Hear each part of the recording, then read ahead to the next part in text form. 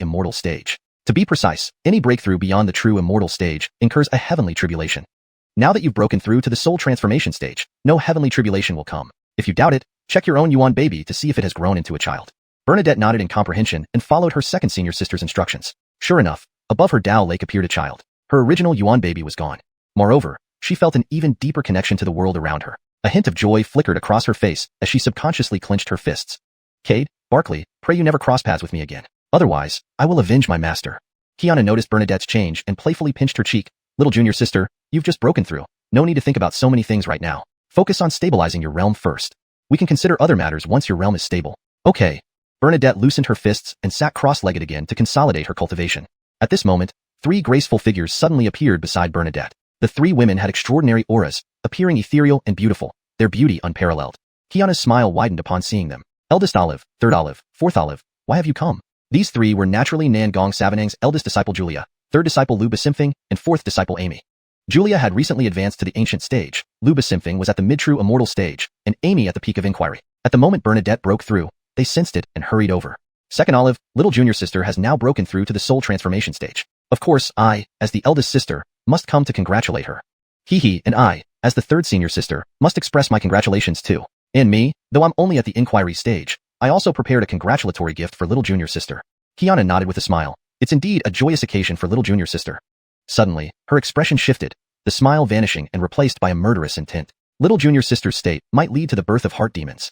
Do you mean those 2 boys, Cade and Barkley? Asked the eldest senior sister, Julia, frowning uncertainly. Xiuxian nodded. They caused a huge psychological shadow over little junior sister.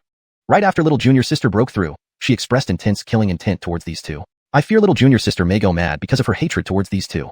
Humph. Lu Basimfeng snorted coldly. These 2 deserve death. Barkley is simply ungrateful. Little junior sister treated him with such care, giving him almost everything, but he turned against his fellow disciples, even causing the destruction of Xiuxian sect. 1,000 deaths and having his soul torn apart would be too lenient for him. And Cade isn't much better.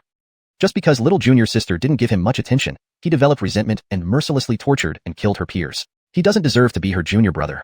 After joining Nan Gong Savanang, Bernadette recounted the events of the lower realms in detail. Upon hearing her story, they all harbored intense disdain for Cade and Barkley, especially towards Cade. Despite Bernadette and Ava wanting to make amends, he held on to past grievances relentlessly. Just because he endured a few beatings and hunger? How dare he treat the sect that raised him this way? Besides, later on, both little junior sister and her master offered to make amends. Yet, this ingrate refused. Truly unforgivable. Furthermore, without Xiuxian sect, he would be nothing more than a beggar on the street. To even know gratitude would be asking too much. Instead, he repaid kindness with ingratitude. Living under the same sky as such a person was an insult. Don't worry, Julia waved dismissively. Though Xiuxian sect comprises a group of lunatics, they won't risk deteriorating relations with our ethereal sect over an inner disciple. Translation completed. Maintaining coherence with the previous content and ensuring natural flow and accuracy in English. Moreover, if it weren't for our ethereal sect back then, the Xiuxian sect would likely have been annihilated long ago. So, there's no need to worry too much about Cade. However, according to little junior sister, this person has also reached the late foundation establishment stage. If we were to take action against him personally, it might invite unwanted gossip. He is merely a lowly commoner from the lower realms, not worthy of our personal involvement. Fourth Olive, I recall that many disciples from the Xiuxian sect are pursuing you. Why don't you give those people a heads up during this period, so they can properly entertain this ingrate? Let him understand the consequences of betraying his sect and breaking little junior sister's heart? Moreover, back then if it weren't for our ethereal sect, the heaven-suppressing sect would probably have been destroyed long ago.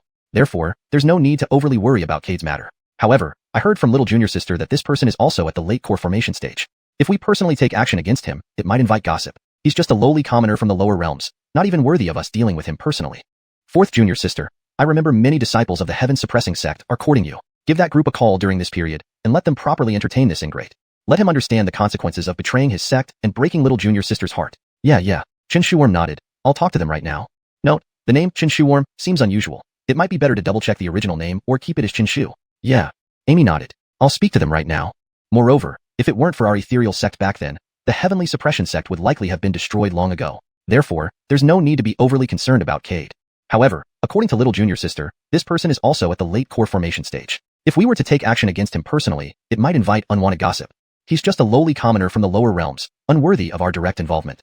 Fourth junior sister, I recall that many disciples from the heavenly suppression sect are courting you. Why don't you instruct them during this time to give this ungrateful wolf a proper welcome? Let him experience the consequences of betraying his sect and disappointing little junior sister's sincere heart. Sure. Xuanhuan nodded. I'll speak with them right away. Hashtag chapter 113. Grants goodwill. By the way, we should closely monitor the Xiuxian sect. According to my information, Cade should be here if nothing goes wrong. Julia suddenly thought of something and looked at the few junior sisters beside her. Luba Simpfing and others exchanged glances and then nodded. Elder sister, we understand. As long as that little beast Cade dares to show his face, we will make him regret it.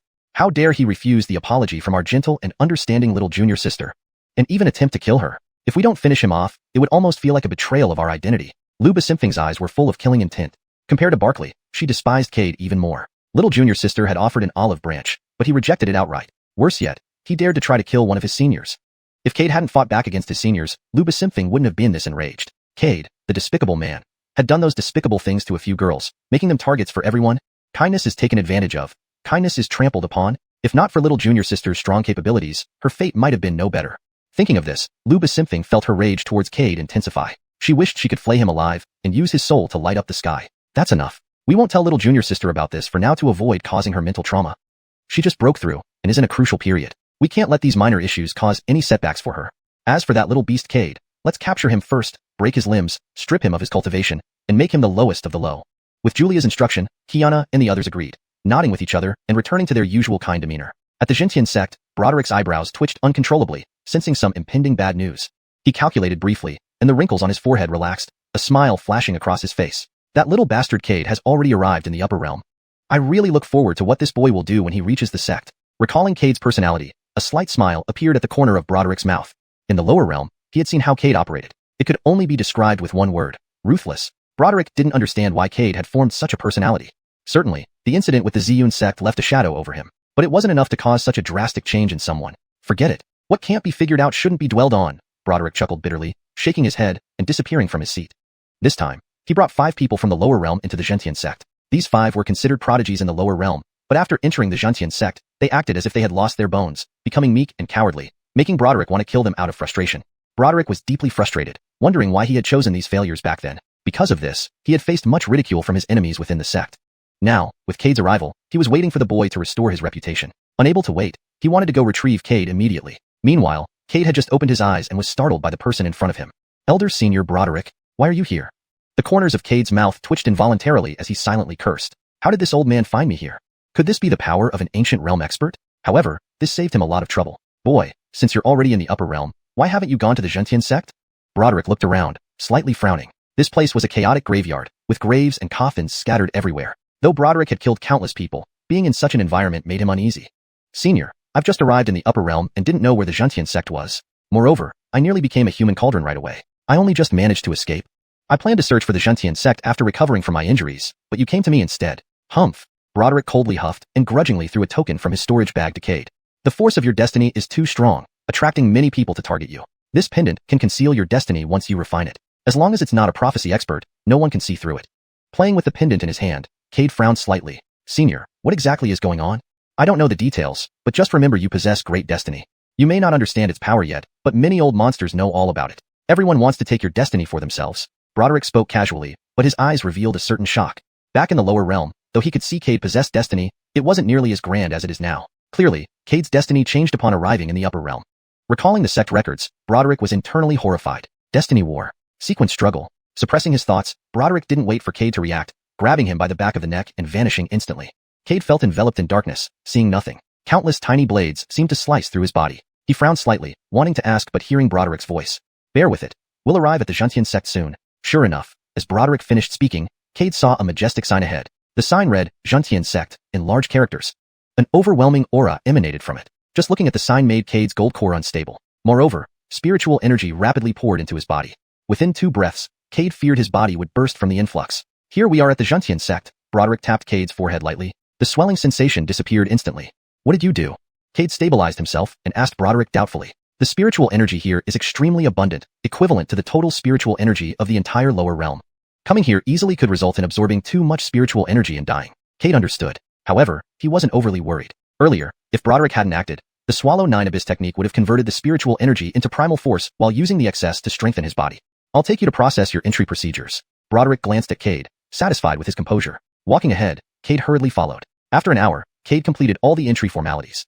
Broderick dumped him at the base of a towering peak, leaving a parting remark, "You need strength to get a house," before disappearing. Looking at the tall mountain peak, Cade's lips twitched in discomfort. It felt like he had been tricked. Recollecting his surroundings, he saw rows of wooden houses at the foot of the mountain. Several cultivators walked out of the houses, gave Cade a cursory glance, and left without another word. Cade scratched his head awkwardly. New to the area, he was unsure of the rules of the Xiuxian sect. During the registration process, there was no mention of housing.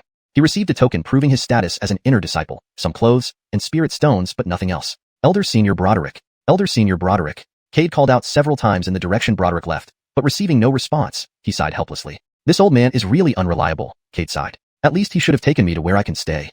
Why did he just dump me here? Cade walked along the small path with his head hanging down, drawing many people's attention. He hadn't changed into the inner disciple uniform of the Xiuxian sect, and was unfamiliar as a new face. Tedany people merely stopped to watch him for a moment, before turning away and leaving. Among the crowd, a cultivator at the mid-stage of the core formation realm compared the image in the jade slip in his hand and sneered. So this is the bumpkin from the lower realm. Heard he's very strong. Let's see if he ends up like the last few. Steviag smirked coldly, transforming into a rainbow streak, flying toward the middle of the mountain. Brother Yun, Cade has arrived. Steviag excitedly pushed open the door of a wooden house on the hillside. Inside, a cultivator dressed in the Xiuxian sect inner disciple uniform slowly opened his eyes. The moment he did, a dragon roar emerged from within him. Steviag, who has come? Yun Li's tone was calm but carried an imperial air. Steviag's mind jolted, swallowing hard. Brother Yun had become even stronger. Cade is here. Yun Li frowned. Really? Steviag, you should know what will happen if you lie to me. Steviag shrank back. Big brother, even if you gave me 10 lives, I wouldn't dare to lie to you. I just saw someone matching the description at the foot of the mountain, and he wasn't wearing the Xiuxian sect disciple uniform. From what I heard, he went through registration procedures personally led by Elder Broderick. Didn't the 5 lower realm trash also go through their entry procedures led by Elder Broderick? So, I'm sure it's Cade. A sinister smile spread across Yun Li's lips. Originally thought that this trash would appear later in the sect. Didn't expect him to come so soon. You keep an eye on him closely. If there's any trouble, tell me immediately. Also, gauge his strength. Understood. Steviag bowed respectfully and left. Watching Steviag's retreating back, Yun Li closed his eyes again. A golden dragon coiled around his body. On closer inspection, one could see a resemblance between Yun Li and the golden dragon. A powerful aura filled the entire room. At the base of the mountain, Cade wandered aimlessly. He tried stopping several traveling cultivators to ask about accommodations, but they showed no interest in answering. Even though Cade was more powerful than them, he was helpless. In the end, Cade simply built a makeshift shelter in a tree to serve as his residence in the Xiuxian sect. But just as he finished building it, a nascent soul cultivator with bruises and injuries came under the tree. Seeing the person, Cade was slightly surprised. He recognized him from the Xiao family. He was Grant, who was chosen by Broderick during the competition and became an inner disciple of the Xiuxian sect. However, now Grant lacked his former confidence and appeared timid and fearful. Cade leaped down from the tree to stand in front of Grant. Brother Xiao, how did you end up like this after only a few days? Grant glanced behind him, relieved when he saw no one. Cade, good to see you. Cade frowned. Brother Xiao, what happened? Long story short. Grant sighed but quickly changed the subject. Cade, you need to be careful. These Xiuxian sect disciples don't treat us lower realm cultivators as humans. They insult us using their cultivation techniques. Through Grant's account, Cade learned that although Grant and the others hoped for abundant resources and techniques, they received nothing and were instead humiliated by Xiuxian sect disciples. They attempted to resist but ended up gravely injured. Xiuxian sect's rules forbade intrasect killing, meaning injuries or disabilities were allowed but not deaths. Over time, humiliating these few became entertainment for Xiuxian sect disciples. One student from the Tongshan sect suffered amputated limbs, blinded eyes, and a severed tongue, tossed into the outer sect's toilet. Eventually, he chose to explode himself out of humiliation. The other 4 didn't fare much better. They were treated like dogs, called upon at will, and brutally beaten if displeased. Some were even forced to kneel and lick shoes and feet. Hearing this, Cade frowned deeply. Although he didn't know Grant well, they were all from the lower realm. If Xiuxian sect disciples humiliated Grant, it was only a matter of time before they targeted him. You're here to tell me this? Grant shook his head. I'm warning you. If possible, avoid staying in the inner sect and move to the outer sect. With your strength, no one in the outer sect would dare touch you. Cade felt warmth in his heart. Grant must have taken significant risks to warn him. If discovered, he'd face severe beatings. What about you guys? Grant pointed to his empty right arm, his face full of bitterness. What can we do? We can only endure. Your arm? Cade frowned again. They forced me to kneel and lick a condensation chi disciple's feet. When I resisted, they chopped off my arm. But I didn't lose face. A look of determination flashed on Grant's face. At the time, he threatened self-destruction to avoid being humiliated. AI. Cade sighed. He guessed Grant paid a huge price. Otherwise, while they haven't found you, hurry to the outer sect before it's too late. Grant urged anxiously. Cade patted Grant on the shoulder, smiling. Where are you staying now? Grant pointed to a nearby makeshift shack resembling a doghouse, embarrassment flashing on his face. I couldn't get a proper place, so I built this simple shelter. Cade's lips twitched, but he instantly understood. It seemed obtaining accommodation required strength. That, he knew too well. Right, you mentioned that deaths aren't allowed among sect disciples? Grant looked at Cade, puzzled, but still nodded. Yes, as long as there's no death, the sect doesn't care about injuries or disabilities. That's great. A ruthless expression crossed Cade's face.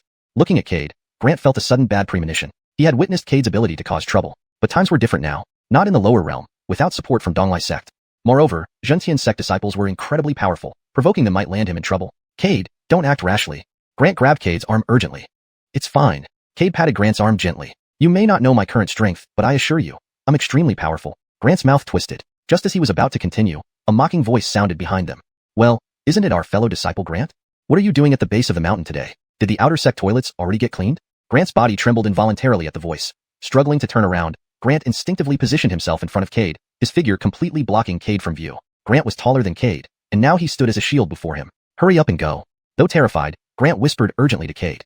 Looking at Grant, who had placed himself in front of him, Cade didn't quite understand why Grant was helping him. But Cade was a man of principles, repaying kindness with kindness and enmity with enmity. Today, Grant had informed him of many things and even protected him by standing in front, so Cade decided to stand up for him. He was confident that as long as the nascent soul cultivators didn't interfere, he could handle any situation. Xenon, what do you want? Grant forced himself to stay calm, glaring angrily at the group before him. However, the tremor in his voice betrayed his inner fear. The cultivator named Xenon sneered, producing an iron rod from nowhere. Looks like you don't plan on keeping your other hand either. Chapter 114.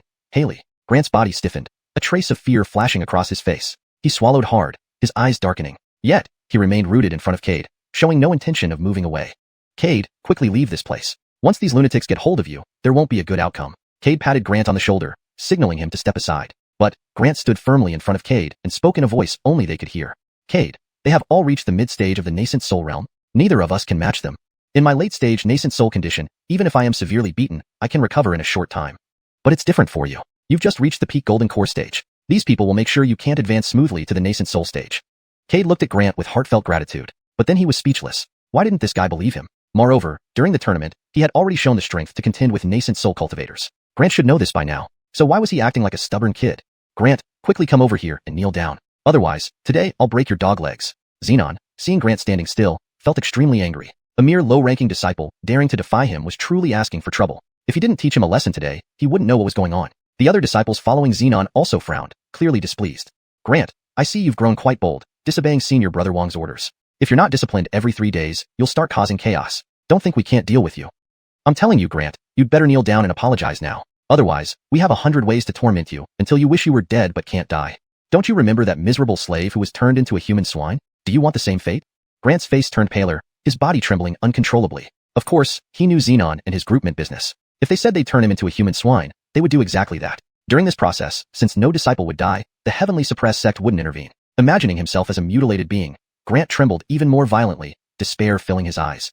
At that moment, he regretted becoming a disciple of the heavenly suppressed sect. He wondered if he had refused Broderick's invitation, would he have avoided all this? Xenon, let's end this together. Grant managed a bitter smile, his eyes flickering with madness. A cornered dog can still leap over walls. I'm just a worthless life. If you push me too far, none of us will have a good ending. Humph. Xenon sneered, contempt and mockery clear in his gaze. If you really had such courage, you wouldn't have survived until now. And do you think you can take me down with you?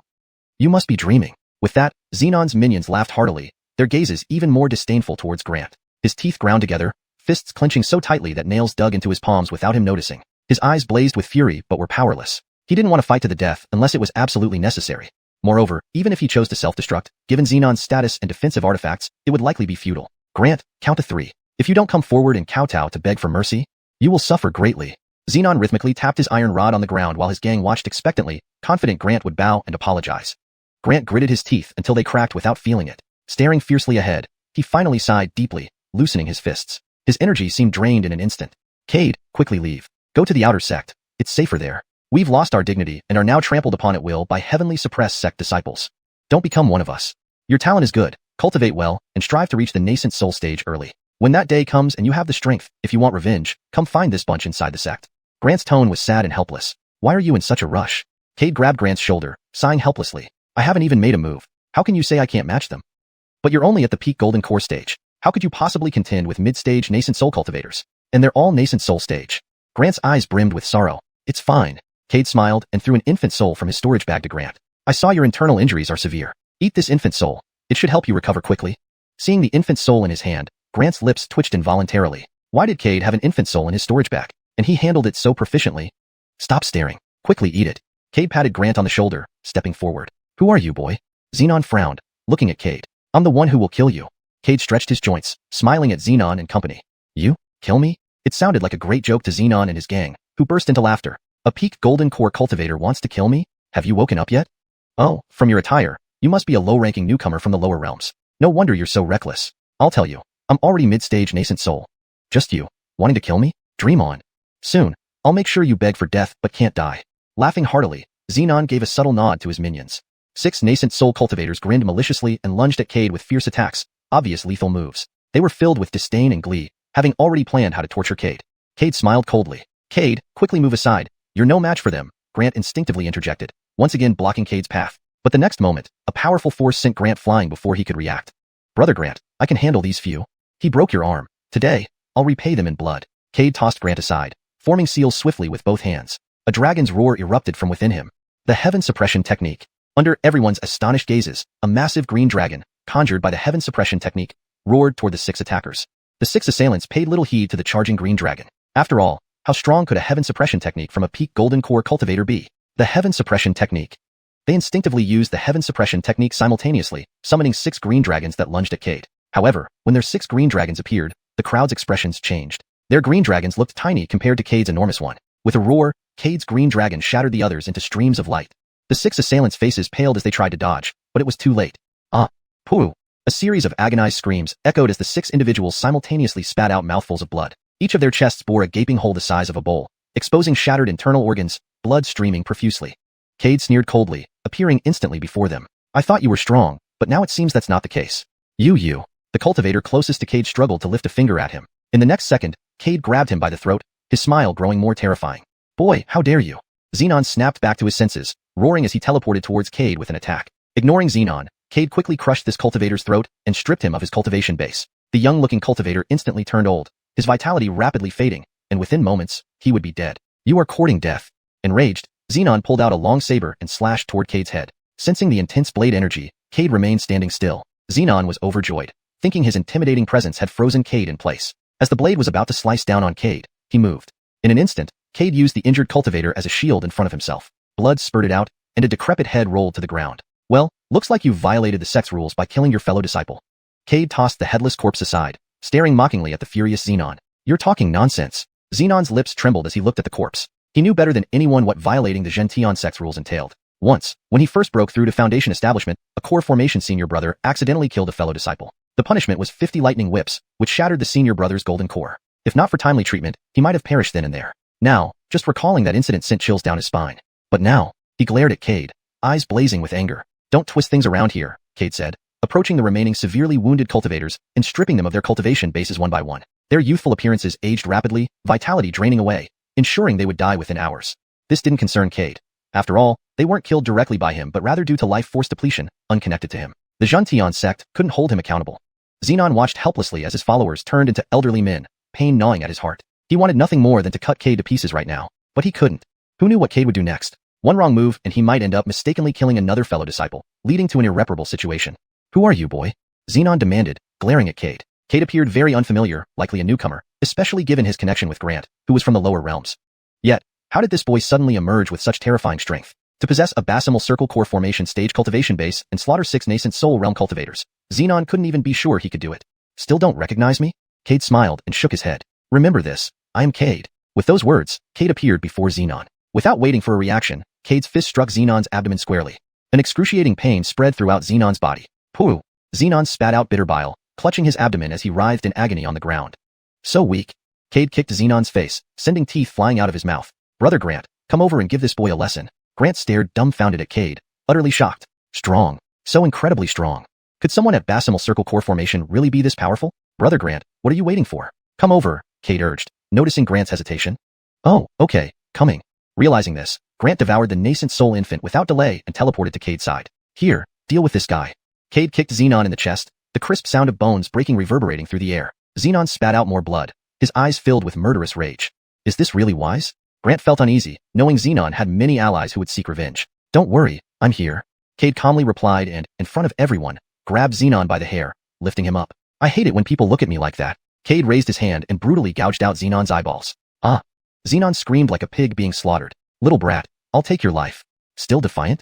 Cade remarked, producing a short knife. Grabbing Xenon's neck, he forced him to open his mouth and swiftly sliced off his tongue. Wah! Wah! Xenon's muffled cries sounded as Cade disdainfully slammed him to the ground. Leave the rest to you. Cade gave Xenon another kick and instructed Grant. Looking at Cade, Grant felt a shiver run down his spine. Tedidman, Cade was purely a madman. Anyone else could be provoked, but definitely not Cade. Don't kill him, Cade warned from the side, nodding approvingly. Nodding mutely, Grant felt an overwhelming sense of shock. Looking at Xenon, now in utter agony on the ground, he hesitated no longer. Regardless of the consequences, he couldn't let Cade down. Xenon, you humiliated me before. Today, I'll sever your limbs and strip you of your cultivation base. With a swift stroke, Grant chopped off both of Xenon's arms. Blood gushed out, and Xenon screamed in pain. Clearing the warm blood from his face, Grant repeated the act on the other arm. Ha ha ha, this is the feeling. Xenon, you were so arrogant back then. Where's that arrogance now? Get up and hit me. Get up and make me kneel to you. Laughing maniacally, Grant continued to carve up Xenon's body, releasing all the resentment and humiliation buried within. From a distance, Cade was highly satisfied. This showed the true spirit of the Xiao family. This settles a debt of gratitude to Stevie, Cade murmured softly to himself. Meanwhile, inside Broderick's residence, a crystal ball floated before her. The crystal ball projected everything that happened at the foot of the mountain right before Broderick. This boy is becoming more and more ruthless. Broderick's face was filled with joy, evidently very satisfied with Cade's performance. Indeed, he did not disappoint her. Is this boy the Cade you mentioned? Lee, the peak master of the 7th peak, looked at the youth in the crystal ball and asked with a furrowed brow. Of course. Broderick replied proudly. What do you think? Isn't this boy a good seedling? Decisive and swift in action, never dragging things on. Unhesitating and merciless against enemies, eliminating them when possible. If they can't be killed, ensuring they wish for death but cannot achieve it. Such is what a qualified cultivator should be. Lee shook his head slightly, frowning. Broderick, don't you think if this continues, he might fall into the path of demons? It's a pity to let such a good seedling fall into the way of demons. The paragraph structure and line breaks have been maintained as requested, ensuring a natural and fluent English translation that aligns with the previous content's tone and style. ##### Chapter 115. Intimidation. Ha ha ha. Broderick burst into laughter and turned his head to look at Feng Buju. Lao Feng, I want to ask you something. What is the right path? What is the dark path? Do you think killing your enemies is part of the dark path? If that were true, aren't we supposed to stretch our necks out for them to cut? So, what exactly is the purpose of your cultivation? Feng Buju shook his head. Broderick, killing enemies does not necessarily mean it's the dark path. But there's no need to torture them. Giving them a swift death is sufficient. Broderick waved his sleeve, and the image in the crystal ball changed again. The scene showed Grant and others being humiliated. You can see that this whole matter was initiated by Xenon and his group from start to finish. They relied on their superior strength to torment disciples who were weaker than them arbitrarily. Now, Cade is merely repaying them in kind. Why do they become followers of the dark path when you mention them? Could it be that deep down, you despise Cade and the others as inferior beings from the lower realms? Feng Buju remained silent, quietly observing the scenes depicted in the crystal ball. In the images, Grant and the others had their knees broken and were forced to kneel before Xenon and his group, bowing their heads. Any sign of dissatisfaction on their faces would result in new rounds of torment. The victims were beaten until blood poured from their mouths, and even their Yuan babies seemed on the verge of collapse. Yet, they stubbornly held on. Lao Feng, Xiuxian sect is no longer the Xiuxian sect it once was, Broderick continued. From its very roots, it has changed. Today's Xiuxian sect is no different from the demon sects you speak of.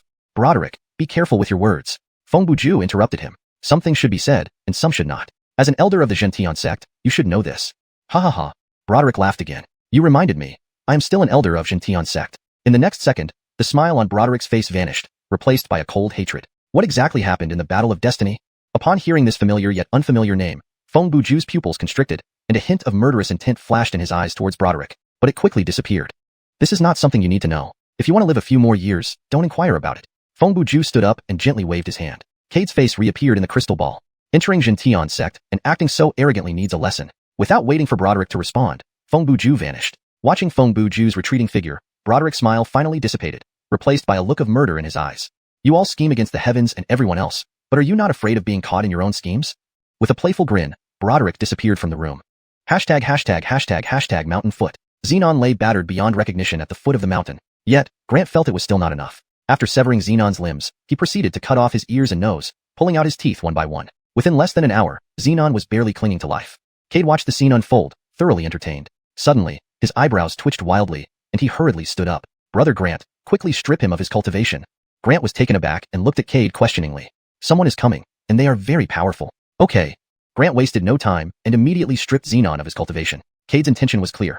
With such a strong individual approaching, it was uncertain what their intentions were. To avoid unnecessary trouble, stripping Xenon of his cultivation was the best option. Once done, Xenon, already in a critical state, would barely last another moment. Whatever happened afterward would have nothing to do with Cade or Grant. Even if the newcomer wanted to challenge them over this, they wouldn't have any solid reasons. After completing this task, Grant walked over to Cade, now seeing him as his mainstay after the events involving Xenon. They both came from the lower realms and understood each other well. At this moment, a dark green figure slowly appeared before Cade. A massive wave of pressure instantly enveloped him. Cade's expression drastically changed as his cultivation exploded in response. However, within the next second, he spat out a mouthful of blood, and the bones in his body creaked ominously. Despite this, he stood upright defiantly. Noticing Cade's condition, Grant asked urgently, Cade, what happened to you? Cade struggled to shake his head, his gaze firmly fixed forward. Resisting the overwhelming pressure had drained him completely, leaving him unable to speak. Cade! Grant tried to step forward but was instantly immobilized by a powerful force. Cade! Grant shouted, staring intently at the newcomer. Who are you, and what do you intend to do to us? Feng Buju cast a cold glance at Grant. Annoying. Instantly, an intense suffocating feeling overwhelmed Grant, causing him to faint. Senior, tormenting me, a Deshang-level cultivator, might harm your reputation. Aren't you afraid people will say you bully the weak? Cade's words caused him to spit out more blood from the corner of his mouth. Feng Buju smiled faintly. There aren't many who dare to speak ill of Feng Buju. But how dare you try to justify yourself in front of me? Don't you fear I might kill you? Cade glared at Feng Buju, feeling the pressure intensify further. His bones began to crack, and blood flowed freely from his wounds. Cade sneered. A man living under heaven cannot forever remain beneath others. If today you use your cultivation to slay me, someday someone stronger will do the same to you. Perhaps then I'll meet you on the road to hell. Bold. Feng Buju chuckled and lifted the pressure from Cade. Since you've already defeated Xiuxian and his group, why did you continue to torture them? Feeling the weight lift from his shoulders, Cade gasped for breath, his eyes red and glaring at Feng Buju. He secretly breathed a sigh of relief. Since Feng Buju no longer pressured him, he likely wouldn't cause any further trouble. Moreover, this visit was likely due to Xiuxian's matter. Junior dares to ask Senior. After Xiuxian and his group defeated Grant and the others, why did they treat them so cruelly? Caught off guard, Feng Buju gave Cade a puzzled look. He expected an answer rather than a counter-question. After a brief moment of thought, Feng Buju replied, because Grant and the others are from the lower realms. To the upper realm, they are the lowest of the low, unworthy to live under the same sky as Xiuxian and his kind. Ha ha ha. Cade laughed bitterly, his gaze turning fierce. Why do you laugh? Feng Buju questioned curiously. I laugh at your arrogance, your ignorance. I laugh at your narrow-mindedness and foolishness. Feng Buju's expression soured slightly. He was a high-ranking elder of Xiuxian sect, a peak ancient realm cultivator. Now, to be mocked by a mere basimal Dan formation cultivator like this. Not being angry would be a lie. Suddenly, Cade stopped laughing and his gaze swept over everyone present. Why do you, who enjoy far superior cultivation resources, have the audacity to call us lowly breeds? Today, I, a basimal Dan formation cultivator from the lower realms whom you call a lowly breed, defeated 7 of your nascent soul cultivators. Doesn't this mean that even I am better than you? Moreover, we reached the same realm despite the sparse spirit chi and lack of techniques in our lower realms. What gives you the right to look down on us? Who gave you such courage? Cade's words made many cultivators lower their heads. Indeed, if they didn't have such abundant cultivation resources, they might not be able to match Cade's people. Cade saw everyone's reactions, and his sneer grew deeper. Senior, earlier you asked why I humiliated Xiuxian and the others after defeating them. Now, I can tell you. It's because they are cultivators of the upper realms, self-proclaimed superior beings. As someone from the lower realms, I wanted to let them taste true humiliation. I believe my torture will make them realize something important, that so-called upper realm cultivators are nothing more than that. Cade's voice wasn't loud, but everyone heard him clearly. Tetany cultivators looked at Cade with murderous intent. What Zugura should be translated as, what qualifications does a lower realm cultivator have to speak so arrogantly? But for it to read more naturally in English, it would be better phrased as, what gives a lower realm cultivator the right to speak so arrogantly? Or even better, what makes a lower realm cultivator think he has the right to speak so arrogantly? Feng Buju squinted his eyes, looking at Cade with an enigmatic smile. Boy, aren't you afraid these people will attack you? Cade glanced around disdainfully. A bunch of rabble, I can kill anyone at my level. Boy, how arrogant. Do you think I won't cripple you? A mid-nascent soul cultivator couldn't hold back any longer and immediately reprimanded him. Don't think you're great just because you beat Xiuxian. Does this mean no one else in our Xiuxian sect can handle you? Another full nascent soul cultivator angrily rebuked Cade, glaring at him as if ready to devour him alive. Boy, do you believe I won't slay you today? Be less arrogant. Tetany nascent soul cultivators joined in criticizing Cade. Cade scanned the crowd, his disdain growing deeper. A bunch of cowards who only know how to bully the weak. I could crush your heads with one punch at my level. But even if you're nascent soul cultivators, what's stopping me from killing you? The mockery in Cade's words was evident. You. Enough talk. If you have the ability, let's fight. Boy, if you dare. Let's go all out on the death arena. Tetany people glared at Cade. If looks could kill, Cade would have been killed dozens of times already. What qualifications do you have to criticize me when all you do is take advantage of my weakened state? I'm injured by this, senior, yet you challenge me now, standing alongside those cowards. It's shameful for me to be among you. You. Cade's words left the cultivators speechless. Indeed, they had seen Cade spit blood earlier. Challenging him now seemed opportunistic. Even if they won, it wouldn't be honorable. Feng Buju then spoke calmly. Your injuries are due to me, so I shall heal them. He pointed at Cade lightly, and a warm current flowed through Cade, rapidly healing his wounds. Cade stared at Feng Buju with a half-smile. This old fool seemed determined to kill him today. But who would ultimately be the victor? Time would tell. Senior. Cade offered a humble smile. Anything else? Feng Buju looked at Cade. Senior, since it's a duel, shouldn't there be some rewards? Fine. Feng Buju nodded. If you survive till the end, I'll help you achieve nascent soul. Good. Cade didn't argue. Feng Buju helping him reach nascent soul was indeed a good reward. Although Cade couldn't see Feng Buju's exact level, he guessed from the reactions of other Xiuxian sect disciples that Feng Buju must be significant. And the mere pressure from Feng Buju had severely wounded him, indicating how terrifyingly powerful Feng Buju was. Cade wasn't worried about Feng Buju trying to kill him during his breakthrough. With Feng Buju's status, killing him would be effortless. If he were to die during his breakthrough, regardless of the cause, Feng Buju would still be blamed. Very well, I shall lend you a hand then. Feng Buju waved his sleeve, and a fighting platform appeared in midair. Thank you, senior. Cade bowed slightly and stepped onto the platform. Those who said they wanted to fight me, come up now. The scene fell silent. Xiuxian sect disciples stared at each other. Though Cade was only at basimal Dan formation, everyone had witnessed his terrifying strength. Previously, they were just talking tough, but now facing him directly, they hesitated. What, weren't you cheering before? Now no one dares to step forward. Cade stood on the platform, mocking the disciples below. Tedany transformation period disciples gritted their teeth at Cade's smugness. But the gap in realms between them and Cade was too vast. Engaging in combat, winning wouldn't change anything. How pathetic, are Xiuxian sect disciples becoming clowns incapable of stepping up, only knowing how to bully the weak. But now, I'm merely a basimal Dan formation cultivator, considered weak by your standards. Why does no one dare to accept my challenge? Training with such cowards makes me ashamed. If I knew this, I wouldn't have agreed to join Xiuxian sect under Senior Broderick. Cade's insults grew harsher, filling the lower realm cultivators below with murderous intent. Cade, don't be too cocky. Watch me kill you. A nascent soul cultivator flew up opposite Cade. Tonghu. It's Tonghu. Upon recognizing the figure on the platform, the disciples exhaled deeply, their expressions shifting from hostility to relief. Tonghu has long been at nascent soul peak. Killing a mere basimal Dan formation cultivator like Cade should be a breeze. Kill him, Tonghu. Tonghu, ranked 72nd on the top 100 list, extremely powerful. He once single-handedly killed a peak mid-nascent soul cultivator, while at early nascent soul. He then fought a mid-transformation period cultivator to break through to nascent soul peak without falling behind. This time, Cade is surely dead. He deserves this, blaming no one but himself. A lowly person from the lower realms dares to covet glory beyond his reach. Below, the cultivators could already imagine Cade's defeat. Cade remained indifferent, smiling at Tonghu in front of him. From what they're saying, it sounds like you're quite strong. Killing you is more than enough. Tonghu coldly snorted, instantly unleashing the overwhelming aura unique to a peak nascent soul cultivator. Then let me test your strength. Cade spoke indifferently, not taking Tonghu seriously at all. In his eyes, Tonghu was nothing more than a storage bank for cultivation and spirit energy. Mountain-shaking fist. Tonghu roared angrily, his body rapidly expanding. In just a few breaths, he had grown to the size of a small mountain. Trifling skills. Cade activated his wind thunder boots, appearing in front of Tonghu and striking out with a palm. Tonghu clenched his fists and countered with a punch of his own. Bang! The two forces collided, and Tonghu's expression changed. His body instinctively tried to retreat, but Cade grabbed his fist. Thinking of running? Too late. Chapter 116. Pulling down. Chris did not have time to react. Cade had already firmly grabbed his fist. Cade, what are you doing? Chris's face changed as Cade's smile gave him a bad premonition. What do you think?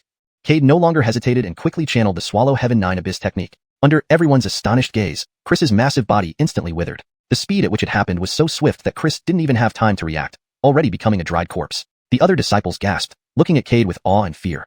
Strong. Too strong. He turned Chris into a mummy in just one move. Haley and Broderick remained calm, giving no clue about their current thoughts. Their gazes stayed fixed on Cade as if trying to see through everything. However, Cade paid no heed to them.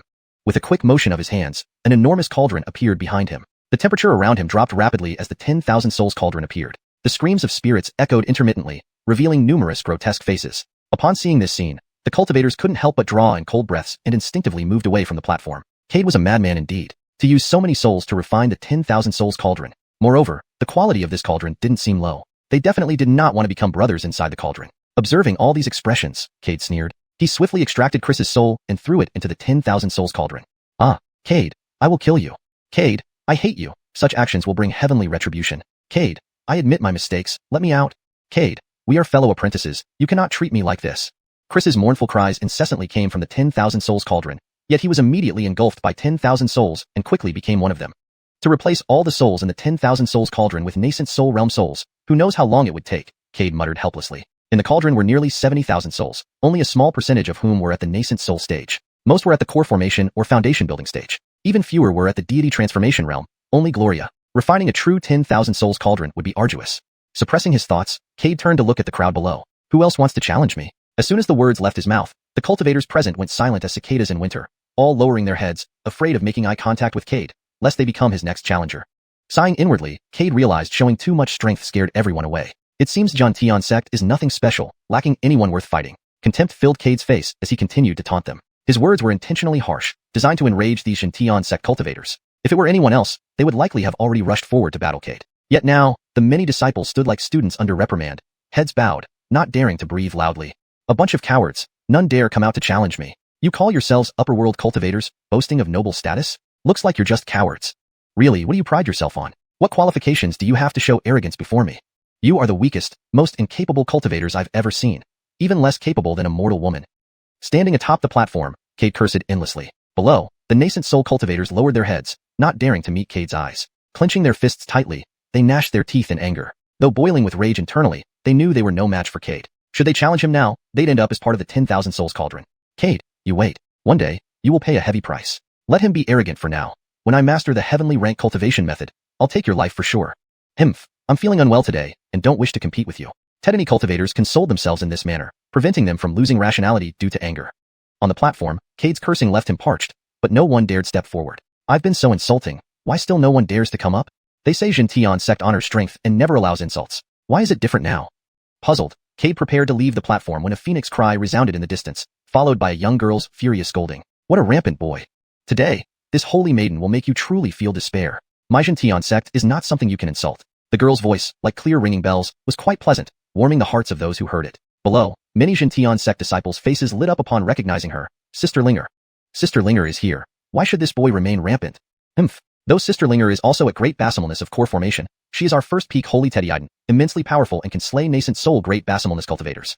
I've also heard Sister Linger possesses phoenix bloodline and can wield phoenix abilities. This time, Cade has no chance of survival. Upon hearing the discussion, Cade frowned slightly, turning his gaze to a pink-clothed girl riding a rainbow-colored phoenix pheasant. She was merely a core formation great basimilness, yet felt no weaker than any nascent soul cultivator, indicating her formidable power. Cade shook his head, a touch of helplessness crossing his face. Must he face another core formation cultivator, rather than a nascent soul one?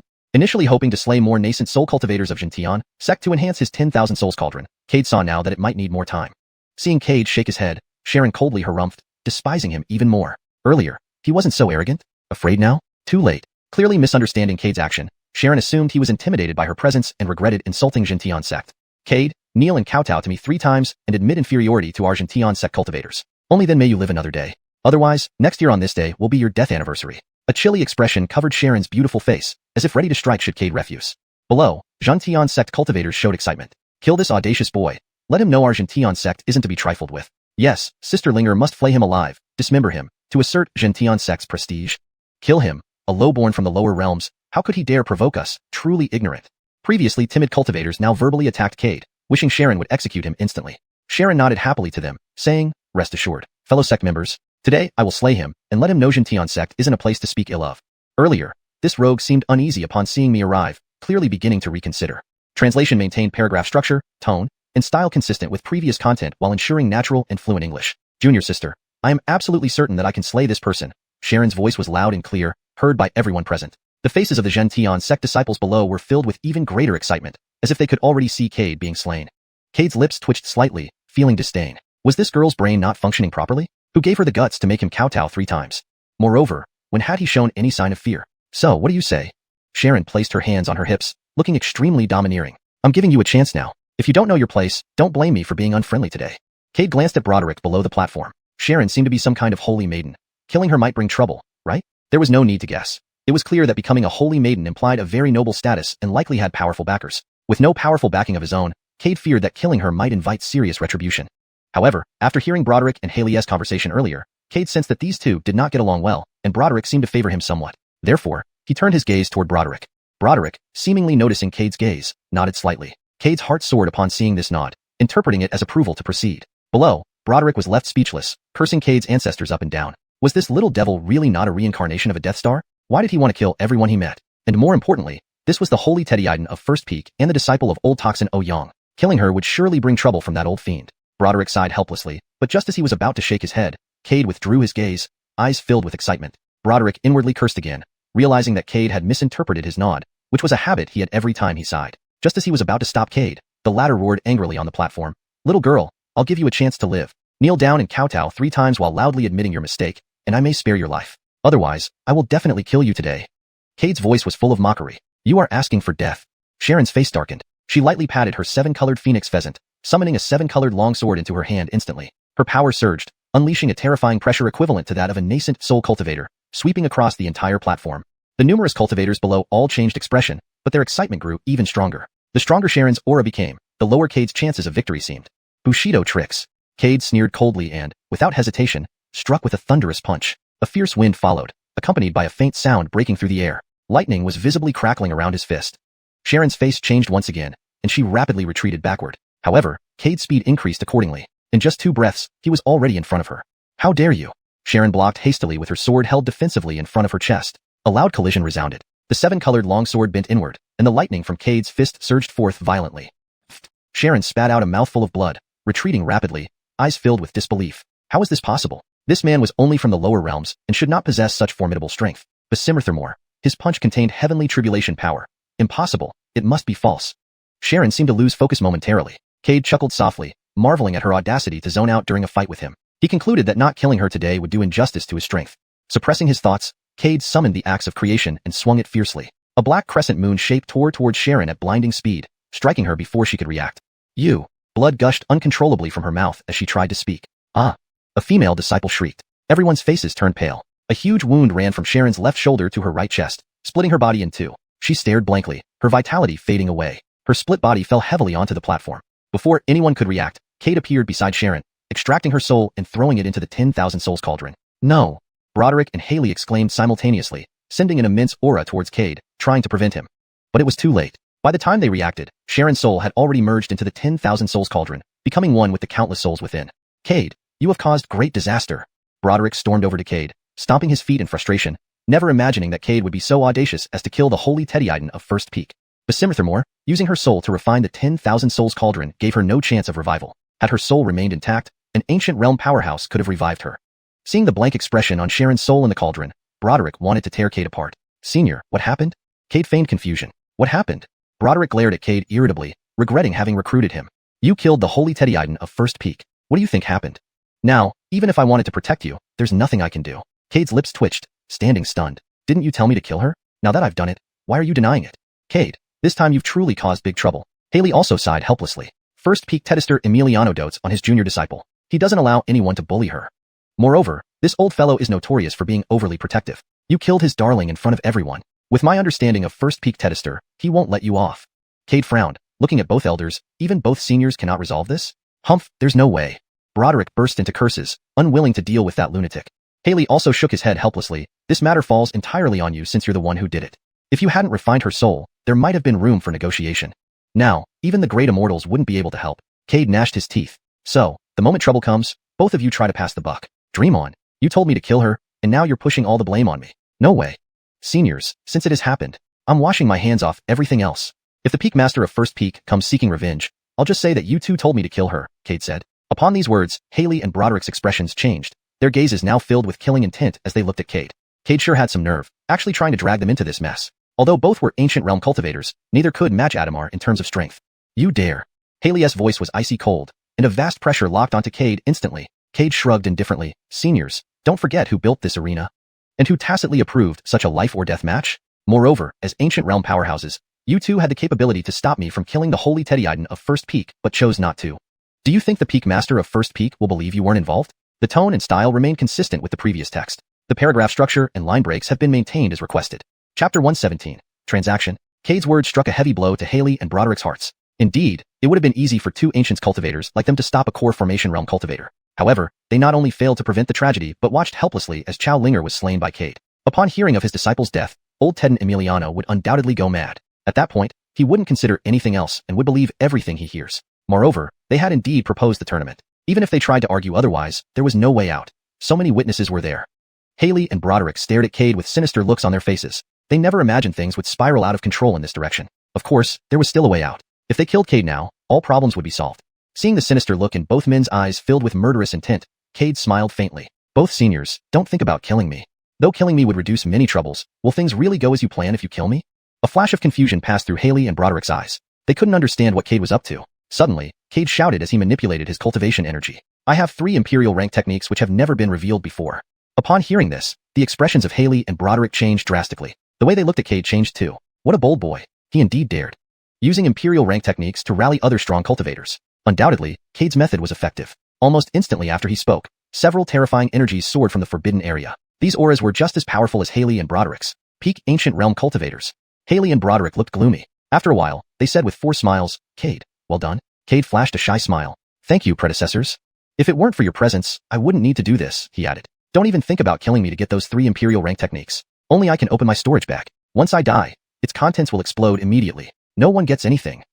Unable to hold back, Haley and Broderick twitched their lips. How ruthless. Cade was indeed ruthless, leaving himself no room for retreat. Today, whoever killed Cade would be unable to obtain his storage back. Moreover, even without them, under the temptation of 3 imperial techniques, more peak ancient cultivators would certainly speak up on his behalf.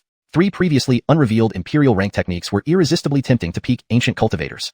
Without an unswerving path, one could only study these high-level techniques. A misstep might lead to immediate breakthrough into Taoist realm. Tedany peak ancient cultivators had been stuck at this level for years. With hope now shining bright, they wouldn't easily give up. Anyone who threatened their advancement would surely meet fierce resistance until death. TSK, I underestimated you, Broderick admitted while recalling the past. Initially, he viewed Cade as vengeful, decisive in battle, cold-hearted. Now, he realized how much he had underestimated him. How could someone capable of manipulating the Tianshade sect and orchestrating the destruction of the Purple Cloud sect be simply a brute? Cade smiled modestly. Thanks for your compliment, Senior Broderick. Suddenly, an angry shout came from the first peak. Linger, my Linger. Who killed my Linger? Old man will tear you into pieces today. Then an old man dressed in white with disheveled hair flew up into the air, red-eyed and full of rage. The surrounding space began distorting under his immense pressure. Cade felt a chill down his spine, realizing this was a late-stage ancient cultivator. Although somewhat concerned, Cade wasn't too worried. As he saw a few powerful energies rapidly approaching him, he sneered inwardly. Humans died for wealth, birds perished for food. The 3 Sam family imperial rank techniques ensured his safety today. Unexpectedly, Cade had planned to hand over the techniques to Gentian sect initially, but things spiraled out of control. Instead, these techniques became his life-saving talisman. Boy, what should we do now? Asked Broderick grimly, pointing at the first peak. In less than the time of an incense stick, old Ted No Yong will find out why Barbara died. He'll come soon, and our strength can't match his. Yeah, Cade nodded gently. Broderick was early-stage ancient, Haley was late-stage, but they collectively only had 20 soul lamps, of which 16 had already been extinguished. In a real fight against Emiliano, they would be completely outmatched. 2 seniors, no need to worry, Cade pointed at the approaching figures. These are peak ancients. They've come to get the imperial techniques. They'll need me alive, or else I die. They get nothing. Cade remained indifferent. Haley and Broderick exchanged glances and sighed, sitting beside Cade. Moments later, 5 imposing figures arrived, causing spatial cracks with every step, lotus blossoms blooming beneath their feet. Witnessing this, Cade was awestruck. Only true masters could achieve this effect. Lotus blossoms appeared under each person's feet, easing Cade's mind. He was safe under such protection. 5 peak ancient cultivators looked down at Cade. Boy, did you say you possess 3 imperial techniques? Barnabas scanned the scene, stopping on Haley and Broderick. Startled, the 2 rushed forward, bowing deeply. Greetings, Ancestor Wu. Barnabas acknowledged, turning to Cade. Indeed, answered Cade calmly. I'm just a full core formation cultivator. I dare not lie even with 10 lives. A fact indeed, Barnabas agreed. Such a small fry could easily be exterminated by a single breath. He doubted Cade had the courage to deceive him. Well then, hand over your techniques, urged another peak ancient cultivator named Ding Buhui. We shall reward you accordingly. Ding Buhui's tone remained impassive. Speaking to a mere core formation junior seemed like a blessing for the latter. No, Cade shook his head. What did you say? Instantly, Barnabas's expression darkened, and terrifying pressure locked onto Cade. Before he could react, Cade spat blood, bones shattered by the mere millionth part of the pressure. Heart racing, Cade wiped the blood from his mouth, maintaining his humble smile. Senior, killing me gains you nothing. Threatening us? The killing intent in Barnabas's eyes intensified. Humph, Cade snorted coldly. Those 3 imperial techniques are in my storage bag. Once I fall, it will self-destruct. Even if the predecessors have unmatched cultivation, you absolutely cannot obtain them. The scene fell into an eerie silence instantly. Barnabas and the others stared at Cade intently, trying to detect any sign of lying on his face. However, Cade's gaze was resolute without a hint of evasion. After a moment, Barnabas laughed, as did Ding Buhui and the others. Boy, you have great courage to threaten us in this manner. Speak up, what do you need us to help you with? Hearing this, Cade finally felt a weight off his chest. Since all of you have spoken, Junior indeed has something that I want your help with. Speak. Barnabas frowned and urged him on. The sacred Teddy from the first peak has been killed by me. I want you all to help me pacify the anger of the first peak Tedister. As long as you can keep me alive, I will willingly offer the techniques. Cade respectfully clasped his hands towards them. The corners of Barnabas's mouth twitched uncontrollably, sizing up Cade with a peculiar look. If Cade didn't appear so composed, they might have thought he was joking. Everyone in Gentian's sect knew that the first peak Tedister Emiliano was extremely protective. Moreover, he deeply adored his young disciple. Now, this boy standing before them claimed to have slain Barbara. It was no less than a calamity. Soon, they realized why this boy would be willing to put out such treasures like imperial techniques. It was because of this incident. First peak Tedister Emiliano was indeed strong, but the 5 of them were not pushovers either. Moreover, their cultivation had already reached the peak of ancient realm. Why should they fear a late-stage ancient cultivator? All right, Barnabas agreed immediately. However, since this is a transaction, you should let us see the imperial techniques you possess. Naturally, Cade pulled out one of the imperial techniques from his storage bag without hesitation. Here, seniors, consider this one as a deposit. As for the remaining 2, I will hand them over personally once everything is done. Barnabas caught the jade slip thrown by Cade and examined its contents, breaking into a delighted smile. Good. He then nodded to Ding Buhui and the others. This is indeed an imperial technique, and it's even a 5th rank imperial. Upon hearing this, Ding Buhui and the others also wore delighted expressions. One must know, the higher the rank of an imperial technique, the purer the Dao power it contained. The chance of comprehending the primal essence of Dao within it would also be greater. Cade, what are the ranks of the other 2 techniques? Barnabas suppressed his excitement and looked expectantly at Cade. Internally, Cade was delighted but remained composed. I cannot specify the exact ranks, but just know that the remaining 2 are both higher in rank than this one. Cade naturally wouldn't tell them the exact ranks. If they knew and weren't as protective of him, his life would be in danger. Keeping a certain level of mystery would make it easier for these people to serve him. As if sensing Cade's thoughts, Barnabas smiled and nodded. In that case, we won't ask further. We only hope you don't disappoint us. Of course. Thus, the transaction was successfully concluded. Inside the first peak, Emiliano's face was fearsomely grim, filling the hall with an air of lethal silence. His most beloved disciple had been killed. Who had the audacity to harm Barbara? That girl was cherished in the palm of his hand. Now, she was slain. He would find the perpetrator and tear him limb from limb. Soon, a handsome youth dressed in brocade robes entered the hall with a somber expression. Detested, the person who killed Junior's sister has been found. Xuanhuan looked up at his master. If it weren't for informing his master, he would have already hunted down the culprit and made him suffer. How dare someone harm Junior's sister? What gave this lower realm scum the courage? Who is it? Emiliano slammed his fist down, shattering the chair beneath him, his eyes turning bloodshot with fury. Cade. Xuanhuan relayed all the information he had. Cade. Emiliano frowned. The name seemed familiar somehow. He's a recent arrival from the lower realms. Sensing his master's confusion, Xuanhuan explained. Good. It's really excellent. Who gave him the nerve to kill my linger? Emiliano rose, his furious aura sweeping through the entire hall. What is his cultivation level? Peak core formation. Xuanhuan answered truthfully. Your junior sister's soul is certainly in his possession. Let me go and slay him. To reclaim her soul. With that, Emiliano vanished from the hall. Watching his master depart, Xuanhuan retrieved a communication jade slip and issued a manhunt order. Detested was a late-stage ancient cultivator, terrifyingly powerful. Cade stood no chance of surviving. However, the fact that a peak cultivator was killing a mere core formation could damage his master's reputation. There might be obstruction from other peak Detesters. Killing Cade might not be straightforward.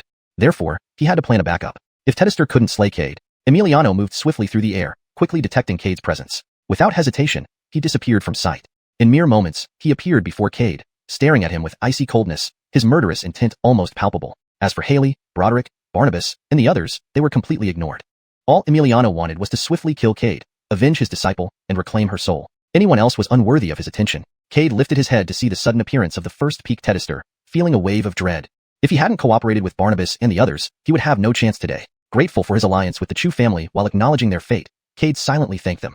After all, without the imperial techniques, he wouldn't be alive. But thinking about the Chu family's end, Cade felt somewhat guilty. After all, their downfall was partly his doing. You are Cade? Emiliano's voice was icy cold, making Cade shiver. Who are you? Cade responded calmly, holding eye contact with Emiliano. Having the leverage to resist, he saw no reason to cower. Ha ha ha. Emiliano sneered coldly. You boy, have a lot of guts. Daring to kill my disciple. Today I shall make you pay in blood. Saying this, Emiliano raised his hand towards Cade. Instantly, a more formidable pressure locked onto Emiliano. Before he could react, the pressure threw him heavily to the ground. The entire incident happened too quickly, leaving Emiliano dazed. Who dared to attack me? Emiliano climbed out of the ground, covered in dirt. Seeing Barnabas and the others standing before him, he froze momentarily and hurriedly saluted. Junior Emiliano greets the ancestors. Dongan, we understand your grief over losing a disciple, Barnabas said calmly. But, you cannot kill him this time. Why? Emiliano was puzzled. Why couldn't he slay Cade himself? His beloved Linger had died at the hands of Cade. Why should he let him off? Blood debts should be repaid in blood, that was a given. Why did the several elder ancestors step in to stop him? As for the reason, we cannot tell you, Barnabas sighed as he looked at the almost frenzied Emiliano. You only need to know that you cannot kill Cade. Emiliano glared at the few people in front of him, his teeth gritted tightly. He didn't understand why the elder ancestors would treat him this way. Moreover, did Cade have some kind of charm that made the elder ancestors favor him so much? Seeing the firm attitude of the elder ancestors, Emiliano knew it was impossible to kill Cade today. So, he decided to say, since that's the case, then make Cade return Linger's soul to me. Chapter 118. Sealed not giving up. Adamar knew that with several elders present today, he had no chance of killing Cade, this beast. The top priority was to reclaim Linger's soul and reshape her physical body. Barnabas nodded and then looked at Cade. Cade, since that's the case, please extract Sage's soul. Adamar also instantly glanced at Cade, the murderous intent in his eyes never lessening. Broderick and Lee instinctively moved away from Cade, trying to avoid being accidentally harmed if a fight broke out. They understood Cade could not possibly produce the soul. Sage's soul had long become one among the 10,000 souls Basimirnus. Even Cade, as the master of the furnace, couldn't restore a soul after it lost its consciousness and turned into an evil spirit. Sage could only remain in the 10,000 souls Basimirnus for eternity unless her soul dispersed. All gazes were directed towards him, and Cade awkwardly scratched his head. Young man, hand over Linger's soul, or I will surely kill you today, Adamar shouted angrily at Cade. Had it not been for the presence of several elders, he would have already carved him into pieces and lit a lantern with his soul. How complicated things got. Yes, Cade, quickly hand over Sage's soul. Since you have killed her, you should let go of your resentment. Her soul can no longer benefit you. Do not delay, and try to gain the pardon of the peak leader. Barnabas, seeing Cade stand there motionless, hurriedly prompted him. Boy, if you return my disciple's soul, we can settle this matter easily today, Adamar said, somewhat enraged. This little bastard dares to defy me. If he hands over the soul, I might spare his life. But is he really fearless? Senior, this matter is quite complicated. Seeing everyone watching him intently, Cade realized he must provide a reasonable explanation to end this. However, Sage's soul was part of the 10,000 souls Basimernus, which made it impossible to retrieve. Once a soul becomes part of the furnace, it loses its intelligence and turns into a ghost that devours other souls. I don't want any excuses, just return Linger's soul now, Adamar interrupted. His hatred for Cade reached unprecedented levels. Despite multiple requests, Cade still refused to return Linger's soul. Does he really think nobody can touch him? With 5 elders here, killing him isn't impossible. It's just that conflict with him is undesirable.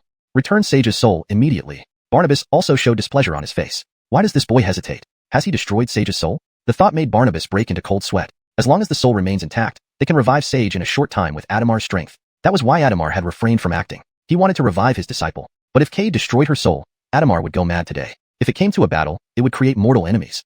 Exactly what is going on with Cade? Have you destroyed Linger's soul? Adamar's eyes flashed ominously as he stared at Cade, like he could devour him alive. The temperature plummeted as the pressure from Adamar intensified. Cade's face changed when he felt the terrifying pressure. He knew that if he did not retrieve Sage's soul, Adamar would attack him. Though surrounded by allies, Cade didn't trust them fully. Their alliance, based on benefits, could dissolve any time. Considering the power of a late ancient realm cultivator against imperial-level techniques, Barnabas and others probably weighed their options carefully. From their tone, Cade deduced they were likely to choose prudently. Then Cade waved his hand, summoning a semi-golden pill cauldron behind him. Senior Adamar, getting Sage's soul is not impossible. But she has become part of my 10,000 souls Basimernus. What? Adamar's disbelief filled his face, staring at the cauldron behind Cade. Indeed, amidst the ghosts formed by many souls, he saw Sage's figure, once lively, now vacant and dull. Tears welled up in Adamar's eyes as he reached out to grab the cauldron. A massive pressure enveloped Cade's furnace, attempting to pull Sage's soul out. But soon Adamar found he could not move Sage, no matter how hard he tried. Cade, what is happening?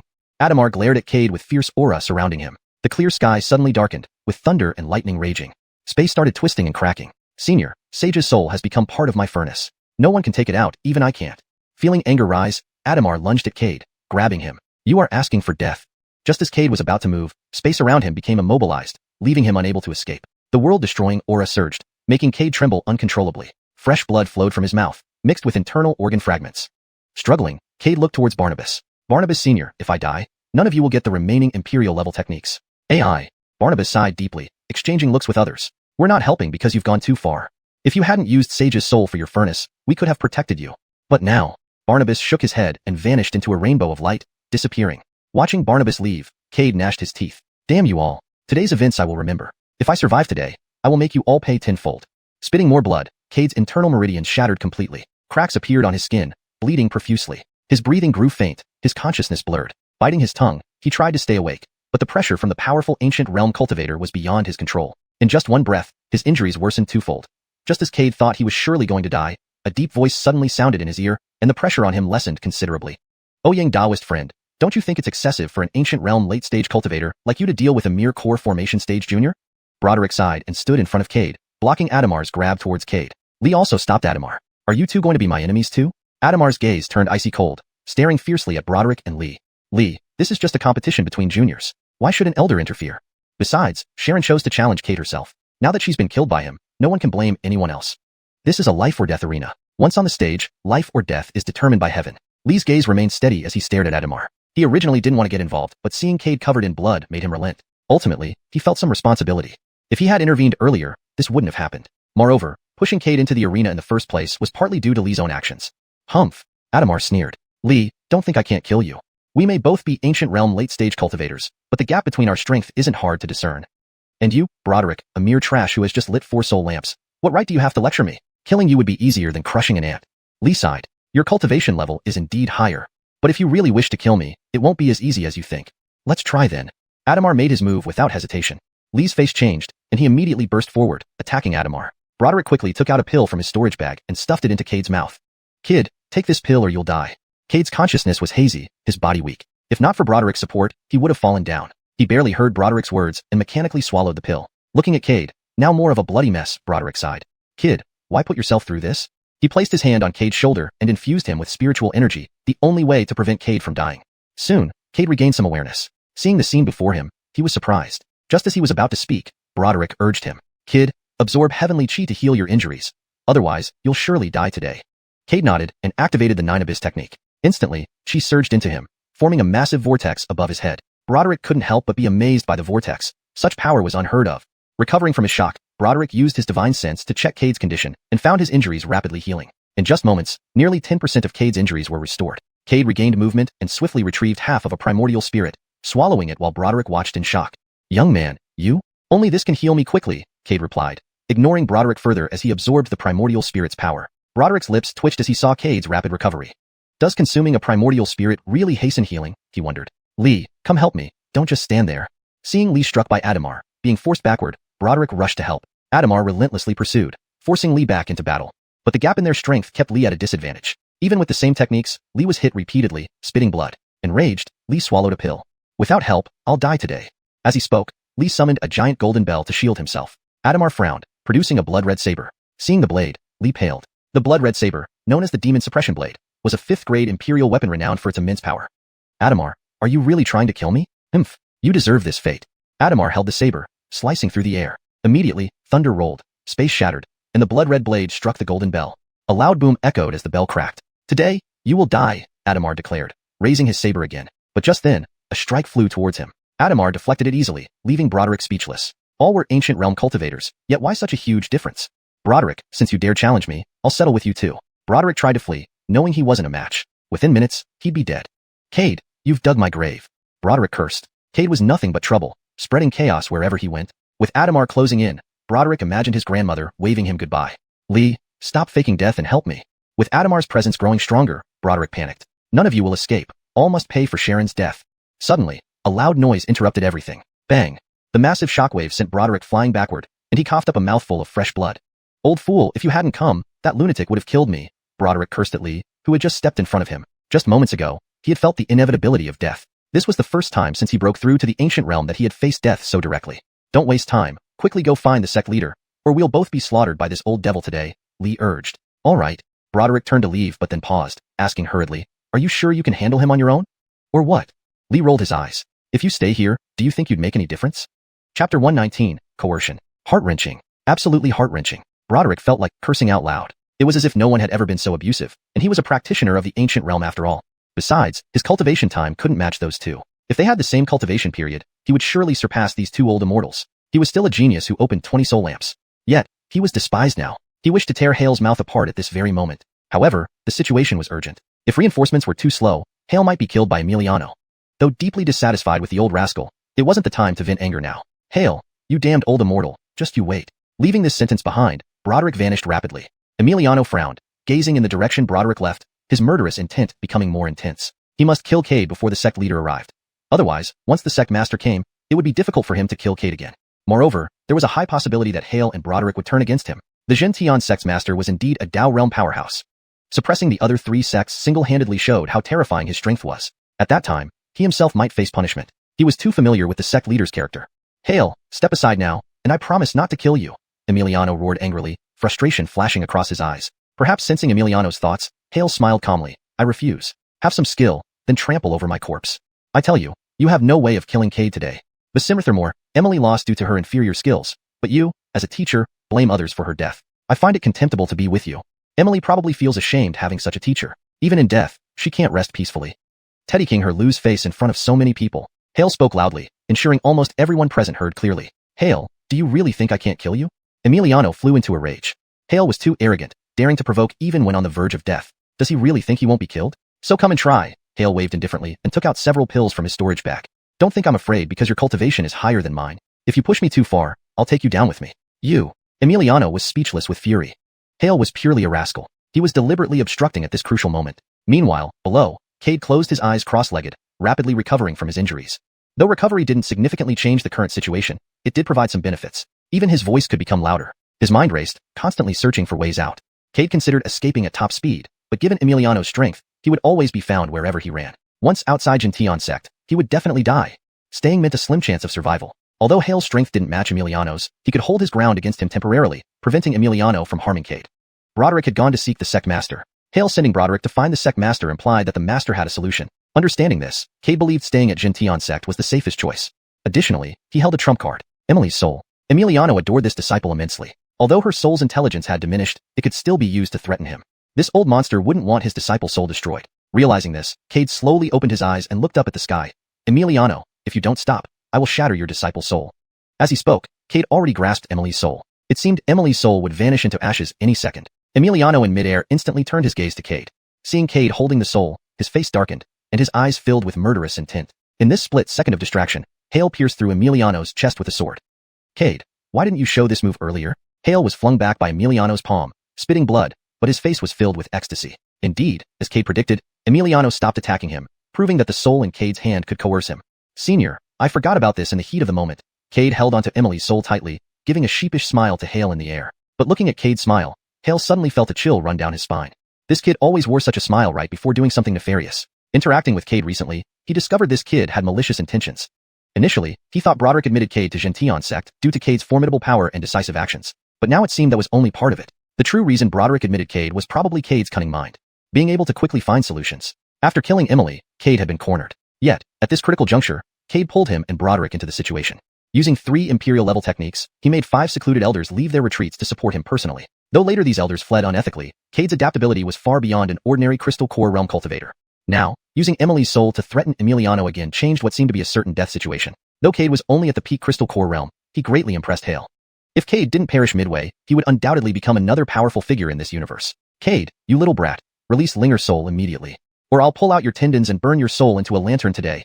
Emiliano ignored his chest wound, fury almost spewing from his eyes. He never imagined this brat would dare use Linger's soul to threaten him. To use Linger's soul to threaten even at the brink of death.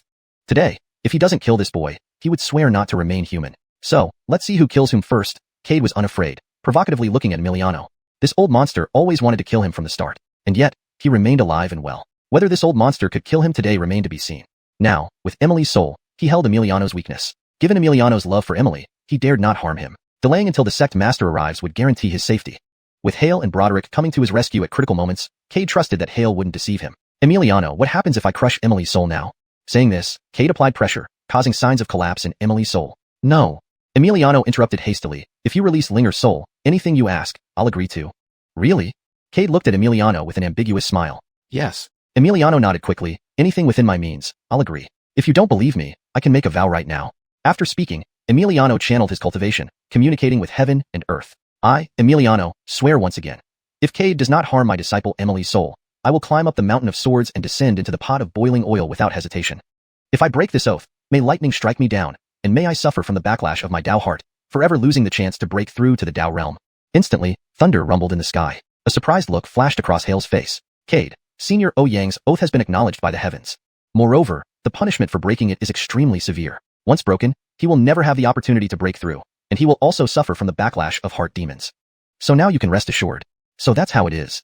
Cade nodded, not expecting things to go so smoothly. He had originally planned to wait for the arrival of xiuxian sect's master to ensure his escape, but he didn't expect everything to go so well. Cade stared at Emiliano midair with a sly smile. Today, you unjustly inflicted severe injuries on me. Shouldn't you compensate me with some elixirs? I don't ask for much. As the peak tester of the first peak, you must have quite a number of elixirs on you. How about compensating me with 110 absolute pills? If you don't have that many, 9 absolute pills are also acceptable. Also, because of you, I lost an Imperial-level cultivation technique, which you must also compensate me for. These are all I can think of for now. For any future demands, I'll inform you later. Emiliano's lips couldn't help but twitch. He was just about to refuse when he saw Cade tightly holding Emily's soul, and he relented. All right, I can agree to your terms, but you must promise not to harm Linger's soul. Otherwise, even if it means being struck by the backlash of my oath, I will still kill you. Of course. Cade nodded and then, under Emiliano's watchful gaze, placed Emily's soul back into the 10,000 souls Basimernus. Inside here are the elixirs you need. As for the Imperial-level cultivation technique, I did not bring it with me. I will find it for you when I return. Agreed. Chapter 120, the head of xiuxian sect. Seeing how cooperative Jorge was, Cade felt a bit regretful. Why hadn't he taken Zinnia's soul out from the start? Otherwise, there wouldn't have been so many troubles, and he wouldn't have been seriously injured by Jorge. The battle that had placed his life at risk had finally come to an end. Adamar glanced at Cade before leaving. Although he deeply hated Cade, Emily's soul was still in his hands. If Cade felt cornered enough, he might choose to go down with him. Though Emily's consciousness had been erased, her soul could still be revived if one had the power to open the river of time and retrieve it. So as long as Emily's soul remained intact, there was still hope. For now, it was urgent to keep Cade stable to prevent him from doing anything too extreme to Linger. Watching Adamar leave, Cade breathed a sigh of relief. Though using Emily's soul as leverage, Cade still felt somewhat insecure. Kid, if you have such good cards, play them quickly. Honest came up to Cade with some resentment. He even suspected that Cade was intentionally dragging time. Everyone knew in xiuxian sect that Jorge doted on this young disciple immensely. Even though Zinnia's consciousness was erased, as long as her soul existed, everything was possible. He didn't think of it earlier due to the urgency of the situation. However, except for the moment when he was threatened by Jorge, Cade was actually in no danger most of the time. Honest nearly died.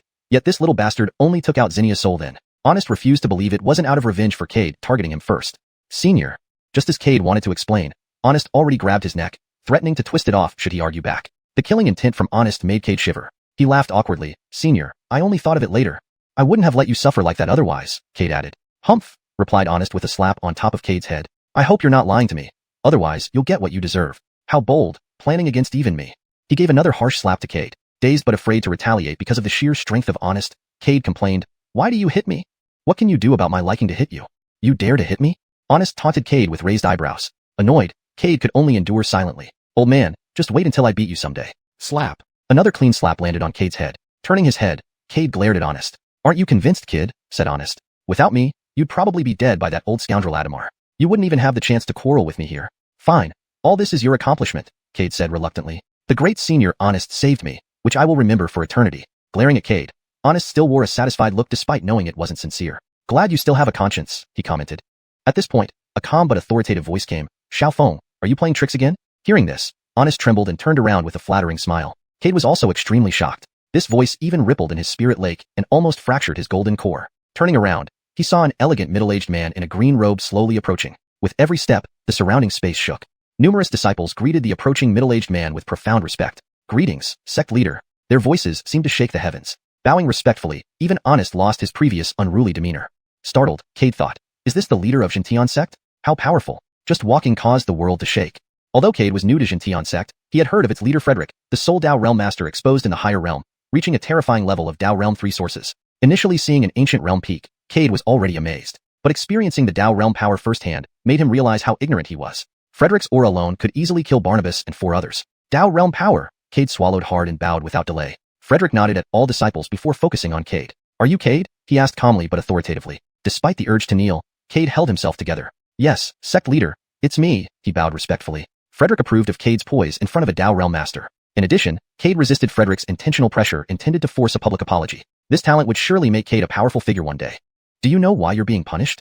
Frederick asked calmly. When did I offend our rules upon arrival? Cade lifted his head, frowning. Please enlighten me, sect leader. Bowing once more, the environment grew unusually quiet. Everyone, including Honest and Broderick beside Frederick, couldn't believe Cade's audacity. Did he lose his mind speaking disrespectfully to their leader, who could kill him effortlessly? Everyone predicted Cade's imminent demise. Ha ha ha. Frederick's laughter broke the awkwardness. You have guts, Cade. Aren't you scared of me retaliating? Cade shook his head. Not afraid. Sect leader is the strongest in the upper realm. Killing me would be as easy as flipping a hand. Even if I argued my case, I would still die in the end, he added. Rather than die without knowing why, I'd rather die understanding everything. Ha ha ha ha. Frederick laughed louder, looking at Cade with even greater appreciation. It had been a long time since he encountered such an interesting young man. Throughout xiuxian sect, no one dared to stand before him and speak so righteously. True to his nature, someone who emerged from the lower realms battles alive indeed possessed courage and resolve. Good. Since you want to die clearly, then I will tell you today. You slaughtered fellow disciples and violated the sect's rules. Do you admit this crime or not? I do not. Cade replied without hesitation. The atmosphere once again plunged into silence. Honest covered his face, unable to bear watching Cade further. This little bastard was too daring, defying the sect leader who could kill him effortlessly. Everyone silently anticipated how horribly Cade would meet his demise. Heaving a sigh, Honest's gaze met Broderick's beside Frederick. Both instantly understood each other's thoughts, sharing a bitter smile and shaking their heads. They originally thought Cade might escape unscathed when the sect leader arrived. But given Cade's suicidal behavior, even the great immortal of Deluo wouldn't save him. They mourned silently for 3 seconds for Cade. As everyone believed Frederick would kill Cade at this moment, his expression remained unperturbed. Why don't you admit it? Frederick asked. Do you deny killing your peers? So many of our senior disciples witnessed it, and yet you still dare to argue. I admit to killing fellow disciples, but I do not admit to violating the sect's rules. Cade, despite being uncertain of Frederick's intentions, felt that yielding to the sect leader could lead to an irreversible fate. Interesting. Let's hear why you admit to killing fellow disciples, but not to violating the rules, Frederick said, waving his sleeve to summon a jade-carved chair from the mountain below. He sat down calmly and gazed at Cade. Cade's lips twitched as Frederick's seat exerted pressure comparable to the heavenly artifacts in his storage bag. The wealth and extravagance were astonishing. Did Dao realm cultivators have so much money? Cade sighed inwardly and turned back to look at Honest with a half-smile. Honest sensed something ominous coming. Indeed, Cade's next words nearly frightened him to death. Sect leader, my killing of fellow disciples was allowed by 7th peak Detested, Senior Honest, he announced. Honest's lips trembled, his face turning ashen, wishing he could strike Cade dead. How ungrateful. Just moments ago, Honest risked his life to block Jorge's attack for him. Now, Cade sold him out. Even a wolf with yellow eyes had more decency than him. Broderick hid behind Frederick, fearing Cade might implicate him too. Others might not do this, but Cade certainly would. He had no moral bottom line, willing to drag others down with him. Seeing Honest's despondent state, Broderick silently mourned for him for 3 seconds. You should have picked on anyone else, not this little devil. Frederick watched Honest coolly. Yes? Frederick queried with a nonchalant look. Honest instinctively shrunk, pleading, I only let them spar, not fight to death. Is that true? Frederick's smile unnerved Honest. Recalling his childhood tragedies, Honest stiffened his neck and nodded. Yes, asked Broderick. He witnessed it all. No, I don't know. Broderick quickly waved off. Exclamation point. Honest choked, pointing helplessly at Broderick. Broderick glared fiercely. Die already and try to drag me down. You've treated me like this after I considered you a friend. Truly, I tried to illuminate the moon with my heart, but the moon only shone on ditches. Frederick waved his hand to interrupt, turning to Cade. Cade, is what Little Feng says true? No. Cade shook his head. Sect leader, you must investigate thoroughly. No innocent person should be wronged. This isn't how things happened at all. From the start, 7th peak Detested supported the lethal sparring. But furthermore, he tolerated other disciples bullying lower realm cultivators. I merely retaliated against the humiliation inflicted upon us. Nonsense, Cade. You are lying. When did I ever condone bullying? Honest countered. So, 7th peak Detested admitted to lethal sparring. In that context, anything happening in the arena is understandable. There's no violation of the rules then.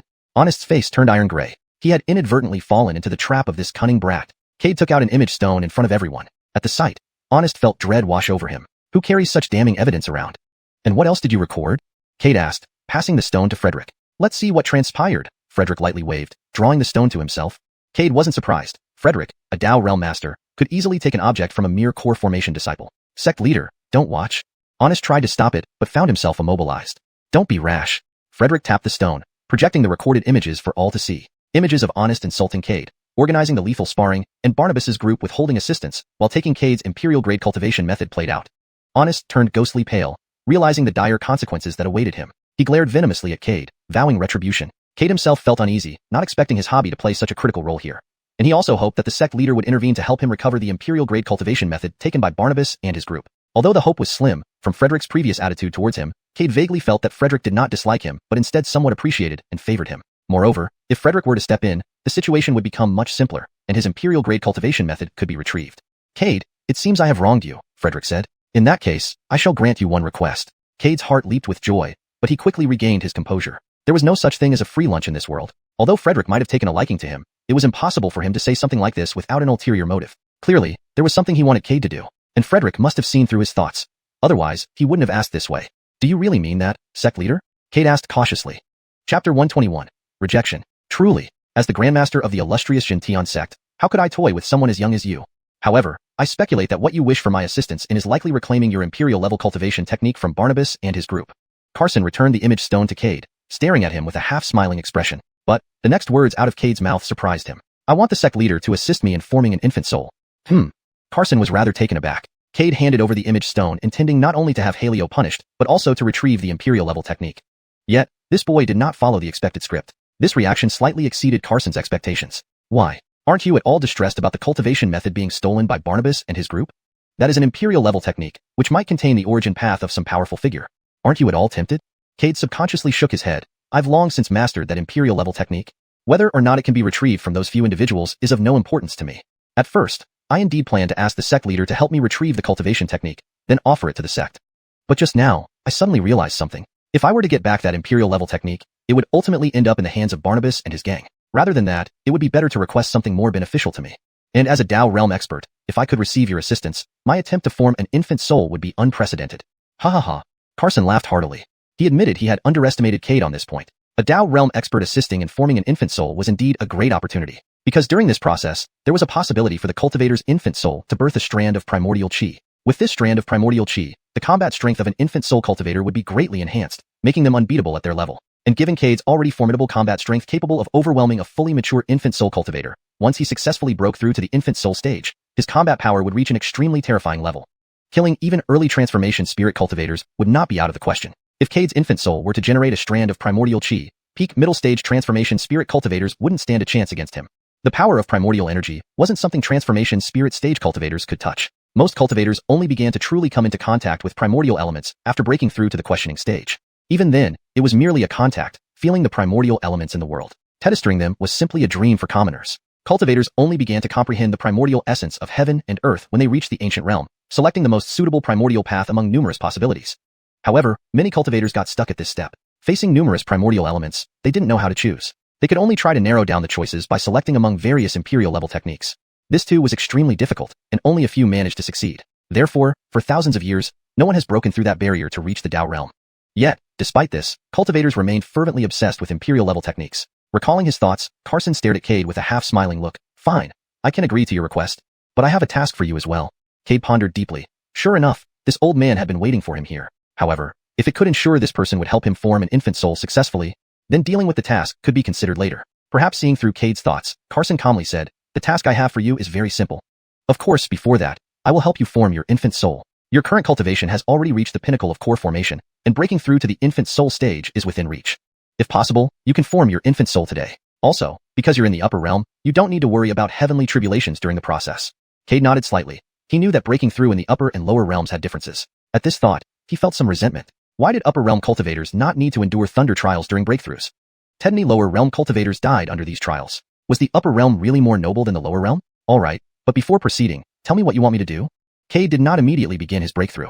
He needed to understand clearly what Carson wanted him to complete. If this task was too challenging, then having Halio help him break through was also an option. Though this old man's cultivation was somewhat low, he was still a strong ancient realm cultivator. As for Halio hindering him during the breakthrough, Cade had no concerns about that. Because too many eyes were watching him, he wouldn't dare. Seeing Cade's calm demeanor, Carson laughed, the admiration in his eyes deepening. The task I want you to complete is straightforward. You are aware that the lower realm seal has cracked, allowing a large amount of demonic energy to seep through. I need you to infiltrate disguised as a demon cultivator and kill all the elite demon cultivators to prevent their resurgence and worship. Cade frowned slightly. Can I really do that? You can. Carson nodded confidently. You are the strongest I've seen. I believe you can still be invincible after entering the demon world. Due to the seal, their cultivation stops at the true immortal stage. No ancient realm experts have emerged. And for them, an infant soul cultivator is already a powerhouse. You need to kill all infant soul cultivators who break through within 500 years. Because once the seal breaks completely, their cultivation can rapidly ascend to the true immortal stage, and some might even break through to the ancient realm. Although reaching the ancient realm remains rare. Besides infant soul cultivators, you need to eliminate outstanding core formation and foundation establishment cultivators. This is also why we chose to bring you into the Xiuxian sect. Carson silently observed Cade, waiting for his response. Based on his understanding, Cade was unlikely to refuse. I refuse. Cade's answer took Carson by surprise. Carson paused, a hint of displeasure flashing across his face. By his estimation, Cade would accept without hesitation. But, I am an infant soul cultivator, and killing other infant soul cultivators is understandable. But killing core formation and foundation establishment cultivators goes too far. Once I slaughter numerous elites, true immortal experts will inevitably take notice. At that point, my death is certain. But furthermore, handling the demons is the responsibility of your upper-class members, not mine. While you enjoy life, you never consider those of us living in the lower realms. As we fight on your behalf, we become like slaves in the upper realm. Disdained, mocked, and insulted by you so-called upper class. So now, you expect me to risk my life for you in such a dangerous place? It brings me no benefits. As a Dao realm expert and Xiuxian sect grandmaster, if you could help me form an infant soul, my strength would crush most transformation spirit cultivators. But asking me to shed blood for you makes such power meaningless. After speaking, Cade respectfully bowed to Carson. Ignoring Carson's grim face, he turned to Grant. Brother Grant, it seems I can't continue staying at Xiuxian sect. I wonder if you are interested in leaving together with me? Grant was thoroughly stunned by Cade's actions, that moment. Upon hearing Cade's words, Grant didn't hesitate for a second and immediately agreed. Since you've already spoken up, if I were to refuse, it would be somewhat disrespectful to you. Besides, the Xiuxian sect is not as powerful as I imagined. Since you've chosen to leave, then naturally, I will follow you. As the saying goes, if this place won't keep me, there will be another place that will. Hearing this, Cade laughed heartily. The faces of the people behind him from the Xiuxian sect turned frighteningly grim, especially Carson. Cade's repeated rejections of his requests left him feeling utterly humiliated. Although he held Cade in high regard, being rebuffed publicly like this was infuriating.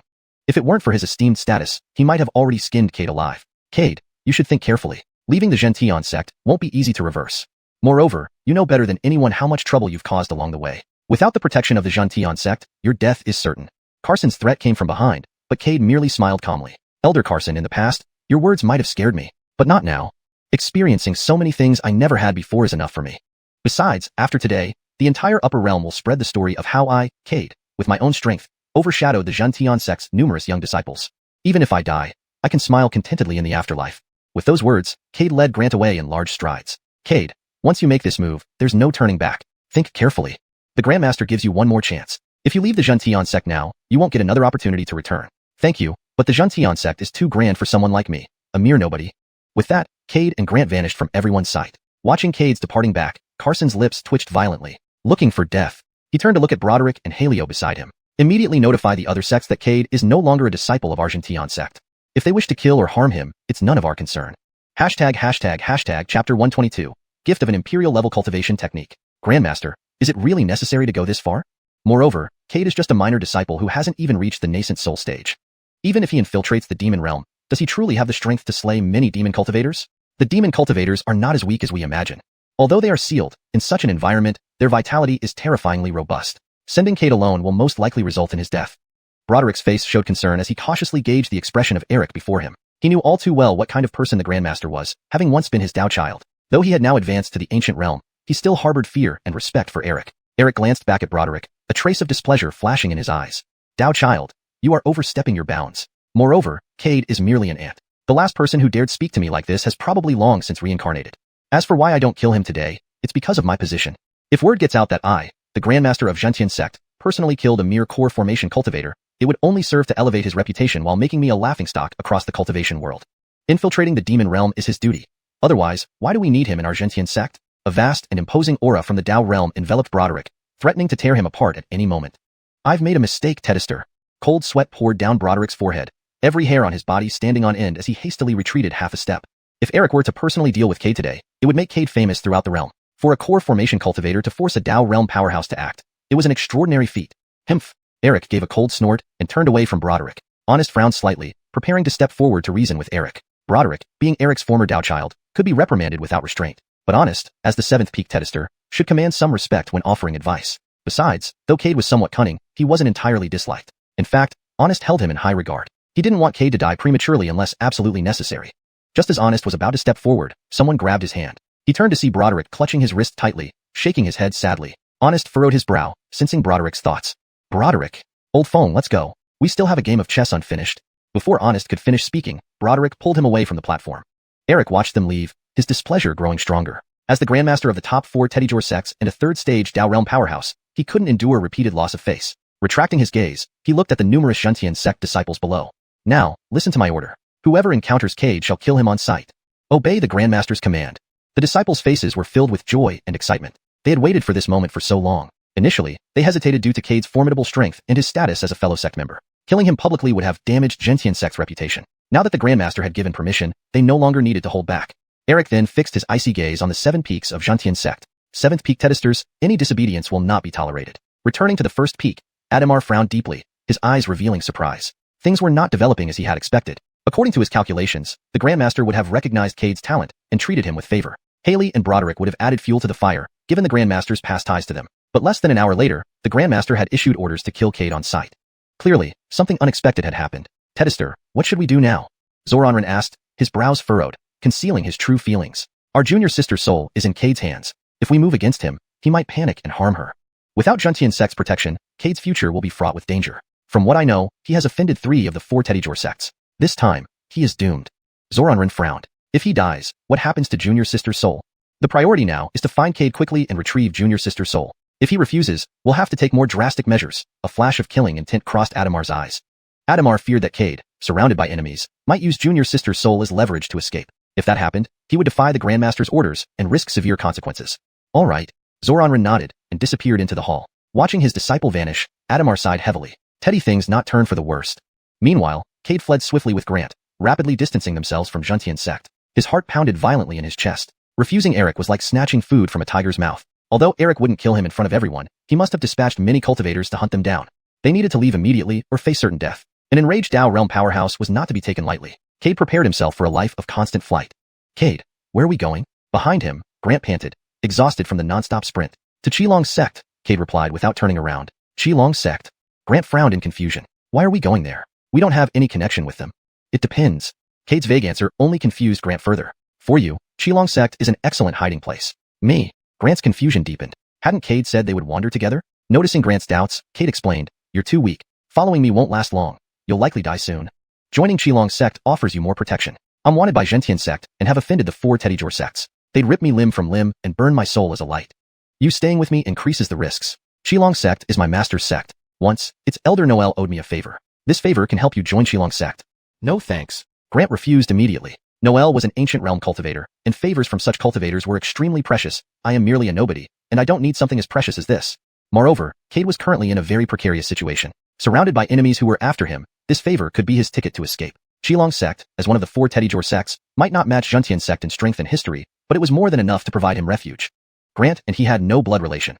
They were just fellow cultivators from the lower realms. Yet, Cade still offered Grant a way out of xiuxian sect, and for that, Grant was extremely grateful. Why would he waste such a valuable favor? Listen to me. In Xiuxian sect, you will have access to abundant cultivation resources, which will allow your cultivation to rapidly advance. As for me, you don't need to worry at all. I've been through countless life and death situations before and always made it out safe and sound. I don't take a single sect's pursuit seriously. Cade waved his hand nonchalantly, not allowing Grant any room to argue. You go to Xiuxian sect and quickly improve your cultivation. Who knows? You might even be able to help me in the future.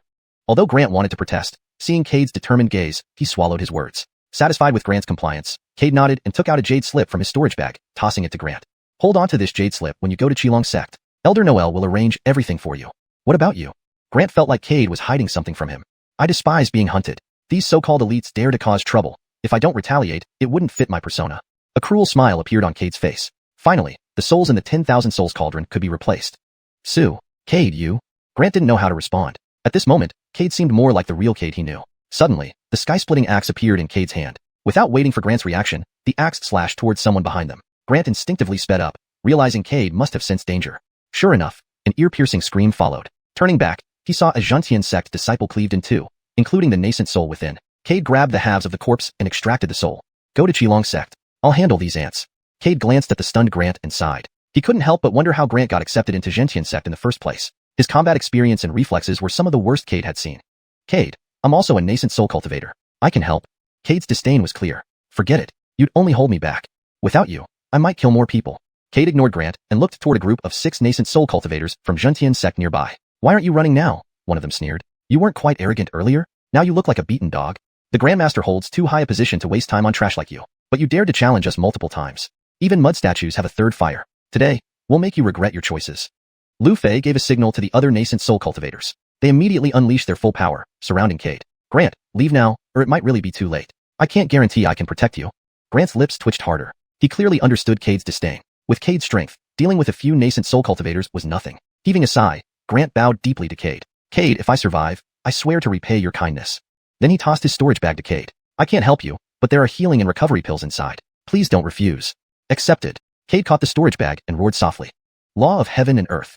Instantly, Cade began to expand, transforming into a towering giant within moments. Clouds swirled around him, radiating supreme power. Thunderclouds rapidly covered the sky, with lightning striking him, forming a massive thunder armor over his body. A vacuum formed around him, leaving everyone in awe. Examining his transformation, Cade was quite satisfied. The 5th-rank heavenly tier law of heaven and earth was indeed powerful. However, if anyone else tried to use this technique, they would be drained of spiritual energy. Casting this required immense spiritual support, far beyond what a core formation cultivator could provide. But Cade, with the swallowing 9 abysses technique, had no such worries. It supplied his spiritual needs autonomously, allowing him to cast heavenly tier techniques without hesitation. The creator of law of heaven and earth probably never imagined it would be used by a mere core formation cultivator. Boom! Cade unleashed a punch wrapped in wild lightning, its power overwhelming. Moving incredibly fast, Lu Fei barely had time to dodge before Cade's fist reached them. Space around him became a void as the punch hit, creating an area devoid of spiritual energy. Cade, you dare! Lu Fei exclaimed, panicked, but it was too late. Cade's fist shattered both their physical bodies and nascent souls. Their spirits dispersed in the wind, instantly devoured by the 10,000 souls cauldron. They are still so weak. Cade watched the floating remains, utterly dismissive. Having already showcased his power in xiuxian sect, why did Eric send nascent soul cultivators to chase him? Did Eric really think a few nascent soul cultivators could kill him? Such arrogance. Shaking his head, Cade turned to Grant, still in shock. What are you still doing here? Leave now. Sue. Cade, what kind of technique did you use? How could it be so terrifying? Wiping cold sweat off his forehead, Grant gazed at Cade with hope. Heavenly tier technique, law of heaven and earth. Cade did not hide this information. It was common knowledge in the cultivation world that he possessed heavenly tier techniques. Plus, Grant must have guessed already. As expected, hearing this, Grant's expression dimmed. Heavenly tier technique? Suddenly, he looked up at Cade firmly. Can you teach me the heavenly tier technique? I know it's presumptuous of me, but I want to grow stronger to help you, instead of hiding behind you as a weaker person despite having higher cultivation. Sighing heavily at Grant's resolve, Cade replied, it's not that I won't teach you, but with your current cultivation level, you simply can't handle it. Each heavenly tier technique consumes vast amounts of spiritual energy. Translation ends here. If you need further translation, please provide additional Chinese text. If I were to unleash that punch just now, even if your nascent soul was drained dry, you probably wouldn't be able to pull it off. So that's how it is. The light in Grant's eyes faded once again. Cade silently sighed and handed over the cultivation technique, residual moon jia, to Grant. Despite starting well, the translation has a few issues. Here is an improved and more accurate translation. Cade silently sighed and handed over the residual moon technique cultivation method to Grant. Although the residual moon technique was also an imperial level cultivation method, it was the least spiritually taxing amongst the techniques Cade currently possessed. Of course, this also meant that its potential for damage was limited. This cultivation method is called the residual moon technique, which is also an imperial level technique I obtained in the Riding the Wind realm, Cade explained. I now gift it to you. Whether you can successfully cultivate it depends on your fate, he added. Looking at the jade slip in his hand, Grant's excitement was almost palpable. From now on, he, Grant, would be someone who possessed an imperial level cultivation technique. Note, the term residual moon jia has been consistently translated as residual moon technique for clarity and consistency in terminology. Although the residual moon decision is also an imperial tier cultivation method, it is one of the techniques Cade currently possesses that does not consume excessive spiritual energy. Note, residual moon decision is used as a literal translation for Tanya Jua. If there's a preferred or established name for this technique, it should be used instead. Of course, this also limited its damage potential. This cultivation technique is called residual moon jia. It is also an imperial tier technique, which I obtained in the Wind's Riding realm. Note, the term Qin's Haifeng seems to be a mistranslation or misinterpretation of Chengfeng Jia, which should be translated as Wind's Riding realm, or similar depending on the context and naming conventions used in the story. Additionally, the character Jia is typically transliterated or translated rather than left in Chinese. Here's a refined version. This cultivation technique is called residual moon art. It is also an imperial tier technique, which I obtained in the Wind's Riding realm. I now give it to you. Whether you can successfully cultivate it depends on your fortune. Holding the jade slip in his hand, Grant's excitement was almost palpable. From now on, he, Grant, would also be someone who possessed an imperial tier cultivation technique. Tanya Jia is typically translated as crescent moon technique or waning moon technique, depending on the context. Given the context here, crescent moon technique seems more appropriate. Here's the revised translation. With the punch I threw earlier, if it were you, your essence infant would likely be drained dry, and you still wouldn't be able to deliver such a blow. Is that so? The light in Grant's eyes dimmed once again. Cade silently sighed and handed over the cultivation technique for the crescent moon technique to Grant. Although the crescent moon technique is also an imperial level cultivation method, it is one of the techniques Cade currently possesses that does not consume too much spiritual energy. Of course, this also limits its power. This technique is called the crescent moon technique, another imperial level cultivation method I obtained in the Chrysanthemum Wind realm. I now bestow it upon you. Whether you can successfully cultivate it depends on your fortune. Grant looked at the jade slip in his hand, his excitement nearly palpable. From this day forward, he, Grant, would also possess an imperial level cultivation method. Chapter 123, Formation of the Nascent Soul. After bidding farewell to Grant, Cade did not idle around. Although it was true that previously those who had come to hunt him down were merely nascent soul cultivators, it was inevitable that the nascent soul cultivators had been frightened by his killings, thus sending some incarnation realm cultivators this time. With his current cultivation, he could resist some early-stage incarnation realm cultivators, but he could only contend with them, not kill them. This made Cade more uncomfortable than being killed outright. Moreover, every injury he sustained nowadays could no longer be healed by a nascent soul alone. He would need to consume an even more powerful divine soul. No matter what, Cade must quickly break through to the nascent soul stage. Currently, with relentless pursuers at his heels, Cade needed to find an extremely secret hiding place. Otherwise, if he were interrupted during his breakthrough, not only would his attempt fail, but his body would also fall into weakness afterward, giving enemies a chance. 2 days later, Cade killed the town's suppressing sect disciples who came to hunt him down and fell into the underground pond water. This was the safest place Cade could think of at present. A 10,000-foot cold pond. Others would never think of hiding in such depths of a freezing pond. Because, within a 10,000-foot deep cold pond, besides enduring the cold, one must also concentrate on resisting the terrifying water pressure. It's worth noting that the pressure from a 10,000-foot deep pond is no less intense than the aura emitted by any mid-stage incarnation realm cultivator. Nobody would choose to break through nascent soul at the bottom of a 10,000-foot deep cold pond. Cade aimed for unexpectedness. At the bottom of the cold pond, the enormous pressure made Cade gulp. The spiritual energy inside his body circulated slowly, and his combat power could only burst out half of its peak strength. If a town-suppressing sect cultivator found Cade at this moment, they would undoubtedly be overjoyed. Currently, Cade was at his weakest. It took Cade 2 days to slowly adapt to the environment deep in the pond. After doing all this, Cade did not hesitate for a moment. He immediately took out several nascent souls from his storage bag and devoured them all. Then he sat cross-legged, closed his eyes, adjusted himself to the best state, and began forming his nascent soul. Meanwhile, the outside world was completely in an uproar. Everyone knew that Cade had chosen to betray the town-suppressing sect less than a day after entering it. Now, the law enforcement hall disciples of the True Heaven sect were searching for Cade with all their might. Furthermore, the town-suppressing sect announced that anyone who encountered and killed Cade would receive gratitude from the town-suppressing sect. As a result, all the upper realm cultivation sects went mad. Although the town-suppressing sect's reputation has always been brutal, bloodthirsty, and crazy, as the leading one among the 4 major sects, the rewards offered by the town-suppressing sect were indeed highly coveted. Moreover, rumors had it that this reward from the town-suppressing sect could enable cultivators to open an extra immortal vein when breaking through to the true immortal realm. That means during the breakthrough to the true immortal realm, another unique immortal vein would be opened within the body. The more immortal veins one had, the greater potential and combat power the cultivator possessed. Therefore, no one was willing to miss such an opportunity. All cultivators across the entire upper realm were frantically searching for any trace of Cade. Inside Crimson Dragon Sect, Noelle looked down at Grant and sighed helplessly. Since Cade is willing to exchange that favor for you to join our Crimson Dragon Sect, I can't say much either. After all, I once promised him. Also, if you join our Crimson Dragon Sect, I can give you the identity of an inner disciple, but you cannot continue using your current identity. Now that the town-suppressing sect knows of your existence, and due to them, many cultivators know of your close relationship with Cade, these people will likely attack you for the reward offered by the town-suppressing sect. So if you want to stay in Crimson Dragon Sect, you must choose a new identity. You don't have to worry too much about this. I will arrange it for you. Grant nodded heavily. Thank you, Senior Noelle. Noelle waved his hand, not taking the matter seriously. This was just a past exchange between him and Cade. However, he never expected that Cade would give the favor owed by an ancient boundary cultivator to someone else. Moreover, although Noelle had observed that Grant's bone roots were outstanding, compared to Cade, they were like stars next to the moon. Though full of doubts, Noelle didn't take it too seriously. He had already arranged for Grant, and whether Cade could survive and come to his presence depended on his fate. Nonetheless, he somewhat looked forward to the next meeting with Cade. After all, he didn't believe Cade would so easily perish here. After all, he had witnessed Cade's abilities firsthand. In the lower realm, Cade single-handedly disrupted the Purple Cloud sect, and at that time, the Purple Cloud sect was the top sect in the lower realm. Now, history seemed to repeat itself as Cade was about to cause chaos in the upper realm again. As for Grant, he simply gave him the identity of an inner disciple. His life or death depended on his own fortune.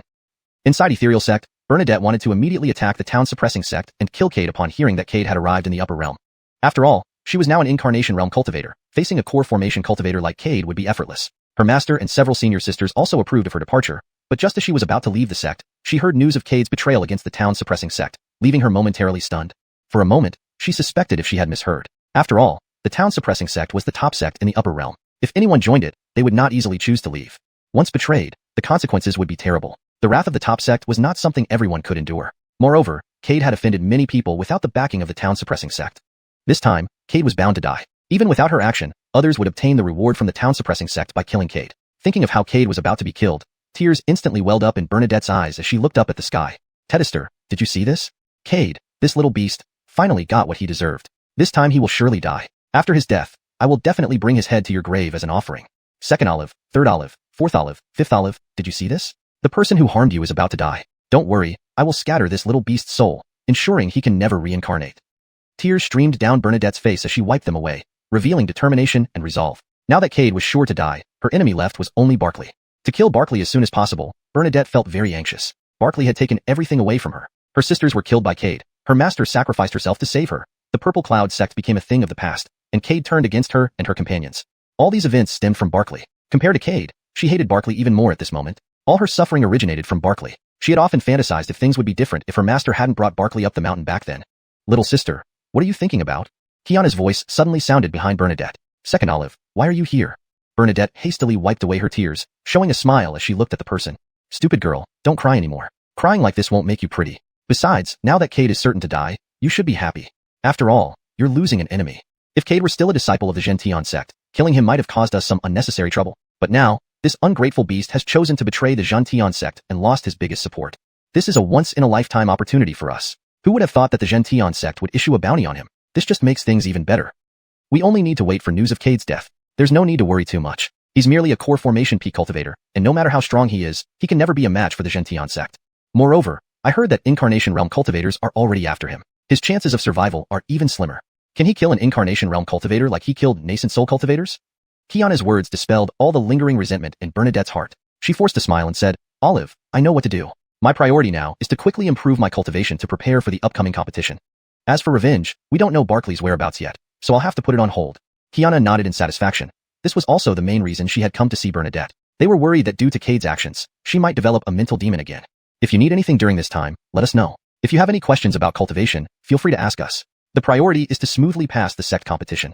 This will determine whether you earn respect from other disciples. Bernadette nodded heavily and started cultivating according to Kiana's advice. Time passed, and half a year flew by. The story of Cade gradually faded from the minds of many cultivators. Tedany guessed that Cade had long been killed. Otherwise, after such a long time, someone would have found him.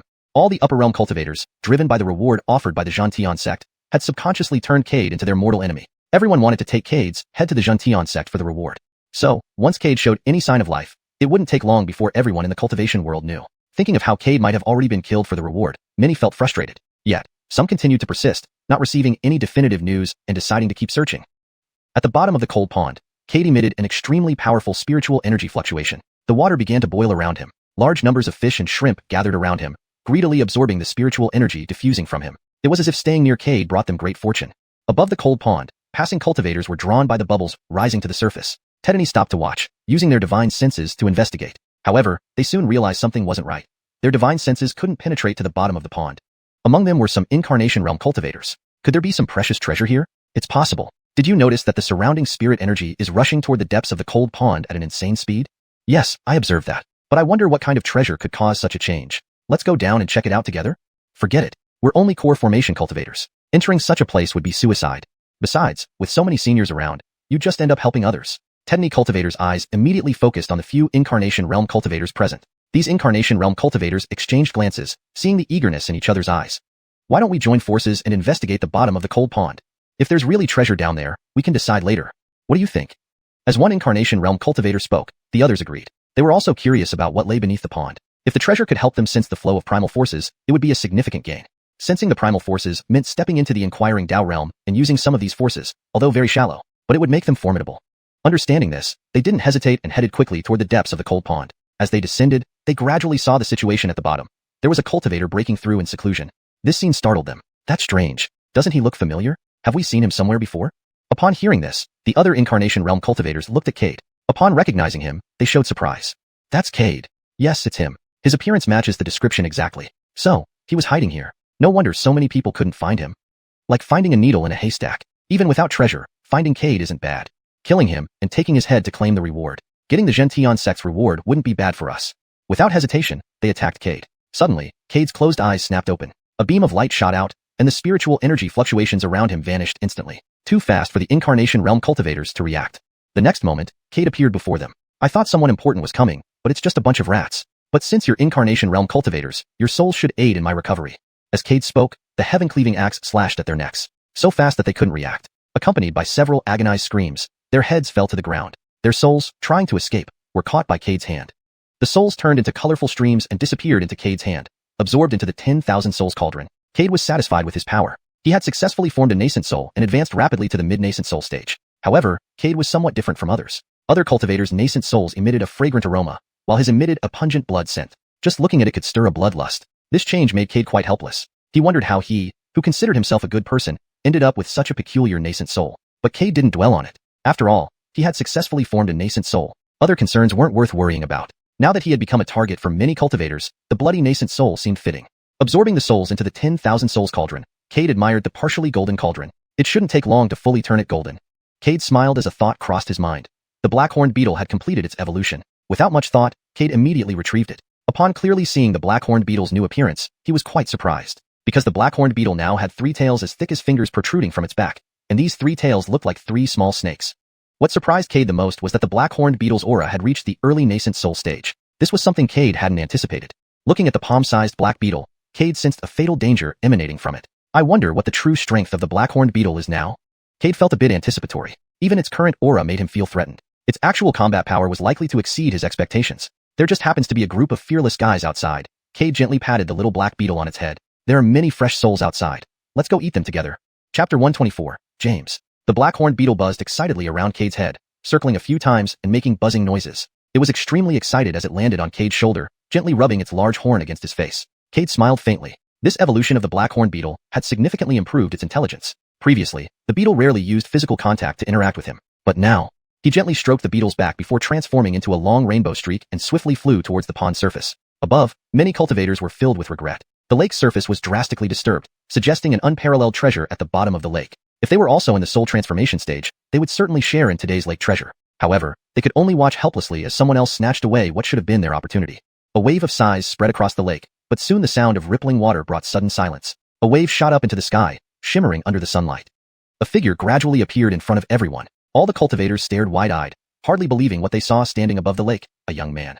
Because they recognized who this young man was. Cade, who had been missing for half a year. Everyone's lips twitched uncontrollably. No one had expected Cade to appear here. Moreover, after Cade surfaced from the lake, it became calm. Everyone instantly understood. The opportunity at the bottom of the lake had been taken by Cade. Cade, hand over the opportunity at the bottom of the lake, and we'll spare your life.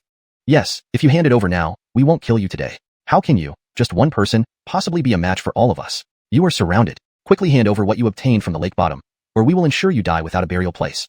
Tetany cultivators stepped forward, retrieving their magical treasures, ready for battle. Their eyes were full of madness as they looked at Cade. Though the cultivation world had plenty of legends about Cade, and they knew he was powerful, compared to the opportunity at the lake bottom, everything else was trivial. But furthermore, Cade faced a group of people. No matter how strong he was, he wouldn't stand a chance against them. Cade looked down at the numerous cultivators with disdain, his eyes filled with mockery. A bunch of ants. Little Black, I'll leave these people to you. Consider it my welcome gift. He lightly patted the black-horned beetle's back. Buzz. The black-horned beetle buzzed, rubbed against Cade, and turned into a black streak, charging at the crowd of cultivators. Soon, a piercing scream echoed. Everyone looked over and saw a black light drilling into a cultivator's head. This cultivator shriveled rapidly, turning into dry skin within 5 breaths, leaving behind nothing but a shriveled corpse. The surrounding cultivators' mouths twitched uncontrollably, instinctively backing away. The scene was too bizarre. A flesh and blood cultivator turned into a layer of skin within moments, not even leaving bones. Cade's lips twitched involuntarily. Even he felt shocked. Not leaving any bones made the black-horned beetle seem too monstrous. Yet, he liked it. Who wouldn't like a bug that could devour human bones? The cultivators realized this and looked at Cade with fierce expressions. They recalled the black light coming from him, understanding it must be the lake treasure. Damn it, such a heavenly treasure was taken by Cade. Cade, what do you plan to do? Be careful everyone, Cade released something earlier. This black light is likely the treasure from the lake bottom. Be careful. Kill Cade first. Once he's dead, the black light will become ownerless. Kill Cade. Kill Cade. Cultivators' eyes burned with madness, as if they had a great enmity with Cade. Cade sneered. An ant trying to shake a tree, overestimating oneself. But he agreed with their judgment. If he were killed, the black-horned beetle would indeed become ownerless. Whether they could subdue it was another matter. However, the premise was that they could kill him first. These ants couldn't break through his defense even if he stood still for them. Heaven-treading step.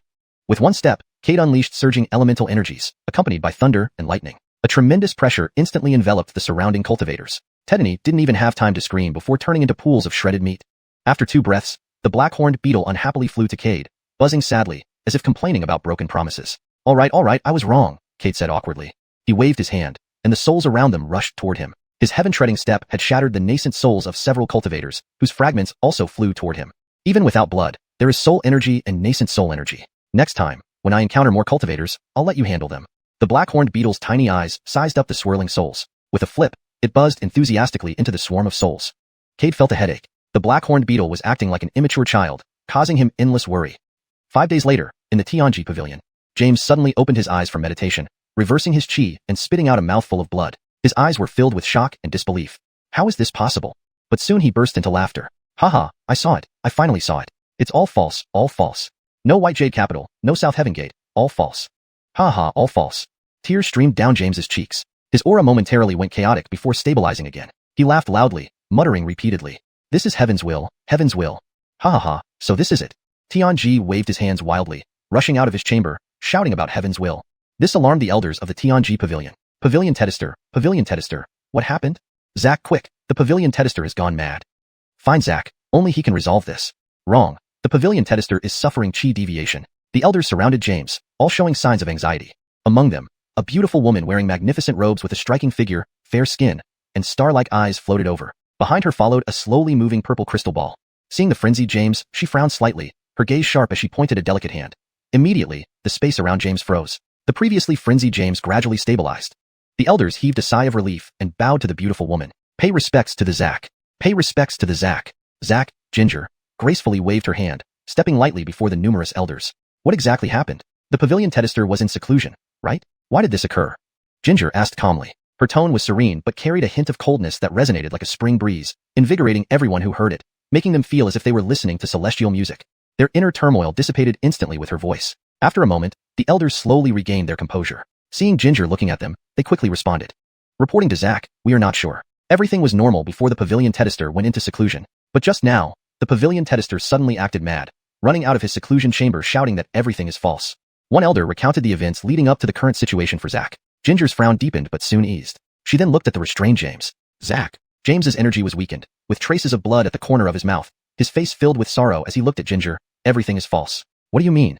Ginger's eyes were full of confusion. She knew James well enough to know that he would never make such statements without cause. Recalling what he had mentioned before seclusion about exploring the truth of the world, she began to entertain a bold idea. This thought sparked a strong sense of unease within her. Though the Tianji Pavilion was renowned for its dueling prowess, it was also famed for predicting the future and revealing the will of heaven. Even the 4 great sects dared not offend it lightly. Once, a Taoist heir from another sect killed one of Tianji Pavilion's holy maidens, resulting in the Pavilion Tedister retaliating by manipulating fate, causing the once flourishing sect to be utterly destroyed within months. Afterward, no one dared to provoke Tianji Pavilion again. Rumors spread in the cultivation world that the first pavilion detested had once been an advisor to an immortal being. After the disappearance of that immortal, the 4 generals established the 4 great sects, and the wife of the immortal founded the ethereal sect. As for the second in command, who disappeared, some believed he left the world following the immortal, while others speculated that he changed his identity and established Tianji Pavilion after comprehending his own future. Now, with the current pavilion detested going mad during seclusion, Ginger could only conclude that he had seen something he should not have, leading to this outcome. Understanding this, Ginger waved her hand, and the surrounding elders immediately left. Tianji, go to the star-plucking pavilion and tell me everything. James nodded despairingly, his body trembling as he recalled what he had witnessed. Terrifying. Too terrifying. If the future truly turned out as he saw, self-execution seemed like a viable option. At the star-plucking pavilion, Ginger released the bindings on James. Tianji, what happened? Ah. A heavy sigh echoed throughout the pavilion. James took a sip of tea and looked at Ginger. Just as he was about to speak, his expression changed abruptly. Blood spewed from his mouth. What happened? Ginger asked, shocked. She had only used her powers to restrain him, not to harm him. James should not have been injured. In the next instant, Ginger's expression turned grim. She felt an overwhelmingly familiar yet tyrannical force. Heavenly Tao. Clearly, it was the backlash from Heavenly Tao.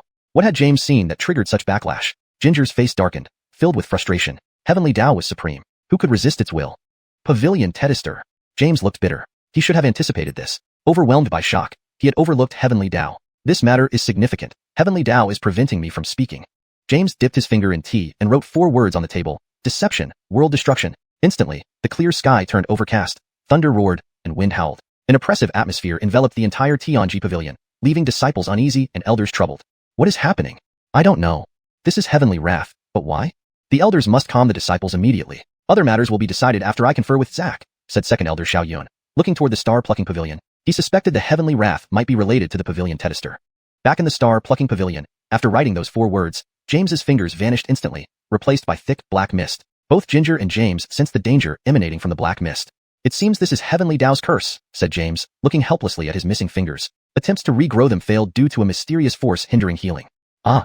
Ginger sighed deeply, retracting her gaze from his fingers. Her thoughts revolved around the 4 words, deception and world destruction. World destruction made sense, but what was this deception? What was it referring to? Who set up this trap? Is there any solution? She asked after a pause. I don't know. James shook his head, understanding her question. Ginger's eyes dimmed, filled with sorrow, but then James spoke again. But I saw someone. Who? Ginger lifted her head, no longer despondent. I don't remember his name, but I remember his appearance. He stood quietly, observing everything with an indifferent and distant gaze. Nothing affected him. He may hold the key. Ginger's eyes lit up. With a wave of her hand, brush, ink, paper, and inkstone appeared on the table. James didn't hesitate, drawing the cultivator he saw on the fine rice paper. When Ginger saw the drawing, she froze. Noticing her reaction, James frowned. Do you know him?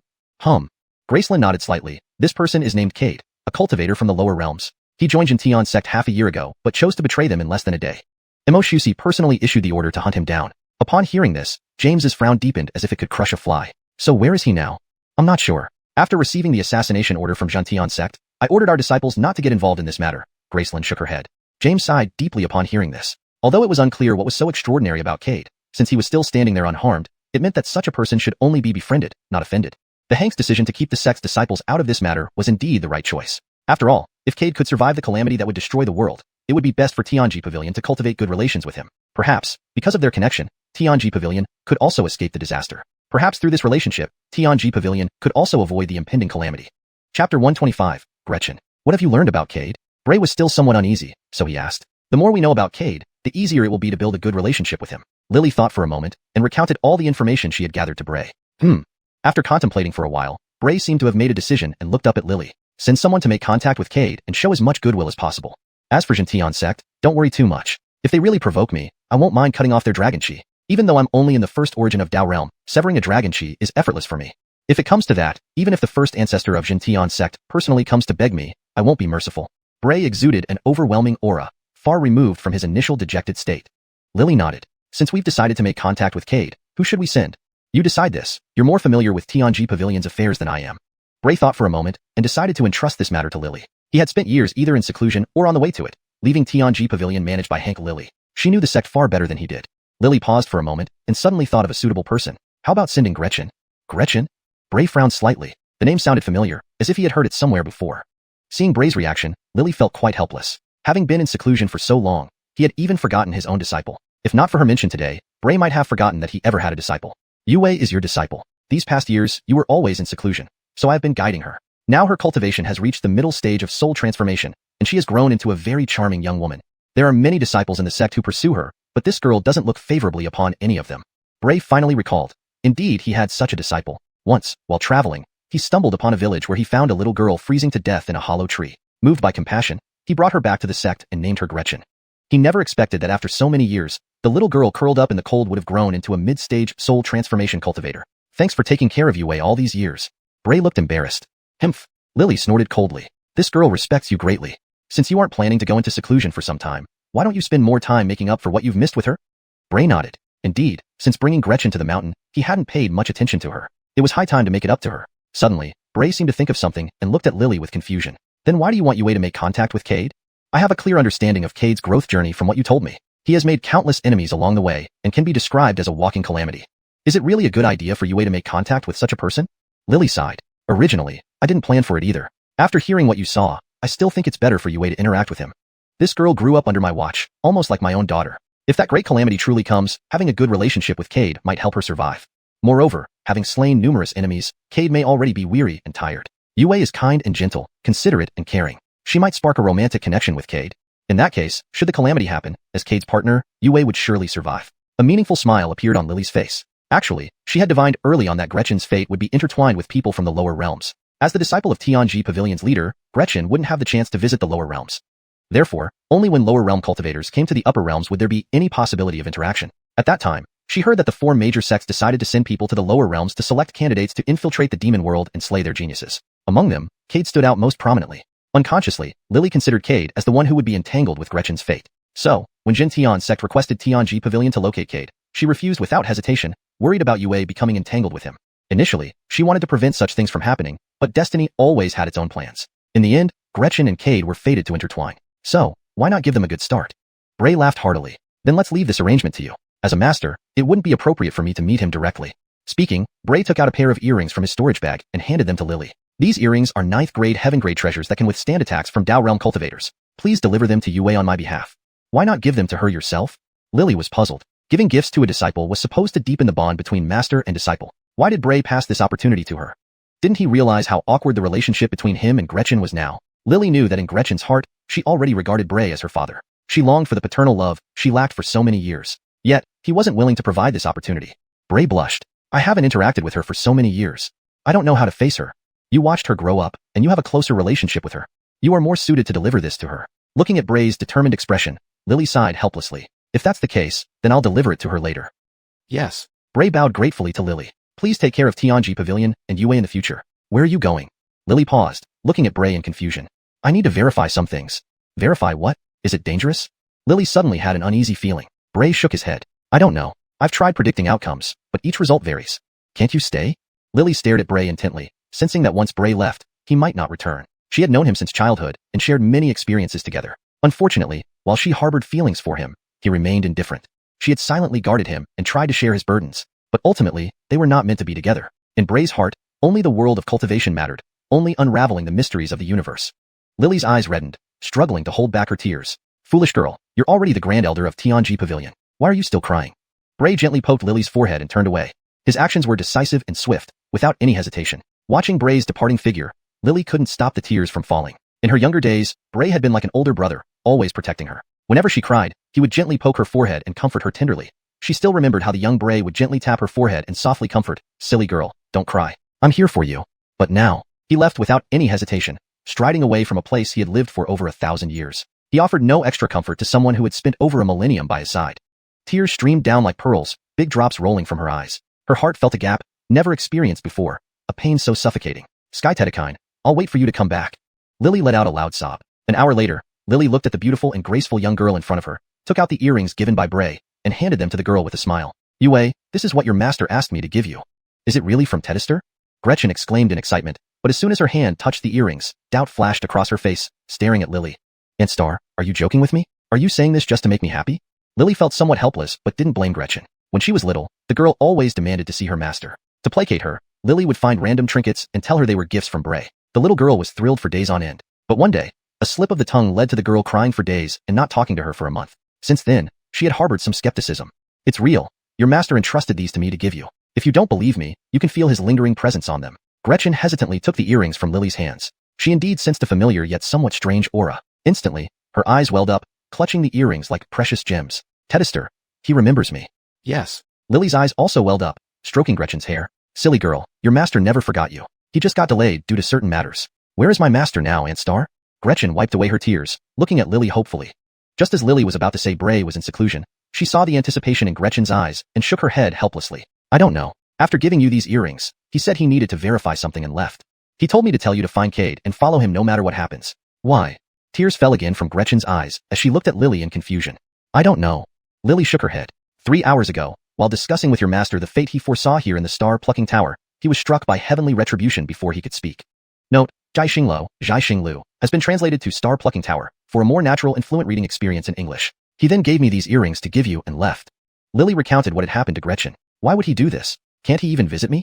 Gretchen sobbed uncontrollably. She always remembered the kindly old man who lifted her high into the sky, carried her on his shoulders, and showed her wonders she had never seen. He saved her from freezing to death in that winter snow. He introduced her to the warmth of a home. But then, this kind old man changed, immersing himself in deciphering fate, neglecting everything else in Tianji Pavilion. She still remembered the last time she met him. He lovingly patted her head and smiled. Yue, listen to Aunt Star while I'm in seclusion. When I come out, I'll take you down the mountain to buy candied haws. Memories flooded back, engulfing Gretchen. Hugging her knees, she sobbed loudly. Lily wiped away her tears, holding Gretchen tightly and whispering comforting words. You've been good, Yue. Your master will return soon. She patted Gretchen's shoulder gently as her sobs gradually softened. With tears hanging on her eyelashes, Gretchen drifted off to sleep, a slight smile creeping onto her lips. Perhaps she dreamt of those joyful times with the kind old man. Half a month later, in a tavern, Cade watched the breathtaking beauty trailing behind him like a little tail, his lips twitching involuntarily. Sister, what exactly do you want? You've been following me for half a month. What do you need? Just ask. Cade was almost breaking down. Half a month ago, he killed his pursuers. This girl emerged from the grass, grabbing him and demanding he take her to her master. For a moment, Cade was stunned. He had faced many enemies but never imagined such a scene. At first, he thought he was dreaming. There was no way such an absurd thing could happen. But the tearful girl clinging to his leg made it clear it wasn't a dream. It was all too real. To get rid of her, Cade tried every possible method. Yet, within an hour, she would always find him, even after changing his appearance. This drove Cade nearly mad. He even considered killing her, but seeing her teary-eyed, he held back, trying different ways to shake her off. But events unfolded beyond his wildest expectations. No, unless you take me to my master, I won't leave. Gretchen glared at Cade as if he were committing a terrible crime by not leading her to her master. Cade wanted to curse aloud. Find your own master if you must. Why come to me? Besides, I don't even know where your master is. Head throbbing, Cade massaged his temples, seriously considering the situation. Sister, please, stop following me. I don't know where your master is. I don't even know who your master is. Please, stop clinging to me. This is driving me insane. Recalling recent events, Cade felt like crying. Several times, just as he was about to use the 10,000 souls Basarmanus to devour enemies, they were killed by Gretchen, leaving his black scarab beetles hungry and complaining. Gretchen grabbed Cade's arm. Humph. I don't care. Detested told me to follow you. You can definitely lead me to my master. Cade's jaw clenched, wanting to make her understand what he was going through. And he was also curious. Just who was her master? Why put him through this? If they had a grudge, why not confront him directly? Why resort to such underhanded tactics? Cade's commotion quickly attracted attention from others in the tavern. Seeing the cute and adorable little girl clinging tightly to an impatient man, the whole tavern seemed to ignite with anger, everyone's gaze fixed on Cade. In their eyes, Cade was a complete scoundrel, playing tricks on a young girl's feelings and then running away. The young girl wanted to win back the heart of the good-for-nothing man, but all she got was his annoyance. Kid, how can you be such a brute? How can you bear to hurt such an adorable girl? If I were you and could find such a companion, I would treat her like a treasure. Yeah, if I had a partner like this, I'd be willing to die right now. You really don't know your place. Girl, why would you cling to a man who doesn't love you? Come to Big Brother, and I'll treat you like a treasure. The word entangle doesn't fit naturally in English in this context. Cling to conveys the meaning more fluently. Scram, little sister, come to Big Brother here, and I'll treat you as my darling. Little sister, don't worry, follow Big Sister, and I'll warm your bed every night. Hearing the comments around him, Cade furrowed his brow slightly, feeling that his reputation was getting worse again. The young girl wanted to win back the heart of the scum man, but all she got in return was his disgust. Kid, how can you be such a beast? How could you do this to such a cute girl? If I were you, I would treat such a companion like a treasure. Exactly, if I had a companion like her, I'd be willing to die right now. You really don't know your place, kid. Miss, why'd you on over someone who doesn't love you? Come to me, and I'll treat you like a gem. Scram, little sister, come to me, and I'll cherish you as my darling. Little sister, follow me with peace of mind. I'll warm your bed every day. Hearing the comments around him, Cade frowned slightly, feeling that his reputation was getting worse again. In response to the surrounding commotion and deteriorating public perception, Cade felt increasingly frustrated. These people didn't understand the situation at all. He sighed inwardly, wondering how things had spiraled so out of control. Please let me know if you need further adjustments or additional context. Chapter 126, Re-encounter with Carmen. Kid, I advise you not to be ungrateful. Otherwise, my fist won't be responsible for its actions. A bald man with a bare upper body glared maliciously at Cade. Cade frowned slightly and was about to explain when the bald man already shifted his gaze to Gretchen beside him. His eyes softened like flowing water, but he couldn't hide the greed and lust lurking beneath. Gretchen's delicate eyebrows furrowed. The bald man's gaze sent goosebumps down her spine. She wasn't unfamiliar with this kind of look. Many low-ranking disciples in Tianjai had once sized her up similarly. However, these people were later beaten almost to disability by her. Due to this incident, Renata frequently reprimanded her because beating fellow sect members without proper reason went against Tianjai's rules. To account to the sect, Renata pretended to be angry and criticized her in public. Such punishment meant nothing to Gretchen, as she never took it seriously and continued her ways undeterred. After some time, no one in Tianjai dared to look at her that way again. Feeling this uncomfortable gaze once more, Gretchen's eyes instantly flared with an unprecedented killing intent. Kid, didn't you hear me? Are you deaf or mute? The bald man withdrew his gaze, grabbing Cade's collar roughly. An overwhelming pressure belonging to someone at the peak of the nascent soul stage immediately enveloped Cade. Cade frowned as a streak of black light flew out from his waist. Before anyone could react, they heard a piercing scream. The bald man struggled in agony, his eyes filled with fear and pleading as he stared at Cade. Everyone was drawn to the scene by his cries. Before they realized it, the bald man had been reduced to just a layer of thin skin that fell to the ground softly. A streak of black light flew out from the skin and landed on Cade's shoulder, rubbing contentedly against his cheek. How was it? Did you enjoy your meal? Cade patted the little head of the black horned beetle. Buzz, buzz, buzz. The black horned beetle nodded gently, humming happily. The tavern suddenly fell into a deathly silence. All eyes widened at the black beetle perched on Cade's shoulder, filled with fear and wariness. Gretchen's face was full of curiosity. She wanted to reach out and touch the black horned beetle, but restrained herself, remembering what had just transpired. Swallow. Someone gulped audibly, breaking the silence. Without hesitation, all the cultivators present distanced themselves from Cade. Instantly, there was an empty space around Cade and Gretchen. Cade's lips twitched involuntarily. What kind of situation is this? He hadn't done anything, and yet became everyone's target again. This must be Gretchen's fault. If it weren't for her, he wouldn't have become the object of everyone's ridicule. Little Black wouldn't have come out to kill either. Yes, it's all Gretchen's fault. Cade glanced at Gretchen irritably. Gretchen was bewildered. She hadn't done anything to upset Cade, so why was he glaring at her? Could it still be because of her insistence on sticking with him? Lost in thought, Gretchen didn't overthink it. She decided that if Cade wouldn't take her to find her master, she would continue to cling to him. Where are you going? As Cade stood up, ready to leave, Gretchen quickly held onto him. Are you leaving me again? Sister, we have no kinship or enmity. Why do you keep bothering me? I really don't know where your master is, and we've just killed someone here. The inn will soon ask us to leave. If we don't go now, they'll come and kick us out. Gretchen frowned, slapping the table with her slender hand, her mid-stage deity transformation aura sweeping across the entire tavern. Himph! Her beautiful eyes swept around menacingly. Let's see who has the guts to kick us out today.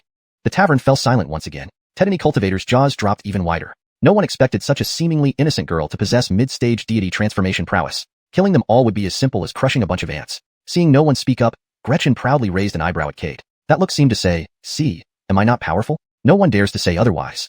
Cade was speechless. How did he end up with such a brainless person? This inn managed to operate for so long, and yet she naively thought there was no powerful backing behind it. How had she survived all these years? Cade turned away, unwilling to converse further, feeling that every word with her would severely insult his intelligence. Seeing Cade turn away, Gretchen felt even prouder. In her mind, Cade was astonished by her dominance. She was mid-stage deity transformation while Cade was only mid-stage nascent soul. There was a huge gap in their realms, so how could Cade match her power? He must be overwhelmed by her commanding presence. Miss, our inn forbids any disturbances. Please leave with that senior, came a cautious voice from behind. Gretchen's expression froze as she turned to see the waiter smiling at her, making a polite gesture. Her face flushed with embarrassment. Just moments ago, she had put on a show and confidently declared her might to Cade. Now, she was humiliated within minutes. Okay, let's go, Gretchen blushed, wanting to avoid eye contact with the waiter as she hurried downstairs. Just a few steps later, she paused, turning to glare at Cade. It's all your fault. Cade sighed, wondering what misfortune he'd brought upon himself to end up with such a person. Throwing a lower-grade spirit stone on the table, he headed downstairs too. Despite being in a realm where strength was paramount, Cade was not unreasonable. He had committed murder in their territory, so it made sense they asked him to leave. As he reached the staircase, Gretchen glared at Cade with red cheeks and ears. For the first time, Cade noticed this side of Gretchen and couldn't help but glance longer.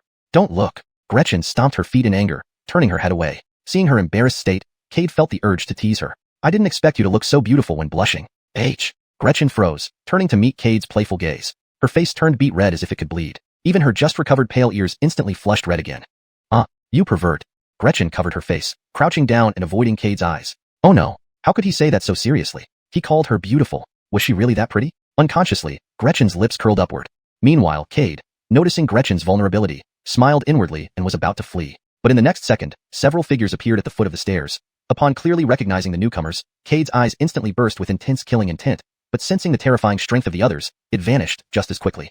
Below, Carmen also saw Cade. Surprise and shock flashed across her face. But in the next second, her expression twisted into intense killing intent and resentment. Cade, you're still alive? Carmen almost roared in anger. She never imagined she would encounter Cade here. Moreover, he hadn't perished in Gentian sect's pursuit. Cade looked down from above, his eyes revealing disdain and contempt. Well, my dear Olive, so you're still alive. I searched for you for a long time before learning that Tedister sent you to the upper realm. Cade, you're asking for death. Carmen erupted in fury. Her nascent soul realm power surged towards Cade. Feeling the overwhelming power, Cade's disdain deepened. He took a light step forward. Instantly, his bloodthirsty and mad nature transformed into a sharp blade, stabbing at Carmen. Note: for smoother reading, we can slightly adjust this sentence too. Instantly, his bloodthirsty and deranged nature sharpened into a blade, stabbing towards Carmen. Junior sister, be careful. Kiana's face darkened, deflecting the bloody sword with a palm strike.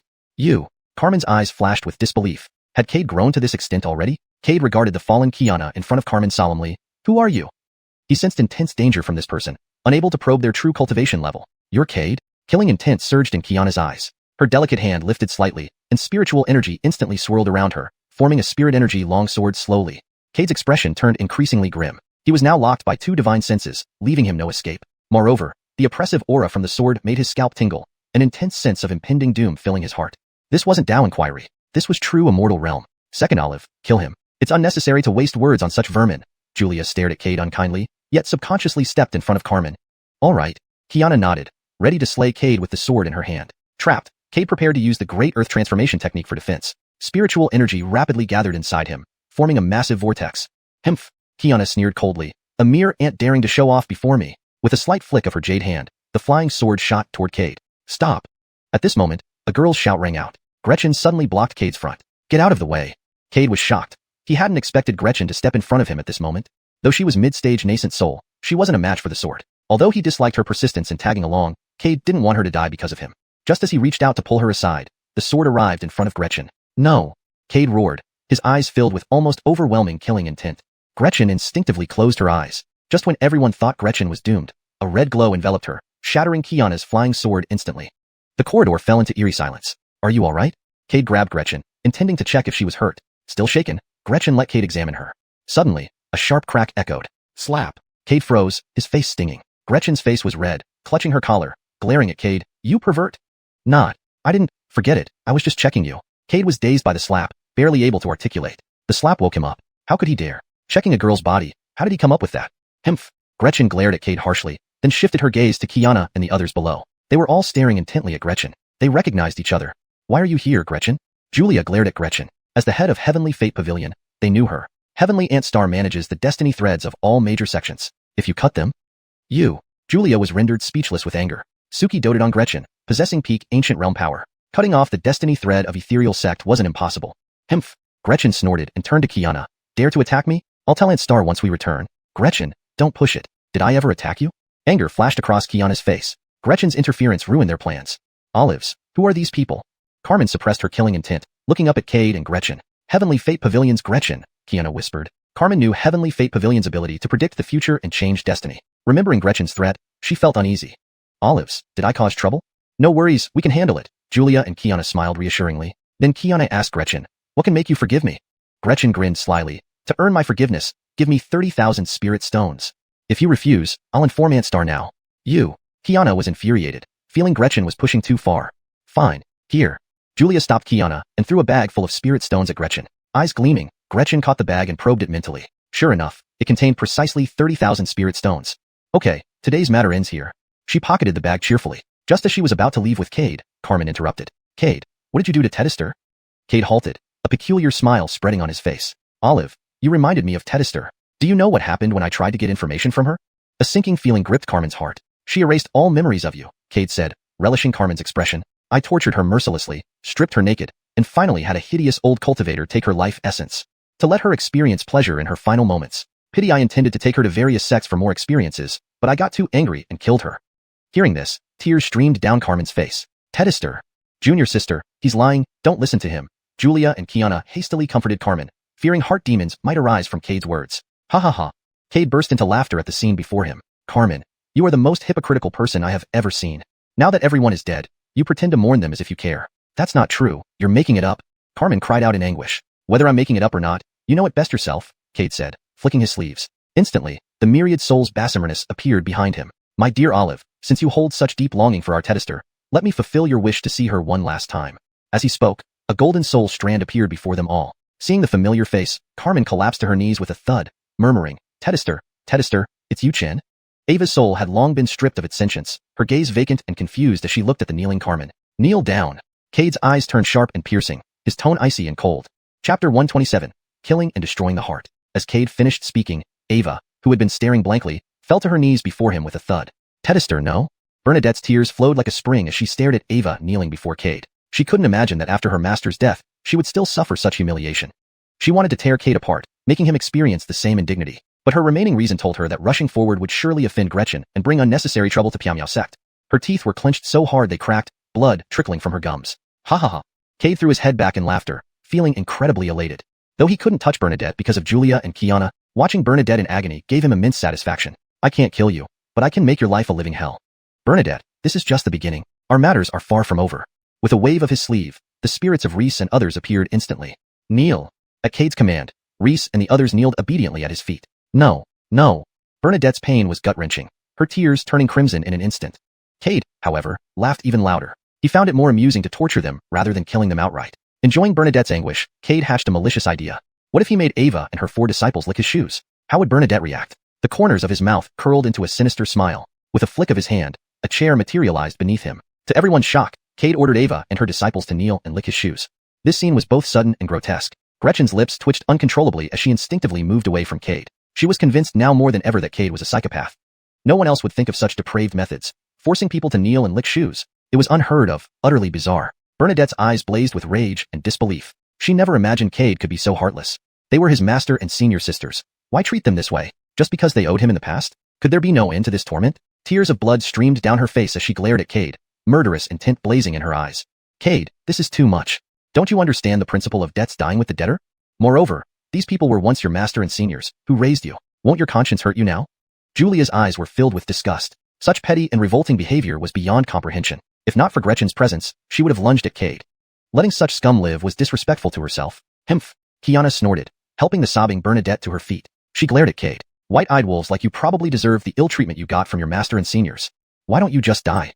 Cade looked at the 3 standing below him, his smile growing colder. Humph. It's easy to criticize when you're safe. If you'd experienced what I did, you wouldn't be spouting such brainless words. I will turn you all into part of my 10,000 souls Basimernus someday. Don't worry. I'll keep your places for licking shoes open. Cade, you asked for death. Julia unleashed her full early ancient realm power. Julia, dare you. Gretchen blocked her path. Although she disapproved of Cade's actions, she knew one shouldn't judge unless walking in another's shoes. During their time together, she understood Cade better. He repaid kindness and vengeance alike with equal fervor. Given this, Ava and the others must have wronged Cade deeply to meet such a fate. Seeing Gretchen blocking Cade again, Julia gritted her teeth in fury. You really think I won't kill you? Humph. Gretchen smirked. Try it then. You can't even break through my defenses, let alone kill me. She felt confident, given the earrings her Detested gifted her, capable of resisting attacks below the Dao realm. Julia was only early ancient realm. Killing her was beyond her capabilities. Cade watched the girl block him again, deeply touched by her loyalty. Though only mid-divine transformation, Gretchen had saved him twice from life-threatening danger. He would remember this favor. You asked for death, Gretchen? Julia, enraged, unleashed her full power, aiming to eliminate Gretchen and Cade, ensuring no witnesses remained. Get out of the way. Cade was shocked, realizing Julia dared to attack. He had guessed Gretchen had a protective elder from their conversation, but as a mid-origin infant, Cade was no match for early ancient realm Julia. However, Gretchen's sharp gaze revealed intense power. Holding a sword embedded with 7 black stones, she looked deadly serious. You asked for death. Her sword slashed upward, releasing a torrent of sword chi and surging spiritual energy. Foolish trick. Julia sneered, but as her hand neared Gretchen, a blazing red light erupted. Caught off guard, Julia was hit, spitting blood. At that moment, Gretchen's strike reached her. Suddenly, a commanding voice boomed. Retreat. Overwhelmed by the force, Julia flew backward, smashing into the ground and fainting unconscious. Kiana and Bernadette rushed to check on Julia. Little junior sister, we must leave. Because their senior sister was severely injured and needed immediate attention. Yes. Bernadette didn't hesitate, understanding the gravity from her second senior sister's urgent tone. Turning, she shot Cade and Gretchen a hateful glare. Just wait. One day I'll grind you to dust. Don't worry. I'll keep a place open for licking shoes, Cade gloated. Little junior sister, don't waste time. Let's go. Kiana carried Julia, leading Bernadette away from Cade and Gretchen. Phew, Cade exhaled deeply, finally relaxing completely. Previously, he had experienced 2 life and death crises. Humph. Gretchen turned and glared fiercely at Cade. Cade frowned. What's wrong with me? Why are you looking at me like that? Now you know my power, don't you? Behave and lead me to your master.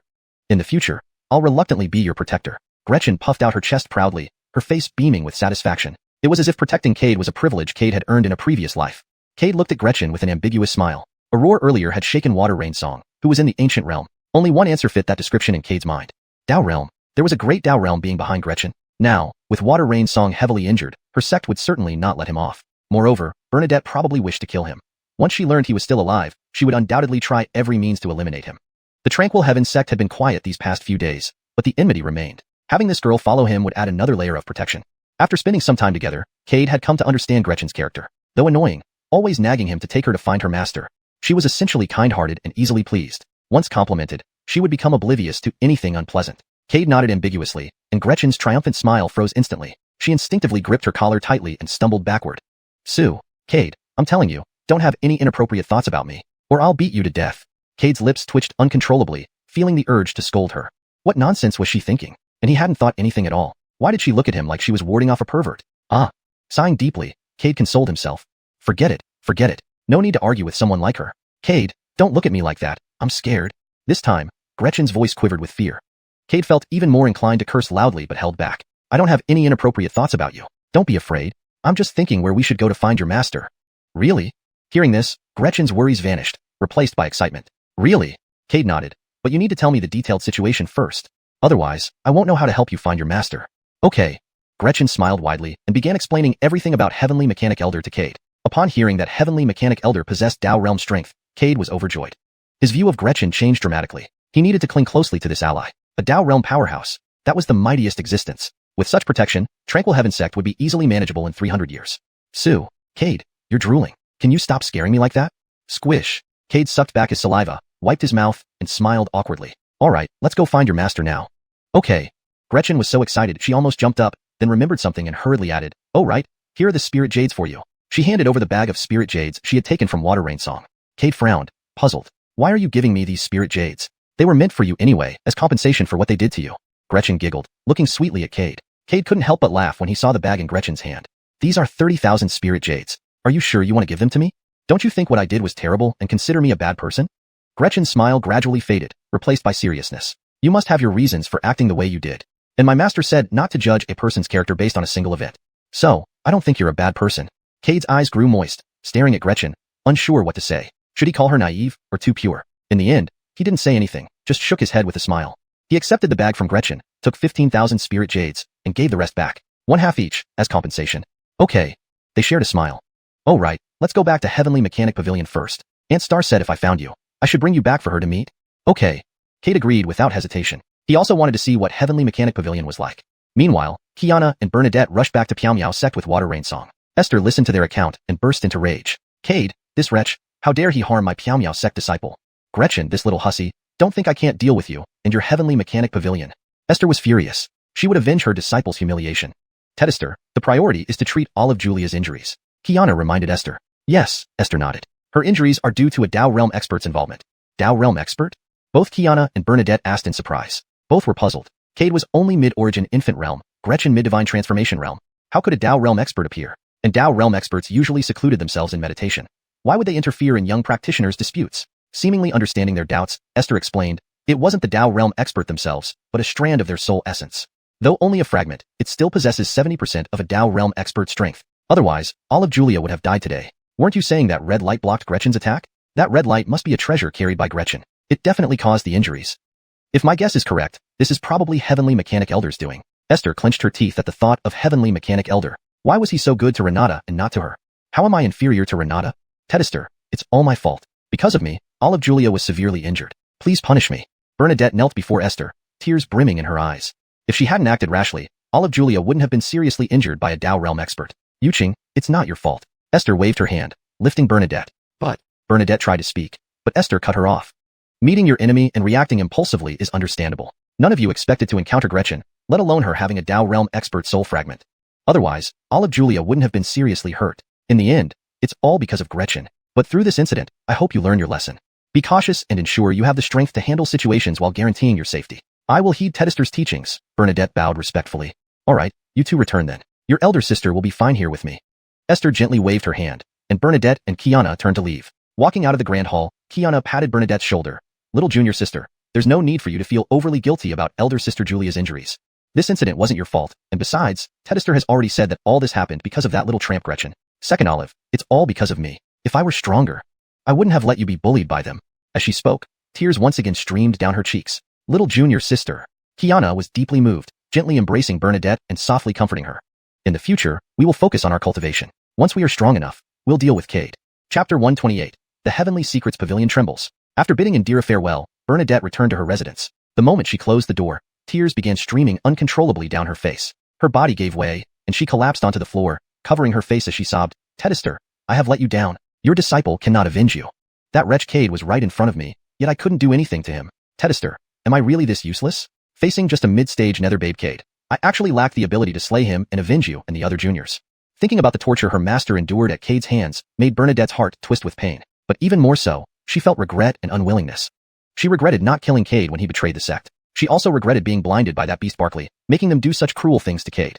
But more than regret, what she felt most was frustration. With her mid-stage transcendence cultivation, all she could do was watch helplessly as Cade stood before her, tormenting and humiliating her master. There was nothing but rage she could express. Tedister. Bernadette let out a heart-wrenching cry. In front of Indira, she had to bury her sorrow. Only back in her room could she release her pent-up emotions.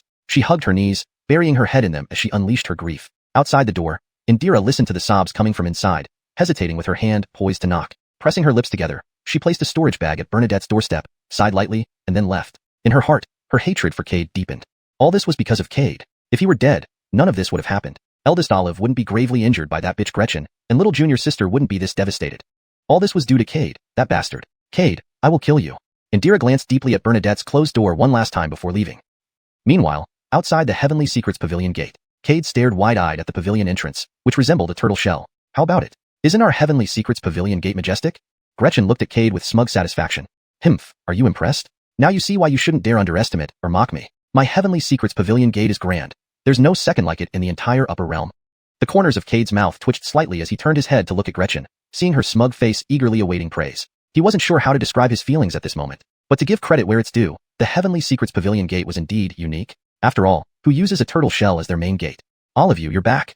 Suddenly, several delicate female voices called out behind him. Turning around, Cade saw 3 or 4 girls in white robes with elegant hairstyles running towards them, smiling warmly.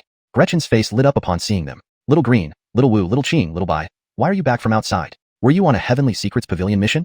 All of you, we received an external task 3 days ago. We've just completed it and we're preparing to report back to the pavilion, replied Little Bai, a girl with a gentle demeanor who affectionately held Gretchen's hand. All of you, you won't believe whom we met during our trip, added Little Green, taking hold of Gretchen's other hand.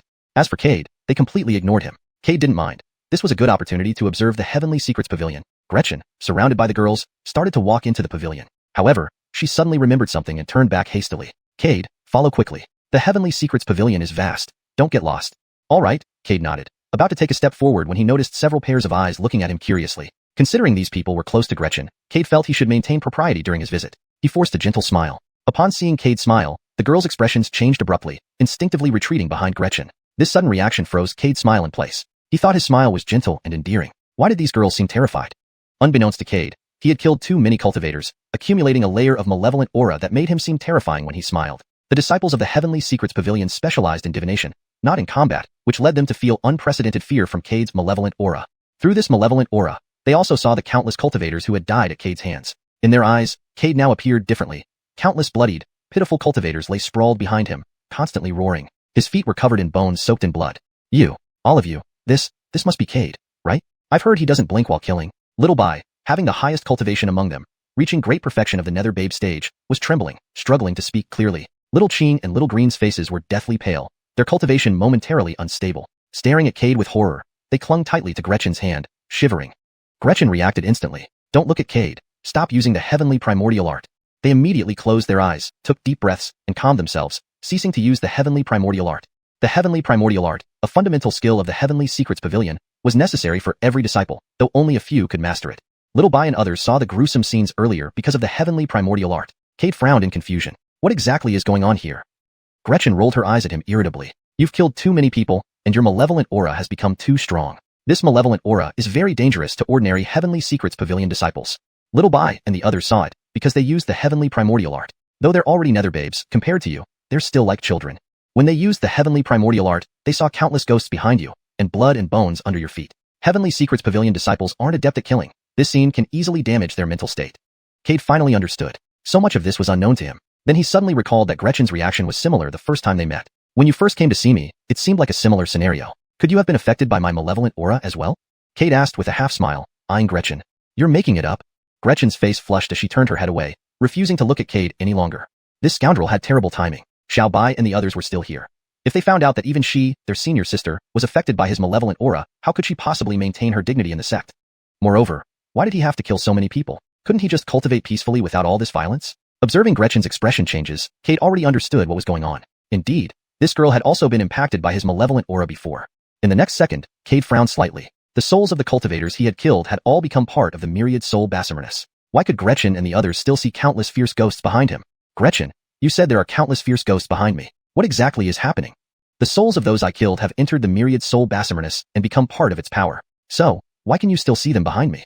Gretchen was taken aback for a moment. This was something she hadn't considered before. Now asked by Cade, she was momentarily at a loss for words. Seeing Gretchen standing there stunned, Cade waved his sleeve, instantly summoning the myriad soul Basimernus again. Instantly, the sky darkened, clouds gathered, and the once clear sky above Tianjai was filled with rolling thunder. A terrifying wave of energy instantly enveloped Tianjai's entrance, causing both Cade and Gretchen to be stunned by this unexpected turn of events. Cade had previously used the myriad soul Basimernus in other places without such dramatic effects. Gretchen's eyes flashed with fear as she stumbled backward and fell to the ground. Xiaobai and the others, who had just recovered their composure, let out sharp cries. Puff! Among them, Xiao Lu, with the lowest cultivation level, directly spat out a mouthful of blood and fainted. Cade, quickly put your myriad soul Basimernus away. Gretchen reacted immediately, speaking anxiously. Cade's lips twitched. He didn't dare hesitate further and swiftly retracted the furnace. Meanwhile, inside Xiuxian Tower, Renata furrowed her brows, gazing toward the gate. What is going on? Why is there so much killing intent within Tianjai? With a flicker of light, she disappeared from Xiuxian Tower. Other elders rushed toward the gate as well, their faces grave. Other disciples also hurried to the gate, abandoning their tasks, sensing something ominous. The appearance of overwhelming killing intent at Tianjai made them believe that some enemy might be attacking. At the gate, Cade sensed numerous auras rushing towards his location. A sense of foreboding grew within him. The strange phenomenon caused by the myriad soul Basimernus had shaken the entire Tianjai. This situation was not easy to resolve. Gretchen knelt down, taking a pill from her storage bag and feeding it to the unconscious Xiao Lu. She then instructed Xiaobai and the others to take care of her and slowly rose to face Cade. Xiaobai and the others carried Xiao Lu away quickly. They now understood what it meant to be near a killer star. Don't say anything for now. Gretchen glared at Cade impatiently. She finally understood why Cade had been pursued by so many sections. Just today's incident alone was enough to make Tianjai join the hunt. Cade's previous actions clearly provoked Tianjai. However, Gretchen was also bewildered. Why did taking out the myriad soul Basimernus at Tianjai's entrance cause such a massive disturbance? Within moments, thousands of cultivators appeared in the sky over Tianjai. Each one wielded weapons, emitting formidable auras, prepared to die fighting if necessary. Their cultivation levels were at least true immortal or higher. Standing at the forefront were dozens of figures with even more terrifying auras. The woman dressed in imperial robes at the very front gave Cade the same feeling as Xiuxian did. She was a Taoist realm expert. Cade felt an immediate chill. However, the woman's aura was less intense than Xiuxian's. Cade frowned. Kill. Whoever invades our Tianjai must be exterminated. Exterminate. A thunderous shout echoed through the skies. Cade watched as the tide of cultivators approached. Despite not excelling in combat, Tianjai's disciples showed courage when faced with threats to their sect. Even knowing death was certain, they stood ready to defend their home. Cade was dumbfounded, watching the scene unfold. He had merely taken out the myriad soul Basimernus, causing some celestial anomalies. Did Tianjai's disciples really need to escalate things this far? Gretchen gently tugged at Cade's sleeve. Cade noticed and realized she wanted him to hide behind her. Looking at the powerful figures in the sky and the determined disciples below, Cade decided to play it safe and hide behind Gretchen. He moved quietly to stand behind her, but soon realized it was more complicated than he thought. The strong auras in the sky were fixed firmly on him. Renata's gaze also settled on Cade, noting his malevolent aura in the earlier chaotic scene. She roughly guessed Cade's identity but noted discrepancies from the description given by the elder of Tianjai. Cade exuded death chi, indicating an early death. Despite his handsome appearance, his aura felt intensely bloodthirsty. Gretchen stepped forward, bowing to Renata, Auntie Xing. Then she turned to the elders and attendants. Disciple Gretchen pays respects to all elders and attendants. Gretchen, what happened here? Renata nodded and approached Gretchen. Gretchen grabbed Renata's arm. Auntie Xing, it was just a misunderstanding. Let me explain. She recounted the events in detail. After listening, all attention turned to Cade. Under the gazes of everyone, Cade scratched his head awkwardly and stepped forward, politely bowing. Cade, a humble youth, greets the venerable seniors of Tianjai. Apologies for the uninvited intrusion and the trouble caused. Renata appeared beside Cade. Worried about her actions, Gretchen followed closely, clinging to Renata's arm. Don't hurt Cade. He needs to help me find Detested. Star Ant. Himph. Do you think Annie would eat him? Renata poked Gretchen's forehead affectionately. Hee hee. Gretchen laughed and winked frantically at Cade. Although Cade didn't fully understand, he bowed respectfully. Greetings, senior. Renata nodded. Gretchen said that you caused the celestial anomaly earlier. Is this true? Yes, it was me, Cade confirmed. I never expected such a reaction. In the past, using this item didn't cause such phenomena. Renata observed Cade's face, seeing he was sincere, and nodded. What caused the anomaly? Can you show us again? Cade looked at Renata, then at the powerful figures in the air. Knowing that if he didn't take out the myriad soul Basarmanus today, this situation would not resolve peacefully. That boy is in trouble now. As he finished speaking, Cade waved his hand, and the myriad soul Basarmanus appeared once more. Instantly, wind howled, clouds surged, lightning flashed, and thunder roared. Countless waves of grievances enveloped the entire sky. The shrill wails never ceased.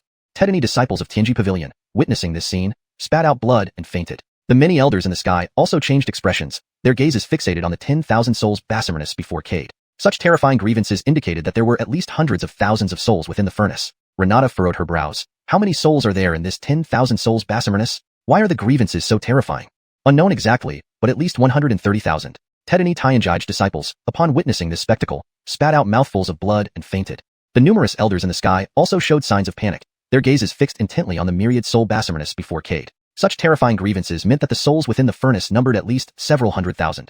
Renata frowned. Just how many souls are there in this myriad soul Basarmanus? Why does it possess such terrifying grievances? I don't know exactly, but at least 130,000. Knowing that if he didn't take out the 10,000 souls cauldron today, this matter would not end well. That boy is in trouble. With those words, Cade waved his hand, and the 10,000 souls cauldron appeared suddenly. Instantly, winds howled and clouds gathered, lightning flashed and thunder roared, as countless grievances completely enveloped the sky. Piercing wails filled the air incessantly. Tetany Tianji Pavilion disciples, upon witnessing this scene, spat out blood and fainted. The numerous elders in the sky also changed expressions drastically, their gazes fixed intently on the 10,000 souls cauldron before Cade. Such terrifying grievances indicated that there were at least hundreds of thousands of souls within this cauldron. Renata frowned. Exactly how many souls are inside this 10,000 souls cauldron? Why are there such terrifying grievances? Specific numbers are unknown, but at least 130,000. Note: I kept grievances as a placeholder for Xuanhuan since it better conveys the context of vengeful spirits or lingering negative emotions. Chapter 129. Will you tetary me? For a moment, an eerie silence descended upon the scene. Everyone stared wide-eyed at Cade. All the members of the Tianji Pavilion could easily discern whether someone was lying.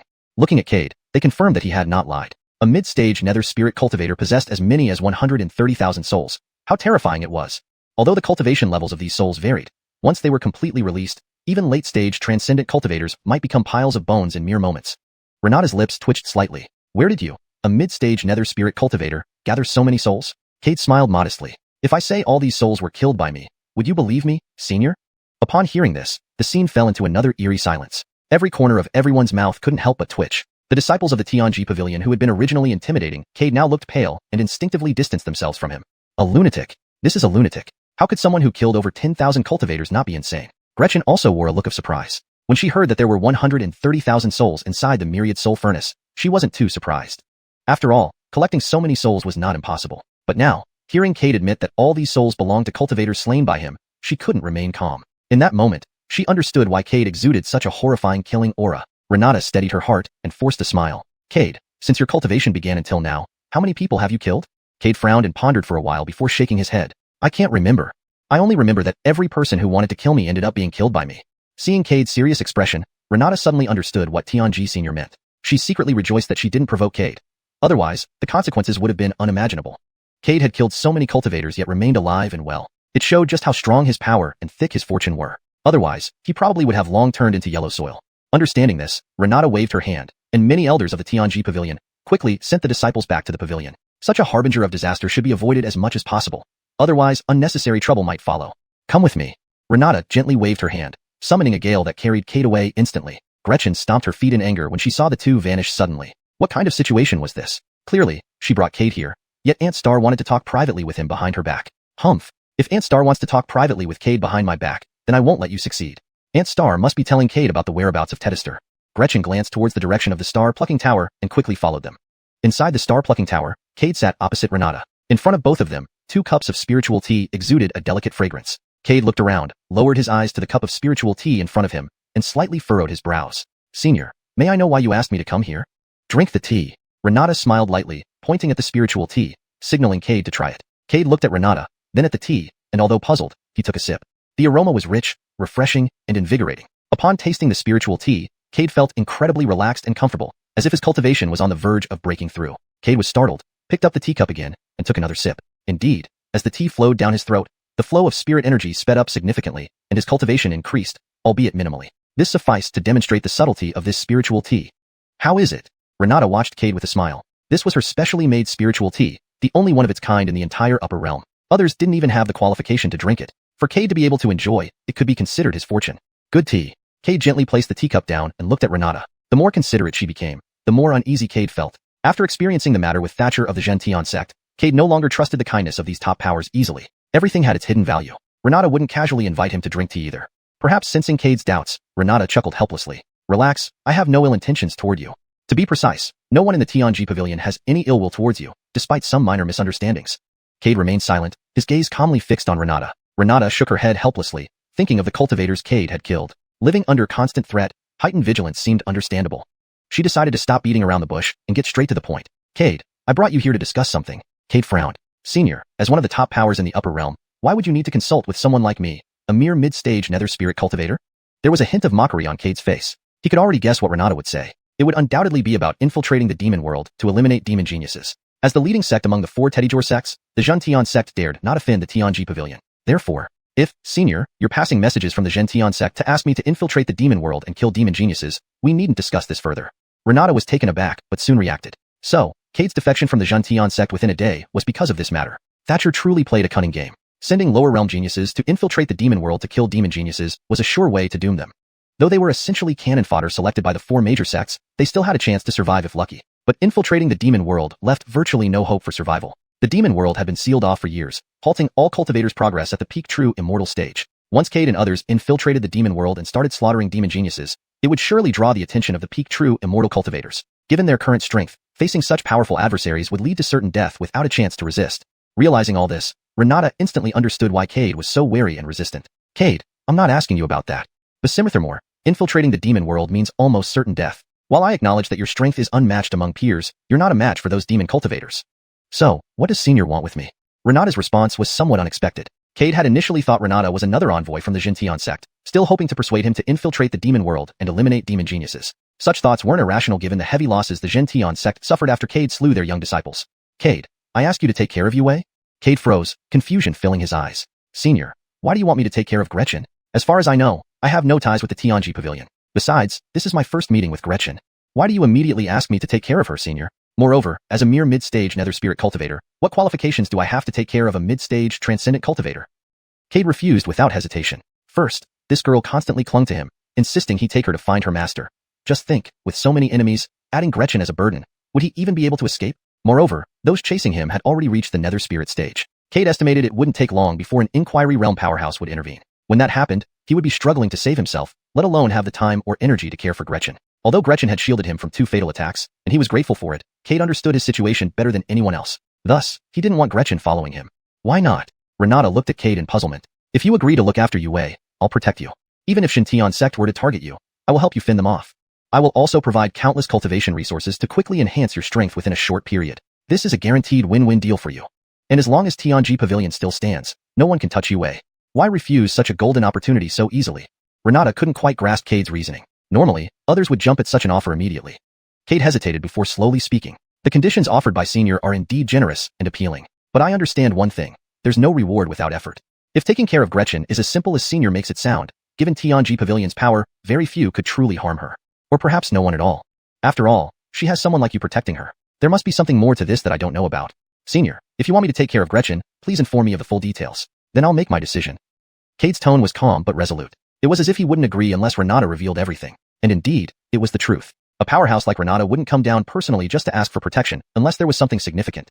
The room fell into silence for a moment until a heavy sigh broke it. I don't know the full details either. Everything comes from Tedester's instructions, said Renata.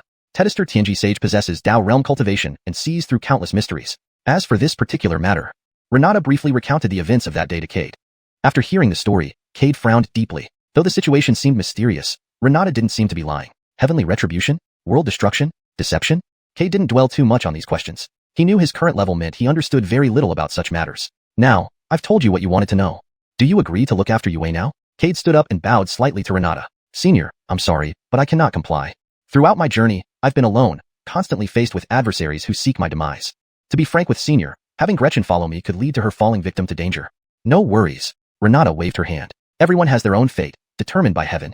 Since you're unwilling to look after Yue, I won't insist. But I only hope that should Tianji Pavilion ever fall, You would protect her once. Saying this, Renata stood up and bowed to Cade without waiting for a response. Cade sighed in resignation. Since Senior has put it this way, refusing would be inhumane. Thank you. Renata bowed and then took out a storage bag, placing it before Cade. Inside are cultivation resources that could aid you. Judging by your cultivation, you're close to breaking through. These resources can help you achieve breakthrough within a short time. Thank you, Senior. Cade accepted the storage bag without hesitation and turned to leave. Just then, the door was pushed open from the outside. Gretchen smiled awkwardly at both of them. Aunt Star, Cade, good afternoon. Please continue talking. I heard nothing. Renata, seeing Gretchen's embarrassed face, felt exasperated. When would this girl grow up? All right, Yue, show Cade around Tianji Pavilion. Sure. Leaving the star-plucking tower, Gretchen let out a long breath, patting her chest. Cade, you don't know how scared I was just now. Luckily you were here today. Otherwise, xiuxian would scold me again. Cade really didn't feel like dealing with Gretchen. She was simply acting like a child. Seeing Cade ignore her, Gretchen paid no mind and continued chattering away. You don't know, every time I eavesdropped before, Aunt Star would catch me and punish me.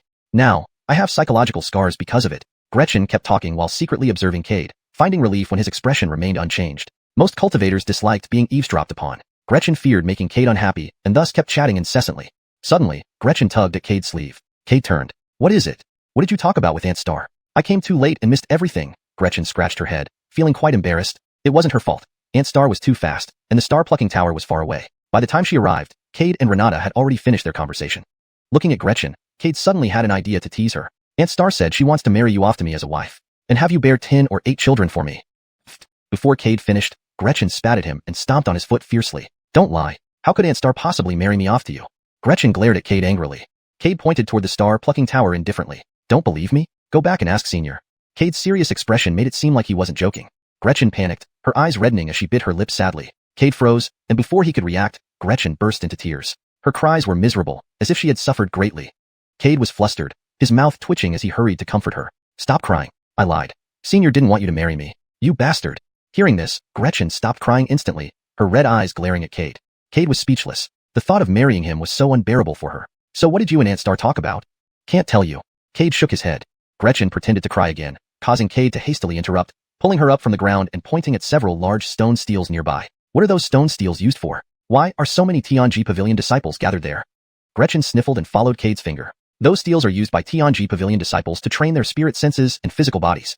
Cade furrowed his brows. Train their spirit senses and physical bodies? Gretchen wiped away her tears, rubbing her red eyes. Yes. While Tianji Pavilion disciples aren't adept in combat, they need strong spirit senses and physical bodies to block their opponent's luck. Only then can they defend against attacks and avoid being killed. Cade suddenly understood. Why don't you give it a try too? Gretchen suddenly thought of something and dragged Cade by the arm toward the stone steels.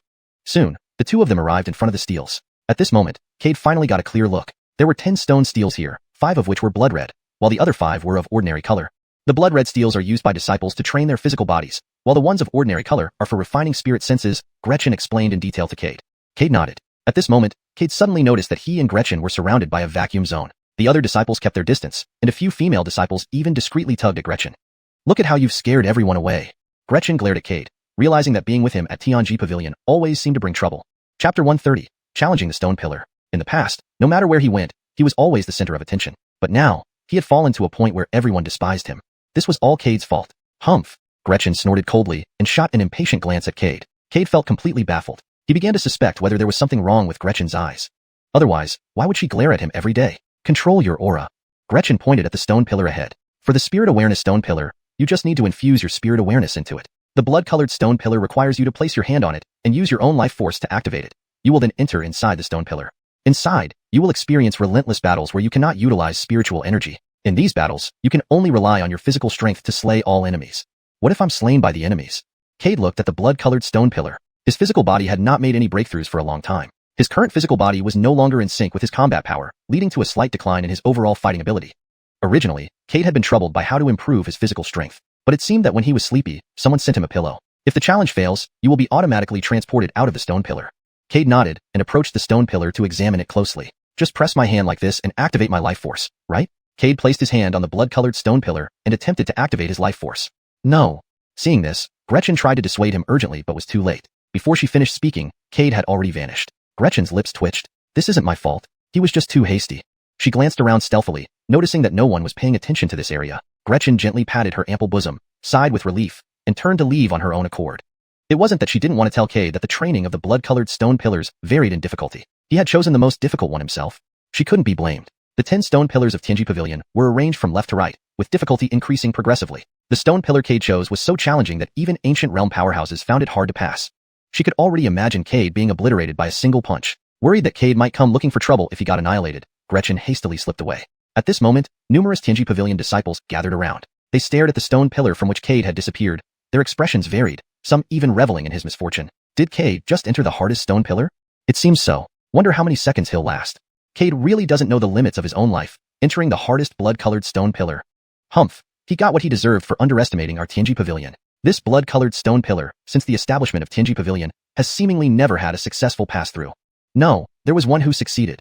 Instantly, all the Tianji Pavilion disciples turned to look at the speaker. This was a female disciple with a cold demeanor, tall stature, and an exquisite, ethereal beauty. She was like a snow lotus among the crowd. Her name was Rose, the first disciple under Elder 3 of Tianji Pavilion. Although she was only at the late-stage soul transformation realm, she had perfected the xuanhuan art and begun cultivating its advanced version, the Great xuanhuan art. The Great xuanhuan art was an emperor-level 4th-grade cultivation technique. It could predict the future, stir the historical river, and alter history and the future. Once perfected, it allowed one to find an opponent's past, present, and future within the historical river and erase their past. Without a past, how could there be a present or future? Rose was well-liked by Tianji Pavilion disciples, her prestige rivaling that of Gretchen. Seeing everyone turn to look at her, Rose remained calm and spoke slowly. I once heard my master say that the first pavilion master of Tianji Pavilion successfully passed through this stone pillar. The first-generation pavilion master. If it's the first-generation pavilion master, it is indeed possible. The first-generation pavilion master had supreme cultivation, making the 4 major sects dare not provoke Tianji Pavilion. It makes sense that he passed this stone pillar.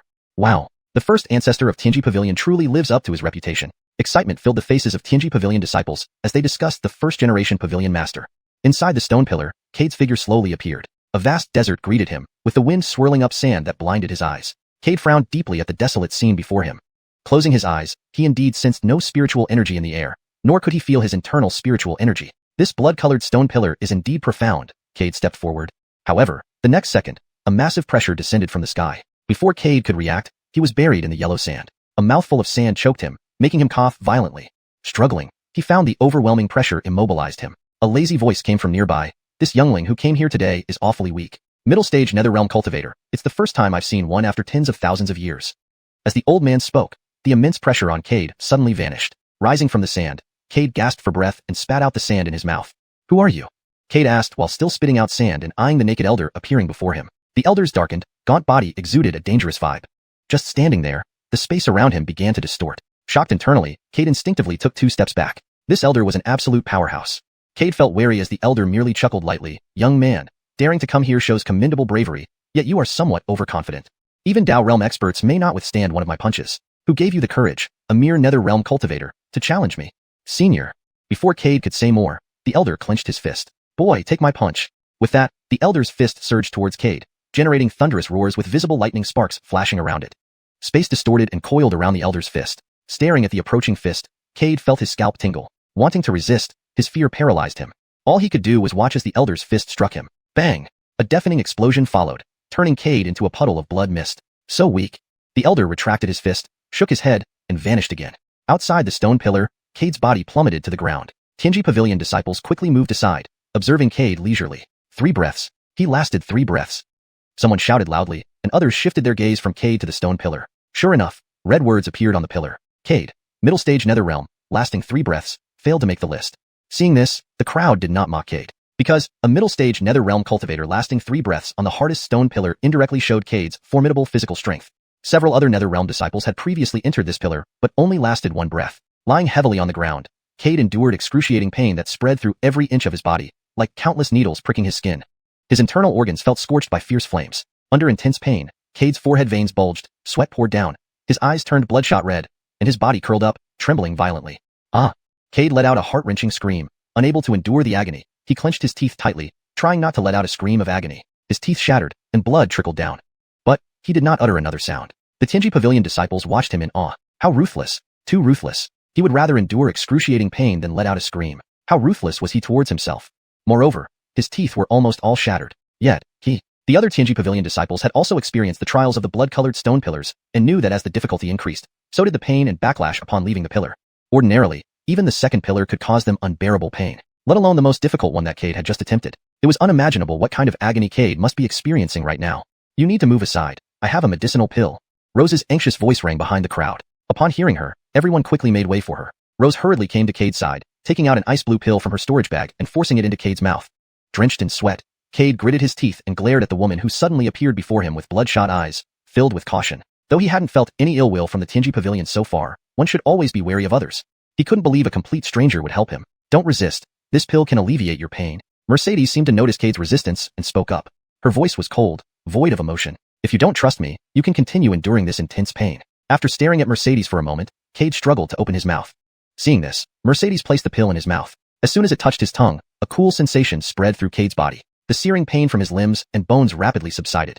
Lying on the ground, Cade panted heavily. Pain. Too much pain. Earlier, Cade had felt like he saw death beckoning him. It's okay.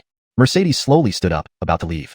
However, in the next second, her wrist was suddenly grabbed. Stopping in her tracks, Mercedes hesitated, then reluctantly looked down at Cade. Struggling to stand, Cade cupped his fists toward her. Teddy, thanks for the pill, Taoist friend. Teddy, I asked for your name? One day, I will return the favor. Cade, drenched in sweat, gazed at her with resolute, bloodshot eyes. Mercedes pulled her hand away from Cade's grasp, shaking her head. No need. These pills are not worth much. It doesn't matter who takes them. Besides, it's normal for first-timers to choose the wrong stone pillar and not know its intricacies. Please enlighten me. Cade bowed again. Mercedes narrowed her eyes, looking at Cade, knowing that if she didn't clarify things today, this troublemaker wouldn't let her go. Sighing helplessly, she explained, these stone pillars are used to hone the physical body, but they are not suitable for all cultivators. The difficulty increases from left to right. And so does the pain felt after leaving the pillar. You chose the hardest one, hence the unprecedented agony. If I'm not mistaken, within that pillar, your body was shattered into bloody mist. Otherwise, you wouldn't experience such pain. Cade nodded in realization.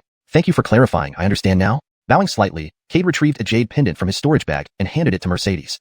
This jade pendant, though only grade 9 earth rank, can enhance a cultivator's spirit awareness. As a Tianji Pavilion disciple, spirit awareness is crucial to you. If you're unwilling to give your name, consider this pendant my gratitude. Mercedes was about to refuse but met Cade's gaze and ultimately swallowed her words. Thank you. She nodded and accepted the jade pendant before turning to leave. Tedany disciples watched her retreating figure with envy. A jade pendant that enhances spirit awareness, although only grade 9 earth rank, was invaluable to Tianji Pavilion disciples, akin to heaven-tier treasures. Such precious items that boost spirit awareness were rare. And Mercedes had obtained a jade pendant with a mere grade 2 blood cleansing pill. Envy wasn't the word. Jealousy would be more fitting. But despite their envy, none dared approach Mercedes or challenge Cade. This man was a real killing god. Offending him could lead to a fate worse than death. Cade paid no mind to the surrounding Tianji Pavilion disciples and walked over to the first stone pillar. After triple checking, he placed his hand on it, channeling his life force. Instantly, Cade vanished from their sight once again. The Tianji Pavilion disciples watched him disappear and began speculating. How long do you think Cade will last this time? Hard to say. He lasted 3 breaths on the hardest pillar. Perhaps he'll last over an hour this time. 2 hours. I bet Cade can last 2 hours. Even though Cade killed many people, strength doesn't necessarily mean a strong physical body. That makes sense. Why don't we place bets? Let's see who guesses closest without using xuanhuan art to predict. Sure. I'll bet 100 spirit stones on him lasting 2 hours. I'll bet 500 on him lasting 1 hour. Outside the stone pillar, numerous Tianji Pavilion disciples enthusiastically began placing bets. Elsewhere, Mercedes returned to her residence after leaving the stone pillar. Gretchen was already waiting for her. Upon seeing Mercedes, Gretchen ran up and hugged her arm. Sister, how did it go? Was that guy really pathetic? Mercedes gently tapped Gretchen's forehead. I don't understand why you asked me to give him the pill instead of doing it yourself. Taking out the jade pendant Cade gave her, Mercedes handed it to Gretchen. This is for you, sister, not me. You asked me to deliver the pill. Naturally, this pendant belongs to you. It can enhance spirit awareness, a rare treasure indeed. Mercedes tried to force the pendant into Gretchen's hands, but she dodged each attempt. Gretchen grinned at Mercedes. Sister, keeping this pendant will benefit you the most. Now that you've started practicing the great xuanhuan art, this pendant will surely speed up your progress. Mercedes looked at Gretchen, feeling helpless, but put the jade pendant back. They had known each other since childhood. Back then, Gretchen was just a little girl who would cry daily, always following her around. If Mercedes was out of sight for even a short while, Gretchen would burst into tears. Now, that crying child had grown into a sensible young lady in the blink of an eye. Gretchen approached Mercedes again, grinning and clinging to her arm. Sister, give me the shadow recording stone. Mercedes sighed but still retrieved a shadow recording stone from her storage bag and handed it to Gretchen. Gretchen was thrilled when she received it. She planned to record Cade's embarrassing moment to make sure he'd take her along to see their master next time. If he refused, she'd release the content of the recording stone. Just imagining the scene of holding Cade hostage made Gretchen's face glow with excitement. Originally, after leaving the stone pillar, Gretchen thought that every person who entered the stone pillar would suffer immense pain upon exiting. And since Cade had entered the most difficult stone pillar, the pain he would endure upon exiting would be the greatest. Gretchen planned to use a shadow recording stone to capture Cade's disheveled appearance, using it to blackmail him into taking her to see their master. However, she was afraid that if she were there in person, Cade might cause her trouble upon discovering her intentions. Thus, she asked Mercedes to record for her and to give Cade a medicinal pill after he came out to alleviate his suffering. This was why Mercedes did not immediately give Cade the medicinal pill but waited for a while before doing so. Gretchen, What exactly is your relationship with Cade? Don't tell me you've taken a liking to this guy? How could I? How could I possibly take a liking to him? Chapter 131. Success. Gretchen's fair face flushed slightly. She admitted that Cade's appearance could be considered handsome, but his imposing aura was enough to scare people. Besides, she had only known Cade for less than a month. How could she possibly like him? Moreover, Cade was always thinking about how to get rid of her. How could he possibly like her? Despite feeling a bit disappointed deep down, she couldn't help but still have some expectations when she thought of the words Cade had said earlier. Tethering him didn't seem entirely out of the question. This thought startled her so much that she hastily shook her head. No, absolutely not. Rose looked at her puzzled, unsure why this girl was behaving so strangely. Yue, is something wrong? Nothing. Gretchen snapped back to reality, meeting Rose's gaze, her face flushing red instantly. Rose frowned slightly. Are you sure everything's fine? Really, it's nothing. Gretchen nodded firmly. Seeing her determination, Rose didn't press further. Suddenly, she remembered something and said, right, Cade should be trying to conquer the first bloodstone pillar now. Aren't you going to check on him? Gretchen shook her head. I won't go. Given Cade's strength, I'm sure he'll pass the first bloodstone pillar without issues. Rose was surprised. She hadn't expected Gretchen to trust Cade so much. What kind of spell did Cade cast on you to make you believe in him so much? Gretchen smiled and shook her head. Although Cade is currently at the middle stage of the netherworld transformation, I've seen him fight before. His true combat strength can slay me in an instant. How could someone with such terrifying combat power have weak physical strength? I remember the requirement to pass the first bloodstone pillar is to reach the late stage of the netherworld transformation in terms of physical strength. With my understanding of Cade, his physical strength has likely already reached this level. Seeing Gretchen's unwavering confidence, Rose became somewhat curious. She decided to head back to the bloodstone pillar to see if Cade really was as Gretchen described. Alright, if that's the case, I'll go check. Rose turned to leave but was stopped by Gretchen grabbing her hand. Yue, do you need me to do anything else? Rose asked in confusion. Gretchen pulled out a few image recording stones from her storage bag and handed them over. Olive, if Cade ends up in any embarrassing situations again, please record it for me. So he'll know better than to disdain me in the future. Gretchen waved her fist, eyes filled with determination. Rose was speechless but still took the stones Gretchen handed her. Meanwhile, within the first bloodstone pillar, Cade stood on the yellow sand. He couldn't sense any spiritual energy around him and couldn't even circulate his internal spirit energy. Cade glanced around. The environment was no different from the last time he entered this stone pillar. Roar.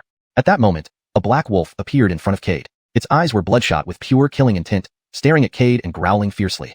Cade recognized it as a 13th level formation phase black wolf. A 13th level formation phase black wolf? That's too underestimating me. With that, Cade exerted all his strength and shot forward in an instant. Within seconds, he reached the black wolf. Roar. The black wolf let out a roar, lunging towards Cade. Cade sneered coldly and threw a punch. Bang! The black wolf was instantly shattered into blood mist, transforming into a streak of red light and disappearing into Cade's body. As the red light dissipated inside him, Cade found it seemed to enhance his physical strength. Delighted, Cade continued forward. Just as he crossed a sand dune, the scene before him almost made him unable to contain his smile. Ahead of him was a pack of wolves, roughly 50 or 60 in number. And among them was a Foundation Establishment Phase black wolf. Cade estimated this Foundation Establishment Phase black wolf was likely the alpha of the pack. Understanding the principle that capturing the thief starts with capturing the king, Cade knew he needed to eliminate the entire pack to strengthen his body. The wolf pack sensed Cade's killing intent, letting out a series of low growls before swiftly rushing toward him. Without hesitation, Cade swung his fists, effortlessly defeating the Formation Phase black wolves. Facing these wolves, Cade dealt a single blow per wolf. After about a quarter of an hour, Cade crushed the alpha with one punch, excitement uncontrollably filling his eyes, because he discovered that his physical body started to expel impurities. Logically, a netherworld transformation cultivator's body should already be pure and flawless. However, what Cade didn't expect was that after slaying the black wolves and absorbing the red light they produced, his seemingly pure body began to expel impurities. After these impurities were expelled, Cade felt his physical strength significantly increased. Looking ahead, a grin spread across Cade's face. He could already imagine that upon successfully passing this bloodstone pillar, his physical strength would reach true purity and flawlessness, and his physical resilience would be enhanced, albeit slightly, a good sign for the current Cade. Racing through the sands, Cade soon encountered the second wave of wolves. This time, the number of wolves was more than twice as many as the first batch, and they all emitted a presence indicative of the later stages of Foundation establishment. Kill! With a fierce roar, Cade plunged into the pack. Even Foundation establishment phase wolves weren't Cade's match. Under his fists, countless black wolves exploded into red lights, disappearing into his body. Gradually, Cade's punches grew fiercer, focusing all his strength into each strike. The speed at which he killed the black wolves also increased, but another problem soon emerged. Without spiritual energy to sustain him, his body quickly grew fatigued. By the time he finished off the group of Foundation establishment wolves, Cade was already panting, with a tingling sensation in his arms. Shaking his arms, he observed the red lights converging into him. Although these red lights rapidly heal my body. But next, I will face black wolves of core formation phase. And there are nearly 200 Foundation establishment ones here. Who knows how many core formation black wolves there will be. Soon, all the red lights disappeared into Cade's body. He quietly felt the changes in his physical strength and was very satisfied. He then continued moving forward. About a quarter of an hour later, Cade looked at the vast expanse of black wolves ahead of him, his mouth twitching involuntarily. Glancing around, he could barely see the end. With a rough estimate, Cade figured there were at least thousands of core formation black wolves. Although these black wolves were only in the early stages of core formation, slaying them was akin to crushing ants. However, crushing too many could still tire the hand. Shaking his head to clear those impractical thoughts, Cade roared loudly, charging into the pack once more. The black wolves pounced on him from all sides as soon as he entered. No matter how fast Cade moved, it was impossible for him to react in time. Before long, a black wolf bit onto his shoulder. Fortunately, his physical strength was formidable, leaving only a white mark on his shoulder from the bite. Seizing the black wolf by its tail, Cade yanked it off and shattered its head with a punch. But the overwhelming numbers of black wolves meant that Cade soon bore a tiny scratch on his body. Noticing the injury, Cade was momentarily incredulous. Currently, he was at the middle stage of the netherworld transformation. Even if his physical strength wasn't extraordinary, it was still that of a middle-stage netherworld transformation cultivator, which ordinary core formation cultivators couldn't breach. Yet, the black wolves managed to pierce through it. Although the scratch was as thin as a hairline, Cade's gaze turned fierce, reining in his earlier nonchalance. As he swung his fists, he constantly gauged the flow of his own strength. Facing the enormous pack of wolves, without the support of spiritual energy, he could only minimize the output of his blood chi force to extend the time. Otherwise, he would eventually exhaust himself. At that point, he would surely be torn apart and killed by the wolf pack. One punch, two punches. Meanwhile, outside on the leftmost bloodstone pillar, Cade's name was rapidly pulsating. Cade, middle stage nascent soul, slayed 500 early foundation establishment black wolves. Cade, middle stage nascent soul, slayed 600 early foundation establishment black wolves. Cade, middle stage nascent soul, slayed 800 early foundation establishment black wolves.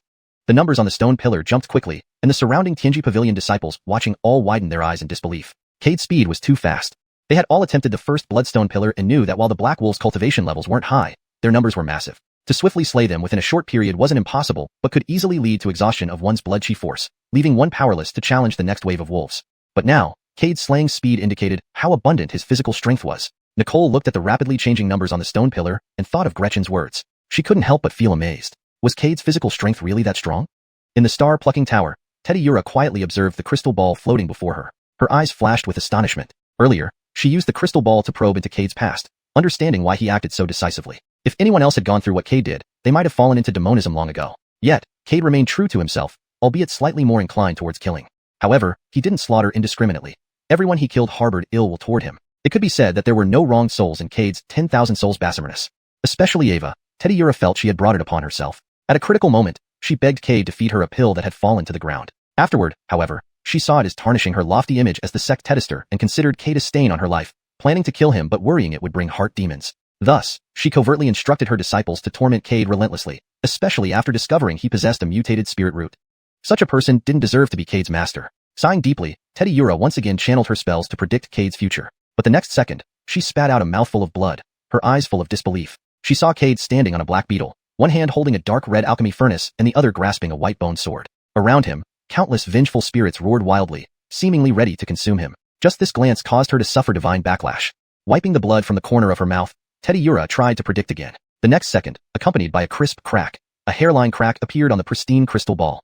Who exactly is Cade, and why can I not predict his future? Seeing the crack on the crystal ball, Teddy Yura's face turned ugly. This crystal ball was a third-grade imperial treasure she obtained at great cost. Besides divining, it was also an extremely powerful offensive magical artifact. For it to show cracks was something she hadn't anticipated. Heaving a deep sigh, Teddy Yura reluctantly put away the crystal ball. She recalled the image of Cade she saw earlier. The dark red alchemy furnace in Cade's hand seemed very similar to his current 10,000 souls Bassiminus. Except for the color, everything else matched perfectly. Could that dark red alchemy furnace be the fully refined 10,000 souls Bassiminus? A flash of shock passed through Teddy Yura's eyes. Just looking at that dark red alchemy furnace made cold sweat break out on her back. The scene seen by divination might truly happen.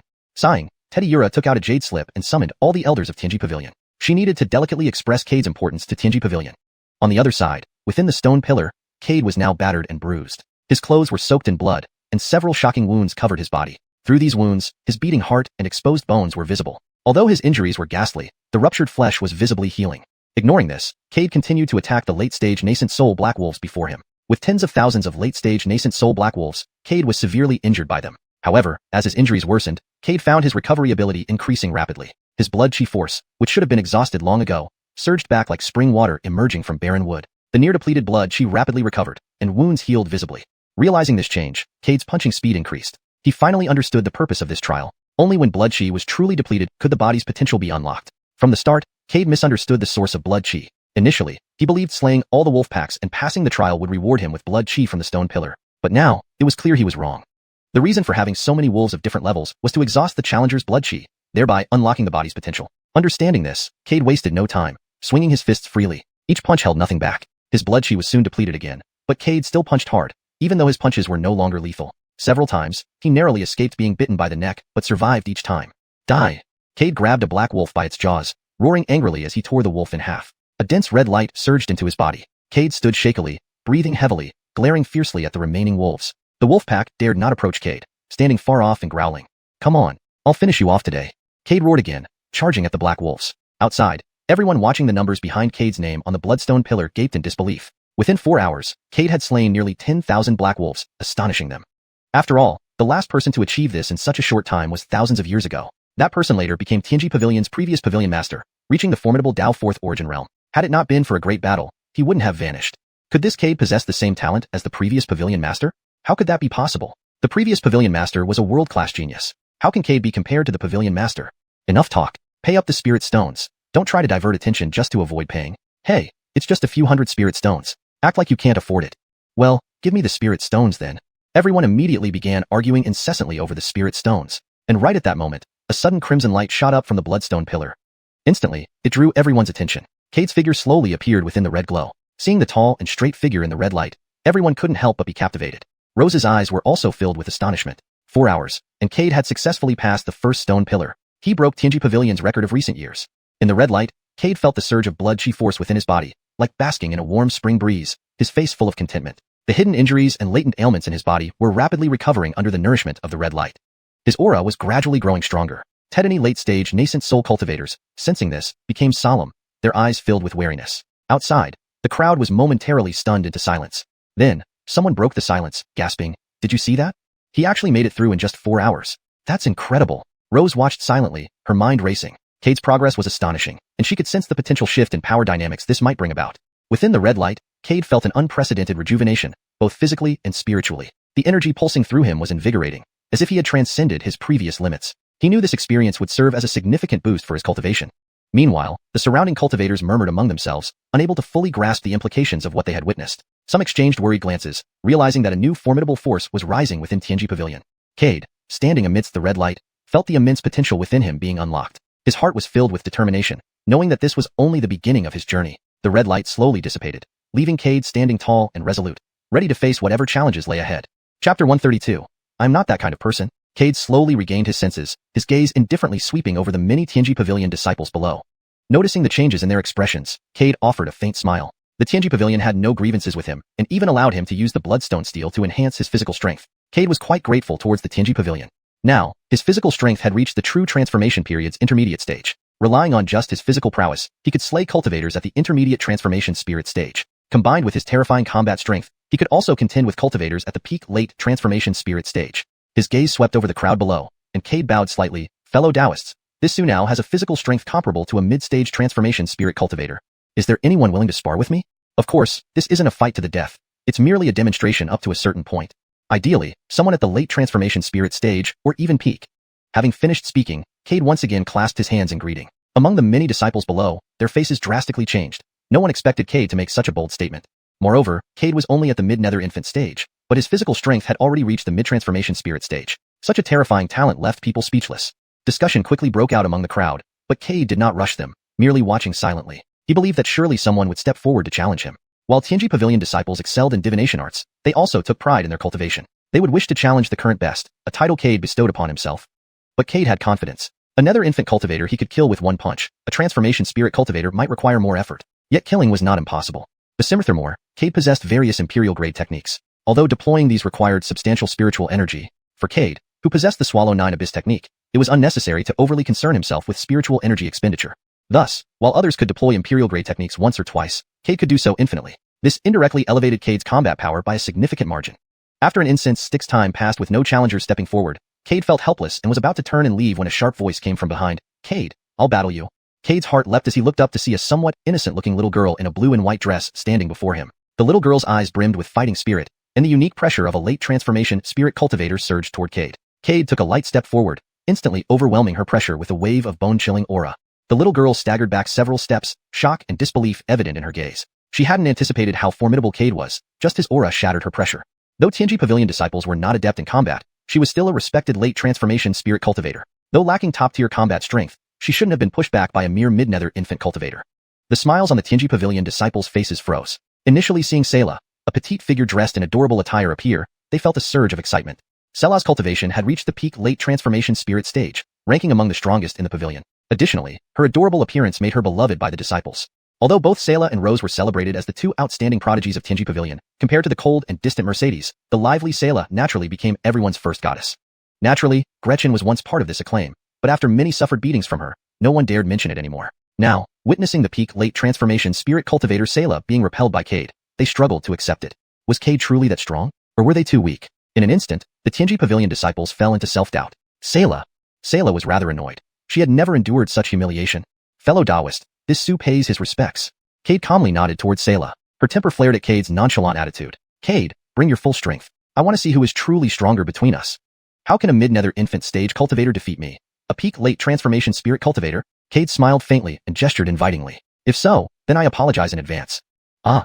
Selah cried out as spiritual energy surged, and lightning crackled in her delicate palms. Darkness enveloped the surroundings except for the purple lightning emanating from Selah's hands. Cade frowned slightly. The lightning was blinding, radiating immense power. Certainly, the technique was of high grade. Ordinary cultivators might struggle against her, but Cade wasn't ordinary. Die! Selah vanished and reappeared before Cade in an instant, her lightning-infused hand aiming for his chest. Just as Selah thought Cade couldn't react fast enough due to her speed, sudden pain shot through her hand. Immediately afterward, without giving her a chance to respond, her chest erupted in pain. With it a mouthful of blood spewed forth, sending her flying backward. Cade's lips twitched. Having grown accustomed to killing, he'd momentarily forgotten to control his force. As Selah's hand neared him, Cade grabbed her wrist like lightning. Then, he struck her chest with a single blow. Luckily, Cade instinctively reduced the force at the last moment. Only 6/10 of his power was released in the strike. Despite this, Selah hurtled backward, blood continuously spurting from her mouth, and her big watery eyes filled with tears. Eventually steadying herself, Selah checked her injuries and couldn't hold back her sobs. Her originally protruding chest now lay flattened, her ribcage broken, causing a severe depression in her chest. Ah! Selah cried out painfully, Cade, you bastard! How could you do this to me? I'm a girl. Wah Cade, you pervert, you bastard, how could you? Ignoring her chest injury, Selah hugged her knees and buried her face in them, sobbing uncontrollably. Cade had gone too far by injuring her chest. How could he be so ruthless without caring for a lady's dignity? Why, how could she live on like this? The many Tianji Pavilion disciples below were also dumbfounded. Some even rubbed their eyes, thinking they must be mistaken. Cade actually shattered Selah's chest? Female disciples subconsciously swallowed and covered their chests, looking at Cade with hostile eyes. Whereas fear initially stemmed from his aura, now it was his brutality. Facing a girl, he used such force and even injured her in that way. Simply inhumane and insane. Am I seeing things? Did Sister Selah's chest get smashed by Cade? I saw it too. This must be a dream. So brutal. Number 1 cruel man. Girl cultivator Bane. Listening to the numerous disciples' discussions, Cade appeared embarrassed. Don't misunderstand. I'm not that kind of person. It was just a moment of urgency. This rarely happens. Cade's voice wasn't loud, yet everyone heard him clearly. They all watched him suspiciously. Under their scrutinizing gazes, Cade felt his scalp tingle. Just as he was about to explain further, Selah's voice interrupted. Translation ends here to maintain the structure and flow of the original chapter. You're lying. The move you made just now was very proficient, clearly indicating you've done it many times before. Selah covered her flattened chest and cried as if her heart was broken. Yet, she didn't forget to accuse Cade in front of everyone. Cade's lips twitched as he noticed the change in the crowd's gazes. He hurriedly took out a medicinal pill from his storage bag and placed it in front of Selah. Quickly take this pill. It will help your injuries recover swiftly. I really didn't mean to do it. You've misunderstood me. The strong aroma of the pill refreshed everyone's senses. Selah looked at the pill in Cade's hand, and her eyes flashed with surprise. She immediately recognized that the effect of this pill was quite potent, providing at least 60% recovery. This kind of 6 absolute pill was highly valued outside, and extremely rare. Could it be that Cade really didn't do it on purpose? With mixed feelings of belief and doubt, Selah accepted the pill from Cade. Cade kept smiling and apologized continuously. Fine then, I'll forgive you this time. Selah shot Cade a glare, holding the pill and quickly disappeared. With her chest damaged by Cade, she didn't want to stay any longer to avoid becoming a laughingstock. Seeing Selah leave, Cade finally breathed a sigh of relief and smiled at the numerous Tianji Pavilion disciples below. You all have seen what happened. This was merely a misunderstanding. How could someone like me ever be that kind of person? The crowd still stared at Cade, their eyes filled with suspicion. Let's put this little incident aside and continue. Cade quickly changed the subject and took out a heavenly rank artifact from his storage bag. This is a 6th grade heavenly rank artifact I obtained after slaying a disciple of the Xuanhuan sect. Today, anyone here who can defeat me will receive this heavenly rank artifact. Upon hearing this, the scene turned dead silent for a moment, but soon was filled with rapid breathing sounds. The Tianji Pavilion disciples stared intently at the heavenly rank artifact in Cade's hand, their breath quickening and eyes full of longing. Although the Tianji Pavilion was considered a prestigious sect, obtaining a heavenly rank artifact was no easy task. One either had to receive it as a gift from elders or earn contribution points by completing tasks within the pavilion to exchange for such treasures. Despite these efforts, only a few disciples in the entire Tianji Pavilion possessed heavenly rank artifacts. Now, defeating Cade would grant them one of these precious artifacts. Tedany Tianji Pavilion disciples were itching to act. Cade, let me give it a try. Rose stepped forward, her face as cold as ice.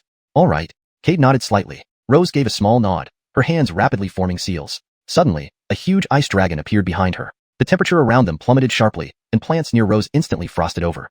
Unable to withstand the coldness from the ice dragon, many disciples backed away from Rose. Cade remained unfazed by the intense cold emanating from the ice dragon, which dissipated about 10 meters away from him. Rose naturally noticed this, her pupils narrowing slightly. Holy snow lotus! A powerful shout erupted from Rose's mouth, and beneath the ice dragon emerged a colossal ice snow lotus. The ice dragon's power surged once again, countless waves of freezing energy enveloping the sky. Even the clear sky couldn't prevent shivers from running down people's spines. Some nascent soul cultivators who failed to react in time turned into icy statues. As the freezing aura approached Cade again, it dispersed just 3 meters away from him. Cade watched the ice snow lotus appear under the ice dragon with great interest. Because after the ice snow lotus appeared, the ice dragon's strength increased. The ice snow lotus enhanced its effectiveness, something Cade hadn't expected. If he could master this technique, it would help him significantly during battles. While capturing spirits was also an option, their low-level abilities were hardly helpful to Cade anymore. Snow Taoist, may I borrow the technique for this ice snow lotus once our duel is over? Rose shook her head. Techniques belong to the Tianji Pavilion. Although I have mastered them, I dare not lend out the techniques without permission from the elders. Cade's eyes showed a hint of disappointment, but he wasn't overly concerned. If he couldn't get it from Rose, he could find Renata. Given her status in the Tianji Pavilion, she would easily acquire the technique for him. Thank you. Cade nodded slightly. Begin. All right. The petals of Rose's snow lotus fell as the ice dragon, carrying countless waves of cold air, charged at Cade with overwhelming momentum. Cade's expression changed abruptly, no longer calm or indifferent, but cold. Shatter. Cade clenched his fist, mobilizing his blood chi force, and unleashed a punch. At the instant the ice dragon met Cade's fist, it exploded, turning into countless ice crystals and disappearing. Right at that moment, Cade's ears twitched, sensing Rose had already circled behind him, planning to ambush him from behind and deal a fatal blow. How could Cade let her succeed? He turned and punched backward. In the next second, Cade froze in place. His punch hit Rose's high peaks precisely. Poof! Rose spat out a mouthful of blood, glancing down at Cade's fist, her lips twitching uncontrollably. Cade, you're shameless. As she was thrown back by the force of Cade's punch, many disciples' jaws dropped, drawing sharp intakes of breath. Because Rose's high peaks deflated, she was also burst by Cade. Watching Rose fly away, Cade felt numb. He had constantly reminded himself not to target people's chests, but his body's reaction had outpaced his mind. There was no way he could explain this away. Hitting Sayla could be called an accident, but doing it again so soon left him with no excuse. Snow Taoist, this heavenly ranked treasure belongs to you. Cade left those words and fled like a streak of light. If he stayed, he would drown in the Tolmoth, spit, of the Tianji Pavilion disciples. / edited translation. If he stayed, he would be drowned in the saliva of the Tianji Pavilion disciples. / Bassimer refinement for natural fluency. If he stayed, he would be drowned in the Tolmoth, spit, of the Tianji Pavilion disciples. If he stayed, he would be inundated with the criticism and disdain from the Tianji Pavilion disciples. Note, the term Tolmoth, spit, is used figuratively here to mean criticism or disdain. Therefore, a more idiomatic expression in English would better convey the intended meaning. Watching Cade leave, the female disciples blushed in embarrassment and spat lightly on the ground. How indecent Cade is. How can he strike a girl's chest? Who says? He seems like a complete scoundrel. Both Olive Sayla and Olive Rose have been hit. Judging by his proficiency, he must have done it many times before. Men's words are deceitful indeed. Let's keep away from him in the future. What if he does the same to us? Yuck. Female disciples covered their chests, glaring angrily at the nearby male cultivators as they walked away without looking back. The male cultivators were baffled. Why are they glaring at us? It wasn't us who struck them. They should blame Cade, not vent their anger on us. But the girls wouldn't listen, leaving them speechless. What's happening? Forget it. I'll go find Cade and demand justice. I'm coming too. Forget it. We can hear the sound of your schemes. The male disciples exchanged smiles and flew off in Cade's direction. Hovering in midair, Rose examined the heavenly rank artifact in her hand, her eyebrows furrowed. She was sure that Cade's moves were instinctive, not accidental. Is this guy a pervert? Rose gritted her teeth in frustration. She had to go back and discuss this with Yue, making sure she stayed away from this maniac. How could anyone be good who bursts girls' chests on impulse? Back at his residence, Cade seemed utterly dejected. Translation ends here to maintain the structure and flow of the original chapter. Bloodthirsty killer, brutal, merciless. Cade could endure all these labels, but, being called a girl hunter and the bane of female cultivators, these accusations were enough to tarnish his once glorious reputation. Cade let out an exasperated roar toward the sky. His lifelong honor was thus destroyed. All this was due to Savannah and the others. If not for their actions, he wouldn't have had such reactions. Already becoming part of the 10,000 souls Bassimerness, and still causing trouble here. Besimming with anger, Cade took out Reese and the other souls from the furnace, forming a whip made of spiritual energy, and relentlessly lashed them. A hint of confusion flickered in Reese and the others' vacant eyes. Why was the master whipping them? Note, this translation preserves the paragraph structure and tone of the original text while ensuring it remains natural and fluent in English. Chapter 133, Blackmail. Reese and the other souls became fainter under Cade's whipping. Cade was almost venting all his pent-up fury, but it didn't last long as someone suddenly knocked on the door. Frowning, Cade probed with his divine sense, and his mouth couldn't help but twitch.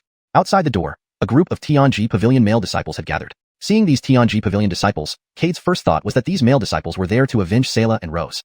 But Cade quickly dismissed this idea, because those Tianji Pavilion disciples were beaming with excitement, talking animatedly among themselves, not looking like they were coming to settle scores at all.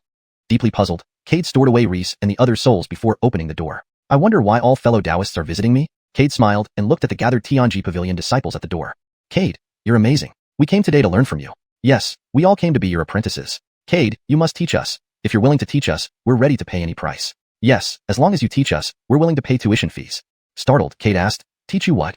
Cade was filled with confusion. He hadn't displayed any supernatural powers in front of so many Tianji Pavilion disciples, and logically speaking, after he had beaten Sayla and Rose, these young male disciples should have come to find trouble for him, shouldn't they?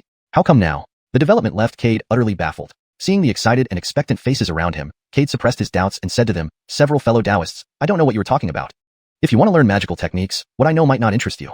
Before Cade could finish, a middle-stage core formation disciple interrupted him. What are you talking about? We want to learn how to beat up female disciples quickly. The cultivation techniques you practice must be brutal and violent, which we don't want. Yes, Cade. How did you manage to accurately and precisely defeat their weak points? Quickly teach us. We also want to be like you. Rest assured, we will give you tuition fees. Definitely won't let you do it for nothing. Cade's lips twitched uncontrollably. Who were these people? How could they be thinking about how to beat people up every day? Looking at the eager eyes of many, Cade refused without hesitation. If he really agreed, he wouldn't be able to stay in Tianji Pavilion. Though he only intended to stay here for some time, if this reputation spread, forget finding a Dao companion. Likely more people would hunt him down. Moreover, there would be cultivators with even higher cultivation levels appearing. After all, high cultivation cultivators included women. Beating someone up can easily stir the anger of female cultivators. Cade considered himself powerful, but he lacked the courage to face all the female cultivators in the world. Women help women. I've already told you, I'm not that kind of person. Why don't you believe me? That happened purely by accident. How could someone like me be who you think I am? Cade put on a serious look, and if it weren't for yesterday's incident, many Tianji Pavilion disciples might have believed his lies. Oh, there was a murmur around. Tianji Pavilion disciples stared at Cade with significant gazes. Cade felt helpless. But at that moment, the communication jade tablet in his storage bag suddenly rang. Cade took it out, and saw it was Renata. Why is Senior Xing calling me? Putting away the jade tablet, Cade frowned slightly. Though he wasn't sure why Renata was calling him, after interacting with her for a while, Cade knew she didn't do things without reason. She must have something important to say. This was a good opportunity to get rid of these Tianji Pavilion disciples. Understanding this, Cade raised his head and looked apologetically at the many Tianji Pavilion disciples in front of him. Senior Renata needs me for something, fellow Taoists. I can't chat with you here anymore. I also want to stress again that I'm not the scoundrel you describe. Beating up fellow Taoists Sayla and Rose was an accident. Fellow Taoists have been cultivating for a long time and should be able to distinguish right from wrong. You should all understand what kind of person I am. Decisive, bloodthirsty, merciless, cold-blooded killer. That's my true image. How could a ruthless person like me possibly do such filthy, immoral, and perverted things? Leaving these words behind, Cade turned into a long rainbow and disappeared. Looking at the direction Cade left, the many Tianji Pavilion disciples exchanged glances. Was the fact really as he said? It felt like something was off, but they couldn't put their finger on it. Meanwhile, Cade hurried to Xiuxian Tower. Upon entering, he saw Renata smiling, and beside her were two elders. Knowing that anyone sitting with Renata must be a Tianji Pavilion elder, Cade recognized one of the men, having met him just a few days ago. Not daring to neglect, Cade hastily bowed. Junior Cade greets all seniors. No need for formalities. Renata waved a hand and pointed to the side. Please sit. I called you here because there's something to discuss. Monroe, an elder three beside Renata nodded toward Cade with smiles. Cade nodded and sat down. I wonder what the three seniors wish to discuss? Renata smiled and said, Cade, let me introduce the two beside me, Tianji Pavilion's second elder Andre and Damon Aryan. Today, the three of us called you here mainly to discuss something with you. You've been here at Tianji Pavilion for quite some time. Surely you've noticed that our disciples possess cultivation skills but aren't adept in combat. But you excel in this area. Therefore, after deliberation, the three of us decided to invite you to become a guest elder at Tianji Pavilion, responsible for teaching our disciples combat skills to strengthen Tianji Pavilion's strength. Senior.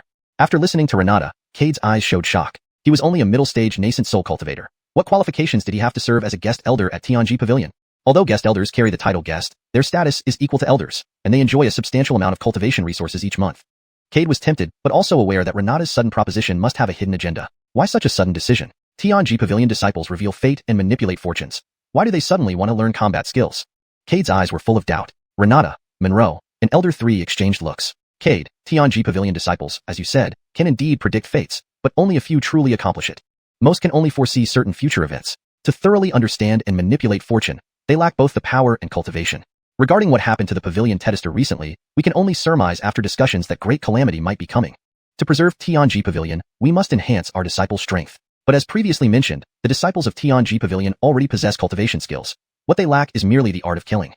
Therefore, Suki did not continue with her words, but she believed Cade would definitely understand. Cade, if you become an elder at our Tianji Pavilion, Zhong Changzong will have no way to harm you anymore. Second elder stroked his breath and said calmly, yes, although only a guest elder, your status would be equal to ours. Our Tianji Pavilion disciples will certainly not be like those from other sections. Damon smiled benevolently, looking like a kind old neighbor.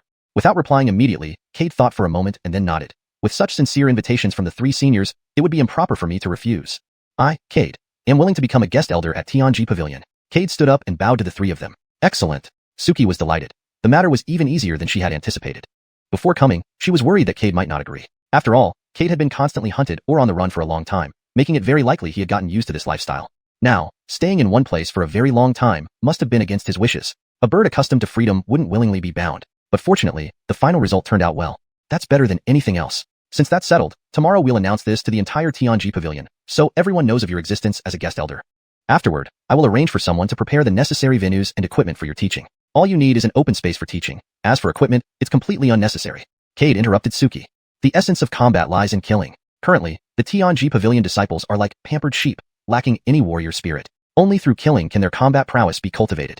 Cade's voice was firm, stunning Suki and the two elders momentarily. They hadn't expected the Tianji Pavilion disciples to be viewed this way by Cade, but upon reflection, it seemed accurate. The pavilion had always appeared flourishing, with little conflict among the disciples. When facing external threats, they could unite together. However, should real combat arise, Tianji Pavilion disciples would undoubtedly be frightened by bloody scenes. Their expressions during their first encounter with Cade revealed their true nature. Despite usual bravado, they were truly terrified when faced with such a formidable killer. Even the aura of slaughter around Cade was enough to make them quiver. Everyone nodded in agreement with Cade's proposal. Though they were all ancient realm powerhouses and top fighters in the upper realms, none of them had experienced genuine combat. Their development had primarily taken place within Tianji Pavilion, only venturing out for specific missions. Otherwise, they wouldn't have asked Cade to train their disciples in combat. Cade, you're an expert in this area. Proceed as you see fit. If you need anything, just ask, and we will do our best to provide it. Suki handed over a storage bag to Cade. Inside are the clothes and identity tokens of an elder, and the cultivation method of cold ice snow lotus.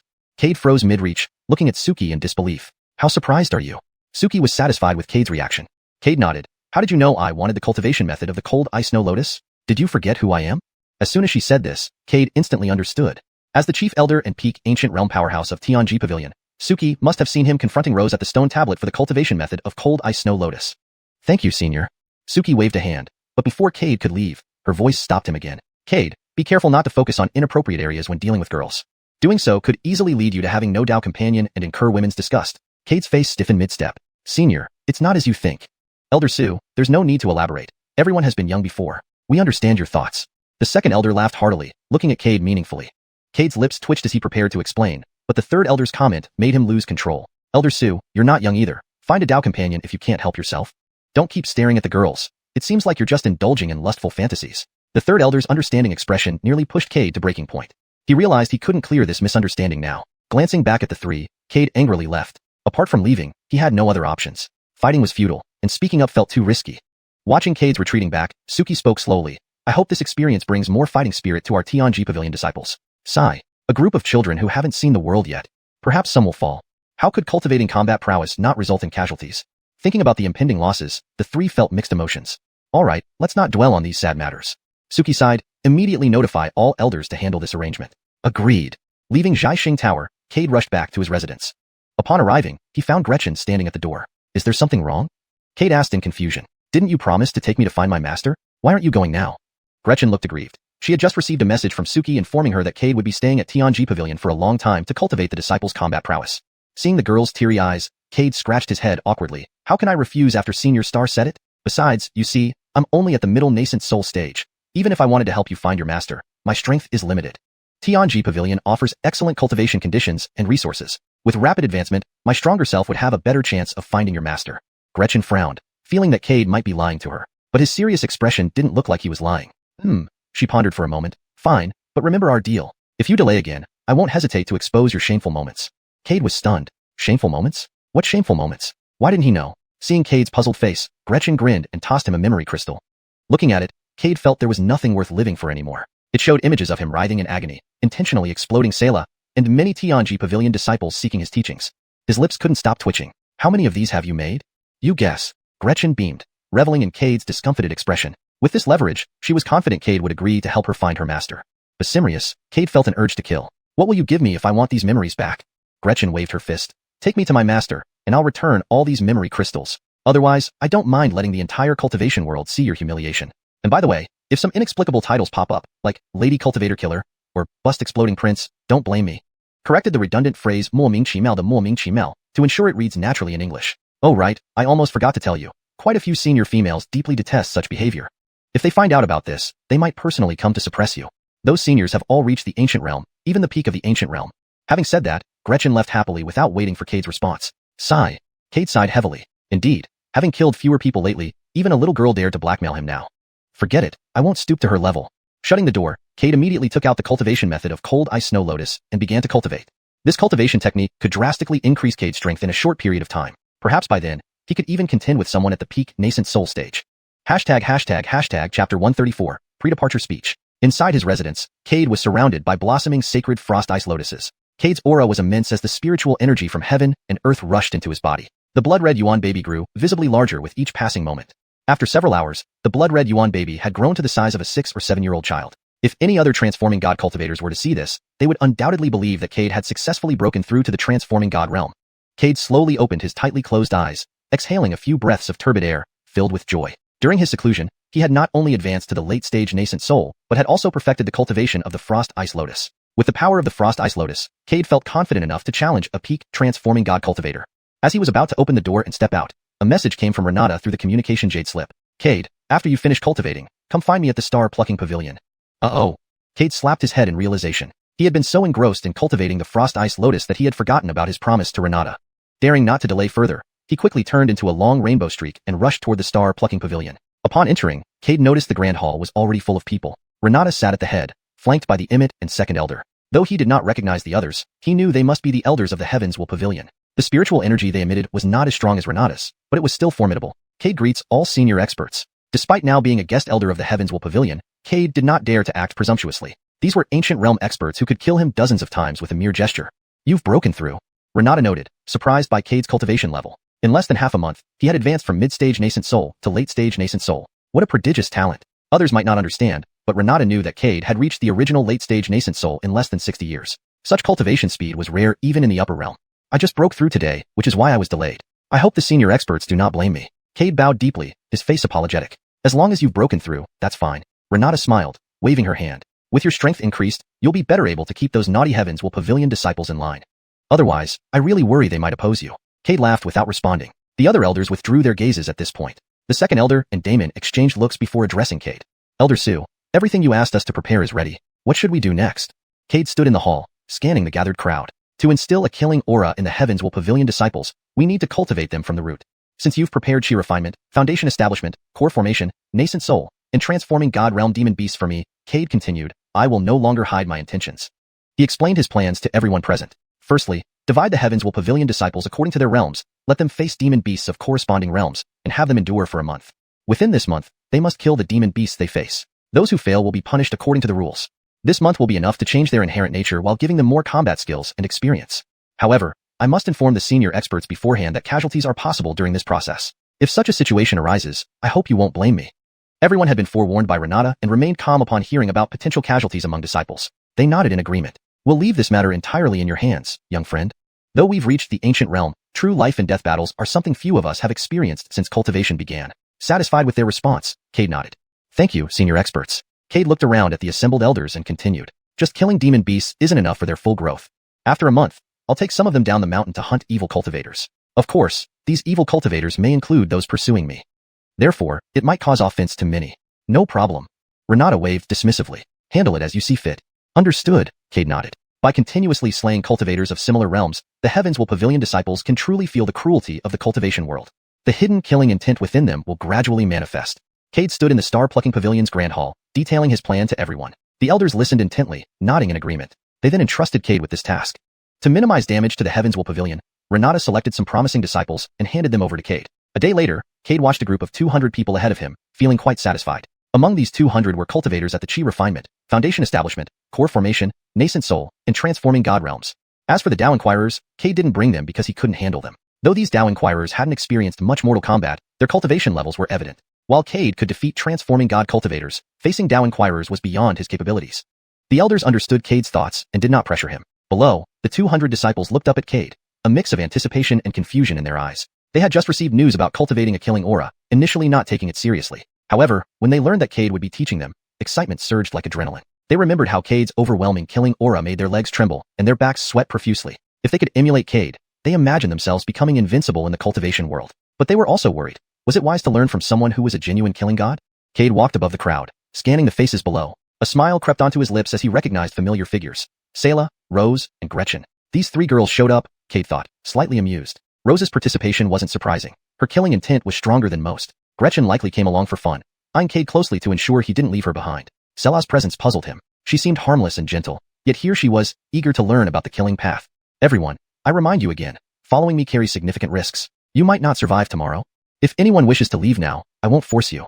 Today, you will face thousands of demon beasts ranging from chi refinement to transforming god. This is real danger. If killed by these beasts, you're really dead. But I assure you, after this baptism of blood, your strength will greatly increase. Cade's voice was calm, but clear enough for everyone to hear. The hall fell silent. The disciples exchanged glances, some excited, others worried, and a few visibly afraid. Cade didn't rush them. He simply watched quietly. Although he had promised Lily to help the Heavens Will Pavilion disciples cultivate the path of killing, Cade did not recommend those who were already scared out of their wits even before they departed. Their timid nature suggested they should remain in the Heavens Will Pavilion, predicting the future and unraveling its mysteries. It wasn't necessary for all Heavens Will Pavilion disciples to engage in combat with others.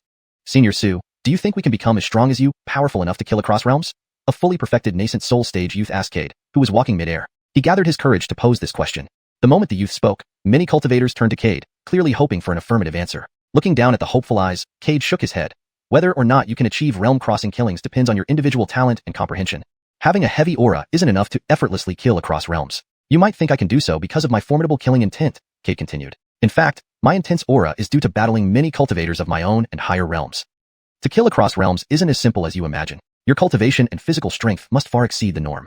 Now, what you should consider is how to survive facing numerous demon beasts. Only those who survive have the right to discuss becoming stronger. Francisco nodded, his eyes filled with longing. Senior Su, disciple Francisco is willing to follow you, no matter life or death, without blaming you. I am too. So am I. Tetany of the Heavens Will Pavilion disciples expressed their willingness, but some still chose to back out. After all, staying within the safe confines of the Heavens Will Pavilion wasn't bad. Why risk fighting? Cultivators sought immortality, not deadly combat. They had long forgotten their original intentions. Humph. Selah sneered at Cade, floating in mid-air. This bastard still hasn't paid for what he did last time. When I grow stronger, I'll tear him apart. Tang, why don't you give it up?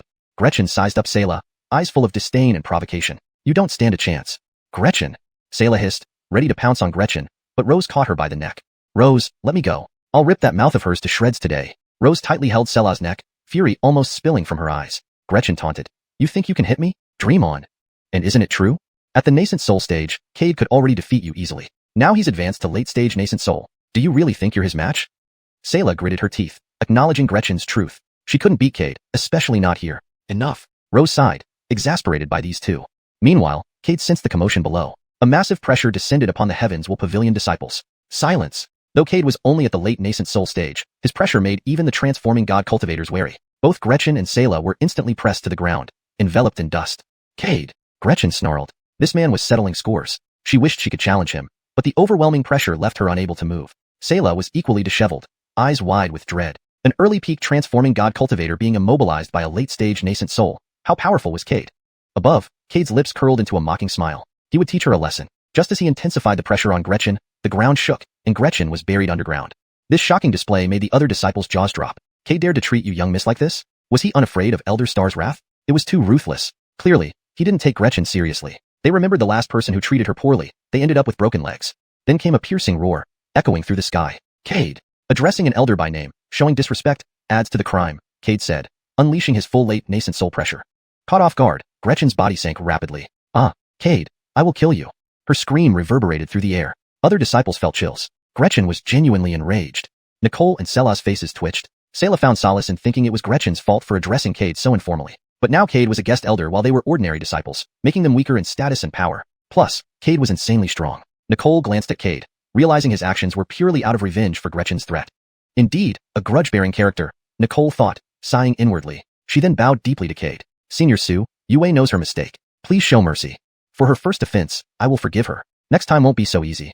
Cade maintained his stern facade, but inwardly gloated. Heh, little girl, I've walked more bridges than you've crossed. Trying to outsmart me? Dream on. Next time, don't try to threaten me. As soon as the pressure vanished, Gretchen leaped from the ground, eyes bloodshot, glaring at Cade. Cade smirked, quickly resuming his serious expression. Nephew, are you still not convinced? Before Gretchen could respond, Nicole covered her mouth and whispered, don't provoke him further, or he'll make you pay dearly. He's an elder, you're a disciple. You can't win against him, and he's doing this because you threatened him. Gretchen glanced at Nicole, who nodded. Reluctantly, she glared at Cade. I remember this. Don't blame me if I do something irrational later. Cade merely stared at her, smiling faintly. Little girl, threatening me even in dire straits. It seems that you haven't had enough of your suffering yet. You must really experience it to understand why the flowers are so red. With the farce coming to an end, Cade's gaze swept over the group of fewer than 130 people below. Since everyone has chosen to stay, let's depart now for the beast enclosure. Once we arrive at the beast enclosure, choose a cage that matches your cultivation level. Engage in fierce battles within the cages. Once you have slain all the demon beasts in your cage, I will naturally release you. During this process, you may suffer serious injuries or even perish. To increase your chances of survival, before entering the cages, you can each come to me to receive a life-saving token. In case of life-threatening danger, you can shatter the token, and I will appear to save you once. But only once. The tone and style are maintained, ensuring the translated text remains natural and fluent, without any grammatical errors. The storyline and logic continue coherently from the previous content, with the same paragraph structure and line breaks as the original. Chapter 135, Shock. Very soon, Cade led a group of Tianji Pavilion disciples to their destination. Under 5 enormous barriers, large numbers of demonic beasts were gathered. Each barrier contained no less than 100 demonic beasts. Various roars echoed incessantly from the demonic beasts, piercing through the barriers and into Cade's and his party's ears. These roars varied in intensity, but none significantly affected Cade. In contrast, the Tianji disciples appeared ashen-faced and trembling. They had never encountered such massive groups of beasts before, and they were momentarily petrified with fear. These demonic beasts are your opponents next. You must slay all of them if you wish to leave, said Cade calmly as he scanned over them. I am giving you another chance now. If anyone wants to leave, do so now. I won't stop you.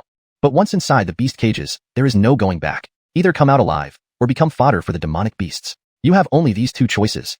Tedany Tianji Pavilion disciples, upon hearing Cade's words, chose to give up. Survival was more important to them than becoming stronger. Elder Su, I want to leave this accursed place. I never want to stay here again. I feel the same. A long life in obscurity. As long as I remain within Tianji Pavilion and don't stir trouble, no one can harm me. Compared to becoming fodder for demonic beasts, I'd rather live freely. Same here. One after another, disciples chose to withdraw, which Cade did not force upon them. He handed each of them a departure token and then looked at the remaining crowd with a smile. Does anyone else wish to leave? This is your last chance. After this opportunity, there will be none. As Cade paused, Francisco stood up again. Elder Su, let us go in. Rather than living a cowardly life, I prefer to strive hard once. Francisco's gaze was firm, filled with the desire to become stronger. Good. Cade nodded in approval. Despite being only at the peak of the nascent soul stage, Francisco's courage and daring already surpassed most Tianji Pavilion disciples. If this person survives, he will undoubtedly become a powerful figure in the future. Following Cade's announcement, 5 black vortexes suddenly appeared in front of the group. The 5 vortexes corresponded to demonic beasts at the Chi cultivation, foundation establishment, core formation, nascent soul, and spirit transformation stages respectively. Francisco bowed respectfully to Cade, and then took the first step into the nascent soul vortex. With someone taking the lead, the rest, despite being anxious, followed suit. 2 incense sticks later, only Gretchen, Selah, and Rose remained outside the vortexes. Why haven't you 3 entered yet? Are you planning to give up? Cade looked expressionlessly at the trio, already guessing why they hesitated.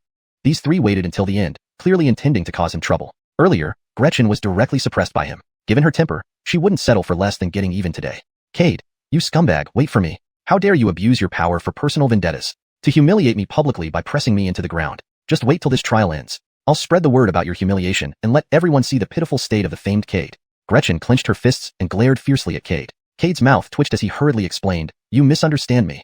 To call me by name in front of so many people. I am a guest elder, after all. Doing so makes me lose face. How can I command respect from others afterward? So, I deliberately suppressed you to show authority. Humph. Gretchen retorted coldly. A man's mouth, a liar's ghost.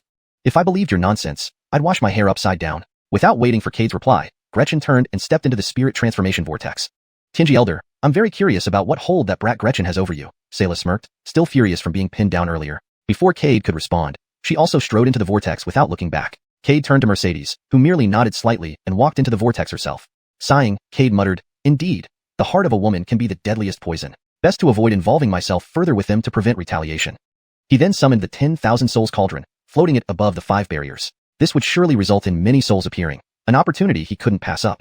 Moreover, among the beasts were several spirit transformation stage ones. Transforming them into parts of the 10,000 souls cauldron would greatly enhance its power. Next time in battle, just throwing it might intimidate the enemy enough. The cauldron floated silently, blocking off space, ready to absorb any souls. But Cade sighed, let's send the Tianji disciple souls to reincarnation. In a way, they are like my students. I cannot bear to use their souls to refine treasures. After deciding, Cade made seals with both hands and sat cross-legged. Lately, he noticed signs of progress in the Swallow Heaven 9 Depths technique. Cade planned to capitalize on this moment and push it to the 4th level. The first 3 levels allowed cultivators to absorb natural essence with their physical bodies, transform inner spiritual energy into formidable primal force, and absorb other practitioners' blood, soul, and core. He eagerly awaited what the 4th level might entail. Upon entering the barrier, Gretchen and company were instantly hit by intense pressure. Suddenly, a colossal unicorn demonic beast flapped its wings, gathering spiritual energy in its mouth, and shot out a purple shockwave towards the 3. Be careful. Mercedes's expression changed abruptly, realizing the beast possessed peak spirit transformation stage prowess. Among them, Sayla, the strongest, was only at peak late-stage spirit transformation, short of full mastery. This beast far exceeded their capabilities. Scrambling to evade, they still suffered the shockwaves. Gretchen's shoulder was struck, blood gushing out. She dodged just in time, otherwise, her entire shoulder would have been destroyed. Both she and Sayla wore grim expressions. Never had they expected such a powerful demonic beast upon entry. Are you alright, Yue? Sayla urgently supported Gretchen, eyes full of concern. I'm fine. Gretchen endured the pain, swallowed a medicinal pill from her storage bag. Seeing they were both okay, Mercedes heaved a sigh of relief, her gaze turning unfriendly towards the advancing unicorn beast.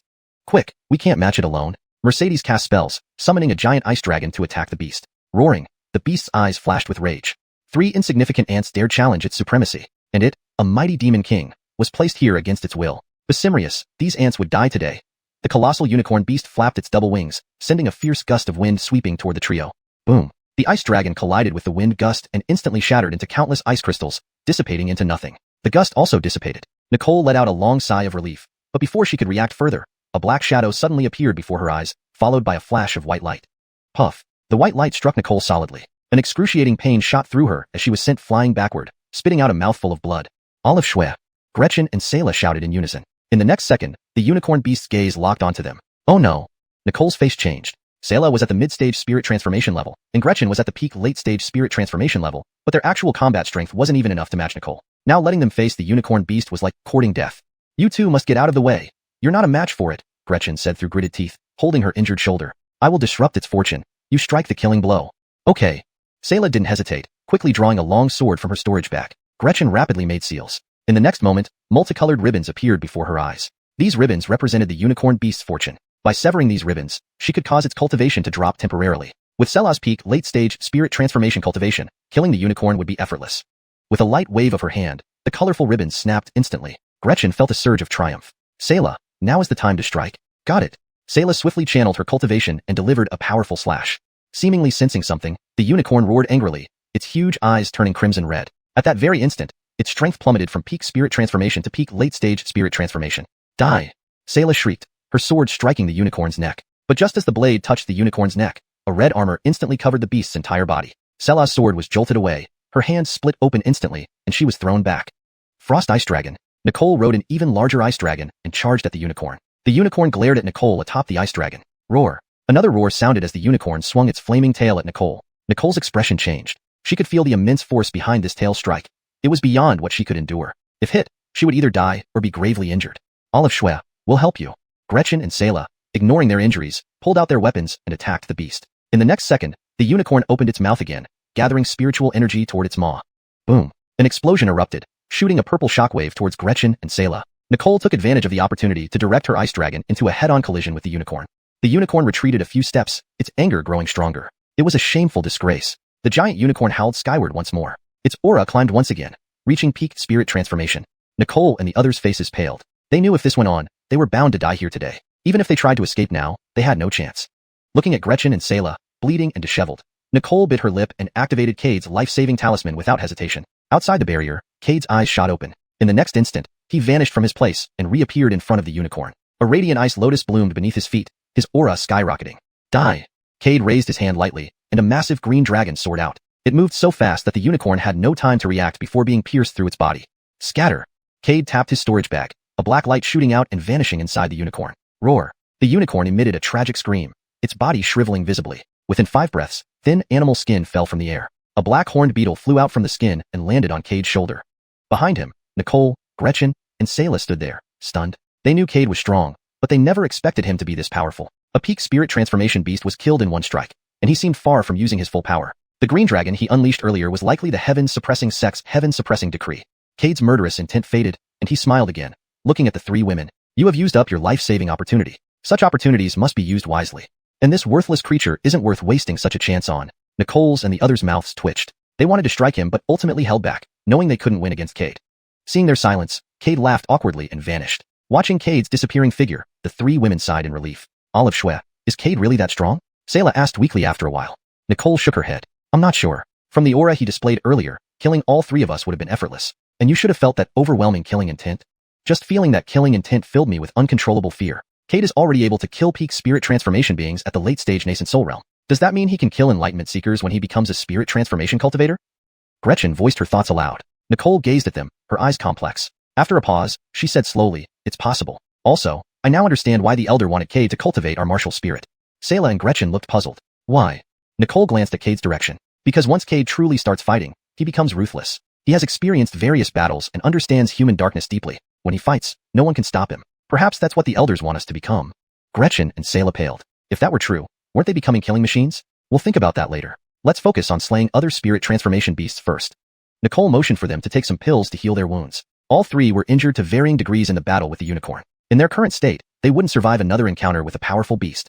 Though Gretchen and Sayla still had their life-saving talismans intact, after this incident, they understood the ferocity of the beasts here. Other disciples surely faced life and death crises too. Once the talismans were broken, Cade might not arrive in time to rescue them. Elsewhere, below the nascent soul boundary, Cade, in front of many nascent soul cultivators, effortlessly crushed a peak nascent soul beast. This scene left Francisco and others wide-eyed, their expressions filled with shock and disbelief. Cade's figure seemed incomparably grand in their eyes. So this is someone who survived countless pursuits by stronger foes. Francisco swallowed hard. Translation continues coherently with previous content. The paragraph structure, line breaks, and overall tone are maintained as per the original text. At this point, Cade had already dealt with the beast and turned to look at the people below. Everyone, do not ask for my help unless it's absolutely necessary. This will be of no benefit to you. Only when you truly face death can you feel fear, and only then can your potential be unleashed. We will remember Elder Su's teachings. Francisco bowed respectfully to Cade. Cade nodded and then vanished from their sight. Meanwhile, within the nascent soul boundary, a young man dressed in a white robe stood with eyes bloodshot red. His white robe was stained with the blood of the beasts. The young man stared at the corpses of the beasts on the ground and let out a wild laugh to the sky. Ha ha ha. What a thrill. Is this what it feels like to kill? An imposing figure flashed through the young man's mind. When will I become someone like him? My killings are not enough yet. Translation continues coherently with previous content. The paragraph structure, line breaks, and overall tone are maintained as per the original text. Chapter 136, Cade, I hate you. In the following period, Cade continuously traveled between various boundaries. The number of demons killed by his hands rapidly increased. Most of these demons were at the soul transformation and nascent soul stages. The color of the 10,000 souls cauldron gradually shifted towards gold. All the Tianji Pavilion disciples witnessed Cade's formidable strength in this moment. Regret and dissatisfaction in their hearts vanished instantly. A powerhouse like Cade was what they aimed to become. Inspired, they attacked the demons frenziedly, enduring heavy injuries just to chase after the mighty figure in their hearts. Cade was quite satisfied with this scene. It was exactly the effect he wanted. Although a large number of demons were killed by him, he also left an indelible impression in many Tianji Pavilion disciples' hearts. Back outside the boundary, Cade took out the notification jade tablet and sent a message to Lily, Elder, have 50 more demons released into each boundary. Upon seeing Cade's message, Lily froze for a moment. Knowing that there were nearly 100 demons in each boundary already, 5 boundaries meaning 500 demons, how could a team of less than 150 people stand against so many demons? Although Cade had killed quite a few, it was still too risky. Hank, what did Senior Sue say in the jade tablet? Second Elder slowly asked. In front of the elders was a huge screen showing the battle scene inside the boundary. Through the screen, all the elders witnessed Cade's power as well as the weakness of Tianji Pavilion disciples. In front of so many demons, Tianji Pavilion disciples were as weak as lambs. Lily's gaze swept over all the elders present, then she slowly said, Cade wants us to release 50 more demons into each boundary. Hearing this, silence filled the entire hall. Everyone stared wide-eyed in disbelief. To add another 50 demons was not planning to let the Tianji Pavilion disciples survive. Now the demons in the boundary were already overwhelming for the disciples. If another 50 were added, these disciples might never come out alive. Moreover, they had used up all their life-saving chances. Next, they would have to face these demons alone. After a while, Damon slowly said, if so, we should do as Cade says. No. If we do this, our numerous disciples will die without a burial place, Second Elder quickly dissuaded, arguing that although this method indeed could cultivate the killing intent of Tianji Pavilion disciples, their lives must be ensured first. Second Elder added that if they lost their lives, no matter how much killing intent they gained, it would be worthless. Other elders agreed, stating this method was too costly. These children have grown up under our care. Can you bear watching them die by demons? Arjun said painfully, unwilling to see his beloved disciples die. If Hank hadn't ordered one disciple from each elder to enter, he wouldn't have sent his disciple in. Disciple Francisco, whom he spent great efforts finding to inherit his legacy, could die here. Hank, we should follow Cade's order, Seventh Elder calmly interjected. We've already promised to let Cade handle this matter with all authority and meet all his demands. Breaking this now would make us appear untrustworthy. Moreover, Cade wouldn't hesitate to let more demons in if he was confident about controlling the situation. Without the baptism of blood and tears, the disciples can't grow, 7th Elder concluded. Furthermore, it was evident that their disciples were extremely weak in front of the demons. If everything foreseen by the patriarch happened, would they want to see their disciples tremble and get slaughtered? Silence fell again. Indeed, if that day came, Tianji Pavilion disciples would only have one way out, death. Even the chance to resist would be gone. The old elders lived for many years and viewed life and death indifferently. But those young disciples still had a bright future ahead and shouldn't end their lives so easily. Tianji Pavilion had existed for thousands of years. The elders didn't want to see its lineage cut off and fade into history. A sigh. Lily broke the silence. Do as Cade says. Losing some disciples is better than losing all one day. 7th Elder, pick the right demons and release them into the boundary. Inside the boundary, the eyes of Tianji Pavilion disciples glowed ferociously. Their white robes dyed red with blood. Each carried various injuries, but none backed down. Kill. I want to be like Senior Su. Let's slaughter these beasts. Battle cries echoed again. But soon they realized something was amiss. New demons appeared around them. How many demons are there? Why can't we finish them? Why are new ones appearing? What's going on? Senior Su? Did they release new demons? Damn. Originally arrogant, the disciples burst out in curses and swiftly fled using all their strength. Outside the boundary, Cade nodded satisfactorily. This was the result he wanted. These disciples enjoyed too much warmth and safety, almost forgetting the essence of being a cultivator. Cultivating immortality meant fighting against heaven and earth. First, let me test the new ability of Swallow Heaven 9 Abyss art. Cade's lips curled upward in anticipation. Not long ago, he successfully cultivated the art to the 4th level and comprehended a divine skill named Chaotic Abyss which could absorb enemies' attacks and return them, even storing them. If the cultivator's physical strength was strong enough, they could store attacks from enemies 3 to 4 levels higher. More astonishingly, cultivators could create multiple avatars in a short time, each possessing 80% of the original strength. In the whole cultivation world, avatar creating arts barely reached 50% of the original strength. This kind of skill was extremely precious. With 80% of his strength, Cade could kill peak middle stage soul transformation cultivators and protect Tianji Pavilion disciples. He swiftly formed seals and split out clone after clone. With the surrounding spiritual energy of heaven and earth, Cade had no difficulty in creating numerous clones. Within a short period of time, over 100 clones appeared. Seeing the clones that could exert 80% of his strength, Cade nodded satisfactorily. All of you, quickly enter the boundary to secretly protect the Tianji Pavilion disciples. The clones exchanged glances, revealing somewhat strange smiles before disappearing one by one. Watching the clones vanish, Cade nodded contentedly. The Tianji Pavilion had indeed added 50 more beasts into each boundary as he requested, indicating their trust in him.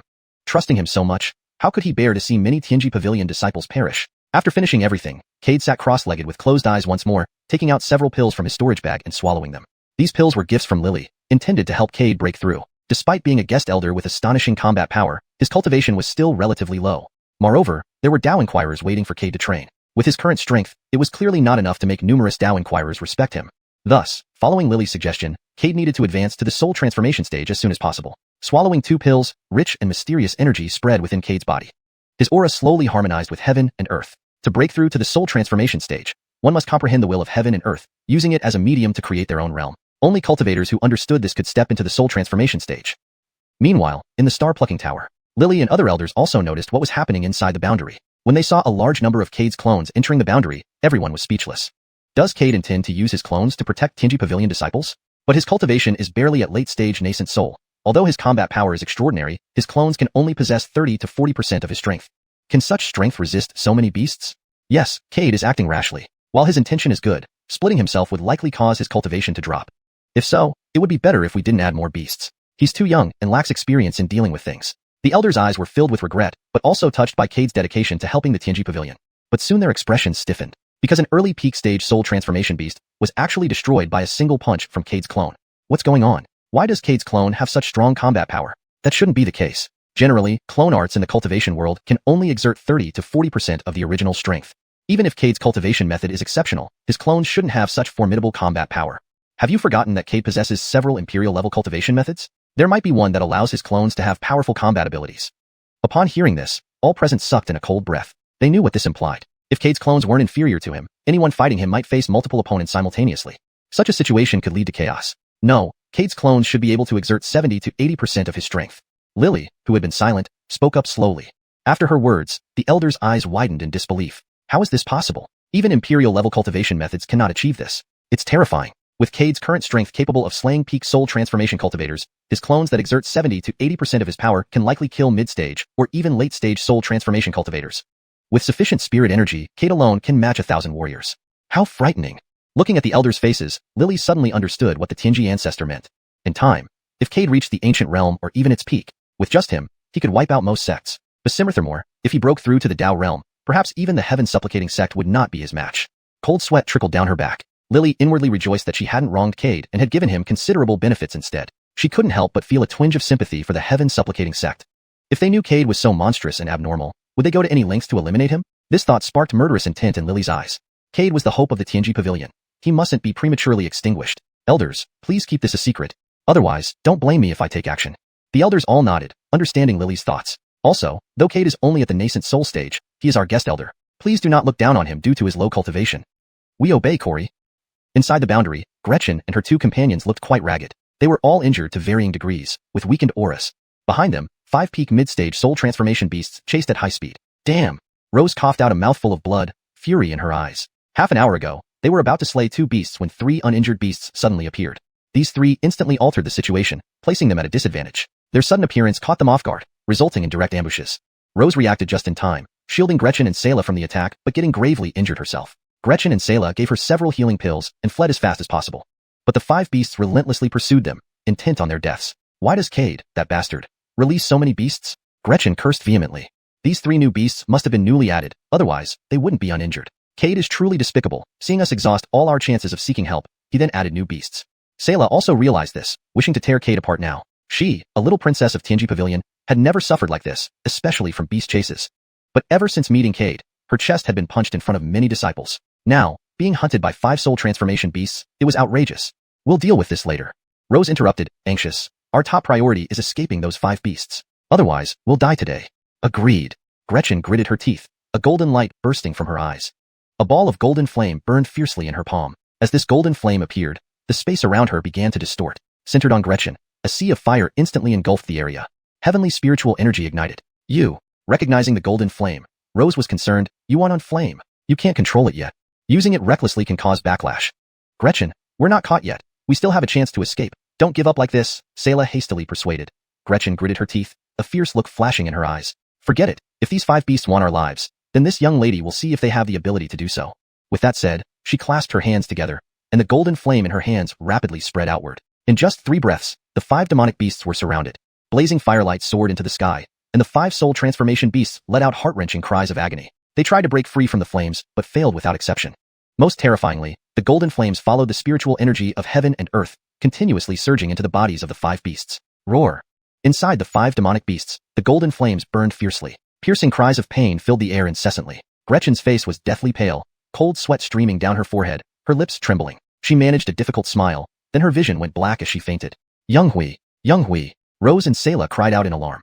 Chapter 137. The 4 Teddyjor sects gather at Tianji Pavilion. Rose and Sayla rushed forward hastily, supporting Gretchen who had fainted. Rose immediately examined her, and her expression turned grim. Inside Gretchen's body were additional wisps of golden flames. If these flames could not be expelled soon, it would not take long before she was completely consumed by them. Gretchen's fate would then become similar to the 5 demonic beasts. Tang, the Yintian flame has entered Yue's body. Please protect me as I attempt to expel the Yintian flame from within her. All right. Upon hearing this, Sela's expression changed instantly. Yintian flame. She was very clear about this. She had almost chosen to cultivate it too in the past, but eventually gave up due to its dangerous nature.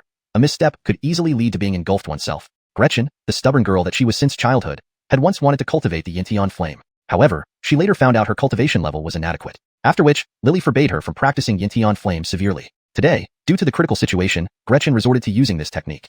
With Sela's assistance, Gretchen closed her eyes and sat cross-legged while Rose connected palms with her. Subsequently, the icy cold energy within Rose's body poured into Gretchen's, trying to extinguish the golden flames inside her. However, soon after, Rose spat out a mouthful of blood, her complexion turning ghastly pale.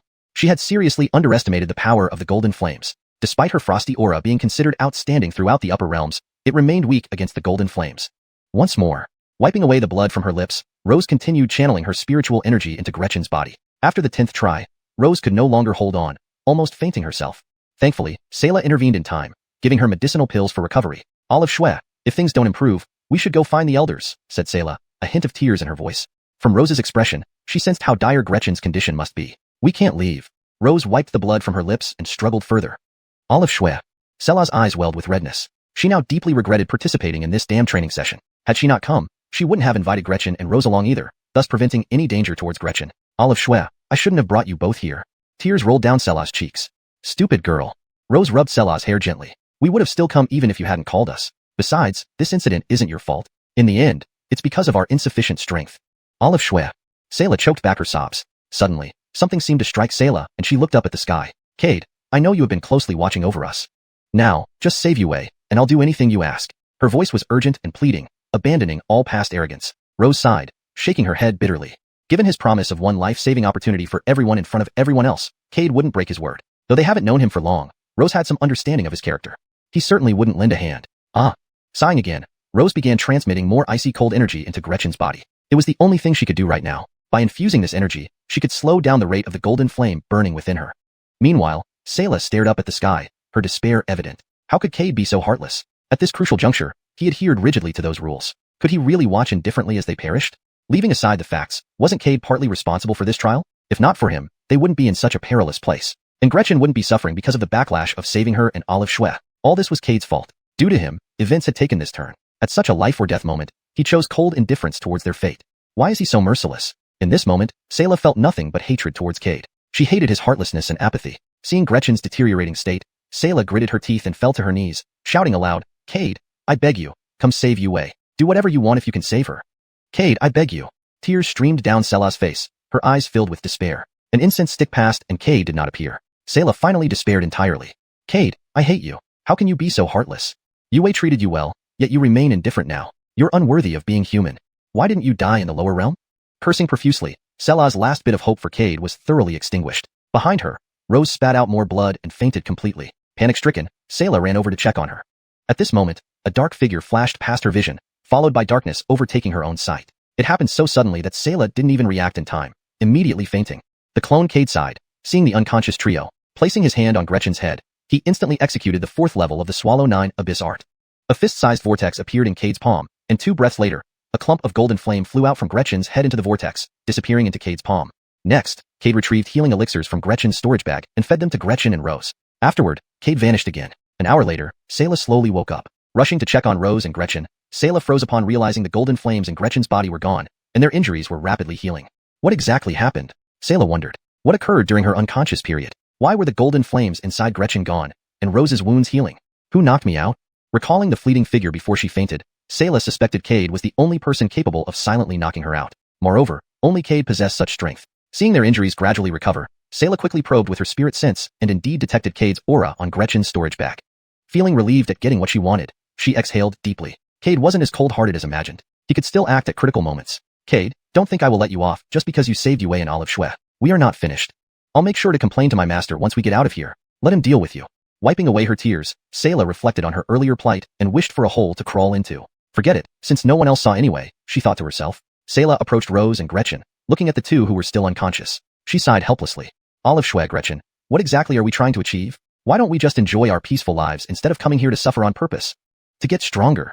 Rose's icy voice came from behind her as soon as Sayla finished speaking. Olive Shue, you're awake. Sayla was visibly excited, holding tightly onto Rose's hand as if she would disappear in the next second.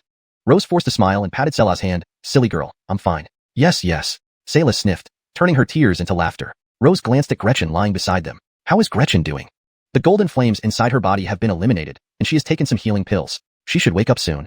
Rose nodded. Did Cade do this? It must be him. Sayla nodded. It must be him. I was knocked out earlier, but when I woke up, I found your injuries were recovering, and the golden flames in Gretchen's body had vanished. My cultivation level is at the peak of late-stage transformation spirit, so only Cade could have quietly knocked me out. Rose did not respond immediately but looked up at the sky. After a while, she finally spoke slowly. We should sincerely thank Cade for saving us. Otherwise, we would have died for sure. Yeah. Sayla agreed. But that bastard was too heartless. He didn't come immediately when things got so critical. And he even knocked me out. Thinking about Cade's actions made Sayla grit her teeth in anger. She had never imagined there could be such an unscrupulous bastard in the world.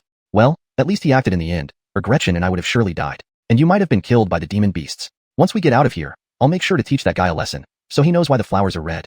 Inside the Xiuxian Tower, Lily, Damon, and Arjun all heaved a long sigh of relief. The translation changes Jiaxinglo to Xiuxian Tower for consistency and readability in English, providing a natural flow while maintaining the original meaning. The names are also adjusted for better coherence in the target language. They had been extremely worried when they saw Gretchen and the others in danger and had already prepared to break the barrier if Cade didn't save them. Thankfully, Cade eventually intervened. Hank. Suddenly, a disciple rushed in frantically. All the elders inside the hall turned their attention to this disciple, who was only at the nascent soul stage. Feeling nervous under everyone's gaze, sweat dripped down his forehead, and his inner core trembled. Gulp. Swallowing hard, the disciple stuttered. The leaders of the 4 major sects have arrived with important matters to discuss with Hank. Lily frowned. a hint of confusion in her eyes. Where are they now? They're already at the Tianji Hall. Lily's eyebrows furrowed slightly. After a moment, she nodded. Monroe, Elder 3, come with me. Let's meet them. Sure. Lily, accompanied by Elders 2 and 3, went to the Tianji Hall. There, the heads of the 4 major sects, Eric of Xintian sect, Casper of Qilong sect, Perry of Tianyin sect, and Taiping Zhenren of Tianyuan sect, were waiting. Seeing Lily, they nodded slightly. Lily sat in the main seat, smiling warmly at the group. I wonder what brings you all here today? Lily waved her hand, and cups of spiritual tea appeared before them. The rich aroma of the tea filled the entire hall. Eric took a sip of tea before slowly opening his mouth. Star Taoist, we've come to discuss something important. We've decided to open the immortal ancient ruins soon, allowing cultivators to enter and seek their fortunes. Lily frowned. If that's the case, why are you seeking my help? My cultivation hasn't reached the Tao realm yet. Taiping Zhenren smiled calmly. Everyone knows your great heavenly principle art is already at its pinnacle.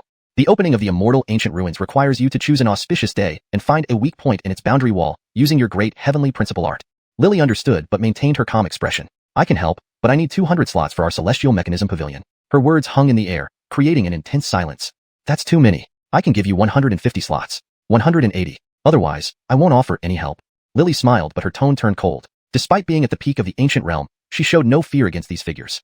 3 of the 4 people, except Eric, were also at the peak of the ancient realm. Even though Eric was at the Tao realm, he dared not provoke her, as she could sever their destiny threads effortlessly and make recovery difficult. Severed destiny threads would be a devastating blow for Tao realm cultivators. Lily, you're overstepping. Eric's face darkened. What use does your pavilion have for so many slots? Entering the immortal ancient ruins will likely mean certain death. If Senior Celestial Mechanic was here, I'd think twice, but you aren't enough. Lily sneered. Then find someone else. With that, she stood up to leave. Lily. Eric's face turned ugly. This woman had given him no face after all these years. If it weren't for Senior Celestial Mechanic, I'd teach you a lesson. Anything else? Lily stared at Eric with a mocking smile. I know Cade has become your guest elder.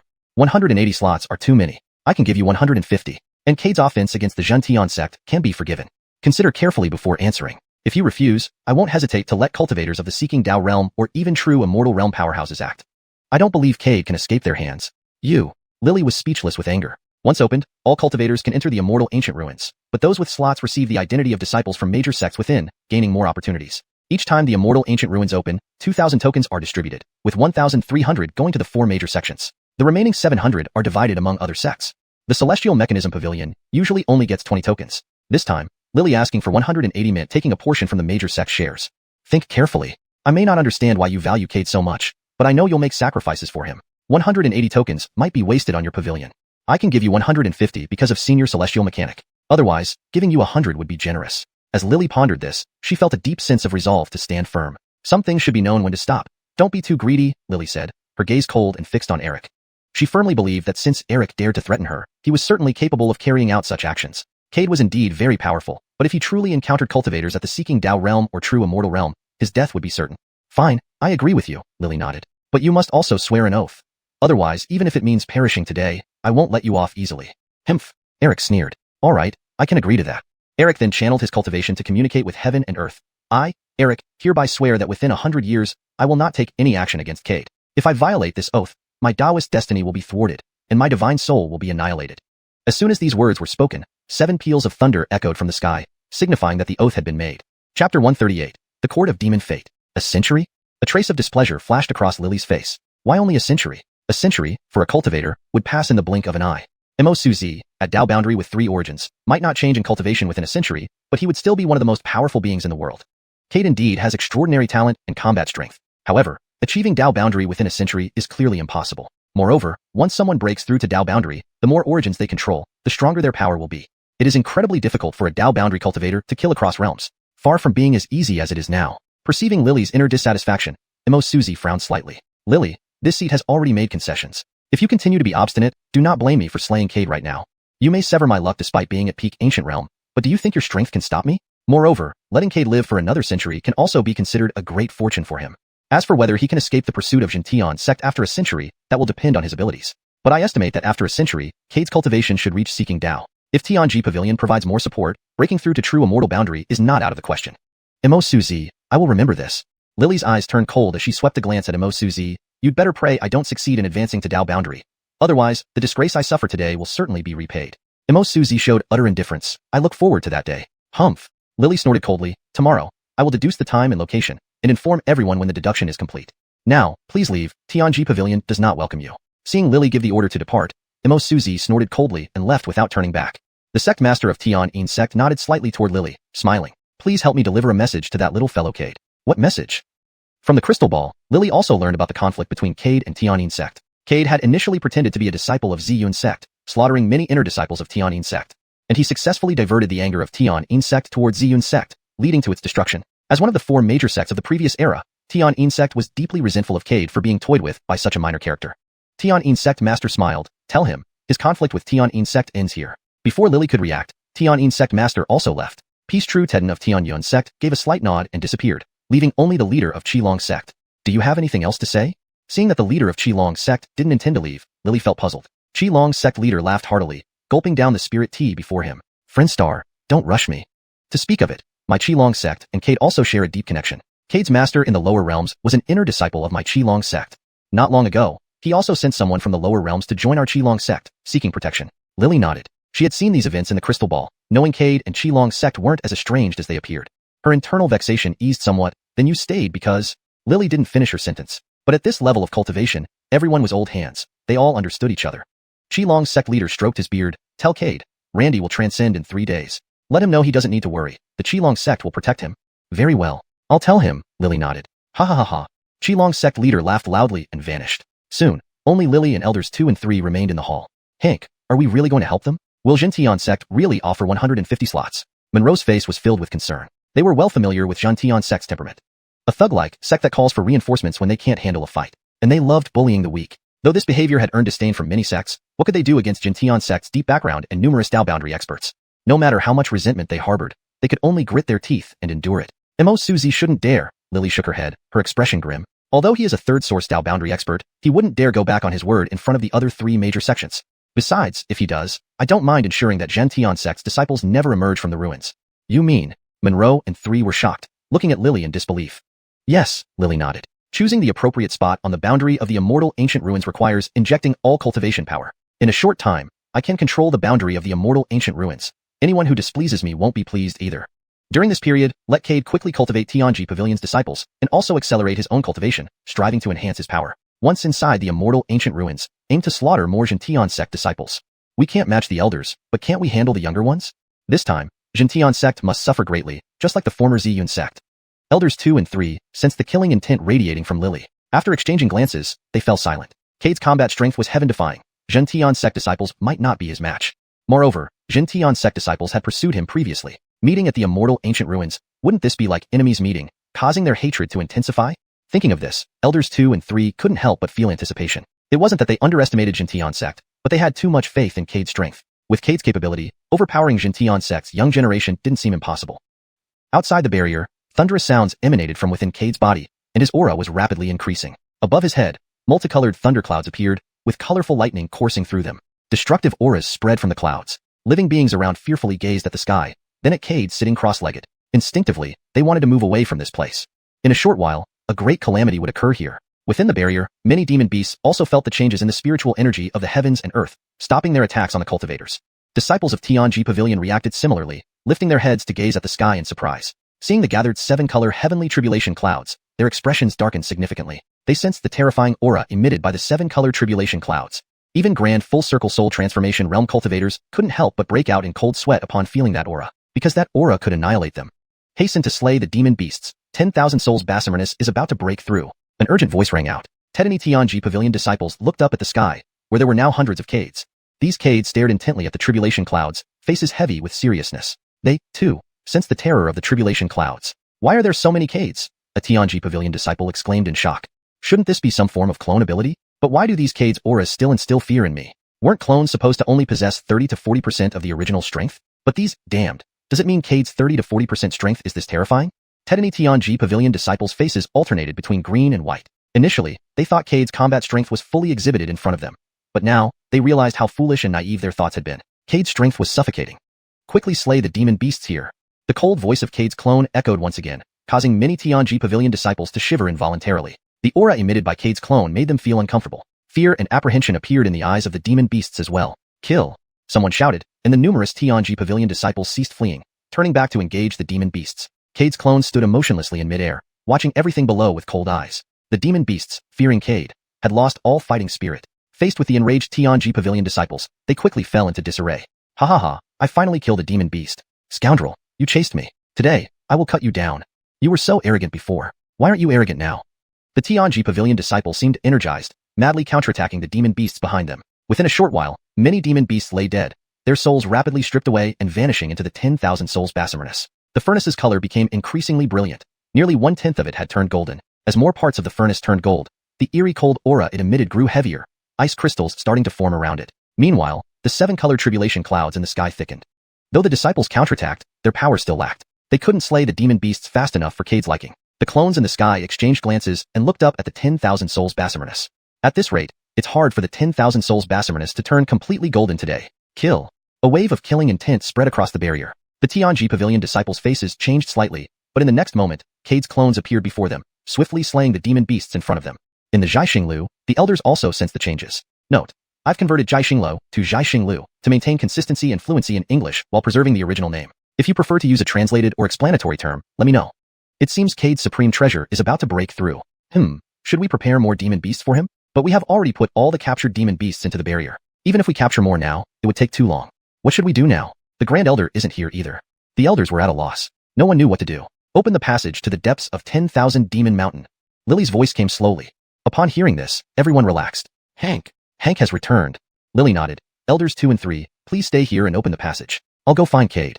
If this breakthrough fails today, such an opportunity may never come again. Moreover, it's likely the furnace's rank will be fixed at its current level. The elders' expressions changed, knowing how important the 10,000 souls Basarmanus was to Cade. Agreed. Everyone went back to their tasks without hesitation.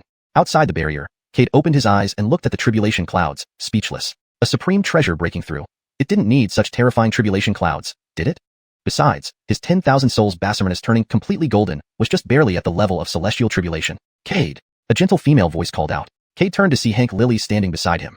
Hank! Cade hurriedly rose to greet her. Go to the depths of 10,000 Demon Mountain now. There are many spirit transformation realm demon beasts there. The demon beasts in the barrier are almost all slain. But these souls alone aren't enough for your 10,000 souls Basarmanus to advance successfully. Warmth filled Cade's heart. Everyone in Tianji Pavilion knew his furnace wasn't a righteous treasure, yet they still helped him. He would remember this kindness. Thank you. Cade bowed deeply. Without further ado, Lily waved her hand, opening a passage before them. This leads to the depths of 10,000 Demon Mountain. Cade nodded and summoned the 10,000 souls Basarmanus. He walked into the passage without looking back. A dozen clones remained, while the others exited the barrier and followed through the passage. Some clones stayed in the barrier to protect the Tianji Pavilion disciples from accidents. Watching the slowly closing passage, Lily sighed. She worried that Cade's cultivation of this evil object might harm heaven and earth. The 7-color tribulation clouds were a sign. With Cade's departure, the colorful tribulation clouds above the barrier quickly dissipated. The Tianji Pavilion disciples breathed a sigh of relief. Such tribulation clouds were far beyond their capability to withstand. So did the elders. If Cade's tribulation had affected Tianji Pavilion, many disciples might have perished under the attack. That was why Lily asked Cade to go to the depths of 10,000 Demon Mountain. Stepping out of the passage, a desolate scene greeted Cade. Scanning the area, his eyes gleamed. His vast divine sense quickly revealed that the place indeed gathered a large number of spirit transformation realm demon beasts, some even at peak completion. Though none were Dao Inquiry realm, Cade was satisfied. Encountering a Dao Inquiry demon beast would mean certain death. Go! Cade waved his sleeve, and countless souls rushed out of the 10,000 souls Basarmanus into 10,000 Demon Mountain. The colored tribulation clouds reappeared in the sky. Cade smirked. If he hadn't cultivated Clint Netherworld technique to the 4th level, he would be seriously injured facing such tribulation clouds. But now, he wasn't afraid. His hands rapidly formed seals, and waves of sound split from within him. An hour later, Cade created nearly 10,000 clones, each possessing 80% of his combat strength. These clones charged into 10,000 Demon Mountain, slaughtering indiscriminately. The demon beast's blood dyed the mountain red, bodies strewn everywhere. Countless souls entered the 10,000 souls Basarmanus, its gold color becoming more prominent, only a finger width left unturned. The sky's colorful tribulation clouds grew larger, emitting stronger pressure. Cade gazed down, indifferent. What Cade didn't know was that the massive slaughter of spirit transformation realm demon beasts drew the attention of the Demon Sovereign Court. 1,000 miles from 10,000 Demon Mountain, in the Demon Sovereign Court, Demon Sovereign sat on his throne, his gaze calmly scanning the demon officials below. Earlier, reports came from 10,000 Demon Mountain, saying a cultivator intruded and slaughtered countless spirit transformation realm demon beasts. How do you all view this? Demon Sovereign's tone was calm, but filled with a dense killing intent. Damn human cultivators dared to massacre his people like this. Did they think the Demon Sovereign Court was easy to bully? Prime Minister Bai stepped forward, respectfully bowing to Demon Sovereign. Your Teddy Jesty, this human cultivator is so audacious. We must teach him a lesson. If we fail to slay him now, how can our court command respect among humans in the future? I agree with Prime Minister Bai. We support. Facing the unanimous agreement of the ministers, Bai's lips curled into a smile. Despite his name, He merely possessed a trace of the ancient divine beast by Zay's bloodline. He had always wanted to surpass his ancestors, but the peaceful coexistence between the demon sovereign court and human cultivators prevented it now. With such a perfect opportunity at hand, how could he let it slip away so easily? If the demon sovereign court were to go to war with the human race, he, as the prime minister, would certainly be able to showcase his talents and help the demon sovereign court crush the humans. In that case, no one would dare to look down on him again, and he might even surpass his ancestor by Zay. After all, even his ancestor by Zay never managed to defeat the human cultivators. The corner of the demon sovereign's mouth curled upward, but the killing intent in his eyes was terrifying. Gaylord, I entrust this matter to you. Do not disgrace the name of your ancestor. xuanhuan. Gaylord's crimson eyes glinted with a chilling killing intent. He detested being compared to his ancestor the most. Though he was of mixed blood, he still retained some of Gaylord's bloodline. He too had the dignity of the Gaylord clan. His ancestor was indeed powerful, but he was determined not to be overshadowed. He must surpass his ancestor and prove to all Yuma that even one of mixed blood could become supreme. He hated being compared to his ancestor more than anything. Though he was of mixed blood, he still retained some of the Gaylord lineage. He had the dignity of the Gaylord clan. Although the patriarch was powerful, he did not want to be overshadowed by him. He must surpass the patriarch and make all the demon races in the world know that even those of mixed blood could become supreme. Now, with such a perfect opportunity, how could he let it slip away easily? If the demon sovereign court and the human race go to war, he, as the prime minister, would definitely be able to demonstrate his talent and help the demon sovereign court defeat the humans. In this way, no one would dare to underestimate him again, and he would surpass his ancestor by Zay. After all, even his ancestor by Zay had never managed to defeat human cultivators. The corner of the demon sovereign king's mouth curled upward, but the murderous intent in his eyes was chilling. Gaylord, I'm entrusting you with this task. Do not disgrace the name of your ancestor. As you command, demon sovereign.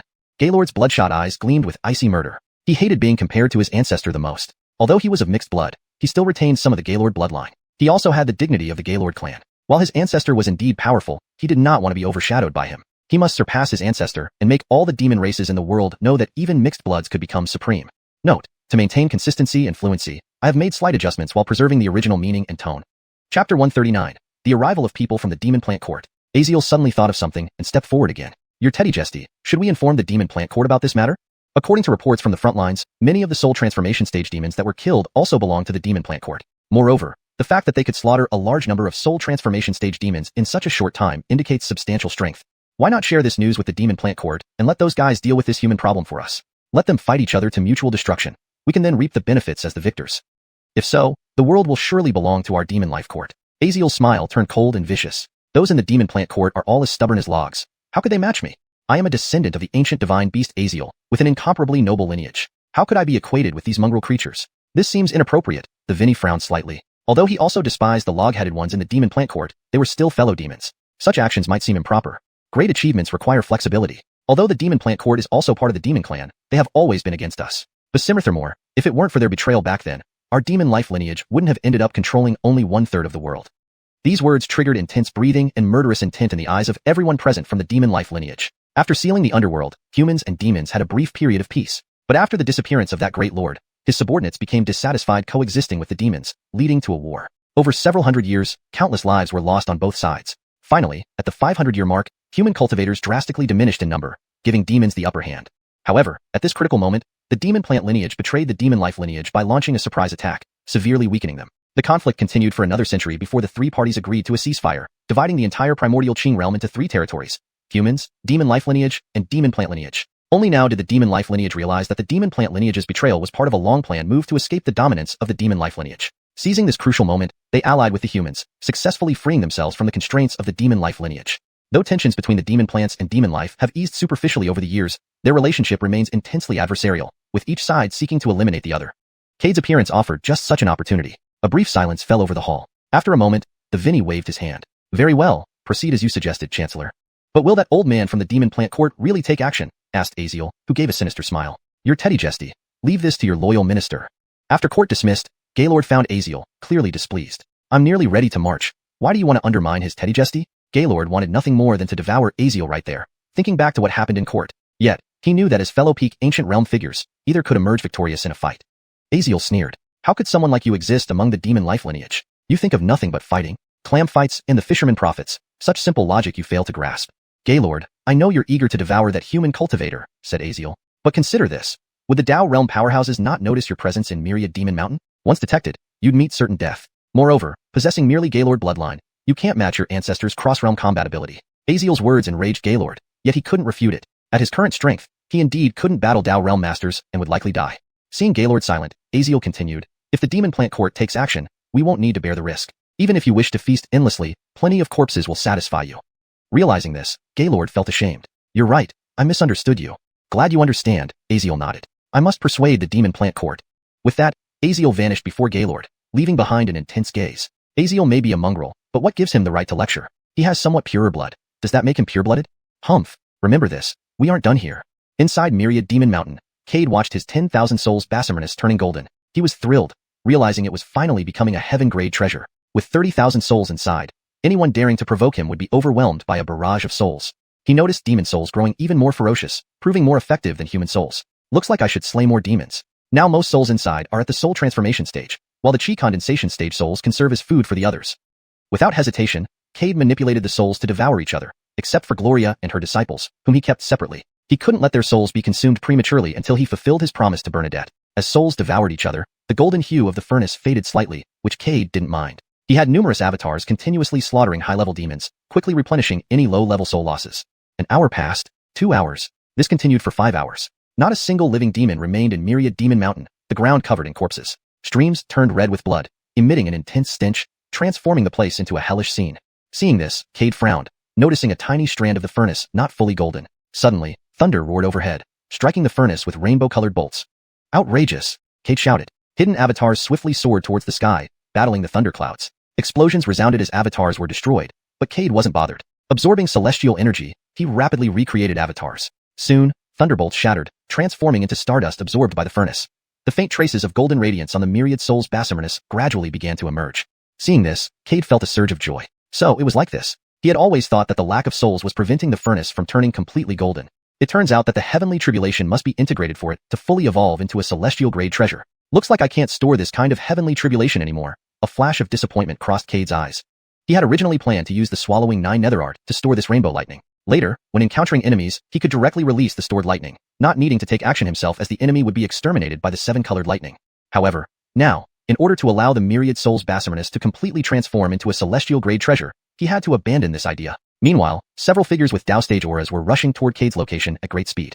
The owners of these auras had more or less plant-like features. They were members of the demon plant lineage. They had just received news that a human was massacring the members of the demon plant lineage in Myriad Demon Mountain.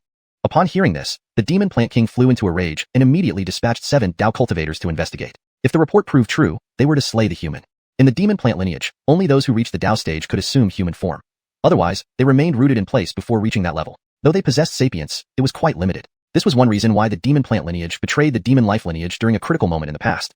However, these 7 demon plant members were only at the late Dao stage. The reason was mainly because the demon plant king was concerned that dispatching stronger members might draw the attention of human cultivators. If even a few members were noticed by human Dao realm powerhouses, it would be troublesome. More importantly, if this incident caused another conflict between humans and the demon plant lineage, it would be counterproductive. Despite years of recuperation, the demon plant lineage's strength had steadily grown but was still slightly inferior to humans. Engaging humans now wouldn't be wise. Moreover, there was the demon life lineage lurking behind. The demon life lineage had always harbored resentment over past events. If the demon plant lineage went to war with humans, the ultimate beneficiary would only be the demon life lineage.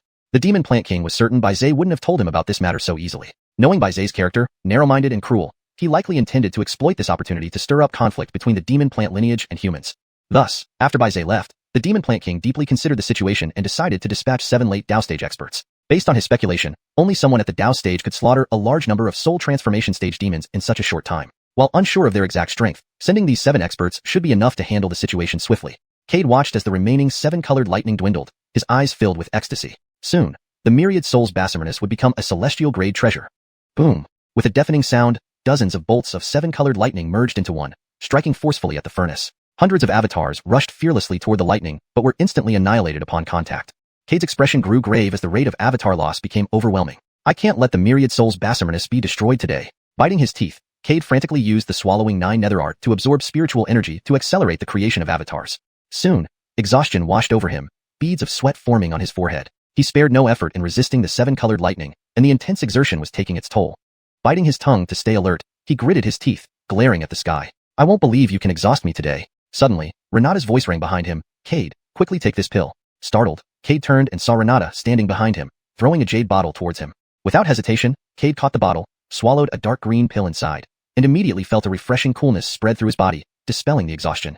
A dull thud echoed within him, bringing a smile to his face. His cultivation had broken through to the peak Great Een stage. With renewed vigor, Cade continued creating avatars. After an hour, though sweating and breathing heavily, Cade's expression changed from anxiety to joy as the lightning weakened, unable to penetrate his avatars. With 20 avatars remaining, Cade exhaled deeply. He took another pill, stepped forward, and respectfully bowed to Renata. Thank you, Senior Star. No problem. Renata smiled and waved her hand. Seeing the mountain of corpses and streams of blood, however, she couldn't help but tremble. Although she had seen similar scenes on the screen, being here felt profoundly shocking. Cade truly was a killing star. Her probing revealed that all demon beasts in Myriad Demon Mountain had vanished. Looking at the dissipated seven-colored lightning, Renata breathed a sigh of relief. We need to leave soon. With you slaughtering all the demon beasts here, both the Demon Plant Court and Demon Life Court must have been informed. They will send people to investigate soon. Cade frowned. What are the Demon Plant Court and Demon Life Court? I can't explain everything now, but know that they hold immense power, dividing the upper primordial Qing heaven with humans. Humans prefer avoiding conflict unless necessary. Nodding, Cade understood these courts were formidable adversaries. Dispatched members would definitely be Dao stage cultivators since the upper realms divided by trilateral agreements meant maintaining balance unless absolutely necessary. Given his swift slaughters of soul transformation stage demons, he was surely deemed a soul transformation cultivator. A Dao stage cultivator would target Dao stage demons, not soul transformation. Therefore, Cade deduced that the coming pursuers would be Dao stage cultivators. Facing them, he had no chance of survival. Realizing this, Cade waved his hand, and the myriad souls Basimernus floated into his grasp. Let's go, Senior Star. Yes, Renata glanced at the golden furnace in Cade's hand, feeling alarmed. This object was extraordinary. Recalling the dark red furnace in the crystal ball, she was certain the myriad souls Basimernus would break through again in the future. With a wave of her hand, a portal appeared before them. Let's go. All right. Translation provided based on previous context, adhering to natural English phrasing while preserving style and paragraph structure. Cade and Renata successively stepped into the passage and vanished. And just after they left, 7 figures appeared in the sky above Myriad Demon Mountain. Seeing the tragic scene of Myriad Demon Mountain, the 7 Dao stage powerhouses could no longer contain their anger. Their vast divine senses instantly covered the entire Myriad Demon Mountain, searching for the murderer, but found nothing. Baylor. It looks like that damned human has already left. A female demon cultivator with a sunflower on her head said through her rage. Years ago, she had found a sunflower at the spirit transformation stage in Myriad Demon Mountain. She originally planned to bring it back to the Demon Plant Court, once it advanced to the Dao stage. But she never imagined that in less than 50 years, this sunflower would be brutally killed by a human. Moreover, its soul had been extracted, a truly inhumane act. We must report this matter to the court immediately. Translation adheres to natural English phrasing while preserving style, tone, and paragraph structure from the original text. Chapter 140, Francisco's Apprenticeship. The human race is truly overbearing. Do they really think our beast folk are powerless? Cal's eyes flickered with furious flames. The beast folk of the Myriad Beast Mountain had been utterly slaughtered, not even leaving the weakest of beasts behind. The loss to the demonic flora and the life force of the beasts was catastrophic. If this matter were not addressed by seeking justice from the humans, future human cultivators would think that the beast folk were weak and could be easily bullied. Since the pact was signed between the humans, the lineage of beast life force, and the lineage of demonic flora, while conflicts between humans and beasts occasionally arose, they were limited to small-scale skirmishes. Nothing on the scale of today's massacre had ever happened. Cade's actions today completely challenged the limits of the beast folk's tolerance. Baylor's gaze swept over the mountain of beast corpses piled below, suppressing his anger. After half a year, he finally spoke slowly. We must report this to the royal courts and leave it to them to handle. As mere cultivators seeking enlightenment, we do not yet have the strength to influence the fate of the beast folk. But furthermore, if this matter is mishandled, it might reignite the great war between humans and beasts. Baylor, being the most advanced among the group, held absolute authority. Despite their shared anger, the others had no choice but to follow Baylor's advice. All right, I'll listen to you. So will I. Baylor nodded, leading the group away from Myriad Beast Mountain. Meanwhile, back at the Tianji Pavilion, Cade and Renata sighed in relief. Though Renata was a peak ancient realm cultivator and didn't fear several enlightenment-seeking cultivators, any action she took might attract the attention of the 2 major royal courts of the demonic flora and beast life force lineages. Once the other side learned there was an ancient realm cultivator on the human side, it wouldn't take long for the armies of the beast life force and demonic flora lineages to arrive at the city gates. And due to the relationship between the humans and the 2 lineages, they might set aside their past grievances and unite against the human race. With the current strength of the humans, they could never withstand a combined attack from both lineages. For so many years, stability had been maintained because none of the 3 parties could overwhelm each other. If any 2 parties joined forces, the third would surely be annihilated in a short time. Thus, neither side wanted to provoke the other unless absolutely necessary. Senior, what exactly is the situation with the demonic flora royal court and the beast life force royal court? Seeing Renata's heavy demeanor, Cade asked curiously. Although she had already given him a brief overview, Cade felt the matter wasn't as simple as that. Sighing helplessly, Renata detailed what she knew about the demonic flora royal court and the beast life force royal court for Cade. So, in a sense, the demonic flora royal court and the beast life force royal court are also our enemies? Yes, Renata nodded. But with the current strength of the human race, we cannot simultaneously defeat both factions. And if the human race launches a war against one faction, the other would surely come to its aid in a short time. The rift between the 2 lineages from back then might also heal because of this battle. Therefore, unless absolutely necessary, we don't want to make things too extreme. Cade nodded. But this incident has definitely drawn the attention of the demonic flora royal court and the beast life force royal court. Soon, they will send people to investigate. Renata nodded again. You don't need to worry too much about this. Before they're sure of anything, they won't want to confront us directly. Moreover, this matter can be big or small. From a certain perspective, those beasts from the myriad beast mountain do not belong to either the demonic flora royal court or the beast life force royal court. They are merely part of the beast folk. The two royal courts are only sending people to investigate because they want to see who managed to kill so many beasts in such a short time. If they discover the murderer is one of the human prodigies, they will quickly eliminate him. After all, allowing such a prodigy to grow will eventually make him an enemy of the demonic flora royal court and the beast life force royal court. Though they are beasts, their intelligence matches that of humans. Cade suddenly understood. Initially, he thought they came to avenge the dead beasts of myriad beast mountain, but now it seemed they just wanted to use this incident to make a statement. Try to avoid going out during this period, and don't show your 10,000 souls master-apprentice casually. To prevent anyone from noticing the signs, wait until things calm down before using the furnace.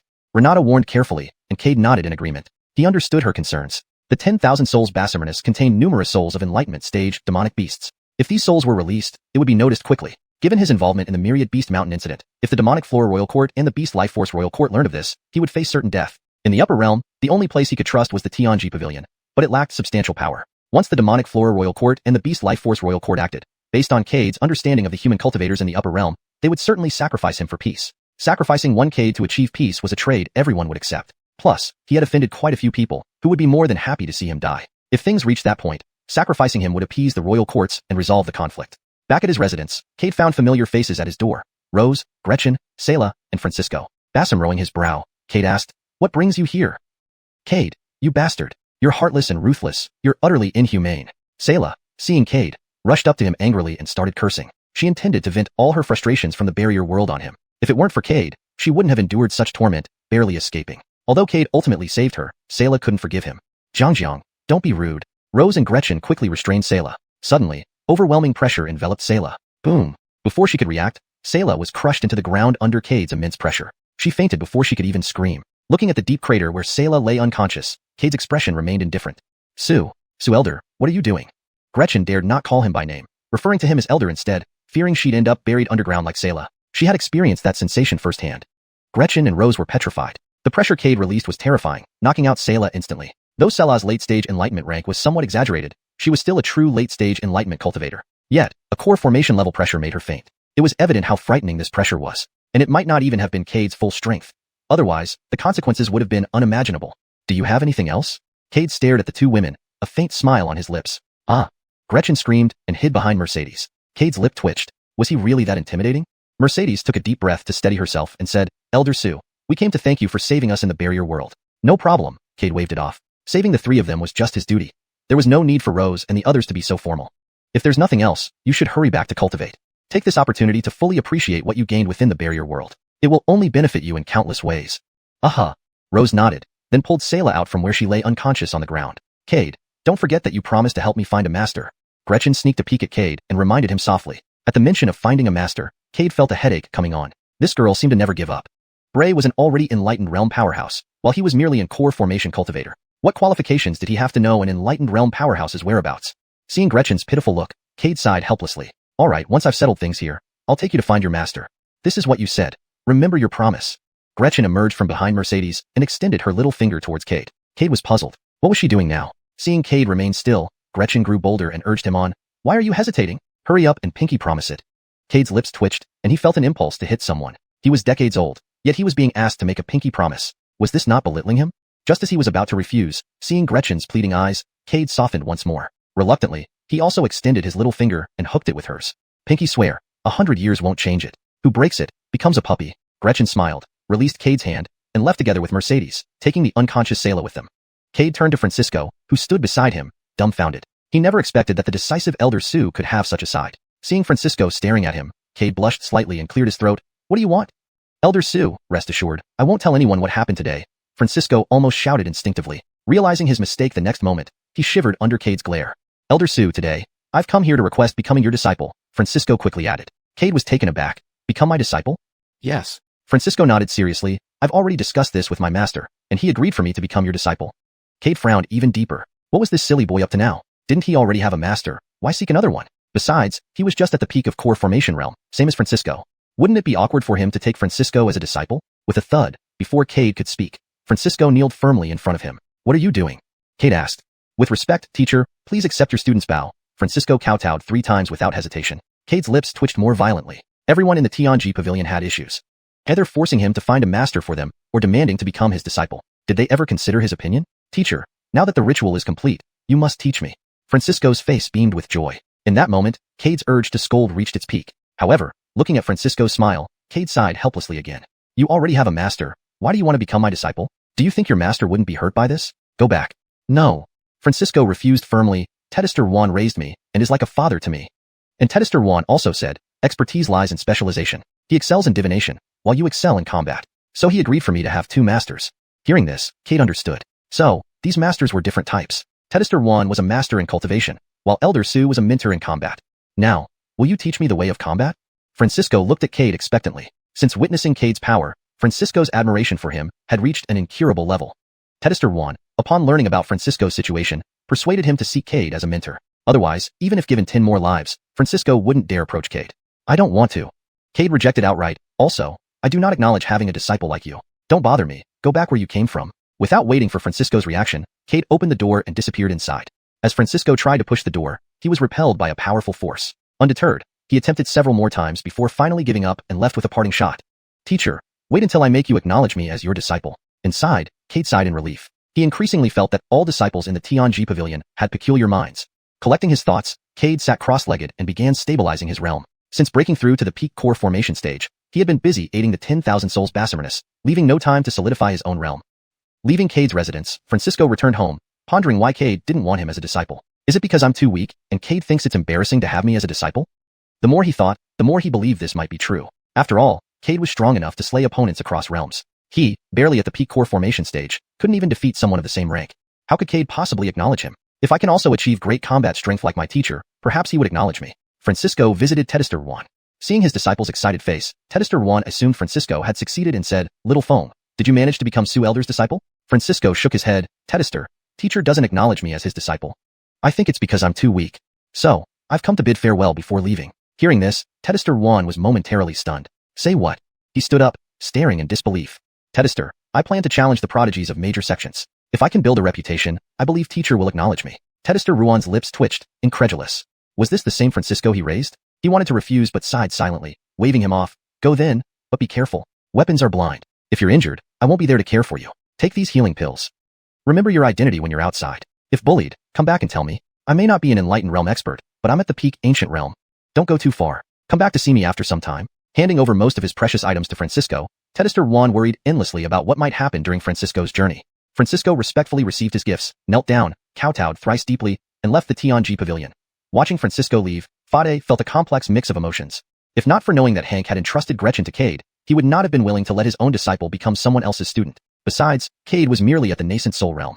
The unusual behavior of Bray and Renata entrusting Gretchen to Cade intrigued him. After all, to Renata, Gretchen was like her own daughter. Yet now, Renata was willing to entrust Gretchen to Cade, whom they had only known for a short while.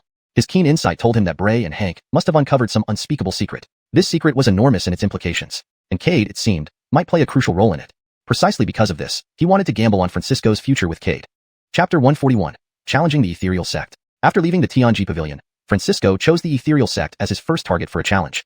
Long ago, Francisco had heard that Cade and Gretchen had gotten into a conflict with disciples of the Ethereal Sect at a tavern. This time, challenging the Ethereal Peak first was also to avenge Cade.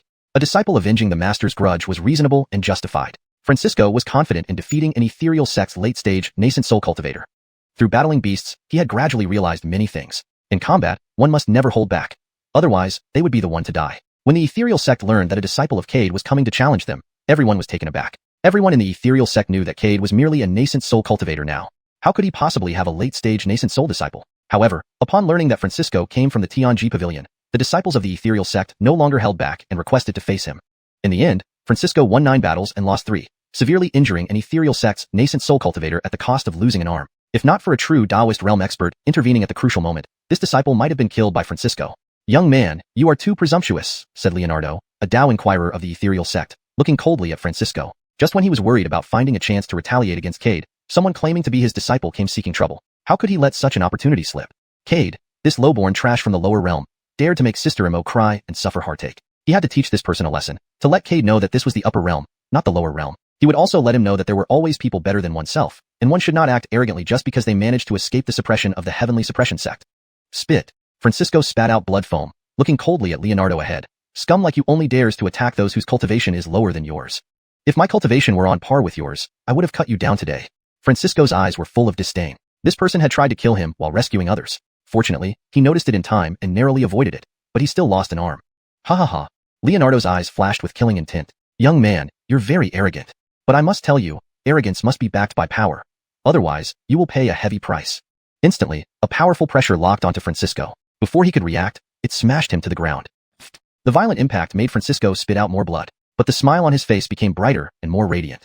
Haha, the ethereal sect really does great things. Bullying the weak and oppressing the small, indeed fitting of the ethereal sect. One initial Dao inquirer using all their pressure to injure a late-stage nascent soul cultivator, indeed in line with the behavior of the ethereal sect. Francisco's words pierced the hearts of the ethereal sect's disciples like countless flying swords. Indeed, Francisco was just a late-stage nascent soul cultivator, yet the ethereal sect sent an initial Dao inquirer to deal with him. This clearly indicated that the ethereal sect lacked capable hands. After today, the reputation of the ethereal sect would plummet. Everyone in the entire cultivation world would know that the ethereal sect bullied the weak and oppressed the small. To handle a mere late-stage nascent soul disciple, they even sent a Dao inquirer. Of course, they could also kill Francisco to prevent rumors from spreading. However, since Francisco was a disciple of the Tianji Pavilion, if he was killed, the Tianji Pavilion would find out immediately. It wouldn't take long before the retaliation from the Tianji Pavilion descended upon the ethereal sect. The Tianji Pavilion was notorious for being overly protective of its own in the entire upper realm, which was why most sects were unwilling to offend it. Leonardo's face turned livid. His cultivation burst forth instantly, trying to kill Francisco with one palm strike. But just as his hand was about to touch Francisco, an even more formidable and overwhelming pressure instantly attacked him. Leonardo couldn't dodge in time and staggered backward. Leonardo, how dare you kill publicly? Considering this is your first offense, you will go into seclusion immediately. Indira's face was frosty, her eyes filled with anger. Leonardo was a waste, tasked to teach Francisco a lesson. But who would have thought he would turn it into this? Killing openly was nothing less than courting death. Leonardo's mouth twitched, his eyes full of fear. Sister Indira, I was wrong. I hope Sister Indira forgives me. Brother won't do it again. Humph. Indira snorted coldly, waving her sleeve, and a hurricane carried away Leonardo. After doing all this, she finally looked at Francisco lying on the ground spitting blood. Her brows knitted together. A trace of killing intent appeared in her eyes, but soon disappeared. Thinking of the person on the ground being Cade's disciple, she wished she could tear him apart to avenge the tavern incident. That day, due to Cade, her elder sister was seriously injured and had not recovered yet. Little sister spent all day in seclusion without her usual smile. They did not go after Cade's trouble, yet now his disciple actually came seeking trouble. Moreover, mishandling this situation would cause the ethereal sect's reputation to plummet, leading everyone in the cultivation world to think they bully the weak. Within days, the Tianji Pavilion's disciples would come to trouble the ethereal sect. Indira's head ached. If Leonardo had killed Francisco earlier, things wouldn't be so complicated. But he only severed one of Francisco's arms. So what? Is this true Taoist realm powerhouse going to personally kill me, this little nobody at the late-stage nascent soul level? Francisco sneered sarcastically. Indira's face turned livid, her chest rising and falling with fury, but thinking of the consequences, she held back, showing a smile uglier than crying.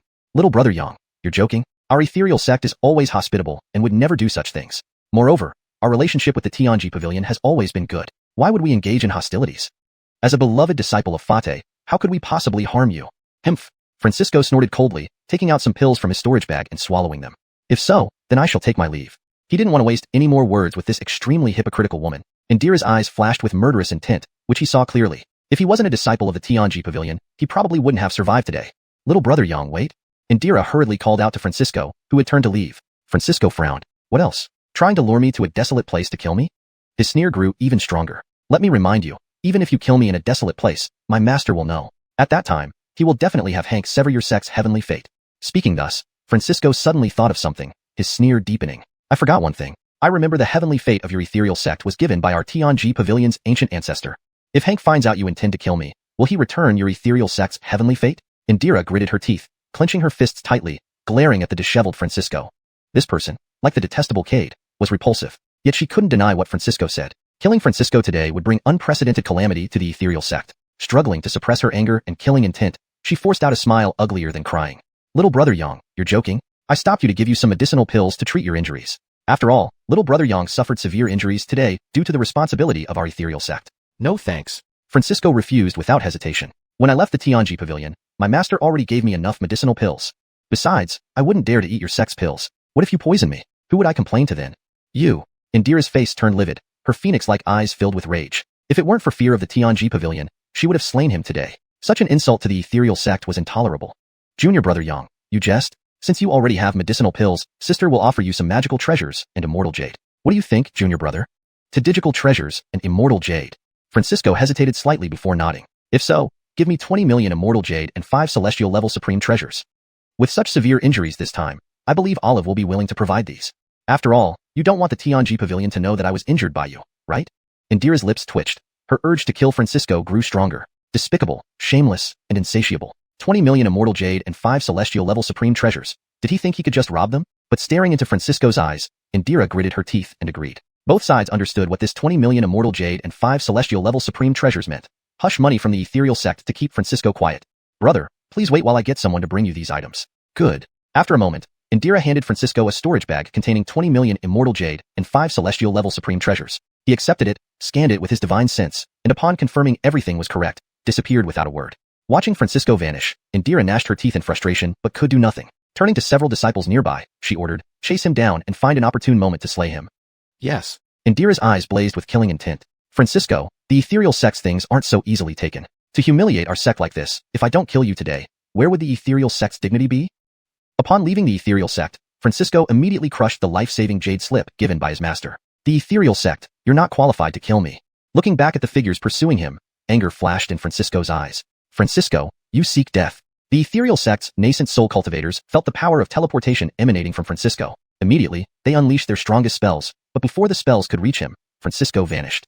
Seeing Francisco disappear, the nascent soul cultivators' faces turned grim. Damn it, he escaped. Quickly chase after him. He shouldn't be too far away. They released their divine senses to search for Francisco, unaware that he had already appeared thousands of miles away, collapsing onto the ground with exhaustion and spitting blood. In the Tianji Pavilion, Cade continued to consolidate his cultivation. Meanwhile, his avatar busied itself teaching the Tianji Pavilion disciples daily, significantly improving their strength. Rose was the fastest improver and could now match Cade's avatar 4 to 6. Cade was quite satisfied with her progress, whereas Sayla and Gretchen showed improvement but lagged behind Rose. One day, Rose learned from Fade that Francisco had gone missing. Without hesitation, she confronted the ethereal sect, slaying a late-stage, nascent soul cultivator in front of Indira. Indira's face turned green with anger, yet she could do nothing. Rose was highly regarded by Hank Kimura, who was grooming her as the future Hank. Injuring her would invite retribution from the Tianji Pavilion. Where is my junior brother? Rose's gaze was icy cold, with an ice dragon roaring ominously behind her. The ethereal sect disciples were visibly shaken by the cold aura emanating from the ice dragon. Rose, I advise you not to overstep, Indira warned, glaring at her malevolently. If you dare, try attacking me. Rose stood her ground, radiating a more intense coldness. Boom. Indira took a step forward, releasing her true Taoist realm aura, dispelling the coldness. Rose advanced likewise, unafraid. What do you want? Indira gritted her teeth. Damn Tianji Pavilion, showing less and less respect for the ethereal sect. This must be Cade's doing. Previously, both sects coexisted peacefully, though disliking each other. Now, ever since Cade became a guest elder of the Tianji Pavilion, everything has changed. Tell me where Francisco is. I don't know. Indira's teeth chattered with rage. She wished to crush Rose but couldn't. Silence fell over the scene. After a while, Rose turned and left, warning, hope you haven't lied to me. Otherwise, you'll suffer the consequences. Watching Rose leave, Indira could no longer contain her fury. Damn Tianji Pavilion. Do you really think we Piao sect are made of clay? Note. I've maintained the names as they were in the original text for consistency. Sister, what should we do now? A disciple approached, equally angry. Our Detested is healing elder sister, and younger sister is in seclusion. Tianji Pavilion is seizing this opportunity to provoke us. Now, notify all elders about this incident. Okay. Indira's eyes turned chilly. Teddy-naging the ethereal sect during her master's seclusion. Her true Taoist realm strength wasn't enough to intimidate the Tianji Pavilion, but numerous ancient realm elders could handle it differently. Back at the Tianji Pavilion, Rose received news from Fate that Francisco was safe. She sighed in relief, understanding why Fate informed her. Partly to inform Cade via her and partly because, being only a nascent soul cultivator, she wouldn't cause much trouble even if she went to the ethereal sect. Also, with Hank's care, no harm would come to her.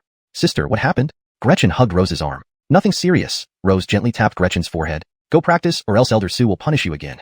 Gretchen complained bitterly. Cade never reciprocates kindness. I gave him 30 million immortal jade. 15 million. A sudden voice startled Gretchen, who turned to see Cade's avatar, sighing in relief. Don't surprise me like that. You could scare me to death. Gretchen pouted, grumbling in dissatisfaction. But her words were barely out when an overwhelming pressure instantly swept toward her.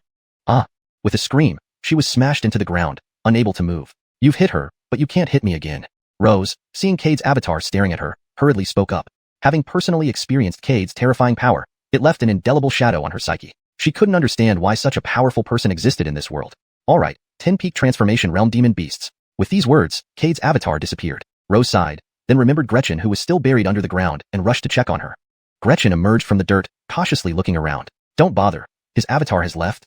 Rose felt both irritated and amused. The once immensely proud Miss Yu of Tianji Pavilion was now reduced to being so timid and fearful. Cade was truly terrifying. The once proudly unworldly Missu of the Tianji Pavilion now presented a rather meek and hesitant appearance. Cade was indeed frightening.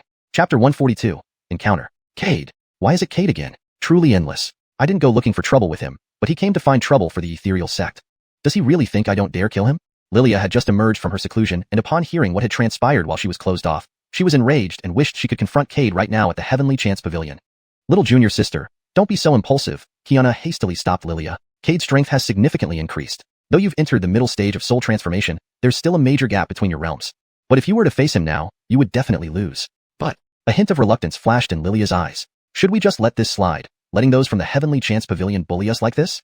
Listen, everyone outside is talking about how the ethereal sect has become. Bullying the weak, overreaching power, despicable. It's almost become a disgrace to all sects across the entire upper realm. All because of Cade. The ingratitude of that wretch burns me deeply. Lilia gritted her teeth, clenching her fists so tightly that her nails almost dug into her flesh. Sigh. Xiuxian sighed and patted Lilia on the head. Junior sister, wouldn't I also want to settle scores with Cade, that bastard? But as a true immortal realm cultivator, if I went after an originated soul realm cultivator, it would be impossible to explain without damaging the reputation of the ethereal sect. Lilia's expression faltered. Suddenly, she seemed to have an idea and grabbed Xiuxian's hand excitedly. Olive, what if we challenge the disciples of the Heavenly Chance Pavilion? Look, they can come challenge us. We can challenge them too. During these challenges, accidentally killing 1 or 2 disciples of the Heavenly Chance Pavilion seems plausible.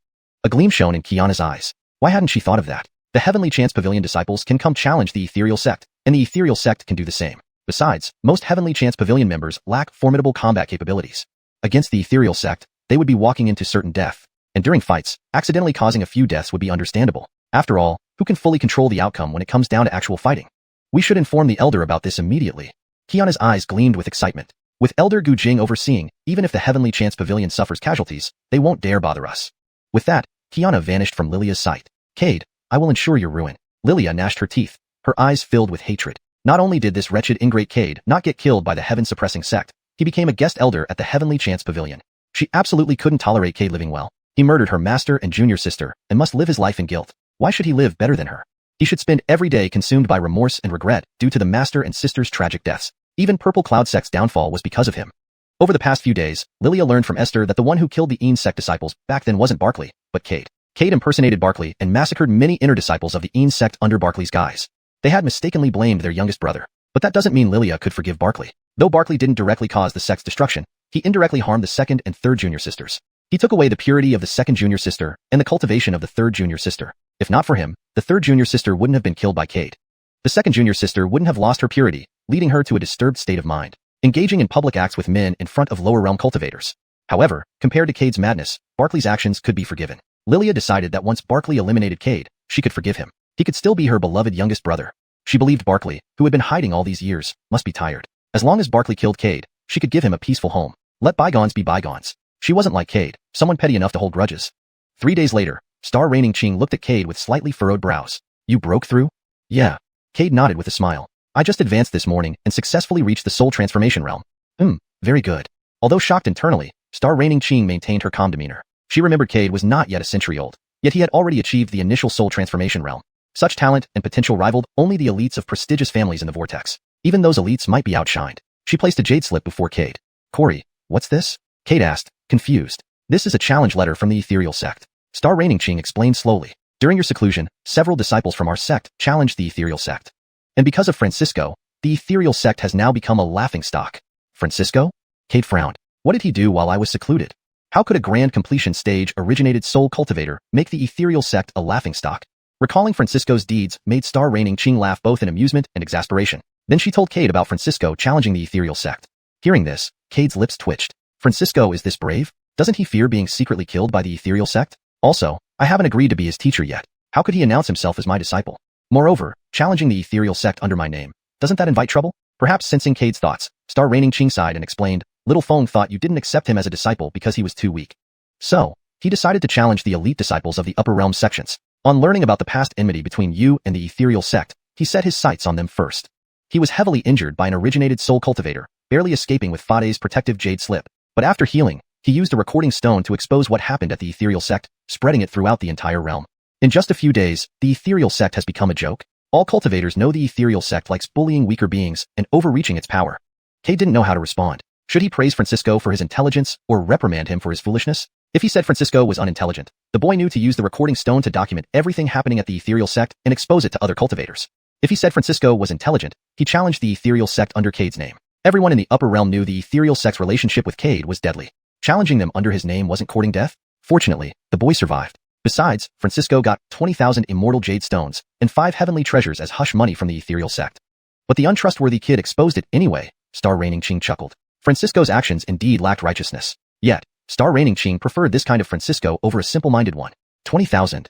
Cade's eyes widened in disbelief. Was he hearing correctly? Immortal jade stones. 20,000 immortal jade stones, not spirit stones. Enough for a small or medium-sized sect to sustain for decades. Previously, Cade had felt sympathy for Francisco losing an arm. But now, Cade wished he had been the one to lose an arm. Losing an arm would bring in 20,000 immortal jade stones. He wouldn't mind losing 10 or 100 arms if that were the price. Moreover, since advancing to the 4th level of the Swallow Heaven 9 Depths cultivation technique, Cade found it beginning to slowly absorb the celestial power from the heavens and earth. His physical body grew stronger under the nurturing effect of this celestial power. He also began experimenting with using immortal jade stones for cultivation. If other soul transformation cultivators knew what Cade was doing, they might exclaim that he had gone mad. Because once a cultivator introduced celestial power into their body at the soul transformation stage, it would result in a burst of power too great for their body to handle. Celestial power was far more violent than spiritual power. The physical bodies and meridians of soul transformation cultivators simply couldn't withstand celestial power. Therefore, no one dared use celestial power for cultivation during the soul transformation stage. Furthermore, soul transformation cultivators couldn't sense or absorb celestial power from the surroundings yet. What do you think about this? Seeing Cade lost in thought, Star Reigning Qing prompted him. Cade snapped out of his reverie and flashed an awkward smile. Since they've come, we can't just let them go back. Any of our Tianji Pavilion disciples have been cooped up for quite some time. They face nothing but demons daily. The arrival of the ethereal sect provides a good opportunity for them to be tested. I was worried about finding suitable opponents. Now that they've delivered themselves to our doorstep, how can we possibly refuse? Star Reigning Qing instantly understood Cade's intention and expressed some concern. Won't this provoke the ethereal sect? And public killings could tarnish Tianji Pavilion's reputation. Cade shook his head with a smile. Hank, giving one's all in a duel is the utmost respect for the opponent. So, any mishaps in a duel are understandable. Having a few casualties among disciples is also normal. Looking at Cade's smile, Star Reigning Qing felt a chill run down her spine. It seemed the ethereal sect had stumbled onto a tough problem this time. Besides, I assume the ethereal sect must also want to thoroughly suppress Tianji Pavilion, venting all their frustrations from recent times. So, their disciples will definitely go all out on us. We don't need to be polite to them either. Since they aren't holding back, why should we? Star Reigning Qing massaged her temples and waved her hand. Alright, leave this matter to you. At least you're my guest elder. Alright, Cade nodded. I'll join in as well. You too? A trace of doubt crossed Star Reigning Qing's face. Knowing the old-timers of the ethereal sect, they would certainly send an elder to fight Cade since he was a guest elder. To become an ethereal sect elder, one needed to surpass the ancient realm. This rule applied to every sect. Cade was an exception. At the early soul transformation stage, facing an ancient realm expert was a death sentence. Seeming to notice Star Reigning Qing's concern, Cade reassured her. Hank, rest assured. They won't dare send an ancient realm expert to fight me. If they did, their bad reputation would stick forever. With the immortal ancient ruins about to open, many sects are eyeing the slots the ethereal sect has. You tell me, can they still keep those slots if things continue like this? Star Reigning Qing suddenly realized, her gaze filled with shock and surprise. She hadn't considered this angle. Indeed, normally, if someone wanted to criticize them, she wouldn't care much. But with the immortal ancient ruins opening soon, many sects were closely watching those coveted slots.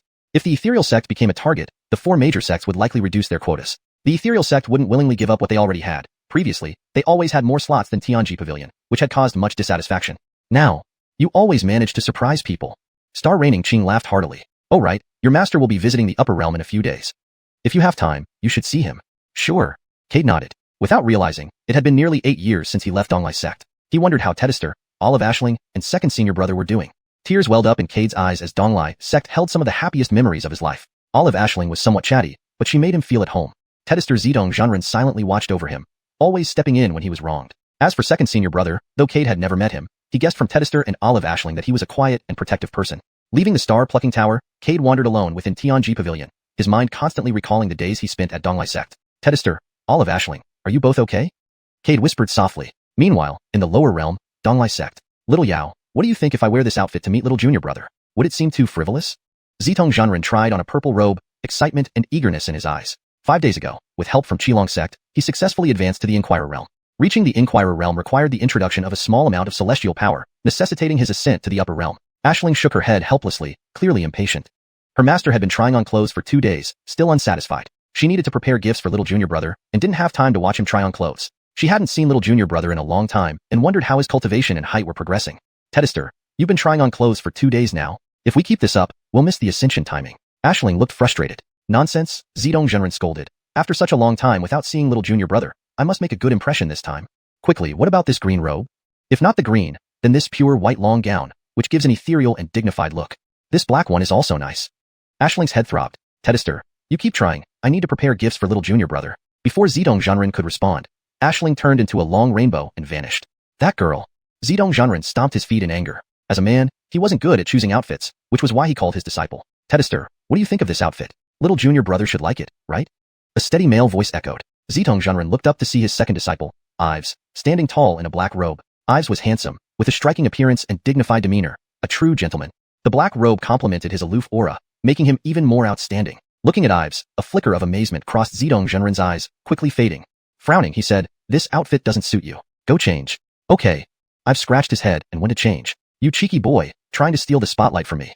I finally get to see little junior brother. I must make an unforgettable impression on him. I must showcase the greatness of being his master. An hour later, Ives reappeared in a white long robe. Xiuxian's lips twitched again. Though Ives had changed clothes, the new attire added an even more ethereal quality. Detested, how does this look? No, go change again. Xiuxian gritted his teeth so hard they nearly cracked. This boy, why does he look so dashing and ethereal no matter what he wears? He's not giving me, his master, any face at all. Unacceptable, I can't let this brat steal my thunder. Grinding his teeth, Xiuxian began trying on clothes madly once more. Inside Aisling's residence, Aisling also found herself in a quandary, because she wasn't sure what she should give Cade. The last time she saw Cade, his cultivation was still low.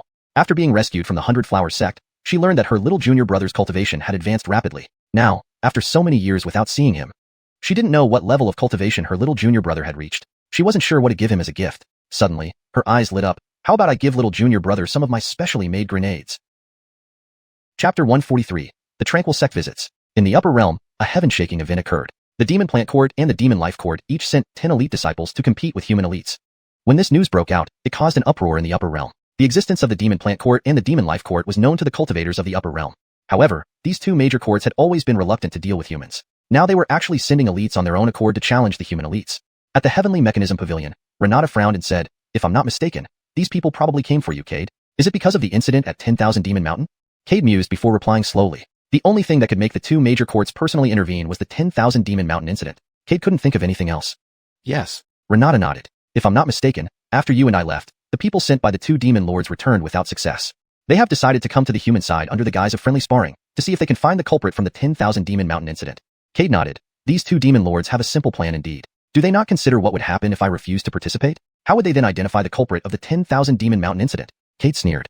Demons are ultimately demons. No matter how high their cultivation, their thinking is far less comprehensive than that of humans. Not right. This might just be a ruse. Suddenly Cade's expression changed, and Renata agreed.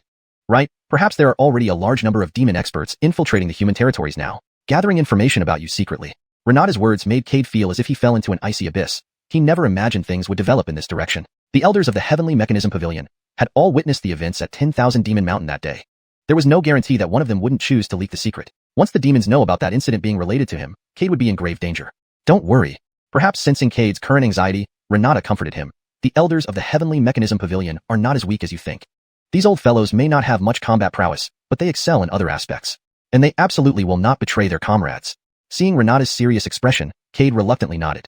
Our primary concern now is to handle the provocation from the Tranquil Sect. They should arrive at the Heavenly Mechanism Pavilion today. You're responsible for arranging everything to prevent any bad publicity later. Okay. Cade nodded and got up to leave the star-plucking tower. But just then, Renata suddenly called him back. Cade paused his steps and turned around, looking puzzled at Renata. Hank, is there anything else? Yes. Renata nodded. This time, I heard that Carmen seems to also be participating. You mustn't let your emotions get the better of you and kill her. If Carmen dies by your hand, the people from the Tranquil Sect won't let you off easily. At present, there is still room for easing tensions between you and them. Understood. Cade waved with a smile. As long as Carmen doesn't die, it will be fine. I have my measures. She definitely won't die easily. At this point, a cruel smile appeared on Cade's face.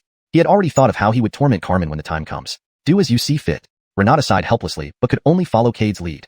After all, she understood Cade's personality very well. Once he determined something, he wouldn't give up easily. No matter how hard others persuaded him, they couldn't stop him from doing it. Watching Cade's retreating figure, Renata silently sighed. Leaving the star-plucking tower, Cade didn't hesitate and immediately contacted Rose and others. The Tranquil Sect's visitors this time were all at the soul transformation stage, clearly indicating they didn't come with good intentions. A soul transformation cultivator battle carried significant risks of casualties. Soon, Rose and others arrived in front of Cade. Regarding Gretchen and Selah, Cade didn't call them. Although their cultivation had reached the soul transformation stage, their actual combat strength was quite weak. Sending them to participate in such a contest worried Cade that they might be killed by the tranquil sect disciples. Elder Su, do you have something to inform us? Rose looked at the more than 20 soul transformation cultivators who had gathered and asked doubtfully. Yes. Cade nodded. You should have heard about the tranquil sect coming here for a friendly competition. Rose and others exchanged glances, then nodded. This time, the tranquil sect did not come in peace. There are 20 soul transformation cultivators in total. From the lineup, you should be able to guess that there's a risk of casualties in this competition. Upon hearing this, the scene fell silent. The Heavenly Mechanism Pavilion disciples were aware of the previous conflicts between the Tranquil Sect and the Heavenly Mechanism Pavilion. Rose had even personally experienced it. The Tranquil Sect coming at this time had a simple purpose, to regain the face they lost previously, especially since Mercedes had killed a Tranquil Sect disciple in front of Indira. With the character of the Tranquil Sect, they would certainly seek revenge. Cade glanced around the group. Therefore, I want you to understand. Once you realize you cannot defeat your opponent, you must admit defeat immediately. Even if you lose, it's alright. I'll take care of everything behind you. As long as I'm here, the Tranquil Sect disciples won't cause trouble. I might inadvertently kill a few to show you. Will Elder Su also participate in this competition? One disciple looked at Cade excitedly. If Cade participated, the Heavenly Mechanism Pavilion would have a guaranteed victory. When Cade was at the nascent soul stage, he could kill soul transformation great circles. Now that his cultivation had reached the body transformation stage, did it mean he could now kill inquiry-seeking cultivators? Such terrifying strength, the Tranquil Sect would surely have no resistance. But Elder Su, as an elder, can you really participate in this competition? Would the Tranquil Sect allow it? That's true. Given what I know about how shameless the Tranquil Sect can be, they will definitely try to stop you from participating. That's right, the Tranquil Sect has no sense of honor. Seeing the fervent response from the Heavenly Mechanism Pavilion disciples, Cade smiled faintly. It seemed the Tranquil Sect wasn't very popular. Rest assured, although I am a guest elder of the Heavenly Mechanism Pavilion, my cultivation is only at the soul transformation stage. I qualify to participate in this competition. If the Tranquil Sect refuses my participation, many people will criticize them. And some within the Tranquil Sect are hoping I can participate. So rest assured. Hearing this, the Heavenly Mechanism Pavilion disciples finally calmed down. Rose. Huh. Called suddenly, Rose quickly looked at Cade. Cade gazed at her. Last time, you killed a soul transformation cultivator in front of many Tranquil Sect disciples. They will target you this time, so once you sense hostility from them, don't hesitate or feel ashamed. Admit defeat immediately. Surviving is the most important thing. Cade's expression was solemn. It was the first time Rose saw him like this, and she nodded immediately. I understand. Yes. Cade then looked at the numerous Heavenly Mechanism Pavilion disciples. Of course, if you have enough strength to kill them, do not hold back. Eliminate them as quickly as possible. If you hesitate even for a moment, by the time the elders realize it and want to act, it will be too late to kill the Piao Sect disciples. Elder Su, is this really appropriate? Lu Nong, at the late core formation stage, looked at Cade with concern. If they were to kill disciples in front of so many ancient realm elders, it could easily lead to deteriorated relations between the two sects.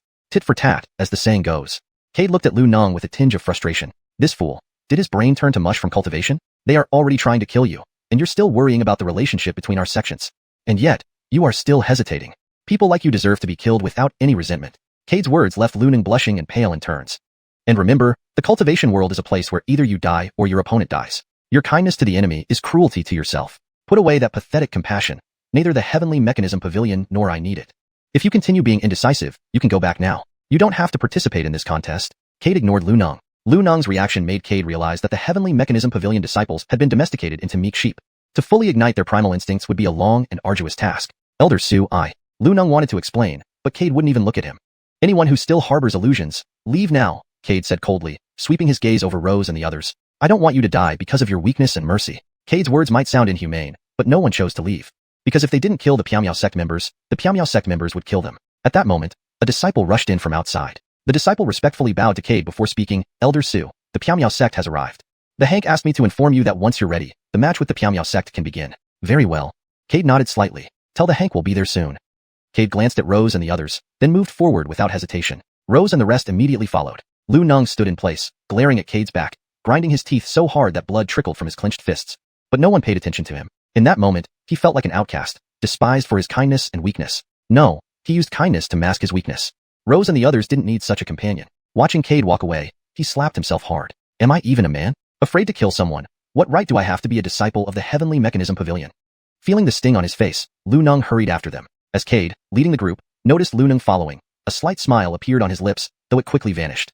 Shortly after, Cade brought everyone to the arena. The arena was already crowded with people. 8 ancient realm experts sat floating in the air above the platform.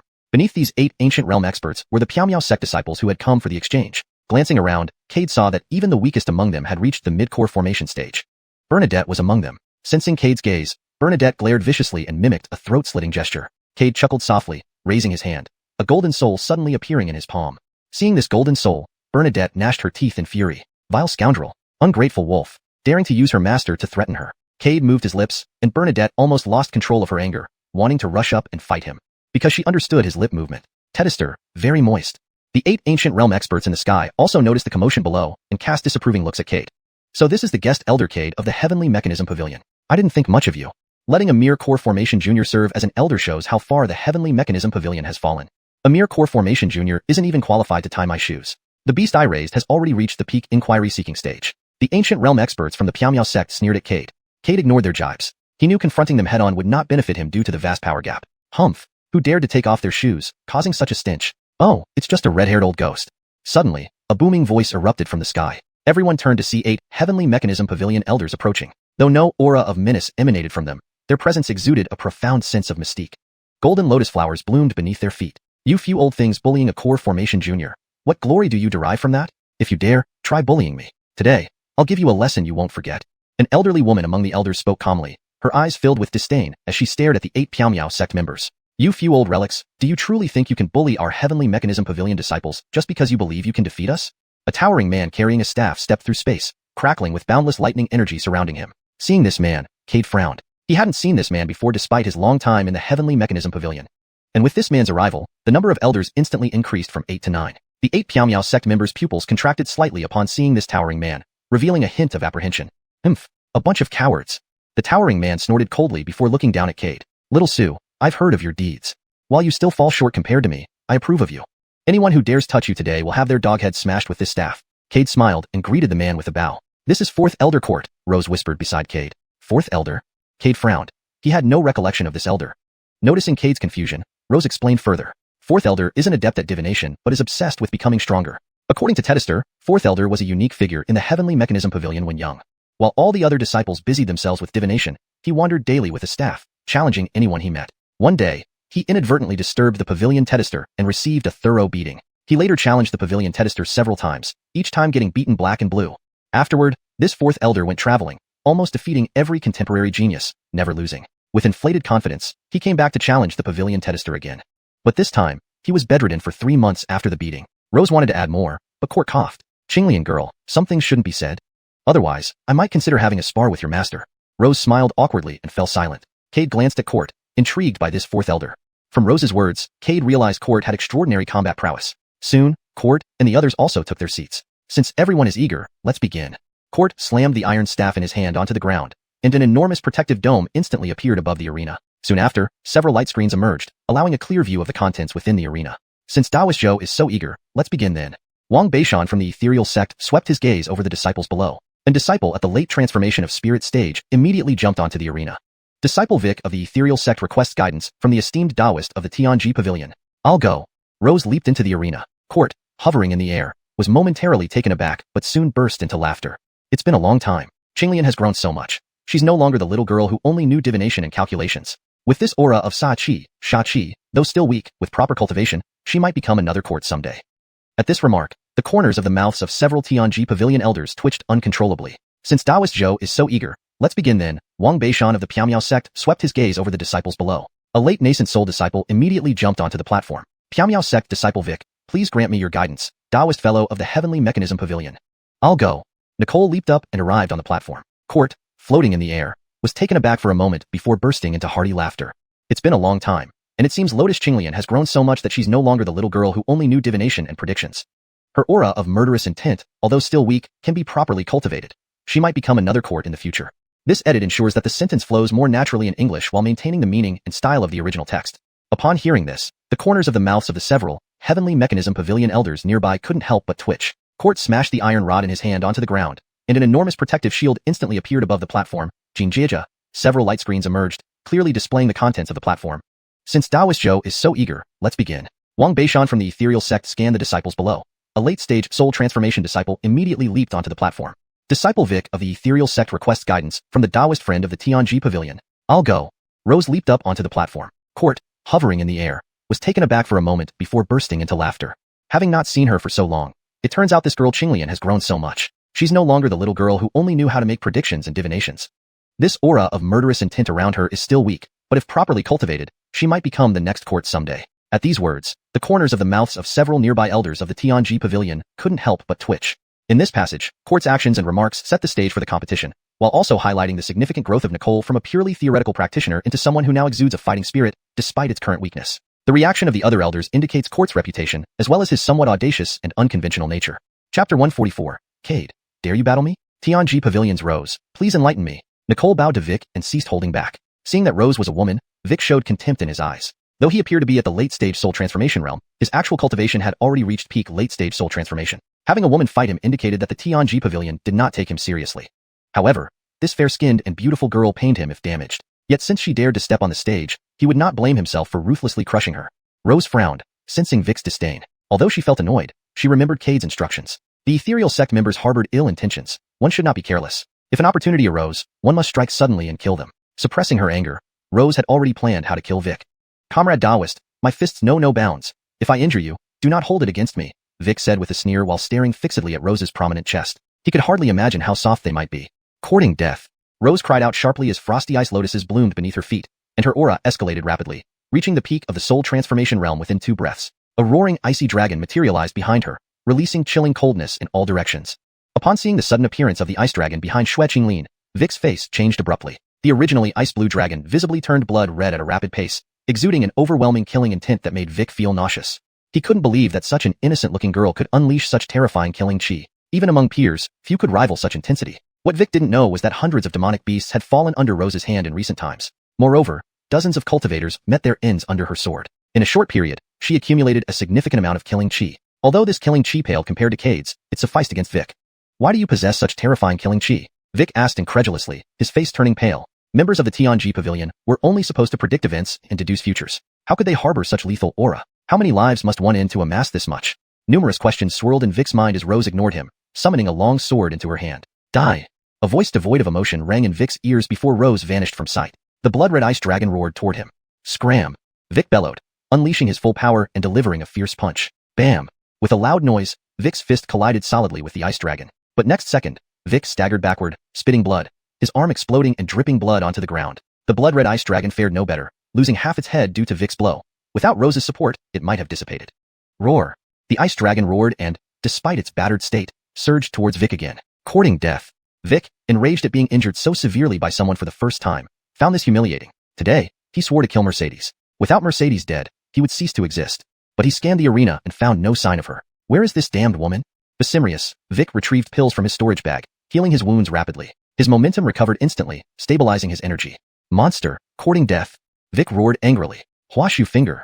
A massive finger formed from condensed spiritual chi attacked the ice dragon. Roar. Under the pressure, the ice dragon quickly disintegrated. A monster dares to harm me. Vic, though breathless, looked triumphant. Suddenly, a cold female voice echoed from behind. Do you think it's over? Vic froze, realizing his mistake. Overwhelmed by victory, he'd forgotten about Rose. Turning to counterattack, he felt a chill run through his back. His spiritual energy failed, leaving his body immobile. Cold sweat poured down his forehead as dread intensified. An urge compelled him to beg for mercy or face death. As he tried to surrender, a sword pierced his heart. Within moments, the sword cleaved him in 2. Bang! 2 halves of Vic's corpse hit the ground heavily, sending up dust clouds. Rose glanced but ignored the scene, wiping the blood off her sword as she walked off the platform. Silence enveloped the audience, who stared, wide-eyed, at the divided corpse. How was this possible? This was a late-stage soul transformation cultivator, even a peak level one. Yet, daring. Ethereal sect Elder Lanny exploded with rage. Killing his disciple in front of him was a blatant insult to ethereal sect. Such audacity demanded retribution. His formidable aura, belonging to the late-stage ancient realm, charged towards Rose. Unable to resist, Rose was seconds from death. You court death. Court's stick, brimming with purple lightning, hurtled towards Lanny's head. The stick struck him squarely before he could react, hurling him away, blood gushing from his dented head. You dare. Lanny stabilized, glaring coldly at Court. Humph. Court sneered at the other elders, who prepared defenses upon realizing Lanny's attack. Despite their quick reactions, Court shattered their protective shields with one stroke. The ethereal sect has quite the face indeed, muttered Tianji Pavilion's old lady, revealing her late-stage ancient realm aura and producing a straw doll. Upon sighting the doll, ethereal sect members grew pale. Grandma Matt's spirit binding technique was well known in the cultivation world. It bound an opponent's soul to the doll to control their physical form. Originally not used this way, this modification made it even more deadly. The original purpose of practicing the soul binding technique was to allow cultivators to attach themselves to the spirits of heaven and earth, plants, and monsters, thereby better comprehending the workings of the universe and predicting future events. However, Alia had altered this technique somewhat. It became a central curse rather than a binding method. Everyone in the cultivation world knew about this technique because when Alia was young, an elder from Xiuxian sect, had deceived her affections. The spirited and passionate young Alia could not bear such humiliation, so she used the soul binding technique to control the body of that Xiuxian sect elder. In front of all cultivators of the upper realm, she forced him to castrate himself. But the humiliation didn't end there. She made sure he performed the same act spiritually as well. Thus, this elder would never be able to urinate standing up for the rest of his life. In the end, feeling that this still couldn't make up for the emotional investment she had made, she cut off the elder's good fortune altogether in a fit of rage. After this incident, the elder never recovered and, with his good fortune severed, fell into decline and perished within a few years. From then on, all cultivators in the upper realm knew that one should never provoke the Tianji Pavilion's Alia. In a way, today's Tianji Pavilion disciples being weak had something to do with the elders. These elders had quite infamous reputations in their youth, which discouraged cultivators from easily provoking Tianji Pavilion. Thus, over time, Tianji Pavilion disciples lost their spirit and focused solely on divination, cultivating their bodies and nurturing their temperaments. Slowly, these elders also immersed themselves in such a lifestyle, hiding their once fierce nature. Now, seeing someone dare to harm their juniors, they protected like mother hens, refusing to back down. Suddenly, a scream rang out. Everyone turned their attention and saw Lanny's arm somehow already broken. Heather, are you Tianji Pavilion trying to start a war with our ethereal sect? Another late-stage ancient realm expert from the ethereal sect glared coldly at Alia. War or no war, do you think we will fear you? Court swung his stick toward Elder Mu Bai of the ethereal sect. You. The elder's face abruptly changed as he rapidly summoned a large golden eagle behind him. A loud cry echoed through the heavens as the eagle flapped its massive wings, charging towards Court. Trifles. Court laughed, swinging his iron staff again. If you want Lanny dead, I don't mind finishing him off right now. Alia's voice suddenly resounded. The ethereal sect elders who were preparing to attack immediately looked at her. They saw Alia tightly gripping the head of the straw doll. One of the doll's arms was already torn off. Friend Taoist Heather, don't be angry. This is just a misunderstanding. When juniors fight, accidents happen. We elders should not interfere. Mu Bai retracted his skill, forcing a smile worse than crying. Humph. Court scoffed. Heather, kill that old Lanny. I've never liked him anyway. Now, since his fate lies in our hands, let's not make things easy for him. Alia rolled her eyes at Court. Brute force indeed. No brain whatsoever. Now was just a small skirmish. If Lanny truly died, it would mean war between the two sects. Moreover, killing a late-stage ancient realm expert like Lanny wasn't easy. Ignoring Court, Alia smiled at Mu Bai and the other ethereal sect elders. Since friend Taoist Mu Bai said it's just juniors fighting, us elders should stay out of it. With that, she put away the straw doll and forcibly dragged Court back to his seat. Lanny flew back with a sullen face, his severed arm having regrown. He cast a hostile glance at Alia before silently returning to his seat. Other elders did likewise, returning to their places without further comment. Below, Rose exhaled a long breath. The intense sense of danger had made her break out in cold sweat. Fortunately, the fourth elder Court intervened. Otherwise, she surely wouldn't have survived today. Cade gently patted Rose's shoulder. Don't worry, the elders won't allow the ethereal sect to harm us. Rose nodded. Good job earlier. Cade took a pill from his storage bag and handed it to Rose. She accepted it and went aside to recover. Although she swiftly killed Vic, it drained her spiritual energy. Additionally, she activated the divine concealment technique at a critical moment, a tier 9 heaven rank cultivation method that she hadn't fully mastered yet. Forcing its use risked severe backlash. Recovering his focus, Cade felt a chill run down his spine. Had Shui Qinglin been slain, he would have activated the Dreamland Garden. Though unable to challenge ancient realm cultivators, it could buy some time. Furthermore, the initial threat came from an ancient realm's pressure. Cade had planned to destroy the Dreamland Garden to protect Rose. Thankfully, the worst didn't happen. Looking up at the ethereal sect elders in the sky, Cade's gaze grew cold. Once I reach the ancient realm, I'll kill every last one of you. In the ethereal sect's camp, Bernadette and others were livid, glaring at the Tianji Pavilion group with murderous intent. They never expected that in the first encounter, one of their disciples would die. Worse, their own elders were restrained by Tianji Pavilion's elders. Junior sister Mo, let me handle the next match. Bobby, clad in black armor and carrying a spear, spoke slowly. He was in the grand completion stage of the soul transformation realm, among the highest-ranking few here. His combat strength was formidable, able to contend with peak early-stage seeking Dao cultivators. Against any Tianji Pavilion disciple, he held overwhelming advantage. Bernadette hesitated. Bobby was ethereal sect's top soul transformation cultivator. If he appeared, Tianji Pavilion might send Cade, whom she sensed was also at the early soul transformation stage. But Cade's combat power was terrifying. If Bobby faced him, he might not fare well. Losing Bobby would be a significant blow to ethereal sect. With his potential, he would likely become an ancient realm expert and possibly open more than 90 celestial meridians when breaking through to true immortal. If Bobby died here, the sect would undoubtedly retaliate fiercely. Sensing Bernadette's worry, Bobby smiled. Junior sister Mo, don't worry. Cade is only an early soul transformation. Even if he's strong, I'm not necessarily weaker. Besides, do you lack confidence in me? A reassuring smile spread across Bobby's handsome, stern face. Bernadette's heart fluttered, biting her lip, and quickly looked away from Bobby. Bobby playfully ruffled her hair. Relax, I will win. And remember, after I return, you must agree to become my Dao partner. Without waiting for her response, he stepped onto the platform. Watching Bobby's back, Bernadette chewed her lip. Denying feelings for this boy who entered her life unexpectedly would be a lie. His gentleness and attentiveness gradually drew her in. Facing Bobby's confession, she almost agreed several times but ultimately refused. because she did not want to let Xiuxian down. She hoped to consider these matters after avenging herself. At this moment, watching Bobby's resolute back, her eyes welled slightly with tears, her lips moved faintly. I'll wait for you to come back. On the stage, Bobby was brimming with confidence, and his gaze soon locked onto Cade. With a sneer, he pointed his long spear. Cade, dare you come up and fight? Cade was taken aback, and so were Rose and the others beside him. They stared at Bobby on the stage with odd looks.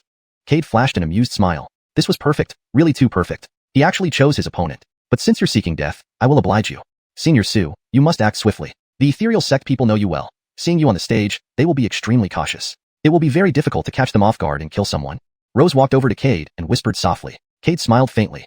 Chapter 145. We, go home. The person I want to kill, no one can stop. With these words, Cade strode onto the platform. Watching Cade's back, Rose's beautiful eyes flickered, and she lightly bit her lip, saying nothing more. Now that Cade had spoken, Bobby was as good as dead today. She withdrew her gaze, returned to a corner, and closed her eyes, sitting cross-legged. She needed to recover as quickly as possible to help lessen Cade's burden. She knew Cade was very strong, but if he killed too many disciples of the ethereal sect, he would be put on their hit list. At his early core formation stage, how could he possibly stand against the ethereal sect? Of course, it wasn't that she didn't trust the other Times Pavilion disciples, but she knew they couldn't kill the ethereal sect members. At most, they could only severely injure them. This wasn't what Cade or the Times Pavilion wanted to see. As Cade stepped onto the platform, anticipation spread across the faces of the Times Pavilion disciples. They understood Cade too well, knowing just how terrifying his strength was. Ted and he were already speculating how long this Bobby could last under Cade's attack. Numerous elders in the sky frowned upon seeing Cade. They had heard too many tales of Cade's legend and were also curious about his abilities. Since his arrival in the upper realm, legends about him began to circulate. Ted and he had heard of Cade's formidable power and were eager to see just how strong he was. However, the ethereal sect elders snorted disdainfully, looking at Cade with scorn and contempt. No matter how powerful he might be, he was still merely an early core formation cultivator. Killing him would be as easy as blowing him away. And today, his opponent was Bobby, so he was definitely going to die. They knew Bobby's strength well. He was at peak late core formation and could battle a peak early Dao inquiry cultivator. Cade, a mere early core formation cultivator, facing Bobby was undoubtedly seeking death. The grudge Rose had for killing the ethereal sect disciple could be counted on Cade's account. Once Cade was killed, the Times Pavilion wouldn't have much to say. After all, everyone had witnessed what happened just now. Unless the Times Pavilion didn't care about its reputation, but based on their understanding of the Times Pavilion elders, they probably wouldn't stoop that low. Lanny gave Cade a cold glance and then transmitted a message to Bobby, kill Cade at any cost and avenge Vic. Bobby nodded almost imperceptibly and looked at the approaching Cade with disdain. Cade, they say you're very strong. Today, I'll see if you're as rumored. Cade sneered, you're a late core formation cultivator bullying an early core formation cultivator like me. What face do you have to boast here? Looks like your ethereal sect really lives up to its reputation of having no shame. Bobby couldn't speak for a while. He couldn't refute Cade. He was a late core formation cultivator, while Cade was only an early core formation cultivator. Though rumors suggested Cade was powerful, the fact remained that he was only at the early core formation stage. Choosing him as an opponent indeed felt like bullying. But the arrow had been drawn. There was no turning back. Cade had to die today. Considering Rose's behavior, Bobby guessed this change must be closely related to Cade. Besides, how could an early core formation cultivator become a guest elder of the Times Pavilion? There had to be something fishy. These participating Times Pavilion disciples all carried a faint aura of killing intent, which hadn't been seen before. Therefore, he was even more convinced that the changes in the Times Pavilion disciples were connected to Cade. Killing Cade was absolutely necessary. Whether out of public duty or personal vendetta, Cade had to die. He turned around and gave Bernadette, who was filled with worry, a reassuring smile. Cade noticed this scene. Cade's lips curled into a seemingly harmless smile. So, Bernadette likes you. Then I can't afford to be merciful at all. I wonder what expression she will have when I kill the man she loves right in front of her. Cade increasingly looked forward to killing Bobby. Bernadette noticed Cade's smile and felt a sudden chill. A terrible premonition overcame her. Cade intends to kill Bobby. The thought made Bernadette's body tremble uncontrollably. Yes, Cade will surely kill Bobby. How dare he? How could he do such a thing? How did he find out? Her eyes nearly tearing apart, she wanted to rush to the platform and stop the match. She couldn't let Cade and Bobby fight. Otherwise, Bobby would certainly die. Through all her experiences, she knew Cade better than anyone. That look on his face meant Bobby was going to die today. Bernadette's body trembled harder, her eyes fixed on Cade. Little sister Mo, what's wrong? Aliana asked, concerned, gripping Bernadette's hand. Sister, don't let senior brother Xiao fight Cade, Bernadette said tearfully. Why? Aliana frowned. Senior brother Xiao will die, Bernadette said, her eyes red and clutching Aliana's hand. I just saw that little monster Cade smile. He really smiled. Seeing Bernadette's panic, Aliana sighed helplessly and patted her head, consoling her gently. Little sister Mo, I know you hate Cade and wish to kill him immediately. But you must realize that junior brother Xiao is at late core formation, far beyond early core formation Cade's capabilities. I know you're worried about junior brother Xiao, but he is so strong. Trust him. But, Bernadette tried to say more, but Aliana interrupted her. Little sister Mo, I understand you and junior brother Xiao share deep feelings, but you must trust him. If you interrupt now, you won't get another chance to kill Cade. Tears streaming down her face, Bernadette shook her head. Aliana, sister, Cade really smiled. I know what his smile means. Ever since he left the sect, he has been planning revenge on me. He noticed my relationship with senior brother Xiao. Before Aliana could respond, an overwhelming pressure swept through. Her face changed abruptly as she sought the source, discovering that it came from Cade. This terrifying pressure exceeded core formation limits, likely belonging to a Dao Inquiry cultivator. Just as she was about to persuade Cade, Bobby roared and rushed forward.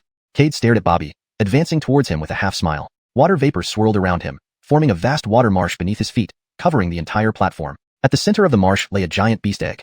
Noticing the eerie transformation, Bobby's face flashed with terror. He found himself unable to control his cultivation or spiritual energy, reduced to an ordinary person. Facing the slowly advancing Cade, Bobby's face turned pale. His arms felt like lead, immobilizing him. He could only watch as Cade approached. Even speaking became impossible. Well, my domain isn't bad, right? Cade stood before Bobby, his eyes full of mockery and pity. Bobby could only glare fiercely at Cade. It was as if he wanted to kill Cade with his gaze alone. You said you would slaughter me in front of Bernadette. Would she go mad? Cade smiled, grabbing Bobby's arm and tearing it off with a twist. Blood spurted out immediately. The intense pain caused cold sweat to break out on Bobby's forehead, his face turning deathly pale. Cade looked at the severed arm in his hand, summoned the black-horned beetle, and tossed the arm to the little creature. The black-horned beetle bit into the arm, humming happily. In the horrified gaze of Bobby, his severed arm turned into nothing but a layer of skin in an instant. Outside the illusory homeland, everyone frowned. The entire platform was shrouded in thick water vapor. Even the perception of ancient realm cultivators couldn't penetrate it. At this moment, the illusory homeland became Cade's kingdom. Without his permission, no one could perceive what was happening inside. Bernadette clenched her fists tightly, staring at the dense fog with tears welling up in her eyes. She muttered repeatedly, "Everything will be fine. Everything will be fine." Aliana's brows also furrowed deeply. The pressure Cade had released earlier was terrifying, and she couldn't help but worry about Bobby. In midair, the ancient realm elders all frowned too. They also noticed the strange nature of the water mist. Even with their capabilities, they couldn't see through it. Everyone held their breath in anticipation, unsure of what was happening inside the water mist. Court was extremely anxious and secretly transmitted a message to xiuxian. "Old woman, quickly check if that brat Cade is still alive." xiuxian ignored Court, maintaining her aged appearance. Seeing this, Court grew more anxious, but soon noticed that several peers nearby were calm, showing no concern for Cade's fate. He frowned slightly and sent messages one by one. However, the responses made him laugh and cry at the same time. Wait and see. He felt an urge to curse, but restrained himself. Suppressing his anxiety, he sat down. Although he had heard much about Cade's situation from outside, not having witnessed it firsthand left him in doubt. So, he was very worried that Cade might be killed by that boy named Bobby. Inside the water mist, Bobby, now limbless, lay on the ground, his face ashen, his eyes filled with despair. The blood flowing from his wounds dripped into the marsh, heading towards the giant beast egg. Cade watched idly. What a pity I didn't let Bernadette witness my killing of the man she loved. Bobby's gaze flickered faintly when he heard Cade's words. He stared at Cade, trying to self-destruct to take Cade with him. But with his cultivation and spiritual power halted, he couldn't even self-destruct. Self-destruction is a cultivator's last dignity, but Cade didn't even give him that chance. His inner emotions transformed from shock and anger to despair and numbness. Now, he just hoped Cade would grant him a quick death instead of continuing to torture him. But Cade wouldn't fulfill his wish. "Don't worry, I'll let your beloved woman have one last look at you." Cade laughed, crushing Bobby's bones, dismembering him, and feeding the pieces to the black-horned beetle. After half an incense stick burned out, Bobby's head lay lonely in the marsh. Cade picked up the head, extracting its soul, then looked at the black-horned beetle beside him. Save this for later. The black-horned beetle hovered over Cade's head, emitting a loud hum before vanishing into a black light around Cade's waist. It's time to go out. Otherwise, people outside might get impatient. Cade took a step forward, and the surrounding water mist dissipated instantly. As the mist cleared, a heavy smell of blood spread. Finally, everyone could clearly see the scene on the platform. Upon seeing Cade holding Bobby's head, standing alone, the crowd fell into an eerie silence. Everyone's eyes widened in disbelief. The heavy breathing was the only sound Cade could hear. He gazed indifferently around, finally stopping at Bernadette's desperate face. "My dear Olive, the person you like isn't very strong, is he?" Saying this, Cade threw Bobby's head at Bernadette's feet. Bernadette's eyes were vacant as she fell to the ground, trembling as she grabbed Bobby's head. "Senior brother Xiao," Bernadette whispered softly, then tightly hugged Bobby's head to her chest. "Ah!" A shrill scream tore through the air as Bernadette sobbed uncontrollably. She clung to Bobby's head as if someone would snatch it away. On the platform, Cade laughed out loud. "Ha ha ha. Bernadette, this is your day. Ha ha ha, you should have seen his face when he died, so colorful and vivid."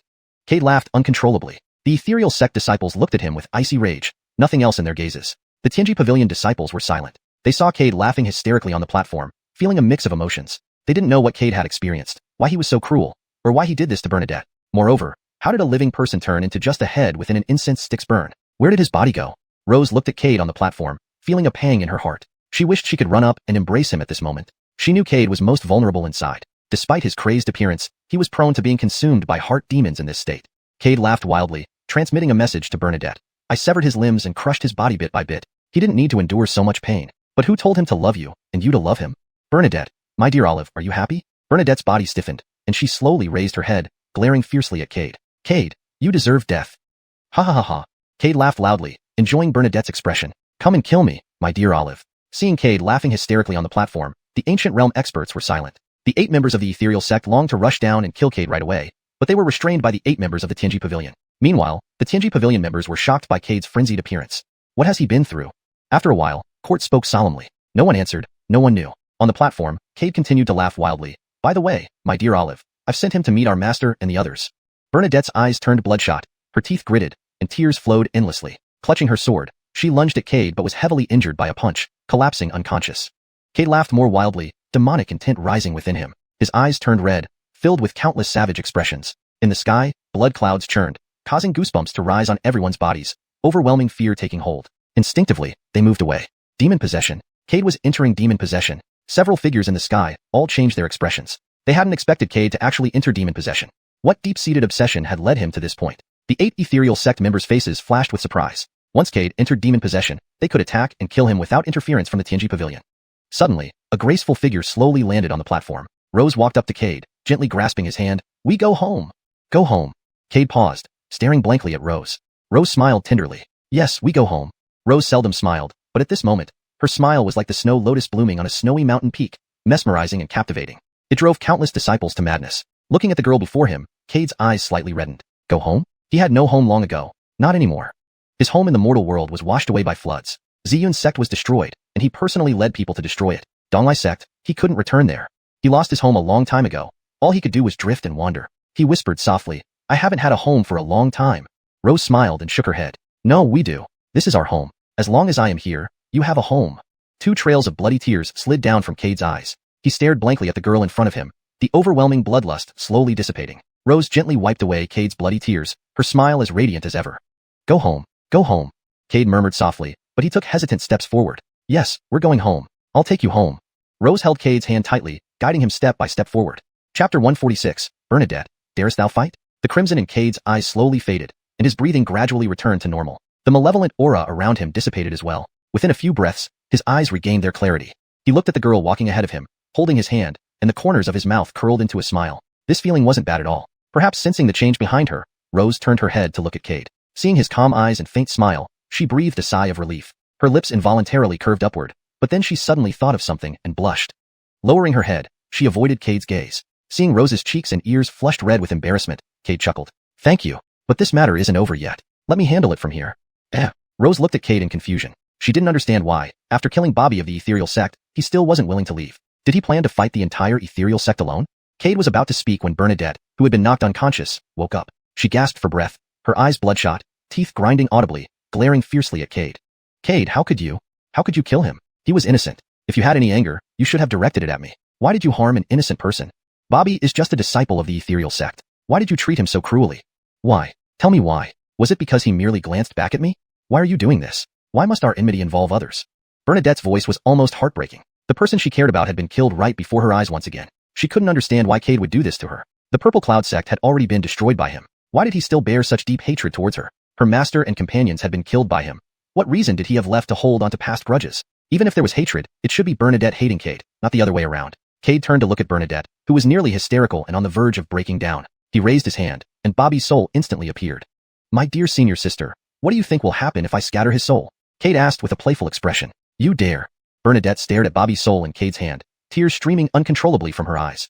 Let's see if I dare. Cade's smile became increasingly manic. At this moment, Cade felt someone tugging at his hand. Turning around, he saw Rose looking at him with worry. Rose shook her head. Cade, let's stop fighting. Let's go home, okay? If we keep going like this, you'll be consumed by heart demons and fall into darkness. Her voice was filled with pleading. She knew that if Cade fell into darkness, he would certainly die today. The 8 ethereal sect elders sitting in the sky would immediately take action to kill him. Not even the celestial pavilion could protect him. The upper realms had zero tolerance for demon cultivators. Once discovered, they had to be eliminated as soon as possible, or the matter reported to the nearest sect. Seeing the pleading expression on Rose's face, Cade felt as though something sharp had pierced his heart. It hurt, but it also felt warm. This feeling was new to him. He had never experienced it before. Rose held tightly onto Cade, shaking her head. Cade, please don't continue like this. I know you've suffered greatly in the past. If you want, you can tell me everything. Cade smiled and shook his head. This is my trial. You can't help me. Only I can help myself. Cade. Ignoring Rose's pleading, Cade gently pulled his hand away. Don't worry, I know what I'm doing. You have to trust me. Cade's gaze was resolute. Rose bit her lip, hesitated for a moment, then nodded. All right, I'll wait for you to come back.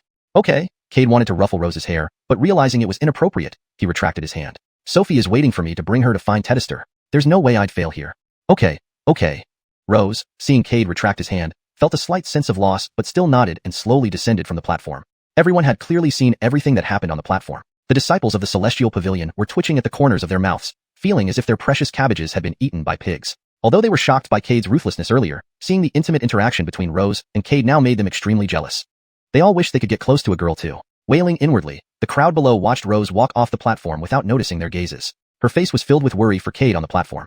She was very concerned that Cade might be overwhelmed by heart demons again. This time, she managed to wake him up, but she didn't know if she could next time. In the sky, the 8 ancient elders of the ethereal sect wore terrifyingly grim expressions. They had finally found a legitimate reason to kill Cade but had been thwarted by Rose. How infuriating. And this little wretch Cade, how dare he threaten Bernadette with Bobby's soul in front of everyone? Did he think the ethereal sect had no one? Moreover, it was a blatant insult to their dignity, a slap in the face of every elder present. Court was thoroughly confused, not understanding what had transpired. Hadn't Cade been falling into darkness? How was he better now? And what was going on with Xiuxian? When had she become so close to Cade? Suddenly, Court felt as if his precious cabbage had been devoured by a pig, and his admiration for Cade diminished. A strange irritability welled up within him. Damn it, what's happening? The old matriarch Heather and the others exchanged glances, quite satisfied. Since Cade hadn't fallen into darkness, the ethereal sect had no reason to act against him. Rose's actions had inadvertently saved Cade's life. However, they were also curious about when Rose and Cade had become so close. On the platform, Cade turned back, his face regaining its coldness as he looked down at Bernadette. It's simple if you want to save him. Come up and challenge me. As soon as Cade spoke, many ethereal sect disciples immediately objected. Cade, you're despicable. Mo Olive is only at the middle stage nascent soul realm. Fighting you would be suicide. Cade, you have no shame. Even Basimal Circle nascent soul Bobby died at your hands. Why make Mo Olive challenge you? Humph. Cade, if you have any courage, fight me instead. I guarantee I'll beat you to death. The statement caused an instant silence among the crowd. Everyone instinctively searched for the speaker. Given Cade's power, which they had witnessed, anyone daring to challenge him now was courting disaster. But upon seeing the speaker's cultivation level, everyone understood why the words had been spoken so boldly. This person had reached the peak of the early stage Dao Inquiry realm. Though Cade was powerful, he wasn't a match for a Dao Inquiry cultivator. Hemph. The ethereal sect truly specializes in bullying the weak. Before, a Dao Inquiry cultivator bullied an origin soul cultivator. Now, they bully nascent soul cultivators. It's shameful to fight you. Indeed, such shameless people exist. Elder Sue, ignore them. The ethereal sect members are all cowards. Cade, crush Bobby's soul. The disciples of the Heavenly Mechanism Pavilion were filled with righteous indignation, never expecting the ethereal sect to be so shameless. Rose's beautiful eyes swept across the scene, filled with worry. She feared that Cade might agree. Sure enough, in the next second, Cade smiled and looked at the Dao Inquiry cultivator who spoke, beckoning him over with a finger. Come. Rick scoffed coldly, leaping up and landing right in front of Cade. Cade, I know you're strong, but the gap between nascent soul and Dao Inquiry is much greater than you think. You killed Bobby. Today, I will make you pay for it. Bernadette has become what she is because of you. You deserve death. Why do you have to harm such an adorable junior sister? Whatever happened between you two, can't you forgive as a man? Rick's words left Cade momentarily stunned. He had indeed witnessed the ethereal sect's audacity. Truly shameless. You can try. Cade stowed away Bobby's soul, took a step forward, and whispered softly. Dreamland. Vast mists churned around them. Underfoot appeared a water marsh, enveloping Cade in a terrifying pressure. Rick's face changed abruptly. Just as he was about to move, he realized he couldn't use his spiritual power, and his body slowly became unresponsive. Cade, what did you do? Fear spread across Rick's face as he watched Cade approach. Cade smiled, spreading his arms wide. Welcome to my paradise.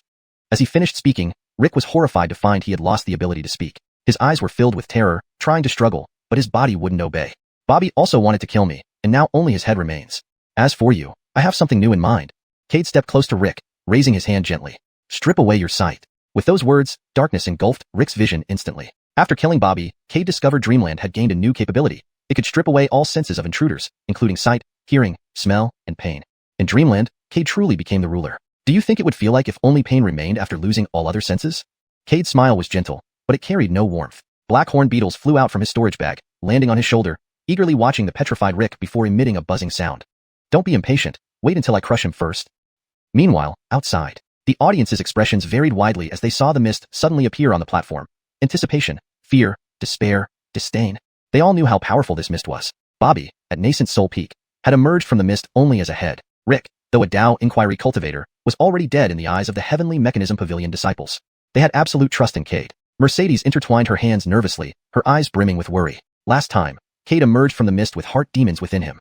This time, Cade, please don't fall into darkness again. Mercedes murmured softly. In the sky, the 16 ancient realm cultivators' faces showed different emotions when they saw the mist. This should be an imperial rank technique. Lanny stared coldly at the platform below. No one answered him, but everyone understood. No technique other than an imperial rank could hide even ancient realm cultivators' divine senses.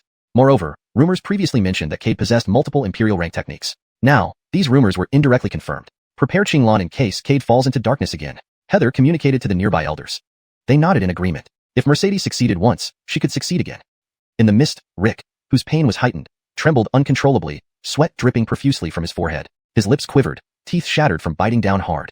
He wanted to scream but had already been stripped of the ability to speak. Cade watched silently. You want to stand up for Bernadette? Then you must have the courage to bear the consequences. Black horn beetles gnawed bit by bit at Rick's flesh inside his body. Consuming Bobby's flesh, Cade felt that soon, the beetles would evolve again.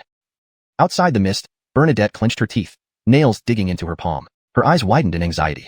She didn't want anyone else to die for her sake. Since the mist appeared, she had an ominous premonition. She knew Cade too well. Without absolute confidence, he wouldn't accept Rick's challenge. Why she hadn't tried to stop Rick? It was because, blinded by anger, she believed Rick, at peak Dow inquiry initial stage, could kill Cade and avenge Bobby. But as she calmed down, she realized how foolish that thought was. Olivemo, what's the deal with Cade? Why is he so strong? Aliana felt immense worry and some resentment towards Bernadette. Bobby standing up for Bernadette was understandable since they were fellow sect members. But Rick was her senior brother, the one she dreamt of constantly. For him to choose to fight such a powerful Cade for Bernadette, though Rick was at peak Dow inquiry initial stage, there was still the chance that something might go wrong. Cade was always unpredictable, often turning the tables on those who tried to kill him. His smiles made her uneasy. Bernadette was too worried about Rick's safety to hear Aliana's call. Olivemo, Olivemo. Aliana frowned, annoyance flashing in her eyes. If not for Bernadette's status as a direct disciple, she would teach her a lesson for being so dismissive. Suppressing her anger, she called out several more times before Bernadette reacted. Olivemo, where does Cade come from? Why is he so terrifyingly strong? And what's the name of this technique? As his senior sister, surely you know. Bernadette's eyes were red-rimmed. She shook her head. Olive, Cade and I both come from the Purple Cloud sect in the lower realms. But why he is so strong I don't know. Ever since he betrayed the Purple Cloud sect, his strength skyrocketed, completing cross-realm kills in a short time. As for his cultivation technique, I'm unaware. Aliana frowned. You mean Cade could perform cross-realm kills even when his cultivation was low? She doubted her own ears for a moment. Yes. Bernadette nodded. Back in the Purple Cloud sect, my fellow juniors and I misunderstood him over some matters. We didn't treat him as a younger brother, despite being Tedester's disciple. With Barclay's deceit, we tortured and humiliated him endlessly. He bore everything silently, bringing us good things whenever he found any. But one day, he betrayed the Purple Cloud sect. Afterwards, his cultivation and combat prowess increased rapidly, leading to his revenge against us. Bernadette briefly recounted her past with Cade. Aliana sighed helplessly. This person has a rather narrow-minded chest. A few years of misunderstanding, worth all this? Translation provided adheres strictly to English while preserving the original tone, character names in pinyin, and style. Paragraph structure and line breaks remain intact as per the source. Besides, setting aside the facts, was he not also at fault? If he truly did nothing wrong, wouldn't he have defended himself? Bernadette nodded in agreement. My master and fellow disciples all believe the same.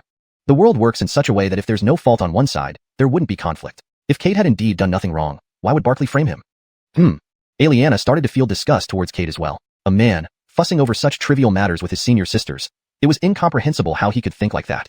Moreover, as the saying goes, flies only target what is flaws. If Cade were innocent, surely someone from the Purple Cloud sect would have stood up for him. But no one did, which showed how detestable Cade was. Such a person should have been drowned in a piss bucket, right after birth. How could we women give birth to such a creature? Aliana grew more furious the more she thought about it, feeling a bit more sympathetic towards Bernadette. Chapter 147. What am I doing? A man as petty as him would bring disaster to anyone who encounters him. It's no wonder Bernadette despises Cade so much. If it were me, I'd hate him even more. Just thinking about living with someone like Cade for so many years sends a shiver down Ellie's spine. It's terrifying. This is worse than being killed. Junior sister Mo, you've endured so much these years. Ellie gently held Bernadette's hand. Anyone who meets a man like Cade would be unlucky. Senior brother Vance will surely slay him and avenge junior brother Bobby. Bernadette wiped away her tears, nodding firmly. At this point, they could only believe that Vance could defeat Cade. Meanwhile, in the mist, Vance's head floated motionless. His eyes wide open, blood dripped from his mouth and slowly disappeared into the water. Below the head was an empty human skin flapping in the wind. Cade watched this scene with no ripples in his heart. When he had slain Bobby, his heart was filled with joy. He knew how important this person was to Bernadette, and killing him would make her suffer. But this time, with lessons learned, Cade remained calm. The black-horned beetle emerged from the human skin and slowly landed on Cade's shoulder, now adorned with two eye-like patterns on its three tails. Cade frowned, surprised by the beetle's transformation. Before he could ponder further, the beetle brushed against Cade's face, transforming into a black light that vanished into his storage bag. I guess after this evolution, Little Black's strength should have improved significantly. With a gentle step, the water mist around Cade began to boil and disappeared instantly. The mist beneath his feet also vanished without a trace, as if it had never existed. The floating head soon fell to the ground due to the loss of support. Upon seeing the mist dissipate, all spectators' hearts raced. The Tianjai disciples were nervous despite their confidence in Cade's abilities. They faced an opponent at the peak of the inquiry stage, and they feared Cade might lose. On the other hand, Xiuxian sect members prepared to cheer, believing a mere early-stage soul transformation cultivator would easily be defeated by a peak early-stage inquiry cultivator. As the mist slowly cleared, a figure emerged standing straight. Everyone's heart skipped a beat. Plop. The sound of something hitting the ground caused another shock. Rose clenched her fingers tightly, breathing heavily. In the sky, 16 ancient boundary elders immediately probed with their divine senses. Upon confirming the person inside the mist, Tianjai's 8 elders sighed in relief, smiles returning to their faces. That young man won again. Meanwhile, Xiuxian sect's 8 elders looked gray, disbelief clouding their eyes. Vance was dead, turned into a head covered with human skin. Considering the gap between an inquiry stage and a soul transformation stage, it was unimaginable that Vance, at peak early-stage inquiry, died at the hands of a lowly early-stage soul transformation. How could this be possible? Impossible. It must be an illusion. Otherwise, such a thing couldn't happen. Matt Court, what did you do? How could Vance die? He's a peak early-stage inquiry cultivator. How could he die to a mere early-stage soul transformation? Lanny shouted angrily at them. Himph. Matt snorted, eyes full of disdain. If his skill wasn't enough, he got killed. Why blame others? You. Lanny turned furious, but paused as a lightning-wrapped staff appeared before him. Are you challenging me? Court's eyes gleamed with menace. If this old man keeps causing trouble, he'll regret it. Lanny glared at Court, clenching his jaw. He swore he'd make Court pay. Sit down, this matter is already decided. A Xiuxian sect elder said calmly, revealing an aura peak aura. The few elders' faces changed as they hadn't expected Xiuxian sect to conceal such a powerful elder. Better not provoke unnecessarily, they thought, retreating back to their seats. Down below, the mist fully dispersed, revealing Cade standing next to Vance's head. Silence filled the air as everyone gaped in disbelief. Some rubbed their eyes, unable to accept what they saw. Rose relaxed upon seeing Cade unharmed, sighing in relief. As long as nothing else happened, Bernadette and Ellie, however, stared in horror. Ellie's legs gave way. Had Bernadette not caught her, she would have collapsed. She looked at Vance's head by Cade's foot in despair. Dead. Vance's senior brother is dead. This can't be real. It must be false. How could someone as strong as Vance die? Surely Cade used some trickery. Vance must be injured, made to appear dead. On the platform, Cade smiled mockingly at Xiuxian sect disciples. Your hope ends here. He kicked Vance's head toward them. No. Ellie screamed, rushing forward to cradle Vance's head. Tears streamed down her face. What are you doing, Cade? Bernadette asked through red-rimmed eyes. If looks could kill, Cade would have been dead 1,000 times over. Cade smirked. Can't take it, my good Olive? Weren't these your choices? Why are you blaming junior brother Sure now? If you had surrendered promptly, he wouldn't have died. You knew I was too strong for him, yet you let him fight. Now you blame me? Still so hypocritical, Olive. His words cut into Bernadette's heart. Suddenly, she felt intense hostility from Ellie. It's because of you. Ellie growled, hugging Vance's head tightly. If it weren't for you, senior brother Vance wouldn't have died. He stood up for you, and now he's dead. Bernadette, you deserve to die. Ellie stood up, power surging around her. Her late-stage soul transformation level alarmed Bernadette, who stumbled back. Not me, she stammered. I don't know, Bernadette continued to defend herself. But how could xiuxian, who had lost her beloved, possibly listen to her defense? She gently held Vance's head and kissed his forehead softly. Senior brother, I will avenge you right now. Wait for me. Xiuxian placed Vance's head in her storage bag, took out a longsword, and charged at Bernadette. Her cultivation was already higher than Bernadette's, and in this moment of rage, her speed became even faster. In an instant, she was in front of Bernadette. You deserve to die. Xiuxian roared, while Bernadette's face was full of confusion as she repeatedly muttered, It wasn't me. I didn't mean to harm senior brother Vance. Really, it wasn't me. I know nothing. Cade watched the scene calmly. He suddenly realized that rather than killing Bernadette outright, it would be more torturous to let her suffer like this. Only by letting her live could she experience the same pain he once did. Nonsense. Suddenly, an elderly voice interrupted, dissipating Xiuxian's attack and inadvertently protecting Bernadette. Xiuxian, how dare you attack a personal disciple? Don't you fear that I, the elder, will suppress you today? Lanny's voice was filled with fury. Xiuxian, a mere nobody, had been easily provoked by just a few words. If he had known, he wouldn't have brought this useless person here. But Xiuxian snapped back to her senses, looking up at Lanny in the sky, trying to explain. Silence. A wave of immense pressure from Lanny instantly enveloped her. Puff. Xiuxian spat out a mouthful of blood, stumbling backward, her eyes full of disbelief. She had only wanted justice, but the elder had brutally attacked her without hearing her side. Why? Was it because she wasn't a personal disciple? Bernadette watched helplessly, her eyes wide with confusion and bewilderment. Olive Xiuxian. She called softly. Xiuxian turned her gaze back to Bernadette and gave a bitter smile. Bernadette, I will never forgive you. With that, she hugged Vance's head and left without looking back. The scene fell into an eerie silence. Everyone was dumbfounded by the sudden turn of events, unsure why Xiuxian had targeted Bernadette. Logically, if anyone should be blamed, it should be Cade since he had killed the person. Moreover, Vance had volunteered for the duel, not coerced by anyone. Cade sighed, slightly disappointed. The situation hadn't unfolded as he had hoped. A public spectacle of mutual destruction between these two would have been far more entertaining.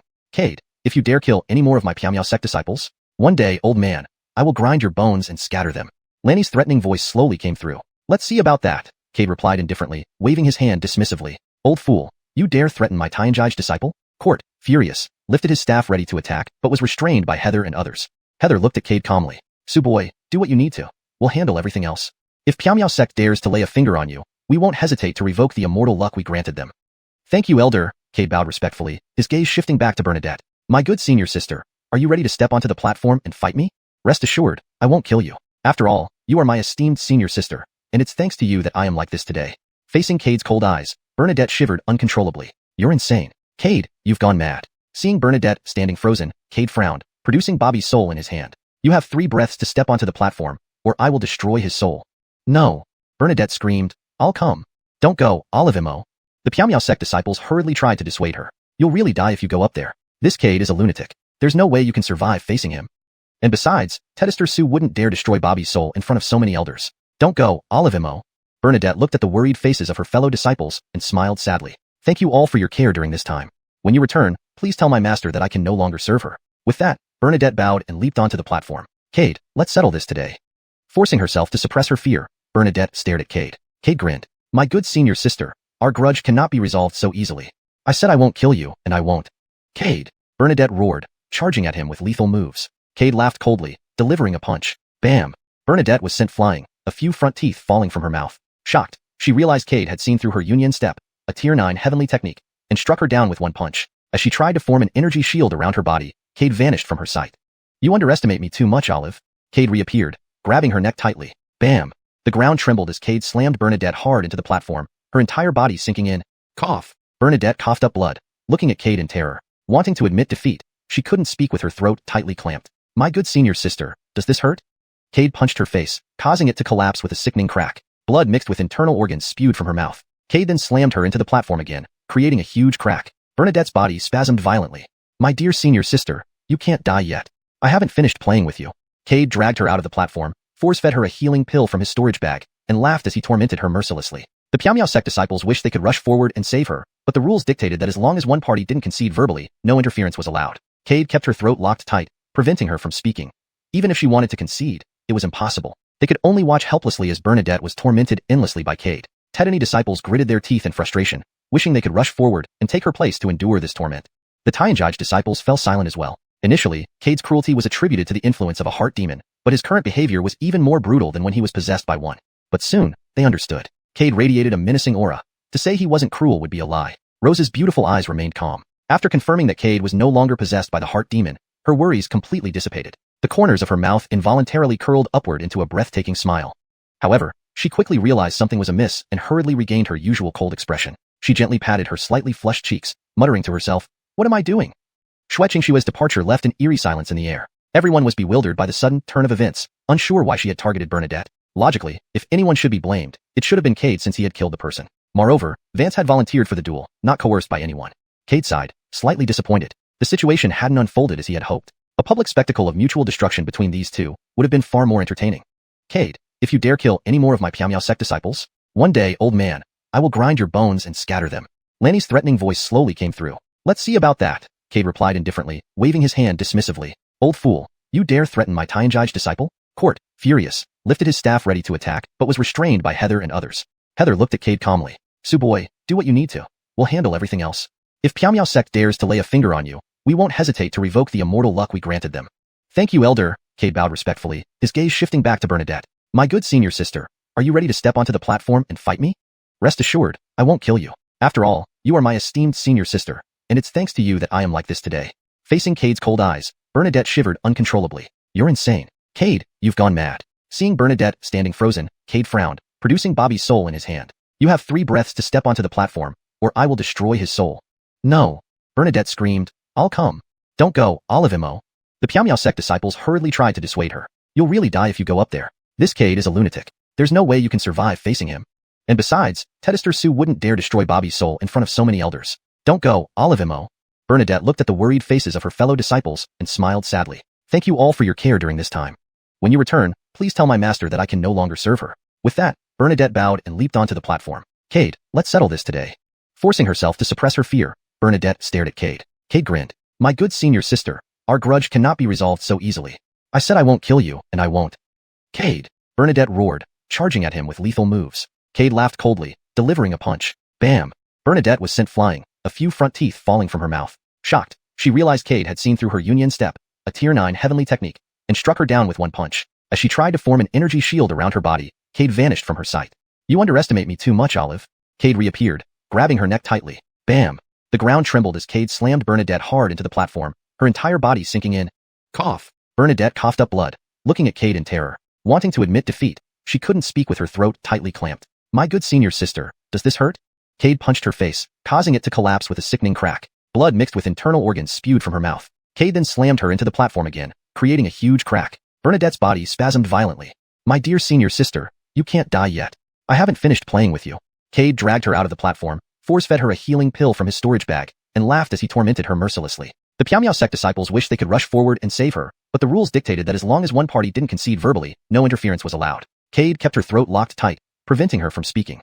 Chapter 148. Cade's severe injury. On the platform, Bernadette was barely breathing, her entire body bruised and battered. Her once handsome face had caved in, and her eyes were glazed over. If not for Cade administering a medicinal pill in time, she would have already perished. Cade tightly gripped her neck, preventing her from pleading for mercy. Bernadette truly felt Cade's terror. In that moment, she suddenly understood that perhaps Bobby and Rick suffered tenfold, even 100-fold, of what she experienced before their deaths. She struggled to look at Cade, her lips moving slightly, but then closed her eyes again. Seeing Bernadette like a lifeless dog in his hands, Cade lost interest in tormenting her further. Forget it. I said I wouldn't kill you, so today, I'll let you off. But remember, my dear senior sister, the next time we meet, your junior will not let you return alive so easily. Without another glance, Cade tossed Bernadette back to the Piao sect disciples as if she were garbage. They rushed to her side immediately. Upon seeing the extent of Bernadette's injuries, the Piao sect disciples gritted their teeth and clenched their fists, glaring at Cade on the platform. If looks could kill, Cade would have been executed dozens of times over. Cade taunted them with a challenging wave of his fingers. Next time. I can't guarantee I'll be this merciful. Of course, if you're not afraid of dying, feel free to come up and challenge me. The Piao sect disciples fell silent. Challenging Cade on the platform was tantamount to seeking death. Even the Peak Chi Dao practitioner, Rick, died at Cade's hands. How could they possibly stand a chance? Lowering their heads quietly, they scrambled to tend to Bernadette's wounds. Tedany female disciples broke down in tears. Tedester Mo's injuries were too severe. Without timely treatment, she might die. Hurry, apply this medicinal pill to her. A bright red pill soared through the air and landed in the hand of a female disciple. A rich aroma filled the air, revitalizing everyone. It was a blood spirit pill. Every Piao sect disciple recognized it. A peak 7th grade pill reputed to revive the dead and regrow bones. Its refinement process was incredibly complex, and there weren't many of these pills in the entire sect. With this blood spirit pill, Bernadette would certainly recover quickly. Cade frowned slightly. He could tell this pill was no ordinary one. Its efficacy was at least equivalent to a 6th grade pill. He may not be skilled at refining pills, but his discernment was sharp. Cade, spare them when you can. Don't push things too far, or it won't be good for you. A Peak Xiuxian elder opened his eyes and fixed an intense gaze on Cade. Facing this veiled threat, Cade smiled faintly. Elder, I have a question. The elder furrowed his brow, looking at Cade. Speak. Cade pointed toward the Piao sect disciples. Elder advises me to spare them. But, I ask Elder, why can't the Piao sect do the same?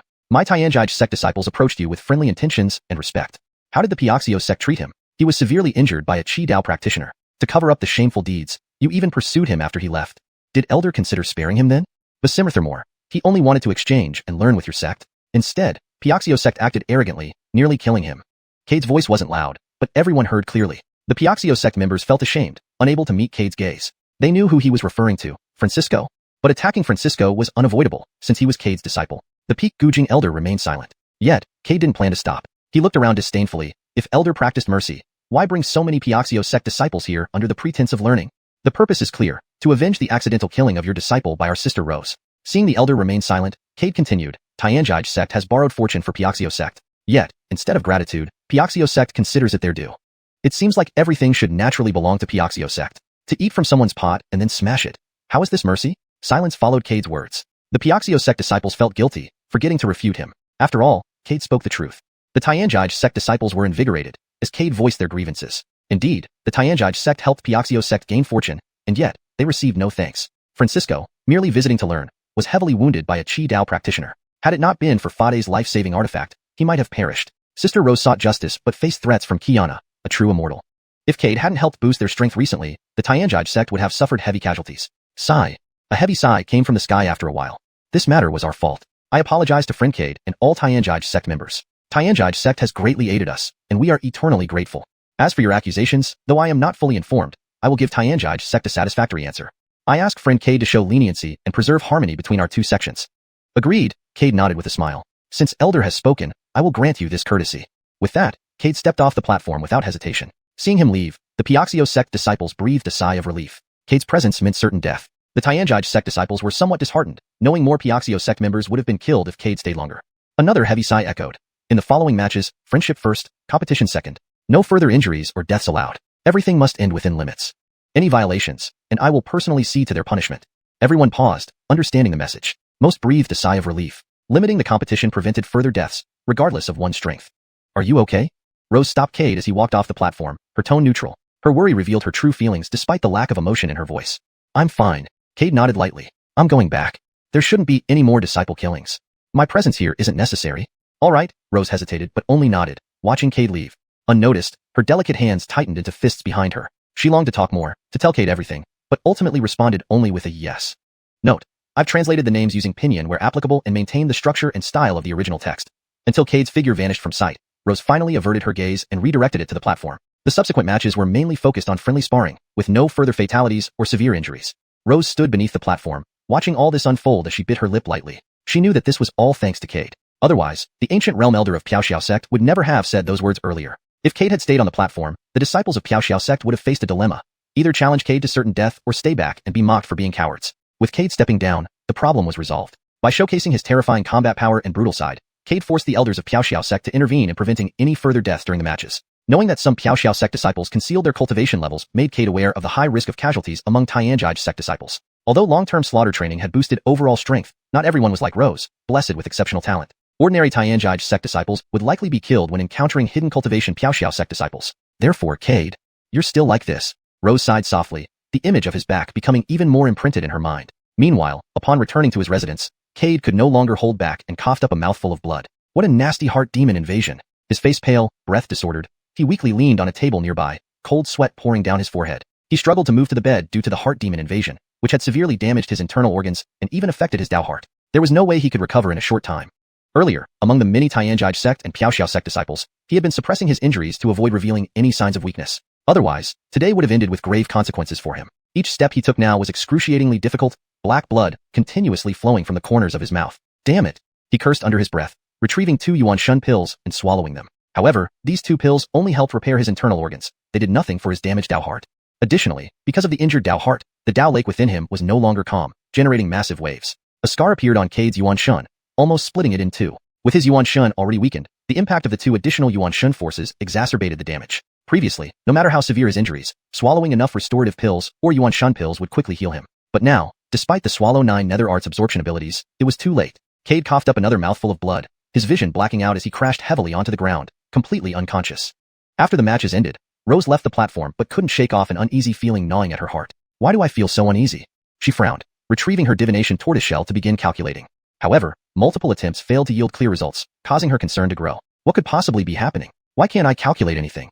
Unexplained anger surged within her, making her irritable. At this moment, an image of Cade's retreating back flashed through her mind. Could it be Cade? Her heart skipped a beat, forcing herself to endure the unease while continuing the divination. The next second, panic spread across her beautiful face. The hexagram showed great danger. Cade was facing dire straits. Cade, what happened to you?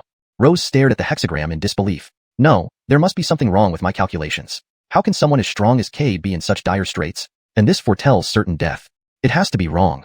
She persisted, rerunning the calculations several times, but the results remained unchanged. How is this possible? Her body swayed slightly. Cade was fine when he left. Why had things changed drastically after just 2 hours? Rose shook her head in disbelief, her mind filled with the image of Cade's hurried departure. Something was off. Cade left too quickly. As a guest elder and the match overseer, he should have at least spoken to the other disciples before leaving, even if staying wouldn't help. Moreover, when she called out to him, he staggered slightly. Had she paid attention, she would have noticed. In an instant, tears welled up in her eyes, her face showing panic and regret. Why hadn't she noticed sooner? Cade! Without hesitating, she rushed towards his residence. Seeing the closed door, her anxiety intensified. Taking a deep breath, she tried to suppress her worries and knocked on the door. Knock knock. Knock knock knock. Knock knock knock knock. After knocking for quite a while with no response, Rose panicked. She wanted to use her divine sense to investigate, but each elder's quarters were protected by wards that blocked her divine sense. In a rush, she gathered her cultivation energy and forcefully blasted the door open. Bang! With a loud noise, the door flew off its hinges. Cade! Rose rushed inside, only to see Cade lying motionless on the ground. His breathing was shallow, his vitality weak, and black blood seeped from his limbs. Cade! She exclaimed, rushing over to check on him. When she assessed his condition, tears uncontrollably streamed down her face. Cade, hold on. I'll take you to the Grand Elder. Cade, don't die. You promised young Jarvis to help find her master. Cade, You promised to make me stronger. I'm not strong yet. You can't die. Tears slid down her cheeks, soaking her long skirt in Cade's blood. She had always been extremely clean, never allowing any stains on her clothes, but now all she wanted was for Cade to live. She tightly hugged him and rushed toward Xiuxian Tower as fast as she could. Along the way, many Tianjai sect disciples noticed the commotion. Wasn't that Olive Rose just now? What's going on? She seems to be carrying someone. It looks like it. Why is Olive Rose crying? What happened? The Tianjai sect disciples, lost in their joy, didn't pay much attention. In the crowd, Gretchen and Selah also noticed Rose's distress. Tang, what's wrong with Olive Xue? Gretchen asked, frowning with confusion. Selah shook her head. I don't know, but it seems like she's in a hurry. By the way, it looks like she's carrying a man. A man? Gretchen's interest was piqued instantly, her face breaking into a mischievous smile. Do you think the man in her arms is her lover? Selah paused, glancing at Gretchen's grinning face and then at the already disappeared Rose, nodding. There's a possibility. Should we go check? Without hesitation, Gretchen agreed. Sure. It looks like Olive Xue is heading to Xiuxian Tower. However, the man in Senior Snow's arms has a weak aura. It seems his cultivation level isn't too high either, since he needs her to carry him. Given how urgently Senior Snow is rushing to Xiuxian Tower, it's likely she's worried that the man's low cultivation might not meet Hank's approval. After hearing Gretchen's analysis, Selah found it very reasonable. Let's go with them. Teddy B, we can help persuade the Hank. We can't let Senior Snow's hard-earned true love be torn apart by the Hank. Good. Immediately, the two of them transformed into two streaks of light and hurried towards Xiuxian Tower. Inside Xiuxian Tower, Abby was very pleased to see Rose. But, upon seeing Rose's tear-streaked face and disheveled state, Abby frowned slightly. Hank, please save Cade. He's dying. Rose's voice, tinged with sobs, pulled Abby back from her thoughts. Only then did she notice Cade in Rose's arms, his vitality almost gone, covered in blood. Xiuxian, what happened to Cade? Chapter 149, The Disappearance of Rose. The details of the Hank's condition are not very clear to me, Rose sobbed, recounting everything that had happened on the platform to Suki. Suki's face changed. You mean to say Cade's heart demon entered his body? As she spoke, Suki squatted down and began examining Cade's condition. Soon, her expression abruptly changed. Cade's internal organs were almost completely shattered, and his divine soul was nearly split in two. What should have been a tranquil Dao lake was now turbulent. He has sustained severe Dao injuries. Suki's face turned grim. She quickly rummaged through her storage bag and took out a pile of bottles, pouring their contents into Cade's mouth. These medicinal pills were excellent for treating injuries. After all, using the healing elixirs intended for ancient realm cultivators on an early-stage spirit transformation cultivator naturally had remarkable effects. However, these medicinal pills could only heal the physical wounds Cade had suffered. As for Dao injuries, these pills were utterly ineffective. Dao injuries, by definition, affected the Dao itself and were extremely difficult to recover from. At best, they would render one's cultivation wasted, reducing them to ordinary people. At worst, they could lead to death. If Cade had been discovered any later, he might have already perished. Deeply anxious, Suki circulated her cultivation and slowly infused her spiritual energy into Cade's body, attempting to calm his turbulent Dao lake. Dao injury? Rose was stunned, disbelief in her eyes. But after he regained clarity, everything seemed normal. Why would he still suffer from Dao injuries? Rose meticulously recalled every detail, afraid to miss anything important. His Dao injuries are due to the heart demon entering his body. Suki punctured Cade's forehead, continuously infusing her spiritual energy into him, trying to slow down the rate at which his vitality was slipping away. And as you said earlier, Cade almost fell into madness. Though you managed to pull him back, the damage caused by falling into madness is immense. This can be considered indirect heavy damage to his Dao. Looking at the barely breathing Cade, despite her deep concern, Rose wiped away her tears. Hank, what can I do to save Cade? Suki did not immediately respond, continuing to infuse her spiritual energy into his body. The spiritual energy threads rapidly formed within Cade's body, binding together his divided divine soul to prevent further splitting. After a while, sweat appeared on Suki's forehead. Rose stood beside her, unsure of what to do. Xiuxian, Cade's condition is very critical. Suki wiped the sweat from her brow and slumped into a chair, her beautiful phoenix eyes losing their usual luster. If we can save Cade, I will do whatever it takes, Rose replied, her face full of worry. Suki glanced at the unconscious Cade on the ground and sighed helplessly. For now, Cade's injuries are under control, but to save him, we need the true immortal grass. But there's no sect in the upper realm that possesses true immortal grass. True immortal grass? Rose frowned. What is it? True immortal grass is a spirit medicine resembling orchids, entirely dark blue. In the place where it grows, no grass can survive. According to our records, it grows in the deepest region of the beast domain, unreachable by ordinary cultivators. But you know the relationship between the two royal courts and our human race isn't as simple as it appears. The beast domain falls under their jurisdiction. Entering rashly could mean never returning. Suki sighed again, a hint of hidden meaning in her eyes. I will go, Rose said without hesitation, determination evident in her eyes. She didn't understand why seeing Cade caused such deep emotions within her, especially when he was near death. Xiuxian, don't act rashly. Suki refused. You should know what the beast domain is like. If your identity is discovered, you will endure unspeakable torture. And even if you find the true immortal grass, can you bring it back? Rose fell silent but, upon seeing Cade, decided to give it a try. Hank, I will go. I haven't known Cade long, but seeing him in pain feels like being cut with a knife. I promise to take him home. Please let me go. If I don't return, please don't tell him. Seeing Rose's resolve, Hank Suki sighed heavily. You're so determined. How can I stop you? I've watched you grow up. Your character is well known to me. Even if I forbid you now, you would still secretly go. Suki handed Rose a jade slip. This jade slip is a teleportation charm. Crush it, and it will transport you 1,000 miles away. It contains a strand of my consciousness. Use it if you're in danger. Rose nodded gratefully. Thank you, Hank. Xiuxian will go. She bowed to Suki and left. Ah. Watching Rose leave, Suki sighed heavily. Xiuxian, don't blame me. For the sake of Tianji Pavilion, Yue and Cade are fated to be apart. Only by sacrificing you can Cade feel guilty towards Tianji Pavilion. On that day, Cade will wholeheartedly choose Tianji Pavilion. Suki rubbed her temples and glanced at Cade. Su boy, you made Xue willing to sacrifice herself for you. What kind of charm do you possess? With a wave of her hand, Cade floated into the air, black blood oozing from his pores. Cade, don't blame me either. Suki sighed and closed her eyes to start healing him. Not far from Xiuxian Tower, Gretchen and Sayla were immobilized mid-air. Confused, they couldn't understand why they were suddenly restrained. At this moment, the voice of the Hank echoed in their ears. Yue, little Tang, return. I need to heal Cade. Do not disturb me unless it's very important. Heal. Both Gretchen and Sayla frowned. Is Cade injured? How is that possible? That guy is incredibly strong. Who could injure him? Gretchen found it hard to believe. She had never seen Cade injured since knowing him. Yet now, Auntie Star told her she would heal Cade. Impossible. Sayla frowned, holding Gretchen's hand. Yue, Hank is serious. Huh? Gretchen asked. Tang, how can you think so? How can someone as strong as Cade be injured? Sayla shook her head. Do you remember the man in Sister Xue's arms who looked exhausted? You mean Sister Xue reported Cade was hurt? Gretchen was incredulous. Yes. Sayla nodded. Reflecting now, Sister Xue seemed to be crying then. If Cade was severely injured, everything makes sense. Gretchen's face turned pale. She realized the gravity of the situation. Only if Cade was seriously injured would Auntie Star personally heal him, and Sister Xue would cry. Gretchen staggered, disbelief in her eyes. How can that be? Cade is so strong. How could he be injured? She couldn't accept Cade being hurt. He promised to take her to find her master. How could he go back on his word? I still haven't found my master. Cade must be all right. If something happened to him, who would take me to find my master? Gretchen looked at Xiuxian Tower in a daze, trying to move her feet, but they felt incredibly heavy and wouldn't budge. Yue, let's go back. Don't disturb Hank while she heals Cade. Sayla pulled Gretchen away. In Xiuxian Tower, Suki sighed again. Since she had chosen to sacrifice Rose, Suki did not intend to involve Gretchen further. Time passed swiftly, and half a year went by quickly. Many things happened during these 6 months. The Plant Kingdom and the Destiny Kingdom sent envoys to challenge human geniuses. Ultimately, the emissaries from the Plant Kingdom and the Destiny Kingdom returned defeated. Piao sect sent a grand gift to Tianji Pavilion as thanks for borrowing their fortune. Similarly, over this 6-month period, Cade slowly faded out of people's view. Only a few disciples of Tianji Pavilion occasionally mentioned Cade, and along with him, Rose also disappeared. Thinking about what happened on the platform that day, many started to spread rumors that Mercedes and Cade had become Dao companions and were traveling the heavens together. This made many male disciples of Tianji Pavilion grit their teeth in envy. They envied and hated Cade, but thinking of Cade's strength, they could do nothing. Nonetheless, they silently blessed Rose and Cade. Only a very few knew that Cade was sealed within Xiuxian Tower. Another half-year passed. Rose had been gone from Tianji Pavilion for a year. Suki finished healing Cade and walked out of Xiuxian Tower. After a year, Suki's once black hair was now more than half white, but her beauty remained undiminished. Cade, I can only do so much. Whether you wake up depends on your fate. Looking at the gaunt Cade before her, Suki sighed. Cade's physical injuries had all healed, and his Dao injuries no longer worsened. His split divine soul had mostly recovered under Suki's treatment, but complete recovery required the true immortal grass. After Rose left, Suki received no news of her.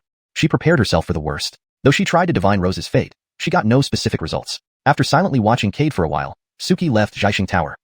Another 1.5 years passed, and Cade and Rose were no longer talked about. Everything returned to normal. One day, a strong pressure suddenly erupted from Xiuxian Tower. It instantly caught the attention of many Tianji Pavilion disciples. This pressure feels familiar? Could it be one of our senior brothers breaking through? It's possible. This pressure is quite strong, indicating cultivation possibly reaching late or peak Dao inquiry stage. But does the pavilion have any senior brother or sister with this level of power? The Tianji Pavilion elders showed wild joy upon feeling this pressure. They knew its owner, Cade. 2.5 years ago, the heavily injured Cade had awakened.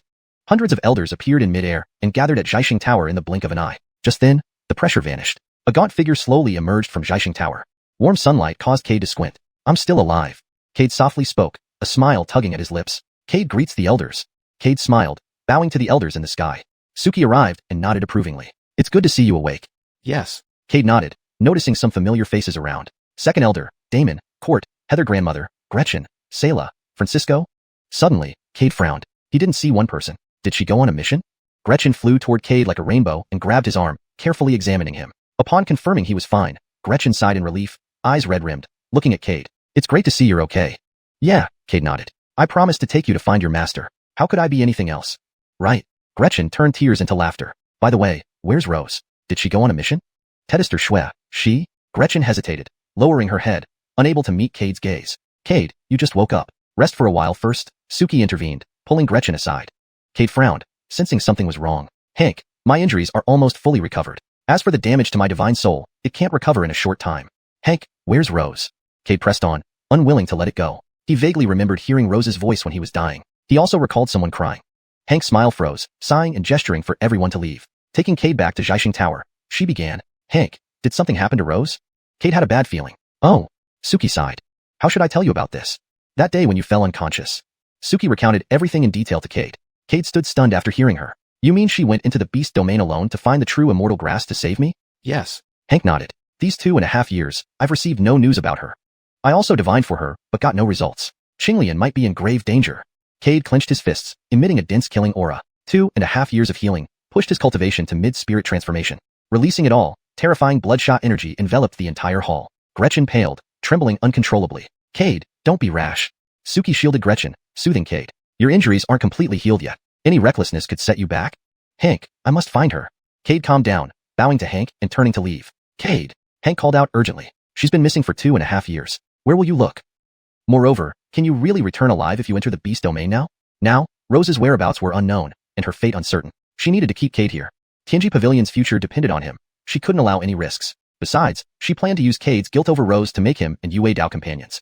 This way, Cade would be bound to Tianji Pavilion forever. As long as Cade lived, Tianji Pavilion would remain unextinguished, and Yue would be safe. Moreover, the beast domain was full of dangers. Entering it was hard to survive. Cade smiled calmly. If it weren't for Rose, I might have died long ago. She ventured into the beast domain alone to find the true immortal grass to save me, her fate now unknown. How could I live comfortably in Tianji Pavilion knowing that? For her, even dying in the beast domain, I would be without regrets, repaying her for saving me. Hank, thank you for all this time. Cade bowed deeply. Cade removed the token of a guest elder and placed it before Hank. He then stepped away. Hank's mouth twitched as she watched Cade's departing figure. She hadn't anticipated that events would unfold in this direction. According to her estimation, when Cade woke up and learned about Rose's death, he would certainly feel guilty and stay at Tianji Pavilion forever. And she could take the opportunity to arrange a match between Gretchen and Cade, letting them get married happily. However, things developed in an entirely different direction. Cade. Hank resumed her previous appearance, her face full of worry. The immortal ancient relic site is about to open. Perhaps you can wait until after it concludes before searching for Xiuxian. Cade paused in his steps and shook his head at Hank. No, Cade, do not wish for anyone to lose their life because of me. Besides, if I go earlier, I might find her sooner. Chapter 150, Rift. Cade, are you truly leaving the Tianji Pavilion? Renata's icy voice rang out, causing Cade to pause in his steps. He turned around to face Renata. Renata's expression was stern. She was no longer the gentle and kind person she once was. Her eyes were cold, her tone indifferent. It seemed as though if Cade dared to leave the Tianji Pavilion today, she would suppress him. Gretchen's face was full of anxiety. She could clearly sense Renata's anger, and this was only the second time she had seen Renata enraged. The first time was when her master left her to go out with a female cultivator. That female cultivator had made provocative remarks. Renata, in a fit of rage, severed that female cultivator's immortal fortune right in front of her master. Today was the second time. She hadn't expected events to escalate to such an extent, nor did she understand why Aunt Xing refused to let Cade go outside to search for Olive Rose. Did Aunt Xing not care about Olive Rose's life or death? Or did Aunt Xing know something neither she nor Cade knew? She subconsciously grabbed Renata's hand, her eyes filled with pleading and confusion. Aunt Xing, please let Cade go. Olive Rose has been deep inside the demon realm for 2.5 years, with no news. I am very worried about her safety. Although Cade's injuries have not fully healed, I believe he will find a way to bring Olive Rose back. Renata softly sighed, gently stroking Gretchen's hair and said tenderly, You're still young. You don't understand these matters. Gretchen was about to argue, but suddenly a massive force sealed her completely. She could see everything happening outside but couldn't speak or move. The world around her seemed to turn silent all at once. She tried hard to break the energy barrier in front of her, but no matter how hard she struggled, she couldn't shatter it. All she could do was watch the unfolding events. Cade looked at Renata, then glanced at the sealed Gretchen beside him. Elder, you won't let me leave, will you? If you understand, why ask? Renata said emotionlessly, gazing at Cade. If she could help it, she wouldn't want things to escalate this far. Entering the demon realm was perilous, and given Cade's current condition, it would be almost impossible for him to return alive. She had invested so much in him. How could she willingly see all her efforts come to nothing? If Cade left and Rose survived, he might come back. But if Rose died, knowing Cade, he would unleash havoc in the demon realm to avenge her. The warmth in Cade's smile gradually faded. Indeed, if you intervene, I cannot leave. But Elder, may I ask, didn't you watch over Rose as she grew up? Now, her whereabouts unknown, aren't you worried at all as her elder? And if you want to keep me here so much, is there something I don't know? Did you deliberately send Rose into the demon realm? Cade's gaze was piercing, fixed on Renata. Despite her being at the peak of the ancient realm, Cade felt no fear. Today, no matter what, he must find Rose. He knew better than anyone how formidable Rose was. Going into the demon realm meant certain death. Moreover, most demon beasts were sexually aggressive, and Rose, with her calm demeanor and composed nature, would easily attract their attention. Cade didn't dare imagine the torture she might endure if something happened to her. You're talking nonsense, Renata raged, avoiding Cade's gaze. It was true that Rose entering the demon realm was partly due to her influence. She had told Rose that the true immortal grass within the demon realm could save Cade. Without hesitation, Rose rushed off. Actually, Renata did not wish for this outcome but could not allow Rose to be together with Argyle. Through a crystal ball, Renata witnessed everything on the platform. How Rose held Cade's hand, preventing him from succumbing to madness. She saw the tenderness and gratitude in Rose's eyes. Renata would never allow such a thing to happen and needed to nip this budding affection in the bud. Cade's companion could only be Gretchen. Only thus could Gretchen survive the coming calamity. So, when she saw Rose carrying the heavily injured Cade seeking help, she already had her plan. By removing Rose, she could make Cade feel guilty towards the Tianji Pavilion. Also, he and Gretchen were quite close. If she provided them more opportunities to bond, it would ensure their relationship would deepen into companionship. Unable to trace Rose's whereabouts, Renata was secretly happy. Because even if Rose didn't die in the demon realm, she would inevitably become a damaged flower, a forbidden fruit for the demons. There was a high chance she wouldn't return. Cade, feeling guilt, might still reunite with her someday, but would he accept a broken Rose? In that case, he would undoubtedly cherish Gretchen even more, ensuring a greater chance of her survival during the apocalyptic times. But after Cade awoke, he intended to search for Rose, disrupting her plans. Seeing Renata's expression, Cade understood the answer. His teeth clenched, and he tightly gripped his fists, fury flashing in his eyes. Yet he did not act rashly, aware of the insurmountable gap in power between him and Renata. Silence fell over the hall. Inside the sealed energy dome, Gretchen watched uneasily. She had an ominous feeling. Cade and Aunt Xing were discussing important matters, but the seal prevented her from hearing anything. All she could do was fret. Cade loosened his grip, looking at Renata indifferently. Why do this? Renata didn't reply, merely shaking her head. Cade, remember, it was I who saved you. Otherwise, you'd be dead. Now, my benefactor wants you to stay. Do you intend to be ungrateful and forget your debt? Moreover, staying in the Tianji Pavilion is the best choice for you. Ha ha ha. Hearing Renata's words, Cade laughed loudly, but his laughter abruptly stopped, his eyes turning cold. Senior Xing, please remember, it was Rose who saved me. She found me critically injured and brought me to you. Also, can you recall why I sustained such heavy injuries? Cade's voice was firm, unyielding. Despite Renata being a peak ancient realm cultivator, he felt no fear. Renata's expression turned ugly, her eyes narrowing. Ignoring it, Cade continued, perhaps Senior Xing forgot. If so, let me remind you. I suffered such severe injuries while fighting for the Tianji Pavilion against Piao sect, to make Piao sect fear Tianji Pavilion, thereby protecting its disciples. Without me, Tianji Pavilion's disciples would have surely perished facing Piao sect. So, please don't use the pretext of saving me. Our cooperation has ended. I hope we can part ways amicably. Otherwise, should I survive today, one day I will personally come to settle my grievances and humiliations. A dense wave of killing intent surged from Cade, accompanied by a red glow that enveloped his back. The entire xiuxian tower was filled with the shrill wails of agony. Renata's expression turned extremely grim. Cade was threatening her. She, the Hank of Tianji Pavilion, possessed the full pinnacle cultivation of the ancient realm. Today, she was being threatened by a mere middle-stage Devisal cultivator. A powerful urge to kill slowly emerged within her. Cade, are you really willing to tear things apart with me? Renata looked at Cade, instantly locking him down with her oppressive aura. Humph, Cade sneered. It's not me who wants to break ties but you, Hank. Things could have ended amicably, yet you insist on pushing it to the worst possible situation. While my strength may not match yours, it won't be so easy for you to kill me. Cade met Renata's gaze without flinching. You. Renata was left speechless with anger. Looking at Cade, she felt deep frustration. She couldn't understand why things had escalated to this point. Wasn't it better for Cade to stay and serve as a guest elder? Moreover, he would soon have Gretchen as his wife. Wasn't that enough for him? Gretchen, beautiful, curvaceous, elegant. Where did she fall short compared to Rose? Why would Cade forsake the lively and adorable Gretchen to search for the unapproachable and indifferent Rose? She just couldn't comprehend. And once Cade became Gretchen's partner, she could mobilize all the resources of Tianji Pavilion to help him break through to the ancient realm within 1,000 years. Becoming Gretchen's partner would make Tianji Pavilion his eternal backing. Those enemies he'd made outside wouldn't dare come after him anymore. Why wouldn't he agree to such a good deal? What exactly made Rose so special? Was it only because Rose gave him a pill and brought him back when he fell into madness? Yet, it was still Gretchen who had given him that pill initially. For 2 insignificant favors, Cade was willing to give up everything. She couldn't fathom it. A few small kindnesses should not be used to buy him. Alas, Renata sighed heavily, her gaze softening as she looked at Cade brimming with murderous intent. Cade, don't blame me. I've done all this for your sake. For my sake?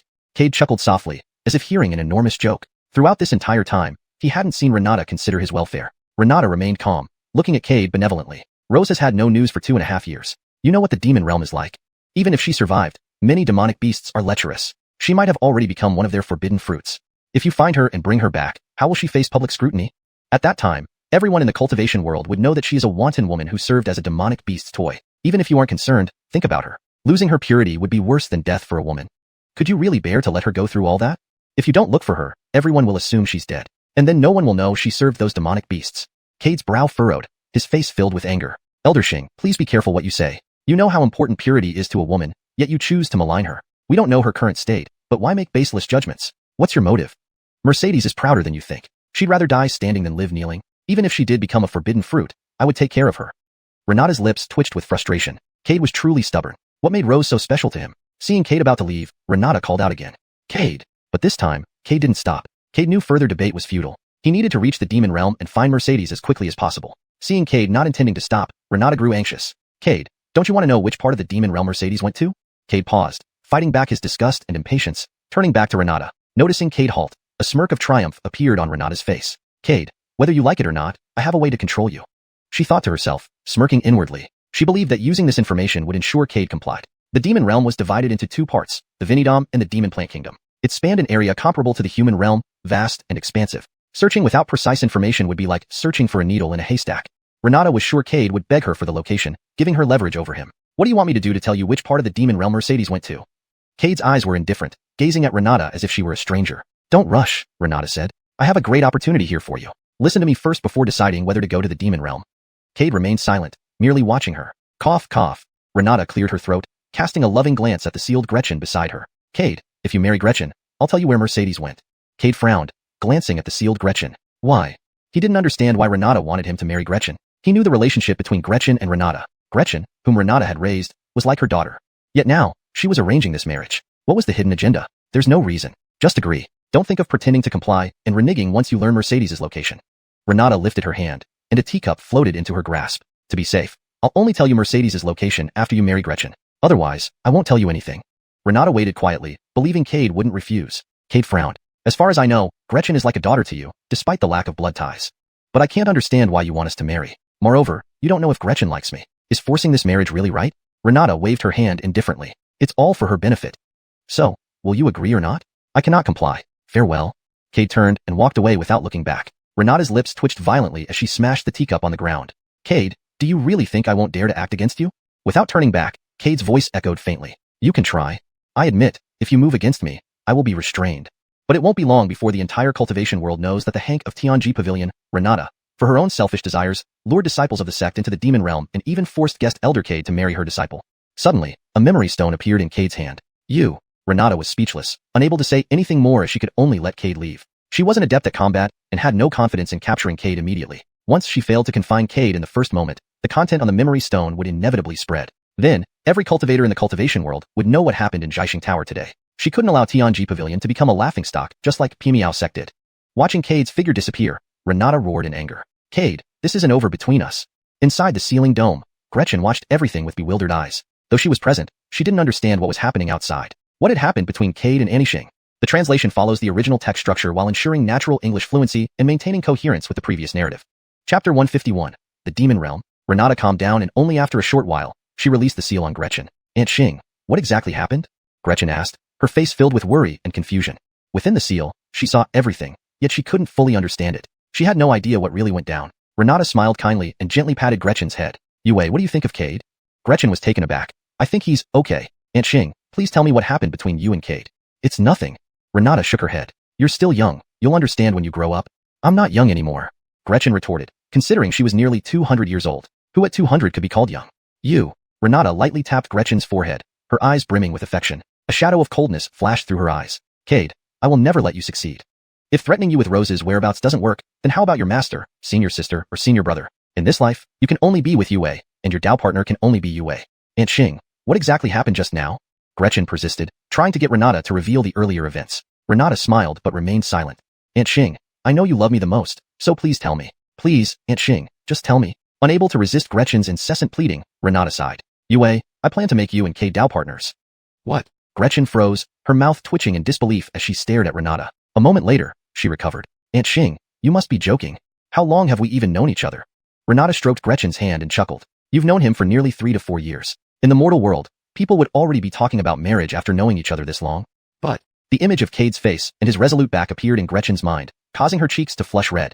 But, would Cade really like me? Renata felt elated inwardly. Living for such a long time, it was easy to see through a young girl's thoughts. The yearning of youth was evident in Gretchen. If you like Cade, leave the rest to Aunt Xing. No. Gretchen hastily waved her hands, her face red. Don't you like him? Renata was puzzled. If she didn't like Cade, why was her face red? The blush of a young girl is undoubtedly one of the most beautiful expressions of love. Gretchen shook her head. I don't know if I really like Cade. All I know is that when I'm by his side, I feel very secure. Sometimes, seeing him hurt makes me sad too. But I also know that we come from different worlds. Gretchen lowered her head, fingers intertwined, afraid to look at Renata, unable to meet her gaze. Renata's heart ached as she stroked Gretchen's hair. Foolish girl, this is what it means to like someone. Rest assured, Aunt Xing will ensure you marry Kate. Let me be the villain for you. This is all your fault, Kate. If you had agreed to marry Yue, things wouldn't have escalated to this point. What does Rose have that you choose her over Yue and Tianjai? Alright. I won't tease you anymore. Go and rest now. You've worked hard. Okay.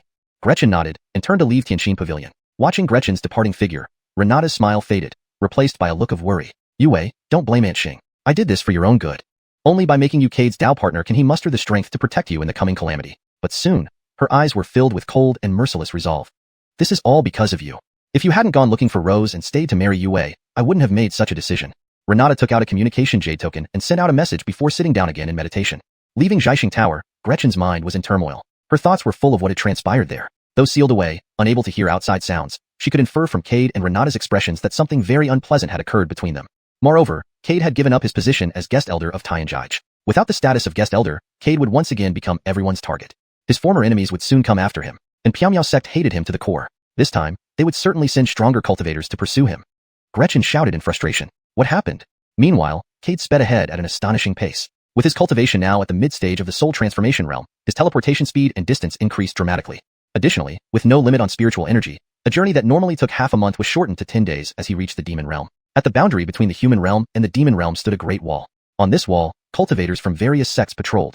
Beyond it lay the demon realm. Upon landing, several cultivators sensed Cade's presence and quickly approached. Several middle-aged men dressed in blood-red armor came toward him within moments. Cade immediately recognized their cultivation levels. One late stage asking the heaven cultivator, two mid-stage asking the heaven cultivators, all exuding blood sa chi, clearly having slain many demons. To improve fluency and consistency in English, one late stage asking the heaven cultivator, two mid-stage asking the heaven cultivators, all exuding a murderous aura from their numerous demon slayings. But a question surfaced in Cade's mind. If this great wall guarded the border between the human and demon realms, why had the demon tribes arrived so quickly during the 10,000 Demon Mountain incident? Furthermore, why had no one stopped them when they entered human territory? Excuse me, fellow Taoist, may I ask what brings you here? The leader, a late stage asking the heaven cultivator, bowed slightly, his eyes cautious. Cade hurriedly returned the bow. This lowly one, Barkley, wishes to enter the demon realm to find an old acquaintance. Barkley. The middle-aged man frowned. The name seemed familiar, though he couldn't recall from where. Enter the demon realm? Suppressing his doubts, Ferdy scrutinized Cade closely. Seeing he was only a mid-stage soul transformation cultivator, Ferdy warned, currently, humans and demons appear friendly on the surface, and many cultivators visit the demon realm. But few who enter return alive. Do you still wish to proceed? Cade nodded firmly. Yes, my acquaintance is very important to me. She ventured into the demon realm alone for my sake, and I must bring her back. Seeing Cade's determination, Ferdy sighed. Teddy, I asked her name and when she entered the demon realm? Cade's heart lifted. Right, how could he have forgotten this crucial detail? These men stationed here for so long must have seen Rose. Moreover, with her outstanding abilities, they would surely remember her. Elder brother, my acquaintance is named Rose, a disciple of Tianjai. She entered the demon realm around 2 years ago. Rose? Tianjai? Ferdy frowned, the name ringing a bell. Oh, isn't she the Tianjai disciple who went to the demon realm to search for immortal grass? One of us tried to persuade her for a long time, but she refused, saying someone important to her suffered a severe Dao injury and needed the immortal grass. One of the others suddenly recalled and spoke up. Hearing this, Ferdy also remembered. Oh, you mean that girl? She was in such a hurry, with tear marks still on her face. One of the cultivators recalled. Cade hurriedly asked, you two brothers, have you seen her? Ferdy looked at Cade and sighed. Yes, we saw her. I remember she asked us about where to find true immortal grass. You must be the important person she mentioned. Cade nodded. Then, would you gentlemen know where she went? Ferdy thought for a moment. I recall we told her that true immortal grass can only be found in the demon court. Because wherever true immortal grass grows, nothing else can live there. It is a deadly poison for plant demons. But for the life force demons, some great demons find it extremely valuable. Some great demons, upon consuming true immortal grass, can increase their cultivation by 1 or 200 years. Therefore, true immortal grass is a very precious medicinal herb in the demon court. So, we suggested she try going to the demon court to see if she could find one. After hearing this, Cade thanked them and was about to leave when Ferdy hastily stopped him. Young brother, from what I see, you're quite young. It's better if you don't go. The demon realm isn't as simple as you think. Moreover, that girl has been in there for so long. If she had found it, she likely would have returned by now. But, alas, chances are she may not be fortunate. And besides, that girl is very attractive. Most great demons are lustful. Even if she hasn't perished, she might have become a toy for some great demon. Do you really want to go into the demon realm to look for her? I don't believe she's dead. Cade shook his head. Moreover, I know her. She's someone who'd rather die standing than live kneeling. Thank you all for your help. Farewell. Cade bowed to Ferdy and the others before walking out of the Great Wall. Alas, why put yourself through this? Ferdy sighed. To humans, the demon realm was an extremely terrifying place. To date, only a few people had managed to return alive from there. Therefore, Cade's behavior seemed like he was courting death to them. Barkley, it's actually Barkley. Suddenly, one of them remembered something, disbelief flashing in his eyes. Do you recognize him? Ferdy and another cultivator looked at him questioningly. How could I not? This person glanced at the other two. Once, a disciple of the Xiuxian sect entered the Sumeru world and encountered a lower realm cultivator named Barkley. The Xiuxian sect disciples clashed with Barkley, ultimately leading to Barkley slaughtering dozens of Xiuxian sect inner disciples. Due to this incident, the Xiuxian sect flew into a rage and wiped out Barkley's Purple Cloud sect. They searched the entire Purple Cloud sect but never found Barkley, who knew he would appear in the upper realm. Ferdy also realized why the name felt familiar after hearing this. Hurry and report this to higher-ups. Cade, of course, was unaware of all this. Leaving the human realm, he sped forward, but soon lost his way. To be precise, he had no idea where the demon court was. Standing in mid-air, the silent night enveloped the entire demon realm. Rose, where are you? Heaving a heavy sigh, Cade extended his senses. Initially, he intended to enter the demon realm discreetly, find Rose, and then leave immediately. However, things didn't go as planned. He got lost right after leaving the human realm. Cade felt somewhat frustrated. He realized it was because he was too eager and hadn't thoroughly prepared. If he had first understood the layout of the demon realm, this wouldn't have happened. After a while, Cade's face lit up with joy. A few thousand miles away, there was a small town filled with various residents. More accurately, they weren't humans but a group of demon cultivators. Ox demons, horse demons, dog demons. Cade guessed that direction should lead to the demon court. At the Heavenly Secrets Pavilion, Cade had gained some understanding of the life force demons and plant demons. Life force demons were fleshy beasts, while plant demons were plants. Most demon races could assume human form after reaching the 9th level of chi condensation. However, plant demons were exceptions, needing to devour vast amounts of essence to transform. This was the main reason life force demons dominated over plant demons. Over the years, as humans grew stronger, the relationship between these two demonic lineages improved. Determined, Cade headed straight for the town. In a bustling market within the demon realm, various demon cultivators sold elixirs, magic treasures, and fresh flesh. On meat racks, bloody heads hung, selling meat, fresh spirit meat, beautifying for female demons, strengthening for male demons, makes you rock solid.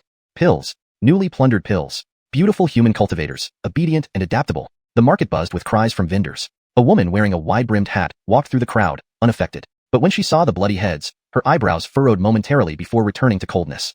A black veil covered her face, obscuring her true appearance. Her body exuded a dense aura of murderous intent, deterring most demons from approaching. She walked directly into a shop adorned with skulls. As soon as she entered, a horse demon greeted her with a smile. "Customer, welcome." The woman nodded. "Do you have what I need?" "Yes." The horse demon nodded. "It took considerable effort, but I managed to get this mature true immortal grass." Her heart skipped a beat. She suppressed her excitement and remained calm. "What's the price?" The horse demon rubbed its hands together. "Not much, just 100,000 immortal jade. To obtain this mature true immortal grass, our store spent a lot.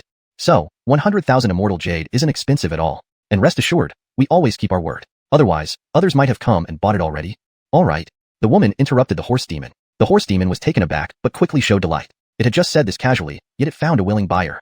100,000 immortal jade. Usually, true immortal grass cost around 70,000 to 80,000 immortal jade. The horse demon intentionally inflated the price, expecting haggling. But 100,000 was acceptable, given the increasing rarity and value of true immortal grass. "Great. Wait here. I'll get the true immortal grass for you." Watching the horse demon leave, the woman's eyes welled with tears. A teardrop slid down her cheek but was quickly wiped away. "Cade, I found the true immortal grass. You're saved. Wait for me." The woman was none other than Rose, who had entered the demon realm 2.5 years ago to find true immortal grass for Cade. Since entering the demon realm, she faced countless attacks and nearly became meat for street vendors several times. By chance, she learned that true immortal grass matured only once every 10 years. She initially considered finding it herself, believing the vast demon realm must harbor many mature plants. But later, she realized how naive she had been. The areas where true immortal grass grew were heavily guarded by the demon court. Temperature true immortal grass was prioritized for nobles. Only after their needs were met would the excess circulate outside. Worried Cade couldn't wait, she risked stealing it but was quickly caught. She managed to escape only by shattering the jade slip given by Renata at a critical moment, when she was besieged by dozens of quest-seeking cultivators and a true immortal realm powerhouse.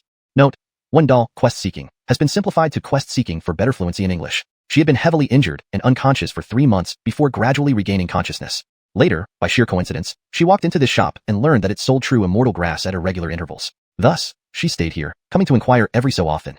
Now, she finally got what she wanted. Soon, the horse demon came to Nicole with a brocade box held in its hooves. "Esteemed customer, this is the true immortal grass. Please inspect it." Nicole took the box and opened it. Inside the brocade box lay a plant with a deep blue hue, resembling an orchid and emitting a red glow. True immortal grass. Real true immortal grass. Suppressing her excitement, Nicole put away the box and threw a storage bag to the horse demon. Without looking back, she left. The horse demon, upon confirming there was nothing wrong with the spirit jade, instantly turned cold-eyed. The true immortal grass isn't that easy to obtain. ###Chapter 152, Crisis. The horse demon watched as Rose walked away, then cast a sword seal. A beam of light shot into the sky and exploded in midair. This spectacle didn't attract much attention from the surrounding demon cultivators. However, in a secluded tavern, several high-ranking demons who had already taken human form revealed murderous glints in their eyes. These demons had all reached the late soul formation stage. Watching the exploding light in the sky, one of them, a bull demon with horns, drained his cup of wine. "Guys, we have business," he exclaimed. "Late soul formation, likely a human," another added. "One hell of a treat today. A late soul formation human, fresh and tender. It's been ages since we've had that." "Ha ha ha." A tiger demon laughed loudly. "Too bad it's just one, but it will still be good for a snack. And if she's a female cultivator, we can let off some steam too." "Ha ha ha, isn't that right?" The snake demon narrowed his eyes, golden slits flashing ominously. The tiger demon, bull demon, and snake demon were all accomplices of the horse demon working at the pharmacy. On the surface, the horse demon was just an assistant, but secretly, he looked for suitable targets. Whenever a demon cultivator bought valuable treasures, he would immediately inform the other three demons once the customer left. The trio would ambush and rob them. The signal sent by the horse demon depended on the target's cultivation level. Just now, the message was, late soul formation, purchase true immortal grass, suspected to be human. The four demons collaborated seamlessly, hiding close to the pharmacy. Once they received word, they would act swiftly. And this time was no exception. For Rose, capturing this opportunity meant a significant breakthrough. Rose was completely unaware of the impending danger, immersed in the joy of obtaining the true immortal grass. She couldn't wait to return and give it to Cade. She wondered how he was doing after 2.5 years. She had tried sending inquiries about Cade to the Tianji pavilion, but each attempt failed. An unknown force seemed to block communication between the demon realm and the human world. During her 2.5 years in the demon realm, she had witnessed countless brutal killings. Demons killing demons, demons killing humans, and humans killing demons. The cycle of violence never ceased. Human cultivators in the demon realm were called spiritual cultivators. Once slain by demons, their bodies were sold like livestock. This meat was known as spiritual flesh. How had she managed to survive for 2.5 years? Perhaps the thought of the seriously injured Cade waiting for her kept her going. Just as she started walking, her expression changed. She sensed 3 auras closing in on her. Her eyebrows furrowed. "I've hidden my trail well. Why are they tracking me? Unless..." A daring idea crossed her mind. She pulled out the brocade box containing the true immortal grass from her storage bag and scanned it with her divine sense. Sure enough, there was a faint trace of divine power on it. "Damn beasts," Rose cursed softly, preparing to flee, but the 3 auras were already upon her. Only then did she see clearly that the attackers were a bull demon, a tiger demon, and a snake demon. Looking coldly at the 3 demons blocking her path, Rose tightened her grip on her long sword. Though she had reached the peak of late soul formation, her internal injuries hadn't healed fully, making her no match for the 3 demons. One misstep could mean death. In her time here, she learned that captured human female cultivators suffered terribly. Those who became favored pets were considered lucky. They endured abuse from only one demon. Others faced repeated torment by multiple demons. Tetany had their cultivation sealed, limbs broken, leaving them helpless. They would die eventually under the demon's cruel hands. "I am at the peak of late soul formation. Do you really think you can defeat me?" Rose stared fiercely at the demons. The tiger demon sneered. "You humans underestimate us demons too much. Though your cultivation is higher than ours, I smell blood. You're wounded badly. If you weren't hurt, you might stand a chance against us. But now, you're doomed." With that, the tiger demon roared and lunged toward Rose like a ghost. His massive paw struck her face. Rose stepped back quickly, swinging her sword simultaneously. The snake demon and bull demon joined in, attacking from both sides. Desperation flashed in her eyes as she cast spells, summoning 2 crimson ice dragons behind her while a large lotus bloomed beneath her feet. Her aura soared. The ice dragons roared and charged at the bull demon and snake demon. "You underestimated me," the tiger demon growled, speeding toward her. Before she could react, his claw smashed into her chest. Phew! Blood spurted from her mouth as she stumbled backward. Rose glared at the demons, swallowing a pill from her storage bag. She regretted having to use it. She'd only used such pills in dire straits. Since entering the demon realm, her supply of healing pills dwindled. While some were available for purchase here, they were laced with impurities and toxins that could damage her cultivation. Given humans' inferior physical strength compared to demons, Rose cherished the few remaining healing pills in her bag. Otherwise, her wounds wouldn't have lingered. Now, after consuming another pill, only a few doses remained, about 4 to 5. Yet, her injuries were too severe for those pills to fully heal. Seeing Rose take the pill, the tiger demon smirked. "Your injuries can't be cured by just one pill, can they?" Rose remained silent, her face turning darker. She wasn't a match for the tiger demon, and once the snake demon and bull demon overpowered the ice dragons, they would join forces again. If that happened, she was certain to die. "Cade, perhaps I won't be able to deliver this true immortal grass to you." A flash of sorrow crossed Rose's face. She had already obtained the true immortal grass, only one step away from allowing Cade to recover. All she needed was to return to the human world with it. Why would fate play such cruel tricks on her? "Little girl, as long as you serve my 3 brothers well, we might spare your life," the tiger demon sneered lewdly. At that moment, 2 loud crashes echoed from nearby. The bull demon and snake demon shattered the ice dragons and slowly approached them. However, both demons looked disheveled and far from pleased, their gazes filled with resentment towards Rose. This damned human cultivator had incredible power, catching them off guard. If not for timely evasion, they could have been severely injured by the ice dragons today. "Anwar, stop wasting time on her. Disable her cultivation first." The snake demon's golden eyes had turned blood red, glaring at Rose like a hungry snake eyeing its prey. "Anwar, This girl's ice dragon is eerily unpredictable, attacking while also evading, the bold demon said, his broken horn fueling his anger. He wanted nothing more than to beat Rose to death in retaliation.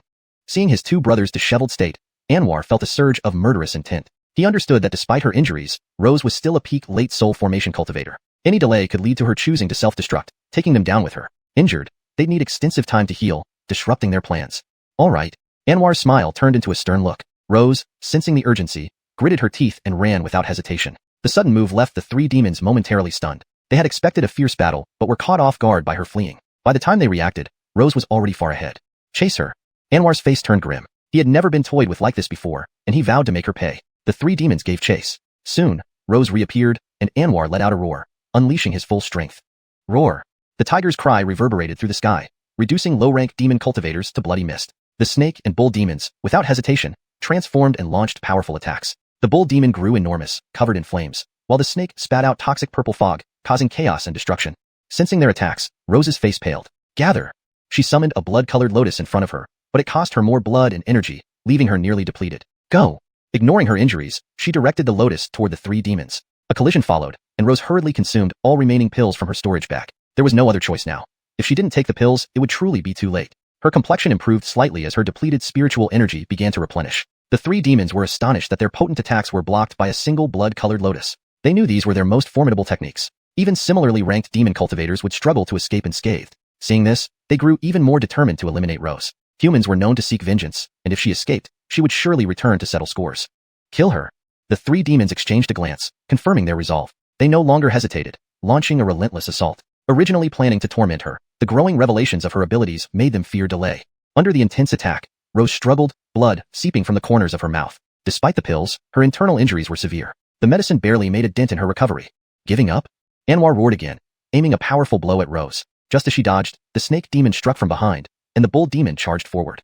The rapid onslaught left Rose unable to react. Struck forcefully, she fell heavily to the ground, a bone-crushing sound echoing inside her. Her straw hat cracked, revealing her scarred face. The three demons recoiled in disgust upon seeing her appearance. They had expected a beauty, not an ugly, scarred woman. Such a sight made them sick. Brock, Snake 4, let's just kill her. Anwar's lips twitched, remembering beautiful human women he had seen before. This woman disgusted him, especially with her scars. Yes, agreed Brock and Snake 4. They unanimously decided to kill Rose immediately. Lying on the ground, Rose's wounds worsening, she stared at the sky, a weak smile forming. Cade, I can't return. Sorry, I couldn't deliver the true immortal grass to you. I'm so sorry, I'm useless. Tears slid down her cheeks as she coughed up blood, her breath weakening. Her smile grew brighter as she imagined Cade standing before her, reaching out with a warm smile. Xiuxian, thank you for everything you've done, Cade said. Okay. Rose smiled back, seeing herself and Cade in a pink world, surrounded by soft pink clouds. Her injuries seemed to vanish in this dreamlike vision. Where are my injuries? Rose checked her body, confused. Cade came to her side, ruffling her hair gently and softly pulling her into his embrace. A tender voice whispered by her ear. Exhausted? Rest well? Nicole nodded lightly, burying her head into Cade's chest, greedily savoring his scent. Under the cold moonlight, Nicole lay on the ground motionless, a gentle and blissful smile hanging on her face. In the sky, the three demons glared with vicious eyes, unleashing their strongest moves to kill Nicole. On the other side, Cade felt a sudden heartache, an uneasy premonition sweeping over him. What's happening? Cade clutched his heart tightly, an inexplicable panic overwhelming him. His heart throbbed with a faint ache, and cold sweat began to bead on his forehead. What's going on? Why do I feel this way? The unease gnawed at him, deepening with each passing moment. Chapter 153, Downfall. A sharp pain pierced his heart, and Cade clutched at his chest, gasping for breath. His forehead veins bulged, and tears uncontrollably streamed down from the corners of his eyes. At this moment, it felt as though someone very important was leaving him. Ah!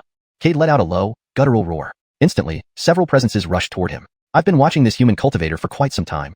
Let's take advantage of his weakness and strike. Several early and mid-stage soul formation realm demon cultivators emerged from the darkness, hurtling towards Cade with incredible speed. Ever since he entered the demon territory, they had trailed him, waiting for an opportune moment. They never imagined that after just a few hours, this human cultivator would already reveal a weakness. The flesh and soul of a soul formation realm cultivator were highly sought after. If sold in the market, it would certainly fetch a high price. With that money, they could live lavishly for quite some time. Thinking of this, their attacks became even more ruthless. Cade's eyes bled red as he stared viciously at the demon cultivators surrounding him. You are courting death. With a wave of his sleeve, the myriad souls cauldron floated above his head. As soon as it appeared, an overwhelmingly terrifying pressure enveloped the area. The faces of the demon cultivators who had surrounded Cade changed drastically. They had never experienced such a terrifying pressure before. Before they could react, countless vengeful spirits howled out from the cauldron. Kill them. Cade's eyes flashed with red light as he pointed ahead. In an instant, a legion of vengeful spirits howled and surged forward to attack the demon cultivators. This happened so quickly that the demon cultivators had barely begun to turn and flee when they found themselves tightly surrounded by the vengeful spirits. No, don't. You can't kill me, we're demons. The demon cultivators pleaded incessantly, but soon their cries ceased entirely. Within moments, only bones riddled with teeth marks fell from the air. Clutching his throbbing heart, Cade panted heavily, disregarding the thoroughly devoured remains of the demon cultivators. Soon after, dozens of other presences raced towards his location. Cade's eyes flickered with killing intent as he coldly surveyed the arriving demon cultivators. You should all die. Without hesitation, Cade immediately directed the vengeful spirits to charge at the newcomers. The arriving demon cultivators had never witnessed such a scene before and were utterly terrified, scattering in all directions. However, their speed was nothing compared to the vengeful spirits who swiftly surrounded them. After a quarter incense stick's time, more bones covered with teeth marks lay on the ground. Breathing heavily, Cade's divine sense swept over the nearby town. Confirming that there was no presence of Rose, he issued orders to the vengeful spirits. Soon, they howled and stormed into the town. Sharp, agonized screams filled the air as countless vengeful spirits roamed the streets, swarming any living demon cultivators and devouring them whole. The demon cultivators fled in all directions, attacking the approaching vengeful spirits, but ultimately it was futile. Hundreds of thousands of vengeful spirits were simply too much for them to resist. Within the span of an incense stick, the once bustling town turned into a ghost city, its streets littered with bones marked by teeth. The vengeful spirits now occupied the entire town, awaiting Cade's next command. Cade stood in midair, wiping sweat from his brow. The searing pain he had felt earlier had vanished. He gazed blankly at the horde of vengeful spirits before him, lost in thought. After a long while, he exhaled deeply. What exactly happened? And where are you, Rose? Suddenly, an idea struck Cade. If he dispatched these hundreds of thousands of vengeful spirits to search for Rose, it would be far easier than searching alone. With that thought, he promptly informed the vengeful spirits of his plan. These spirits, now devoid of consciousness, immediately vanished upon receiving his command. Cade looked up. The night sky was bathed in cold moonlight, and the evening breeze brought a chill to his skin. Rose, wherever you are, I will find you and bring you back to the human realm. With that, Cade transformed into a streak of light and disappeared. At the Heavenly Secrets Pavilion, Gigi greeted Horst, Aisling, and Ives with an innocent smile. Friend Ellis, you've arrived a bit late. Cade left the Heavenly Secrets Pavilion not long ago. Gigi took a sip of her spirit tea and informed Horst about Cade's departure. A hint of disappointment flickered across Horst's eyes. If he had come sooner, he might have met that boy. Sighing silently, Aisling also showed a brief flash of sadness. Having finally reached the upper realm, she thought she would meet her little junior brother. But unexpectedly, he had left on some urgent business. Wondering what could be so pressing, she shook her head, deciding to wait and ask him when he returned. Sitting at the head of the table, Gigi seemed to sense their thoughts. Friend Ellis, there's no need to worry or feel disappointed. Elder Su has reached the mid-stage soul formation realm. Ordinary first stage, or even peak mid-stage quest for Dao cultivators stand no chance against him. You needn't worry about his safety. Moreover, he's just out searching for someone and will return once he finds them. Horst nodded hastily, although internally he was in awe. Just reaching the first stage quest for Dao, Cade could already slay mid-stage peak quest for Dao cultivators. It was almost monstrous. Aisling was equally stunned. Her junior brother's progress was astonishingly rapid. After just a few years, he had surpassed her and could even kill quest for Dao cultivators. Did that mean he could easily slay their master? Despite the shock, she was also happy for Cade's newfound strength. Now, he could protect himself, and they wouldn't have to worry about him getting killed for offending someone important. Since Cade isn't here, we won't disturb the senior ancestor further. Horst rose and saluted, intending to leave with Aisling and Ives. However, Abby waved a hand. Friend Ellis, why leave in such a hurry? Considering Cade is a guest elder of our Heavenly Secrets Pavilion, and you are his master, there's no need for such formality. Stay here for a few days before returning to the Scarlet Dragon sect. Besides, I believe you must be curious about Cade's life. Take this opportunity to learn more about him. And besides, I have deduced that Cade will return shortly. Why not wait for him here? After exchanging glances, the trio agreed it was feasible. They had learned Gigi's formidable status and trusted her assurance. Staying at the Heavenly Secrets Pavilion to surprise Cade seemed like a good idea. Very well, we will stay, Horst respectfully bowed. As the Grand Elder of the Heavenly Secrets Pavilion and an ancient peak cultivator, calling him friend was already an immense honor. Even as Cade's master, he dared not act presumptuously. Very well. Gigi gestured to her disciples, who guided the trio away from the star-plucking tower. Watching Randy and his disciples leave, Gigi's smile gradually faded into a cold expression. Cade, I'll see how you react when I use your master, elder sister, and elder brother to threaten you. Will you obediently listen then? A sinister gleam flashed in Gigi's eyes as she spoke to her disciple beside her.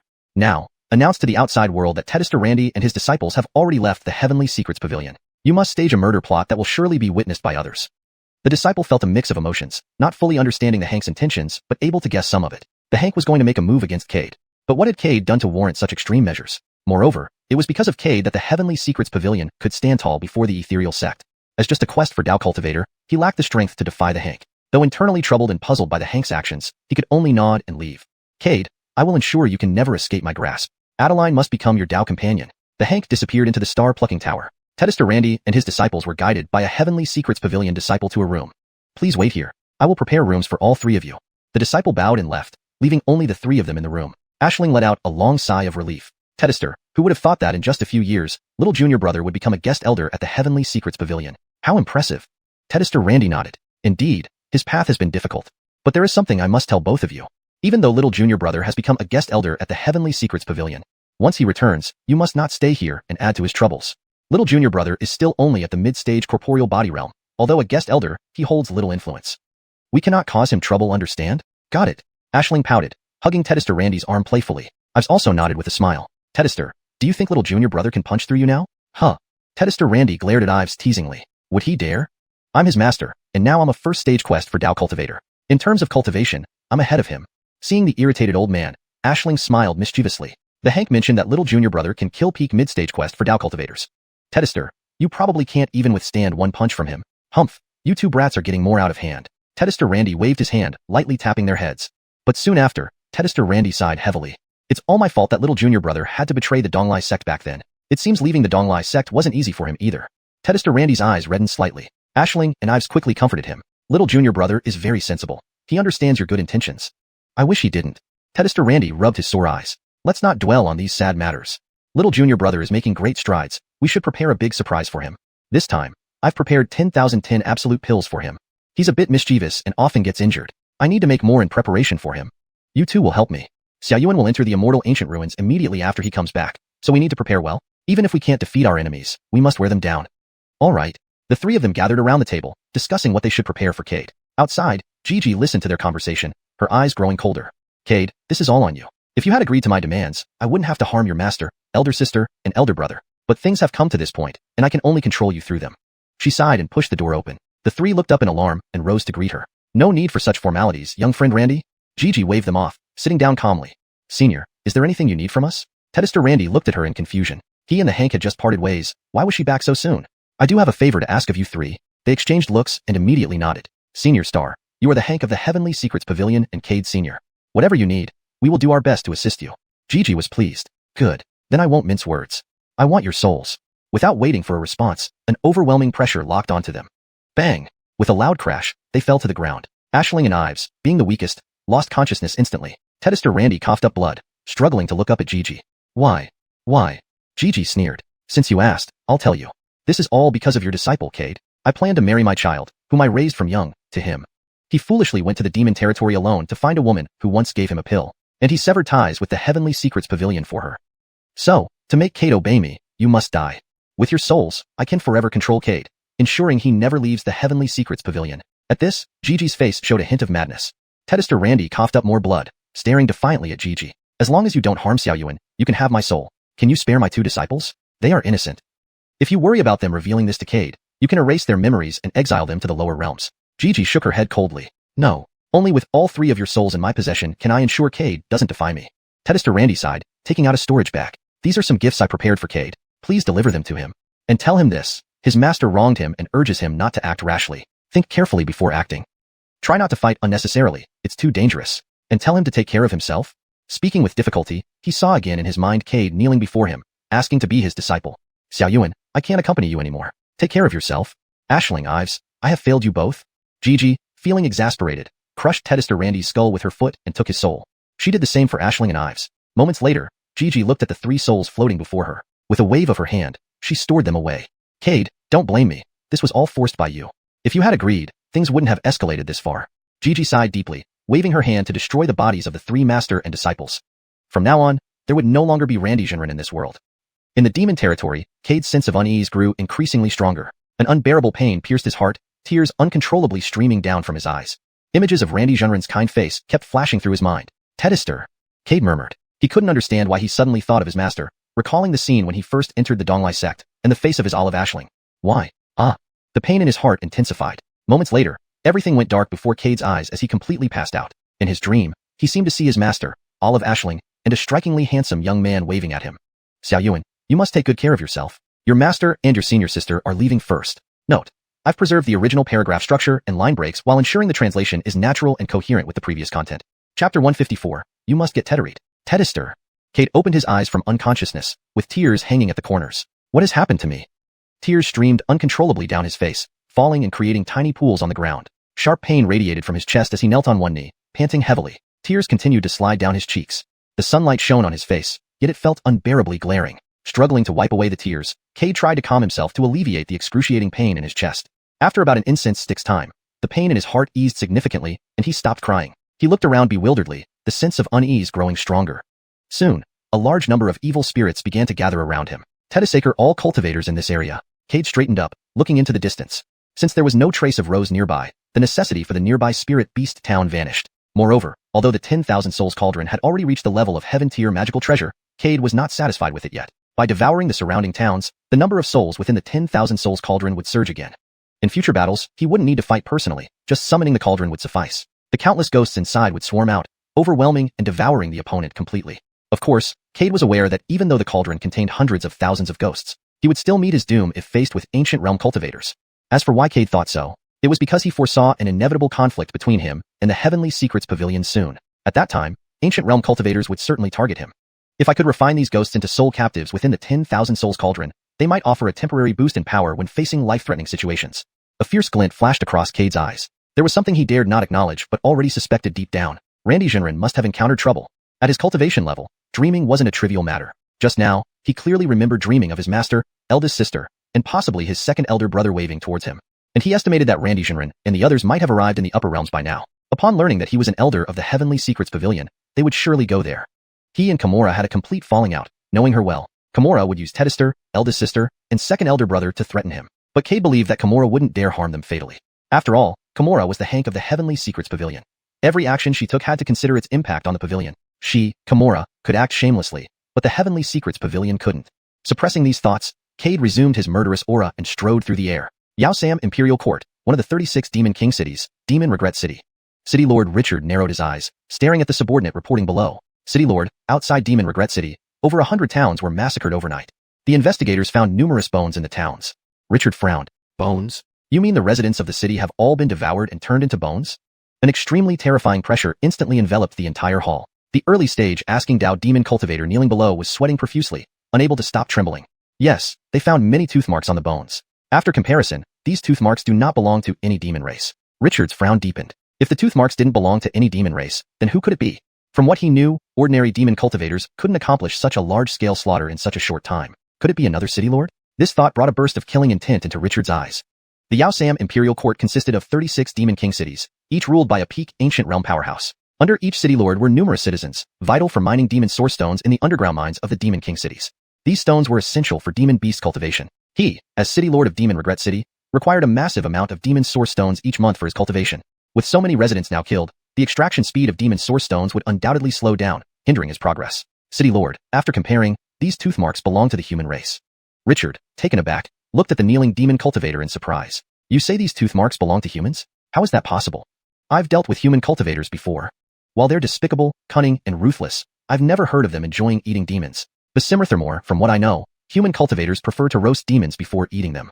Perhaps sensing Richard's displeasure, the demon cultivator quickly added, City Lord, everything I said is true. Please investigate thoroughly. Richard frowned. Heath, go check what's really going on. Following Richard's words, a man in a black robe stepped out of the void. Yes. Heath respectfully saluted the unusual-looking man and vanished into the hall. Humans, what audacious humans. Richard closed his eyes, a smile creeping up his lips. If this was indeed the work of humans, things would get interesting. Moreover, he was curious as to what kind of humans could achieve this. However, he still believed another city lord was responsible. After all, only those sorts of people would commit such shameful acts. Inside the Heavenly Secrets Pavilion, Gretchen, hearing about Kimura's actions, was puzzled. Annie Starr, why did you do this? Why imprison Cade's master, elder sisters, and elder brother? Isn't Cade our honored guest elder? Why treat him like this? And because of Cade, we can finally stand tall against ethereal sect and reclaim all the humiliation we've endured over the years. Gretchen was furious. In her view, Kimura's actions amounted to shooting the messenger. Even if Cade had offended her during their meeting, attacking his family was extreme. Besides, Cade was in the demon realms searching for Sister Rose, his fate unknown. Should the Heavenly Secrets Pavilion do this, Cade would surely be disheartened upon finding out. Kimura raised her head and sighed softly at the angry Gretchen, then returned her face to a benevolent smile. Yue, you're too young. You don't understand. Annie Starr does everything for your benefit. Only this way can you become Cade's Dao partner. Only this way can you live forever. Gretchen frowned. Auntie Starr, I don't want to be Cade's Dao partner, nor do I wish to force him to marry me this way. I admit I have some feelings for Cade, but I don't want to coerce him into staying with me like this. Also, am I so unattractive that I need to force someone to marry me? Furthermore, why do you say only becoming Cade's Dao partner can ensure my survival? Gretchen was very confused. Since her master left after emerging from seclusion, Star Auntie had been acting mysteriously, speaking ambiguously and unclearly. Kimura shook her head smilingly. Yue, you're too young. You don't understand. Just remember, everything Auntie Star does is for you, and the Heavenly Secrets Pavilion. Cade's future is brilliant and radiant. Only by firmly controlling him can you and the Heavenly Secrets Pavilion survive in the future. After saying this, a trace of fatigue flashed across Kimura's eyes. She didn't want to go this far either. However, once Cade and Rose became Dao partners, when the Great Calamity descended in the future, based on her understanding of Cade, he would undoubtedly prioritize Rose first. Gretchen might have a good relationship with Cade, but in a critical moment, would Cade rescue her first? Obviously, that was impossible. Thus, eliminating all instability factors, she had to take such actions. Only by doing so could Cade be firmly controlled. In the future, as Cade's strength increased significantly, only then could he protect Tianjai, Heavenly Secrets Pavilion. Gretchen, seething with anger, said through chattering lips, Auntie Star, release Cade's master, elder sisters, and elder brother right now. Otherwise, I will never talk to you again. Gretchen looked at Kimura confidently. In the past, as long as she said this sentence, Auntie Star would always fulfill her every wish. She believed today would be no different. Surely, Auntie Star would release Cade's master, elder sister, and elder brother. But Kimura's reply made Gretchen freeze in place. Yue, this is not the time for your childishness. This matter doesn't need your involvement. Leave it to me to handle. Kimura sipped her tea, looking at Gretchen. The little girl she had protected all these years needed to grow up and understand that some things couldn't just be resolved by words. Moreover, this situation was much more complex than Gretchen imagined. Furthermore, Cade's master, elder sister, and elder brother were already dead. Even if she wanted to release them now, it was impossible. Star Auntie. Gretchen stomped her feet in frustration. Star Auntie, you really won't release Cade's master and his elders? Kimura didn't answer but nodded silently before ignoring Gretchen and calmly enjoying her tea. Gretchen had never been treated this coldly before. She immediately blurted out, Auntie Star, if you don't release Cade's master and elders, I'll run away from home. At that point, even if Cade returns, you won't be able to force me into marriage with him since the bride-to-be wouldn't be there. My wedding with him definitely won't proceed smoothly, Gretchen said triumphantly, believing that having used her trump card, Kimura would certainly agree to her demands. Don't worry, feel free to run away. Even if you flee to the ends of the earth, I can still find you, Kimura responded indifferently. Did this silly girl forget that she was the Hank of Tianjai? No one could escape her gaze. Gretchen twitched, momentarily too agitated to remember Kimura's identity. Then I'll commit suicide. No problem. I'll seal your cultivation. If you marry someone else, it's fine too. I'll cripple that person. I bet you don't want a man to become impotent because of you, do you? Ah. Gretchen felt like she was about to explode with anger. It seemed nothing could leverage her against Auntie Star. Thump. Gretchen suddenly thought of something and knelt down in front of Kimura. What are you doing? Kimura was startled by Gretchen's sudden move, filled with confusion. If you don't agree to my request today, I'll kneel here forever, Gretchen said stubbornly, indicating she wouldn't get up until her demands were met. Kimura couldn't help but laugh despite herself. This girl actually dared to threaten her. Fine. If you like kneeling, then kneel as long as you want. All right. Gretchen was overjoyed, believing Auntie Star loved her most and wouldn't let her kneel on the ground. Just as Gretchen was about to stand up, Kimura's voice slowly came, then kneel here well? Come back up when you've reconsidered.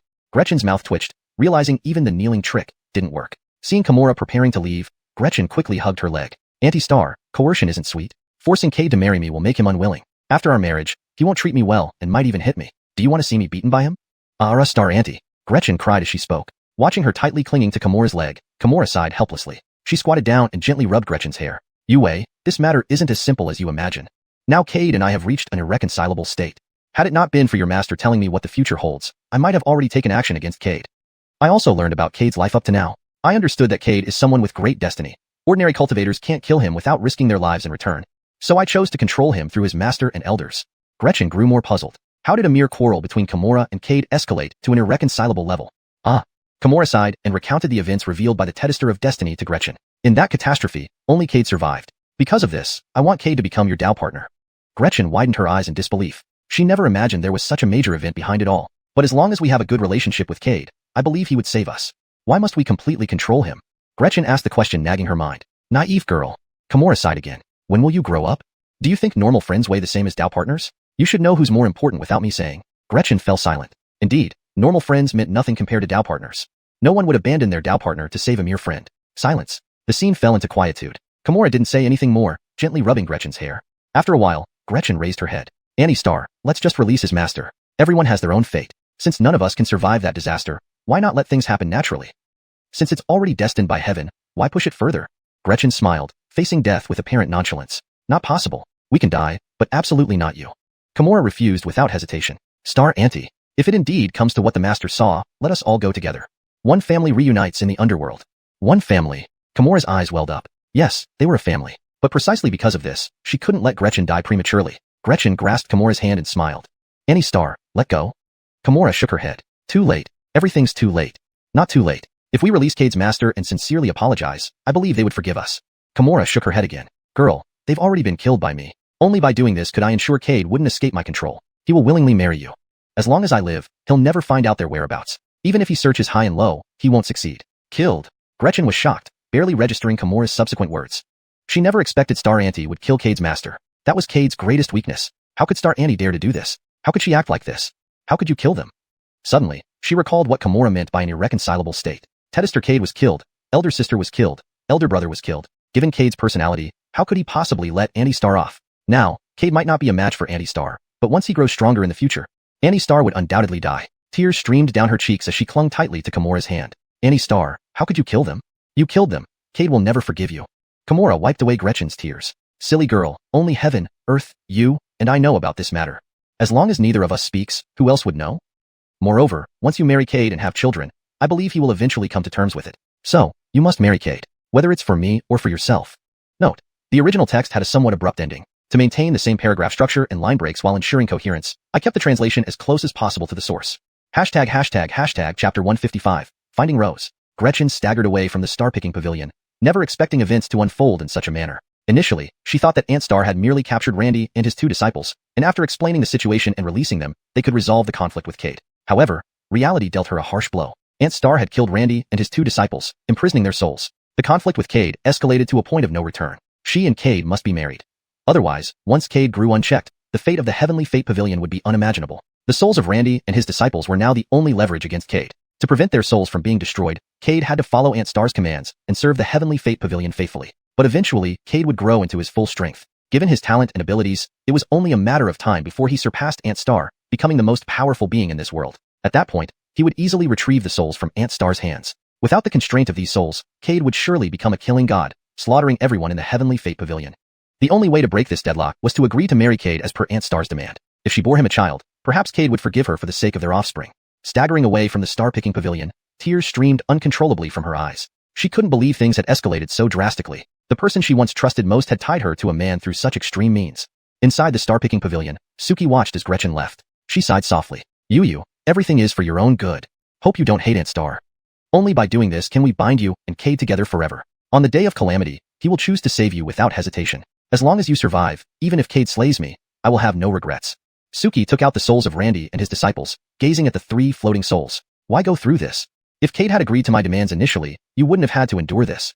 But since Cade has caused you to suffer like this, do you harbor any resentment toward him?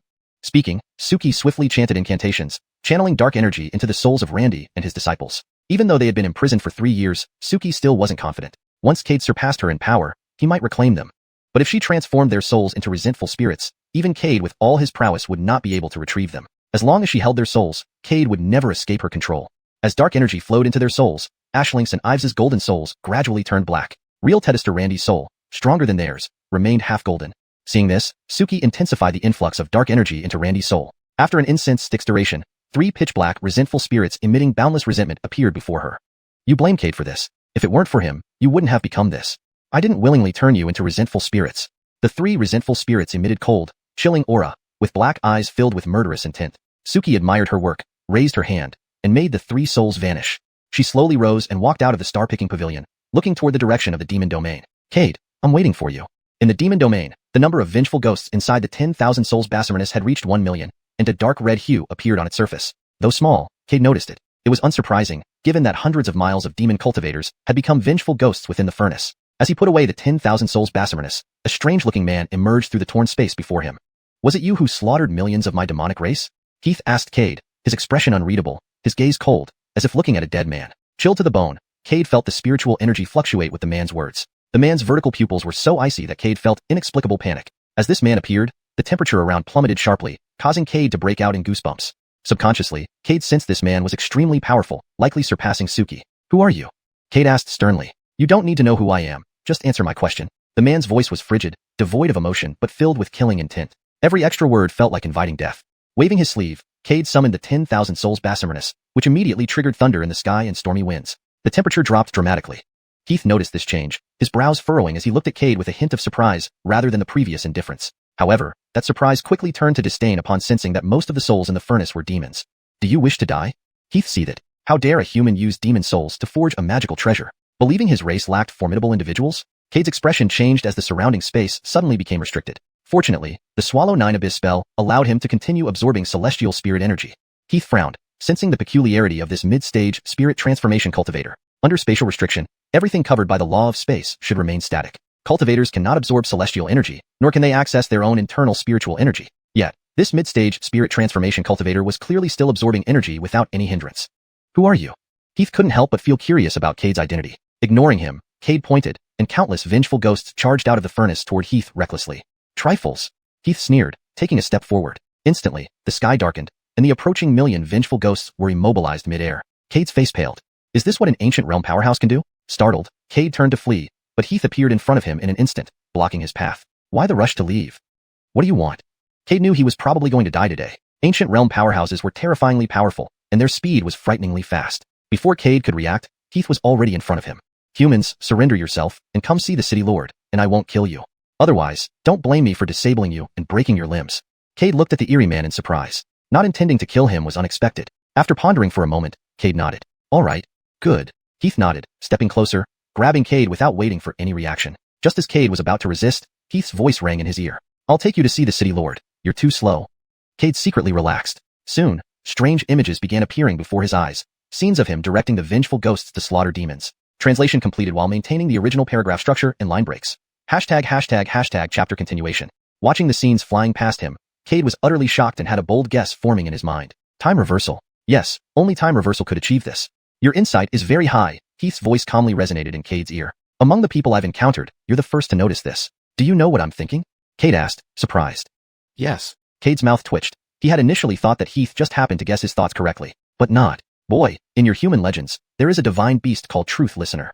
Truth Listener can hear the sounds of all things in the world. Hearing the thoughts of a mid-stage spirit transformation cultivator is quite simple.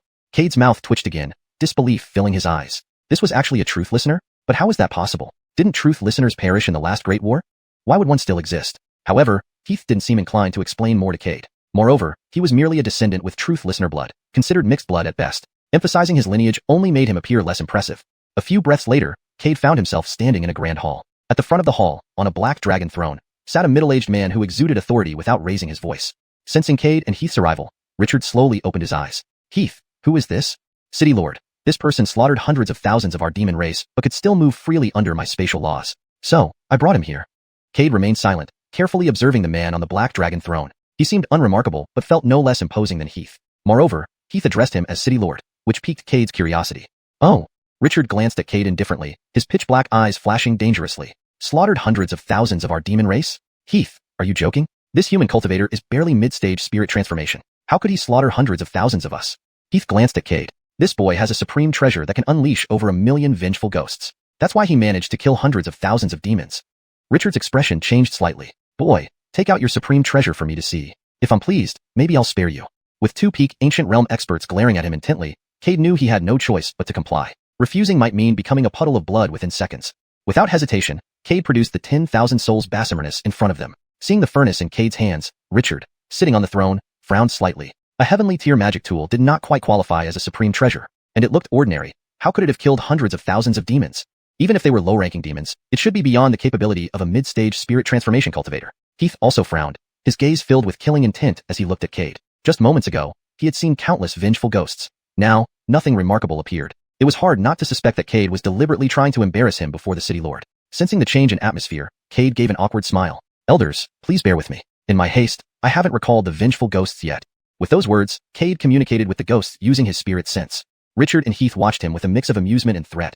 If you try to deceive us, we will end you. Cade remained composed. Facing two peak ancient realm monsters, resistance was futile. Better to follow their commands. After a few breaths, Richard grew impatient, a hint of anger crossing his face. Just as he was about to speak, a true immortal realm demon cultivator rushed in frantically, fear evident on his face. City Lord, it's bad. What happened? Richard frowned. Heath also turned his attention. The true immortal realm demon cultivator broke into a cold sweat but, thinking of the countless vengeful ghosts outside, forced himself to speak through trembling lips. City Lord, outside, outside. What about outside? Outside, there are countless vengeful ghosts gathered. The demon cultivator relayed the situation outside to Richard. Wraiths? Richard frowned, glancing at Heath. City Lord, those wraiths belong to this human cultivator, Heath explained. In fact, he had already known when Cade performed the hand seal. Richard looked at Cade, then dissipated, reappearing atop the city wall instantly. Well, Richard's lips twitched uncontrollably. Though he was a peak ancient realm expert and no stranger to killing, seeing countless wraiths covering the sky made him feel as if his previous kills were trivial. He saw over 1,000,000 souls. Killer. Absolutely a killer, who mustn't be allowed to return alive to the human race or risk becoming a future threat. But soon, he reconsidered upon discovering that among the millions of vengeful ghosts were hundreds of thousands of human cultivator souls. For a moment, he doubted his eyes.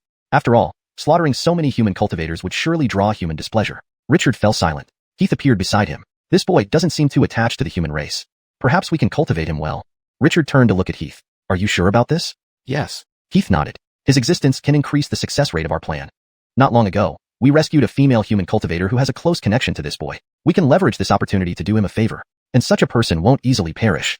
Richard didn't answer immediately, falling silent for a while. Finally, he sighed. Since you're certain, I have no reason to doubt you. Let's proceed as you say, but make sure he remembers our favors. Agreed. Meanwhile, back in the grand hall, Cade stood bewildered. These two had left him behind. What was the meaning of this? Testing him? Who could withstand such a test? Daring not to linger, Cade gathered the vengeful ghosts back into the 10,000 souls Basimernus and tried to run. But just as he prepared to flee, Heath's voice stopped him. Where are you going? Pausing, Cade turned and gave a weak smile. With elders not here, I plan to explore outside. Richard sat back on the black dragon throne. Not long ago, we encountered a female human cultivator. On her deathbed, she kept repeating one sentence. Cade, sorry, I can't give you the immortal grass. Hearing these words, Cade's smile vanished, replaced by a cold stare. What did you do to her? Richard's lips curled imperceptibly, inwardly marveling. Heath was really something. How did he guess this? Sure enough, this boy was related to the female cultivator. If guessed right, he must be the Cade. Boy, don't get worked up. Richard moved swiftly, appearing next to Cade and gently patting his shoulder. Instantly, Cade's face went pale, unable to react as a powerful force slammed him into the ground. City Lord. Heath watched Richard, clearly bemused, as if asking, why did you bury him? Do you want to bury him now? Richard blushed. Oops, I lost control of my strength for a moment. Cade lightly stamped his foot, and he flew out of the ground. Richard, with quick reflexes, grabbed him and set Cade aside. Cade wiped the fresh blood from the corner of his mouth. What exactly did you do to her? I find that you human cultivators just love interrupting others. Richard had an urge to slam Cade back into the ground, but ultimately held himself back.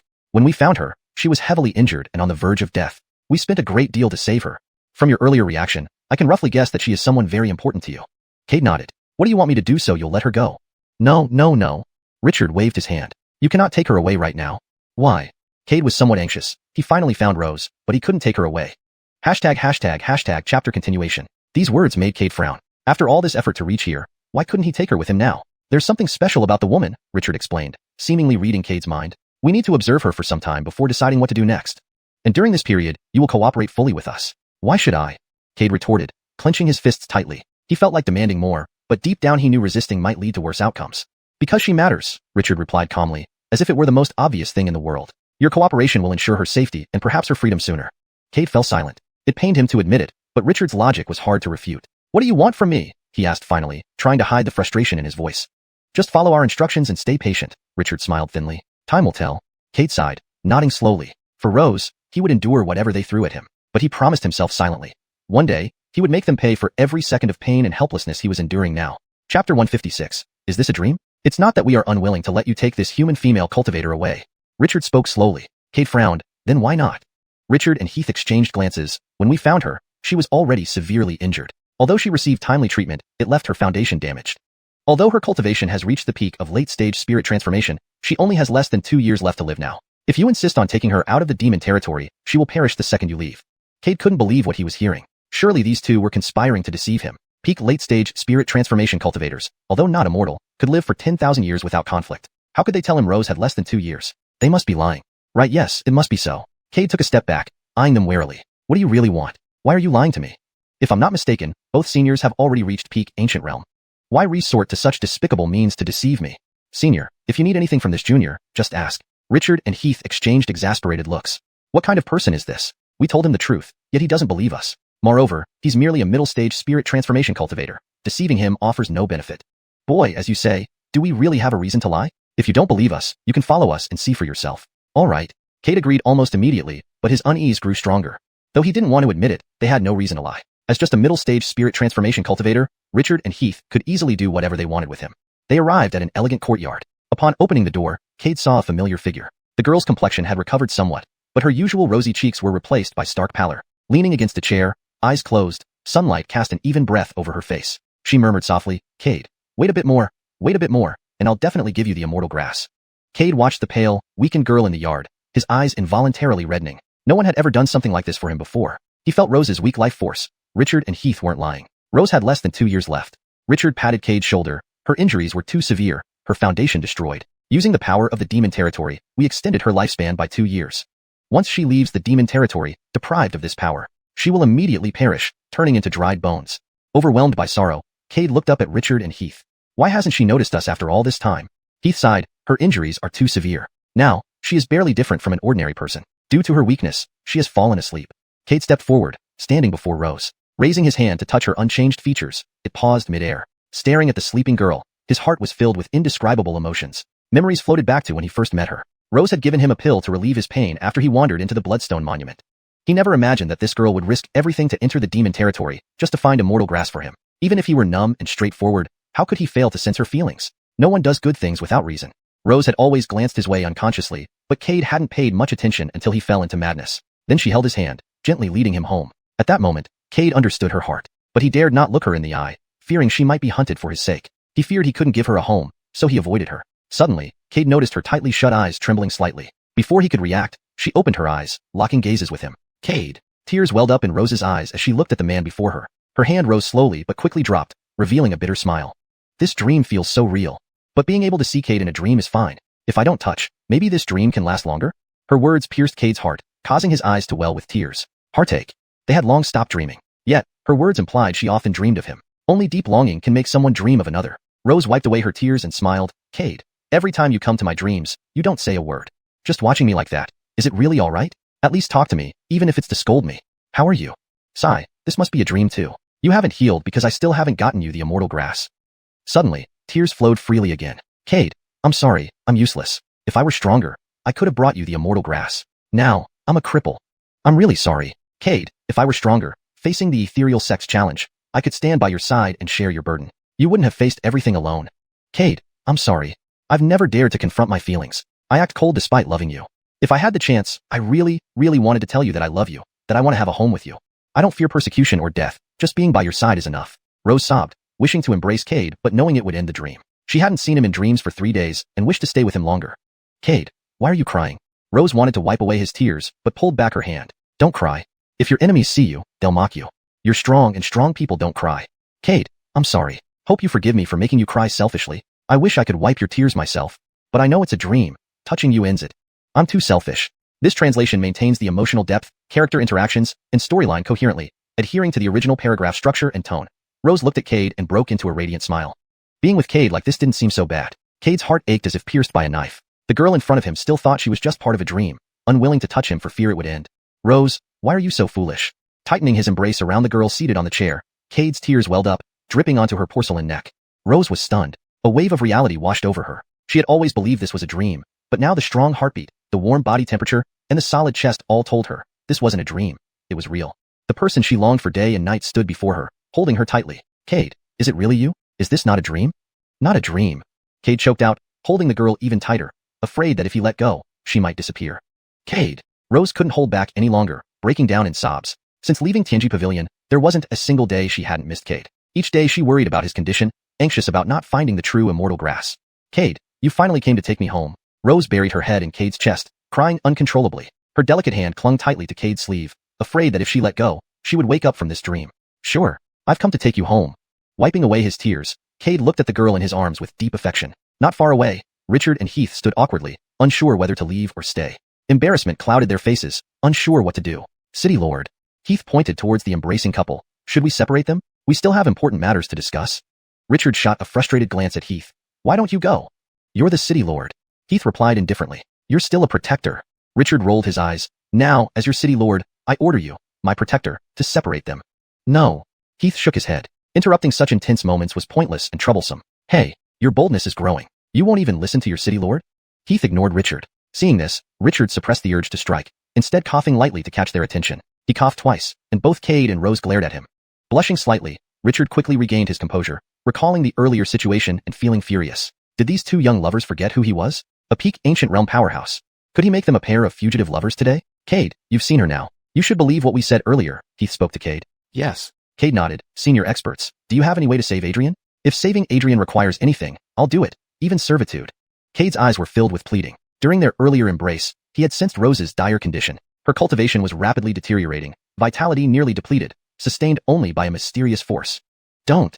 Rose held Cade's hand tightly. Cade, I know my situation well. To spend my final days with you, I have no regrets. You are free. I don't want you to forsake your pride or freedom for me. Though I find it hard to leave you, I wouldn't wish to see you grovel. I hope you can always be yourself. Cade's eyes reddened again as Rose smiled, tiptoeing to gently peck his cheek. All right, man up and don't cry easily. I'll treat this as a reward, so stop crying. Okay. Cade nodded, forcing a bitter smile. Heath shook his head. There's no way. As we said before, her injuries are too severe. The extra 2 years of lifespan are already due to good fortune. Do you, as peak ancient realm experts, really have no method to save a late-stage spirit transformation cultivator? Cade persisted. There isn't. Richard confirmed.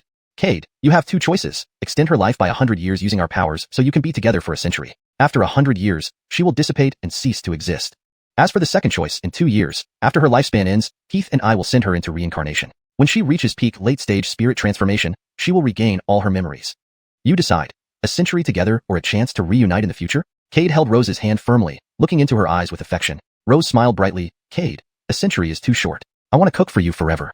Fine. Cade nodded, smiling radiantly. Cade, we should leave. Her damaged foundation means staying with us too long will hasten her decline. If you don't want her to die now, follow us. Cade ruffled Rose's hair. I'll visit you tonight. Okay. Rose nodded, blushing and giving him another quick peck. Cade pinched her nose and left with Richard and Heath. Watching them leave, Rose smiled contentedly, though a blush tinged her pale cheeks thinking about her bold actions. Cade, meeting you in this life has made me happy enough. Leaving the courtyard, Cade turned to Richard and Heath. Senior experts, please speak freely. I'll do everything I can if I'm able. Richard and Heath were surprised Cade had seen through them. We want you to represent us in the upcoming 10,000 Demon Palace contest in 100 days. Richard dispensed with pleasantries since their intentions were clear. 10,000 Demon Palace? I've never heard of it, Cade frowned. The 10,000 Demon Palace has 13 floors, filled with ancient divine beasts. Every 10 years, the 36 city lords of the Demon Kingdom must dispatch several Chu Das. These Chu Dao cultivators gain various opportunities within. The top 5 who reach the 13th floor receive a 10,000 demon token. With this token, we can enter the immortal ancient ruins. Buried within are our ancestors' remains. We want you to secure the 10,000 demon token and retrieve our ancestors' relics. As compensation, we will allow your wife to enter reincarnation safely and ensure her safety until she reaches late-stage Chu Dao. Agreed. Cade didn't hesitate. No free lunches. If Richard and Heath offered help without return, Cade wouldn't trust them. Also, while thousands of human cultivators entered the demon territory, they specifically saved the severely injured Rose. It was hard to believe it was coincidental. This translation keeps the emotional depth, character interactions, and storyline coherently aligned with the previous context, adhering to the original paragraph structure and tone. Moreover, Heath was very likely a descendant of Dethi, who could listen to the sounds of all things in the world and foresee some future events. It was clear that they had seen Cade through Rose. Although this sounded unpleasant and made one feel manipulated, Cade was helpless. After all, only these two could save Rose now. To ensure she could successfully reincarnate, he had no choice but to agree. Great! Richard exclaimed delightedly, you truly live up to my expectations. For the time being, take care of yourself and recover. As for your Dao injury, I will send you a true immortal grass to aid in your recovery. I want you to recuperate as quickly as possible. Additionally, regarding your wife's condition, you should understand it well enough without us saying more. Each day, you will have only 2 hours to spend with her. This translation maintains the original tone and structure while ensuring natural and fluent English. The logic and storyline align coherently with the previous content. Chapter 157. He who hurts my wife, dies. If you need, I can help you complete a human wedding ceremony. Of course, during this process, there may only be Heath and myself as guests. After all, the conflict between humans and demons is something you are aware of. Richard looked at Cade and waited for his response. Then I shall have to trouble the 2 seniors. Cade bowed deeply towards them. Though Richard and Heath had initially schemed against him, in the end, they only wanted him to attend the 10,000 Demon Palace and seize the 10,000 Demon Order. They did not cause him any real harm and even saved Rose in critical moments. This debt of gratitude he owed them needed to be repaid. Very well. Richard wasn't too surprised by Cade's response. We will host your wedding in 2 days. Very well. When Heath and Richard left, they handed over a true immortal herb to Cade. The one your wife found has already been used by her. Of course, we did not inform her, so she still believes her true immortal herb is in her storage bag. This true immortal herb can fully restore your injuries. We hope you don't disappoint us and that you make it worthy of this herb. Sure, Cade nodded. After sending them off, Cade returned to the courtyard where Rose was staying. Seeing him come back, Rose's face lit up with joy, but soon turned red, unable to look at Cade. Cade smiled, walked over to sit beside her, and naturally took her hand. Why are you shy now? Who kissed me in front of others just now? Rose blushed and scowled at Cade, then added, by the way, what did those 2 seniors say to you? Although her cultivation had been crippled, she wasn't stupid. She knew they must have discussed matters she wasn't privy to after leaving the courtyard. Cade stroked her soft, smooth hand and said with a smile, they plan to hold our wedding in 2 days. At that time, you will truly be my Cade's legitimate wife. Really? Joy filled Rose's eyes as she gazed at Cade intently, fearing it might be a joke. Why would I lie? Do you want me to call the seniors back? Cade looked at her lovingly. Wonderful, from now on, I will be your wife. Rose excitedly hugged Cade tightly. Perhaps because she was too excited, Rose suddenly began coughing violently, a hint of fresh blood appearing at the corner of her mouth. Little Snow. Panicked, Cade held Rose and rushed to find Richard and Heath. No matter how much Rose tried to calm him down, Cade refused to budge. Seeing Cade's anxious face, Richard and Heath were speechless. Just a bit of blood, really? Calm down. Why all this fuss over a little blood? The two seniors, please see what's wrong with Little Snow, Cade pleaded anxiously. Cade, your wife is fine. She's just coughing due to excitement, Heath sighed. He wondered if he misjudged Cade. Could this guy really claim the 10,000 demon order and enter the immortal ancient ruins? If you're overly worried, you can give her some pills, Heath added. Thank you, seniors. Leaving Richard and Heath, Cade carried Rose back into the courtyard. Blushing, Rose gently pounded his chest. Put me down. It's embarrassing if someone sees. Be obedient, Cade stared affectionately at her. You're ill and shouldn't tire yourself. Just rest now. And besides, you're my wife. Isn't it perfectly fine for a husband to carry his wife? A blissful smile spread across Rose's lips as she clutched onto Cade's collar, doubting if this was all a dream. Back in the courtyard, Cade retrieved the few remaining 10 absolute pills from his storage bag. Holding the pills, Cade paused, lost in thought. Tedister, are you all well? At that moment, a pair of somewhat cold hands gripped Cade's. What's wrong? Rose sat obediently beside him, resting her head on his shoulder. Can you tell me about your past? All right, Cade placed a pill in Rose's mouth and started narrating his life, from the Donglai sect and his master Ellis immortal to his encounters with Gloria and his trials within the Xiuxian sect. Tears welled up in Rose's eyes as she listened to Cade's ordeals. They've all passed. Cade wiped away her tears. They're all dead, their souls part of the 10,000 souls cauldron. But what they did was outrageous, accusing you without evidence, treating you so badly when you were their junior brother, just because of envy for your superior spiritual root, Rose exclaimed. Gloria is no better either. These people deserve to die. Yes, Cade smiled, ruffling her hair. So I killed them all. When you reincarnate, I'll take you to meet Tedister. He will surely love you. Rose nodded, resting her head on Cade's shoulder, savoring this final moment. Silently, the two enjoyed this tranquil time until Rose fell asleep. Looking at her pale, colorless face, Cade felt a sharp pain in his heart. Gently cradling her to bed, covering her with blankets, he kissed her forehead tenderly before turning to leave. Upon leaving the courtyard, the tenderness in Cade's eyes vanished, replaced by a fierce resolve. Anyone who hurt Mercedes must die. After consuming the true immortal herb given by Richard and Heath, Cade found a place to meditate and heal. After an hour, a powerful killing intent erupted from Cade as he slowly opened his eyes and exhaled. It's time for revenge. With that, Cade vanished in a streak of light. Not long after, Richard and Heath appeared. Watching Cade's direction, Richard mused, that brat is off to kill again? He killed hundreds of thousands of my people. If he continues, my demon essence stone mining operations will suffer. Don't worry, Heath replied calmly. He's only going after those who wronged his wife. He'll be back soon. Intrigued, Richard asked, shall I follow and see how strong this kid is? Sure, Heath agreed. But he already knew Cade's true strength and simply wanted to see Richard's shocked expression when faced with it. Shortly, they disappeared. At the same time, at a pharmacy, a demon named Teddy had just finished with a customer. Just as he signaled Anwar and others, a young man in green robes entered the shop. The moment the young man appeared, the demon Teddy immediately greeted him with enthusiasm. Sir, what can I assist you with today? The young man cast a cold glance over the demon. Does your shop accept rare treasures and earthly rarities? Upon hearing this, Teddy's interest was instantly piqued. Of course we do. Absolutely. Do you know which treasures the esteemed guest is referring to? The young man glanced around, frowning slightly. There are too many people here. It's not convenient to discuss. Would you be willing to step outside for a private conversation? Yes, definitely. A wide smile spread across Teddy's equine face, although the expression looked rather unsettling on his features. These were potential big clients, and if he could find out where the person kept his treasures and inform Anwar and company, this could lead to substantial gains. Thinking about this matter brought Teddy great frustration. Previously, he had finally found a large buyer interested in true immortal herbs, but at a crucial moment, someone rescued the buyer. It caused himself and Anwar considerable resentment. This time, he must grasp this opportunity well, or else those fellows might not include him in future profitable ventures. The human and demon walked away together. They quickly reached an isolated location. Teddy looked at Cade with a flattering smile. Sir, may I ask where the treasures you mentioned are located? The young man's smile vanished abruptly, replaced by overwhelming killing intent. Startled by this sudden change, Teddy tried to flee but was seized by the neck. Teddy was merely at the peak of the nascent soul stage, and now, immobilized by Cade's grip, he couldn't move an inch. Were you planning to kill my wife? Cade's eyes were filled with murderous intent. Teddy shook his head wildly. No, senior. What are you saying? I don't understand. When did I ever try to kill your wife? Cade tore off Teddy's arm, causing blood to spurt out. Aya! A piercing scream pierced the sky as blood gushed from Teddy's wound. Not long ago, someone sought to buy true immortal herbs from you. Is that true? Teddy's body trembled as he stared fearfully at Cade. As senior, indeed there was such an incident, but I didn't know she was your wife. Had I known earlier, even with 10 lives, I wouldn't have dared to lay a finger on her. Cade sneered. I'll give you one chance, call the others over. Otherwise, you will endure unimaginable pain today. Teddy nodded nervously, then sent a signal into the sky. Instantly, dazzling light burst forth. Completing the signal, Teddy looked nervously back at Cade, trying to please him while sweating profusely. As senior, I've done as you said. Will you let me go now? Cade remained silent, slowly crushing Teddy's bones one by one. Then, finding Teddy's screams too noisy, Cade ripped out his tongue. Looking at the nearly dead demon, Cade still wasn't satisfied. He took out the 10,000 souls cauldron, and hundreds of thousands of vengeful spirits roared out, eyeing Teddy hungrily. Being torn apart soul-wise was far more painful than physical pain. Eat his flesh and devour his soul. This process must last for an hour. Anyone who disobeys will meet their doom today. Cade's voice was indifferent yet icy cold. The vengeful spirits nodded understandingly before roaring as they devoured Teddy. Agonizing screams echoed continuously as Teddy's soul and body were gradually consumed. Each bite inflicted excruciating pain, but Teddy had no strength left to resist. At this moment, Cade sensed 3 approaching presences. They treated little Snow like this. They must experience the agony of being devoured by souls.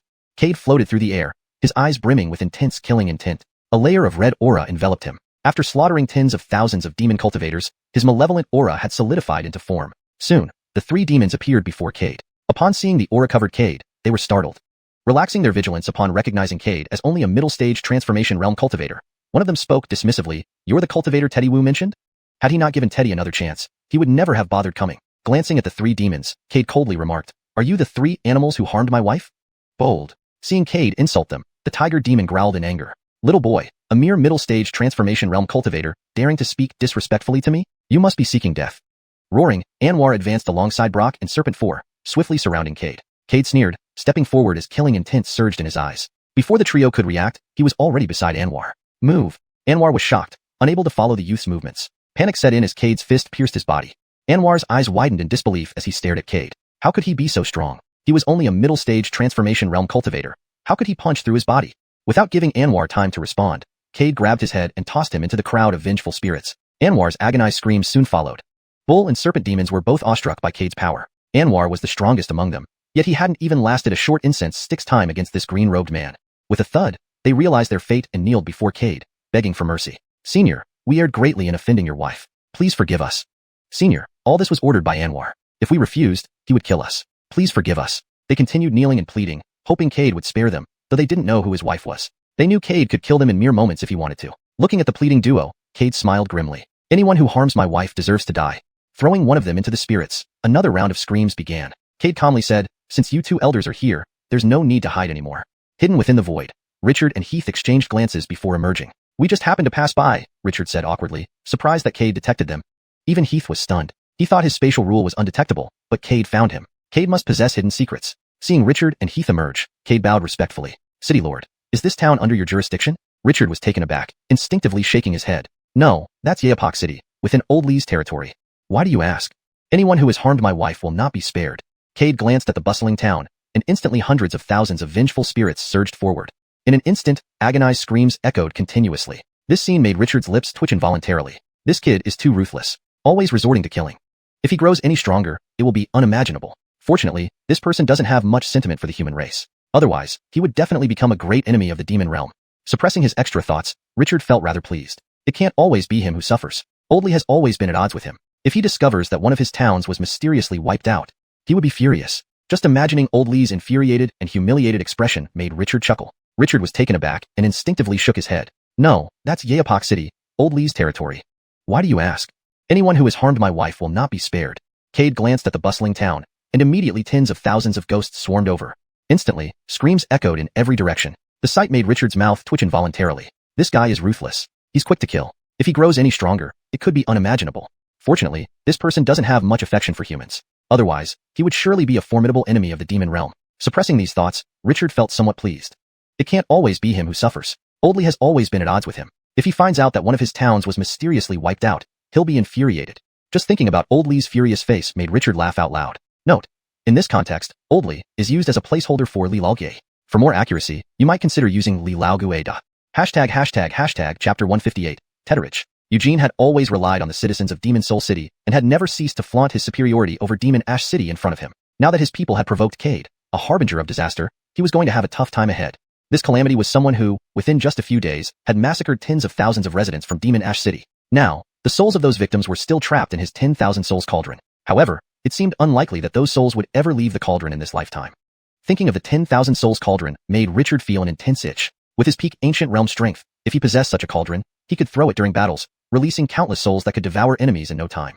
But he hesitated, fearing the entanglements of cause and effect, which could be detrimental. Although Cade now wielded the cauldron with unmatched might, it was only because his cultivation was still low, not yet affected by the causal entanglements. Once he advanced to true immortal or even ancient realm, he would likely suffer from causal backlash, which could result in a severe fall in cultivation, or worse, complete destruction without even entering the cycle of rebirth, only to fade away in the river of time. Additionally, refining a 10,000 souls cauldron was highly detrimental to one's karma, which is why very few cultivators dared to attempt it. Otherwise, the temptation of such a powerful artifact would be irresistible. Depending on the medium used, they might be called differently, but their essence remained the same, like the 10,000 souls banner or the human emperor banner. Suppressing these thoughts, Richard stepped forward with Heath, following Cade. Cade ignored them, continuing to control the 10,000 souls cauldron to consume the demon race residents around him. From the earlier conversation with Richard, Cade could guess that there must be some hidden conflict between Demon Soul City and Demon Ash City. Otherwise, as a fellow member of the demon race, how could Richard, the city lord of Demon Ash City, watch indifferently while he slaughtered a small town, showing excitement instead? Seeing this, Cade decided to do Richard a favor and massacre the town right in front of them. This way, he could bolster his cauldron's power and prove his strength to the two men, establishing himself as an ally. Although Richard and Heath had always been friendly, Cade understood that to gain respect, one must demonstrate value. Only by making others see his worth could he obtain what he needed. In the past, he might have dismissed this idea, but now, Rose's survival depended on these two individuals. 2 years later, he would also need their help to open the netherworld so Rose could enter the cycle of reincarnation. For her sake, he suppressed his resentment and unwillingness, striving to prove his value to Richard. City Lord, should I destroy all the surrounding towns? After a moment, looking at the town now covered in bones, Cade turned to Richard and Heath. This may not be appropriate, Richard said, but his eyes unconsciously glanced toward the other towns. Cade chuckled wryly, understood. Immediately, countless ghosts rushed towards the remaining towns. Heath gave Richard an exasperated look. When did this guy become so hypocritical? But indeed, Cade was wise. With Heath possessing truth listener bloodline, he easily understood Cade's intentions. Having long cultivated in the ancient realm, his mind was as calculating as any demon. Cade's actions were clear. Richard understood them, but both chose not to address it openly. Is this really wise? Heath watched as more demon race residents died under the ghosts' onslaught. Although these weren't residents of Demon Ash City, they were still part of the demon race. Allowing Cade to slaughter them like this might upset the balance of Demon Soul City. If reported to the King of Demon Life, they might use this as leverage against Cade, who would then become a target for the Demon Kingdom. A human with formidable combat power who killed so many demons in a short time would not be spared. If Cade surrendered, it would be manageable, but knowing Cade, he would never give in easily. Instead, he would face relentless pursuit from the Demon Kingdom. They had finally found a human with the potential to retrieve ancestral remains from the immortal ancient ruins. They couldn't afford to lose him. Their cultivation had long stagnated in the peak ancient realm due to impure bloodlines. Obtaining ancestral remains and receiving ancestral inheritance could purify their blood, allowing them to glimpse the Tao meaning in their lineage and master the primordial powers their ancestors once held, thereby reaching the Tao realm. Ancient realm cultivators mastered laws, which were precursors to primordial powers. Only by comprehending these laws and understanding the origins could one attain the Tao realm, becoming a true immovable force. Don't worry. Sensing Heath's concerns, Richard looked at Cade standing nearby. This boy possesses great fortune and won't be easily destroyed. Moreover, if Eugene truly acts against him, I will protect him. Heath nodded. Don't go too far. Cade is the most promising candidate I've seen for retrieving our ancestral remains from the immortal ancient ruins. The previous attempts all failed, Richard blushed, recalling his failures. Heath teased, that was in the past. How can you still dwell on it? But before my truth listener bloodline awakened, you handled the selection process and kept failing. Heath ignored Richard's glare. I've pinned my hopes on Cade, so I don't want anything happening to him before we enter the Immortal Valley ruins. I also want to uncover what happened to our ancestors back then. Do you think I don't? Richard retorted irritably. I want to find out why I have a black dragon body despite having Azure Dragon bloodline. Speaking of this matter made Richard quite bitter. He had awoken his Azure Dragon bloodline as a child, yet his true form was a black dragon. This discrepancy had plagued him for years. To purify his bloodline and receive ancestral inheritance, he had strived hard. Yet, reaching the peak ancient realm made him realize that things were more complicated than he imagined. Impure blood prevented him from breaking through the law, thus hindering his grasp on primordial power. What is Cade's background? Suddenly curious, Richard looked at Heath. Since awakening his truth listener bloodline, Heath had become vague and cryptic, sometimes provoking anger. You only need to know he comes from the lower realms, Heath replied. It's good to make him owe us a favor. As for the rest, it's unnecessary for you to know. Knowing too much could harm you. If not for my truth listener bloodline, I wouldn't bother investigating this person or his history. Richard frowned, about to ask more when Heath interrupted.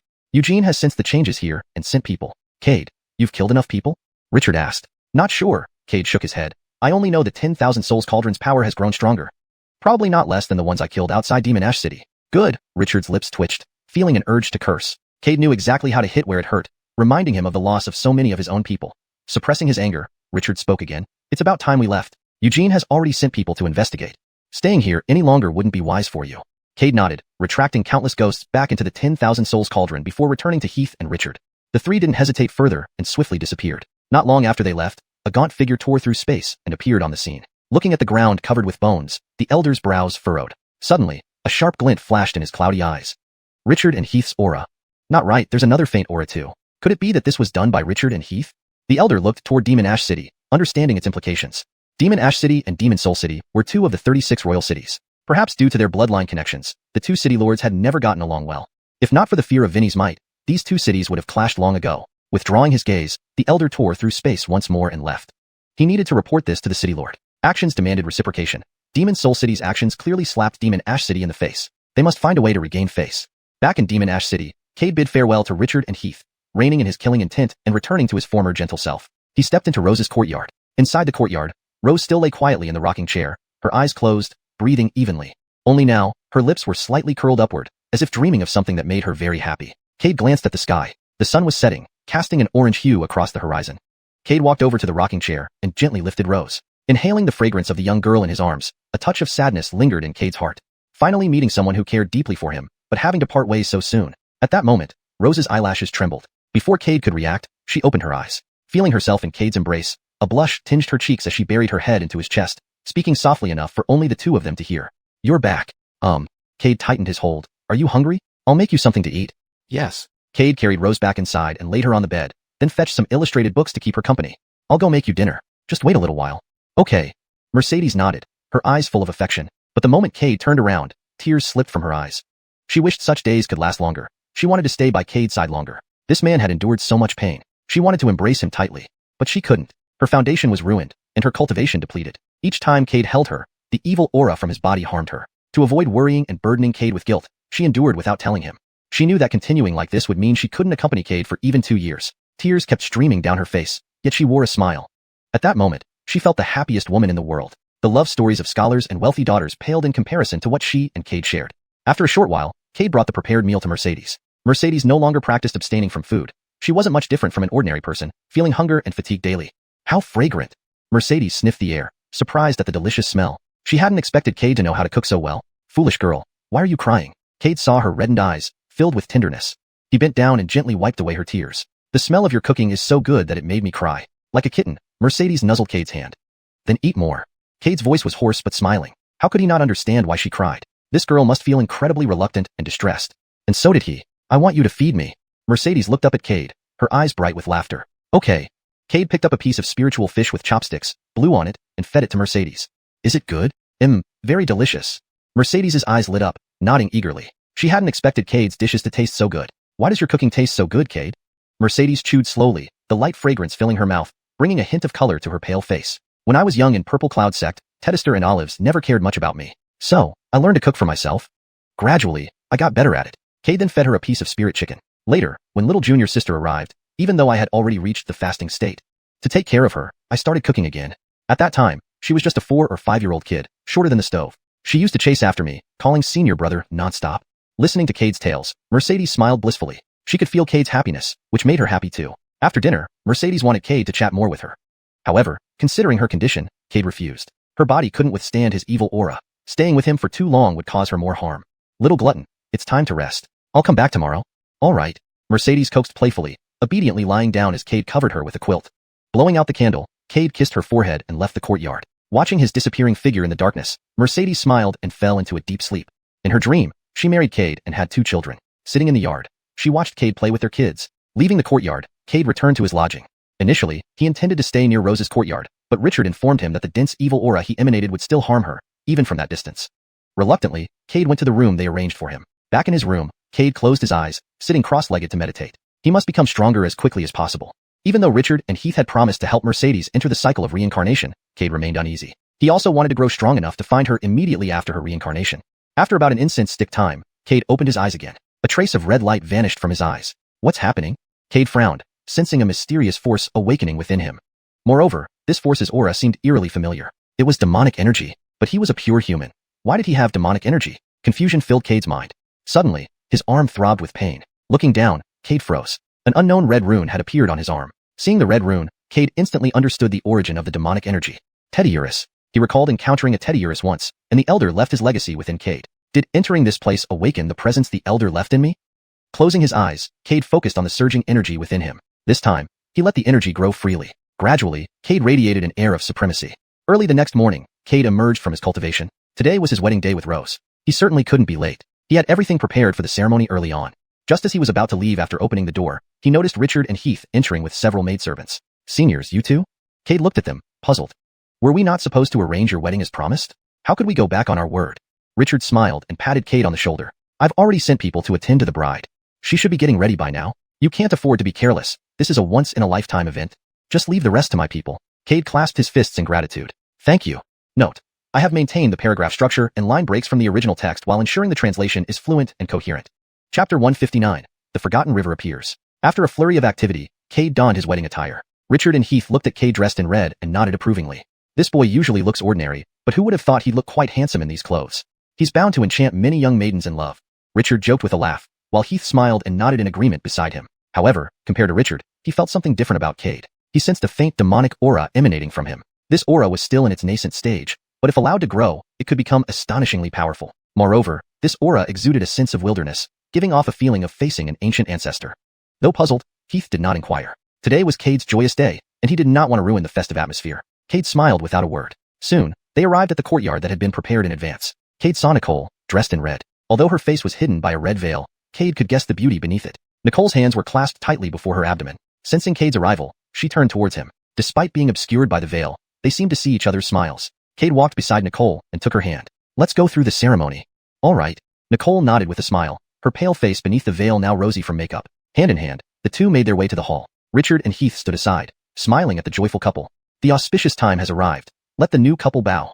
The matchmaker announced loudly as they entered the hall. Bow to heaven and earth. Cade and Nicole turned simultaneously and bowed. Bow to the high elders.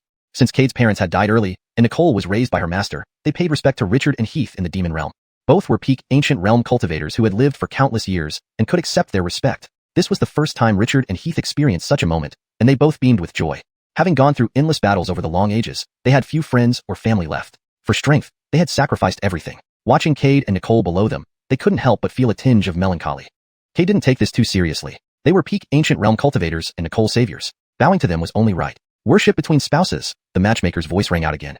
Under the veil, their faces were filled with happiness as they bowed deeply and stood up. Ceremony complete. Send them to the bridal chamber. With only Richard and Heath as guests, there was no grand feast. Instead, Cade was asked to spend more time with Nicole, whose condition was worse than expected. Initially, she might have lasted 2 years, but now she couldn't even manage 1 year due to Cade's intense killing chi, which was more harmful than initially predicted. They wanted to tell Cade, but decided to keep it from him for Nicole's sake until the right time. Holding Nicole's hand, Cade slowly walked amidst the rustling maples. Cade had no desire for the traditional nuptial rites. Nicole was too frail to endure the exertion, and his own heavy killing chi would harm her further. Perhaps sensing his thoughts, Nicole asked Cade to remove her veil and clung to him as they strolled around the city lord's residence. They had never toured it like this before. Thank you, Cade, Nicole whispered, leaning on his shoulder. Everything lately felt unreal, almost like a dream. Looking down at her, Cade ruffled her hair. From now on, you're my wife. There's no need for thanks between us. Yes. Nicole's heart felt as sweet as honey. Together, they strolled within the city lord's residence. Meanwhile, in Demon Soul City, Igor glared coldly, his eyes brimming with murderous intent. Richard, you've crossed the line by not giving me any face. Do you think our Demon Soul City fears your shameless demon city? One lowly loach calling himself a descendant of the Azure Dragon. Today will show him reality. He couldn't believe Richard dared to kill his civilians, disregarding his authority entirely. He must reclaim this dignity today or risk losing all respect in the future.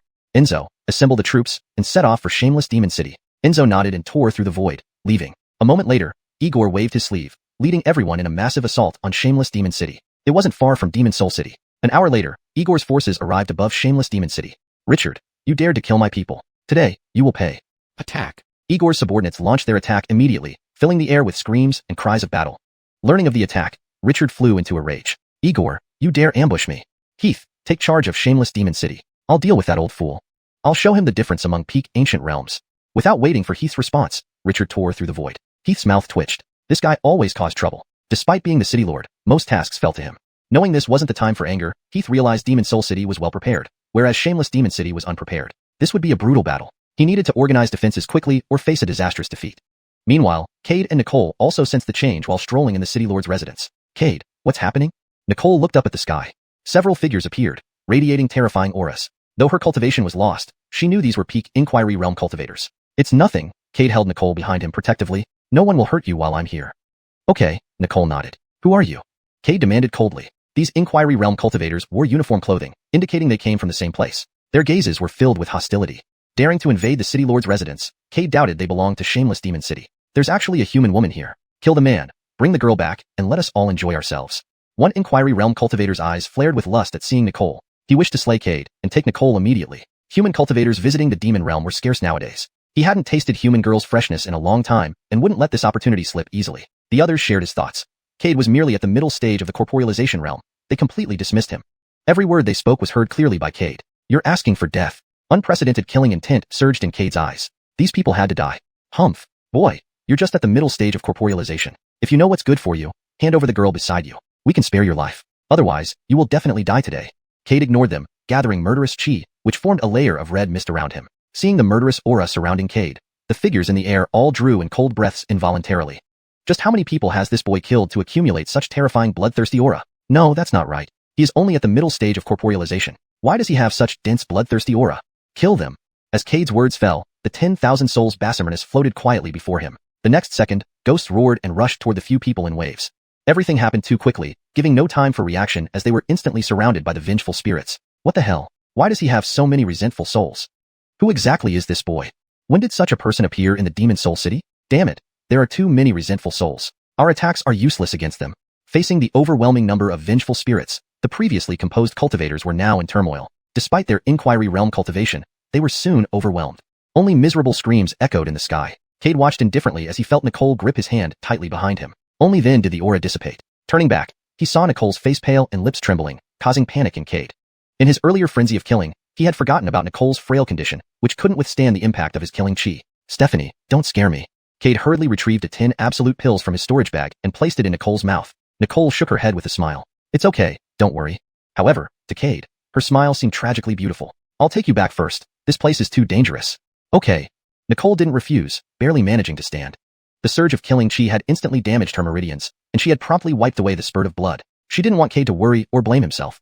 Today was supposed to be a happy day for them. If I'm not around anymore, take care of yourself, Nicole said softly. Don't be so foolish. There are few people in this world who will genuinely care for you. Cade sensed something wrong with Nicole. The vitality within her body was fading fast. Within moments, Nicole's once jet black hair turned white. Stephanie, what's wrong? Cade's eyes reddened with tears streaming down uncontrollably. This life, I'm really happy to have met you. Just as she finished speaking, Nicole coughed up another mouthful of blood uncontrollably. Her breath became weaker, and even her grip on Cade's hand loosened. Her body slumped, almost falling. Cade reacted quickly, supporting her and carrying Nicole as he ran frantically. City Lord Wong, where are you? Help Stephanie. Tears streamed endlessly down his cheeks. Nicole weakly wiped away his tears. Cade, don't cry. You are a man, do not cry. Okay, I won't cry. I'll listen to you. Tears kept falling despite his efforts to stop them. A sharp pain pierced his heart, as if losing something precious. Cade, thank you. Nicole weakly hugged Cade's neck, kissing him lightly on the lips. Stephanie, don't speak. Feeling the coldness of her lips, Cade was filled with regret. Why couldn't he control his killing chi? If only he could, Stephanie wouldn't be like this. Why? Suddenly, Nicole exerted effort to struggle out of Cade's arms, pushing him aside before being struck by an attack and collapsing heavily to the ground, spitting out blood continuously. Cade went mad, crawling desperately to Nicole and sobbing uncontrollably. Why did you save me, Stephanie? Why? Holding Cade's face, Nicole smiled weakly. Don't cry. Her hand hit the ground heavily as her smile became the last gift she left for Cade. Nicole passed away in the arms of the man she loved. She didn't regret sacrificing herself to shield Cade from an attack by a true immortal. Dying in the arms of her beloved made her content. Cade clung tightly to Nicole's body, seemingly deranged. Stephanie, we just got married. You are my wife. Without my permission, you cannot leave me. Stephanie, wake up. You haven't heard my story yet. Stephanie, I promise never to cry again. Listen to you. Stephanie, wake up. Zoran stood mid-air, contemptuous. He hadn't expected his full-force strike failed to kill these two ants, a humiliation to him. As the sixth son of Demon Soul City, he'd never been humiliated this way. Moreover, the woman deserved death for ruining his plans. That damned woman dared to ruin my plans.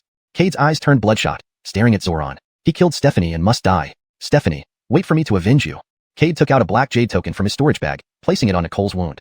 Instantly, the token vanished, and a river blooming with red flowers appeared. The Forgotten River. Red water slowly enveloped Nicole's body, and within moments, she disappeared into the river.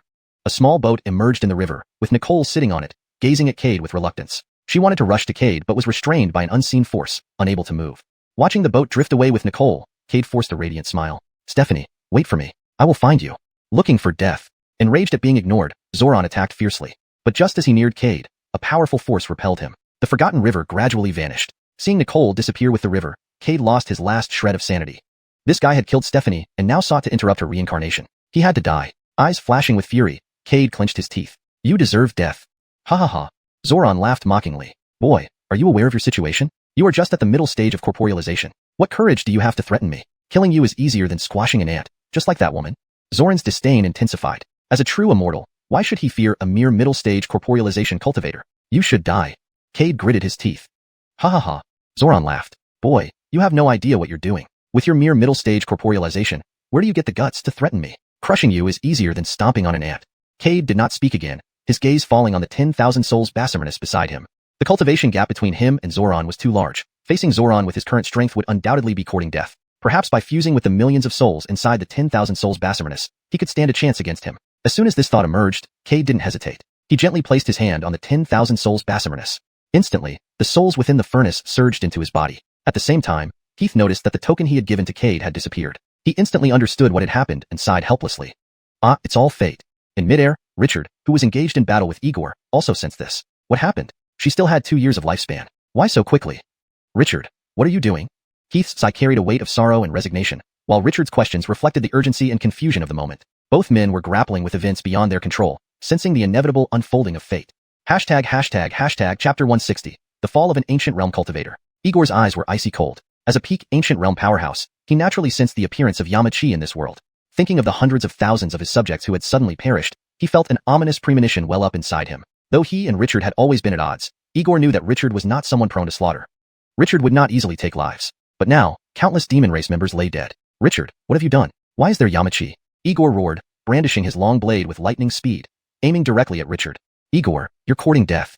Richard also flew into a rage. He and Heath had barely managed to extend Rose's lifespan by 2 years. Because of Igor, all their efforts had gone to waste. Moreover, during this period, they had seen Cade's relationship with Rose grow closer. Although they had already told Cade the worst outcome just a while ago. To have his newlywed wife die on their wedding day would drive Cade mad. It was hard enough to find someone with a chance to retrieve the ancestors' remains from the immortal antiquity relic. Heath and he had waited for untold ages to achieve this goal. Additionally, Vinny had already begun targeting him and Heath. If they did not quickly break through to the Dao realm, once Vinny made his move, they were as good as dead. While others might not know, Heath, as one with truth listener bloodline, knew that Vinny possessed the cultivation level of the 4 sources of Dao. However, Vinny had secretly devoured many individuals with ancient bloodlines. That was why Vinny could grow from a weak demon race member to become the ruler of the Vinnydom.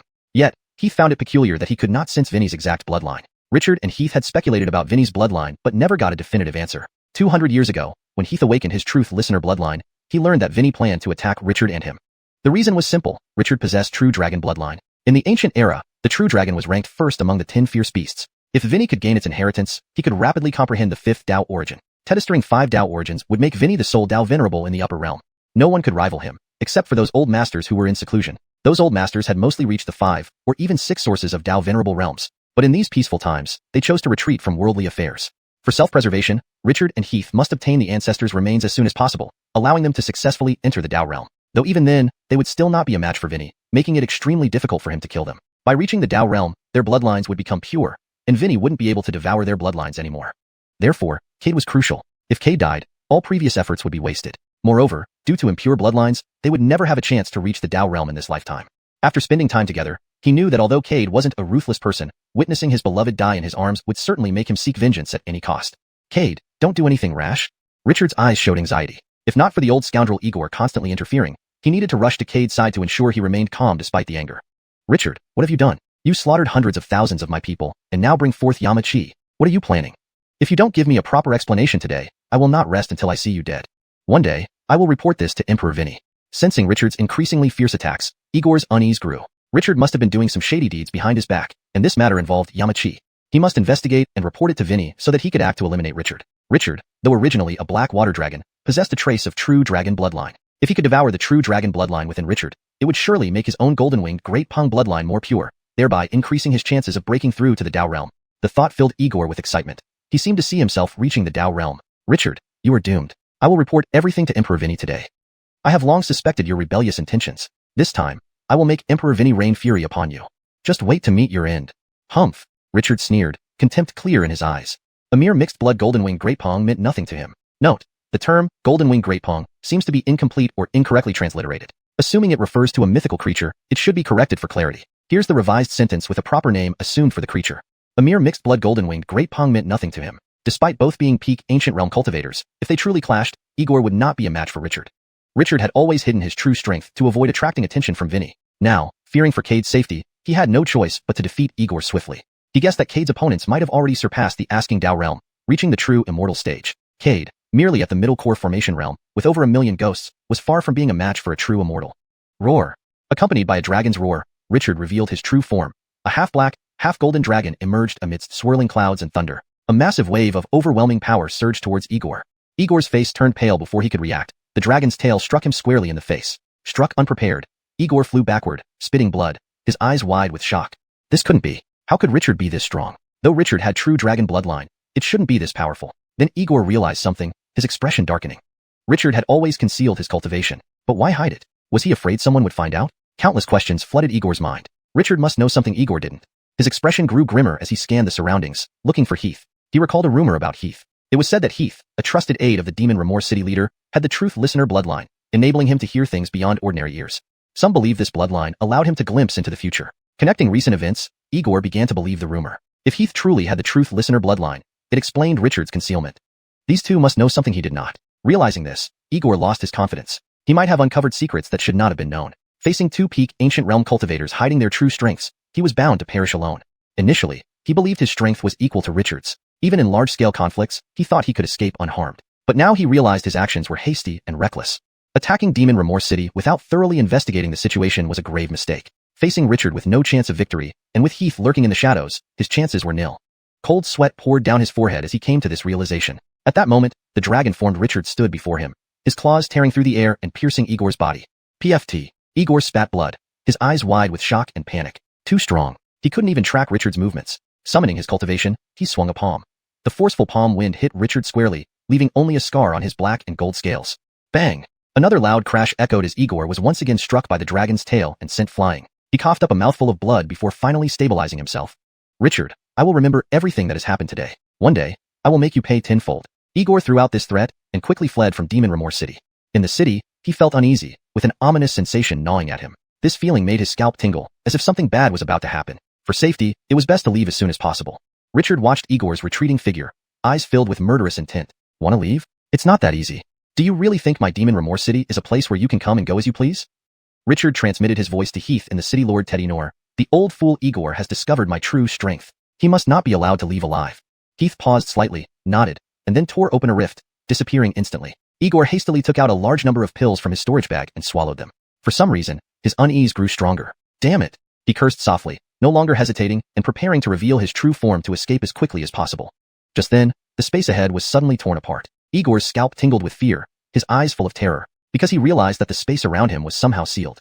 He had reached peak ancient realm, one of the highest combat forces in the entire demon realm, but now, his celestial power circulated sluggishly, his limbs moved awkwardly, and his combat strength was almost non-existent.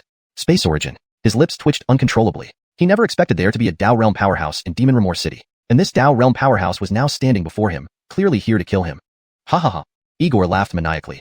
He couldn't believe that he would provoke a Dao realm powerhouse to personally strike against him in his life. If he were to die, he would have no regrets. He also determined that his visit must have uncovered Richard and Heath's secrets. Otherwise, these two wouldn't try to kill him. If he survived this, he would tell King Demolife everything that happened here. Neither Richard nor Heath would escape punishment. Just as he thought this, Igor's eyes widened in disbelief at the figure emerging from the tear in space. Heath, how did he master space origin? No, this isn't space origin. It's space law. Igor realized he mistook space law for space origin due to its shocking display. City Lordly, long time no see. Heath greeted with a smile, looking at Igor's dark face. Why are you looking at me like that, City Lordly? Shouldn't old friends be happy and excited to meet? Excited? Excited your ass. You're here to kill me. What am I supposed to be excited about? Igor's lips twitched. He wanted to rush forward and slap Heath to death, but restrained himself. Now that Richard had revealed such formidable power, and Heath's situation was unknown, any rash move might get him killed instantly. Moreover, Richard hadn't caught up yet, probably plotting something. Just then, a hearty laugh came from behind. City Lordly, you just got here and want to leave already? People might think we don't know how to treat guests properly. Richard. Igor ground his teeth as Richard slowly approached. If not for this bastard killing so many of his people, he wouldn't have come seeking trouble, uncovering their plots, and now facing both of them. Realizing this, Igor felt an urge to slap himself. Why did he come seeking vengeance? For what? Richard, if you let me leave today, I'll pretend nothing happened. I won't cause you any more trouble in the future. Igor looked at Richard cautiously. Oh, Richard smirked. Wasn't it your city that brought troops to attack us? How do you make it sound like it's my fault? You owe me an explanation, or my reputation will be ruined, and who will listen to me then? And besides, it's a pleasure to receive a visitor. Have you been away for so long that you'd refuse my invitation?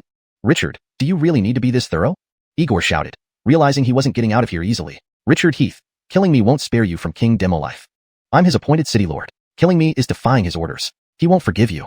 Right. Richard seemed enlightened, lightly tapping his forehead. I nearly forgot about that. Igor felt a glimmer of hope.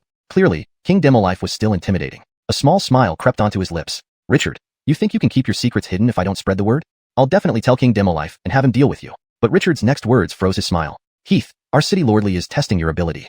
He doubts your ability to use space law and prevent news from leaking. Heath smiled faintly, bowing slightly toward Igor. Since city lordly doesn't trust my abilities, I'll show you the power of space law today. As Heath spoke, the surrounding space warped instantly. In the next moment, Igor found himself in a drastically different scene. The sky had vanished, replaced by darkness. Where am I? What have you done to me? Igor's alarm bells rang loudly. In this confined space, he couldn't use his own law powers, and a strong sense of danger overwhelmed him. Extraplanar space, Heath said coldly, eyes filled with lethal intent. How dare you defy King Demolife's orders? Igor panicked completely, never expecting Richard and Heath to be so bold as to kill a city lord. King Demolife, we are so scared. Richard's mockery intensified. At this moment, Igor was like a lamb awaiting slaughter. Heath, take action. With that, Heath burst into action, joining Richard in a pincer attack. Igor's face changed dramatically. Unable to mobilize all his power inside Heath's space law, his combat effectiveness dropped drastically, leaving him powerless against their assault. Kill. Richard and Heath transformed into their true forms, attacking Igor. Moments later, only a pool of blood remained in the space. Burp. Richard burped contentedly. Heath, this golden wing great pong isn't all that tasty. Heath ignored Richard. An ancient realm cultivator's death will cause celestial phenomena. King Demolife will surely notice, especially since this incident targeted our demon remorse city. He might use this opportunity to strike against us. We must be cautious during this period. This translation maintains the original tone, style, and structure of the Chinese text while ensuring it reads naturally and fluently in English. The storyline and logic remain coherent with the previous content, preserving character names and key elements accurately. The smile on Richard's face instantly vanished. In his moment of joy, he had momentarily forgotten about this matter. Although it was an extraplanar space where they slew Igor, and no one knew about the law Heath had mastered, one couldn't be too careful. For caution's sake, they still needed to return to Demon Remorse City and properly handle this matter. Thinking of Demon Remorse City, Richard suddenly remembered something very important. Damn, I forgot about that boy Cade. Heath's expression also changed abruptly as he recalled that he was originally supposed to go to Cade. But then, preoccupied with slaying Igor, he had momentarily forgotten about it. Let's go back quickly, Heath said, anxiety evident on his face. That boy Cade encountered a true immortal realm cultivator. As far as I know, that person seems to be Igor's offspring. Chapter 161, Blood for Blood. Within the city lord's residence, millions of fierce ghosts surged into Cade's body through his arm. Cade's aura rapidly soared. However, his cultivation remained stuck at the middle stage of the soul transformation realm. In midair, Zoran gazed down at Cade, a hint of surprise flickering in his eyes. What is this brat doing? Could it be that he truly thinks some petty tricks can slay someone like me? Zoran curled his lips upward, filled with mockery and disdain. To him, Cade was merely a somewhat stronger ant. Ants were ants. No matter how strong they became, they couldn't stir up any waves. He didn't mind waiting to see what this ant intended to do. Suddenly, an inexplicable sense of dread washed over him, causing his expression to change. Just then, it felt as though something very important had vanished. This item was connected to his bloodline. Before he could react, thunder boomed in the sky, and countless blood-colored clouds gathered. Pea-sized raindrops began to fall from the heavens. Zoran caught one of the raindrops in his hand, and upon seeing its color, his expression changed once more. Blood water. What is going on here? Looking up at the blood clouds converging in the sky, Zoran formed a bold hypothesis. His father had once told him that when a peak ancient realm cultivator fell, massive blood clouds would gather in the sky, and it would begin to rain blood. The scene before him matched exactly what his father had described. But who among the peak ancient realm cultivators had fallen? His father was powerful enough to barely make it into the top 15 among the 36 city lords. Richard ranked 23rd or 24th, and even then, his father never gained any benefits in dealing with him. Despite this, his father could not kill Richard. Tetany questions arose in his heart at once. Just then, a terrifying force suddenly swept towards him. Regaining his senses, he suddenly noticed that Cade was now standing right across from him. Strangely patterned runes covered Cade's exposed skin. His originally black hair had turned dark blue, and his calm eyes showed no signs of white pupils. Staring at Cade, despite the latter only displaying middle-stage soul transformation power, an inexplicable sense of panic crept into Zoran's heart. Cade twisted his wrist, glaring coldly at Zoran in front of him. Stephanie, please wait just a bit longer. I will be able to take revenge for you soon. You are courting death. Zoran roared in fury. Quickly reacting, a giant golden eagle appeared behind him, its loud cry reverberating through the sky. It lunged at Cade's face with lightning speed. Step heaven treading. Cade let out a low growl and slowly took a step forward. Instantly, space fractured, and a supreme power overwhelmed the area. The arrogant golden eagle instantly dissolved into stardust, vanishing into the sky. Zoran's expression changed dramatically, disbelief filling his eyes. How is this possible? A middle-stage soul transformation cultivator managed to destroy his divine ability? It simply couldn't be real. Yes, this must be an illusion. This boy was just trying to deceive him. Cade wasn't much better off. Black blood dripped from the corner of his mouth. After thoroughly merging with the millions of spirits from the 10,000 souls cauldron, his body had reached its limit. If he hadn't persisted, he would have burst into pieces long ago. He had to end this quickly. You deserve to die. Cade roared deeply, his hands swiftly moving as the surrounding heavenly essence rapidly condensed, visibly forming numerous flying swords within moments. Before Xuanhuan could react, countless flying swords surrounded him. These swords emitted piercing sword chi, causing Xuanhuan's skin to feel a sharp pain. Panic spread across his face as he looked at Cade with disbelief. How could an ant be so powerful? An ant couldn't possibly possess such strength. Impossible. All of this must be fake. Cade's gaze was icy, while a bloody aura slowly coiled around him, forming massive feathered wings. Thanks to the heavenly essence, a majestic Teddiurus statue materialized behind him. Seeing the Teddiurus statue behind Cade, Xuanhuan felt an overwhelming despair. Teddiurus. This lowly ant actually possesses Teddiurus blood. In ancient times, Teddiurus ruled the skies, and no one dared challenge his might, not even the golden-winged Great Pung clan.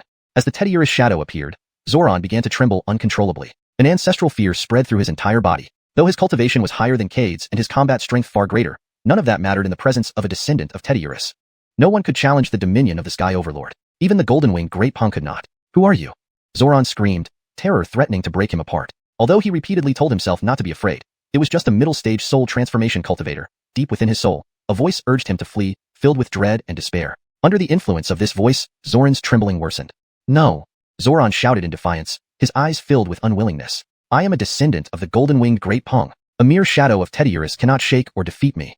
But just as these words left his mouth, the surrounding flying swords rushed toward him at incredible speed. Xuanhuan suppressed the deep-seated terror within his soul, revealing his true form. Enormous wings enveloped him completely. Countless flying swords clashed against his feathers, sparks flying everywhere but not inflicting any substantial harm. Cade gritted his teeth. The corner of his mouth oozed with more blood. He couldn't maintain this state for long. Only another 30 breaths. Once the 30 breaths passed, he would revert to a middle-stage soul transformation cultivator. At that point, he'd lose the chance to kill Xuanhuan, and perhaps not even have the opportunity to escape.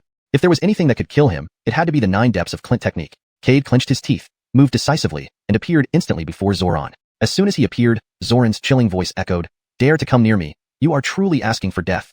Feathers on Xuanhuan's wings burst with brilliant golden light, charging at Cade with unparalleled speed. Without a hint of fear in his eyes, as the golden feathers were about to touch him, black vortices appeared around him, devouring the golden feathers whole.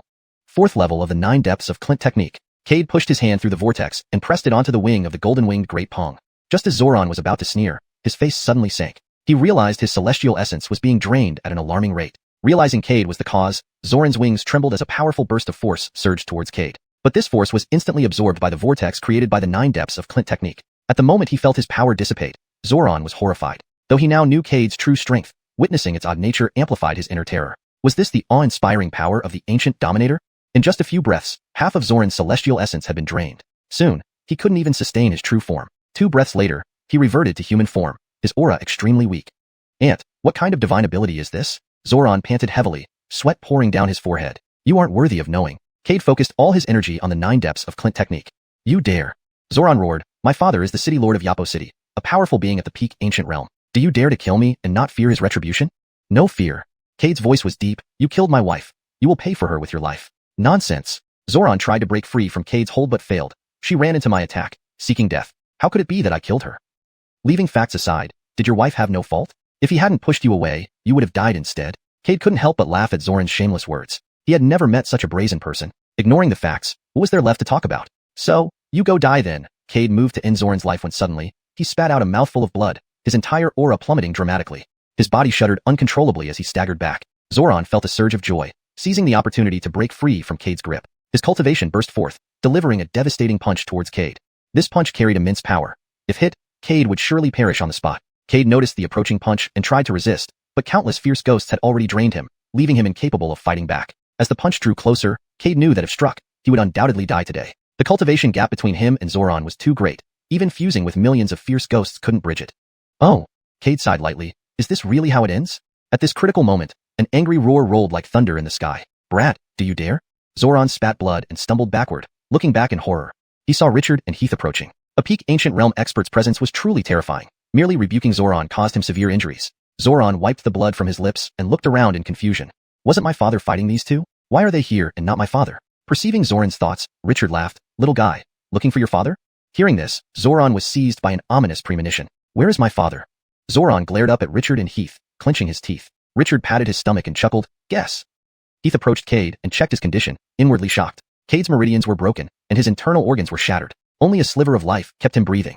You've been fortunate? Heath took a pill from his storage bag and gave it to Cade, adding, don't worry, this won't harm you.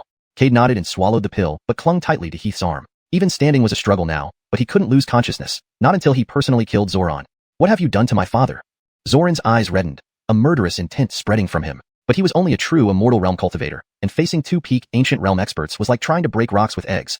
Thinking of his father's possible fate instilled him with inexplicable courage. Be quiet. Richard's face darkened, and a terrifying pressure engulfed Xoran, allowing no resistance.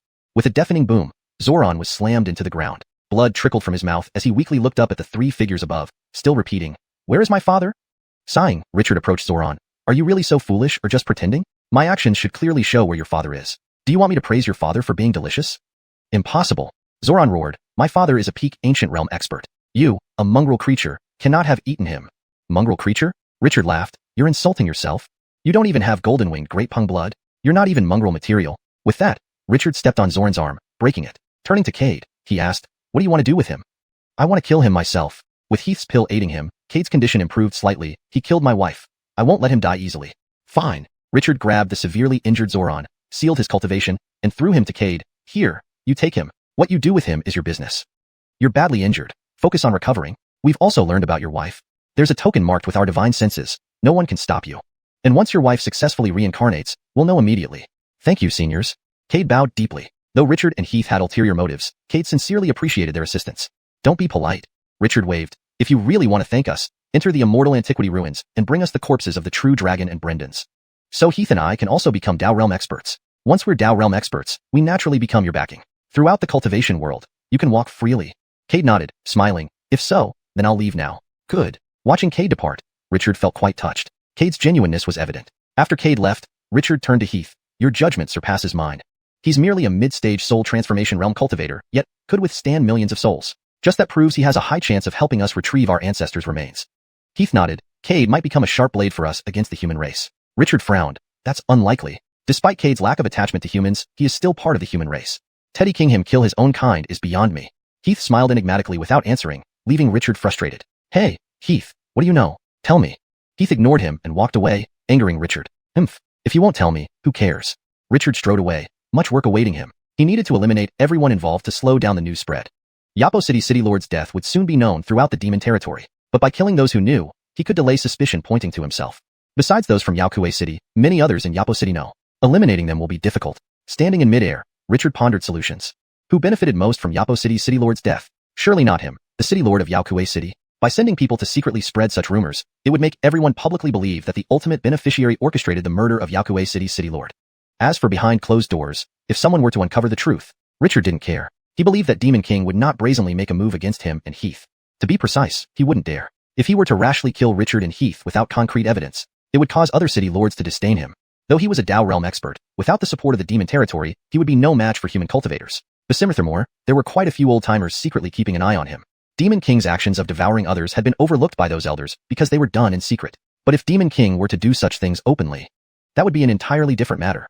Chapter 162, Damon. Those old fellows who chose to seclude themselves would certainly not allow him to act rashly. After all, the Vinny represented the entire Vinnydom's reputation. Tedesacring ministers of the Vinnydom was unreasonable and illegal. Without concrete evidence regarding Richard and Heath's slaying of Igor, as long as this point was maintained, Richard could rest easy.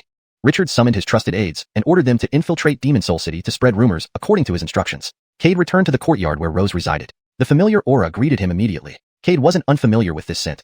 It was the unique fragrance belonging to Rose. Recalling the recent warm scenes in the courtyard, the sight of the shy maiden in a red dress willingly letting him hold her hand. But now, everything had changed. The person who once held his hand and said she wanted to take him home was no longer there. "Adrian, you liar." Cade spat out a mouthful of blood, blacked out, and fainted. Heath slowly revealed himself, looking at the unconscious Cade on the ground and sighed helplessly. "Why?" He chuckled bitterly. Perhaps this was the difference between demon races and humans. Love to them was just for procreation. For temporary pleasure, one found oneself entangled in a predicament. It was highly irrational for cultivators. Lifting the unconscious Cade, Heath carried him back inside and administered a pill from his storage bag. After ensuring everything was done, Heath walked out and saw Xoran sitting despondently on the ground like a heap of mud, his face full of despair. Approaching, Heath gently tapped Zoran's cheek. "Boy, all of this is your father's doing. If he must blame someone, blame him for knowing what he shouldn't have." Xoran regained consciousness, recognizing the person in front of him, and his eyes blazed with a strong will to survive. He knew his current situation. His father dead, himself captured, with no hope of survival. He didn't want to die. He was still young and hadn't enjoyed enough of this world. The new Dao spouses he had married, he hadn't even experienced their company fully. How could he just die? "Senior, I've made a mistake. I dare not do it again. Please, Senior, don't kill me. I'll pretend nothing happened today." Please, senior, be merciful and spare my life. Enduring the severe pain in his body, Xuanhuan knelt and kowtowed earnestly to Heath. Your death is self-inflicted and cannot be blamed on anyone else. Besides, I'm not that powerful. Heath laughed and resealed Zoran's cultivation, knocking him out again. Seeing that he was fine, Heath felt relieved. Knowing Xuanhuan killed Cade's wife, Cade would never let him off easily. Thinking about what he learned about Cade, Heath couldn't help but shudder. He already imagined the torment Xuanhuan would face. It might be worse than death, but this wasn't his concern. What he needed to worry about was whether Cade could find Brendan and True Dragon's corpses in the ancient ruins, crucial for both he and Richard to successfully reach the Dao realm. Brendan's lineage was peculiar. Achieving Dao realm would cause a tremendous change in his lineage. Besides receiving ancestral inheritance, he could shed his demon form and forge a deity demon body. The deity demon body, an extremely powerful constitution from ancient times, could merge personal Dao with heavenly Dao upon reaching sixth source Dao venerated. This process was called ascending Dao. Ascended Dao cultivators had an endless path of Dao and could truly achieve immortality. Throughout his prolonged cultivation, he realized he was already tired of deceit, yearning only for quiet longevity. From the start of his cultivation, power and status never appealed to Heath. He just wanted to witness the unfolding of clouds and mist. However, the world was harsh, not even allowing such a small wish. Suppressing his thoughts, he took a deep breath and left Cade's courtyard. #### human realm, Tianji Pavilion. Seeing the shattered jade slip, the daemon felt immense sorrow, tears rolling down his weathered cheeks. Adrian had perished. She was the girl he watched grow up, and now she had fallen. Adrian. The daemon knew Rose went to the demon realm seeking true immortal grass. He strongly opposed it initially, but couldn't resist her persistent pleading. Moreover, he had once divined that xiuxian would have a smooth and carefree life, her cultivation reaching ancient peak. Eventually, he agreed to her request. Understanding his disciple's stubbornness, he knew even if he refused, she'd secretly venture into the demon realm. He also saw her genuine feelings for Cade. Still, being too young, she didn't understand the implications of those emotions. Initially, he planned to tell her after her return that Cade wasn't a suitable match, because getting involved with Cade would inevitably tie her to his fate, leading to unforeseen events. But now, what he most dreaded finally happened. Rose became entangled in Cade's fate, unable to return. She was his disciple, his daughter. Now buried in the demon realm, how could he not grieve? He took a small wooden doll from his storage bag, rubbing it with his large hand. Adrian, why did you choose this? Hey, this is my fault, he whispered. If I hadn't agreed, you wouldn't have perished, nor would I have sent a younger soul ahead. All this is my mistake. I thought divination assured you'd become a peak ancient realm cultivator and inherit the Emmett's position. But I never expected Cade's fate to be so destructive. Cade committed countless killings, long enshrouded in karmic retribution. His low cultivation delayed immediate backlash, allowing him to remain unscathed. Yet, his companions weren't so fortunate. They either stagnated in cultivation or faced fatal consequences. Reflecting on this, the daemon sighed deeply, wiping away his tears. This tragedy originated from the Emmett. Had the Emmett informed Rose about the true immortal grass, she wouldn't have ventured into the demon realm alone. Moreover, the Emmett had ulterior motives, something the daemon understood. Initially, he thought none of it concerned him, letting the Emmett plot against Cade. But this outcome was far from expected. During Rose's absence, the chief elder frequently inquired about her safety. To keep her safe, he lied, unwilling to make her a pawn. Adrian, Detested will avenge you. A glint of murderous intent flashed in his eyes as he stood up and walked towards the star-picking tower. Inside the star-picking tower, Gretchen finally understood Lily's intentions after her last conversation, no longer resisting marrying Cade because only this could save the Emmett and the Tianji Pavilion. But furthermore, despite Cade's penchant for violence, he was essentially a good person. Tethering him wasn't a bad choice. Realizing all this, her lingering resentment dissipated. Young lady let's prepare everything. Once Cade returns, you two can marry. Renata watched as Gretchen, adorned in red bridal attire, beamed with joy. She had never imagined there would come a day when she could witness Gretchen in her wedding dress. Wasting time was not an option. Renata decided to force Cade into marrying Gretchen once he returned. Hence, she began preparing everything needed for the marriage during this period. Gretchen grew up under her watchful eyes, and although they shared no blood relation, Renata considered her as her own daughter. Thus, she wanted Gretchen's marriage to be grand and honorable.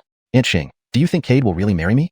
Gretchen asked anxiously. The fact that Cade disregarded his own grave injuries to go searching for Rose in the demon realm unsettled her. She found it hard to accept that soon, the man who risked everything for another woman would be by her side. Renata smiled and held Gretchen's hand. Don't worry, my dear. He'll have no choice but to marry you then. After all, I have the souls of his master, senior sister, and senior brother in my possession.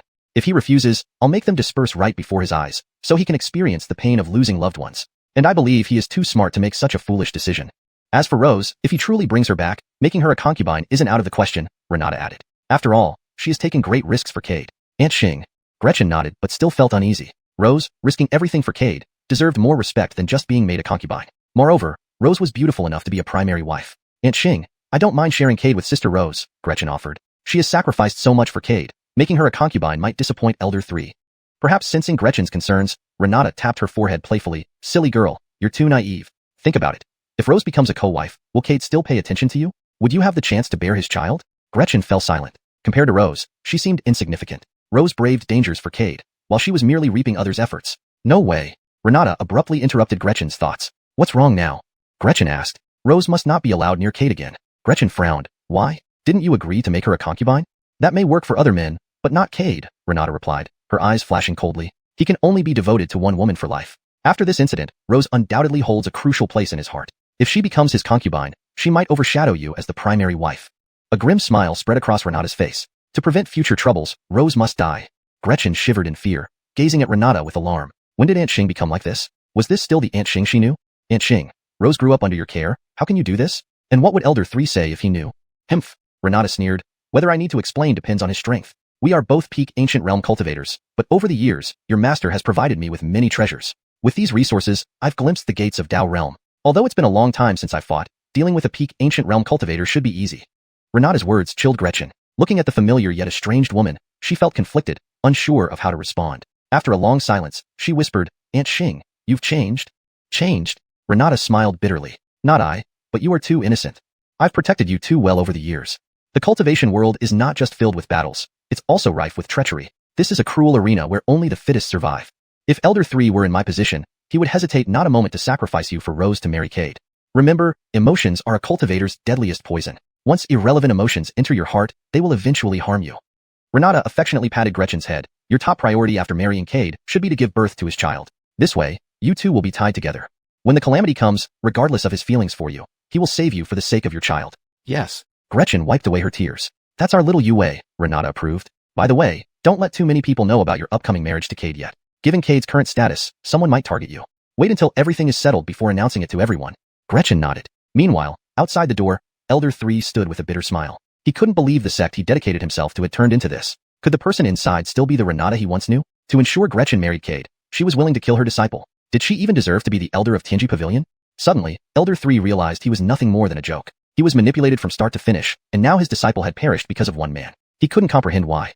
Was an unfulfilled prophecy so powerful it could transform someone so familiar overnight? Indeed, looking back, Tianji Seer's prophecy seemed intertwined with recent events. No one knew exactly what happened, only that a massive calamity loomed. Amidst this chaos, Cade remained unscathed, and they pinned their hopes on him based on that single piece of information. Now, reflecting on it, this seemed like a foolish decision. Although Cade had accomplished miracles, it didn't guarantee he would be the one to save the world. Caught up in the moment, outsiders often see clearly what those involved miss. Realizing this, Elder 3 kicked open the star-picking tower's door, startling the two women inside, who had been too engrossed in their discussion to notice him. Seeing the arrival, Renata frowned and flared up in anger. Elder 3, what are you planning to do? Since the pavilion Tedester isn't here, are you trying to replace me as the chief elder? Ever since the incident with Rose, Renata had lost all respect for the chief elder. At this moment, the evident malice in his eyes suggested he might have overheard their previous conversation. Now that the situation was out in the open, she might as well accuse him first. Renata, I never thought you would be such a person. I must have been blind before. Elder 3 glared at Renata. I want you to know, Rose's death will forever be on your hands. I will bring Rose back, and you will pay for this. Just wait. Elder 3 turned to leave, but Gretchen stopped him with a call. Elder 3, it's not what you think. The translation maintains the paragraph structure and line breaks of the original text while ensuring the tone and style remain consistent with the previous content. The names are preserved using pinyin, and the dialogue flows naturally in English. Chapter 163. How dare you insult me? Silence. Damon roared with supreme authority. Gretchen instantly spat out a mouthful of blood, her face deathly pale, breath unsteady, and eyes filled with terror as she stared at the Damon ahead. She never imagined that the once kindly Damon would now severely injure her. If not for Aunt Star's timely intervention, she would surely have died today. Damon, what do you intend to do? Gracelyn glared coldly at the Damon. This old creature is just as detestable as Rose. Just now, he actually wanted to kill Yue. If not for my timely intervention, Gretchen would likely already be dead. Gretchen is merely a soul formation cultivator. How could she possibly be a match for this ancient Boundary Peak powerhouse? Humph. The Damon scoffed. You also know to protect this little bitch. Why did you, this poisonous woman, deceive my Rose into the demon territory to send her to her death? Silence. Gracelyn flew into a rage. Mercedes's entry into the demon territory was her own choice. What does it have to do with me? Moreover, it was her own delusion that made her fall in love with Cade. If anything, the one who harmed her is Cade, not me. What resentment you have, go find Cade yourself. Why torment Yue? Damon, I'm telling you, you gravely injuring Yue, we're not done with this. Gracelyn's eyes gleamed menacingly as she glared at the Damon standing in front of her. Humph. The Damon sneered disdainfully. I want to see how you plan to continue this. As he spoke, an overwhelming aura erupted from the Damon. The moment Gracelyn sensed this power, her expression darkened. She originally thought the Damon had only just broken through to the peak of the ancient boundary. She never expected that after 200 years of breakthrough, he had already glimpsed the threshold of the Dao boundary. Humph. The contempt in the Damon's eyes grew stronger. I thought the Hank might offer some guidance, but it turns out to be nothing but empty threats. With that being the case, I shall take my leave. With those words, the Damon turned on his heel and left the star-plucking tower without looking back. Alongside him remained the token symbolizing the daemon's status, firmly planted in the ground. Gracelyn looked at the token embedded in the earth, gritting her teeth. He was becoming more and more audacious. Did he even still consider her, the Hank of Heavenly Mechanism Pavilion, in his regard? Wasn't it just about losing a disciple? Was it necessary to make such a fuss? But then again, it suited her fine that the little bitch Mercedes was dead. It saved her the trouble of finding someone to deal with her. Gretchen watched the departing figure of the daemon, tears uncontrollably sliding down her cheeks. How dare the daemon call her a little bitch? How could he speak to her like this when she was the disciple of Heavenly Mechanism Sage? How could an elder dare to speak to her this way? And moreover, what did she have to do with Mercedes' death? It was her own doing, going alone to the demon territory to find the immortal grass for Cade. Now, with her demise, it simply showed her lack of fortune. What did it have to do with herself? Thinking of how she had never been so humiliated in all her life, anger surged within Gretchen. She even felt somewhat relieved by Mercedes' death.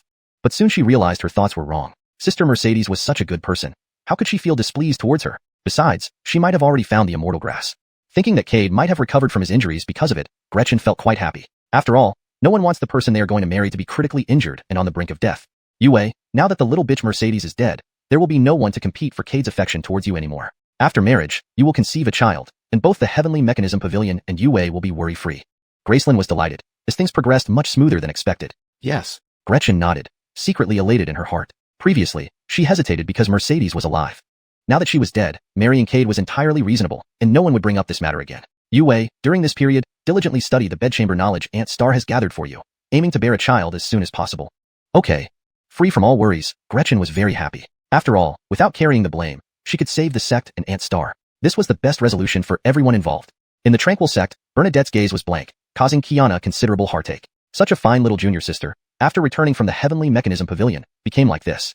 Olive one, Cade truly deserves death, Julia said beside her, eyes filled with murderous intent. Just as her wounds healed, she heard Cade decapitate her beloved's head right before the junior sister's eyes. Moreover, Cade didn't spare anyone related to the junior sister. In the competition between Heavenly Mechanism Pavilion and Tranquil Sect, aside from the one killed by Mercedes, the rest of Tranquil Sect's fallen disciples died at Cade's hands. Aliana even broke ties with the junior sister over this. Cade, you truly deserve death. Why did you treat the junior sister like this? What wrong did the junior sister do to you? Could you not let go of the past? Always holding on. What's the point? Olives, I assure you, this time entering the immortal ancient ruins, we will definitely slay Cade and bring back his head. Amy clenched her teeth. Amy, at the peak of Inquiry Realm, was qualified to enter the immortal ancient ruins. Only cultivators below true immortal realm were allowed in the immortal ancient ruins. That's why she hadn't rushed to break through. She wanted to seek a great opportunity within the immortal ancient ruins, hoping to successfully reach the peak of true immortal. Within the immortal ancient ruins, many powerful figures had perished. If she could obtain an ancient legacy, she might cultivate 99 immortal meridians. At that point, in the true immortal realm, she would be almost invincible. Xuanhuan, handle this within your capabilities. Julia was somewhat worried. This Cade is quite peculiar. Despite facing numerous enemies, he continues to thrive. Killing him won't be easy. Yes. Xiuxian nodded. All of one's words are wise. Before confirming if Cade can be slain, don't act rashly. Act only when you're fully prepared. Amy was somewhat dissatisfied. Why were the senior sisters encouraging others while undermining their own morale? She was a peak Inquiry Realm powerhouse. How could she lose to a mere mid-stage soul formation cultivator? Olives. As a peak Inquiry Realm powerhouse, I wouldn't be a match for him. Moreover, so many people failed to capture him because they underestimated his strength, considering him just an average soul formation cultivator. If Inquiry or even true immortal realms chased after him, I believe he would have been dead many times over. Xiuxian and Julia exchanged glances, filled with helplessness. They knew why fourth junior sister held these views, because she had never confronted Cade, hence didn't understand his true strength and incredible luck. Every time in dire straits, reinforcements always appeared. Pretending to be a Xiuxian sect disciple Barkley, killing Yin clan members, and despite exposure, accidentally became an inner disciple of Xiuxian sect. Though the Yin clan was highly dissatisfied, facing the giant Xiuxian sect, they had no choice but to swallow their grievances. Later, Cade fell out with Xiuxian sect but became a guest elder at Heavenly Mechanism Pavilion, even getting personal support from Hank Gracelyn. Even Xiuxian sect couldn't do anything. Note: in keeping with the original style and structure, I have maintained the paragraph breaks and tone as provided. After this series of events, they became increasingly convinced that Cade must have some unspeakable secret. Otherwise, how could he easily escape every seemingly fatal situation? Fourth junior sister, it's best to be cautious, Julia warned again. Cade can stir up storms across the entire upper realm. He is not as weak as you imagine. Oh, I know. Amy felt quite depressed. She had made up her mind. The next time she saw Cade, she would definitely cut off his head to show Olives that the terrifying Cade they described was nothing much. Olive. At this moment, Bernadette's voice interrupted their conversation. Julia and the others were delighted and hurried over to see what was happening. They noticed that Bernadette's once blank and dull eyes now had a hint of life in them. Junior sister, you're finally awake. Xiuxian hugged Bernadette emotionally. Second Olive. Bernadette struggled to smile, looking at the worried faces around her, feeling a pang in her heart. She burst into tears. During this period, Every day she relived the scenes of her master's gruesome death and the torment he endured. Bobby's decapitated head floated before her, trying to speak but drowned out by blood. Each day, these haunting images drove her deeper into pain and despair. Now, seeing her senior sisters, her defenses crumbled completely, unable to hold back any longer. As they comforted the sobbing Bernadette, Julia and the others felt their murderous intent towards Cade intensify. They longed to storm xiuxian immediately, dismember Cade, and let him experience the most tragic death possible. Afterward, they would burn his soul into nothingness. But for now, they could only fantasize about it. The relationship between Piao sect and xiuxian had plummeted to its lowest point. If they angered xiuxian and cut off Piao sect's immortal luck, within 10 years, Piao sect would disappear from the upper realm. The only place left for revenge was the immortal ancient ruins. With Piao sect allied with Xiuxian sect and Tianyin sect, Cade would surely be slain when the ruins opened. As Julia knew, both Xiuxian sect and Tianyin sect would send many Inquiry Realm cultivators. Even if Cade was incredibly powerful, he wouldn't stand a chance against such a crowd. This time in the immortal ancient ruins, Cade was certain to die. Junior sister, rest well and don't think about Cade anymore, Julia said gently. Try to advance to the Inquiry Realm soon, so you can personally slay Cade and avenge your beloved. Yes. Bernadette nodded, though without confidence. In the past, she believed she could kill Cade, but after the battle, she understood the gap between them. Her master's words before his death weren't underestimating her, but acknowledging Cade's formidable strength. Knowing her own limitations, she doubted she'd ever get the chance to kill Cade. At that thought, Bernadette clenched her fists. Barkley, where are you? If you could kill Cade and bring his head to me, all your transgressions against the sect would be forgiven. Even my maidenhood would be yours. Barkley, who vanished, became Bernadette's greatest hope. Her master once said only one person could kill Cade. Barkley. On the edge of the upper realm, space suddenly tore apart due to an immense force. A young man in black robes stepped out, his sharp gaze scanning the area. He spread his arms, feeling the breeze, and slowly smiled. Ha ha ha, Barkley, am back. Barkley laughed, finally escaping that cursed world. He didn't know how many people had chased him there. His survival depended on his strength. Otherwise, he might have perished in the demon realm. However, his trip wasn't fruitless. He advanced to late-stage soul transformation and successfully mastered the mysterious stone bead. Once it acknowledged him as its master, he realized he could control Janice's life and death. This revelation thrilled him. He had always sensed Janice's desire for his body and sought ways to break free. Yet, no scheme worked against Janice's absolute power. But then, hope appeared. Advancing to soul transformation, the stone bead recognized him while submerged in the Tao Lake, granting him unimaginable benefits. His cultivation soared rapidly. Previously, reaching late-stage soul transformation might take 1,000 years, but now it took mere decades. Today, even mid-stage Inquiry Realm cultivators were no match for him. Brother Sue, it's been a while. I wonder what level of cultivation you've reached. When we meet again, I will definitely kill you. Barkley's lips curled into a cold, emotionless smile. And don't forget my dear senior sister. If it weren't for you, why should I live like this? Everything you've done to me, I will repay tenfold. Laughing, Barkley turned into a rainbow and vanished. In the demon territory, Cade stared at Zoran inside a cage, naked, trembling, and utterly despairing. His face remained expressionless. Since recovering, Cade began his retribution against Zoran, as promised, making his life worse than death. He confined Zoran with several mating season demons, resulting in daily shrieks from the small garden. Richard and Heath came a few times but left quickly, horrified by the scene. From then on, they avoided Cade unless necessary, deeming him a complete pervert. Why would anyone want to be alone with a pervert? Cade didn't care. He only wanted Zoran to suffer. Cade, I'm sorry, please forgive me. Zoran, clutching his wounded rear, wailed in agony. Zoran couldn't endure the torment anymore. Who knew what horrors he had experienced? Suicide crossed his mind, but Cade never gave him the chance. Cade sneered, can't take it already? It's far from over. I told you, I'll make your life worse than death. Approaching Zoran, Cade grabbed his throat, forcefully inserting an arousal pill into his mouth. As Zoran's eyes reddened, Cade released him, and the cage emitted nauseating sounds. Seniors, you're here, Cade greeted Richard and Heath. Richard glanced at the iron cage, his lip twitching uncontrollably. He decided that if they clashed, he would eliminate Cade completely. Letting him live was too risky. Heath steadied himself, addressing Cade. The Myriad Demon Palace is opening. Prepare yourself. We'll depart shortly. All right. Cade nodded. By the way, seniors, why does the demon territory require the Myriad Demon Order to enter the immortal ancient ruins? Walking beside them, Cade voiced his confusion. Heath paused for a moment before explaining. Although both the human realm and the demon domain are part of the upper realm, the immortal ancient ruins recognize the human realm more strongly. Therefore, those from the human realm can easily obtain tokens. But the demon domain must gain approval through the Myriad Demon Palace. Otherwise, regardless of whether you are human or demon, if you are in the demon domain, you have no Zugura to enter the immortal ancient ruins. Corrected version. Otherwise, regardless of whether you are human or demon, if you are in the demon domain, you have no Zugura to enter the immortal ancient ruins. Revised and improved version. Otherwise, regardless of whether you are human or demon, if you are in the demon domain, you have no Zugura to enter the immortal ancient ruins.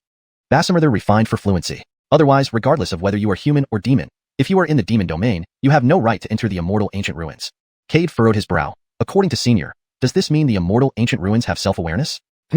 Heath nodded. I don't know the specifics either, but according to legends, the immortal ancient ruins might be formed from the consciousness left behind after some great power fell.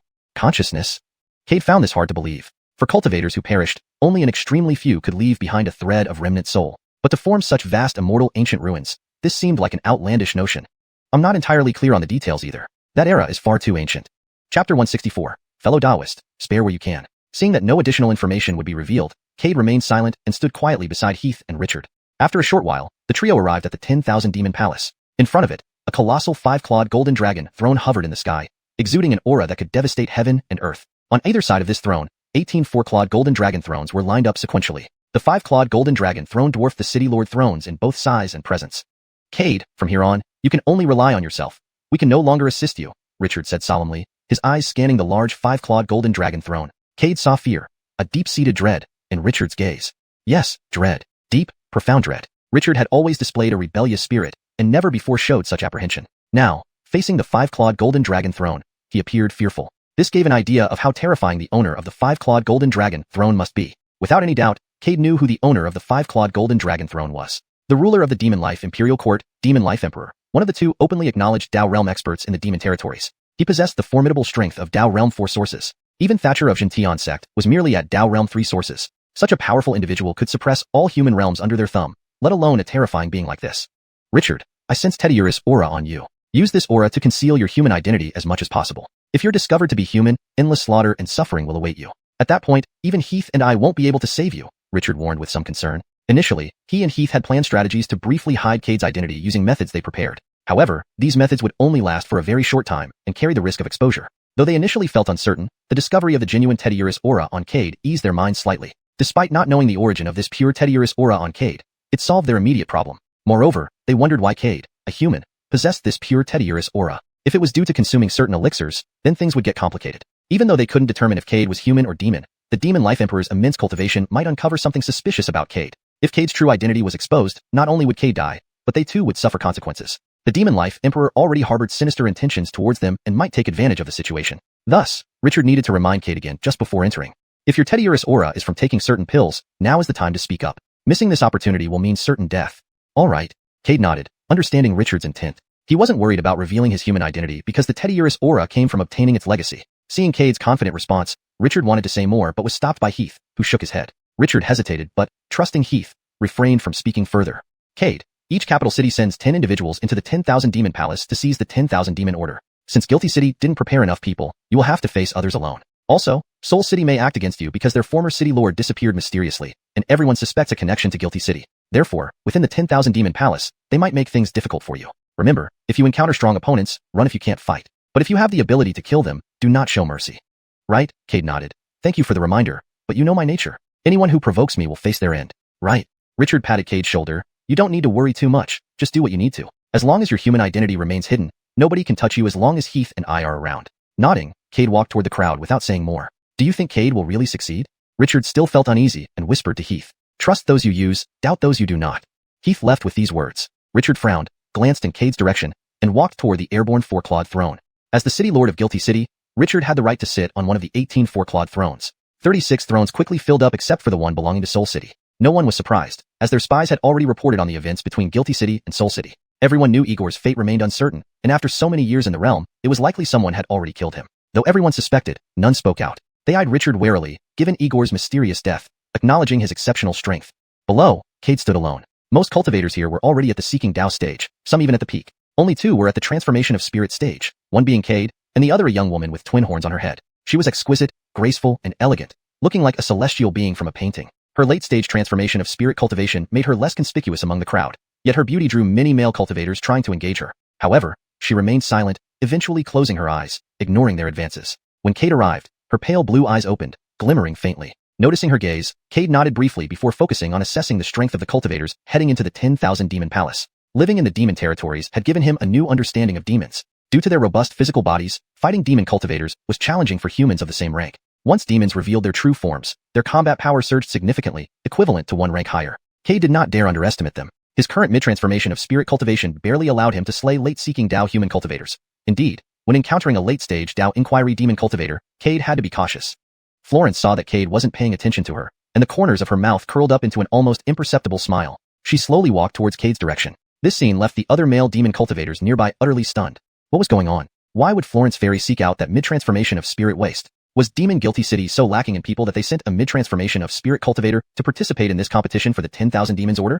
Anyone who dared provoke Florence Fairy would surely die once inside the 10,000 Demons Palace. The male cultivators watched Florence approach Cade step by step. Their teeth were grinding in frustration. What did this boy have that could make Florence Fairy talk to him? It must be known that Florence possessed 70% Qinglong bloodline and was the cherished treasure of Demon Pivot City. The Qinglong, one of the 4 ancient divine beasts, held formidable power and was revered in the East. Possessing 70% Qinglong bloodline, there was a high probability that once Florence reached the true immortal realm, her bloodline purity would increase to 80 or 90%. She might even reach the Dao realm without relying on ancestral remains, purely through her own strength. Therefore, Florence became the dream lover for many young male demon cultivators. Tethering Florence would mean gaining the support of Demon Pivot City and possibly having offspring with Qinglong bloodline. Once their offspring grew powerful enough, it could help boost the father's cultivation as well. Knowing they couldn't break through to the Dao realm in this lifetime, they hoped their descendants would achieve it and then elevate them using reverse nurturing. This explained why they tolerated Florence's indifference. They all wanted a chance at the Dao realm breakthrough. So, when Florence approached Cade, he immediately became the target of everyone's envy. Cade frowned. He also noticed some strange looks directed at him. Seeing Florence coming toward him, he realized what was happening. No matter where you go, beautiful women always attract trouble. Teddy, I know the noble name of this gentleman. I am Florence, a disciple from Demon Pivot City. I represent Demon Pivot City to enter the 10,000 Demons Palace and compete for the 10,000 Demons Order.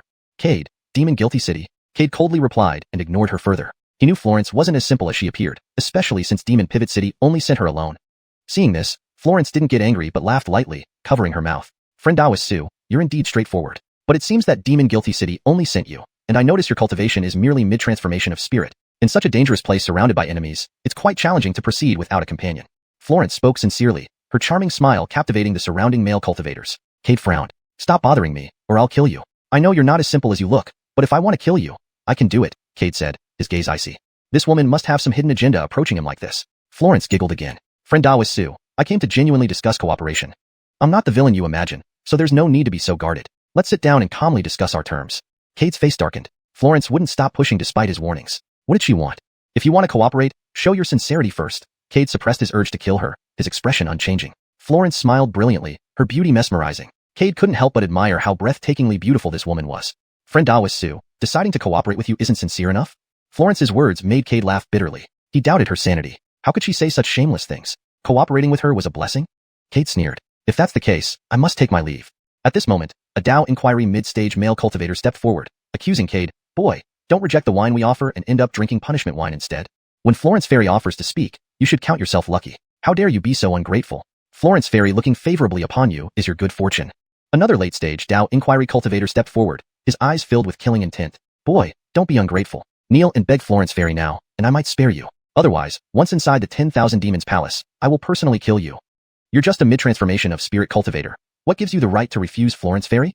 Boy, consider the strength of Demon Guilty City in the 36 imperial cities. If you provoke Demon Pivot City, you'll bring disaster upon Demon Guilty City. Kneel and apologize now, and we might let it slide. Otherwise, today is your death day. Living so long, I've never seen such a presumptuous mid-transformation of spirit cultivator.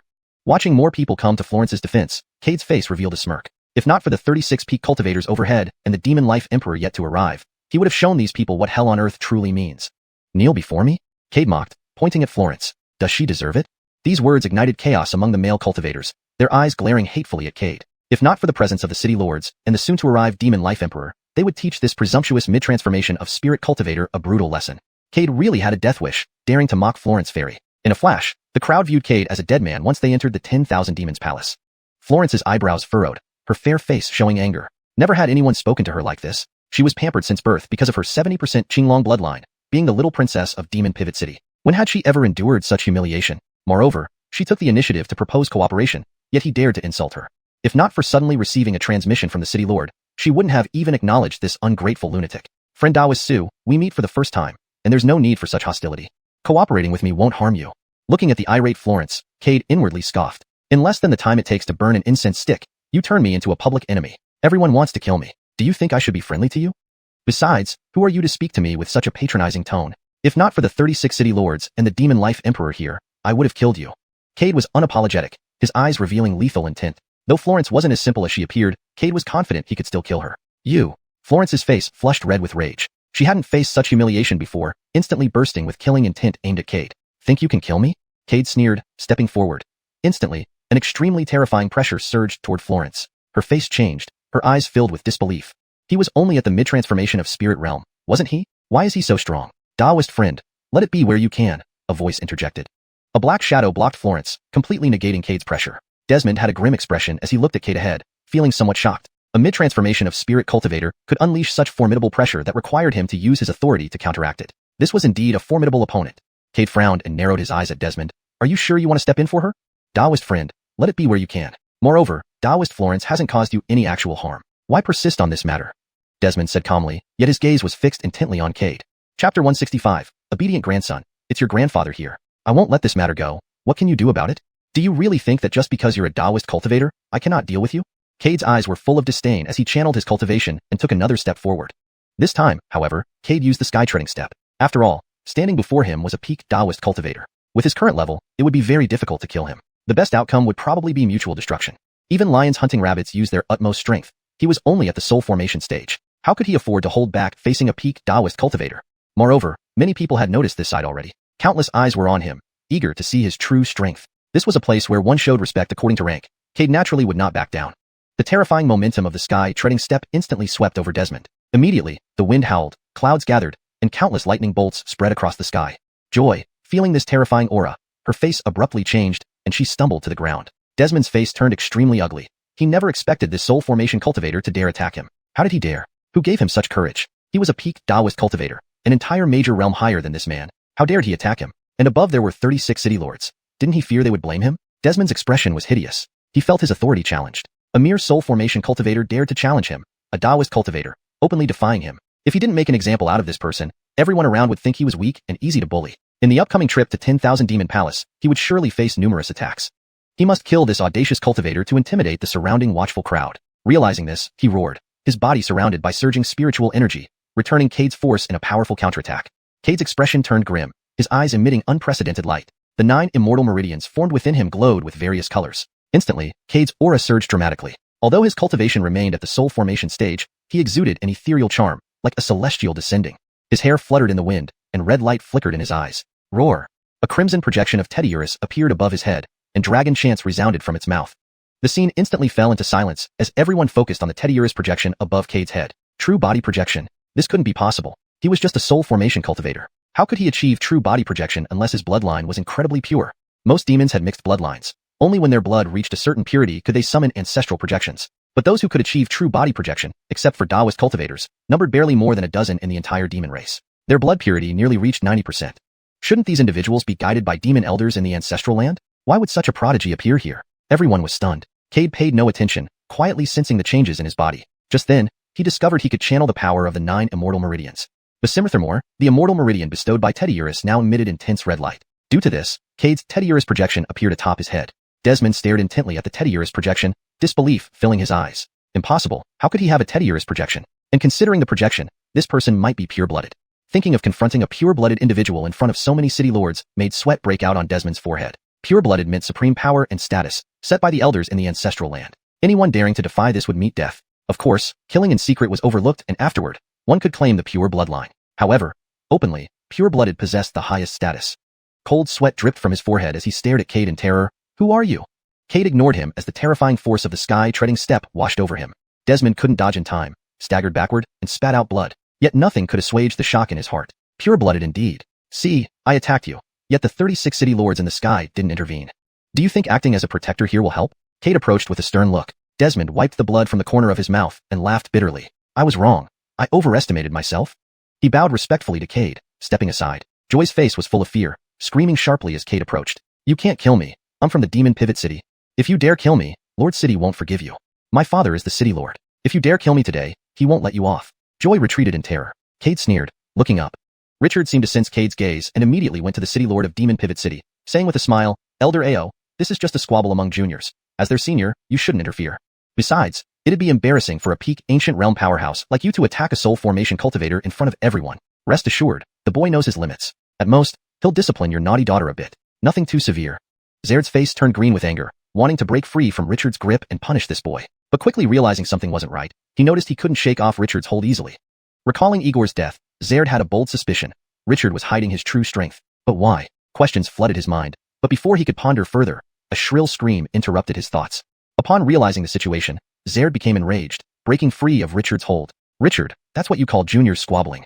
Zaired wanted to rush down to avenge his daughter. However, At that moment, Richard grinned, grabbing his shoulder tightly. Brother Ao, some things don't need saying. We're all smart. There's no need to escalate matters. You've seen this boy is a genuine descendant of Tetiurus. If you harm him, do you think the elders will let you off? Oh, maybe you forgot. There's also an elder from the Tetiurus lineage in the ancestral land. The horror he possesses should be clearer to you than me. Richard's words sent shivers down Zaired's spine. That elder had once torn apart a Qinglong inheritance wielder and devoured him publicly. He didn't want to meet the same fate. Moreover, in recent years, there hadn't been any pure-blooded descendants of Tetiurus, even mixed bloods were scarce. If this young man below had a Tetiurus projection, he was likely a pure-blooded descendant. If the elder learned Zaired intended to harm his descendant, he might end up being roasted and eaten. His body couldn't stop shivering, but the person down there was his daughter, the one with the greatest potential in their lineage to achieve pure blood. After a moment of hesitation, he made his decision. Compared to a possible pure-blood offspring, he cared more about his own life and death. Seeing Zaired sit back on the city lord's throne, Richard secretly sighed with relief. If Zaired had risked everything today to kill Cade, Richard would have had no choice but to expose all his cultivation to prevent Cade from being slain. Then, all his previous efforts would be for nothing. Fortunately, bringing up that old man made Zaired concede. Richard secretly breathed a sigh of relief, but still glared angrily at Cade below. This little brat really knows how to stir up trouble. That woman is just a brainless beauty. So why did you stoop to her level? If it weren't for the fact that there's an ancient Tetiurus elder, you would have been done for today. To ensure safety, Richard called out angrily to Cade below. That's enough. Cade smiled wryly, looking at Joy whose neck he was gripping and whose arm he had torn off. He showed his sharp teeth. Today, consider yourself lucky. If you dare provoke me again, I'll cripple you. Joy's face was pale, her earlier elegance long gone. She hastily nodded. This man is a madman, an unstoppable madman, and he is a pure-blood Tetiurus. The fact that her father in the sky didn't intervene confirmed everything. This man is not someone they could provoke. She now regretted her high and mighty attitude. If she hadn't, perhaps this wouldn't have happened to her. Seeing Joy let out a relieved sigh, Cade's face revealed a playful smile. I only said I won't kill you. It doesn't mean I'll let you go now. With those words, Cade, before everyone's eyes, didn't wait for Joy to react and tore off her other arm right then and there. Ah! Joy screamed again, her voice shrill and pained. Frowning, Cade tossed her aside like trash. Noticing everyone still watching him, Cade gave them a playful smirk. What? Do you also want to test my limits? Instantly, people around quickly turned away from him, avoiding his gaze. Some hurriedly squatted to help the screaming Joy lying on the ground. In midair, Richard's lips twitched. He hadn't expected Cade to be so ruthless, giving Zaired no face before so many people. Suddenly, he understood why Cade had so many human souls. Meanwhile, in a highly mysterious area within the demon realm, a burst of excited laughter broke the silence. Ha ha ha. I finally sense the aura of the Tetiurus lineage. Our Tetiurus lineage finally has a pure-blood descendant. You old guys used to laugh at me often. Now bring my kid over and let him slap you in the face. As he spoke, an elderly man in a red robe stepped out of a torn space. An extremely terrifying aura radiated from him, spreading outward. The space around him distorted, indicating his formidable cultivation. Taoist cultivator, 6th source strength. This man was Zack of the Tetiurus lineage. Stepping boldly out of the ancestral land, several ethereal figures appeared after him. Wasn't the Tetiurus lineage reduced to only him? How did a pureblood suddenly emerge? Who knows? Hopefully, this boy isn't as crazy as that old man. Otherwise, the ancestral land will become uninhabitable. The Tetiurus lineage has only him in recent years, which might explain why he became so crazy. It makes sense. Everyone, let's disperse and return to guide our lineage's descendants, striving for them to break through to Taoist cultivation soon. Their becoming Taoists can also make up for the deficiencies in our great paths. Alright, these figures vanished instantly. Before the 10,000 Demon Palace, Cade's dominance made everyone wary. No one dared to provoke a pureblood. Did I miss something exciting? Suddenly, a deep voice echoed, splitting the void. A man in black-red dragon robes stepped out of the torn space. The arrival of this person plunged the world into silence. The world seemed still, with only heartbeats and insect sounds remaining. All eyes instinctively focused on him. City lords who were seated stood respectfully, bowing low. Below, demon cultivators knelt on one knee, their eyes filled with reverence and admiration. Only Cade stood among the crowd, looking up at the man in confusion. From everyone's respectful demeanor, Cade guessed this must be Arturo. Arturo's eyes swept over the crowd, finally resting on Cade. He frowned. Pure blood? Even from the Tetiurus lineage. Cade nodded slightly, ignoring Richard's transmitted message. Good boy. Arturo laughed. In these years, he had never seen anyone stand firm before him. Moreover, he saw no sign of reverence in Cade's eyes. He was somewhat speechless. The Tetiurus lineage indeed has its traits. Just as he was about to speak, his expression changed suddenly, looking astonished at another patch of space. Tetiurus ancestor, why have you come personally? Arturo's voice wasn't loud, yet everyone heard it clearly. Everyone's heart skipped a beat. Tetiurus ancestor. It was that revered presence arriving in person. Following Arturo's gaze, they saw a piece of space kicked open, revealing an elderly man in red robes smiling as he walked out. Looking at Arturo, he nodded. Go on with your business. I came to find my boy. Saying that, Zack brushed past Arturo to stand before Cade. Upon seeing the elderly man, the pattern on Cade's arms emitted a brilliant light. An extremely strong aura soared toward the heavens. Zack also erupted in powerful light. The two beams of light intertwined, merging to form a massive Tetiurus projection. Ha ha ha. Zack laughed joyfully, his eyes full of happiness and excitement. Indeed, it's my boy. patting Cade firmly on the shoulder as he spoke. Boom. With a thunderous noise, Cade disappeared, leaving behind a crater on the ground. Grandson. Zack panicked, grabbing Cade out of the ground. After confirming Cade wasn't injured, Zack finally breathed a sigh of relief, looking apologetically at Cade. Grandson, don't blame grandfather. I got too excited and lost control. Next time it won't happen again. Cade felt helpless. This was the second time he had been slammed underground by a powerful demon. Why did demon elders love throwing people into the ground? Grandson, what's wrong? Don't scare me. Speak up. Seeing Cade look despondent, Zack prepared to check his body. Hey, no need for that. Cade hastily stopped Zack's next move. Okay. Zack stood still like a child who made a mistake, his face full of an apologetic smile. Looking at Zack, Cade felt like hitting a pile of cotton. Senior, could you please let me down first? Your grip is making me uncomfortable. Cade hung by the scruff of his neck like a kitten. All right. Zack quickly released his grip, maintaining his ingratiating smile. Senior, I am not a descendant of the Teddyurus. As for this matter, it's a long story. Let me explain it to you after some time. Oh no. Zack immediately let out a mournful cry. My dear grandson doesn't recognize me as his grandfather anymore. What shall I do? Wah. A man who had lived for untold years now slumped on the ground, sighing and sobbing as if he had suffered an immense wrong. The onlookers all had odd expressions on their faces. After all, this old man was a sixth source Taoist cultivator, capable of destroying entire realms with a mere flick of his finger. But now, Cade's lips twitched uncontrollably. He never imagined this old monster would behave in such a histrionic manner. Senior. Oh no, it's unreasonable. Zack started rolling around again, leaving Cade speechless. Grandfather, can you please let me finish what I have to say first? Zack finally stopped and looked at Cade, his expression somewhat embarrassed. Chapter 166. Good grandson, quickly swallow the pill. Cade watched Zack rolling on the ground and ultimately gave in. Where was the demeanor of a sixth origin Tao realm powerhouse? He looked no different from a street thug. Besides, who knew how many years Zack had lived? Calling him grandfather wasn't inappropriate. Ha. Zack laughed heartily. Grandson, you finally called me grandpa. He stood up from the ground, pulling Cade's hand with an excited look on his face. Good grandson, come, let grandpa take you somewhere nice. Don't stay here and engage in this nonsense with these people. A simple 10,000 demons order isn't worth it. If you really want to enter the immortal ancient relic, I will personally open the boundary for you. Zack was quite happy and dragged Cade away. In midair, Richard suddenly panicked. Who would help him find his ancestors' remains now that Cade was leaving? Moreover, without the ancestors' remains, he couldn't smoothly ascend to the Tao realm, and it wouldn't be long before he was devoured by Braden. All his preparations with Heath would have been for naught. But he didn't dare to stop them. This was a sixth origin Tao realm powerhouse, who could destroy him with a mere finger flick. Although he was brave, he hadn't had enough life yet. He could only pray that Cade wouldn't leave. Cade looked at the excited Zack dragging him away and found himself speechless. He wanted to explain everything right there and then. However, with so many people around, if he revealed that he met the venerable Teddyurus and obtained his inheritance, his human identity would be exposed immediately. Forget Braden and the city lords. Those young demon cultivators around him would swarm over and kill him. But thinking of his promise, Cade decided not to leave without clarification. If it were just him, it wouldn't matter. However, all he did was to repay Rose's debt of gratitude. Venerable, I would like to speak to you privately, Cade said. Fine. Zack casually waved a finger, splitting the space before them into a large void. Good grandson, let's go inside and talk. Before Cade could react, Zack pulled him into the void. Inside the void, Cade and Zack stood facing each other. Cade took 2 steps back, bowed deeply. Venerable, I am not a demon but a human cultivator who once fortuitously obtained the inheritance of venerable Teddyurus. And I promised venerable Teddyurus to find his descendants. Now that I've met you, venerable, I consider my promise fulfilled. Cade explained the events of the past to Zack in detail. So that's it. Zack nodded, but his smile didn't change.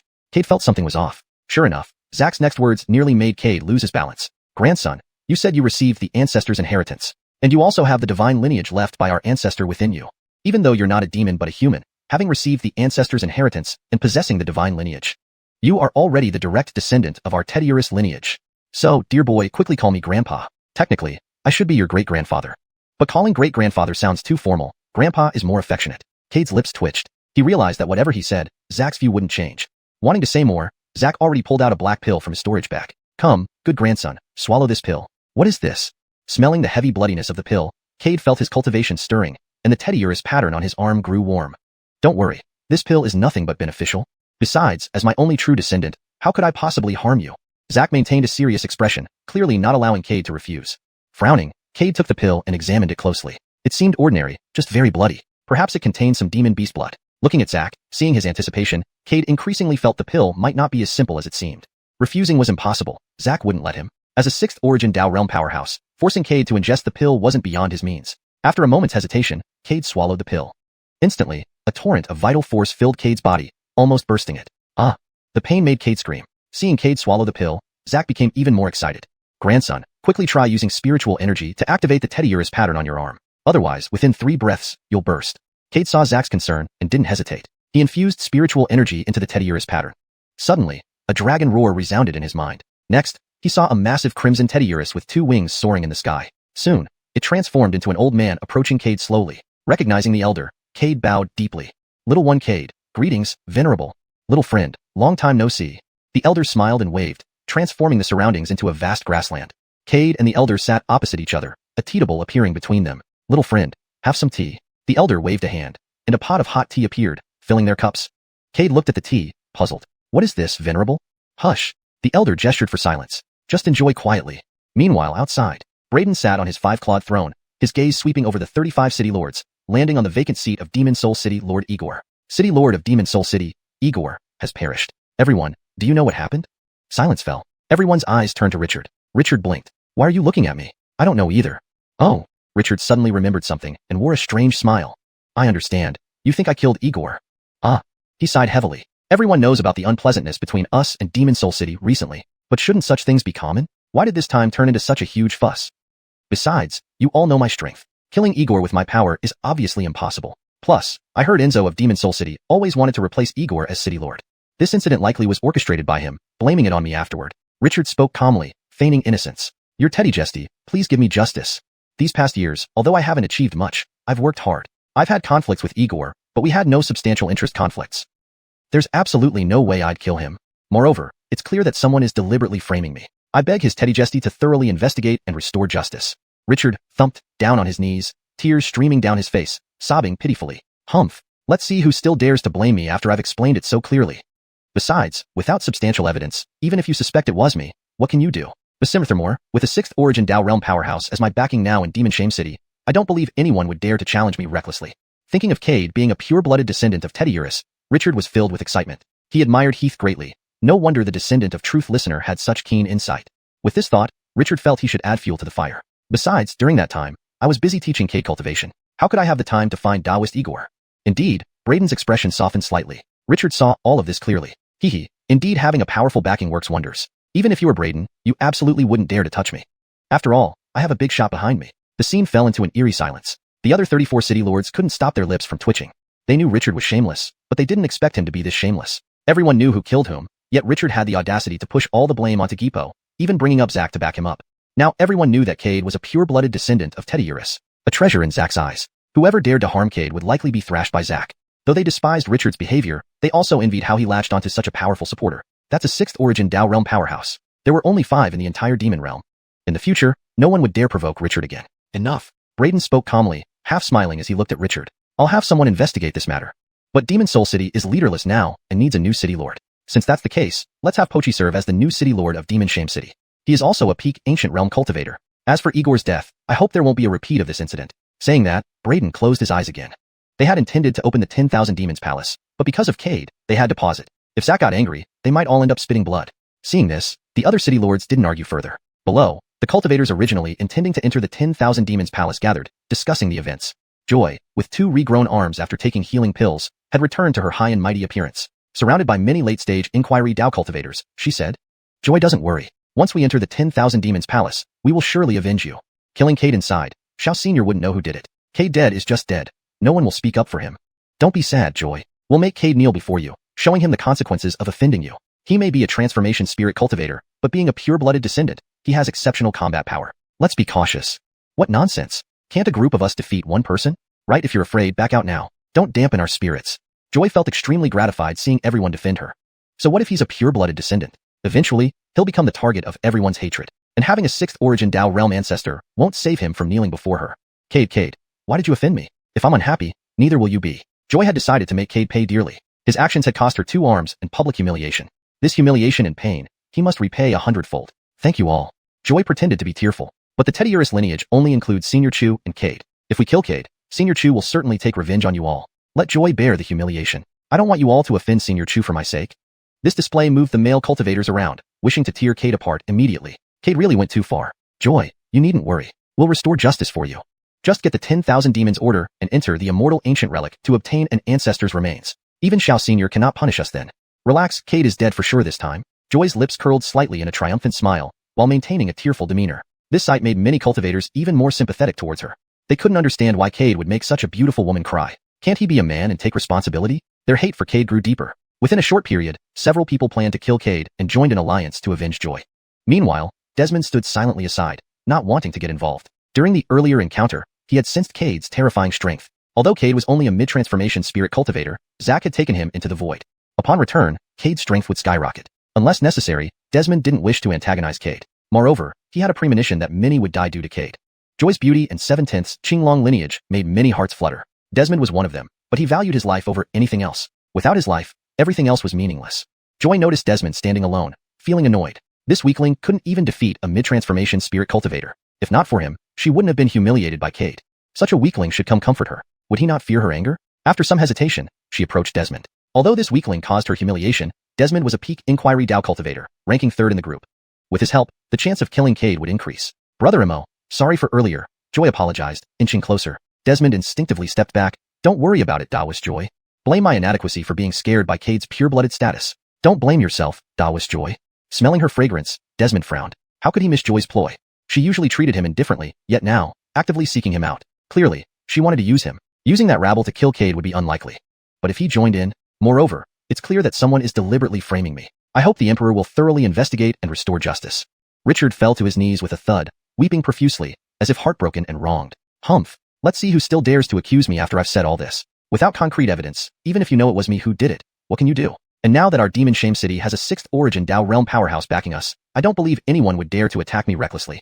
Thinking of how Cade turned out to be a pure-blooded descendant of the Celestial Dragon, Richard felt thrilled. He admired Heath deeply for spotting such potential. Indeed, being a descendant of Truth Listener meant having sharp insight. Having thought this far, Richard believed he should add more fuel to the fire. Furthermore, during that time, I was busy teaching Cade cultivation techniques. How could I have time to go find Daoist friend Igor? Sure enough, King Fata Demon's expression softened slightly. Richard noticed this change in demeanor. Indeed. Having a powerful patron makes all the difference. Even you, King Fate Demon, wouldn't dare touch me, knowing my strong backing.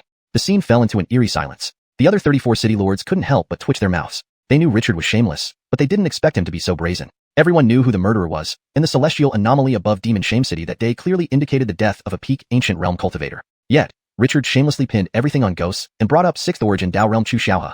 Now everyone knew Cade was a direct descendant of the celestial dragon lineage and a treasure in xiuxian's eyes. Anyone who dared touch Cade would regret it bitterly. Though they despised Richard's behavior, they envied his connections. Xiuxian was a formidable 6th origin Dao realm master, one of only 5 in the entire demon realm. From now on, no one would dare to provoke Richard.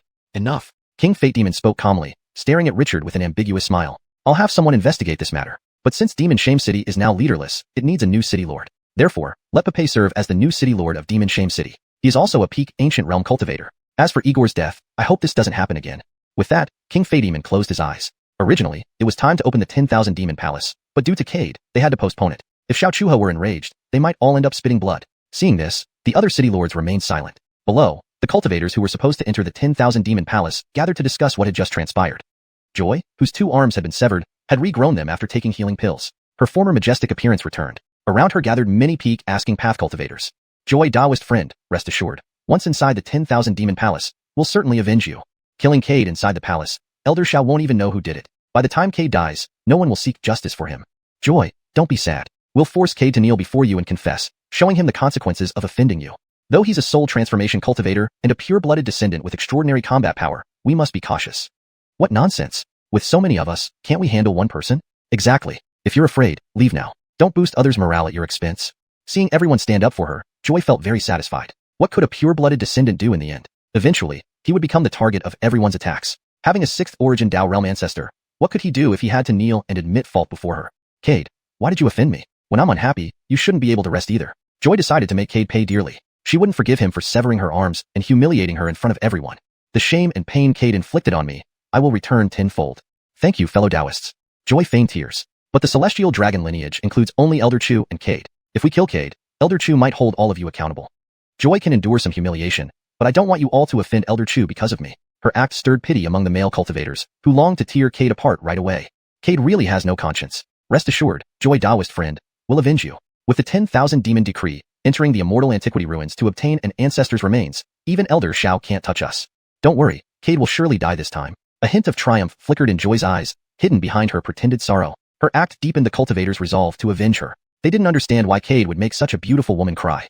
Couldn't he show some responsibility as a man? The hatred toward Cade grew stronger. Within a short time, many planned to kill Cade and formed an alliance to avenge Joy.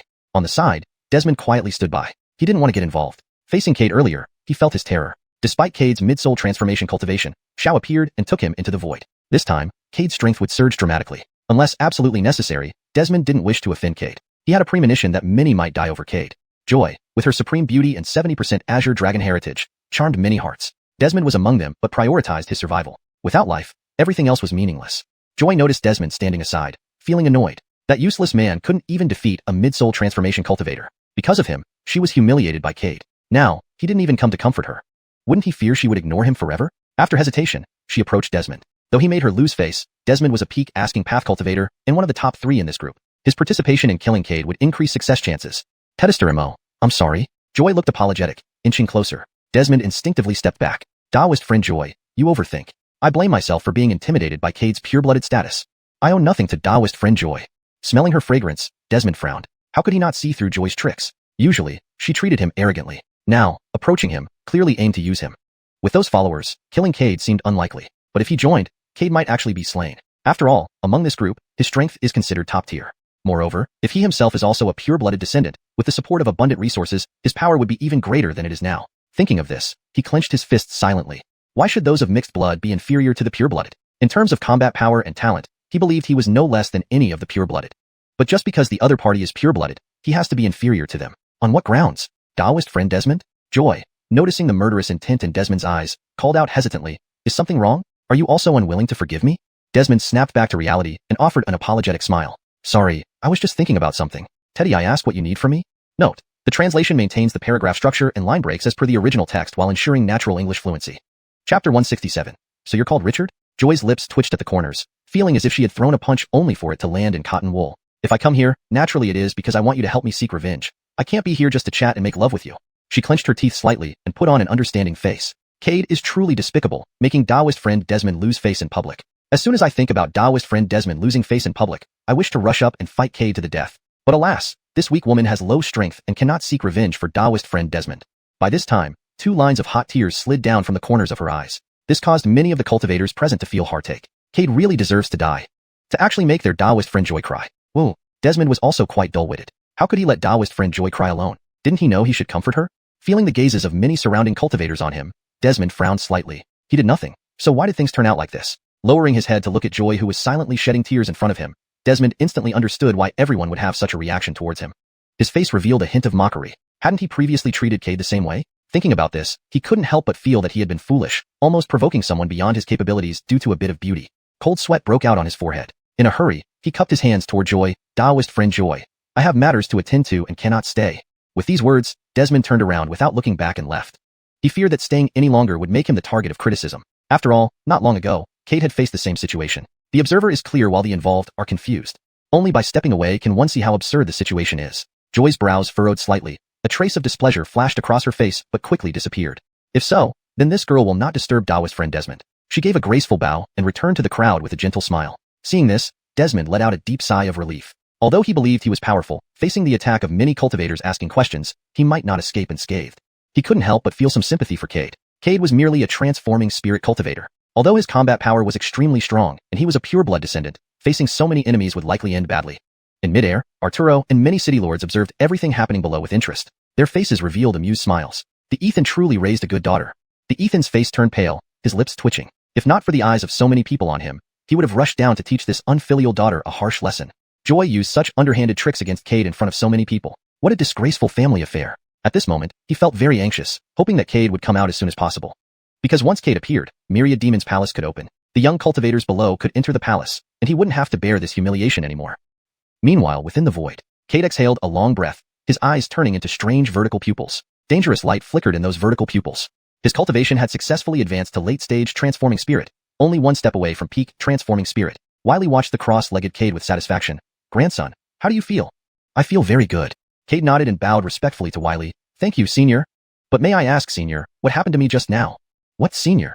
Wiley glared at Cade. Call me Grandpa. Cade's lips twitched. Although Wiley had lived countless years, in terms of lineage, he was indeed much senior to him. But calling someone Grandpa felt awkward for Cade. Why don't you want to?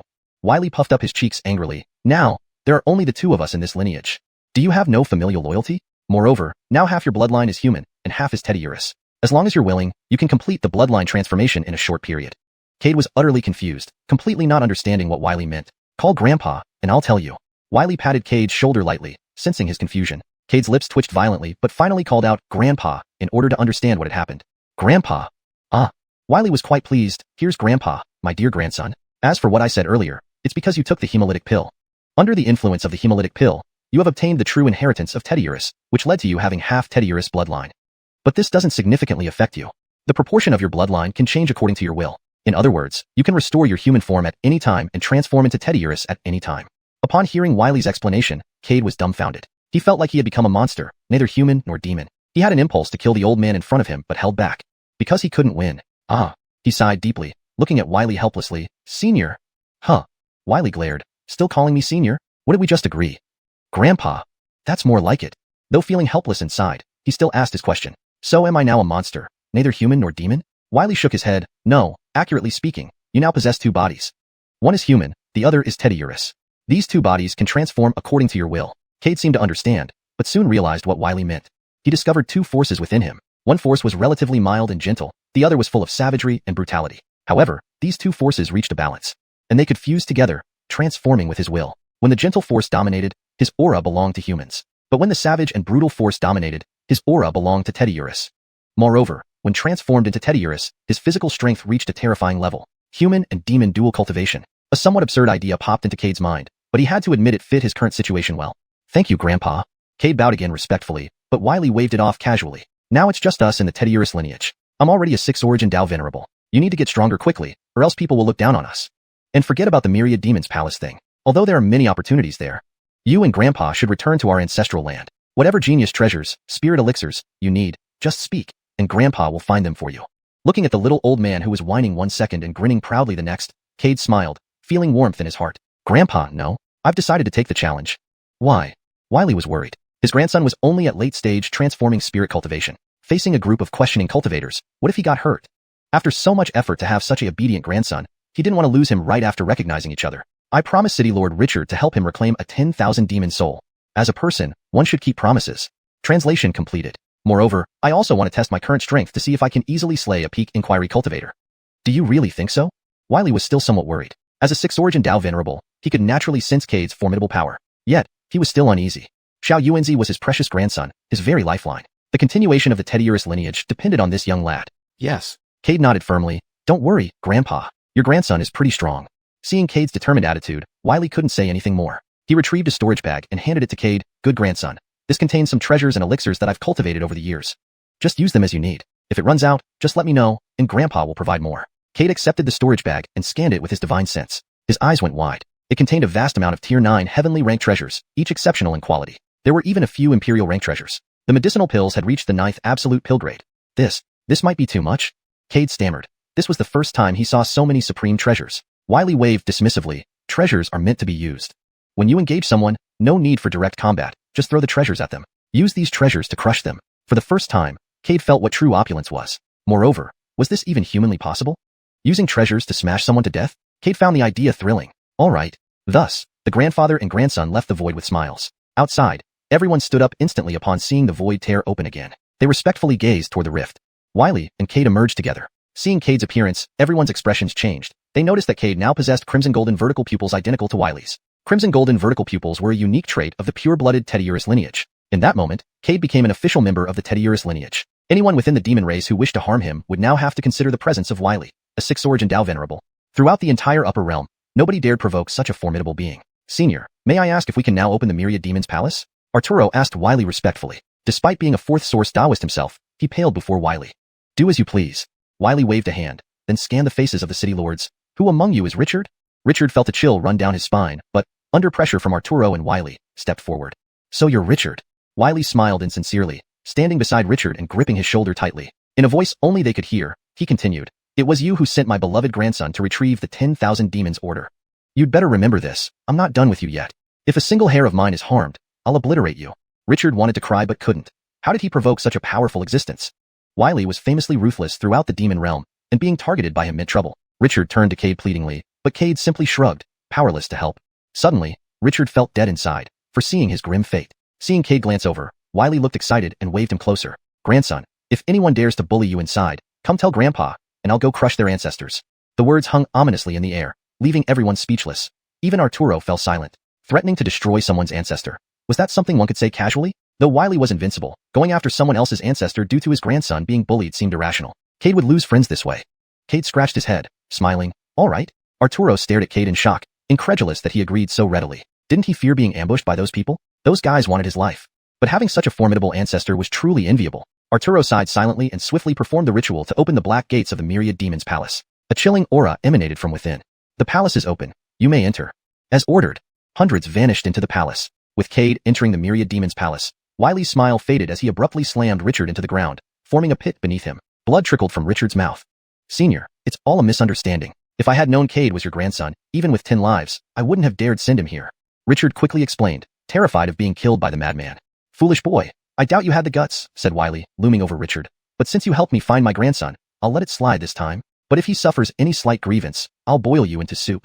With that, Wiley dragged Richard away, leaving the others stunned. They wouldn't dare offend Wiley, whose madness was infamous. Everyone, let's return. As ordered.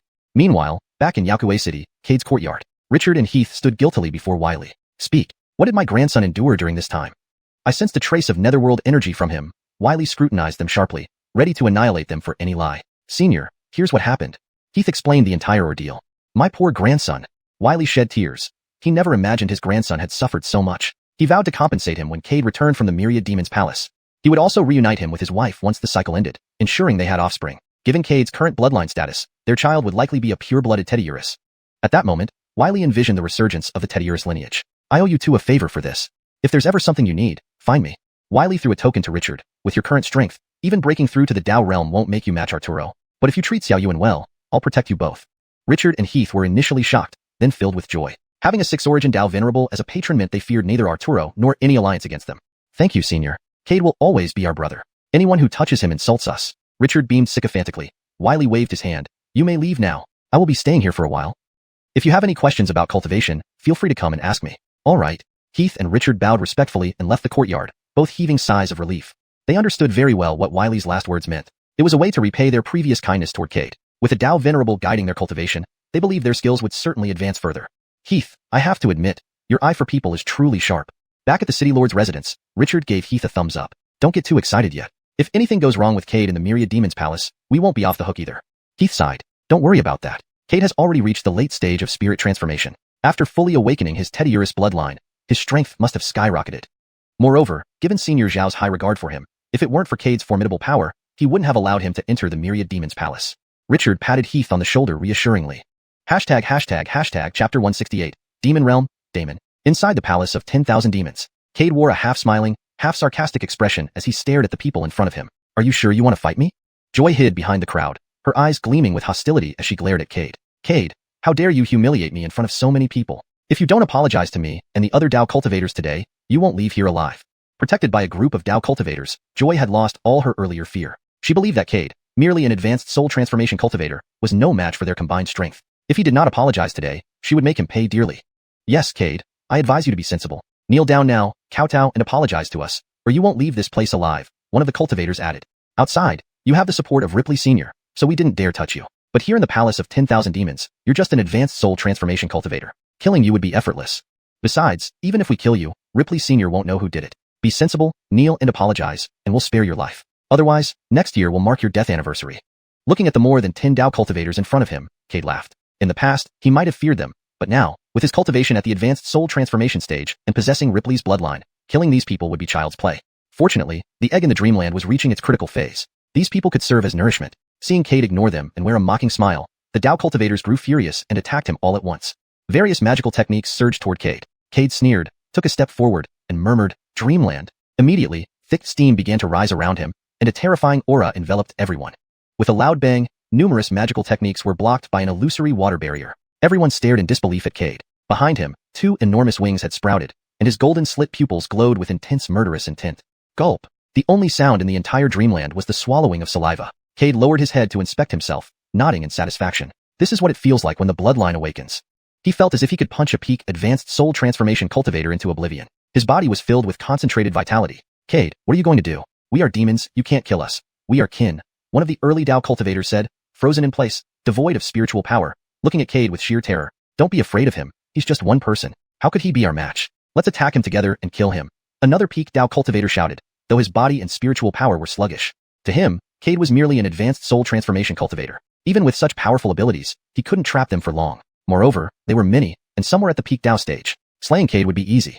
Joy was frightened to the point of losing her composure. Cade's ripply appearance filled her heart with unprecedented fear. If not for being supported by others, she would have collapsed. She looked at Cade with horror, feeling a wave of regret washing over her. Cade gazed at the crowd with contempt. Deprivation of sight. As soon as he spoke, Joy and others found themselves blinded. Ah! Joy screamed, covering her eyes in pain. Cade, you beast, what did you do to us? Why can't I see? What did you do to us, Cade? Why can't we see either? Other Dao cultivators cried out, equally blind. Their eyes were blackened, and although they still possessed consciousness, they couldn't release their senses. They were now a group of blind individuals. Deprivation of voice. Deprivation of hearing. Cade's voice echoed in the dreamland, where he reigned supreme, controlling all lives within. Soon, Joy's senses were completely stripped away, leaving only the sensation of pain. This was intentional. Cade wanted them to experience the torment of life being worse than death. Slowly consume them. The myriad souls cauldron appeared in Cade's hand. He pointed at the panicked Joy and company. Instantly, countless ghosts emerged from the cauldron, screaming as they tore into Joy and her allies. Within moments, piercing screams filled the air. Cade watched silently, expressionless, as if these people's fates meant nothing to him. Blood pooled and flowed toward the central egg in the swamp. Upon contact with the blood, the egg emitted an unprecedented light. Cade's mind stirred, focusing on the egg. Is it about to hatch? Cade was filled with anticipation. What kind of terrifying creature would emerge from the egg, given the power of the dreamland? As he watched, the egg's glow dimmed again. Cade frowned. Checking, he found that the blood had been consumed entirely, and Joy and the demon cultivators had turned into skeletons riddled with bite marks. Their souls had become part of the myriad souls cauldron. It seems Joy and the others are not enough to make the egg hatch successfully. Cade was disheartened, but felt a flicker of hope. Although he hadn't hatched the egg, he had learned how. The blood of demons could accelerate the hatching process. Exiting the dreamland, Cade returned to his normal form. Looking around, he slightly frowned. When he had been brought here by Joy and the others using secret techniques, he was already unfamiliar with the palace of 10,000 demons. Now, he was lost. Expanding his divine sense, after a moment, Cade's face lit up with excitement. Not far, less than 100 miles away, there was a large congregation of demons. Though he didn't fully understand the nature of the palace of 10,000 demons, it presented a rare opportunity. By slaying demons and using their blood, he could hatch the egg in his dreamland. The dreamland had always been Cade's strongest trump card. Once the egg hatched, he dared not imagine what kind of terrifying existence it would be. With this thought, Cade sprinted towards the congregation of demons. Just after Cade left, Desmond emerged from the corner, beads of sweat on his forehead, eyes wide with disbelief. Too strong. If he had been in that situation, he would have been severely injured. Yet, Cade emerged unscathed, having wiped out the surrounding Dao cultivators. What kind of power must one possess to achieve that? And was this really something an advanced soul transformation cultivator could do? Wiping the cold sweat from his forehead, Desmond swallowed hard. He picked up several shadow stones and stored them in his storage bag. If Cade continued to grow stronger, he would become a dominant figure among the demons. Desmond would not allow that to happen. Besides, they had already crossed paths, and he doubted Cade would let him off easily. Informing the entire demon realm of Cade's actions would surely cause unrest, leading some to seek him out. Cade, though a descendant of the Ripley lineage and backed by Zack, a six-element Dao venerable, had to be wary. Among the pure-blooded demons, there were several individuals with ancestors who were six-element Dao venerables. These few individuals were arrogant and never regarded other demon races in high esteem, even the pure-blooded ones, showing no mercy towards them. If they learned of Cade's existence, they would undoubtedly challenge him. Regardless of the outcome, it would be beneficial for Desmond. Moreover, those few individuals had all reached the peak of the Seeking Dao stage, preparing to break through to the true immortal realm. Given Cade's current strength, encountering any of them would likely end disastrously for him. Even if Zack intervened, it wouldn't bode well for Cade. A warrior like Cade had his own pride. Rather than live in humiliation, he would prefer to die honorably in battle. At this moment, Desmond seemed to foresee Cade's inevitable downfall. Cade, I didn't intend to be so ruthless, but your strength leaves me no choice. With that thought, Desmond took out a communication jade slip from his storage bag and sent the contents of the shadow stone through it. This was originally intended for others, but ended up being used against Cade. Compared to those few individuals, he valued Cade even more. Eliminating such a powerful rival would only benefit him immensely. Having done this, Desmond put away the shadow stone and communication jade slip before leaving in the opposite direction of Cade. He had no desire to confront Cade just yet. In the outside world, the entire demon realm erupted in turmoil as a series of images spread widely. The footage showed Cade mercilessly slaying several Seeking Dao disciples despite being at the advanced soul transformation stage. This news quickly spread throughout the demon realm, making everyone aware of an incredibly formidable individual from the Ripley lineage. Within the city of Yaokue, when Zack saw the footage, he was stunned. He knew Cade was strong but hadn't expected him to be this powerful, killing several peak Seeking Dao disciples while at the advanced soul transformation stage. Such prowess was rare, even among pure-blooded descendants. Not to mention, Cade remained unharmed throughout. While feeling proud, Zack also felt concerned. The news of Cade's prowess had already spread across the demon realm. Surely, the pure-blooded descendants within the ancestral lands had heard about it. Given their temperaments, they would certainly target Cade. Though Cade was the last surviving descendant of the Ripley lineage, the Dao realm elders had taken a vow long ago. They would not interfere in conflicts between pure-blooded descendants, regardless of injuries or deaths. Breaking this vow meant certain destruction. Hence, Zack couldn't intervene either. Senior, rest assured, everything will be fine, Richard said, noticing Zack's worry. He understood the agreement among the Dao Realm elders and realized how Cade's display had alarmed many. Now that everyone in the demon realm knew of Cade's might, those few pure-blooded descendants wouldn't let it go easily. They had missed the chance to enter the palace of 10,000 demons this time, but surely, once it opened again, they would seek trouble with Cade. Zack looked at Richard. You trust xiuxian quite a lot, don't you? Hee. Richard scratched his head. Senior, you haven't known Cade long enough, which is understandable. Cade has a treasure called the Myriad Souls Cauldron. It can temporarily enhance his cultivation by absorbing souls without causing much harm to his body. Once, he used this method to fight a true immortal cultivator single-handedly. Pointing to Xuanhuan inside the beast cage, who was already barely human after being tortured, Richard explained further. Zack initially puzzled over why Xuanhuan was caged with mating season beasts until Richard and Heath explained the situation. Thinking about it, Zack decided not to kill Xuanhuan on the spot, respecting his grandson's decision. Now, however, his killing intent surged. You dare touch my grandson? Senior, please calm down. If you kill him, I won't know how to face Cade when he returns. Besides, he killed your granddaughter-in-law. Wouldn't killing him be too lenient? Zack paused. True, torturing him might still be too merciful. With that, he flicked his finger, sending a ray of light into Zoran's head. Instantly, the tormented man screamed and clawed at himself, tearing his flesh apart. Help me. Please save me. I don't want to die. Itches. It really itches. Blood and flesh flew everywhere, yet Xuanhuan continued clawing uncontrollably. Richard watched respectfully, now holding Zack in higher regard. Oh, right, Senior, earlier, Heath caught a human cultivator. Kill him. Zack waved dismissively. To him, a mere human wasn't worth the trouble. Humans had slaughtered many demons in recent years, though he kept neutral in demon-human disputes. Still, witnessing mass killings of demons sometimes stirred his fury. Richard hesitated. Senior, this person is an ancient peak cultivator and the daemon of the Heavenly Mechanism Pavilion, one of the top sects among humans. Its leader, Heavenly Mechanism Ascetic, is also a Dao Venerable. So what? Kill him anyway, Zack replied, unimpressed. An ancient peak cultivator meant little to him. He wondered why Richard was hesitating. As the Lord of Yaokue City, should he fear retaliation from the Heavenly Mechanism Pavilion? Senior, you should meet this person personally, Richard bravely suggested. The idea of a six-element Dao Venerable meeting an ancient peak cultivator was laughable. Predictably, Zack flared up. Richard, don't take advantage of my kindness. You only have the privilege to stand before me because of xiuxian. Otherwise, you aren't even worthy to carry my shoes. A terrifying aura immediately pinned Richard down. Struggling, Richard pleaded. Senior, you must meet him. He's the master of your deceased granddaughter-in-law. Excuse me? Zack retracted his aura, puzzled. What did you say? Wiping sweat off his forehead, Richard clarified. Your deceased granddaughter-in-law's master. What is he doing here? Zack was puzzled. His granddaughter-in-law had already been reincarnated. Why did her master appear only now? If he had been present back then, Rose wouldn't have died, and xiuxian wouldn't have been so heartbroken. Moreover, knowing that Rose only possessed the cultivation of late core formation, her master still let her go to the demon realm alone. He deserved punishment. Take me to see him. The murderous intent in Zack's eyes flickered but soon vanished. I want to see what he's really up to. All right. Richard sighed with relief and led the way ahead. At the same time, Heath looked at the daemon bound in ropes, feeling quite helpless. He couldn't understand why the daemon had come to the demon realm, slaughtering so many demons. If not for encountering Heath, he would have surely died. Chapter 169, Diane. What annoyed Heath the most was that no matter what he asked, this old man always remained tight-lipped. If it weren't for Cade, he would have thoroughly disciplined him. The daemon currently had a bruised nose and swollen face, and one of his front teeth had been knocked out by Heath. He glared fiercely at Heath. Whether you want to kill me or flay me, I leave it entirely up to you. But can you tell me where my disciple is? By the way, my disciple is Rose. Not long ago, a young man also came to your Yaokue City. His name is Cade.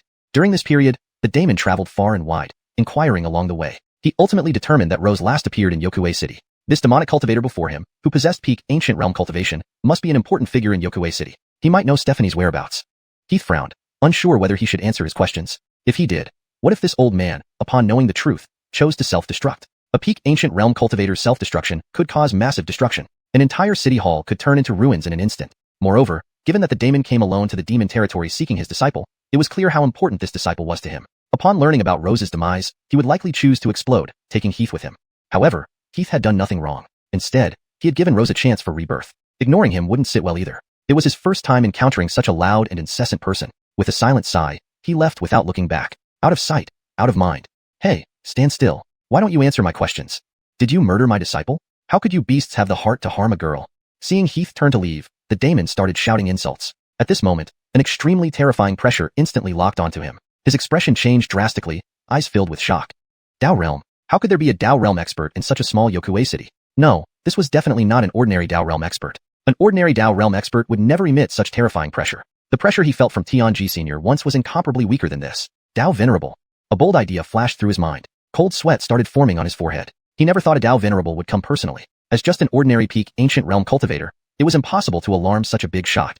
Before he could react, the door was kicked open. Startled, the daemon looked up to see an elder with crimson golden slit pupils storming into the room, radiating overwhelming aura. Merely this aura gave him an unprecedented sense of oppression. He was now certain that the elder was a Dao Venerable expert.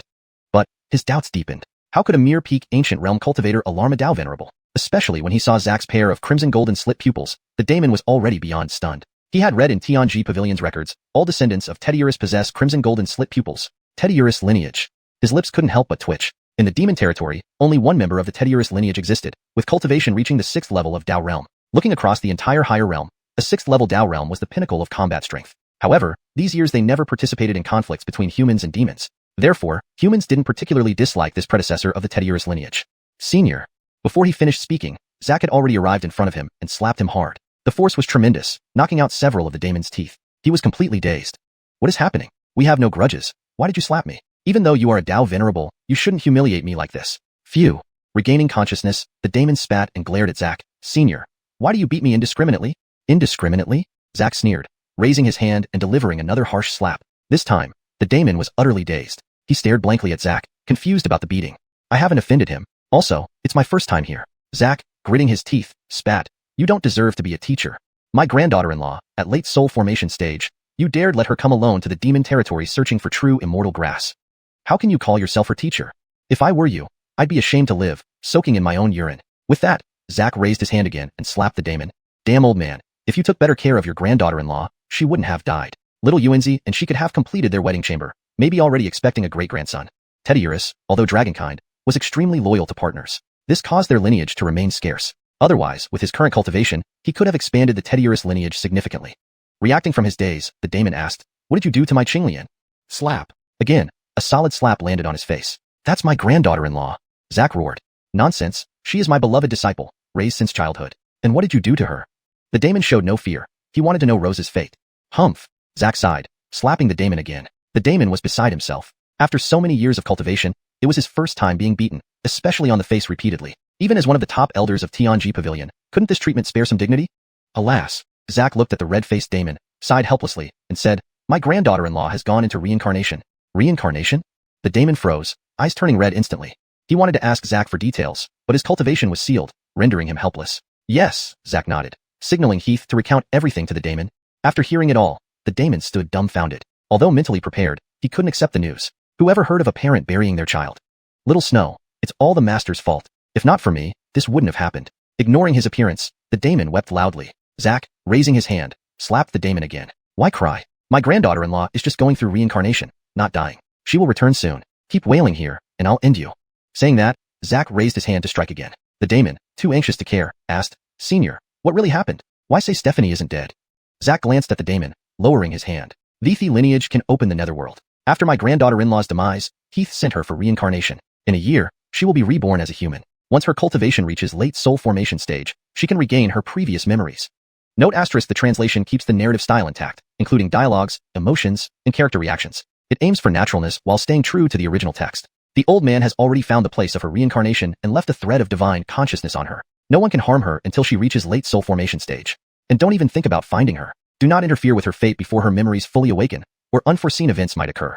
The hope that had just arisen in the daemon's heart shattered instantly. He had intended to find xiuxian and bring her under his protection. But now, if anyone else had said this, he wouldn't have believed it. However, the person in front of him was Dao Venerable Lu Yuan. There was no way he would lie over such a trivial matter. Perhaps sensing the daemon's thoughts, Zack retrieved a token from his storage bag and tossed it to him. This token can conceal your aura and sever causal ties. Before my granddaughter-in-law turns 18, you can stay by her side. But after she turns 18, you must leave. Additionally, you cannot interfere with her choices. Really? The daemon looked at Zack dubiously. Why would I lie to you? Zack raised his hand again and slapped the daemon hard. If I wasn't worried that a mere thread of divine consciousness couldn't protect my granddaughter-in-law, do you think I'd let you go? Moreover, my cultivation is too high, my causal ties too strong, making concealment impossible. Otherwise, it wouldn't be your turn. Heath frowned slightly. Senior, since that's the case, why not send Cade? He exudes too much murderous aura. It could affect his mental state, replied Zack. Sending him might help resolve some of his inner turmoil. Zack glanced at them and shook his head helplessly. Little Yuanzi is entangled in too many causalities, despite his low cultivation. Besides, the murderous aura he carries can already influence others' minds. This sentence reads more naturally in English without the Chinese characters. The term, murderous aura, is a suitable translation for sa qi, maintaining the meaning and fluency in English. If he goes, it won't be good for my granddaughter-in-law. The daemon and others finally understood. Zack gently tapped the daemon's forehead, and his sealed cultivation immediately restored, freeing him. I've told you where my granddaughter-in-law will be born. You can go there now. Remember what I told you. Yes, thank you, senior. The daemon bowed respectfully and turned to leave. Although he had countless questions, he didn't ask why Cade, who was clearly human, was called the grandson by this senior. Nor did he understand why the senior appeared here or why he recognized Rose. Teddyer's descendants were historically proud and wouldn't easily acknowledge others. Watching the daemon leave, Keith asked, puzzled, Senior, is this really okay? Alas. Zack sighed. It's the best plan I could think of. Cade has become a thorn in many people's sides in the demon realm. I'm worried someone might try to hurt my granddaughter-in-law to threaten him. Looking toward the direction of the ancestral land, he sighed heavily. The demon race isn't as peaceful as it seems. After saying this, he patted Richard and Heath on the shoulders and left. Richard and Heath exchanged glances, seeing each other's confusion and doubts. In the human realm, within a small kingdom at the border, there lived a humble farming family. The male head anxiously waited outside while inside. A woman screamed in labor and midwives urged her on. Suddenly, the cry of a newborn baby filled the air. The man fell to his knees, tears streaming down his face, thanking the heavens. The door suddenly opened, and the midwife emerged with a joyful smile. Congratulations. It's a healthy girl, and both mother and daughter are safe. Excellent. Xuanhuan pulled out a string of copper coins from his sleeve and handed it to the midwife. Thank you, Wang midwife. Don't mention it. She accepted the coins graciously. Wang midwife, I won't see you off. Xuanhuan eagerly rushed into the room to check on his wife and daughter. Got it. Wang midwife laughed and left the Su household. Xuanhuan hurriedly entered the room, where a beautiful but weakened woman lay in bed, holding a chubby little baby. The baby was adorable, unlike the wrinkled newborns typically seen. Husband. Seeing Xuanhuan enter, the woman smiled weakly but happily. Xuanhuan rushed forward. You've worked hard, my love. Let me prepare some chicken soup for you. This must have exhausted you. Not at all. Smiling, Su lady passed the baby to Xuanhuan. Husband, give our daughter a name. Looking at the chubby baby, Xuanhuan felt immense joy. A name popped into his mind. Luo Tong. Let's call her Luo Tong. Luo Tong? Yes, our little princess, like a phoenix descending from heaven. Perfect. Let's call her Luo Tong, Diane. Laughter echoed in the room as they enjoyed this happy moment. Outside, an old man listened to their laughter and couldn't help but smile. Stephanie, your master has come. In the palace of 10,000 demons, Cade had killed all the demons in the first level. Looking at the scattered bones, he frowned. These demons probably have limited resurrection numbers. Shaking his head, he walked toward a newly appeared staircase. Upon entering the second level, a boastful voice reached him. Turning, Cade saw a half-golden, half-ink black dragon staring arrogantly at him. Boy, why don't you bow and beg forgiveness? Want to test if I can even recognize myself after thrashing you? Recognizing the voice and appearance, Cade smirked. This dragon looked exactly like Richard. Thinking about how Richard once slammed him underground, Cade felt infuriated. He hated being thrown underground the most.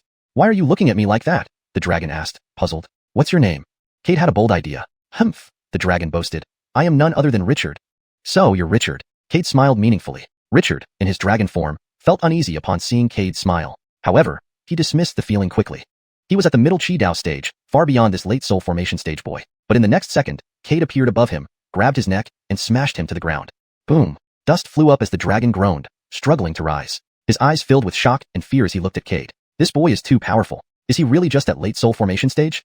The dragon felt excruciating pain. Despite trying to resist when Cade grabbed him, he was simply outmatched. Cade hovered above, half smiling as he stared down at Richard. City Lord Wang, I didn't expect it to be you. Cade unleashed his full strength, charging at Richard. Get lost. Richard yelled. Richard, the dragon, furiously transformed into a streak of light, swiftly dodging. Dream home. With Cade's low cry, an enormous swamp instantly covered the surroundings. Wait. The rapidly fleeing Richard paused mid-motion. Before he could comprehend what was happening, Cade's large hand had already grabbed his tail. Bang! With a loud crash, Richard was slammed hard into the ground by Cade. For making me fall into the ground. Bang! In Cade's hands, Richard turned into a meteor hammer, repeatedly smashing into the earth. Tadisive craters formed on the ground one after another. Richard's piercing cries echoed throughout the second level of the palace of 10,000 demons. After a while, Cade looked at the dispirited and battered Richard, and with a wave of his hand, delivered a mighty blow. Did you enjoy slamming me into the ground? Do you dare to do it again? Note. I have made the translation more coherent and fluent while staying true to the original context. The added line is implied in the original text to maintain the narrative flow and character interaction.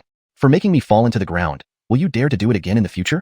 Hashtag chapter 170. Barkley reappears. The Dragon King Teddy-san felt like weeping but couldn't shed a tear. He couldn't remember when this madman before him had been pushed underground. Were all present-day body transformation cultivators this powerful? He was at the middle stage of seeking Tao. Now, in the hands of this madman, he felt as powerless as a nascent soul.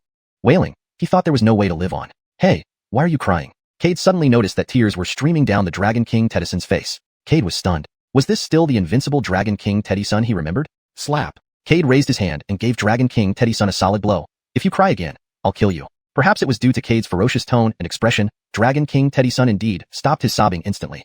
He looked at Cade with a piteous expression. Brother, I don't even know you. How could I have pushed you underground?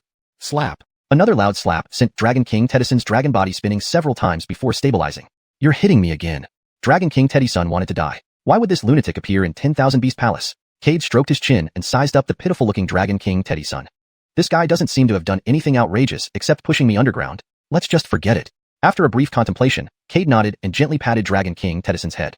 Little Wong, be a decent person from now on. Don't be a dog anymore, okay? Dragon King Teddy-san frowned, confused, and looked at Cade. He was clearly a dragon. Why did Cade call him a dog? Before he could react, a long sword had already sliced across his neck. His enormous dragon head rolled onto the ground, spewing out scalding blood, while his body crashed heavily to the earth, kicking up a cloud of dust. In the next second, the corpse transformed into a black beam of light and entered Cade's body. Cade enjoyed it immensely. The black light from Dragon King Teddy-san was reinforcing his physical body. Meanwhile, inside Demon Shame City, Richard's brows furrowed deeply. For some reason, he had felt as if someone had thrashed him mercilessly from earlier on.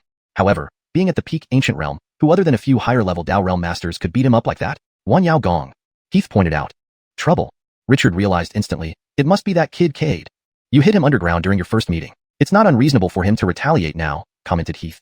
Richard's lips twitched, unsure of what to say. Knowing Cade had struck his consciousness projection but unable to take revenge since Cade had a Dao's 6th-rank grandfather. If he harmed the grandson, the old man would likely obliterate him. Sighing heavily, he left with a dejected expression. He regretted agreeing to separate a strand of his consciousness then. Back inside Xuanhuan, Cade smirked as the Dragon King Teddy-san reappeared before him. How are you still here? Dragon King Teddy-san trembled uncontrollably upon seeing Cade. Don't worry. Cade chuckled, patting Dragon King Teddy-san's head. In Xuanhuan, you can't die. Killing you would strengthen my body. Why rush to leave? Dragon King Teddy-san was speechless with rage. Roar. A dragon roar erupted from Richard's mouth. A gentleman can be killed but not humiliated. Even if I die today, I won't let you bully me. Dragon King Teddy-san roared in fury, his aura surging. Seeing this, Cade swiftly made a hand seal, and soon thousands of flying swords appeared around them. Fair enough. Dragon King Teddy-san's lips twitched as he spat out harsh words and turned to flee at great speed. Thinking of running? Cade sneered, no chance. Attack. Cade pointed, and the flying swords pierced the air with a whistling sound. In an instant, Dragon King Teddy-san was surrounded by flying swords. The intense sword energy made Dragon King Teddy-san's scalp tingle. Bro, let's talk, he pleaded with a forced smile. We can always discuss things. Anything I can do, even walk through fire or boiling oil, I'll do for you. Cade stepped forward using spatial manipulation and lightly tapped Dragon King Teddy-san's head. I liked your defiant self better. Dragon King Teddy-san didn't dare speak. He confirmed that the person before him was definitely insane. Who would choose to stay after completing the test? Finding Dragon King Teddy-san unresponsive, Cade grew bored. Originally intending to tease him more, Cade sighed and patted Dragon King Teddy-san's head again. Suicide. What? Dragon King Teddy-san stared at Cade, incredulous. He had just revived and now faced death again. Meeting Cade's half-smiling eyes, Dragon King Teddy-san shivered and grumbled, choosing to self-destruct. He felt that disobeying this lunatic might lead to unimaginable torture. Another black beam of light merged into Cade's body. Cade was very satisfied. His Teddy-Urus physique grew stronger. Although he wasn't sure of the exact strength, Cade felt that his physical prowess alone might already rival a middle-stage seeking Dao cultivator. Indeed, coming to Xuanhuan was the right choice. An hour later, Dragon King Teddy-san slowly reappeared. Cade didn't waste time, ordering another self-destruction. Dragon King Teddy-san had no choice but to comply, exploding repeatedly. Suddenly, a powerful transmission force enveloped Cade, sending him to the next level of Xuanhuan Tower without any resistance. Looking at Cade's departure, Dragon King Teddy-san exhaled in relief. That damn lunatic is finally gone. Yes, someone's coming. His face darkened. A high-ranking seeking Dao powerhouse had been forced to self-destruct. He needed to vent his anger. At the entrance, Desmond panted heavily. The first level had many peak initial seeking Dao beast cultivators. Had his cultivation not reached peak seeking Dao, he would have perished there. Brat, state your name. A haughty voice echoed above him. Looking up, he saw a half-black, half-gold dragon. Seeing the dragon was only middle stage seeking Dao, Desmond instantly released his full power and attacked. Dragon King Teddy-san was already furious. Now, a mere peak seeking Dao cultivator dared to challenge him. Time to teach you a lesson. Not asking for death. As he spoke, the second-level demon energy surged rapidly into Dragon King Teddy-san, boosting him to peak-seeking Dao within seconds. Desmond's face paled. He hadn't expected this beast dragon to possess peak-seeking Dao combat strength. Die! Dragon King Teddy-san growled, swinging his massive tail toward Desmond. Desmond dodged hastily, but his shoulder was still struck. PFT. Desmond spat blood, flying back and crashing into the wall. So strong. Desmond wiped the blood from his mouth, filled with dread. Dragon King Teddy-san didn't give him a chance to resist, attacking relentlessly. On the third level, Cade looked down at numerous seeking Dao beast cultivators below, his face filled with joy. So many beast cultivators will greatly enhance my Teddy-Urus physique. The myriad souls Basimernus appeared, and countless vengeful ghosts descended upon the beasts below. Millions of ghost souls tore into the beast crowd, disappearing one by one into Cade's body. His bodily energy and vitality grew stronger with each absorption. Cade was thoroughly satisfied. ###chapter. Barkley reappears. As his physical body grew stronger, Cade was surprised to find that his cultivation was also slowly increasing. It wouldn't take long for him to reach the peak of the nascent soul realm. I wonder what expression my master would have if he knew my cultivation is almost on par with his. Cade felt a sense of anticipation. After the immortal ancient relic ends, he must visit his master. At the back mountain of Piamiao sect, the gate of Bernadette's residence slowly opened. A young man in a black robe stepped inside with a sneer. Bernadette, who had been sitting cross-legged with closed eyes, abruptly opened them. Recognizing the intruder, her eyes blazed with intense hatred. Barkley. Bernadette growled through gritted teeth. You dare invade Piamiao sect? My dear senior sister, don't say such things. Barkley casually waved his hand, and Bayard appeared behind him. Ted, Ike, sure no one discovers me, or you'll bear the consequences. All right, Bayard nodded, and a thick wave of soul power instantly enveloped Bernadette's residence. Watching Barkley's back, Bayard's eyes brimmed with intense murderous intent and hate. No matter how much he planned, he didn't anticipate that after recognizing the stone bead as its master, his life would be controlled by Barkley. The original plan was for Barkley to break through to the nascent soul realm, breaking the seal on the stone bead so he could seize Barkley's physical body. He never expected to become Barkley's servant instead. Since the stone bead recognized him as its master, Barkley had not stopped tormenting him. With the seal shattered, he could absorb heavenly essence to cultivate. He had now recovered to 80% of his peak condition, reaching the pinnacle of the ancient realm. But he still couldn't escape Barkley's control. Any hint of ill intent toward Barkley would invite unbearable torture. Stand guard outside the door. Sensing the burning gaze from behind, Barkley frowned, revealing a trace of impatience. If it weren't for this old man being invincible, he would have killed him long ago. After recognizing the stone bead as its master, Barkley found he could absorb Bayard's spiritual energy. Although there were limits each time, it rapidly increased his cultivation. Bernadette noticed Barkley's cultivation and was filled with shock. Barkley, despite having a false spirit root, managed to transform it into a lightning spirit root through unknown means. His terrifying cultivation speed still left Bernadette amazed. Barkley was under 60 years old, truly an outstanding genius. Good senior sister. Barkley sat on Bernadette's bed, taking a deep whiff of the pink pillow. Savoring the familiar scent, he wore a contented smile. Senior sister, you still have that same familiar aroma. Bernadette's face turned pale, glaring at Barkley with disdain. She felt unprecedented revulsion. What do you want? Bernadette's eyes flashed with hostility. If it weren't for their master's warning not to easily confront Barkley, and given Barkley's formidable aura, she might have acted already. Nothing special. Barkley lay down on Bernadette's bed. I just missed senior sister and came to see how she's been these past years. I thought senior sister perished when our sect was destroyed. I never imagined you'd become a direct disciple of Piamiao sect. Bernadette remained silent, her expression grim. Unbothered, Barkley continued. Senior sister, are you still upset about what happened back then? But I had no choice. You started to compensate Cade again. Our love can only belong to me. Cade is just a little beggar. What right does he have to take what belongs to me?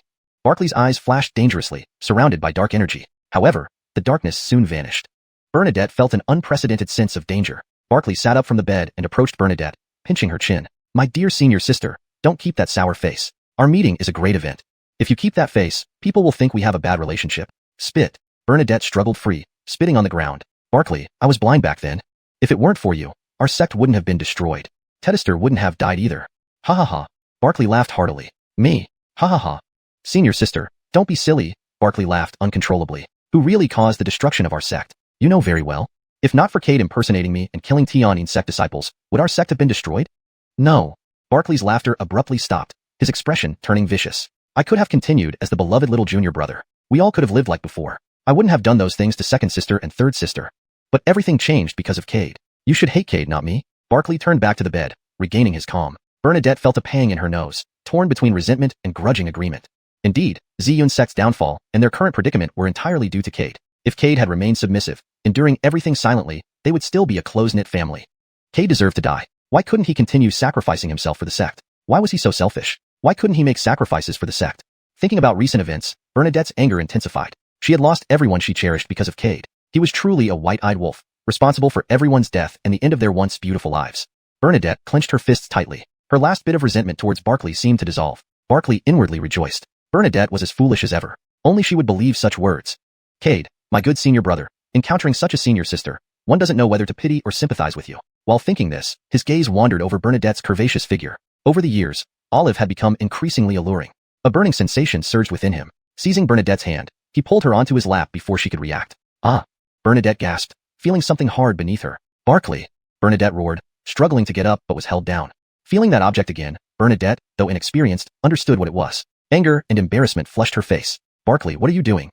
She was pinned down, feeling the movements below, her eyes wide with fury. Barkley leaned close to her ear, breathing softly. My dear senior sister, you've become more enchanting these years. How about helping your junior brother vent his frustration?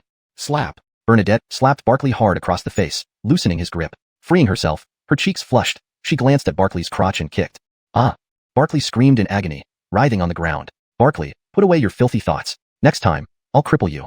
Bernadette took a deep breath and left without looking back. She couldn't stay here. With Barkley's current strength surpassing hers, if they were alone and he acted impulsively, she might meet the same fate as second sister.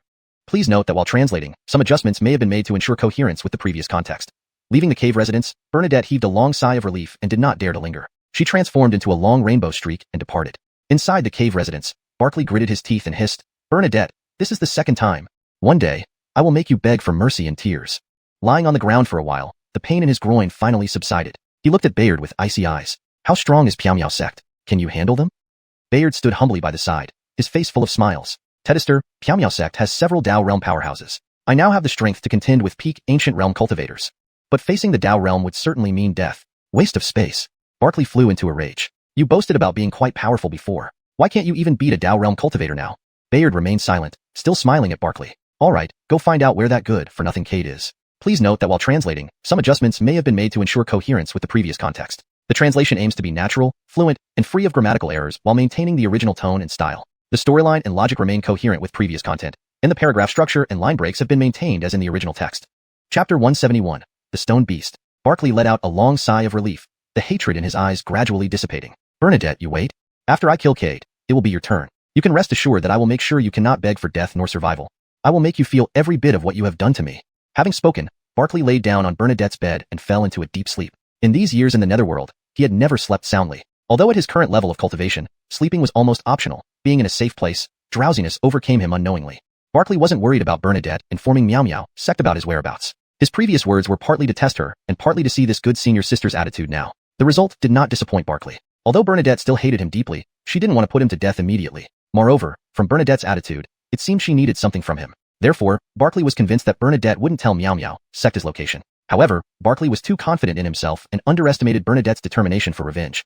Leaving the cave, Bernadette rushed all the way and found the sect-tedister of Miao Miao sect, Ramona. Xiuxian, is there something you wish to ask me? Ramona frowned seeing Bernadette's anxious look. This disciple had always been steady and would never act rashly. Now, tedister. Bernadette's eyes turned red as she recounted everything that happened earlier in the cave to Ramona. How audacious. Ramona burst into rage. Her peak ancient realm aura exploded instantly. She rose and was about to go to the cave to slay Barkley. Tedister. Bernadette shouted to stop Ramona. There's no need to worry. Huh. Ramona looked at Bernadette in confusion. Are you soft-hearted? Can't bear to kill him? You should know, even though Xiuxian's sect's destruction isn't directly related to him. But your second and third junior sisters fell because of this boy. With our enemy in front of us, why do you stop me? Ramona was rather annoyed. If Bernadette couldn't figure things out, she would expel her from the sect today. Such a disciple is better off leaving. Tedister, you misunderstood me. Seeing Ramona angered, Bernadette knelt down. It's not like you think. Ramona frowned, then explain why you stopped me. Right? Bernadette nodded. I thought this way. When I was in the lower realm, Tedister G told me before dying. She told me not to provoke Cade and Barkley. They're not my matches. However, Tedister said we could let them kill each other. Ramona frowned. Cade has cross-boundary killing power. Is Barkley his match? Moreover, Barkley is definitely not benign. Keeping him around might cause unnecessary trouble. Right? Bernadette nodded. Though Barkley reached the late soul transformation stage, even I felt terrified by his aura. So, I think he might stand a chance against Cade. Plus, Barkley has a powerful servant. Making them fight Cade seems feasible. Cade and Barkley are already at a life or death situation. Just by exacerbating their conflicts, they'll fall into a dogfight. Do you have a plan? Ramona didn't immediately agree. Some matters Bernadette's level couldn't comprehend. Bernadette's eyes flashed. Isn't Cade an elder in Tianji Pavilion? Why don't we inform Barkley about it, and let him attack Tianji Pavilion disciples to infuriate Cade? Let them fight each other. Even if Tianji Pavilion gets furious in the end, it won't affect us at Miao Miao sect. Who kills is Barkley, not us. After a moment's silence, Ramona nodded. Your idea is good, but I must verify Barkley's strength first to avoid mistakes. All right, Bernadette nodded. That beast is in my cave now. Bring your seniors, let's confront this little beast. Okay. After a short while, Ramona led Bernadette and several disciples to the cave. What boldness! Ramona's power burst forth, and an immense pressure enveloped Bernadette's cave instantly. Asleep inside, Barkley couldn't react in time, and was buried underground by the horrifying pressure. M.O. Bernadette, you seek death. Barkley quickly understood what happened. It must be Bernadette who informed Miao Miao sect. Only peak ancient realm cultivators possessed such terrifying pressure. Next moment, the door slowly opened. Barkley saw a stunningly beautiful woman in imperial attire approaching with cold eyes. Behind her were several beautiful women, including Bernadette. Cough. Spitting blood, Barkley glared fiercely at the woman. Are you the reinforcement Bernadette called? Without answering, Ramona stomped harshly on Barkley's face. Crack. His nose broke, and blood flowed. Barkley gritted his teeth, flames of anger burning in his eyes. Bernadette, bitch, just wait till I get you back. And you, daring to step on my face, I won't call myself Barkley unless I destroy you. Perceiving Barkley's thoughts, Ramona laughed coldly and stepped on his groin. Ah! Barkley screamed loudly, blood gushing out from his groin. Nasty thing, you deserve nothing less. I will kill you, Barkley roared, struggling. Yet, due to the huge gap in strength, he only made futile screams. Wretched beast, you think you can kill me? Bending down, Ramona took out a blood-red pill from her storage bag and forced it into Barkley's mouth. In your next life, you. The pill slipped into his stomach, causing intense heat. However, it dissipated after a few breaths. Devilish woman, what did you give me? Bang! Ramona kicked Barkley's head squarely. He crashed heavily against the wall like a broken kite. He lay there, panting hard with blood streaming from his mouth. Nearly half of his head caved in. Wretched beast, keep swearing. Stepping on Barkley's chest again, she smirked, since you're not afraid of death, I'll make you experience living hell. Saying so, Ramona shot a stream of light into Barkley's body. Instantly, excruciating pain spread through him. Ah! He let out heart-wrenching screams, feeling his bones and flesh gnawed by ants. Suddenly, the calm lake in his mind began to boil. He had a feeling that if this continued, he might truly become a monstrous creature, neither man nor ghost. Enduring the intense pain, Barkley roared in anger. What do you want? Why, didn't you seem so tough earlier? Why are you cowering now? Ramona's face was full of mockery. Barkley's strength was indeed formidable. However, before absolute power, everything else was just an illusion. Barkley didn't respond but shifted his gaze to Bernadette, who was not far away. Olive, save me. He's going to kill me. Olive, I'm wrong. I'll never dare again. Please save me. I don't want to die. Barkley looked pitifully wretched, like a wounded little dog. Bernadette watched the current Barkley, her heart filled with waves of hatred. Once upon a time, seeing Barkley like this made her and her fellow disciples' hearts ache immensely. But it was precisely this look that ultimately led to her family's ruin. Now, seeing it again, she felt an impulse to kill. Bernadette stepped forward. Younger sister, don't be foolish. Julia saw the situation and reached out to stop Bernadette. But it was too late. Kiana and others also wore complex expressions, genuinely worried about what Bernadette might do. Ramona frowned slightly, looking at Bernadette who was approaching. Barkley's heart was overjoyed. Indeed, this woman still softened up. She really is weak. Every time he showed this expression, she always relented.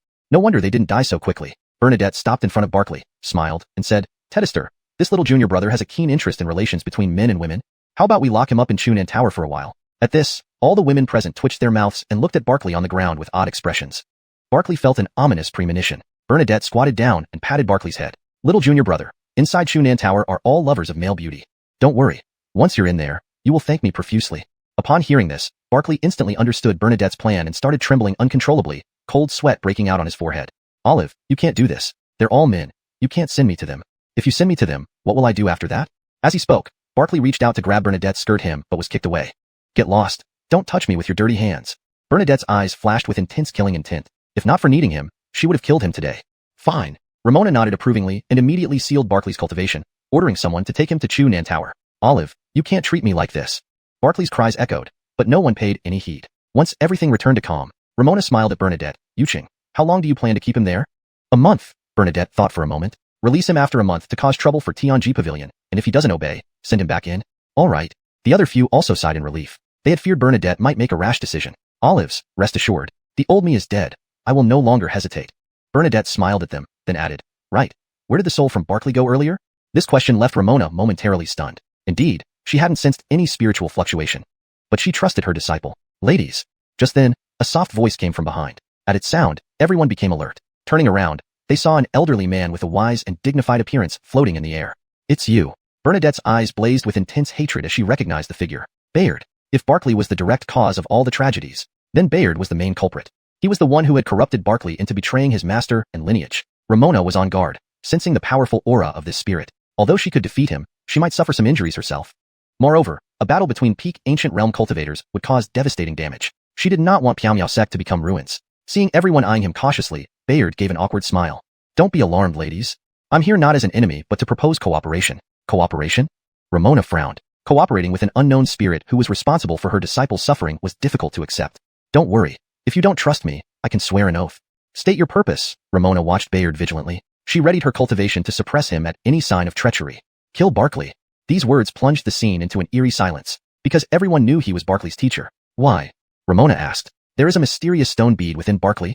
Bayard succinctly explained his relationship with Barkley. After hearing his explanation, Ramona hesitated for a while before making a decision. We can agree to cooperate, but you must swear an oath. Fine. Bayard readily agreed. After swearing the oath, Bayard did not return to Barkley immediately. Returning now would mean facing unimaginable torture from Barkley. Instead, waiting until a month passed and showing Barkley he was imprisoned would ensure no one could torment him anymore. No one knew about the deal between him and Ramona. Xiuxian, What do you think about Bayard? Back at the residence, Ramona asked Bernadette. Bayard has lived countless years. Besides dealing with Barclay, there must be a hidden reason. We cannot underestimate him. Perhaps we can let them fight each other.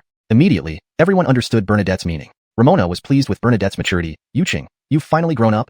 Bernadette smiled but remained silent. Inside the palace of 10,000 demons, countless evil spirits roamed. Cade stood in the air, inspecting the territory like a king. Recently, Cade's physical strength had reached unprecedented heights, and his cultivation was at the peak of soul transformation. His power was terrifying now. Not even the guardians of the first 12 levels could withstand his punch. Cade floated in the air, frowning deeply. He vaguely sensed his body needed to undergo tribulation. Even inside the palace of 10,000 demons, he could feel the terror of the lightning tribulation. Is this the physical tribulation? Cade murmured softly. In the upper realms, only true immortals faced thunder tribulations. Cade was merely at the peak of soul transformation, yet tribulation descended. Cade had only one answer. His physical body was about to break through to true immortal. Taking a deep breath, Cade walked towards the stairs leading to the 13th level. Entering the 13th level, Cade was dumbfounded. It was completely empty. Are you Cade? A low male voice interrupted Cade's thoughts. Who are you? Cade turned to see a man sitting cross-legged in the corner. The man had green hair and golden vertical pupils glowing ominously. Looking at the man, Cade felt a slight sense of threat. Amos, descendant of Bian. The man rose to his feet and strode toward Cade. When you came in, I witnessed your strength. You have the qualifications to stand beside me.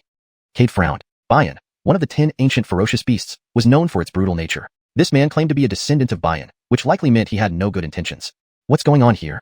Amos stopped a few steps away from Cade and shook his head. I don't know. When I arrived, it was already like this. Cade furrowed his brow. How do we leave then? Don't know. Amos shook his head. This is my first time here as well, and I'm not sure how to leave either. However, we should only find out once everyone reaches the 13th level. Cade nodded, deciding not to engage with Amos further. Amos's aura made Cade feel uneasy. Moreover, Cade suspected that this man was a pure-blooded descendant. Seeing that Cade wasn't responding, Amos didn't get angry but continued to speak. Cade, are you willing to stake the dignity of the Ripley lineage and fight me? The man stood up and walked toward Cade. When you came in, I witnessed your strength. You have the qualifications to stand by my side. Cade frowned. Bian, one of the 10 ferocious creatures of ancient times, was known for its brutal nature. This man claimed to be a descendant of Bian, which likely meant his intentions were not friendly. What's going on here? Amos stopped a few steps away from Cade and shook his head. I don't know. When I arrived, it was already like this. Cade frowned. How do we leave? I don't know. Amos shook his head. It's my first time here, and I'm unclear about how to leave as well. However, we should wait until everyone reaches the 13th level to find out. Cade nodded, not intending to converse with Amos. Cade felt uneasy with the aura emanating from Amos. Moreover, Cade speculated that this person might be a pure-blooded descendant. Seeing Cade ignoring him, Amos was not angered but continued speaking. Cade, are you willing to stake the dignity of the Ripley lineage and battle me? Chapter 172, Comparing Backgrounds. Cade frowned, eyeing the Bud in front of him with suspicion. Faced with Cade's scrutiny, Bud did not flinch at all, his eyes filled with a fierce fighting spirit. Suddenly, Cade laughed. Why are you laughing? Bud asked, puzzled, looking at Cade. Was there something so amusing in what he said? Or was Cade mocking him, considering a confrontation beneath his dignity? Grit. Bud gritted his teeth, feeling his pride insulted and challenged. He, the descendant of Bian, had blood purity as high as 80%, even if not pure-blooded. Cade, the direct descendant of Teddiurus lineage, had no right to laugh at him. The temperature around them dropped sharply as intense killing intent erupted from Bud. He would kill this person who underestimated him, regardless of the fact that he was the last scion of the Teddiurus lineage. With peak Dao-seeking cultivation, he locked eyes on Cade. Cade, will you dare to fight? Now is not the time. Cade smiled, waving his hand. Before this, I want to ask you a question. Bud paused, the intense aura dissipating instantly, and he looked at Cade curiously. If I answer your question, will you then be willing to fight me? Pretty much. Cade stared at Bud for a while before nodding. Once you answer my question, I will agree to fight you, and we won't hold back.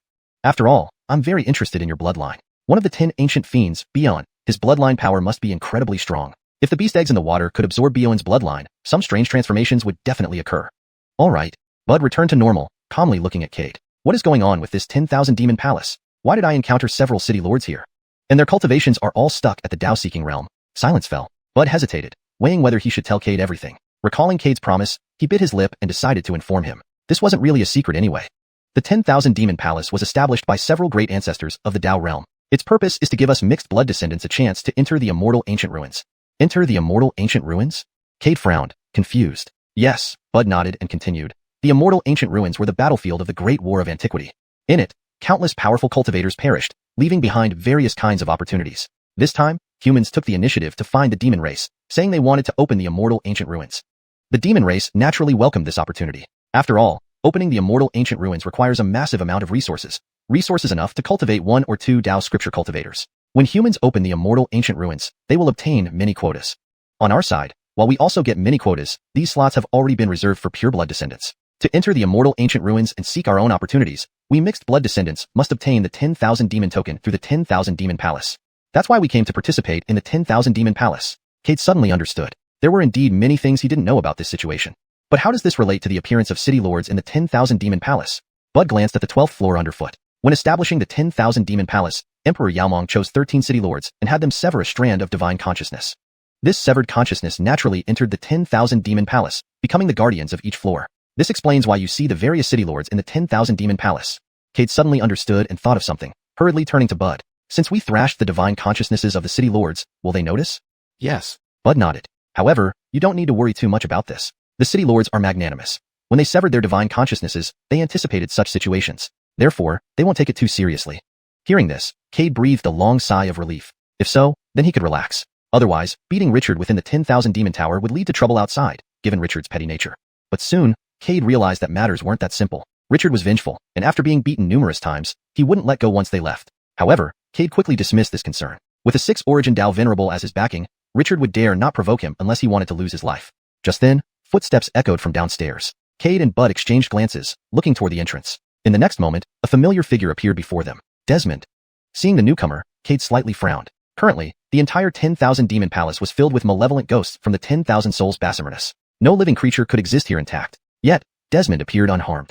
Cade was curious how he managed to reach here unscathed. And although Desmond looked intact, he seemed rather disheveled. Why are you two here? Desmond eyed Cade and Bud, filled with suspicion but immediately became wary. Bud and Cade were both stronger than him. If they attacked him now, he would surely die today. Scanning both Cade and Bud, Desmond suddenly thought of a plan. Instead of falling prey to them, he'd make them fight each other and reap the benefits. Bud, you hate purebloods the most, right? Desmond pointed at Cade nearby. He is the pure-blooded descendant of the Teddiurus lineage, which you know. He did terrible things outside the 10,000 demon palace, and you saw it firsthand. Why not take this chance to kill him? Once we leave the 10,000 demon palace, you may never get another chance. Cade watched Desmond with a half-smile. How had this guy become so clueless? Such a simple ploy to use someone else's knife. It was clear Bud wasn't foolish enough to fall for it. Bud ignored Desmond and turned to Cade. Cade, what do you think? You wanted to fight me, right? Cade took a step forward, smiling. Instantly, a thick mist surged across the 13th floor. In mere moments, the three of them appeared in the illusory homestead. Cade looked at Bud. Let me show you my strength first. Then you can decide whether you want to invite your own doom. Saying this, Cade moved towards Desmond. What are you doing, Cade? Desmond's face changed drastically as he tried to move, but found himself immobilized, unable to budge. Terrified, he watched Cade approach, despair welling up inside him. This madman was out to kill. And why couldn't he move? What was happening? Desmond felt immense fear. Cade flashed him a smile. Don't be afraid. It'll be over soon. Then, Cade glanced at Bud, equally shocked. Don't worry. It'll be your turn soon. Bud's face darkened, staring coldly at Cade. Unable to move, his spiritual energy sluggish like fish on a cutting board, he was utterly helpless. Cade approached Desmond. I warned you before not to entertain any improper thoughts about me. I gave you a chance. Since you didn't cherish it, don't blame me. As he spoke, Cade was already beside Desmond. Without waiting for a plea, he threw a punch. Bang! With a thunderous boom, Desmond was obliterated by Cade's punch. His body smashed heavily into the ground, with blood continuously flowing towards the beast egg at the center of the swamp. Your turn. Cade turned his head and looked at Bud not far away. Originally, I didn't plan to cause any trouble, but how could I let you seek your own death? Fortunately, I am very curious about your Beyond lineage, wanting to see if it can grant some unexpected abilities to my beast egg. Cade, you can't kill me. Bud panicked. Desmond, a Dao-seeking peak cultivator, was annihilated by one of Cade's punches. It was evident how terrifying Cade's strength was. While Bud might be able to defeat Desmond, he couldn't match Cade's level. Thus, he was certain that he was no match for Cade. Killing him would be effortless for Cade. Nonsense. Cade smiled coldly. In this world, there is no one I cannot kill. Cade approached Bud. The latter possessed the ancient Beyond lineage. His blood might accelerate the hatching of the beast egg. Even if it wasn't pure blood, as one of the 10 ancient fiends, the power in his bloodline shouldn't be underestimated. Cade, if you dare to kill me, the forefathers in our ancestral land will never let you off. Although I'm not a pure blood descendant, the forefather of our Beyond lineage has already marked me. I left a soul imprint with him, and if you dare to kill me, that forefather will surely not let you go. Faced with the threat, Cade laughed. Basimni coincidence. I happen to be the sole surviving direct descendant of the Teddiurus lineage. Do you think your Beyond forefather would offend Senior Xiao over a mixed blood like you? Oh right, Senior Xiao is a 6th origin Dao Venerable. What level is your Beyond forefather? Is he qualified to be an opponent for Senior Xiao? Bud's face turned deathly pale. In his anxiety, he had forgotten this crucial detail. To Senior Xiao, Cade, a pure-blooded descendant of the Teddiurus lineage, was cherished immensely. While the Beyond forefather valued him highly, he wouldn't risk offending a 6th origin Dao Venerable just for a mixed blood. Moreover, the Beyond forefather was only a 5 origin Dao Venerable, certainly no match for Senior Xiao, who was a 6 origin Dao Venerable. Seeing Bud's ashen face, Cade struck without hesitation, delivering a full power blow. The entire illusory homestead shook, on the verge of shattering.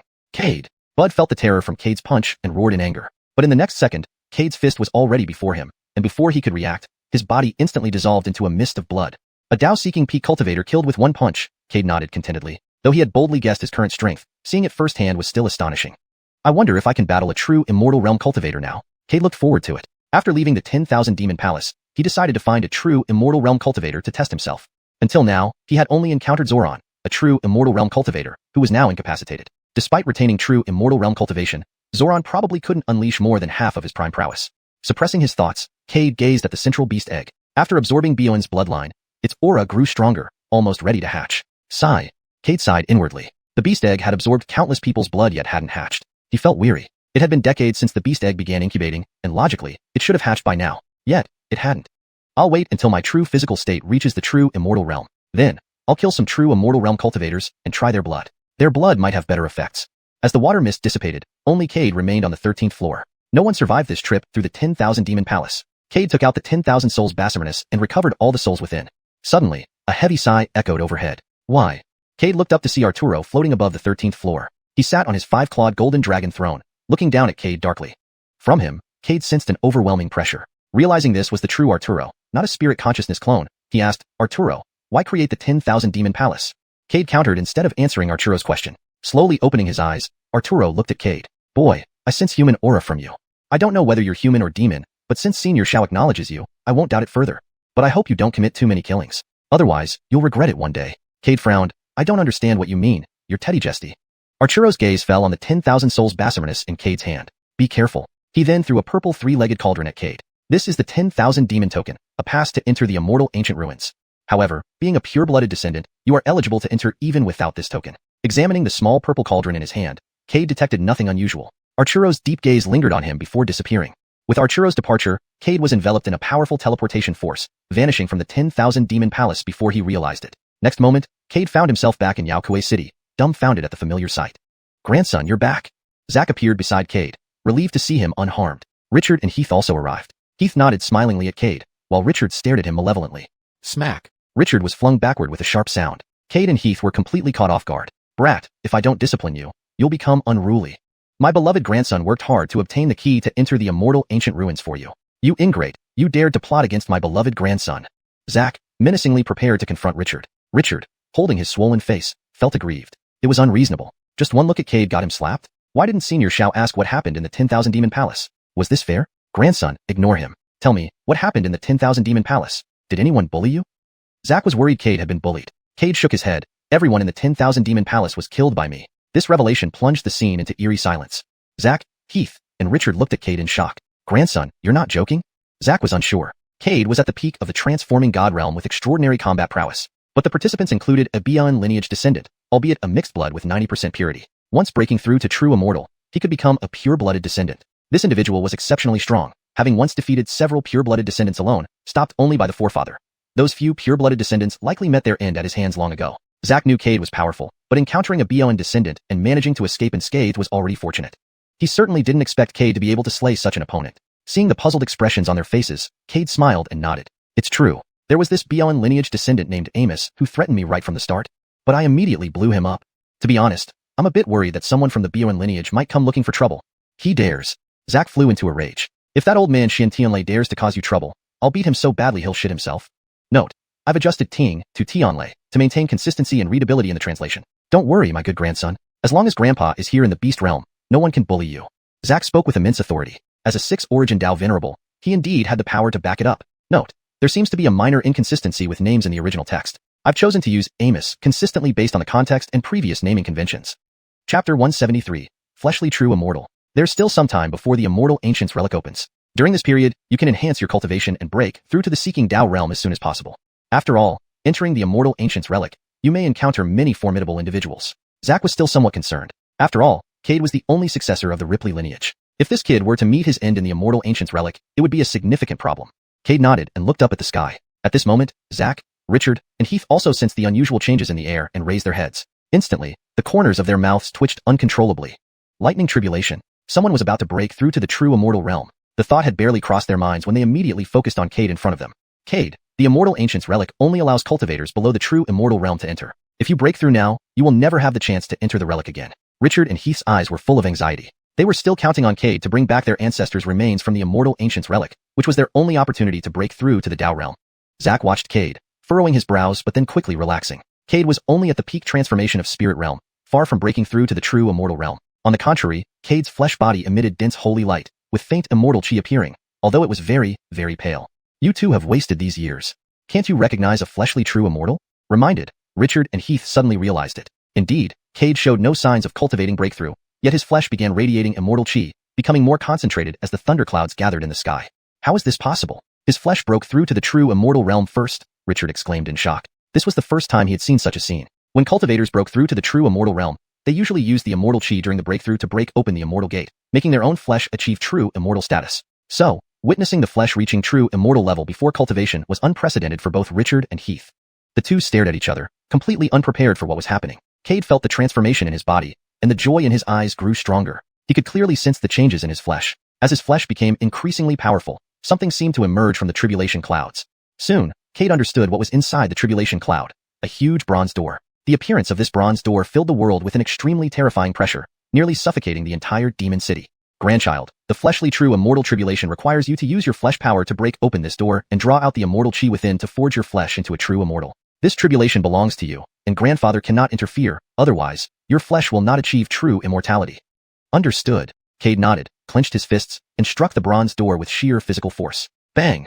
A loud explosion resounded, and Cade was thrust backward at great speed. His arm burst open, revealing white bones beneath. However, fresh flesh quickly covered the whole arm, visible even to the naked eye. Cade glanced down at his regenerated arm, his eyes filled with astonishment. Could this be the restoration of immortal chi? He lifted his head and saw that the bronze door was cracked open slightly. Vast amounts of immortal chi surged through the crack and entered Cade's body to heal his injuries. One more time, Cade shouted, his pupils instantly turning bright golden. Ripley body. Compared to the Ripley body, Cade's human body was much weaker. A much more potent life force erupted from him. Without hesitation, he charged at the immortal gate again. Once, twice, 3 times. Again and again, he relentlessly attacked the immortal gate, his arms exploding and regenerating. The process continued for an entire hour. Finally, after one final blow, the immortal gate shattered completely. Immense immortal chi flooded into his body. Without hesitation, Cade closed his eyes, crossed his legs, and channeled the 9 abyss heaven swallowing technique, absorbing the immortal chi fiercely. His flesh slowly emitted a golden glow, becoming brighter with every surge of absorbed immortal chi. Meanwhile, in the Demon King Palace, Demon King Sam looked towards the direction of Demon Apology City. A fleshly true immortal, huh? Throughout history, you are only the 3rd person to achieve this. I wonder how far you can go. Recalling his conversation with Cade in the 10,000 Demon Palace, Demon King Sam smiled slightly and closed his eyes. He was curious about what the future held for Cade. A human carrying the bloodline of the Ripley, truly strange. In other royal cities, the nobles also noticed the events above Demon Apology City. Learning that Cade was undergoing tribulation, they withdrew their probes. Now, throughout the demon region, who didn't know that Cade was the last surviving member of the Ripley lineage? To probe during his tribulation would mean either they wanted to die, or they thought Zack was too old to kill anyone. Back at the ancestral grounds, a group of Dao realm powerhouses looked toward Demon Apology City.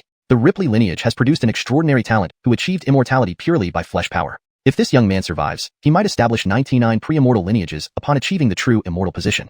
Not necessarily. With the opening of the 1,000 immortal ancient relic ahead, unforeseen events may happen. Such a genius will become a thorn in the side of many. Can Xiao Laogui protect him? Otherwise, it will just be a fleeting moment. Listening to the elders' discussion, the dozen or so younger members below showed disdain and contempt. What was there to brag about for a peak transformation of spirit cultivator? Though none of them had reached the true immortal level physically, each possessed the strength to slay true immortals. If any of them met Cade, it wasn't clear who would triumph. Ancestor, I wish to leave the ancestral grounds for a while, said a descendant of the Gaylord lineage, respectfully bowing to the ancestor above. The Gaylord ancestor glanced at the descendant below, contemplating for a moment before replying, permitted. Remember not to take lives. Yes. The Gaylord descendant's face lit up with excitement. Bowing once more, he transformed into a long rainbow and dashed towards Demon Apology City. Seeing this, the other pureblood descendants expressed their desire to leave as well. All agreed except for the Baizé lineage. Why won't you let me meet that Cade? A descendant of the Baizé lineage asked anxiously. She was a strikingly beautiful woman whose delicate face now displayed confusion and annoyance. She couldn't understand why her beloved ancestor was unwilling to let her challenge someone from the Ripley lineage, especially rejecting her request publicly. The ancestor of the Baizé lineage chuckled and patted her head. Little one, things aren't as simple as you think. From Cade, I feel an incredibly vast causality power. If I'm not mistaken, those who died by his hands number in the hundreds of thousands. Impossible. Her jade white hand covered her mouth, her amber eyes wide with shock. How could a mere cultivator who wasn't even a true immortal have killed so many people? The Baizé ancestor, Stone, laughed, shaking his head. Dumb child, when have I ever lied to you? These youngsters heading there might not come back.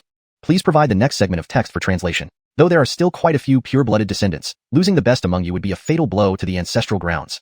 Besides, I've watched you grow up since childhood, and I don't want to watch you get killed right before my eyes. Seeing that Stone was not joking, Lin could only nod.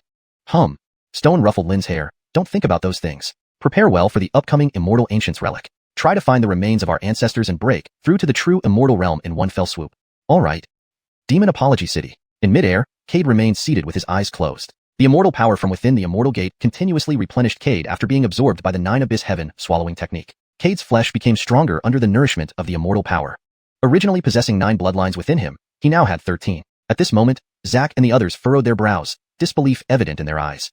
A fleshly true immortal usually reaches saturation after absorbing immortal power for 2 hours. However, it had been almost a day since Cade pushed open the immortal gate, and he showed no signs of waking up. As a 6th origin Dao sovereign, Zack could tell that Cade's body had reached its limit, yet he continued to absorb more immortal power. Countless questions swirled in his mind. Senior, Cade's body has already reached its limit, so why hasn't he stopped absorbing the immortal power? Keith asked, frowning. Zack shook his head. I'm not sure about the specifics. But regardless, it's of no harm to Xiuxian. There's no need to disturb him. Wait here. If anyone dares to come, kill them immediately. If something happens, I'll back you up. Seeing Zack speak thus, Richard and Heath exchanged glances and didn't say anything more. After all, with Zack backing them, even if they made mistakes, no one dared to punish them. Instantly, the 3 formed a tripod-like stance around Cade. Time flew by. Another 12 hours passed. The originally ancient bronze-colored immortal gate turned ethereal. The 3, noticing this change, were shocked beyond measure. Cade had nearly absorbed the entire immortal gate. What they didn't know was that Cade had now condensed 36 immortal veins inside his body. And the opportunity he once gained with Stevie was slowly integrating into his body. His cultivation was also gradually advancing towards the seeking Dao realm. 3 days passed. On the 3rd day at dawn, the ancient bronze-colored immortal gate completely dissipated. With the disappearance of the immortal gate, the thunderclouds that had covered the entire Demon Apology City also vanished. However, Cade remained in his meditative posture. Zack frowned. Xiuxian has broken through to the initial stage of the seeking Dao realm. His body has already achieved true immortal status. With his current combat strength, he probably wouldn't lose to cultivators with 60 to 70 immortal veins. But why hasn't he woken up? Heath asked, confused. He should wake up soon, Richard replied grimly. He sensed several powerful auras heading their way. Clearly, these people were coming for Cade, and they radiated extremely dense bloodline power. They were pure-blooded. Senior Xiao, someone is coming. Don't panic, they're just a bunch of kids. Zack shot an annoyed glance at Richard. A peak ancient realm cultivator afraid of mere kids who weren't even true immortals. What a disgrace. Richard laughed awkwardly. I'm worried they might interrupt Xiuxian's breakthrough. With me here, who dares? Zack raised his hand, causing Richard to quickly retreat. You're so spineless, Zack scolded. Right then, a muffled sound came from behind. All 3 turned back and saw that Cade had opened his eyes. Grandson, how do you feel? Zack asked anxiously. Grandfather, I'm fine.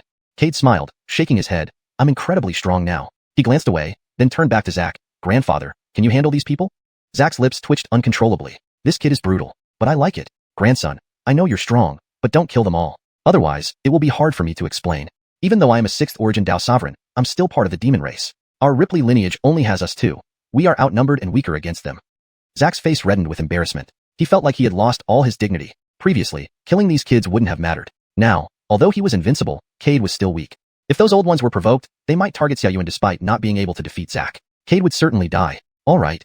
Sensing Zack's concerns, Cade nodded and smiled. Then I'll cripple them instead of killing them. That works. As long as they weren't dead, everything else was negotiable. Cade moved through the air, his smile fading, replaced by a hint of murderous intent. Today, you guys will be my test subjects. More than 10 figures stood before Cade, men and women alike, each emitting astonishing auras. Are you Cade? Otto, a descendant of the Gaylord lineage, sneered. Although Cade had achieved true immortal flesh, his cultivation was merely at the initial stage of seeking Dao. Otto was at the peak seeking Dao stage with 50 immortal veins and could easily kill Cade. Cade could barely match someone with 30 immortal veins. Besides, having just broken through, his cultivation was unstable. Killing him would be easy. Cade smiled indifferently. Yes. Without looking at Cade, Otto bowed to Zack. Senior, fists and feet are merciless. If your descendant is killed, please don't take offense. Zack waved dismissively. You young folks sort out your own affairs. But let's make one thing clear. If they're crippled by my grandson, don't blame me. Otto laughed as if hearing a great joke. Him? He isn't qualified. Zack looked towards the direction of the ancestral grounds. Anton, did you hear what this kid said? Don't cause trouble for my grandson later. Old Xiao, no worries. Let the younger generation settle their disputes on their own. These elders should not interfere. A hearty laugh echoed from the ancestral grounds. Zack said nothing more but looked at Cade. Grandson, be careful not to kill anyone. Got it. Cade nodded. Otto's face darkened. He, a pure-blooded descendant of the Gaylord lineage, had been ignored today. Damn him. Kill him. Cade, attack. Otto roared, his terrifying aura erupting. Cade remained silent, smiling. Seeing Cade's expression, Otto grew angrier. How dare this beast ignore him? To hell with you. Otto punched forward, wind and clouds swirling as the punch boomed throughout Demon Apology City. Too weak. Cade vanished and appeared before Otto like a ghost. Otto gasped, trying to retract his punch to block, but the next moment, searing pain surged in his chest. Blood spewed from his mouth. Looking down, he saw Cade's fist piercing through his chest. Weak, really too weak. Cade shook his head, laughing. I thought the pure-blooded descendants of the Gaylord clan were formidable. Now it seems they're nothing much. You're courting death. Otto roared angrily, grabbing Cade's arm. Instantly, countless mouths lined with sharp teeth appeared on his body, biting down on Cade's arm at an astonishing speed. Crack! With a crisp sound, the sharp teeth that bit down on Cade's arm shattered instantly. Otto's face changed drastically. At this moment, he truly realized how terrifying Cade was.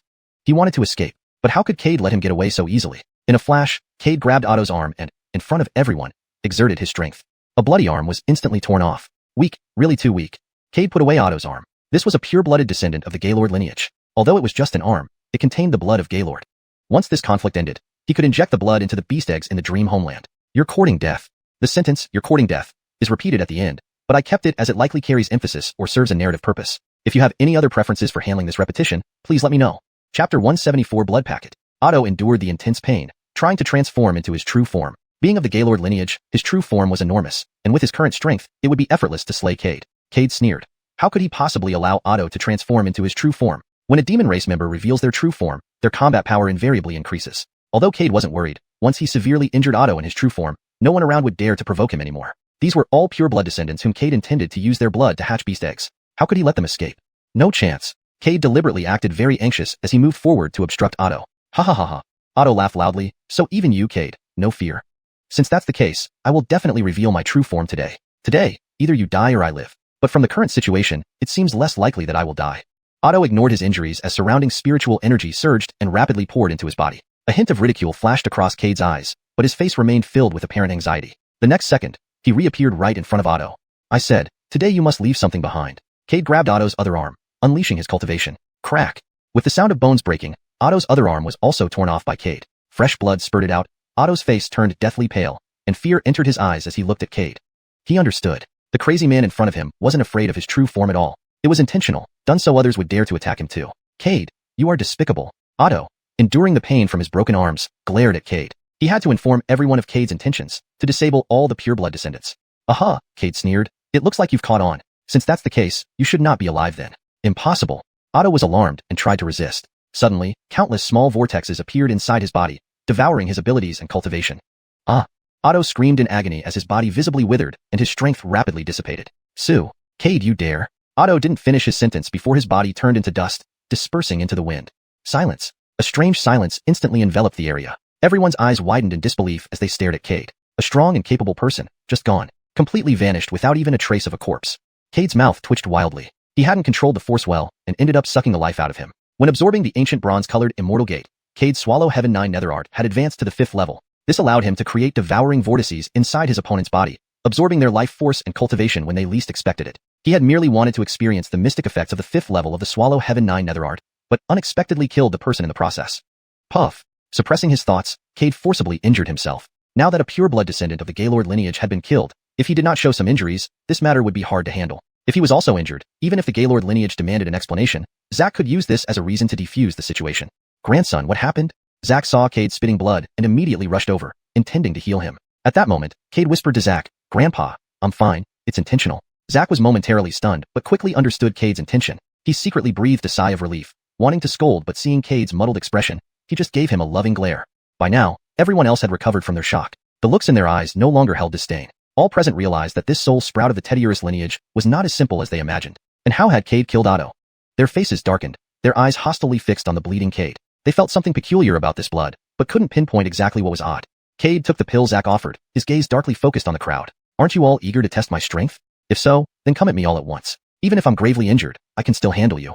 Cade's words were filled with mockery and insult, causing many of the pure-blood descendants to clench their teeth, wanting to rush forward and fight him right away. Yet their remaining rationality told them not to act rashly. With Cade now injured, Zack certainly wouldn't allow further conflict. If they continued to press Cade, they might enrage Zack, a Tao respecter of 6 elements, beyond their ability to withstand. Perhaps sensing their thoughts, Zack glanced at Cade, unsure why he accepted these challenges but nodded, saying, since my grandson has spoken, I, as his grandfather, can't disappoint him. Moreover, this is a matter among the younger generation. As elders, we shouldn't interfere. Everyone's eyes widened in disbelief. This was not what they expected. Shouldn't Zack stop the next challenge? For a moment, several people couldn't help but twitch their mouths. In truth, after seeing Cade kill Otto, many already started to reconsider. They had hoped Zack would intervene, allowing them to resolve this dispute. Now, caught between a rock and a hard place, just as they were uncertain what to do, a roar came from the ancestral land. Cade, how dare you kill a pure-blood descendant of the Gaylord lineage? Anton roared in anger. In just a short time, the most promising pure-blood descendant was killed, and even the soul wasn't left intact. How could he tolerate this? Humph! Zack snorted. Anton, you waste of space. Earlier, who agreed there would be no discussion of life or death? Now your most favored descendant is dead. You old coot regrets it now? Who do you think you're dealing with? Stepping forward, Zack shielded Cade, staring malevolently at Anton. Anton seethed internally. He was only a Tao respecter of 5 elements. Fighting Zack wouldn't end well for him. Besides, quarreling with Zack over one pure-blood descendant wasn't a smart move. Humph! Zack, don't get too cocky. I tell you, the stronger Cade becomes, the less likely the humans will let him be. They will never allow our demon race to produce a supreme. That's none of your concern. Zack completely dismissed Anton's words. Over the years, his Teddiurus lineage never had conflicts with humans. Humans wouldn't easily provoke them. Moreover, being a Tao respecter of 6 elements, unless humans truly wanted to tempt fate, even their strongest, a Tao respecter of 5 elements, wouldn't stand a chance against him. The sky returned to its former tranquility. Zack glanced at the ancestral land and slowly withdrew his gaze. Grandson, don't worry. As long as I'm here, no one can hurt you. Okay. Cade nodded and turned to look at the other pure-blood descendants who were already terrified. Why? Weren't you all always high and mighty? Now, faced with just me, you dare not act? Do you even know where your pride as pure-blood descendants lies? Cade's words cut deep into the hearts of the present pure-blood descendants. Grandson, don't kill too many, Zack transmitted anxiously. There are several descendants of 6 elements Tao respecters here. If you kill them, those old fellows might go mad. I may be strong, but I would still struggle against multiple 6 elements Tao respecters at once. All right, Cade nodded. Grandpa, drawing their blood should be fine, right? Zack paused, not quite understanding Cade's intention, but then nodded after some thought. As long as they don't die, it should be okay. Their blood can always return if drawn. With the reassurance, Cade did not hesitate and looked towards the pure-blood descendants. You are unworthy of being called purebloods. The half-breeds I've seen have more backbone than you. They may not be very strong, but they dare to attack me, unlike you cowards who hide like turtles in your shells. Cade's voice was calm but carried far. Across the entire demon apology city, almost everyone heard his words. Instantly, murmurs erupted. People ridiculed the purebloods. Ha ha ha, hilarious. So we were forbidden to let half-breeds fight purebloods because we feared the purebloods might lose. Wonder what the ancient ancestors back in the ancestral lands think about protecting these purebloods? Such waste of space, no good for our demon race. Does this mean we don't need to bow before purebloods anymore? The purebloods listened to the mocking below with grim faces. The half-breeds in demon apology city had guts, daring to mock them so openly. And weren't they a bunch of cowards too? If they had the strength, why just stand below and gossip instead of coming up to challenge them? Cade smiled. Richard and Heath acted fast. His instructions took effect immediately. Cade, you said let us all fight you together, shouted Apollo, a descendant of the golden-winged great Pung lineage, glaring fiercely at Cade. If any of us die, don't blame us. How dare he be so arrogant, muttered the rest. Cade, you brought this on yourself. Don't blame us later, added the others. Cade felt elated inside. Indeed, when raised in a coddled environment, even a few words could incite such fury. However, now that his goal was achieved, he didn't care anymore. Soon, these individuals would become nutrients for beast eggs. Don't worry, my word is my bond. Today, life or death depends on fate. Whether I live or die, my grandfather won't blame you. Fine, Apollo snarled, unable to wait to grab Cade's head. Do it then. Instantly, over 10 pure blood descendants surrounded Cade. In the center of the circle, Cade watched the surrounding faces with satisfaction. Now, don't blame me. He stepped forward lightly, and instantly, a massive water marsh appeared around him. Apollo and the others paled. Kill him quickly. They attacked Cade simultaneously. Cade smiled watching them approach. Illusionary home. With that, the water underfoot began boiling vigorously. In moments, endless mist engulfed everyone. Outside, Zack frowned seeing the immense mist cloud appear. The fog blocked his sensing ability. Though he could see through it, it puzzled him. After all, he was a 6 elements treasure Tao respected one of the most powerful. Senior, what's happening inside? Richard asked Zack. Why don't you see for yourself? Zack glanced at Richard disapprovingly. I can't see. This fog blocks my senses, replied Richard embarrassedly. Then don't look. Okay. Richard nearly cried but dared not speak further, standing silently with Heath. Meanwhile, inside Illusionary home, Cade looked at the suspended crowd. Welcome to my home. Cade, what's going on? Let us down. Apollo roared. Cade, you can't kill me. My ancestor is a 6 elements Tao respected one. Max from the Xiuxian lineage glared coldly. He was sure Cade would die if he killed him despite Xiao Senior's protection. Cade, let me go, and I'll give you anything you want. Montague of the Chaos lineage similarly threatened. His ancestor was also a 6 elements Tao respected one, and he doubted Cade would dare. Others chimed in similarly. Xiao Senior might be a 6 elements Tao respected one, but if Cade killed all of them, even Xiao Senior couldn't resolve the situation amicably. Faced with the threats, Cade smiled calmly. Everyone, there's no need to worry. I promised my grandfather I wouldn't kill anyone, but since you challenged me first, not paying any price would be unreasonable. He pointed to the beast egg in the water marsh. You see, I have a beast egg here that hasn't hatched yet. Your blood will make an excellent supplement for it. So please bear with me and leave some blood behind. Cade, you dare. Montague's eyes turned icy. Though losing some blood wouldn't affect their lineage, with the immortal ancient relics soon opening, they needed full strength. They didn't want their power to drop temporarily during this crucial time, potentially missing significant opportunities in the relics. Cade, you better not leave here unscathed. Cade, do you really want to provoke the chaos lineage? Cade cleared his ears disdainfully. Aren't you noisy? Silence. Immediately, Montague and the others found themselves mute, unable to speak. Better be quiet, Cade smiled. Around him appeared thousands of flying swords. Don't worry, I won't kill you. Just some cuts to let you bleed. The flying swords swarmed towards them, creating numerous small wounds and moments. Blood dripped into the marsh, flowing rapidly toward the beast egg. Montague and others stared angrily at Cade, trying to resist but controlled like puppets. Unable to move, they could only watch their blood flow out to the beast egg. Time passed quickly. Soon, their wounds started healing. Cade reopened the wounds with the flying swords again and again. Gradually, they became numb. They knew Cade wouldn't kill them but wouldn't let them go easily either. They could only stay and serve as blood donors for the beast egg. Meanwhile, outside the water marsh, Zack looked at the arriving elders irritably. What do you old fellows want?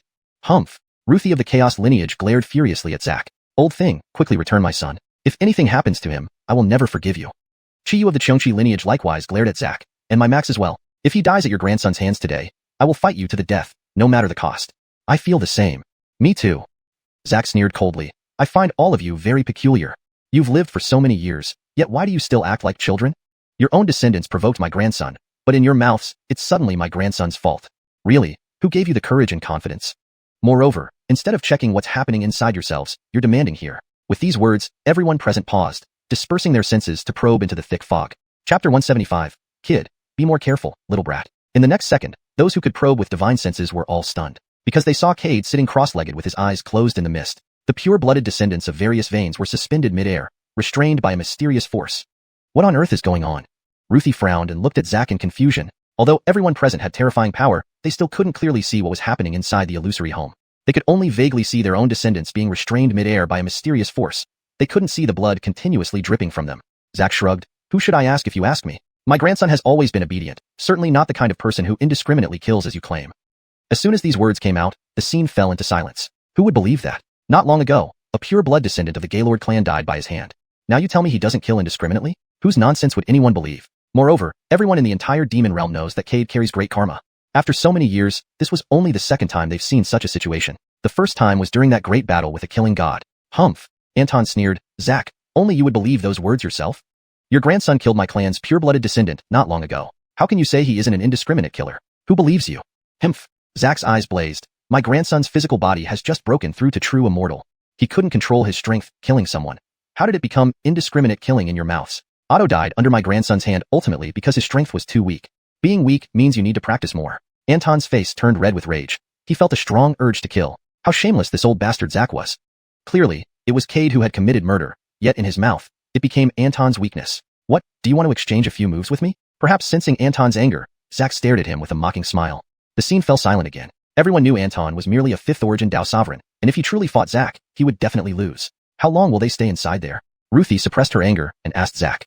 Zack was indeed an unscrupulous old turtle. Talking to him was like preaching to a cow. It was unnecessary. I don't know. Zack sat aside nonchalantly, waving his sleeve, and Richard immediately brought him a cup of spirit tea. Zack was quite satisfied with Richard's actions. This kid was still sensible. Richard smiled awkwardly and returned to stand beside Heath. Today, he reached a high point in his life, meeting grand figures he might never encounter otherwise. Ruthie and the others looked at Zack, feeling as if their punches hit cotton. Suppressing their anger, they also sat down. Seeing this, Richard and Heath also offered spirit tea. These were all venerable elders, better not provoke them. If they angered these old ancestors, getting annihilated in an instant wouldn't be worth it. Soon, the hall fell into dead silence. No one spoke, watching silently what happened in the water marsh. Inside the illusory home, the tremors from the beast egg grew stronger. The joy on Cade's face deepened. He sensed that the egg could hatch within a month at most. What will it hatch into? Cade felt excited. Looking up at the now-numb Montague and others, he closed his eyes again. He wouldn't leave until their blood ran dry. These were precious pure bloodlines of the supreme killers. Missing this opportunity, there would be no better chance next time. Inside the ethereal sect, Barclay's face was haggard, full of hatred as he knelt before Bernadette. Bernadette pinched her nose disdainfully. Little brother, why didn't you clean yourself properly before coming here? The smell offends me. But sister is curious, with cultivation at your level, shouldn't you have transcended food intake? Why does it still smell like the Five Valley cycle? Barclay clenched his teeth tightly. What hadn't he endured over this past month? A group of men pressed him to the ground, again and again. Thinking of what happened at the Xuanhuan Tower made Barclay shudder uncontrollably. His buttocks still throbbed with pain. All this was caused by the bitch in front of him. One day, He would make her experience what he endured. Slap. Bernadette raised her hand and gave Barkley a resounding slap. Before he could react, she kicked him squarely in the chest, sending him to the ground. Why don't you answer? Bernadette's gaze was icy cold. If it weren't for needing this swine, she would tear him apart. Are you deaf or mute? Do you miss your friends back at Xuanhuan Tower? Barkley's mouth twitched. If not for his cultivation being sealed and poisoned by xuanhuan, today he would die rather than let this bitch live. Good elder sister, it's all my fault. Upon hearing you called for me, I hurried without rest. Next time, I'll definitely clean myself thoroughly, ensuring elder sister won't smell anything unpleasant. Humph. Bernadette coldly snorted. Sitting back in her chair, Barkley, did you ever think it would come to this? You're like a stray dog wagging its tail before me. Wonder what Detested and others would feel if they saw you groveling before me. Slap. Barkley slapped himself hard, filled with remorse. Elder sister, it's all my fault. If not for my delusions then, I wouldn't have done those despicable things. Xiuxian sect wouldn't have been destroyed by senior brother Cade. It's all my fault. Bernadette nodded satisfactorily. This was what she wanted to see. All right. Bernadette took a sip of the spirit tea. Given that you've recognized your faults, I won't hold it against you. But don't think it's over. You must redeem yourself, or I'll send you back to Xuanhuan Tower. What kind of place Xuanhuan Tower is, you understand better than me. Barkley smiled obsequiously. Naturally, whatever elder sister orders, even if it means facing fire and knives, I'll comply willingly to make you happy. Bernadette used her toes to lift Barkley's chin teasingly. Younger brother, Cade is now a guest elder at Tianji Pavilion, and they are mortal enemies of us. Need I say more about what you should do? Barkley nodded eagerly. Of course, brother. I'll go prepare right away and kill more Tianji Pavilion disciples to please elder sister. Bernadette nodded smilingly. At least you know what to do. So, elder sister, about my cultivation. Barkley looked at Bernadette flatteringly. Bernadette tossed a black pill onto the floor. This pill will remove your seal. I advise you not to play any tricks, or I can make you wish you were dead. Though I'm weaker than you now, I have Detested and elder sisters. You can't stir up trouble before them. Elder sister is right. Barkley nodded adoringly. Scram, seeing you makes me sick. Barkley laughed foolishly, swallowed the pill on the ground, and bowed out of Bernadette's residence. Looking at the puddle left on the ground, Bernadette's eyes showed disdain. Once, she had considered that as long as Barkley could kill Cade, submitting herself to him was not impossible. But now, humph, a man who had been ruined by a group of men, just the sight of him made her feel disgusted. Leaving Bernadette's abode, Barkley's smile gradually faded, replaced by boundless hatred and a thirst for blood. Bernadette, you slut, just wait. The humiliation I've endured today will be repaid 100-fold. With that, Barkley transformed into a long rainbow and flew back to his residence. After returning from Xuanhuan Tower, the ethereal sect had assigned him to live among the miscellaneous duty personnel. Though he was deeply dissatisfied, Barkley was helpless. Back at his residence, Barkley immediately summoned Bayard. Is there any way to break the restriction? Barkley stared at Bayard with malevolent eyes. If Bayard dared to say no, Barkley would make sure he wished he were dead. Meeting Barkley's gaze, Bayard shivered uncontrollably. No. Before he could finish, Bayard let out a miserable cry of agony. In the next second, thick black smoke emerged from his body. I'm wrong. I won't dare again. Detested knows it's wrong. Please let Detested off. Detested has a way. However, Barkley did not soften. An incense stick later, Bayard was completely charred, even his soul becoming somewhat ethereal. He knelt before Barkley, his eyes full of terror. What methods can be used to break the restrictions set on me by xuanhuan? Also, that bitch xuanhuan poisoned me too. Is there any way to remove this poison? Don't tell me you don't know. Barkley's eyes were filled with vicious intent. Bayard shuddered. Tededman, disciple, your Detested taught you the yin-yang bassimtion technique previously. You can use this technique to transfer the toxins and restrictions from your body to someone else's. Really? Barkley was doubtful. While the yin-yang bassimtion technique could produce yin-yang Dao fruit and absorb others' cultivation, transferring toxins and restrictions was something unheard of. Worried that Barkley wouldn't believe him, Bayard hurriedly explained, it's true. Besides, there's no benefit for me in lying to you. Barkley eyed Bayard suspiciously, then coldly spoke. If I find out you're lying, even if I die, I'll drag you down with me. Moreover, don't think I don't know what you've been up to behind my back. What should be said and what shouldn't about xuanhuan, you are clear. If one day I get lucky and kill xuanhuan, I might lend you her corpse. Bayard's face turned ashen. He never thought Barkley would detect his dealings with xuanhuan. But Barkley's words afterward left him tempted. xuanhuan was a peak ancient realm cultivator. If he could obtain her body, he would surely revive. Then he could recover his peak strength. Even though limited by the stone bead, he could still free himself from Barkley to some extent. And at his peak, being a fifth origin Dao sovereign, enduring the pain, he could still kill Barkley. Good disciple, we have a deal. Bayard grinned, rest assured. I'll make sure you can free yourself from control. Barkley sneered but said nothing. Bayard gave an awkward laugh and disappeared from Barkley's presence. Half an incense stick later, Bayard brought a foundation-building female disciple of the ethereal sect and threw her before Barkley. Good disciple, if you don't believe me, you can try it yourself. The young disciple's face was full of panic, tears streaming down her cheeks. Barkley stood up, and his robe instantly fell to the ground. Ah! The female cultivator screamed, Barkley's smile growing brighter. Scream all you want. No one will come to save you today. With a flick of his finger, the girl's clothes turned to ash. Ah! The girl screamed again, covering herself. Senior, please spare me, the girl tearfully begged. What do you think? Pink mist slowly spread from Barkley's body, enveloping him and the girl. Soon, amorous sounds came from within the pink mist. After half an hour, Barkley kicked the lifeless girl on the ground, spitting disdainfully. Waste. She died so easily. He looked at Bayard. Will the ethereal sect notice? Bayard quickly shook his head. No, I did it very discreetly. Moreover, this person is just a miscellaneous duty disciple of the ethereal sect. I checked. Every year, many disciples go missing from the ethereal sect. So, there's no need to worry. Nice work. Barkley was quite satisfied, because he found that some of the toxins and restrictions in his body had dissipated. Although only a small amount had dispersed, it gave Barkley hope. As long as there were enough people, he could completely transfer the poison and restrictions in his body. Bernadette, you wait. This is just the beginning. 5 days later, above the heavenly pavilion, Barkley stared disdainfully at the disciples below. This is Barkley, a first-tier scattered cultivator. On this journey to seek truth in the world, I heard that Elder Cade is powerful, so I came to challenge him. Below, many heavenly pavilion disciples watched Barkley in the air with mocking and contemptuous looks. These days, anyone can show up. A mere scattered cultivator daring to provoke Elder Cade? What is going through his mind? Who knows? Since he wants to court death, perhaps Elder Cade can grant his wish. But Elder Cade has been in seclusion lately. We don't know when he'll emerge. I thought Elder Cade and Olive Rose had already left far away. Who knew they chose seclusion instead? I heard a rumor that Elder Cade and Olive Rose seem to have pledged their lives together. Really? Hearing the murmurs below, Barkley remained calm. You're Barkley? Suddenly, a loud voice came from below. Barkley looked down to see a youth in a green robe approaching. Yes. Barkley nodded, still wearing his harmless smile. And who are you? Francisco sneered. Francisco, a disciple of the heavenly pavilion, Elder Cade's disciple. Oh, Barkley was slightly surprised, inspecting Francisco. Didn't expect Cade to have a disciple already. Francisco frowned slightly. The man's words confused him. Seemed like he knew Cade. Do you know my teacher? Francisco asked his doubts. Know him? Barkley nodded. Actually, you should call me uncle. My senior brother and I were good. If it weren't for him, I wouldn't be where I am now. Francisco frowned deeply. He had never heard Cade mention having a junior brother, and the information he had gathered indicated Cade only had a senior sister and a senior brother. Where did this man come from? Forget it. Explaining to you is pointless. Barkley waved his hand. Call your master out. You're no match for me. You're just a late-stage soul transformation realm, while I'm mid-stage. Are you certain you're not my match? Francisco sneered. Now, his strength had skyrocketed, far beyond the once weak Francisco. Late-stage soul transformation cultivators. He had killed them before. Ha ha ha. Barkley laughed heartily, looking at Francisco with disdain. I didn't intend to add more killing karma, but since you seek death, it's on you. Who will have the last laugh is yet to be seen. Francisco bellowed, his cultivation exploding as he launched an attack towards Barkley. But in the next second, Barkley appeared right before him. Before Francisco could react, an intense pain erupted in his chest. Looking down, he saw that Barkley's fist had already punched through his chest. Spurt. Blood gushed from the corner of his mouth as Francisco looked at Barkley in disbelief. Barkley grinned. Kid, watch out in your next life and don't be so reckless. As he finished speaking, he crushed Francisco's heart with one hand, making sure to rupture all his internal organs. Shaking the blood off his hand, Barkley tossed Francisco aside like trash. Fonger.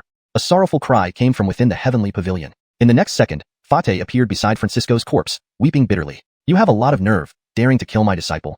Old fool, do you think I won't kill you too? Barkley sneered. Chapter 176, Senior, you don't want your disciple to know either. As he spoke, Bayard stood behind Barkley. The overwhelming pressure belonging to the peak of the ancient realm instantly swept toward Fate. Fate's complexion drastically changed, his cultivation bursting out in an instant. However, before the peak ancient realm's Bayard, he appeared insignificant. PFFF. Pressure collided. Fate fell heavily to the ground, spitting out a mouthful of blood. Peak ancient realm? Who exactly are you people? Fate's eyes were filled with sorrow and hatred. His disciple was killed, and as a master, he couldn't avenge him. The surrounding Tianji Pavilion disciples' expressions changed dramatically. This was actually a peak ancient realm powerhouse. What was this man's true identity? Why did he have a peak ancient realm cultivator protecting him? For someone to be protected by a peak ancient realm cultivator, their background must be anything but simple. A peak ancient realm cultivator already represented the highest combat power of the upper echelon. Yet, such an existence was merely the protector of this man. How could this be possible? In midair, Barkley's smile remained unchanged. Below, every expression of the Tianji Pavilion disciples caught his attention. He sighed inwardly. This was the treatment given to the strong. Don't look at me with those eyes. I warned him that he wasn't my match. Have Cade come out to see me, or I won't leave today.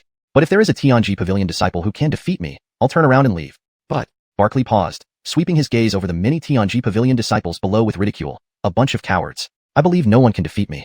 His voice wasn't loud, yet everyone heard it clearly. Tianji Pavilion disciples gnashed their teeth in anger, wanting to rush forward and kill this arrogant man. But they knew that although they had experienced many battles during Cade's seclusion, their current strength was far from being a match for this person. After all, even Francisco was killed.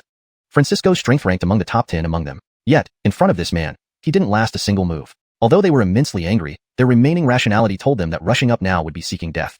They all glared at Barkley, yet none stepped forward. Barkley sneered coldly. Indeed, just a bunch of cowards. I thought Cade's sect was something extraordinary. Now it looks like, well, Barkley said sarcastically. You. The numerous Tianji Pavilion disciples below burned with rage. This person was too arrogant, disregarding them completely. Where does this madman come from? Dare to act so wildly in my Tianji pavilion. Suddenly, a roar came from within the Tianji pavilion. Everyone rejoiced upon hearing this. The Hank was here. As a peak ancient realm cultivator, surely he wouldn't let this man continue acting recklessly. Abby approached slowly, looking at Barkley with cold, fierce eyes. Wretch, you have great audacity to cause chaos in our Tianji pavilion. Do you believe I won't slay you today? Wow, I'm so scared.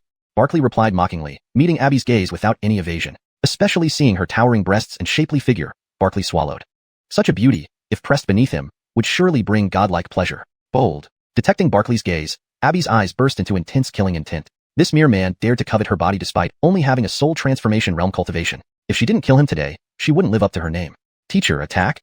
Barkley's smile vanished, replaced by icy coldness. The woman had immense temperament, and merely glancing more made her want to kill him. Barkley hated it when others looked at him with murderous intent. Fine. Bayard nodded slightly, stepping forward. Instantly, wind and clouds surged. Countless thunderbolts appeared in the sky. An overwhelming aura enveloped the entire Tianji pavilion in an instant. Abby's face abruptly changed. She sensed danger, a deadly threat. She couldn't believe what she saw next. How could this person merely be peak ancient realm and have such terrifying power? Before she could react, Bayard appeared in front of her, striking with a palm. Startled, Abby hurriedly blocked, but it was too late. A loud boom resounded as Abby was sent flying backward. Unharmed, Bayard advanced rather than retreating. An even stronger pressure enveloped Abby, stabilizing herself barely in time. Another fierce wave hit her before she could respond. Bayard's fist struck again. Boom. Bayard's fist landed squarely on Abby.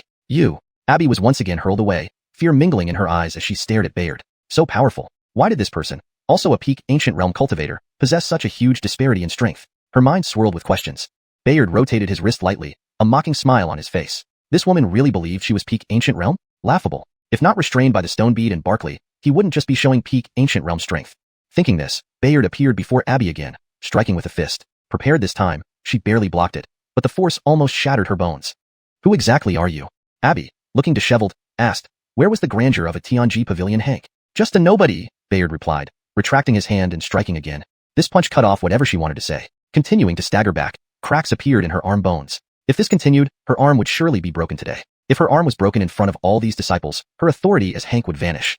With no solution in sight, she glanced at Bayard, then Barkley. Suddenly her pupils constricted. Barkley. Wasn't he the lower realm scourge who slaughtered many inner sect disciples of Xiuxian sect? He should be dead. Why was he still here? Abby pondered endlessly. Do you seek Cade? Abby cleverly interjected. Bayard didn't answer, but slowed his movements. Realizing this, Abby continued via secret transmission. I know where he is. But you must stop now. If I die, no one will know Cade's whereabouts.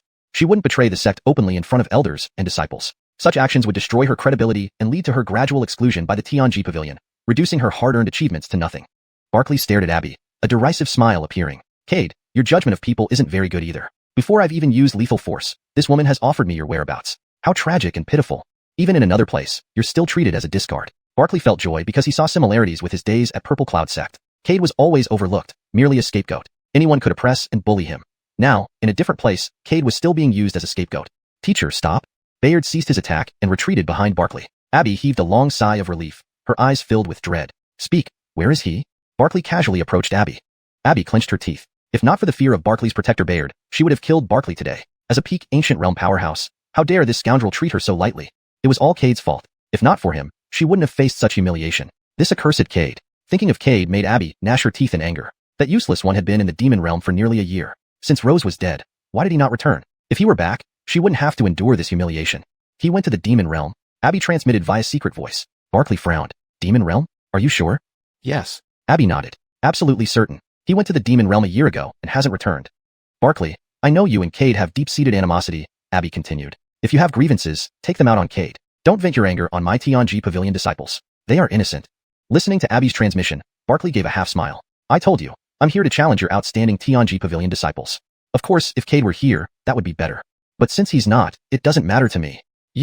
Abby grew furious. She realized Barkley had been toying with her from the start. Barkley's smile widened as he continued. If you don't want other Tianji pavilion disciples to know about our conversation, listen to me. Otherwise, you're shameless. Abby raged. She hadn't expected Barkley to be so despicable, using this situation to threaten her. Didn't he fear mutual destruction? Seeing Bayard beside Barkley, Abby abandoned thoughts of mutual destruction. Bayard wasn't just any ordinary peak ancient realm cultivator. If he had wanted to kill her earlier, she would be seriously injured by now. What do you want? Abby asked via secret voice. She longed to tear Barkley limb from limb. Indeed, anyone associated with Cade was no good. Barkley smiled wickedly, his gaze sweeping over Abby's figure. I've never tasted the pleasure of an ancient realm powerhouse. If you agree to a night with me, I'll keep silent. Abby erupted in fury, her eyes brimming with murderous intent. How dare he covet her? If he didn't die today, she would lose face. Boy, you're courting death. Abby roared, swallowing a pill instantly boosting her power, then appeared before Barkley in an instant. Caught off guard, Barkley couldn't react in time. Abby's attack reached him immediately. The mere pressure caused him to spit blood. He glared at Abby, black fog enveloping his body to fend off her attack. But against overwhelming strength, resistance was futile. Bayard, if I die, you won't escape either. Bayard intended to watch from the sidelines, but felt a chill. He knew Barkley was serious. Given their relationship, Barkley would drag him down too. Without hesitation, Bayard struck. Despite being prepared, Abby was hit by Bayard's full power punch. Her chest caved inward, blood gushing from her mouth. Ignoring her injuries, she brandished a flying sword, piercing through Barkley's chest. Barkley's face turned pale, more blood spurting from his mouth. As he tried to retreat, a powerful force surged within him. Boom! Barkley's body exploded. Ha ha ha. Abby laughed triumphantly. Served you right, Barkley. This day will be your death anniversary. Bayard's face darkened. Ignoring everything, he quickly formed hand seals, summoning a 1,000-foot-tall black armor giant with a black iron sword. The giant roared, slashing the sword at Abby. You dare. Abby tore through the air, trying to block the sword. At that moment, a black shadow emerged from Barkley's shattered corpse. Without a physical form, Barkley watched Abby fight. Damn bitch. Before entering the devil world, Bayard taught Barkley how to survive as a soul even if his body was destroyed. Initially, Barkley thought it unnecessary, but it came in handy now. With a loud boom, a figure plummeted, deeply embedding into the ground, shaking the earth. Bayard glanced at Barkley, unable to hold back a twitch. He knew Barkley wouldn't let him off easily after returning, especially since he didn't intervene when Abby attacked. Disciple, with your damaged body, let's leave. Bayard awkwardly smiled at Barkley. Barkley ignored him, looking at the heavily injured Abby lying on the ground. Tianji Pavilion's Hank really excelled. Cade, who clearly went to the demon realm, was reported to be in seclusion within Tianji Pavilion. His voice echoed through the sky. All Tianji Pavilion disciples, still shocked by the defeat of the Hank, looked up at Barkley floating midair as a soul. By the way, your Hank has two faces. As for how I know Cade went to the demon realm, it was she who told me, through secret voice. Leaving these words, Barkley left with Bayard, ignoring what happened next in Tianji Pavilion. Following Barkley's departure, Tianji Pavilion fell silent. After some time, the second elder regained composure. The Hank lay gravely injured, unconscious. Immediate medical attention was needed. Moreover, stabilizing the disciples' minds was crucial. The second elder floated, saying, Disciples, do not believe Barkley's words. You might not know Barkley, Cade's junior brother, who once killed many Tian sect disciples, leading to their sect's destruction. All Cade's past hardships involved him. His previous statements aimed to undermine our unity and distrust towards the Hank. After the second elder explained, the Tianji Pavilion disciples breathed a sigh of relief. Yeah, the Hank could never betray Cade. I misunderstood the Hank. Thus, chaos gradually subsided. Barkley, your heart is truly too wicked. Elder Su is such a good person, and you actually set up a plot to frame him. However, quite a few Tianji Pavilion disciples felt that this matter was probably not as simple as second elder had described. If everything Barkley said was a lie, why would Corey Abbey go to any lengths to slay Barkley? Moreover, it seemed that the two had been conversing for some time before. Yet, they did not hear what the Corey and Barkley were talking about. With their current cultivation, even if the Corey and Barkley were in midair, they should have been able to overhear their conversation. But they didn't. A bold guess emerged in their minds. These Tianji Pavilion disciples exchanged glances, watching as the second elder had people carry away the Corey. Meanwhile, Barkley and Bayard returned to Piao sect. Bernadette was quite surprised when he saw Barkley's state. What happened to you? Bernadette asked with concern evident in his voice. He hadn't expected Barkley to return in such a condition. The last time they met, Barkley seemed perfectly fine. The sight of Barkley's battered appearance stirred a mixture of shock and curiosity among the other disciples who were present. Bayard, standing beside Barkley, remained silent, knowing full well the series of events that had led to this moment. He glanced at Bernadette, then turned to Barkley, waiting for him to speak first. Barkley took a deep breath and began to recount the incident. It wasn't an easy fight. Abby nearly cost me my life. As Barkley started explaining, the gravity of the situation became clear to everyone around him. They listened intently, realizing that the conflict with Tianji Pavilion was far from over. Bernadette frowned deeply, sensing the complexity of the situation. He knew that whatever Barkley had endured, it must have been intense, given his condition. You need to rest and recover, Bernadette advised, gesturing for the nearby disciples to assist Barkley. Barkley nodded, appreciating the concern. He needed time to heal, but there were still matters unresolved regarding Tianji Pavilion. He couldn't let this issue fester without addressing it properly. The atmosphere around them grew heavy as they prepared to face the consequences of what had transpired. Little did they know that this was only the beginning of a much larger struggle ahead. Chapter 177. The Six-Winged Golden Cicada. If you want me to help you kill Cade, go and prepare a fresh corpse for me now. Otherwise, even if I die today, I'll take you with me. Barkley's gaze was fierce. His soul form made him feel very insecure. Carmen frowned, hesitated for a moment, and then finally nodded. Fine. Watching Carmen leave, Barkley turned his gaze to Bayard beside him. Bayard felt his scalp tingle. It was all an accident. I didn't expect her to suddenly attack me. Besides, I have already gravely injured her. She won't be able to recover for 3 to 5 years. Barkley's eyes were icy cold as he quietly watched Bayard. Realizing it wasn't good, Bayard was about to beg for mercy. Barkley waved his hand. I don't want this to happen again. You know my temperament. If this continues, I wouldn't mind letting you experience what living is worse than dying. All right. Bayard forced a laugh. Barkley was just crazy. But why did he not punish him this time? Soon, The door was pushed open. Carmen threw a corpse in front of Barkley, a miscellaneous disciple who was killed by someone not long ago. Barkley nodded and then merged into the corpse. A short while later, the corpse on the ground suddenly opened its eyes, revealing a sharp gleam. Barkley silently assessed the corpse and nodded in satisfaction. I need some time to adapt to this body. The chief elder of Tianji Pavilion has been critically wounded, leaving the pavilion unstable. I believe I don't need to remind you what needs to be done. Carmen nodded, glanced at Barkley, and then left. The room soon fell into silence. Barkley closed his eyes and began attempting to integrate with the corpse. In the beast realm, Ruthie and others had already lost their patience. If Zack hadn't stopped them, they would have already broken through illusory paradise and rushed in. Old Xiao, quickly make your grandson release our descendants. I can give anything he wants. Ruthie tried hard to suppress his anger. Recently, Montague and others had been kept floating in the air by a mysterious force.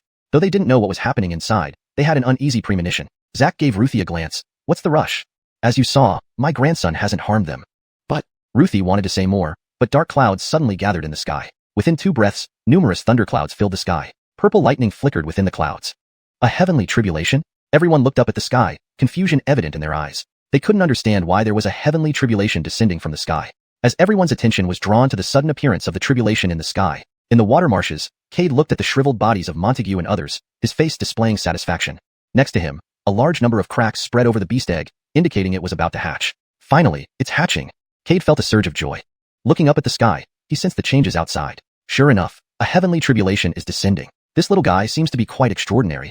Cade felt increasingly excited. Forget it. I'll throw these scraps out so I won't have to explain if they end up dead. Cade stood up and made a hand seal. In the next second, Montague and others were thrown out of illusory paradise like trash. No sooner had Montague and others left illusory paradise when they fainted without even making a sound. Ruthie and other Dao realm powerhouses hurried forward to check on them. Seeing Montague and others' dried up bodies, fury flashed in their eyes. Zack, what is going on here? Shouldn't you give us an explanation? Zack's mouth twitched uncontrollably upon seeing Montague and others turned into dried corpses. He had never seen such a bizarre scene before. Although these young ones were still alive, not a drop of blood remained in their bodies. What did my grandson do? Why did this happen? Moreover, our lineage doesn't seem to be blood drinkers. Zack was deeply puzzled, but his expression remained calm. What are you roaring about? They're not dead, are they? Moreover, losing a bit of blood shouldn't be too harmful. They'll recover after some rest. Is this really necessary for all of you old guys? No harm? Ruthie laughed angrily. On any other day, he might not have reacted so strongly. However, the immortal ancient ruins were about to open. While the loss of internal blood could be restored over time, it would lead to a decrease in strength. The immortal ancient ruins were a place full of opportunities and dangers.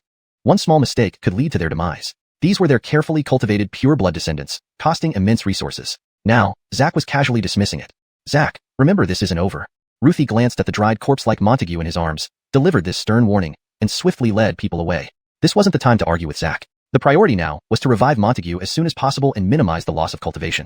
Otherwise, encountering powerful opponents in the immortal ancient ruins would greatly increase the risk of their demise. Other Dao realm powerhouses also left stern warnings and took their respective descendants away. Phew. Seeing everyone leave, Zack breathed a long sigh of relief. Facing all of them at once was still somewhat pressuring. Elders, what's happening with the heavenly tribulation in the sky? Richard and Heath came up to ask. Zack glanced at them, then looked at the mist, shaking his head. I'm not sure either, but it must be related to my grandson. Richard and Heath frowned. Cade?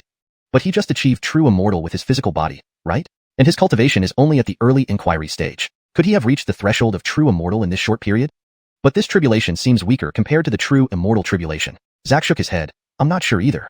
This mist is peculiar, obscuring divine senses even for me, making it impossible to ascertain what's happening inside. However, besides little Yuan, an eerie aura is awakening within. This heavenly tribulation should be related to that aura. Just as Richard and Heath were about to ask more, the mist in front of them instantly dissipated, revealing Cade standing on the water marsh. Only then did the three see the beast egg next to Cade. The eggshell was riddled with cracks, emitting a strange aura slowly awakening. Noticing their gazes, Cade smiled and said, Grandfather, Lord Wang, Senior Yi, my beast egg is about to hatch. This heavenly tribulation is likely because of it. In a bit, I may need your help to resist it. Don't worry, as long as Grandpa is here, no one, not even the heavenly tribulation, can hurt you. Zack patted his chest assuringly. Richard rolled his eyes at Cade. Brat, you're asking for help now? Slap. Before Richard could finish speaking, Zack slapped him, sending him flying. If I don't discipline you today, you'll start causing more trouble tomorrow. He asked for your help, which shows respect. Don't dare refuse. Richard covered his face, looking utterly wronged. He didn't refuse help, did he? Meeting Zack's murderous gaze, he swallowed his words. He knew that if he dared to explain himself today, he'd get thoroughly beaten. Soon, everyone's attention focused on the beast egg. Moments later, a piece of the shell suddenly fell off. Boom. A deafening thunderclap echoed from the sky, followed by a massive, bucket-thick black lightning bolt striking straight toward the beast egg. This bolt exuded an extremely terrifying aura. Cade felt his scalp tingle as he channeled his cultivation and prepared to act. Break. Zach roared, and instantly, space around Cade shattered. Countless purplish-black flames burst out from the fractured void, enveloping the black lightning bolt. Despite its destructive force, the black lightning could not withstand the purplish-black flames and was quickly incinerated. The purplish-black flames did not extinguish but shot into the cloud layer at breakneck speed, setting it ablaze. Cade, Richard, and Heath watched this unfold in stunned silence. This is the flame essence. It is a unique essence of our Teddiurus lineage. Zach moved forward, emitting an aura that split the space around him. Behind him appeared a massive red dragon projection. At this moment, the heavens dimmed. Grandson, feel this. It may be too early for you, but one day, you will master the essence. He then looked at Richard and Heath. Although devouring the remains of our ancestors grants you pure blood and lets you sense your ancestral origins, that is not truly yours. Breaking through to the Tao realm via these means results in the weakest form of Tao realm, because you tread paths trodden by predecessors, not forging your own path. My fire essence, though named similarly to the Teddiurus fire essence, follows a more extreme route. My essence can burn any spiritual power. The heavenly tribulation, being made of spiritual power, thus meets what you've just witnessed. Richard and Heath were profoundly shaken. They thought consuming their ancestors' remains would elevate them to the Tao realm, but now realized there was much more they didn't know. As for your bloodline issues, once you reach the Tao realm, the essence force will purify the impurities in your blood, making you pure-blooded. You too should take this opportunity to understand it deeply. Richard and Heath nodded solemnly. Grandson, watch carefully. Now comes the real lightning essence. As he spoke, purplish-red lightning spread from Zach's center to the surroundings. Next second, it surged into the clouds with a roar, immediately filling the sky with continuous thunderclaps. Before Cade could react, the sky abruptly turned clear. Zach frowned. This tribulation seems far too weak. I haven't even used my full strength, and it's already gone. Hearing this, Cade and the others couldn't help but twitch their lips. Was it possible that Zach was simply too strong? Richard and Heath bowed deeply to Zach. Elder, we are forever indebted for granting us enlightenment. Go into seclusion quickly. Reflect on what you've seen. Zach waved his hand. Richard and Heath promptly vanished, eager to comprehend the essence forces they had witnessed. Zach's display of lightning essence was to let them understand what true essence meant. Now, only Cade and Zach remained. Cade wanted to ask something but was interrupted by Zach. Grandson, I know you have many questions. We'll discuss them soon. For now, let's see what this creature is. He pointed to the beast egg beside Cade. Cade nodded. The eggshell continuously crumbled, revealing a small creature inside. A golden insect. Oddly, it had 6 wings. Cicada. Cade frowned as the golden cicada flew onto his hand. Quickly, cut your hand to let the 6-winged golden cicada drink your blood. Zach said urgently upon recognizing it. Before Cade could prepare, the cicada bit into his hand, and golden blood dripped slowly. The next instant, the drop of blood was swallowed by the cicada. Instantly, Cade felt a strange connection to the cicada on his hand. But before he could react, it transformed into a flash of gold and entered his palm. A thumb-sized golden pattern appeared on his tiger's mouth. Cade was baffled. Grandfather, what happened? Zach stared in disbelief for a moment, then burst into excited laughter. Do you know what this creature is? Cade shook his head, never seen it before. He had studied the 100 insects list but found no record of such a cicada. Zach approached Cade. It's called the 6-winged golden cicada, also known as the time demon cicada. A wondrous creature from ancient times. The 6-winged golden cicada possesses true immortal level power at birth, reaching peak 6 origin Tao venerable when fully grown. With enough time, it can grow endlessly until becoming supreme. Moreover, it can consume time, returning it to its owner. Possessing this cicada means indirectly possessing endless time. More importantly, you can gain insights into the time essence. Only one person has ever mastered the time essence throughout history, creating the river of time and becoming an unparalleled power. Zach was overjoyed, explaining the cicada to Cade. Cade was equally excited, realizing he had acquired such an extraordinary treasure.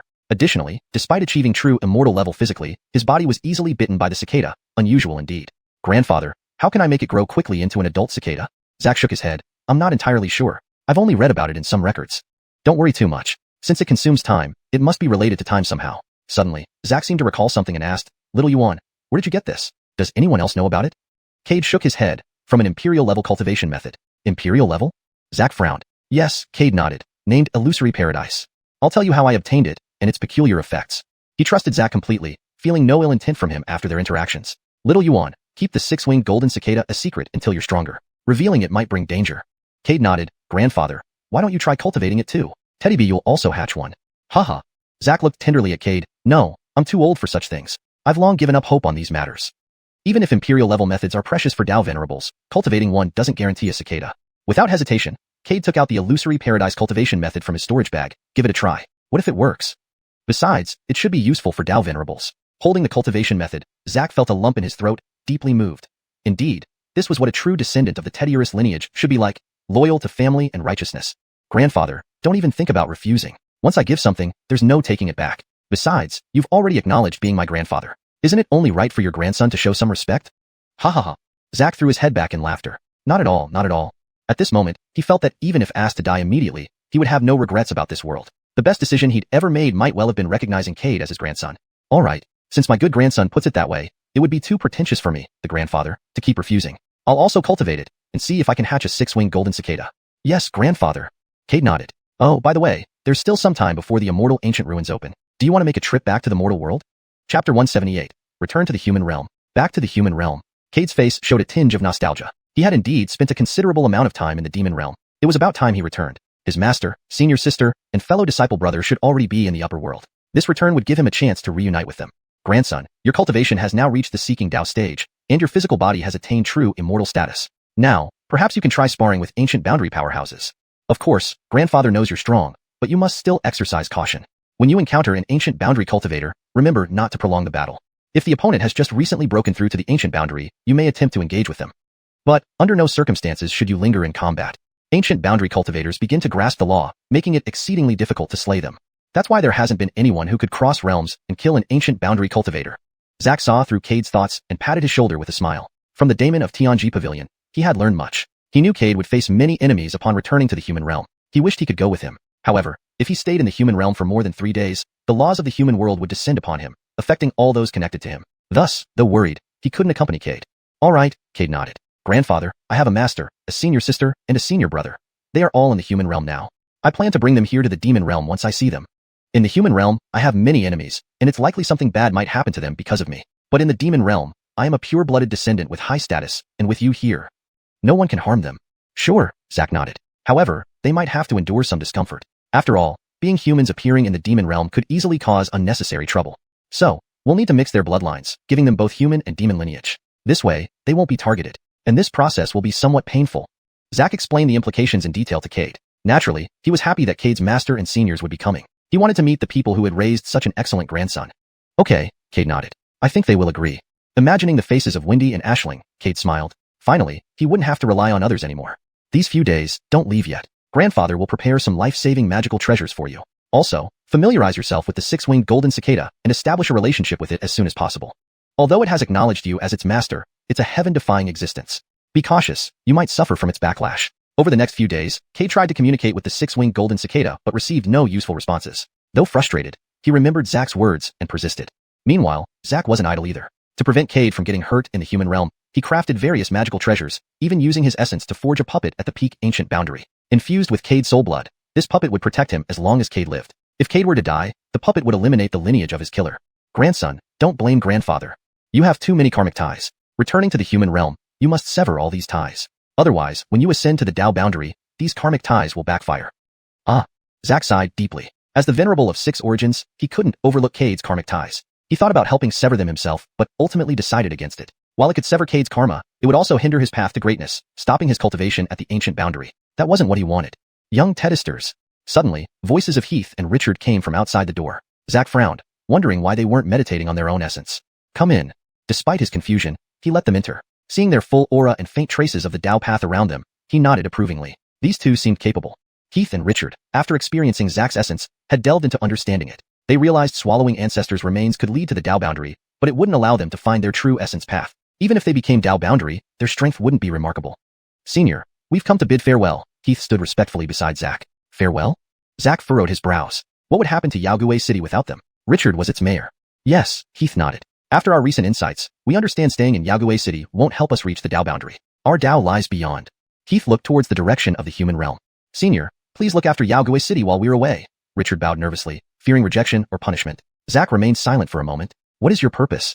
The human realm. The human realm? Zack frowned. Your current cultivation is at the peak ancient boundary. Appearing in the human realm could spark a war between the two races. Are you sure? Heath shook his head. Senior, we will seal our cultivation and enter the human realm as ordinary humans to experience the world. The demon realm is too filled with brutality. The human realm offers experiences demons lack. Fine, Zack nodded. Since that's the case, I won't say more. Take care of yourselves. Thank you, Senior. Heath and Richard bowed deeply. Watching them leave, Zack quietly stored everything into his storage bag. At his level of cultivation, he was accustomed to farewells, feeling little emotion. Moreover, breaking through the Tao boundary was perilous. Would Richard and Heath ever return? 2 weeks later, Zack handed Cade all the prepared magical treasures, giving final instructions before watching him depart. Shortly after, a black shadow appeared beside Zack.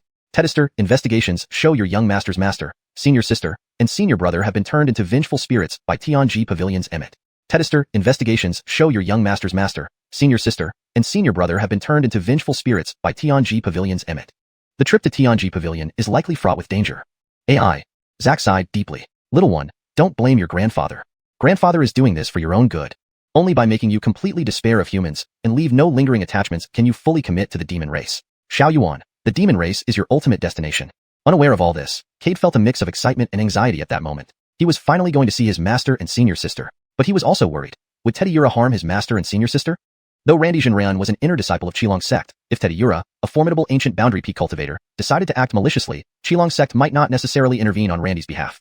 While Cade believed that Teddy Yura wouldn't rashly attack a Dao-seeking cultivator to maintain Tianji Pavilion's reputation, better safe than sorry. 5 days later, in a border city of the human realm, feeling the familiar essence of daily life, Cade's lips curved slightly. Note, yanhua seems to be a term used to describe the bustling atmosphere or yanhua, essence of daily life in Chinese, which has been translated to essence of daily life for better understanding in English.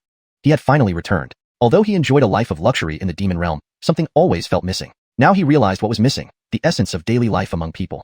Sitting in a corner of a tea house, he listened to discussions around him. Have you heard? There's been major news about Tianji Pavilion. Yeah, I've heard. It seems someone named Barkley severely injured the Emmet of Tianji Pavilion. You're kidding. The Emmet has reached the peak of the ancient boundary. He's been renowned in the cultivation world for many years. Never heard of this Barkley. Barkley has some background. Rumor has it he's a junior brother of Cade, a guest elder of Tianji Pavilion. He went to Tianji Pavilion to look for Cade. But failing to find him, he publicly killed a cultivator claiming to be Cade's disciple. Hearing the conversations, Cade's brow furrowed tightly. Barkley? He had come to the upper world as well, and he managed to severely injure Teddy Yura. How could this be possible? Cade felt a sense of unreality. Despite gaining a lightning spiritual root with Bayard's help, it was impossible for Barkley to progress so quickly. After just a few decades, he had the power to kill an ancient boundary peak cultivator. Cade stood up and approached the group discussing the matter. Seeing Cade interrupt them, they were initially displeased but hesitated as they tried to gauge his cultivation level. Soon cold sweat poured down their foreheads in fear. Because they couldn't detect his cultivation level. In a border town, only 2 reasons could explain this. Either he was a mortal, or his cultivation level far surpassed theirs. No mortals lived here, leaving them terrified and bowing hastily. We meet you, senior. Surprised, Cade soon understood. These few were merely core formation cultivators, and should indeed address him as senior. Waving for them to sit, Cade asked, what exactly happened? Senior, Xuanhuan stammered, eyeing Cade flatteringly. Frowning, Cade urged, speak clearly, and you'll have substantial rewards. Xuanhuan and others exchanged glances, bursting with joy at the prospect. Though they didn't know Cade's exact level, a reward from him would surely boost their cultivation. Senior, this incident occurred 3 months ago. They quickly recounted everything that had transpired to Cade. After listening, Cade frowned deeply. You say Barkley severely injured Star Reign of Tianji Pavilion. Could it be false news? After all, based on my knowledge, Barkley isn't yet a century old. How could he possess the strength to wound a peak ancient boundary cultivator? We got this news secondhand.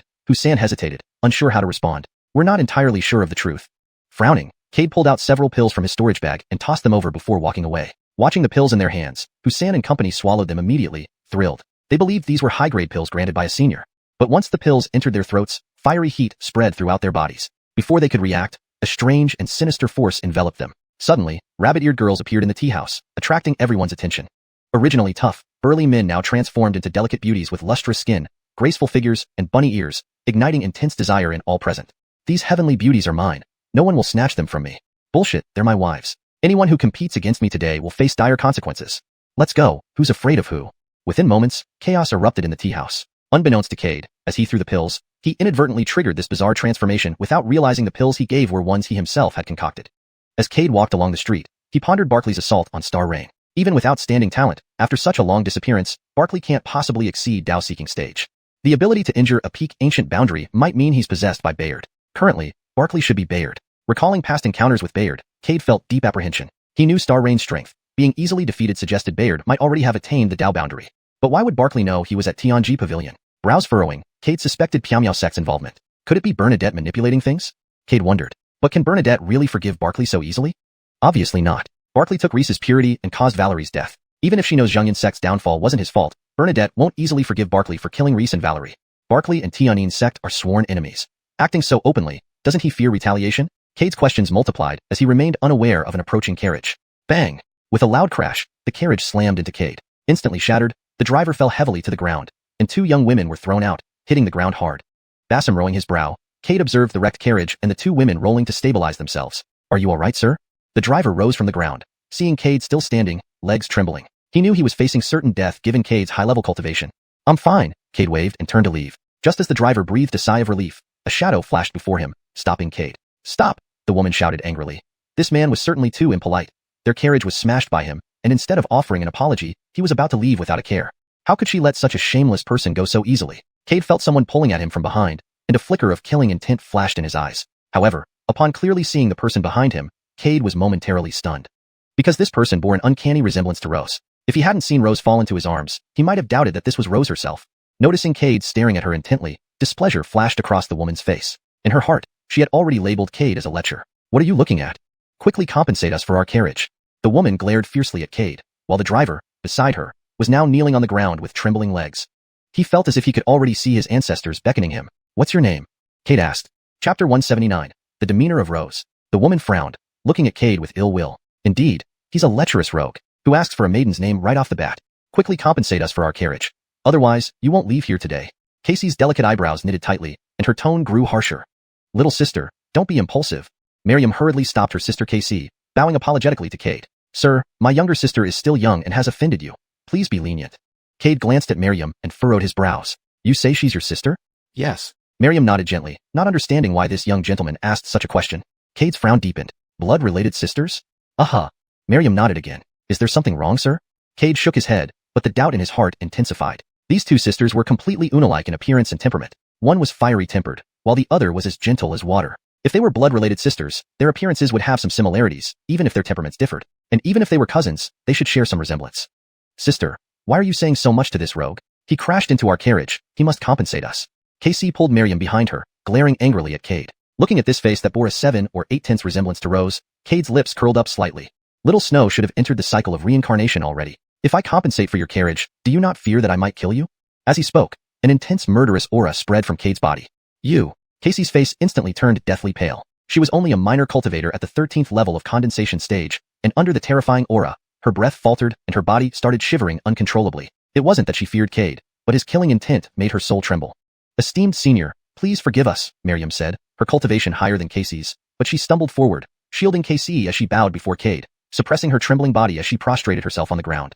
Unmoved, Cade looked at them as if they were already dead. Sis, step aside. It's my fault." Casey struggled to push her sister away, but under Cade's formidable aura, standing was difficult enough, let alone having the strength to push Miriam away. "Rogue, what are you going to do?" Casey endured the terror from the depths of her soul, glaring fiercely at Cade. "Senior, this is all my mistake. Please spare my lady." The coachman staggered to his knees before Cade, repeatedly kowtowing. Bam bam. The sound of his forehead hitting the ground reverberated in the hearts of Casey and Miriam. They regretted it deeply now. If they had listened to their teacher and stayed at home, they wouldn't have provoked this terrifying existence. Artie wouldn't be groveling like this either. Artie, a late-stage core formation powerhouse, one of the 7 great elders of the Yun family, one of the strongest in Yunbian City. Of course, unless the 3 nascent soul experts in the city intervened. But now, this peak late-stage core formation expert was kneeling on the ground, banging his head, just to save the 2 sisters. Thinking of this, a wave of inexplicable sorrow welled up inside them. 2 streams of tears slid down Miriam's cheeks. Artie seemed deaf to Miriam's cries, continuing to bang his head. His forehead was already bloody, blood streaming out non-stop, yet he didn't seem to feel any pain, continuing relentlessly. "Senior." Miriam, tears streaming down her face, also heavily kowtowed. Behind her, Casey, trembling with fear, watched the sight of Artie and her sister begging for mercy. Her own tears couldn't be controlled, slipping down her cheeks. Plop, she fell heavily to her knees. "Senior, I admit my mistake. Please spare my sister and Artie. Whatever Senior wants me to do, I'll do without hesitation."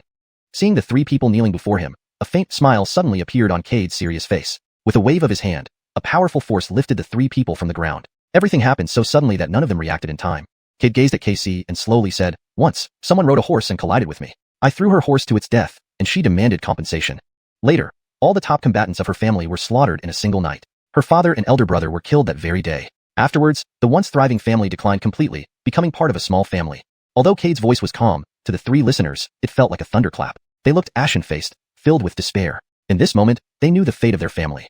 Even though the Yun family was the strongest in Yunbian City and had 3 nascent soul ancestors, this man's cultivation was unfathomable. If he were merely a nascent soul cultivator, Artie wouldn't be kneeling and begging. Nascent soul cultivators weren't enough to make Artie kneel. Therefore, this man's real cultivation might have reached the transformation realm or even higher.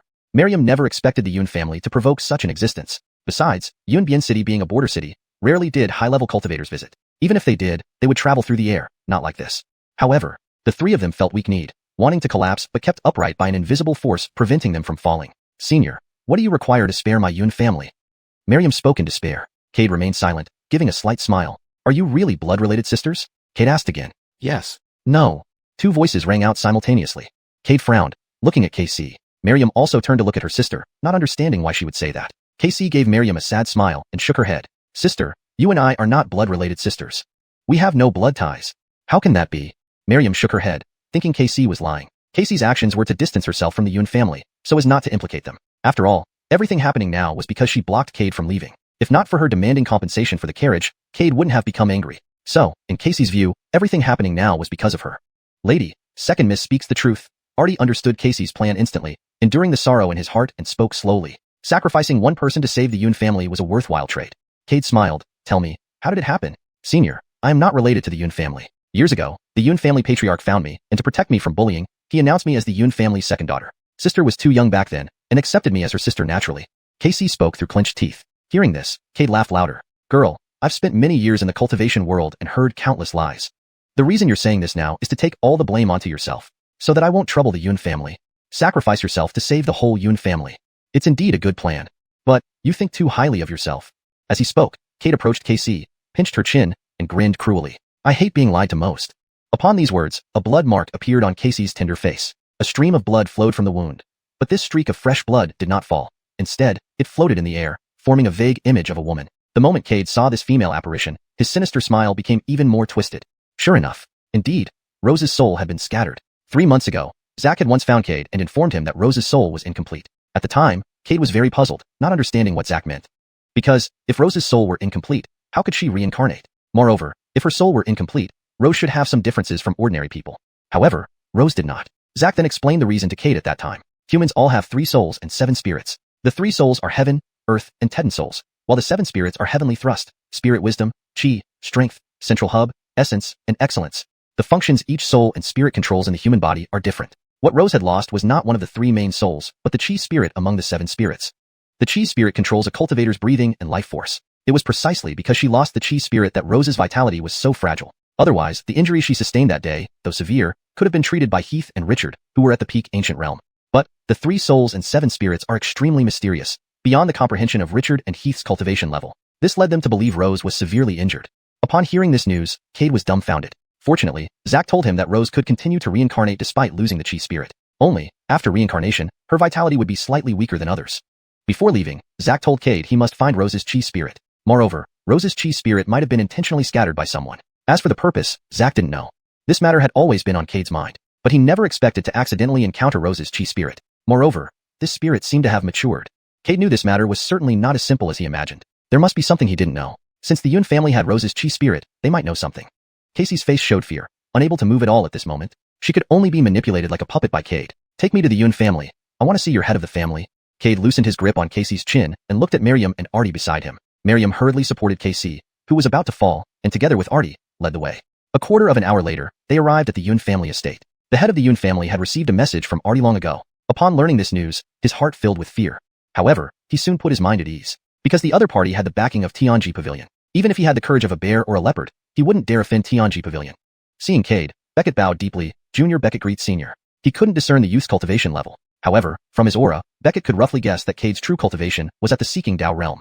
After all, he had seen many Seeking Dao cultivators from Tianji Pavilion. Cade's gaze swept over Beckett, feeling quite surprised. This man before him had the aura of Tianji Pavilion.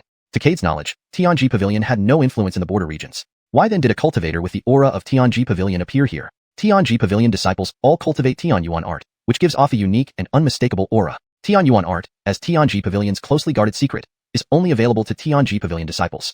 He, as a guest elder of Tianji Pavilion, did not even have the qualifications to cultivate it. Yet, this patriarch of a minor border family actually emitted a strong aura of Xuanhuan art. Cade had a bold guess. What is your relationship with Tianji Pavilion? Beckett's pupils constricted, revealing disbelief. I don't understand what you mean, Senior. Beckett suppressed his shock. The senior from Tianji Pavilion had warned him that if he revealed his connection to Tianji Pavilion, he would be executed without doubt. Not just him, but the entire Yun family would be destroyed. Cade was not surprised by Beckett's response. This confirmed that Tianji Pavilion was involved in this matter. Very well. It doesn't matter if you don't speak. I just want to ask why your daughter only has one spirit, the chi spirit. How did this happen? After these words, cold sweat broke out on Beckett's forehead. Who was this person, and how did he know about this? Besides, shouldn't KC have treasures to conceal her aura? Why was she still detected? Cold sweat trickled down Beckett's forehead as he smiled awkwardly. I don't understand what you're saying, Senior. If you have nothing important, I won't invite you inside for a conversation. Cade laughed, but his laughter was icy cold. I'll give you one last chance to tell me everything you know. Otherwise, today will be your death. Not only will you die, but the Yun family will also perish. Tianji Pavilion may be a giant to others, but before me, it is nothing. Who are you? Fear flooded Beckett's face as he quickly retrieved a jade slip from his storage bag and crushed it. Cade watched without stopping him, former guest elder of Tianji Pavilion, Cade. With these words, the 10,000 souls Basarmanus floated in Cade's hand. Beckett's complexion turned ghastly. He felt the immense pressure from Cade's 10,000 souls Basarmanus. Whatever status he held, he now knew that if he didn't speak up, he would likely die immediately. Behind him, Miriam and the others stood dumbfounded, knowing that the Yun family was doomed today. Senior, Casey steeled herself and stepped forward. Cade turned back, smiling coldly. What is it? Senior, if you spare the Yun family, I'll do anything you ask, even becoming your concubine or furnace. Saying this, Casey knelt on the ground, tears streaming down her face. In that instant, Cade's eyes blazed with intense killing intent. Don't use her face to do despicable things. Casey paled, wanting to say more, but Cade's gaze had already turned to Beckett. Will you speak or not? I'll talk. Fearing the overwhelming killing aura, Beckett was terrified. Such a heavy killing aura, he was truly a star of calamity. His lips quivering, he recounted the events leading up to this to Cade. It turned out that many years ago, the Hank of Tianji Pavilion, Kimura Sky, had brought a baby girl to the Yun family. Back then, Beckett was just an ordinary clan member and had been stuck at the Foundation establishment stage. Kimura Sky found Beckett and told him to implant a soul into the belly of his pregnant wife. Initially, Beckett did not want to agree, but pressured by the authority of Tianji Pavilion and Kimura Sky, he finally gave in. As compensation, Kimura Sky helped him advance in cultivation. Later, he personally witnessed Kimura Sky extracting one of the spirits from the infant's soul and implanting it into his wife's belly. After completing this task, Kimura Sky took the infant away from the Yun family. Before leaving, Kimura Sky warned Beckett that he must ensure the child was born. Immersed in the joy of breaking through, Beckett readily agreed. However, years passed without any sign of childbirth. Tedany clan members advised him to terminate the pregnancy. Thinking of Kimura Sky's warning, he gritted his teeth and let his wife carry on. Several more years went by, and when their elder daughter was over 10 years old, his wife finally gave birth to a baby girl. This newborn, however, only had breath and a heartbeat. She neither cried nor moved. Every day, he nurtured the baby with spiritual energy to keep her alive. But over the next few years, this baby remained undeveloped. Cloud Patriarch had considered abandoning the baby girl but ultimately decided to persevere. Several more years passed, and one morning, the infant's cries shattered the tranquility of dawn. Cloud Patriarch, watching the crying baby, let out a long breath of relief. Later on, as the baby grew up, Cloud Patriarch named her KC. After hearing Cloud Patriarch's account, Cade furrowed his brows. If what Cloud Patriarch said was true, why did Kimura Sky do this? What was the purpose behind it? Did Kimura Sky contact you again after that? Cade looked at Cloud Patriarch.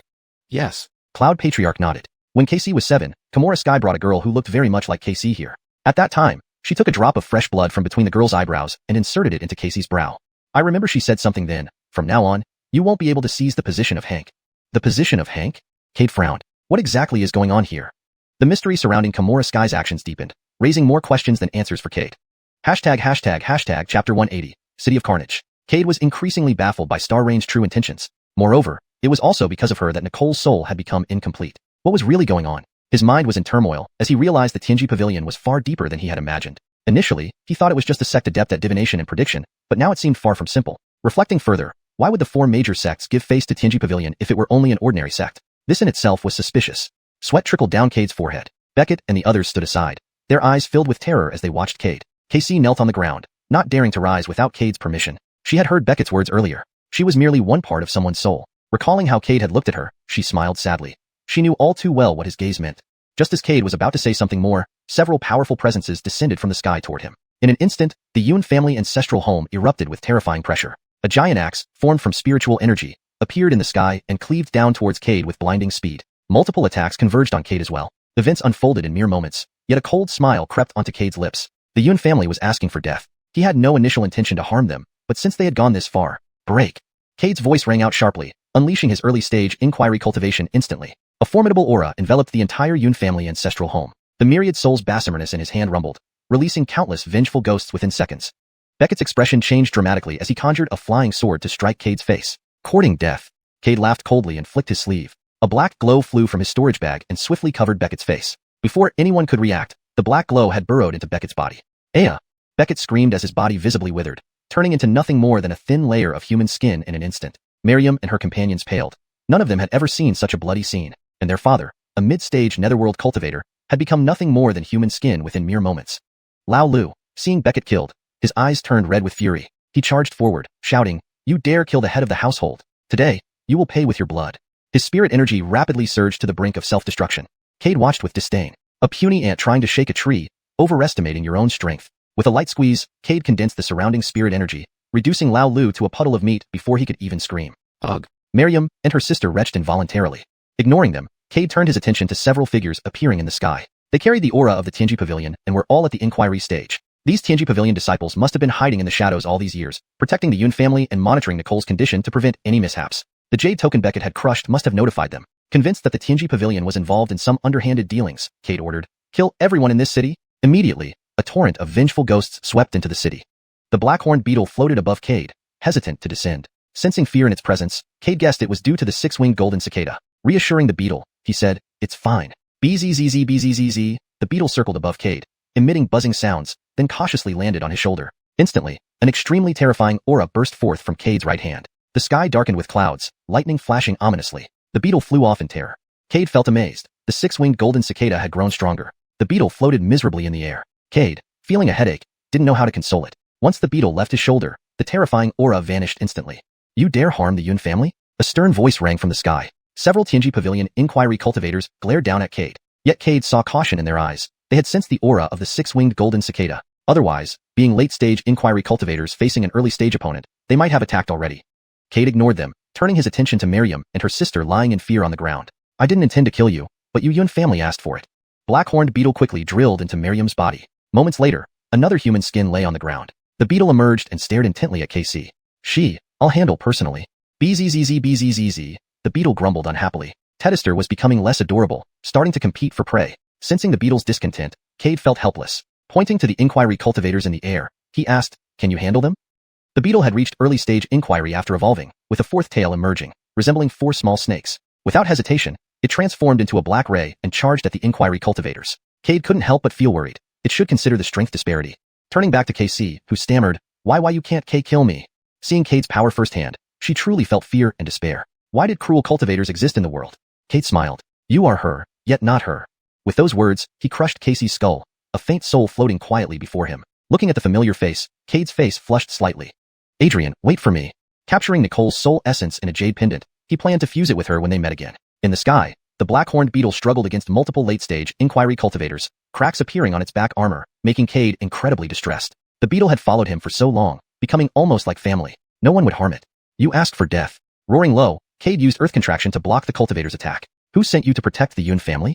His gaze was icy as he retrieved several pills and fed them to the beetle. It swallowed obediently, circling above Cade, complaining in buzzes. "All right, their souls and bodies are yours later." Petting the beetle's head affectionately. "Humph." One of the Tianji Pavilion disciples scoffed. "A mere early-stage inquiry dares to boast here. Surrender immediately and return to Tianji Pavilion for judgment by the Hank." Cade sneered. "Star Rain instructed you to protect the Yun family while monitoring Nicole's demeanor, didn't she?" The pupil of the Tianji Pavilion disciple who had spoken earlier contracted slightly. How did this man know about that matter? Only the Hank and he knew about this secret. And why would he be acquainted with Nicole? Seeing the shock and bewilderment in their expressions, Cade asked with some puzzlement, "Do you not recognize me?" "Humph. Why should we?" Another Tianji Pavilion disciple scoffed. Cade frowned but soon understood why they had looked at him so strangely these past few days. These people hadn't returned to the Tianji Pavilion for a long time. Otherwise, they wouldn't have failed to recognize him. If that's the case, then die. With those words, Cade took a step forward without hesitation. Instantly, an enormous force enveloped him and the others. As the Tianji Pavilion disciples began to react, a terrifying power locked onto them. In just a breath, their faces aged dramatically, and their spiritual energy dried up. Everything happened so suddenly that even Cade was momentarily stunned. What just happened? Why did this occur? Flooded with questions, Cade's thoughts were interrupted as the six-winged golden cicada flew out from his palm, landed on his shoulder, and nudged his cheek with its head. Cade was dumbfounded. What was happening? Earlier, no matter how long he tried to communicate with the six-winged golden cicada, he received no response. Now, this. Looking at the Tianji Pavilion disciples who had turned to dust, Cade suddenly realized what was going on. Time. Yes, time. The six-winged golden cicada had stolen these people's time as sustenance for itself. The reason it hadn't responded earlier was because it had been too weak when newly hatched. Realizing this, Cade felt elated. If the six-winged golden cicada could grow by devouring others' time, it would become an adult very soon with enough enemies. The thought of having a Dao-respected bodyguard made Cade laugh uncontrollably. He gently patted the cicada's back and pointed to the distant black-horned beetle, which now looked both pitiful and scared. Its master didn't want it anymore. Sniffle. That's also one of our companions. Don't scare it again. The six-winged golden cicada, being highly intelligent, nodded after glancing at the distant black-horned beetle and reined in its aura. Following Cade's indication, the black-horned beetle cautiously landed on his other shoulder. Cade chuckled. He could see fear on its tiny face. Buzz, buzz, buzz. Upon confirming the cicada wouldn't harm it, the beetle buzzed joyfully. Cade petted Little Black's head. "Go and consume those souls I promised you." Buzz, buzz. The black-horned beetle glanced at the six-winged golden cicada, saw it ignoring it, and excitedly devoured the souls of the Tianji Pavilion disciples. Looking at the two insects perched on his shoulders, one black, one golden, Cade decided, from now on, one will be called Little Black and the other Little Gold. Buzz buzz. Both insects nodded almost simultaneously. Though their names weren't fancy, they loved them since Cade had given them. Leaving the water marshes, Cade hovered in midair as cries of anguish echoed from Yunbian City below. Little Black, Little Gold, go and devour more people. A black and a golden figure rapidly descended into the town. Cade stood motionless, watching the scene unfold below. Yunbian City, secretly protected by the Tianji Pavilion, likely under Star Rain's orders. Yet something secretive and crucial must be hidden here, or the Tianji Pavilion wouldn't conceal its influence over this area. Just then, Cade detected several auras approaching. Why would the border guards notice the situation here? Though Yunbian City was a border city, it was far from the actual frontier. Moreover, he had swiftly ended any conflict, leaving no trace for detection.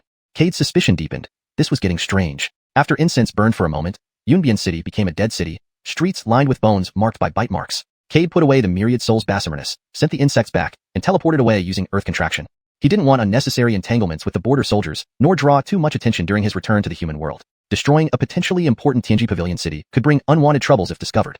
Shortly after Cade left, a late-stage Inquiry cultivator and 3 Transformation Realm cultivators appeared above Yunbian City. Seeing the city reduced to hell on earth, the Inquiry cultivator's forehead veins bulged. What on earth happened? His 3 companions exchanged looks. They were equally bewildered. Gore. Teeth grinding together in fury, the cultivator was furious that a city had been massacred right under his nose, openly defying his authority. Unless the culprit was found today, his reputation would be tarnished. Report this immediately to the higher-ups. Say it was likely a demonic invasion causing the massacre. Also, investigate all cultivators who entered Yunbian City recently. Inside Tianji Pavilion, Star Rain felt her heart racing with a sense of foreboding. Star Aunt, is everything alright?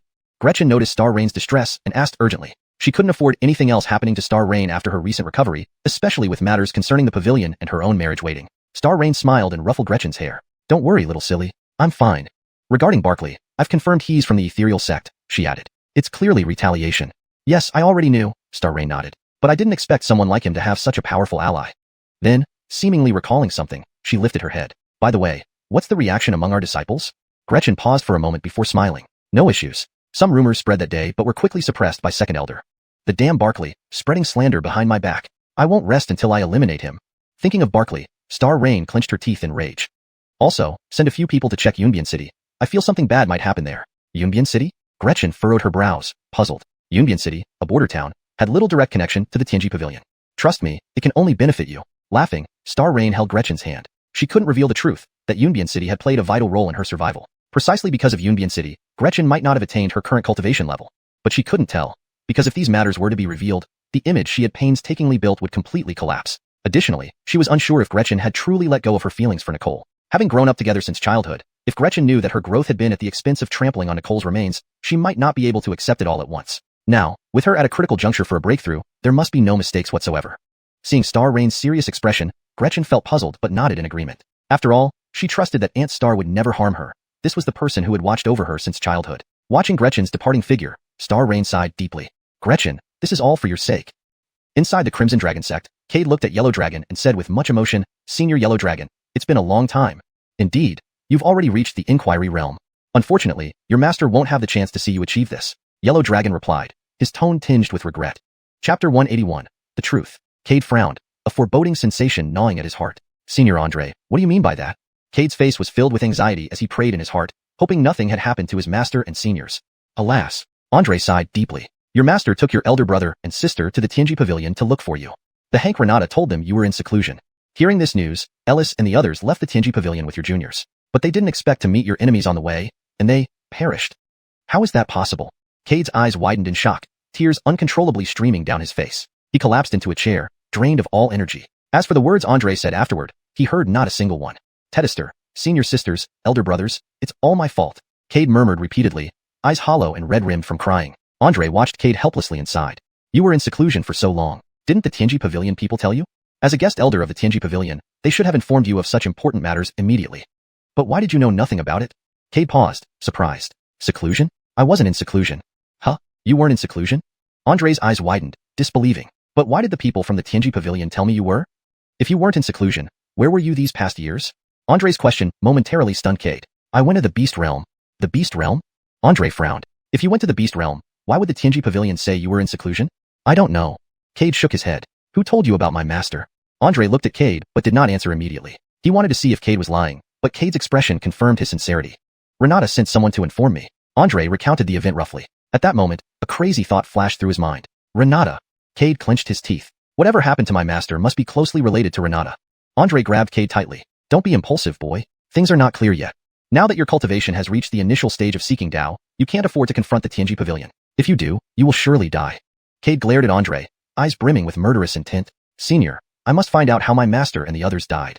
And if this really is Renata's doing, even if it costs me my life, I will make her pay dearly, Cade growled, anger almost spilling over. Alas, Andre sighed. Ellis was his most promising disciple, destined to become a 13th grade alchemist given time. But now, moreover, if Cade fell, he would fail to honor Ellis's memory. After all, Cade was Ellis's only disciple. Why don't you tell me why you went to the beast realm? Andre, with his ancient realm cultivation, easily restrained Cade. Having no choice, Cade recounted his story. After listening, Andre furrowed his brow even more deeply. If I'm correct, Rose's soul being scattered might have been due to an evil technique that exchanges destinies.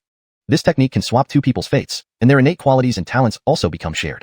Once, my master told me that the great Tianji ascetic brought back an uncultivatable child from the mortal world. Later, this child was raised by Hank Renata, but after a few years, the child suddenly exhibited astonishing cultivation talent, causing a stir in the entire upper realm. Some old monsters, however, saw through the situation. My master once told me that this child shared a fate with another person. At that time, he ordered me not to spread this information. Now, it seems something very complex is at play. Who could it be that made Renata willing to use dark magic to cultivate? The voice of Andre echoed in Cade's ears, causing his thoughts to race. After a long while, he slowly uttered a name. Gretchen. What? Andre turned to Cade, puzzled. Gretchen is the one who shares a destiny with Adrian, Cade snarled. Moreover, when I insisted on searching for Adrian, Renata tried every way to stop me and force me to marry Gretchen. Why did she do that? Andre knew that Gretchen was outstanding both in looks and temperament, with many admirers among the younger generation. Someone like Gretchen should not lack a companion. Why would Renata insist on making her marry Cade? From Cade's words, Andre learned that Gretchen never truly liked him. So, what was Renata's intention? As if sensing Andre's confusion, Cade continued, this matter seems connected to the Tianji ascetic, the leader of the Tianji Pavilion. Before, Renata once told me that the Tianji ascetic predicted a great calamity in the future.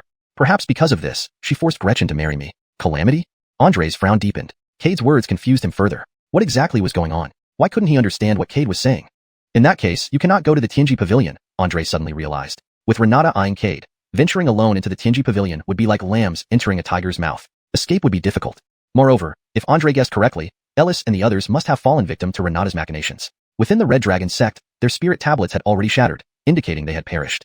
Renata likely murdered the three to pressure Cade. However, forcing Cade to marry Gretchen seemed excessive. After all, killing Cade's master would leave them on hostile terms. Given Cade's great fortune, he wouldn't easily perish. Once he grew stronger, he could become a supreme power, and antagonizing such a future overlord was foolish. Suddenly, Andre's pupils constricted. He realized what he had overlooked. Great fortune. Yes, if Renata could leverage Cade's fortune, she could reach the Tao realm quickly. For decades, Renata had been stuck at the peak ancient realm. Seeing this opportunity, she wouldn't give up. She used Ellis and the other souls to force Cade to stay, intending to exchange fates and share the fortune to achieve the Tao realm. So that's how it was. Everything became clear. Cold sweat dripped from Andre's forehead. Renata, this madwoman, employed such ruthless methods, experimenting on children years ago to test fate swapping. Now that it proved viable, she was willing to apply it to herself. Perhaps years ago, she had already anticipated Cade's arrival, meticulously planning everything for today. Terrifying, utterly terrifying. Such a woman was truly terrifying. Both Cade and the Tianji ascetic were merely pawns in her game. Senior, what's wrong?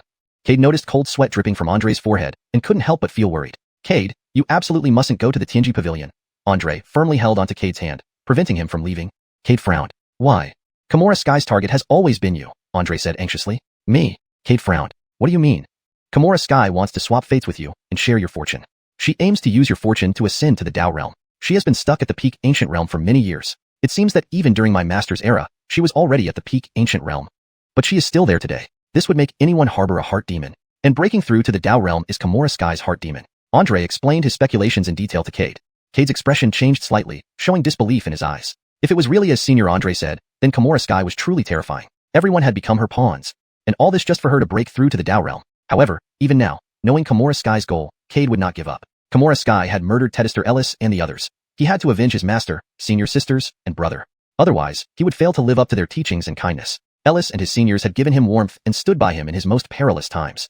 Though he might be weak now, he still carried the peak ancient realm puppet bestowed upon him by Zack. One puppet wasn't enough to match the Tianji Pavilion, but it was enough to kill Kimura Sky and avenge his master. Looking at Andre, who was holding his hand tightly, Cade felt grateful in his heart. He knew Andre was trying to stop him from falling and dishonoring his master. But some grudges had to be avenged. Senior, please let me go. I must repay this enmity no matter what. Cade looked calmly at Andre, yet the lurking rage in his eyes betrayed his true feelings. A calm before the storm, this aptly described Cade now. No. Andre refused outright. Your master and the others have perished. I can't let you do something foolish. Kimura Sky has reached the peak ancient realm, while you are only at the initial stage of seeking Tao. If you go after her, you are seeking death. You have talent. Given time, you could become a supreme power. I don't want you to fall before you reach your potential. If you want revenge, wait until you have the strength to challenge a peak ancient realm cultivator. A wise man avenges a wrong done to him after 10 years. Why rush? Cade gave a bitter smile. A day as a teacher, a lifetime as a father. How can I endure a decade for such enmity? Senior, rest assured, I can't protect myself. Also, I have a peak ancient realm puppet with me. With this puppet, I can slay Kimura Sky. As he spoke, Cade's eyes blazed with intense hatred. What? A peak ancient realm puppet? Andre stared in disbelief at Cade. To craft a peak ancient realm puppet, even a Tao realm cultivator might not succeed, as it consumed the creator's essence. Therefore, few were willing to undertake such an effort. Some Tao respecters did it to foster their descendants, losing part of their essence to create peak ancient realm puppets when they couldn't stay by their side. This fact was only recorded in the clan's ancient books. Now, hearing Cade's words, Andre found it hard to believe. Moreover, he doubted if Cade was deceiving him. After all, he knew Cade's background better than anyone else. A poor boy from the lower realms couldn't possibly own a peak ancient realm puppet. Another critical point. Once a peak ancient realm puppet recognized its master, it could not change. Cade, don't lie about this just to avenge yourself. Andre looked sternly at Cade. Really? Cade pulled out a peak ancient realm puppet given by Zack from his storage bag. Instantly, an overwhelmingly powerful pressure filled the hall. Andre stared dumbfounded at the puppet. The puppet emitted an aura that made him uneasy. Peak ancient realm. His jaw dropped in surprise. He never expected Cade to actually possess a peak ancient realm puppet. But the next moment, the puppet's actions nearly floored Andre. The puppet took a step back, respectfully knelt on one knee, raised its sword, and bowed low before Cade. A hoarse voice echoed, "Little Detested." Little Detested? Andre's gaze shifted between Cade and the puppet. The puppet's bow was formal, akin to a vassal honoring a king, and it called Cade Little Detested.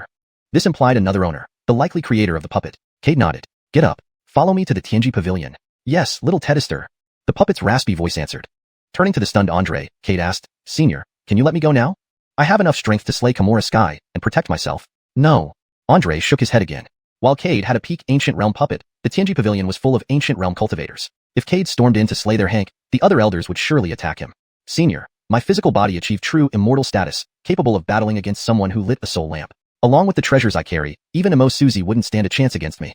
As he spoke, Andre clearly saw Cade's pupils change from brown to crimson gold vertical ones. His entire demeanor transformed drastically. He seemed more sinister. You're a member of the demonic race, Andre exclaimed, subconsciously loosening his grip. Incredibly, you are a member of the demonic race. Sort of. Cade nodded. By chance, I obtained the inheritance of the Ripley. This time, entering the beast realm, under Senior Zack's assistance, I became a pure-blooded Ripley descendant. What? Senior Zack? Andre trembled. Zack, the Six Essences Tao Respecter, was among the top powers of the upper realms. Cade actually knew him. For a moment, Andre wondered if he was dreaming. Cade's revelations were too shocking. So, what's your relationship with Senior Zack? Andre swallowed and looked at Cade. He's my grandfather. Cade replied thoughtfully. In the Ripley lineage, only Senior Xiao and I are pure-blooded. So Senior Xiao took me as his grandson. Andre's lips twitched uncontrollably. Being the grandson of a Six Essences Tao Respecter, even he would be willing. Moreover, Cade was a pure-blooded descendant of the Ripley lineage. These past years, the Ripley lineage had dwindled, leaving only Zack as pure-blooded. Now, Cade appeared, becoming the sole heir. If anything happened to Cade, Senior Xiao would likely go mad. At this moment, he finally understood why Cade dared to single-handedly confront the Tianji Pavilion. If he had a Six Essences Tao Respecter grandfather, he'd dare to charge into the Xiuxian sect. Awesome. After a while, he gave Cade a thumbs up. But you still need to be cautious. Even though Senior Xiao is a Six Essences Tao Respecter, due to the ancient vows between humans and demons, he cannot directly attack a sect. But killing a few individuals is possible. After bidding farewell to Andre, Cade left Qilong's sect with the puppet. Watching Cade's departing figure, Andre looked up at the sky and whispered softly, Ellis, you have a fine disciple. As he spoke, a figure slowly appeared.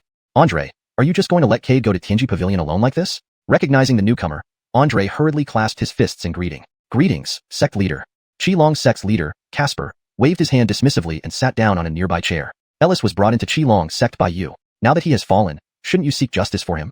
Andre responded somewhat helplessly, I want to, but I have only lit 2 soul lamps. Going there would be pointless, and I might get killed. Instead of that, I'd rather safely play the part of a turtle hiding in its shell. I'll wait until my cultivation is strong enough before seeking revenge. A wise man avenges a wrong done to him after 10 years. Casper glanced at Andre, slightly disapproving. That's not what Ellis would want. He was never one to back down from challenges. Andre sighed, sect leader, you know the situation here. The Tianji Pavilion isn't an easy target. Besides, we don't even know if Cade can handle it. Casper nodded thoughtfully. True, but still, I'm worried about Cade. He's young and might act rashly. Andre nodded in agreement. Indeed, sect leader. But Cade is no ordinary disciple. With Tedister Ellis's teachings and the peak ancient realm puppet, he might just pull through. Casper pondered for a moment, then said, "Keep an eye on things. If necessary, give him support discreetly. We cannot lose him too." "Understood, sect leader," Andre replied solemnly. Casper stood up, looking towards the direction Cade had gone. Teddy he succeed in his mission and honor Ellis's legacy. Andre bowed deeply. "I will do everything I can to ensure it, sect leader." Casper gave a slight nod and turned to leave, while Andre remained standing, staring pensively into the distance. Chapter 182, The Upper Class and the Lower Class. Casper burst out laughing. "This is indeed your style. Don't you worry that Cade's journey may be fraught with danger? Although Cade is now a pure blood descendant of the Teddiurus lineage and has Senior Xiao, a sixth source Dao Venerable, as his backing. But if something really happens to Cade, Senior Xiao might not be able to intervene in time. Even avenging Cade won't be possible under the current circumstances. The human and demon races are still enjoying a brief peace, and neither side wants to escalate tensions. Once the supreme power among demons, Senior Xiao, strikes a great human sect leader, it will undoubtedly worsen relations between both sides. At that time, the conflict between humans and demons will inevitably arise again. The demon realm has been eagerly plotting these past years. Though there's a seal, they have heavily infiltrated the human race. Demon tribes have also done so, but compared to humans, they are far fewer. If humans and demons clash again, the demon realm will definitely take this opportunity to make a comeback. The human and demon races will surely lose this time. Casper gently beckoned, and a cup of spirit tea appeared on the table before him. He took a sip and then turned his gaze toward Noel standing beside him, continuing to speak. Even if Cade manages to survive the ordeal at Tianjai, soon enough, his identity will become known to all. Teddiurans infiltrating the human race will certainly target Cade. They will kill Cade and frame Tianjai, angering Senior Xiao to act against Tianjai. The importance of Tianjai needs no elaboration. You should understand. Tianjai is the central point of the human fortune array. If anything happens to it, the human fortune will fall into chaos. If that happens, things we do not wish to see will certainly occur. So, it's best to persuade Cade not to seek revenge on Tianjai. You know Cade's vengeful nature. He won't let go easily of those who harmed Tedister Xiuxian and his two disciples. It's uncertain how many from Tianjai were involved in killing Xiuxian. If Renata feels cornered, she'll stop at nothing. As the patriarch Casper spoke on, sweat started to bead on Noel's forehead. He had been too excited earlier and didn't consider so much. With Senior Xiao backing Cade and a peak ancient puppet, he assumed Cade would be fine. For a moment, he had forgotten about Tianjai. Renata, as Tianjai's grand elder, holds the key to the human fortune. Though it requires multiple Dao realm powerhouses to open the seal of fortune, she can temporarily enter the Dao realm by burning her soul. She could take this chance to break the seal, disrupt the human fortune, and force others to act against Cade. The human fortune influences the seal on the demon realm. A small mistake could allow the demon realm to break through the seal. Although for years their cultivation has stagnated at the peak true immortal realm, the old monsters haven't died. They've entered a near-death state to evade the seal. If Renata gets pushed too far, these old monsters will sense the change in the seal and shatter it completely within a short time. When that happens, the wars of year will reoccur. Should I chase Cade back? Noel wiped the cold sweat off his forehead and looked tentatively at Casper. It's too late. Casper waved dismissively. Cade had left half an hour ago. For anyone else, Noel might have caught up. But Cade has a peak ancient puppet. At peak ancient speed, even half an hour is enough to leave the Red Dragon sect territory. Besides, Noel, a mere ancient realm cultivator with only 2 soul lamps lit, pursuing a peak ancient powerhouse is like chasing a mirage. What do we do now? Let Cade confront Tianjai openly? Noel's eyes showed great concern. He knew mishandling this could make Cade a public enemy of the entire human race, because initiating such a war could devastate the human race. Humans have been resting these years, yet their numbers of strong warriors have dwindled. A war now means certain defeat. If humans lose, extinction awaits. Demons might become mounts for the magicians. Don't worry. Seeing Noel's worry, Casper smiled. Though Cade is powerful at the question Dao level, he can match ancient realm cultivators. But he will definitely lose to Renata. Relax, Cade won't perish since he carries many priceless treasures. Even I covet these treasures. They were personally refined by a 6th source Dao Venerable. Hemph. Noel exhaled deeply, reassured that this wouldn't lead to a massive conflict. As for Cade, suffering some setbacks might benefit him. His journey has been too smooth. He needs a reminder of existing dangers.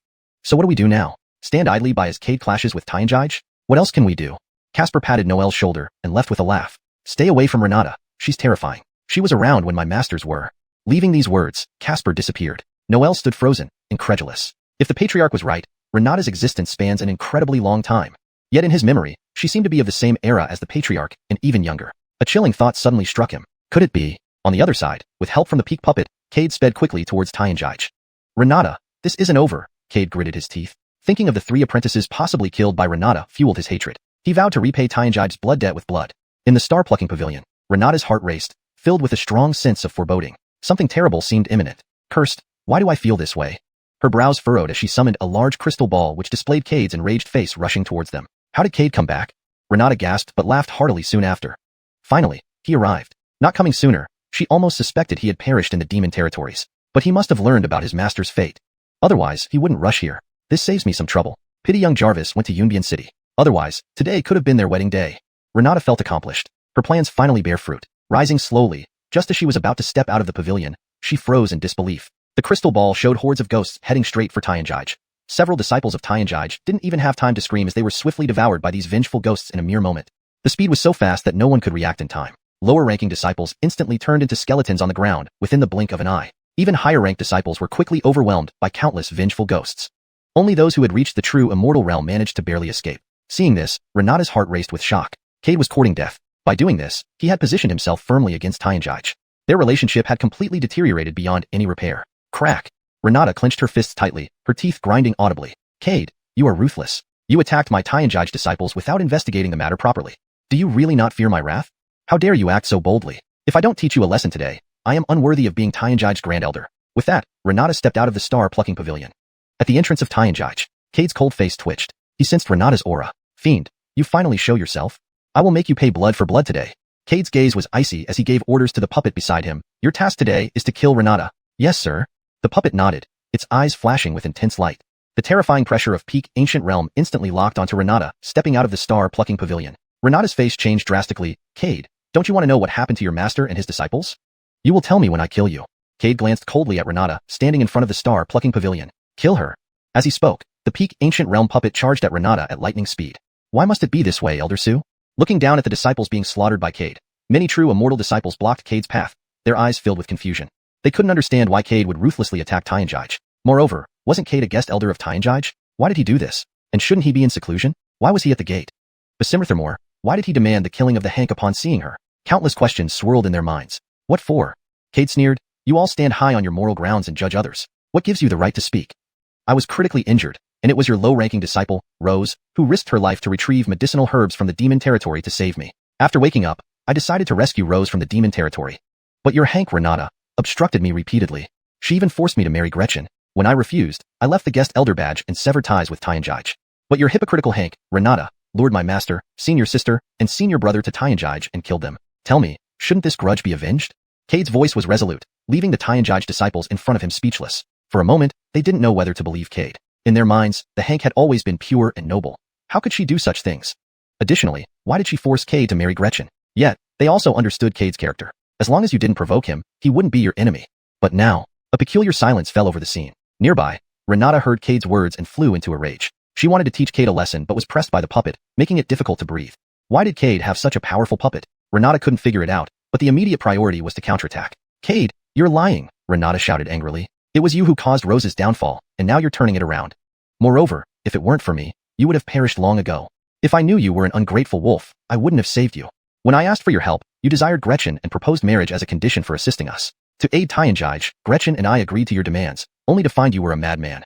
As she spoke, a trace of sadness flashed across her eyes, but the next moment, she was sent flying by the puppet's sword strike. The puppet's strength was immense. Despite both being peak ancient realm, Renata's arms exploded from blocking the blow. Her wounds still unhealed, she spat blood profusely while the puppet pursued relentlessly. The crowd's initial doubts vanished as they became convinced of Cade's guilt. Gretchen, so pure and chaste, would never lower herself to marry Cade, a humble outsider. Despite Cade's displayed strength, he was nothing until reaching the ancient realm. Moreover, how could a killer like Cade not desire Gretchen's beauty? Gretchen was untouched and virginal. Perhaps Cade wanted her essence to break through his cultivation bottleneck. Everyone's view of Cade changed dramatically. Cade looked at the Xiuxian disciples, a mocking smile playing on his lips. Indeed, he shouldn't have shown mercy. Originally, Cade thought they might be unaware of the truth and spared them. Now it was clear he'd thought too highly of them. Kill everyone here, Cade ordered coldly. The vengeful ghosts increased their pace of slaughter and grew in number as they fed. Cade, you dare. Suddenly, a graceful shout rang out. Selah's beautiful phoenix eyes flashed with fury. She stared at Cade, never imagining him to be such a beast. She once trusted him deeply, but now realized he was a despicable man. Xiuxian treated him kindly, saving him from Zhentian sect's pursuit, yet he betrayed them cruelly. He threatened and seduced Gretchen and caused Sister Rose's death. Such a beast must die. Cade, how blind I was to trust a beast like you. Wait for my masters, they will end you soon. Cade laughed. Xiuxian's disciples were just as foolish as ever, so easily deceived by lies. No, they didn't refuse to recognize the truth, but refused to believe an outsider. To them, the Hank did everything for Xiuxian, and as a peak ancient realm cultivator, how could she lie? Cade, a lowly outsider, lusted after their goddess. Moreover, Cade overshadowed their own prodigies, which they couldn't admit. Now, this was a chance to avenge themselves. By killing Cade, everything would return to normal. They would remain Xiuxian's esteemed elites, no longer relying on others. Their masters and elders wouldn't mention Cade's power. Even if they knew the Hank lied, they cared only about killing Cade, indifferent to the truth. So that's how it is. Cade laughed out loud to the sky. He understood now. No matter what he did, they turned a blind eye. In their view, all of this was taken for granted. It was what he, this lowly outsider, should do. They were the elite above all, and it was an honor and a privilege for Cade to guide them, a blessing he had cultivated for 8 lifetimes. What are you laughing at? Sayla frowned, her eyes full of disdain and contempt. In the next second, Cade suddenly appeared in front of her, seizing her neck with lightning speed. What do you think? Cade smiled, but this smile struck Sayla as icy cold. A flash of fear crossed Sayla's eyes, and her body began to tremble uncontrollably. Cade intended to kill her. Cade actually wanted to kill her. XX Cade, you can't kill me. If you kill me, my master won't let you off. The translation maintains the original tone and style, ensuring the paragraph structure and line breaks match the original text. It uses only English and preserves character names and pinyin accurately. The storyline and logic remain coherent with the previous content. Chapter 183. Will you kneel? Cade sneered coldly. I have already torn my face with Tianji Pavilion. Would I still fear your master? As he spoke, Cade involuntarily increased the strength of his grip. Sayla attempted to resist, but the spiritual energy within her body was rapidly depleting, leaving her incapable of resistance. She realized that along with the loss of her spiritual energy, her vitality was also waning. The look of terror in her eyes grew stronger. She clearly felt the murderous intent from Cade. He intended to kill her. Sue. Cade, you can't kill me. Sayla struggled to speak, tears uncontrollably streaming down her face. At this moment, she acutely felt the despair of death. She didn't want to die and couldn't afford to die. There were still so many wonders in this world for her to admire. As a disciple of an ancient realm elder from Tianji Pavilion, her status was lofty. She absolutely could not die by Cade's hands. Cade was merely a lowborn from the lower realms. On what grounds did he deserve to kill her? Cade continued to sneer coldly, unwilling to give Sayla a chance to plead. Moreover, he needed to quickly slay Renata. Once other elders from Tianji Pavilion arrived, it would be much harder to kill her. Sue. Cade, don't kill me. I can be your vessel. I am still a maiden. Sayla pleaded weakly. But the next moment, Cade unleashed the Clint Netherworld technique to its utmost limit. In one breath, Sayla had turned into dust in the wind, disappearing without a trace. Cade, are you courting death? Suddenly, a fierce shout erupted from behind him. Cade's expression changed, his body retreating at breakneck speed. The next second, a sharp slash narrowly missed him. If he hadn't dodged in time, he would have been killed instantly. Cade turned back and saw an ancient realm elder from Tianji Pavilion. This elder stared at Cade maliciously, yet shock filled his eyes. He never expected Cade to dodge his attack. Cade was merely a minor figure at the initial stage of asking the path, while he had ignited a soul lamp, 2 major realms above Cade. Yet, Cade had avoided his attack. A hint of wariness towards Cade surfaced in his heart. When Cade reappeared before everyone's eyes, he showcased formidable combat prowess. Returning safely from the demon domain, his strength had undergone another qualitative leap. Until they confirmed Cade's true combat power, he could not take him lightly. Cade, how dare you butcher disciples of Tianji Pavilion? Do you think Tianji Pavilion is helpless against you? Today, this old man will definitely slay you here. Jetty glared cautiously at Cade. Very timely. A fierce battle intent blazed in Cade's eyes. He wanted to see if he could now fight an ancient realm cultivator. Arrogant fool, today marks your end. As he spoke, Jetty unleashed his cultivation, producing a long blade in his hand that gleamed menacingly as it charged straight at Cade. Dreamy homeland, Cade shouted, and instantly, a vast marsh enveloped both him and Jetty. Jetty's expression abruptly changed. His flow of divine energy slowed down inside the marsh. He frantically searched for Cade's presence. Cade slowly approached, then a burst of intense golden light emerged from his hand. What kind of magic is this? Jetty eyed Cade warily, gripping his flying sword tightly. The slash aimed at Cade earlier had vanished upon the appearance of the marsh, greatly shocking him. Cade had become this powerful. He could effortlessly neutralize an ancient realm cultivator's full force strike. Cade said nothing, just smiling at him, but inside he was amazed. He noticed the dreamy homeland seemed different now. Time flowed slower within it. Only a breath had passed for Cade, yet Jetty had lost over a century. More crucially, the 6-winged golden cicada could control time within dreamy homeland. Jetty had yet to notice his time was rapidly slipping away. Intrigued by the 6-winged golden cicada's peculiar nature, Cade wondered about its origins. The cicada perched on Cade's head, its black eyes staring vigilantly at the wary Jetty. Suddenly, the cicada let out a loud cry. Ah! Jetty clutched his head and screamed in agony. Cade closed in swiftly, trying to take advantage of Jetty's pain. But as he approached, Jetty, red-eyed, swung his sword fiercely. Cade barely dodged, yet it was too slow. Tear! With a thunderous roar, a deep, bone-visible wound appeared on Cade's chest. Cade's expression changed. Indeed, ancient realm cultivators are not easy to kill. Ha ha ha. Jetty snarled through the throbbing pain in his head, glaring fiercely at Cade. He was certain Cade was responsible for this ordeal. Also, what was that golden cicada on top of Cade's head? Why did it cause inexplicable fear? Taking a pill, Cade's aura shifted. His eyes transformed into crimson golden vertical pupils, exuding a savage vibe. You're a beastkin, Jetty cried in shock. No matter how hard he tried, he never thought Cade would be a beastkin. Next, he dismissed the thought. If Cade were a beastkin, he wouldn't be able to enter the human realm without proper documentation from either the beastkin imperial court or plant imperial court. Once in the human realm, beastkin's presence would soon be locked onto. Yet Cade remained unharmed. What are you? Jetty panicked. Cade before him was unfamiliar and unsettling. As you see, Cade sneered, stepping forward. The terrifying pressure of the heavenly step immediately rushed towards Jetty. Paltry tricks. Jetty scoffed, punching it apart with tremendous force. Quickly gathering himself, despite his sluggish movement, Jetty still wielded the power of an ancient realm cultivator. Expelling all his strength, he left a fleeting shadow in the air. Cade used the surrounding mist to locate Jetty. Bang! With a loud thud, Cade flew backward, a massive palm print appearing on his chest. The impact was immense, caving in his chest cavity. Cough, cough. Cade spat out several mouthfuls of blood, glaring intently at Jetty. Jetty looked smug. You're just at this level. I thought you'd be some exceptional prodigy. Not bad. Is that so? Cade sneered, wiping the blood from his lips. Jetty still hadn't noticed the difference in time passage. Just now, his originally black hair began to turn white. Cade estimated that if the six-winged golden cicada were stronger, Jetty wouldn't last this long. Boy, facing death, you're still stubborn. Today, I'll send you to your grave. Saying that, Jetty attacked Cade again. Cade rapidly cast seals, his internal Clint Netherworld technique speeding up. His body rapidly swelled, transforming into a massive figure in mere moments. Emulate heaven, simulate earth. Cade activated the Imperial level technique, emulate heaven, simulate earth. Around him, several huge spirit energy vortices formed. Jetty's eyes widened in disbelief, but before he could react, the fist of emulate heaven, simulate earth was right in front of him. Bang! Jetty spewed blood, retreating rapidly. Cade pursued relentlessly. Despite his colossal size, Cade's agility remained swift. Soon, he reappeared before Jetty.in the dreamy homeland. Cade was the absolute sovereign. He could appear at any place within the marsh at any time.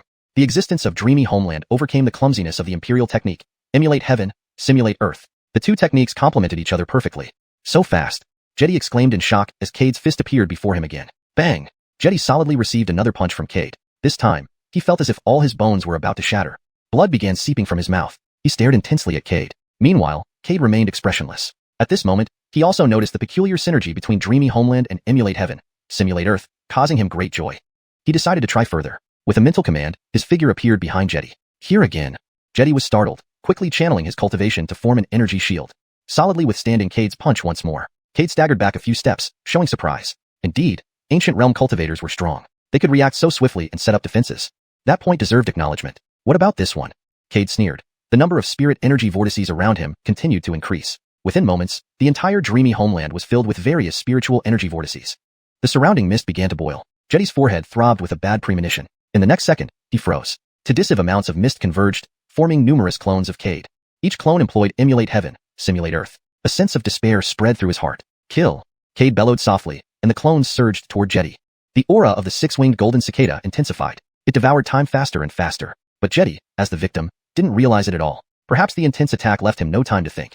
Cade stood above the marsh, controlling the surrounding spirit energy, creating one clone after another. Thanks to the Clint Netherworld technique, he didn't need to worry about depleting his own spirit energy. Meanwhile, outside the dreamy homeland, the Tianji Pavilion echoed with mournful screams. The increasing numbers of ghosts made many disciples blush in shame. They discovered that some of the ghosts bore the faces of Tianji Pavilion disciples. Elder Suki spat out blood, her arm severed by a puppet. She glared at the puppet with venomous eyes. The puppet's strength was formidable, matching her as a peak ancient realm cultivator. Yet, its combat prowess was stronger. Since the beginning of their battle, she had been at a disadvantage.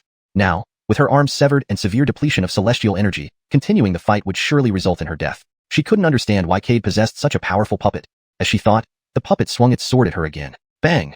With a loud crash, Suki slammed into the Tao Star Tower like a falling meteor. Given the context, and to ensure it reads naturally in English, it should be corrected too.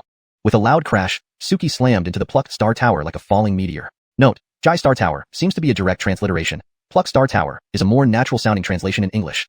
The towering Star Tower collapsed instantly. The puppet did not stop, using a technique to reduce distance, appearing above the Star Tower. It gripped the sword with both hands and slashed downward. The massive slash caused the heavens to change color and the space to tear. Just when the puppet thought Suki was doomed, several figures flew over, blocking the slash. Break! Monroe and the other elders roared simultaneously, unleashing their full strength and their strongest attacks. The collision shattered the surrounding space. Powerful gales emerged, slicing through nearby Tianji Pavilion disciples who hadn't managed to dodge in time, turning them into minced meat. Monroe's face darkened as he stared at the floating puppet. Were you sent by Cade? To directly address the master's name is disrespectful. Punish. The puppet spoke in a low, hoarse voice, charging Monroe with its sword. Monroe's face changed drastically. Although he was also a peak ancient realm cultivator, he knew he wasn't a match for the puppet just by its emitted aura. Moreover, even Hank Suki was gravely injured, possibly on the brink of death. If he rashly engaged the puppet, his outcome wouldn't be much better. We must act together, or we will all die. Monroe called out. The dozens of ancient realm cultivators around him attacked immediately, surrounding the puppet. Holding its sword, the puppet swept its gaze over the elders. Without hesitation, it struck swiftly. Below, in the ground, Hank Suki's wound across her chest continued bleeding. She panted heavily, glaring at the sky. Damn, Cade, this is all you're doing. Struggling, she took a pill from her storage bag, then extracted the souls of Purple East and his two disciples. Looking at the three floating spirits, Suki gritted her teeth.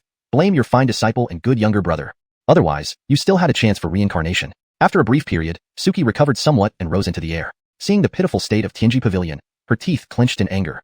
All this was Cade's fault. If not for him, Tianji Pavilion wouldn't be like this. She floated slowly, speaking solemnly, to the Zhentian sect, Qilong sect, Tianin sect, and Tianyun sect. If you don't intervene, allowing Cade to continue his chaos, I won't hesitate to burn my cultivation and break the seal. You have a quarter of an hour to decide. If I don't see your response by then, you will bear the consequences. Though Suki's voice was not loud, the four major sects heard it clearly. The elders of the four sects twitched their lips in frustration. How dare you provoke Cade, Suki, they cursed. Why involve us in your personal grudge with Cade? These elders detested Suki. Yet, they had no choice but to act. If the crazy old woman broke the seal, the consequences would be unimaginable. Above Tianji Pavilion, Cade slowly emerged from the dreamy homeland. His aura was weak, his chest mangled, and blood dripped from the corner of his mouth. He glared intensely at Suki ahead. He saw the three floating souls in Suki's hand. Tears streamed down his cheeks. These were the souls of his master, elder sister, and elder brother. Cade, kneel and kowtow now and admit your fault, or I will destroy your master's soul. Suki wore a smug expression, imagining Cade kneeling to apologize. At this moment, Monroe and others ceased their battle with the puppet. Varying degrees of injuries marred their bodies, and they now stood behind Suki. Seeing the souls in Suki's hand, they fell silent. Hank actually used such despicable means to control Cade. Was this really right? Their hearts were conflicted. They felt sympathy for Cade. Yet, it was merely sympathy. After all, Cade had massacred their disciples and members of Tianji Pavilion. They had to kill Cade to avenge their disciples. The puppet stood behind Cade, its armor broken, the sword riddled with cracks. Yet it steadfastly supported Cade. Cade glared at Suki. Suki, this is all because of you. Ha ha ha. Suki laughed maniacally. Cade, I will force you. What can you do? If you don't kneel and kowtow now, I'll destroy your master's soul instantly. Also, recall these dirty souls and do not harm any more of our disciples. I count to 3, and if you don't comply, you'll suffer the consequences. 3, 2, 1. Star Yueying's voice was filled with excitement. No matter how outstanding you are, Cade, you will still have to kneel before me like a dog. Cade's eyes were bloodshot with rage as he stared intensely at the souls in Star Yueying's hand. His heart felt as if it were being torn apart. That bitch Star Yueying had actually refined Detested and the others into vengeful spirits. Once they became vengeful spirits, unless they entered reincarnation, they would never be able to possess a body again. Star Yueying, you're too cruel. One day, I will make you pay tenfold. Cade clenched his fists so tightly that his fingernails dug into his palms, yet he felt nothing. Blood dripped from the wounds. Cade! Star Yueying roared in fury when she saw Cade refusing to kneel. You really won't kneel? As she spoke, Star Yueying tightened her grip slightly. The faces of Randy and his 2 disciple souls showed signs of pain. Will you kneel or not? Star Yueying asked again, her eyes flashing with viciousness, and her grip grew even tighter. I kneel. Star Yueying's voice was filled with excitement. No matter how outstanding you are, Cade, you still have to kneel before me like a dog. Cade's eyes were bloodshot with rage as he stared intently at the souls in Star Yueying's hand. His heart felt as if it were being sliced by a knife. That woman, Star Yueying, had turned his master and the others into malevolent ghosts. Once someone became a malevolent ghost, unless they entered the cycle of rebirth, they would never be able to possess a body again. Star Yueying, you're too cruel. One day, I will make you pay tenfold. Cade clenched his fists so tightly that his fingernails dug into his palms, but he didn't even notice. Blood dripped from the wounds. Cade! Star Yueying shouted angrily when she saw that Cade was still hesitating to kneel. You really won't kneel? As she spoke, she tightened her grip slightly on the souls in her hand. The faces of Purple East and his 2 disciples showed signs of pain. Will you kneel or not? Star Yueying repeated, her eyes flashing with ruthlessness, and her grip unconsciously tightening further. I'll kneel, Cade finally said. Chapter 184, Dissipation of Souls. An eerie silence enveloped the scene. Cade stared ahead at Renata with bloodshot eyes. He knew that if he didn't follow her instructions, she would immediately shatter his master's soul. Though they had turned into vengeful spirits, they could still enter the cycle of rebirth. But if their souls were shattered, everything would turn to nothing. Thump. Cade fell heavily to his knees. Ha ha ha. Renata laughed heartily. Cade, didn't you never take me seriously? Now you're kneeling before me like a homeless dog, wagging your tail and begging for mercy. When I told you not to look for Rose, you didn't listen. If only you knew back then what would happen today. By the way, when your cheap master was dying, he asked me not to make it hard for you. Ha ha ha. Cade, you should have seen the pitiful state of your master before he died. It was most satisfying. What a pity that I didn't record the scene then. Otherwise, I'd let you admire how they died because of you today. Renata's laughter echoed loudly throughout Tianji Pavilion. Cade ground his teeth so hard that they cracked, his nails embedding deeply into his flesh, and his eyes turning crimson from bloodshot. Even his tears became blood red. Countless murderous auras rapidly surged into his body. Cade's hair slowly began to change. A terrifying aura, half human, half demon, spread from Cade. In her madness, Renata failed to notice this. She was entirely immersed in her joy. At that moment, she saw herself breaking through to the Dao realm. All of this was false. It was merely her deceptive tactics. Initially, upon seeing Cade, she sensed the great fortune on him. She realized Cade was the person she had seen many years ago. Thus, she conceived the idea of swapping fates with Cade. After some trials, she proved the feasibility of fate swapping. So she planned to do it again, swapping fates with Cade to share his good fortune, thereby elevating herself to the Dao realm. As for what she told Gretchen, it was only to make that silly girl believe. Tethering Cade was merely to keep him permanently within Tianji Pavilion for the sake of the fate swap. Since two people involved in a fate swap cannot be too far apart, or the swap will fail. This was why, after swapping Gretchen's and Rose's fates, she brought Rose to Ray's personally. However, her efforts finally paid off as she succeeded. Regarding the catastrophe foreseen by Tianji, she did not care at all. Instead of entrusting her life to others, it was more practical to make herself strong. She laughed maniacally, for the path of enlightenment she sought for so long was about to appear. The surrounding elders and others watched the now deranged Hank in silence, feeling mixed emotions. They never expected things to develop in an uncontrollable direction. Meanwhile, dozens of powerful presences descended from the sky. People looked up to see representatives from the four major sects: Yin Sky Sect, Red Dragon Sect, Heaven Suppressing Sect, and Heavenly Destiny Sect, all sending reinforcements. Noel sighed quietly, looking down at Cade below. Then he shifted his gaze to Renata nearby, his eyes cold, and shouted, "Renata, how dare you kill my Red Dragon Sect disciple? Do you think the Red Dragon Sect has no one?" Humph. Renata sneered disdainfully at Noel. Just broken through to the ancient realm and lit 2 red lamps? Dare to bark in front of me? Believe me, I can slay you right here. Not just you, even if Casper came himself, I'd make him pay today. Noel's face turned livid as he clenched his fists, watching the injured Renata. Humph. Renata retracted her gaze and spat, useless. Soon, she would possess the grand fortune and elevate to the Dao realm, becoming one of the strongest beings in this world. There was no need to suppress herself any longer.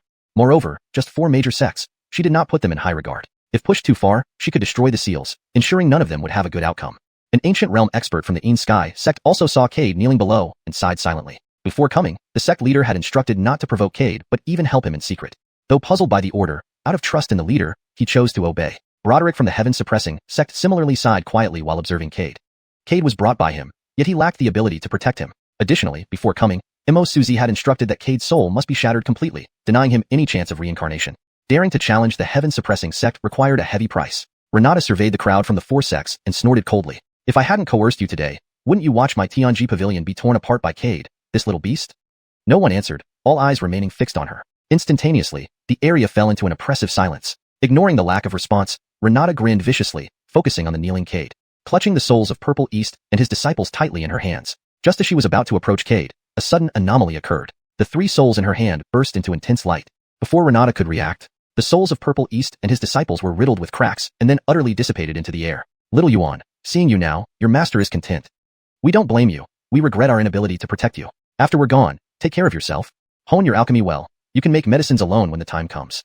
Goss's voice resonated softly. Cade raised his head, blood-streaked tears flowing incessantly. He whispered, Tedister, I'm sorry. I was wrong. But silence was his only response. Little junior brother, after I'm gone, take good care of yourself. Remember, don't be so naive and trusting of everyone anymore. Ashling's voice also echoed faintly. Olive. Cade gazed vacantly into the sky. Little junior brother, we don't blame you. You may not remember us, but your name is often mentioned by Tedister and Olive. With us gone, no one can threaten you anymore. A hearty male voice followed. Cade knew this must be his unseen second senior brother. He sobbed uncontrollably. His aura grew increasingly bizarre. His hair turned blood red instantly, and gold-tinged pupils appeared. Strange runes covered his exposed skin. Everything happened too oddly, leaving everyone present wide-eyed in shock. What's happening? Why does he have demonic aura? And those strange runes on his skin resemble those from the demonic realm. Damn, what's going on? Renata, if something uncontrollable happens today, you'll be held responsible. Renata's face was contorted with malice, her eyes burning with hatred. The souls of Purple East and his disciples were the only leverage she had against Cade. Now, without them, she feared what unpredictable events might unfold next, given her understanding of Cade. Although Cade now possessed only the initial cultivation of the Dao-asking stage, if he really went mad, he had over 1 million vengeful spirits under his command. These spirits, though unable to harm Renata, would cause severe damage to Tianji Pavilion in a short time. Losing Tianji Pavilion would greatly impact her path to enlightenment. The moment she reached the peak ancient realm, her path had already been bound to Tianji Pavilion's fate. Therefore, she absolutely could not allow any unexpected events to happen to Tianji Pavilion. The 3 souls chose to self-destruct their soul cores to break free from her control, disrupting her plans. At this moment, Cade stood up from the ground, eyes brimming with overwhelming murderous intent. Renata, I swear I won't be human until you die. As soon as he finished speaking, thick clouds rapidly gathered above Cade's head, and purple-red lightning surged within the thunderclouds. Cade's aura peaked at this moment, his crimson gold eyes fixed on Renata ahead. Puppet, kill her. Cade's voice was cold as ice, sweeping across the crowd. He intended to remember every face here. The tragedy of Purple East and his disciples was undeniably related to these people. The puppet struck instantly, moving incredibly fast, reaching Renata within moments. She barely managed to defend herself when the puppet's saber slashed her shoulder, severing her newly grown arm again. The reinforcements from the 4 major sects watched coldly without any intention to intervene. They were curious about how Cade obtained an ancient puppet at the peak ancient realm and uncertain of its true power. Moreover, There were no peak ancient realm cultivators among them, and rushing out would lead to certain death. Ah! Renata screamed, retreating rapidly. However, the puppet relentlessly pursued her. A powerful slash sent her flying backward, crashing into the rear mountain. The swift and brutal attack left everyone present drawing a sharp breath, relieved that they hadn't acted hastily. Otherwise, they would have died without a doubt.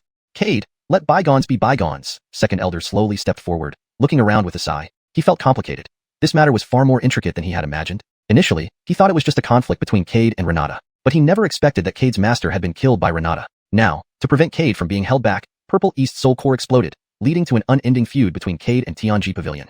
Cade was surrounded by enemies on all sides. Continuing like this, Cade was sure to die. Though he had a peak ancient realm puppet, there were at least 100 ancient realm cultivators present, including 2 more at the peak level. It was virtually impossible for him to leave safely with just 1 puppet. Do you really want to go to such lengths? Cade laughed bitterly, finding it the biggest joke. You killed my master, my senior sister, and my senior brother. Now you stand here, boldly asking me to let bygones be bygones? Did you think about that when you killed my master? You summoned these people without considering the same? Cade roared, his red hair flowing in the wind, bloodstains on his face, making him appear deranged. In his hands appeared the sky-cleaving axe. With murder in his eyes, he gripped the axe tightly. Instantly, spiritual energy burst from him, and he swung the axe down. A crimson slash tore through the air toward Tianji Pavilion. The speed was incredible, catching many Tianji Pavilion disciples off guard. They were severed mid-air before reacting. Below, countless vengeful spirits swarmed out from the 10,000 souls Basimernus, attacking the lower-ranked disciples of Tianji Pavilion. Shrill screams filled the air. Second Elder and other Tianji Pavilion elders had grim faces, glaring at Cade. Cade, will you really take it this far? We'll give you one last chance. Leave Tianji Pavilion immediately, and we can forgive everything. Otherwise, don't blame us for being merciless. Your combat prowess is remarkable, but you're still only at the initial Dao asking stage. Stay here, and we won't hesitate to kill you. Even with your peak ancient realm puppet, do you think it can protect you? At once, the pressure of a peak ancient realm locked onto Cade. Cade sneered, let's see if you can kill me. You ask for death. Second Elder charged towards Cade instantly, raising his hand to strike. Explode! Cade shouted, surging immense spiritual energy into the sky-cleaving axe, causing it to glow brilliantly. Are you insane? Second Elder's face changed. An explosion of a heavenly treasure, even at close range, could injure him despite being at the peak ancient realm. He turned to leave, but Cade sneered, not so easy to run. Illusory haven. Dense water vapor enveloped both of them instantly. Cade injected spiritual energy into the mist, slowing Second Elder. Second Elder realized his speed drastically decreased while time accelerated. What normally took a second now took 100, growing faster each moment. Horrified, he knew he must leave quickly. Blood dripped from Cade's mouth. Forcibly slowing a peak ancient realm was extremely taxing, even with the 6-winged golden cicada's help. Die! Cade endured the pain, tightly holding Second Elder. With a deafening explosion, the water vapor dissipated, revealing Cade and Second Elder being blasted apart by the shockwave. Outside, everyone was drawn by the tremendous sound, looking towards Cade's direction. As the smoke cleared, Cade reappeared with an energy shield around him, unharmed except for a trickle of blood from his lips. Conversely, Second Elder lay disheveled, clothes and hair gone, chest burnt, looking completely humiliated. Ha ha ha! Cade laughed, swallowing a pill from his storage bag. Old fool, you think you can match me? Second Elder glared, astonished that Cade was unscathed. Cade seemed to notice his confusion. Forgot to tell you, my grandfather prepared plenty of good things for me before I came here. How could a mere heavenly treasure hurt me, given what a 6th-origin Dao respected one prepares? What? Second Elder paled, staring at Cade, who had spoken loudly enough for everyone to hear. Everyone gaped in disbelief, hardly believing their ears. Noelle was unsurprised, having known about this beforehand. The scene continued in chaos, as Cade and Second Elder clashed in a final, dramatic confrontation, shaking the very foundations of Tianji Pavilion. He looked at Cade somewhat frenzied back and sighed helplessly, secretly sending him a message. Cade, it's about time you leave here and return to the demon realm. Now, Tianji Pavilion has already shown their true colors to you. If this continues, you are very likely to be forced to stay here. Cade gave Noelle an almost imperceptible glance, but didn't say anything more, keeping his eyes on Second Elder ahead. Old man, let me tell you, if you dare to kill me today, my grandfather will surely level Tianji Pavilion. Don't think I'm exaggerating. After all, there are only 2 of us left in our lineage, me and him. If I, the last surviving member, die, then our lineage will truly be extinct in a certain sense. Do you think my grandfather would care about sealing, or not sealing anything when that happens? The gravity of Cade's words hung in the air, making everyone present realize the high stakes involved. Hashtag chapter 185. Olive, shouldn't you give your junior brother some compensation? Cade wore a sneer on his face, daring anyone to challenge him with the implication that if they dared kill him today, his grandfather would never let it go. The Second Elder's complexion was ashen, unsure whether to believe what Cade had said. After all, Cade had demonstrated just how formidable he could be. A peak ancient realm puppet, an artifact capable of withstanding the self-destruction of a heaven-ranked treasure, and that eerie aura emanating from him. Though this aura seemed demonic, human, and monstrous at once, the Second Elder had a rough idea about its origin. The demonic aura likely arose because Cade could not accept his master's death, thus giving rise to demonic chi in his heart. As for the beastly aura, it undoubtedly had something to do with his crimson vertical pupils. He had seen those crimson vertical pupils before. They belonged to the Teddiurus lineage. And indeed, the founder of the Tedierus lineage, Zach, was a six-source Tao respected one. Thinking about this, the second elder broke into a cold sweat. There was a high probability that Cade was truly Zach's grandson. If he were to injure or kill Cade during their conflict, that individual might very well come looking for him. Cade, let's call it quits for today, Noel sighed as he approached Cade. Noel understood the sorrow in Cade's heart. Cade remained silent, merely staring quietly at Noel. Sigh. Noel sighed again, then whispered, continuing this deadlock with Tianjishi will bring you no benefit. The four major sects are merely sitting back watching right now because the situation hasn't reached an irreparable point yet. If Renata, that crazy woman, activates the key seal, you'll certainly perish here today. At that time, you won't even have a chance to take revenge for your master, let alone enter the cycle of rebirth. Keep some strength, so there's always hope. With your talent, you can step into the ancient realm within 100 years. At that time, you need not worry about not being able to kill Renata. Creak. Cade gnashed his teeth, staring intently at Noel in front of him. He knew the other party meant well, and did not wish for him to perish. But Cade was simply unwilling. How could the murderer still live comfortably? And why did Renata think she had the right to kill them? His master, who was as insignificant as an ant to her, shouldn't even be spared? Perhaps sensing Cade's thoughts at this moment, Noel patted him helplessly on the shoulder. Tedany things are of great importance. With your current cultivation level, you don't have the qualifications to know the specifics. If you want to seek vengeance, make yourself stronger as soon as possible. In not long, it will be time for the opening of the immortal ancient ruins. At that time, Tianjishi will dispatch disciples there. As for what you should do then, I don't need to remind you. Noel spoke softly, ensuring only Cade could hear him clearly. Cade glanced around and, sure enough, saw that the people from the four major sects were glaring coldly at him. Though they hadn't intervened to help Tianjishi yet, it was because the timing wasn't right. If Renata activated the key, these people would act immediately against him. Being only at the initial stage of the inquiry realm, no matter how strong his combat power was, facing many ancient realm experts would mean certain death. Additionally, his peak ancient realm puppet would also be destroyed by them.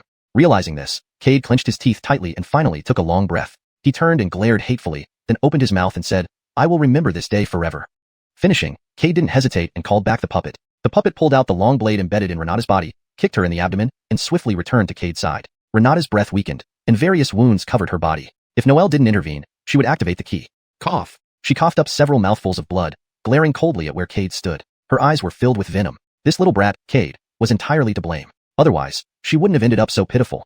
This little brat deserved death. Feeling Renata's cold gaze, Cade gave a disdainful smile and made a throat-cutting gesture. Cade! Renata screeched angrily. This little brat was too much. If not for his peak ancient realm puppet, she would have killed him today. Retracting his gaze, Cade scanned the crowd again, put away the 10,000 souls Basimernus, and left without looking back, accompanied by the peak ancient realm puppet. Only when Cade's aura completely vanished did everyone present breathe a sigh of relief. The pressure Cade brought was immense, especially for the Tianjishi disciples, who all showed expressions of having narrowly escaped death. They originally thought Cade would definitely die, but he managed to escape unscathed and severely injured the Emmet, threatening the second elder. He practically trampled on Tianjishi's dignity. However, many people felt deeply worried. Now that they had completely antagonized Cade, with his terrifying strength, if he entered the immortal ancient ruins, the Tianjishi disciples would face merciless slaughter. Looking across Tianjishi, no one could match Cade.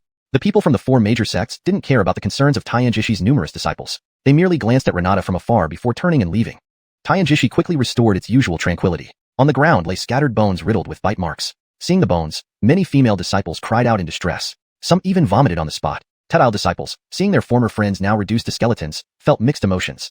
In the sky, the second elder looked at the heavily wounded Emmet and sighed deeply. Why? Is the Tao realm truly that alluring? By now, the second elder understood the Emmet's intentions perfectly. The Emmet spat out a mouthful of blood water, glaring coldly. You don't understand. You don't know how long I've waited for this. I must become a Taoist realm practitioner. Otherwise, I'll die in that catastrophe. Without another word, the Emmet turned and walked away, leaving the second elder behind. Watching the Emmet walk away, the second elder sighed again.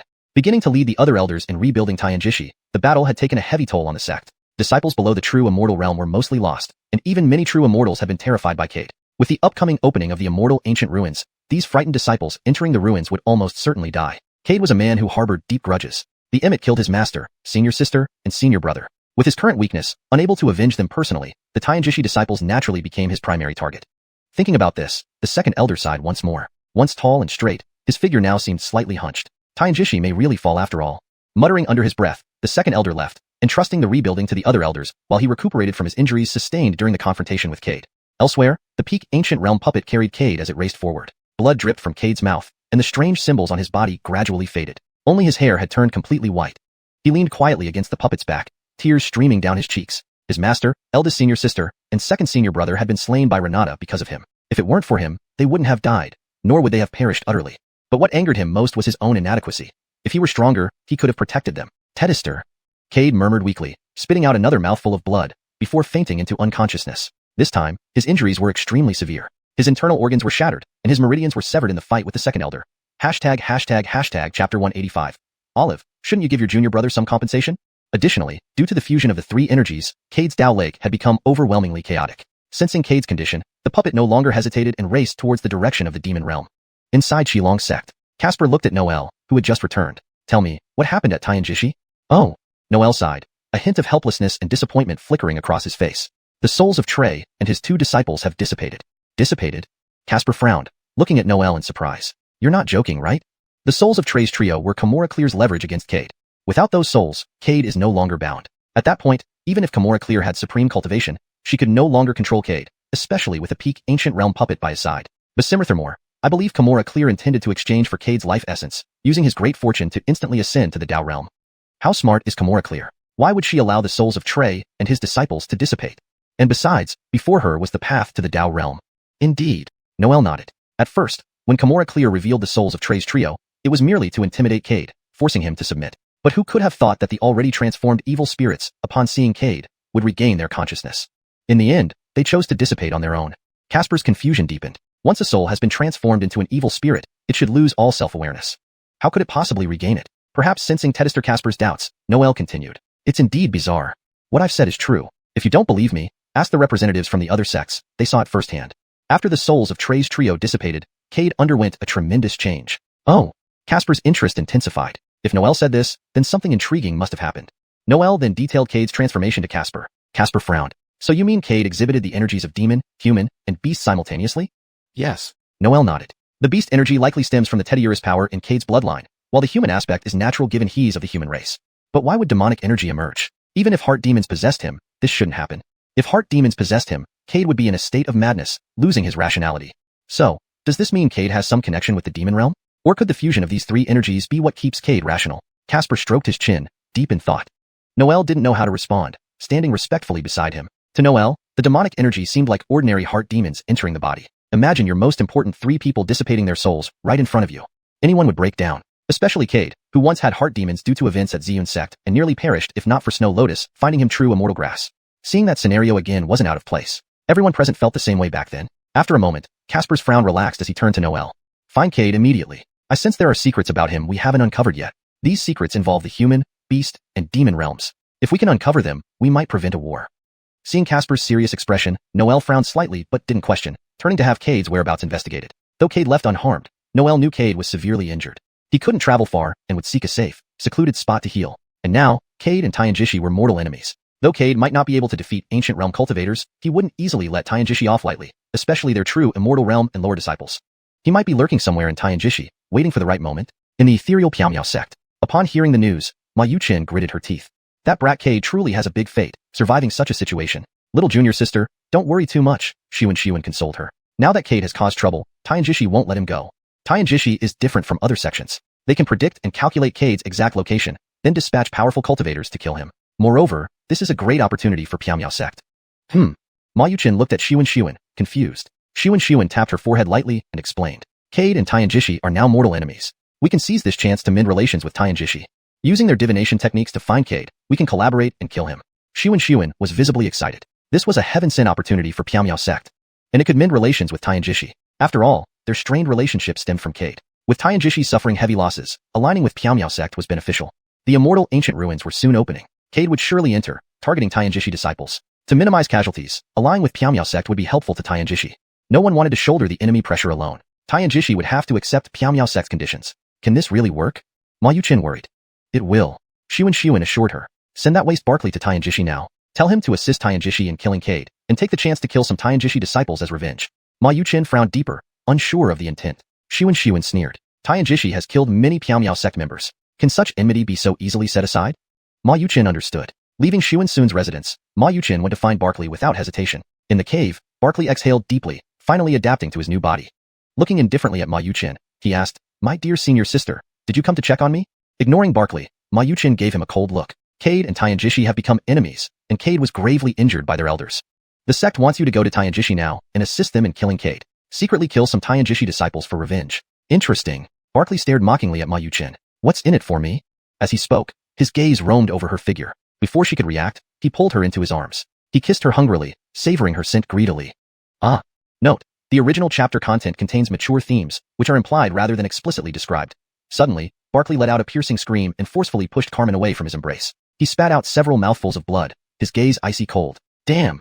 Carmen spat out half a tongue, her eyes equally unfriendly. Barkley, if you do this again, I won't mind letting you experience that feeling of being worse off dead once more. Blood gushed from Barkley's mouth as he glared fiercely at Carmen. After a while, using his spiritual power to heal his injuries, Barkley finally spoke. My dear senior sister, how cruel you are. You just wanted some benefits from me, and you did this. Carmen kicked out with one foot, delivering a vicious kick to Barkley's groin. Ah! Barkley screamed again, clutching his abdomen and rolling on the ground in agony. Humph! Carmen snorted coldly. If you do this again, I will make sure you can't even be a man. With that, Carmen left without looking back. Barkley gritted his teeth as he watched Carmen walk away. The hellish bitch, just wait for me. Phew!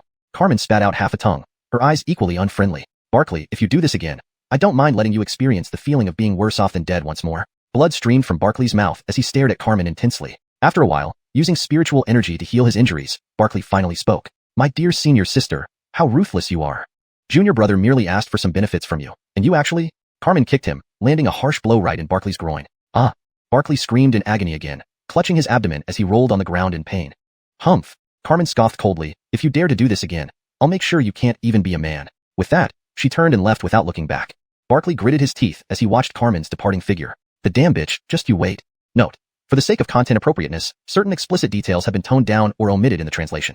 Chapter 186, Reunion with Gretchen. The Tianji Pavilion. A heavy cloud of sorrow hung over the place as everyone mourned the loss of their comrades. Inside the star-plucking tower, the second elder looked at Julia, his lips twitching uncontrollably. The Piao sect had become increasingly shameless. To come and discuss cooperation at such a critical moment.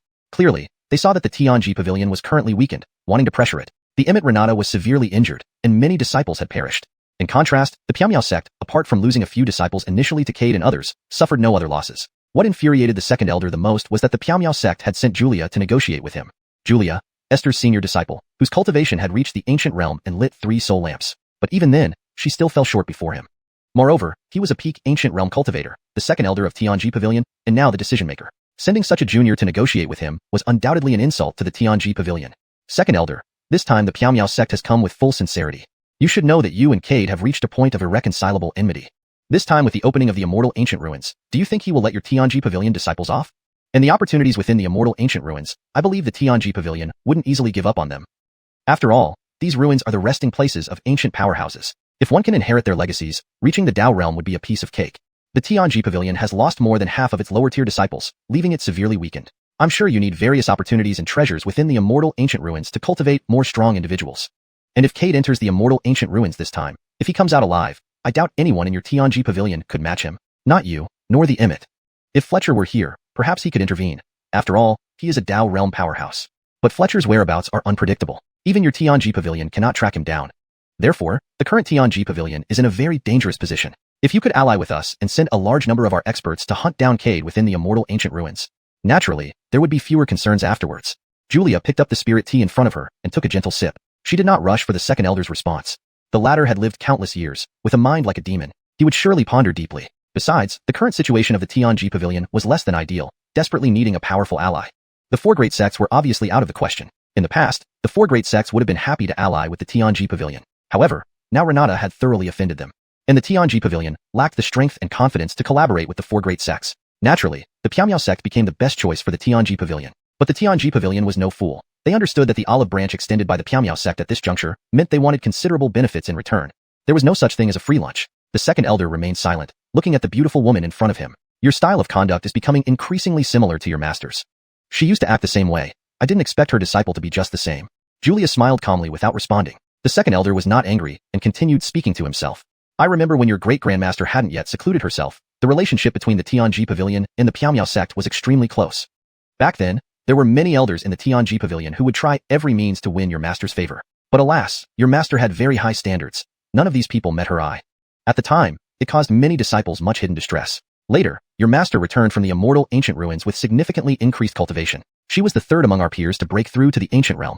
People once curiously asked her what happened in the immortal ancient ruins. But she kept mum, and gradually, people stopped paying attention to this matter. Perhaps few people remember this incident now. Julia frowned. Her exquisite phoenix eyes filled with confusion. She didn't understand why the second elder was telling her so much, and besides, he was talking about old matters. Did the second elder think this would reduce the damage? If that were true, then he was mistaken. The Piao Miao sect had determined the Tianji Pavilion's fate. If they did not agree to cooperate and hand over 30% of the gains from the immortal ancient ruins to the Piao Miao sect, the Tianji Pavilion's journey would end in failure. Even if K didn't act, the Piao Miao sect disciples would, eliminating all the Tianji Pavilion disciples inside the ruins. After all, doing wrong always came with a price. Otherwise, how would justice be served for the Piao Miao sect disciples killed by Cade and Rose? Without acknowledging Julia's frown, the second elder silently retrieved a memory crystal from his robe. He smiled and looked at Julia. I also entered the immortal ancient ruins and witnessed the main reason for your master's significant increase in cultivation. Would you be interested in seeing it? I believe you would find it intriguing, given the rather spicy scenes involved. After all, a peerless beauty coupling with a young man in an immortal cave. If this footage were released, many people would certainly enjoy it. The second elder slowly pushed the memory crystal toward Julia. You are fabricating nonsense. My master is a person of impeccable purity. How could she possibly do such a shameless thing? Don't try to use this to blackmail me. This time, if your Tianji Pavilion wants to enter the immortal ancient ruins, you must hand over 50% of your gains to the Piao Miao sect. Otherwise, relying solely on your current strength, avoiding Cade's pursuit inside the ruins is simply impossible. You killed Cade's master and senior sisters. You understand Cade's character better than I do. He holds grudges fiercely, ruthless and bloodthirsty. I don't believe the Tianji Pavilion disciples can escape his pursuit. Moreover, this incident has heavily damaged the Tianji Pavilion. You urgently need resources to cultivate more excellent disciples, or else a generation gap will appear among the younger disciples. Julia maintained a stern face, pushing the memory crystal back. The second elder's expression stiffened, staring intensely at Julia. Julia suddenly remembered something and flashed a radiant smile. That incident my master mentioned to a few of us before. The man who disrespected her was decapitated by my master. Her master used his soul and bones to refine a bone sword. This ancient sword is still in the possession of the Piao Miao sect. The second elder's face turned livid, gritting his teeth. So that's why that person disappeared soon after. I didn't expect he was slain by your master. This indeed surprised me. Then, the second elder changed his tone. Now you know about this matter. But what if all the upper realm cultivators knew about it? As you said, the current situation of the Tianji Pavilion is perilous. Missing this opportunity to enter the immortal ancient ruins would cause enormous losses. But we are not afraid. We still possess the key to the lower realm seal. The Tianji Pavilion will never perish. But what would numerous cultivators think of your Piao Miao sect if this footage spreads? Would they denounce your sect leader as promiscuous, or scold her as trash? Slap. Julia flew into a rage, slamming her hand hard on the table, her eyes wide open. Monroe, I advise you not to push your luck. Now there is still room for negotiation between us. Continuing this way will only bring loss to your Tianji Pavilion. And are you sure you want to wage war with my Piao Miao sect? Let's not talk about the outcome. The disparity in strength between the current Tianji Pavilion and Piao Miao sect is vast. The ancient realm cultivators of our Piao Miao sect slightly outnumber those of yours. Besides, Elder Tianji is not in the sect at the moment. Warring with us is the most foolish decision. Ha ha ha. Monroe burst out laughing after hearing Julia's words. Then let's see who ends up victorious. With that, he got up to leave. Julia clenched her teeth as she watched Monroe turn to leave. Just before he stepped out, she called out, stopping him in his tracks. Give me the memory crystal, and you only need to offer Piao Miao sect 30% of the revenue. Stop bargaining. This is the lowest I can go. If you refuse, I will release the images. So be it. I'll just endure some slander for a while. Monroe paused, a smile playing at the corner of his mouth, but quickly vanished. He turned to look at Julia, whose face was frosty. Wish us both a pleasant cooperation. As he spoke, he threw the memory crystal to Julia. She caught it and immediately turned it to ashes in her hand, sighing inwardly with relief. This was precisely what her master had instructed. Before coming, Esther had anticipated that Monroe would definitely use the past footage as leverage. So, Julia was instructed to demand 50% of the harvest from the immortal ancient ruins. Monroe would certainly disagree and threaten her with the memory crystal. At that point, she needed to play along and destroy the crystal. Sure enough, Monroe fell for it. When she first saw the memory crystal in Monroe's hand, Julia was surprised that everything unfolded as her master predicted. Following their agreement in Piao Miao sect, she demanded 50% of the harvest, eventually settling for 30% to acquire the memory crystal. Monroe, please swear an oath. After all, this matter concerns my master's reputation, and I cannot act rashly. Certainly. Monroe's innocent smile remained unchanged. After swearing, they discussed relevant matters before parting ways. You little brat, do you think you can outsmart me? A mocking expression flashed across Monroe's face. I will make you pay tenfold for taking from my Tianji Pavilion. Speaking, he retrieved a communication jade slip and sent a message. Meanwhile, a disciple in another part of Tianji Pavilion received the message, a glint appearing in his eyes. It seems negotiations have concluded. Since then, we won't hesitate to renege. He took out several memory crystals from his storage bag and distributed them. You know what to do now. If you understand, then begin. In the demon realm, Zack looked at the gravely injured and unconscious Cade, sighing. This kid is still as reckless as ever, but it's good he has seen the truth. He severed some karmic ties. Though injured, it's ultimately beneficial. Zack gave Cade a golden pill from his storage bag. Turning to the puppet beside him, he said, little Yuanzi's injuries aren't too serious. I've given him the creation replenishing pill. He'll wake up soon. Quickly take him away from the demon domain to the human world. His karmic ties are not fully severed. The puppet nodded, carrying Cade and using teleportation to leave Demon Guilty City. Watching the puppet depart, Zack sighed. Brat, You must have completely lost hope in humanity this time. In a way, it might be better for you. Humanity is full of deceit and wickedness. To grow strong, you cannot have any bonds. Otherwise, they will hold you back. Now you're free from any bindings. You can stir up this cultivation world. 3 days later, Cade coughed up blood and slowly opened his eyes. Seeing an unfamiliar environment, intense pain spread through his body, causing him to grimace. Struggling to sit up, he saw the peak ancient realm puppet sitting nearby. Where are we? Cade asked, shaking his head. The puppet shook its head. I don't know. Seeing the puzzled puppet, Cade didn't know what to say. Realizing it was merely a puppet, he put it away, took some healing pills, and meditated, running the Clint 9 Abyss art to rapidly draw in spiritual energy. His injuries were severe, and he needed to recover quickly. Additionally, a dead aura pervaded the surroundings, warning him to leave soon. Spiritual energy rushed into Cade, forming vortices around him as his injuries visibly healed.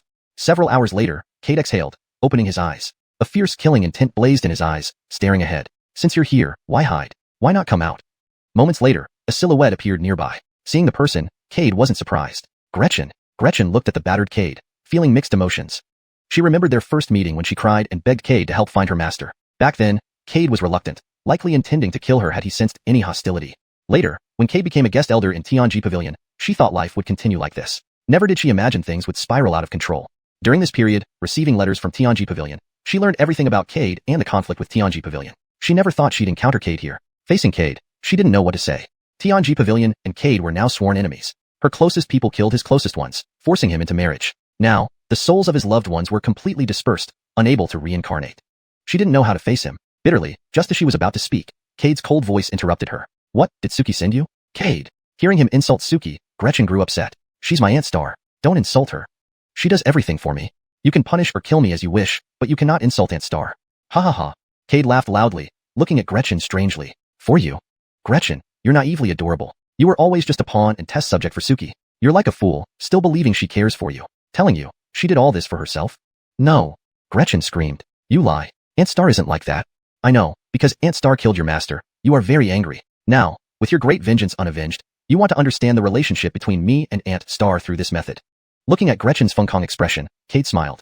/ correction. Looking at Gretchen's mad expression, Cade smiled. Funkong means crazy or mad in English. It should be translated to maintain fluency and natural reading in English. His original intention to kill her dissipated. He was very curious to see how Gretchen would react upon learning the truth. If Gretchen knew that Star Yueying, whom she believed cherished her the most, had always treated her as a mere pawn, how would she feel? Her existence was solely to verify the feasibility of swapping fates. How would she feel then? A master who did not care for her, people around her treating her as an experiment. Such a person, when she eventually discovers the truth, will surely have a very interesting reaction. Cade couldn't help but start to look forward to it. I know that because Star Yueying killed your master, you are very angry. You haven't avenged this great wrong yet, and you want to use this method to understand the relationship between me and Star Yueying. Looking at Gretchen's frenzied expression, Cade laughed. His original intention to kill her dissipated. He was very curious to see how Gretchen would react when she learned the truth. If Gretchen knew that Star Yueying, whom she believed loved her the most, had always treated her as a pawn from the beginning, how would she feel? Her existence was merely to validate the feasibility of swapping fates. How would she feel about that? With a master who didn't care for her and people around her treating her as an experiment, someone like her would surely have a very interesting reaction when she eventually learns the truth. Cade couldn't help but start to look forward to it. Chapter 187. Was I really wrong? Cade remained silent, and Gretchen snorted coldly. To her, Cade was speechless because she had exposed his treacherous schemes. How can you be speechless after your plan was exposed? Gretchen looked at Cade with a sneer. A smile still lingered on Cade's face, but it now held a mocking tone. How could someone as foolish as you exist in this world, Gretchen? You're so foolish that I cannot bring myself to kill you. Suddenly, something seemed to dawn on Cade, and his smile became even more sinister. This look made Gretchen feel uneasy. Why are you looking at me like that? This time, I killed an old acquaintance when I went to the Tianji Pavilion. Compared to her, it has been quite a while since you last saw her. Today, I will let you see her again. Looking at Cade's eerie smile, Gretchen suddenly had an ominous premonition. And who exactly did Cade mean by killed an old acquaintance? Who did he kill? With his current cultivation reaching the initial stage of inquiry, he was powerful but not enough to kill an ancient realm expert. So who could he have possibly killed? Gretchen's unease and fear grew stronger. She felt that Cade had killed someone important to her. At this moment, Cade took out the 10,000 souls cauldron. In the next second, Selah's soul floated out from it. Ah!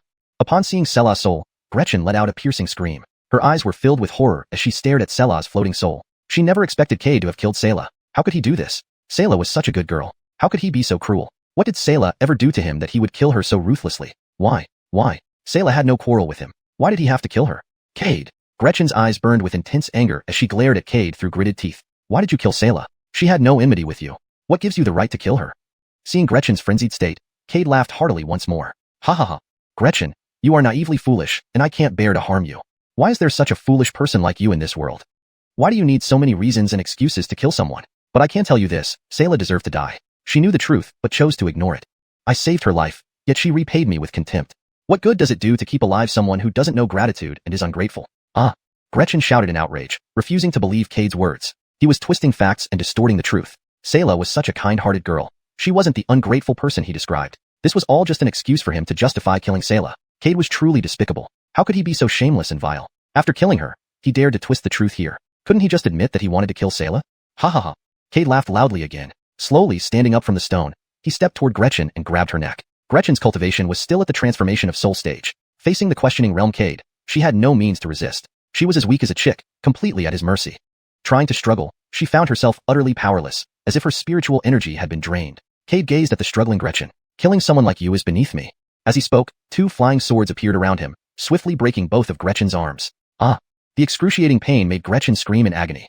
But it didn't stop there. Suddenly, a golden light emitted from Cade's hand. Gretchen's face changed drastically as she felt her vitality draining away rapidly. Her silky black hair turned white within moments. Her smooth skin was now wrinkled. In mere seconds, Gretchen transformed from a young woman into a frail old woman. The 6-winged golden cicada had taken her time. Seeing the lifeless figure in his hand, Cade stopped the cicada from further stealing her time. Sue, Cade, what have you done to me? Why am I like this? Horror filled Gretchen's aged face. Cade smiled without answering. Don't worry. I said I wouldn't kill you, and I won't. Of course, with the little time you have left, you should live long enough to see the truth. If you manage to break through to the questioning realm, you might regain your youth and beauty. But I don't think you'll have that chance. With those words, Cade released pressure. Gretchen fainted immediately, her eyes rolling back.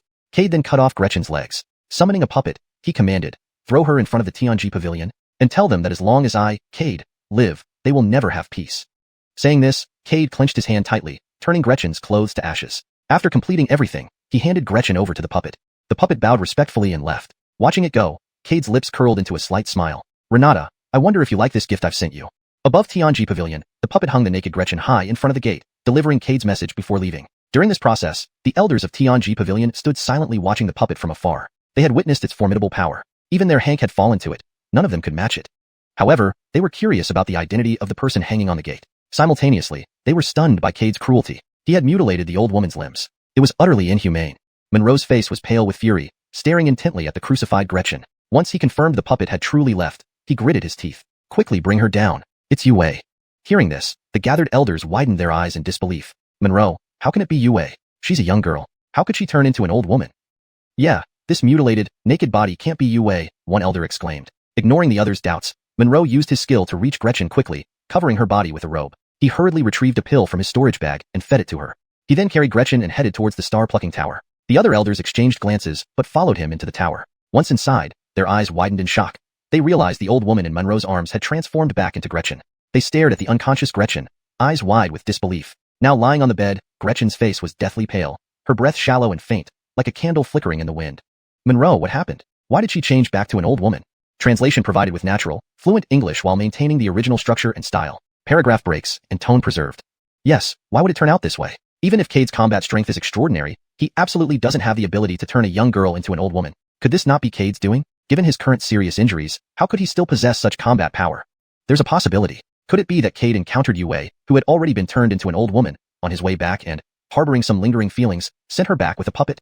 As soon as these words were spoken, the elder realized something was off. If it really was as he said, then there would be no reason for Cade's puppet to nail her in front of Tianji Pavilion's gate. This action was undoubtedly meant to humiliate Tianji Pavilion.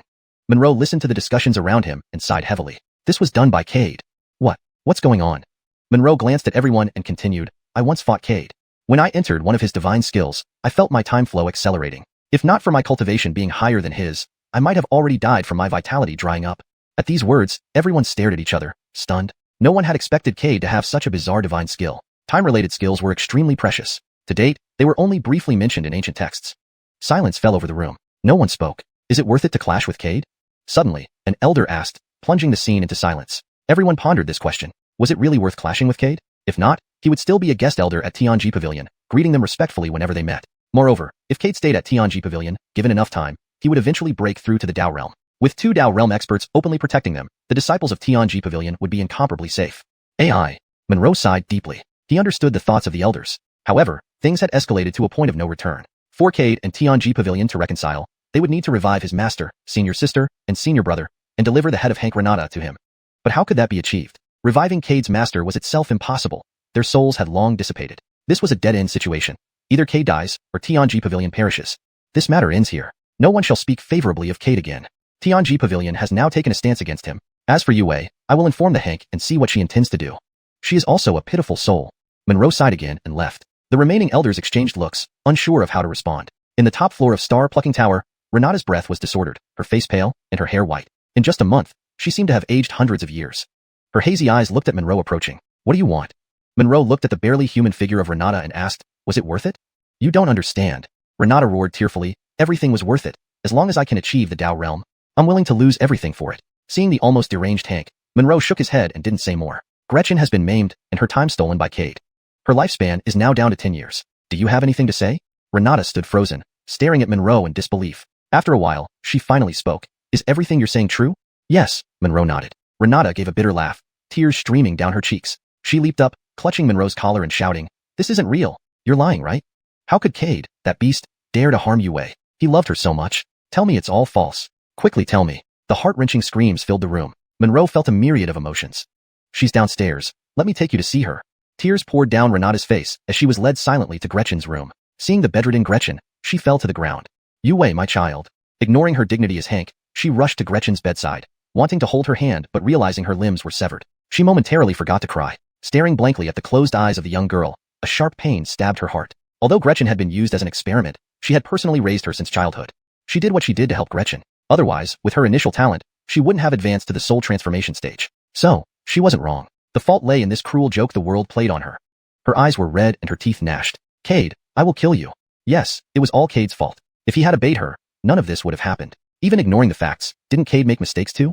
Monroe signaled the other elders, who understood and quietly left the room. Alone with Gretchen, Renata stared blankly at her, murmuring softly, was I really wrong? I did it all for the Tao realm breakthrough. Was this wrong? Meanwhile, Cade calmly watched the floating 10,000 souls cauldron. It contained over 2 million souls, mostly low-tier cultivators, offering him little benefit. Cade frowned, then swiftly gestured. The numerous souls devoured voraciously. They must be strengthened using this method. Otherwise, this will offer me little advantage. He glanced at the nearby puppet. Realizing it couldn't absorb spiritual energy from nature and needed spirit stones to recover, he reluctantly stored it away. The storage bag contained hundreds of thousands of spirit stones, enough for the puppet's recovery.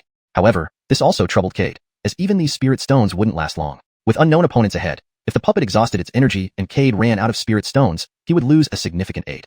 Currently, Cade found it extremely difficult to kill ancient realm experts. He could only manage a one-for-one trade. Even killing that Tianji Pavilion elder required assistance from the Dream Garden and the six-winged golden cicada. Without them, Cade might have been killed that day. After that battle, Cade realized the massive gap between him and ancient realm experts. After parting ways with Tianji Pavilion on bad terms, it was highly likely that they would dispatch ancient realm cultivators to pursue and kill him. Therefore, Cade must prepare a large quantity of spirit stones to meet any urgent needs. 1,000 miles outside Tianji Pavilion, Barkley stared at the several Tianji Pavilion disciples in front of him with an amused expression. You all should be on your way now. Since you couldn't find Cade's exact location, there's no use keeping you around. Barkley, how dare you? One of the Tianji Pavilion disciples roared angrily, making a move to sever Barkley's fortune. But in the next second, his head soared high into the air, and his physical body was instantly destroyed by an extremely terrifying force. Vermin are still vermin. Barkley looked at the other few who were still dazed from shock. They hadn't figured out why this man would brazenly kill Tianji Pavilion disciples despite the alliance between Ethereal Sect and Tianji Pavilion. But before they could think of an answer, their bodies were already shattered. Their souls tried to escape, but Barkley opened his mouth wide and sucked them all into his belly. Chapter 188, Gretchen dies. After devouring the souls of several individuals, a look of satisfaction spread across Barkley's face. The souls of Tianji's disciples indeed taste excellent. Untainted by much slaughter, their souls are sweet. Barkley smacked his lips. Bayard stood nearby, smiling broadly. Indeed, uncorrupted souls are pure and potent. They significantly enhance cultivation. Of course, if you could get your hands on Cade's soul, you would taste the finest delicacy in this world. Humph! Barkley sneered coldly, eyeing Bayard suspiciously. Isn't that a given? Cade's soul might already be tainted by bloodlust, becoming a true blood soul. Devouring his soul would instantly propel me to the true immortal realm. Moreover, a blood soul is saturated with malevolent chi and karma, perfectly aligning with my cultivation technique. It is an incredibly rare delicacy. But where has that damned creature hidden now? Otherwise, it would be the best time to strike him down while he's weak. He needs to be finished off before he grows any stronger. Otherwise, I may not be able to match him. Yes, Bayard nodded. Cade's fortune is immense, which makes him so hard to kill. But furthermore, his good fortune brings unparalleled opportunities. This is why he has become so powerful. If you hadn't been entangled with him over that jade pendant, all this fortune would have been yours. A flicker of regret passed through Bayard's eyes. He somewhat regretted telling Barkley about the peculiarity of the jade pendant back then. Otherwise, he might have successfully killed Barkley and taken over his body long ago. Humph! Barkley stared at Bayard with murderous intent. You dare bring this up to me? If it weren't for your persuasion, would all these things have happened? And would I have turned into this monstrous state? Barkley's words left Bayard momentarily speechless. Indeed, everything back then was ultimately because of him. At that time, he thought controlling the chi condensation stage Barkley would be easy, but he never imagined that his decision would lead to his current plight. So what do we do now? If we return after killing Tianjai's disciples, it will surely raise alarms within Tianjai. Bayard cautiously asked Barkley. Barkley looked towards a small sect not far away. Since we've come this far, how can we just go back? Moreover, Cade has already advanced to the Inquirer stage, while I am still at the peak transformation soul stage. If I truly meet him, I might not come out on top. Our top priority is to quickly enhance my cultivation. Barkley's murderous intent surged. The fastest way to enhance cultivation is by devouring other souls. This demon art he obtained accidentally during his journey to the demon realm is called the 8 Extreme Celestial Demon Art. To practice this technique, one must consume the living souls of people to elevate their own cultivation. The higher the cultivation of the consumed, the better the effect. In the demon realm, Barkley frequently used this technique to devour souls, enhancing his strength. Upon arriving in the upper realm, to avoid unnecessary attention, he had refrained from using this technique. Now, with Cade as the common target, Barkley could pretend to be Cade and kill disciples of other sects. Immediately after speaking, Barkley's appearance underwent a drastic change, transforming into Cade. My esteemed teacher, ahead lies a small sect with its highest cultivator at the true immortal stage. I, your disciple, am merely at the peak transformation soul stage. Encountering him, there's no guarantee I can defeat him. So please lend a hand to slay him. Barkley turned to Bayard, his smile not reaching his eyes. Bayard's mouth twitched slightly, but he nodded in agreement. He knew well that he was dealing with a madman who would stop at nothing to achieve his goals. If it weren't for Cade's great fortune, he wouldn't stand a chance against Barkley. Compared to Barkley, Cade appeared too merciful despite seeming ruthless to others. Otherwise, Cade wouldn't have had his soul shattered right before his eyes. True power requires cutting off all weaknesses, and Barkley embodied such a person. Arriving at the small sect called Xiuxian sect, Barkley unleashed indiscriminate slaughter. However, beautiful female cultivators were spared for cultivating the yin-yang harmony technique. Xiuxian sect's Hank was a late-stage true immortal powerhouse. Just as he was about to intervene, Bayard struck him down with a single palm. An hour later, Bayard floated in the air, watching naked female cultivators screaming on the ground, lost in thought. Barkley's body shuddered as toxins and restrictions within him slowly shifted. All those who came into contact with him immediately died from poison. Despite this, Barkley did not hesitate to devour their souls. After all, even minor gains were worthwhile. Naturally, Barkley also looted all the heavenly treasures from Xiuxian sect. For some time, Barkley and Bayard relentlessly destroyed sects, devouring their souls. Back at Tianjai, the second elder's face was grim. There had been no good news lately. First, all the disciples sent to find Cade were killed. 10 subordinate sects were annihilated within a short period. These subordinate sects supplied hundreds of thousands of spirit stones and various heavenly treasures annually. Losing 10 subordinate sects was a significant blow to Tianjai, especially since they relied heavily on these resources for operations. This situation necessitated them depending on subordinate sects more than ever. Investigate. Find out what's happening. Who dares to attack our subordinate sects? The second elder pounded the armrest angrily. Boom. The once sturdy chair turned to dust with a loud bang. Looking grave, the second elder asked, how has the imit fared recently? Has the daemon been found? Thinking of the daemon, the second elder felt inexplicable rage. If the daemon had been present, none of this would have happened, or would have been less severe. With 3 ancient realm experts, even Cade wouldn't dare provoke them easily. Yet, at this critical juncture, the daemon vanished without a trace, undetectable even through divination. Soon, the hall was left empty except for the second elder. Tedesaging his temples, he felt utterly exhausted. The burden of Tianjai now rested solely on his shoulders. With the pavilion Tedester missing, the imit in a delirious state, and the daemon's whereabouts unknown, they now faced mysterious enemies. He felt overwhelmed. Taking out a black-purple tortoise shell from his storage bag, he began to divine. He wanted to know who dared challenge Tianjai's subordinate sects.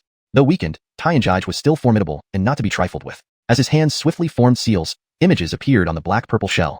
A youth in black robes slaughtered cultivators mercilessly, accompanied by a powerful figure. After killing the cultivators, the youth devoured their souls and defiled female cultivators. The text ends here, maintaining the original paragraph structure and tone. Oddly enough, every female cultivator he defiled died instantly. The second elder watched the youth in the vision tightly, his teeth grinding with a crunching sound. Cade. So it's this brute. He has truly reached the point of utter madness. The second elder clenched his fists tightly. The youth in the vision looked exactly like Cade, and used similarly sinister methods. The powerful figure following Cade was undoubtedly that puppet, as the second elder suspected. Cade, do you really think Tianjai is powerless? The second elder put away the black-purple tortoise shell and left. He needed to find help. Inside the star-picking tower. Note: for better flow and natural reading in English, Xiuxian is translated as star-picking tower. Gretchen's limbs had already recovered, but the imit clutched her hand tightly, continuously injecting spiritual power and vitality into her body. For some unknown reason, Gretchen's vitality and spiritual power were rapidly depleting. The imit could only sustain her life this way. Otherwise, she wouldn't last a year. Gretchen's eyes were vacant as she stared blankly at the ceiling. In her mind, Cade's words echoed incessantly. Her heart felt as if it were being sliced by a knife. Tears kept streaming down from the corners of her eyes. She couldn't understand why their once close relationship had deteriorated to this point. If it were merely because Teddy Yura forced marriage on him, Cade didn't need to be so ruthless. Tianjai had treated him well. Noticing Gretchen's tears again, the emmet wiped them away gently and asked softly, Yue, are you feeling unwell again? Gretchen turned her head woodenly towards the emmet. The emmet no longer retained her youthful beauty. Her hair was now gray, though her face remained wrinkle-free. But she lacked the vibrant spirit she once had, looking more like an old, weary woman. Starant, we were wrong. We shouldn't have treated Cade this way. Whether or not Cade wanted to marry me should have been his decision. We shouldn't have killed his master and degraded his master's soul to a malevolent ghost. Tedators of the heart can never be one-sided. Teddy Yura hugged Gretchen tightly, her nose tingling and her eyes reddening. Foolish girl, this is all Starant's fault. If not for me, you and Cade wouldn't have come to this point. It was my foolish ambition. I'm sorry, Yue. Gretchen buried her head in Teddy Yura's embrace and sobbed uncontrollably. She cried for a long time. Only after she was too exhausted to cry further did she look up at Teddy Yura. Starant, tell me the truth. Why do they say I was just a pawn in your hands, an experiment? You made me marry Cade not for my sake, but to confine him in Tianjai to steal his fortune. What's going on? Hearing Gretchen's question, Teddy Yura fell silent. Eventually, the truth couldn't be hidden. She had anticipated the day when Gretchen would discover the truth, but it came too soon. Silence. An eerie silence. Gretchen and Teddy Yura looked at each other without speaking. The answer lay between them unsaid. So, that's how it is. Gretchen laughed bitterly. I see Cade was right. I really am stupid.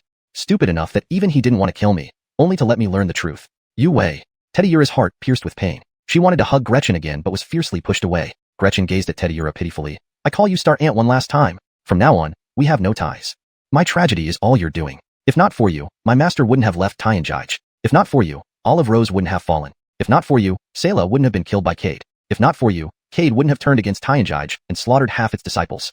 This is all your fault. For your pitiful selfishness, you've placed the entire Tianjai in an irreversible plight. Gretchen screamed with all her might, slapping away Teddy Yura's hand. Don't touch me. I find you disgusting. Teddy Yura stood dumbfounded, tears streaming down her cheeks. Yue, listen to me. It's not what you think. How can it not be? Gretchen mocked Teddy Yura. You've always treated me as an experiment, just to test whether Sister Rose and I could swap fates. Now that your plan succeeded, why pretend affection? Gretchen's scream tore at Teddy Yura's heart, who stood beside her like a child who had made a mistake. At this moment, Gretchen's body visibly withered. Yue! Teddy Yura screamed, rushing to give her vitality and spiritual power, but Gretchen stopped her. Don't touch me. I find you disgusting. Even if I die today, I don't want your pity. Gretchen's speech was intermittent now, her breath incredibly weak. Her skin wrinkled once more, and her gaze slowly faded. Her hair turned white within moments. This is for the best. Gretchen looked at herself with difficulty, her shriveled hand limp. I no longer need any connection to this disgusting world. With those words, Gretchen's body collapsed heavily onto the bed, devoid of vitality. Yue! Teddy Yura wailed in agony, hugging Gretchen's lifeless body and attempting to inject vitality and spiritual power into her. But all attempts failed. She held nothing but a corpse in her arms. Unbeknownst to her, Gretchen's soul was rapidly dissipating from her body, turning into a stream of golden light flowing far away. Several 10,000 miles away from Tianjai, in a tea house, Cade grinned, Gretchen, letting you know the truth settles our karmic bond. Dust returns to dust, soil returns to soil. Smiling, Cade fused Gretchen's soul journey into his body. The 5th level of Swallow 9 Abyss Art was indeed invincible. Even separated by tens of thousands of miles, it could still devour vitality and spiritual power. Back then, after severing Gretchen's limbs, Cade had left a vortex created by the 5th level inside her body. This explained why, since her awakening, her vitality and spiritual power had been rapidly depleting. Tianjai was an enemy to Cade, and he certainly wouldn't let such an enemy go easily. Afterward, Cade continued sipping tea leisurely, listening to the surrounding chatter. Inside Tianjai, Teddy Yura lovingly looked at the lifeless Gretchen. Gently caressing her withered face, she whispered, Yue, you've misunderstood me. It's not what you think. I know you must have suffered greatly these past days. Rest assured, I will avenge you. Everything I did back then was for you. Tears continuously dripped onto Gretchen's face as Teddy Yura ignored everything, still stroking Gretchen's face. This was her daughter, raised by her own hands. Initially, she did intend to use Gretchen as an experiment, but over time, she grew fond of this lively little girl. Subconsciously, she began treating Gretchen as her own daughter, wanting to give her everything. But everything changed when Cade appeared. The once peaceful Tianjai transformed. The innocent little girl also fell in love with the stranger. This was how it was with Gretchen, Rose, Francisco. Suddenly, Teddy Yura's gaze turned icy cold once more. Yes, that's right. All this is because of that little brute Cade. If not for him, Tianjai would still be as peaceful as before. Qinglian wouldn't have gone to the demon realm alone for her sake and ultimately perished. Elder 3 wouldn't have withdrawn from Tianjai because of this. I wouldn't have killed Detested Trey and his 2 disciples, and Yue wouldn't have been slain by Cade. My long-quelled heart wouldn't have stirred again due to the auspicious energy on Cade, driving me to seek it by any means necessary in an attempt to reach Tao's pinnacle. All this is Cade's fault. If not for him, everything would have been fine. Teddy Yura laughed maniacally. Cade, if I, Teddy Yura, do not kill you, I swear I will not live. You've made me lose everything. You deserve to die. Her voice echoed with a vengeance that seemed to pierce through the walls of Tianjai. Chapter 189. Robbery of Immortal Jade. In the tea house, Cade quietly sipped his tea, with the chatter of other cultivators around him filling his ears. This time, Cade has truly crossed swords with Tianji Pavilion. Who would say otherwise? It's not like he can be blamed. His master being killed is something no one can accept. This Tianji Pavilion seems upright and righteous on the surface, but they too have their hidden schemes and intrigues. Indeed, they used to pride themselves as a transcendent sect that stayed out of mundane affairs, but now it's clear they're just a group of hypocrites, using a master's soul to force someone into submission. What a despicable sect. I've heard Cade has already begun his wild revenge against Tianji Pavilion. Upon hearing this, the surrounding cultivators all pricked up their ears. They all wanted to know what had transpired. Now, Tianji Pavilion was keeping information about them tightly under wraps, so outsiders could hardly find out anything. Cade frowned slightly at this. He had been busy recovering from his injuries recently and hadn't engaged in any retaliation against Tianji Pavilion. Moreover, after killing many disciples of Tianji Pavilion, openly slaying more now would only stir further trouble. The many elders of Tianji Pavilion certainly wouldn't stand by idly and would likely unite with other sects against him. If it came to that, avenging his master and others might become impossible. Even his own survival would be uncertain. Although he had a peak ancient realm puppet, its use drained some of its inner spirit energy each time. Until he obtained enough immortal jade, Cade didn't intend to provoke Tianji Pavilion again at such a critical juncture. The speaker was a slim cultivator who puffed out his chest in satisfaction upon noticing everyone's attention. You don't know this? Recently, Cade single-handedly slaughtered dozens of subordinate sects of Tianji Pavilion. And I also heard that Cade killed all the male cultivators and kept the females for use as furnaces. But these women didn't fare well either. Anyone who got close to Cade died immediately afterward. Tedany suspect there's poison on Cade's hooks. Otherwise, this wouldn't happen. The scene erupted into uproar, everyone displaying disbelief. Cade's mouth twitched and his face darkened. This was pure slander. He had never done such foul deeds, let alone poison on his hooks.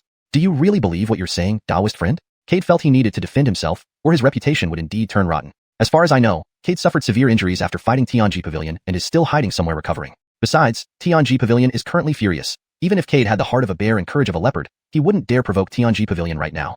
Also, Cade is only at the initial inquiring Dao stage. Tianji Pavilion's subordinate sects have true immortal realm powerhouses. How could he wipe out an entire sect? Cade was interrupted by another cultivator before he could finish. You clearly don't understand, Cade. A burly man lifted his wine gourd, took a hearty swig, then sat opposite Cade. Cade responded softly, eyeing the burly man suspiciously. Is there something I don't know? The burly man laughed loudly. Indeed. Although Cade is only at the initial inquiring Dao stage, his true combat power is terrifying. Even ancient realm cultivators aren't a match for him, let alone a mere true immortal powerhouse. Additionally, Cade has a peak ancient realm puppet by his side. Except for Dao realm powerhouses, who dares to challenge him? However, this is the first I've heard of Cade being promiscuous. With that, the burly man took another heavy swig, a hint of disappointment in his eyes. Actually, Cade has had a tough time. He came to the upper world alone and fell into the hands of Xintian sect's pursuit, and now he's faced off with Tianji Pavilion. This bravery and courage deserve respect. These words quickly resonated with the crowd. True, Tedany things we hear come from major sects. We don't know the actual details. Furthermore, if Cade were as horrible as those major sects claim, he wouldn't have gone to Tianji Pavilion alone just to avenge his master. How could such a loyal person be described as a demonic cultivator by them? A faint smile spread across Cade's face. These people, though low in power, had a discerning heart. This moved Cade deeply. Thank you. Cade stood up, bowed to the audience, tossed 2 spirit stones on the table, and walked toward the exit. Watching Cade leave, the first speaker suddenly realized something, his eyes glowing brightly. That's not right, he's Cade.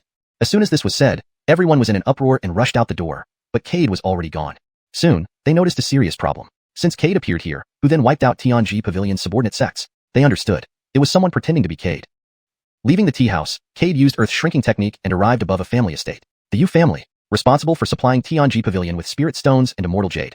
They controlled one of the few large immortal jade mines in the upper world.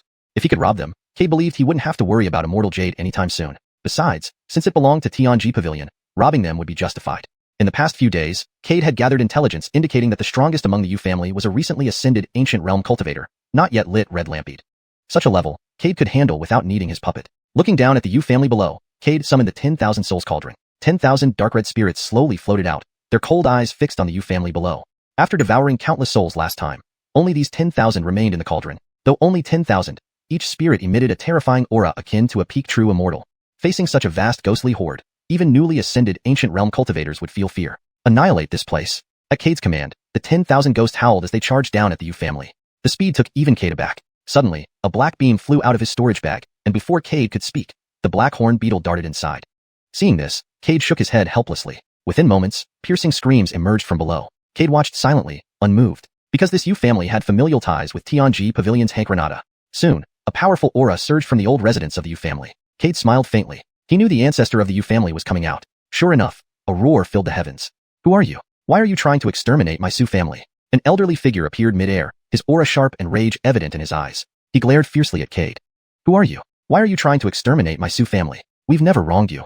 Emerson, though inwardly horrified because despite only having initial inquiring Tao cultivation, this person exuded an incredibly dangerous aura. If a fight ensued, he wasn't sure he could win.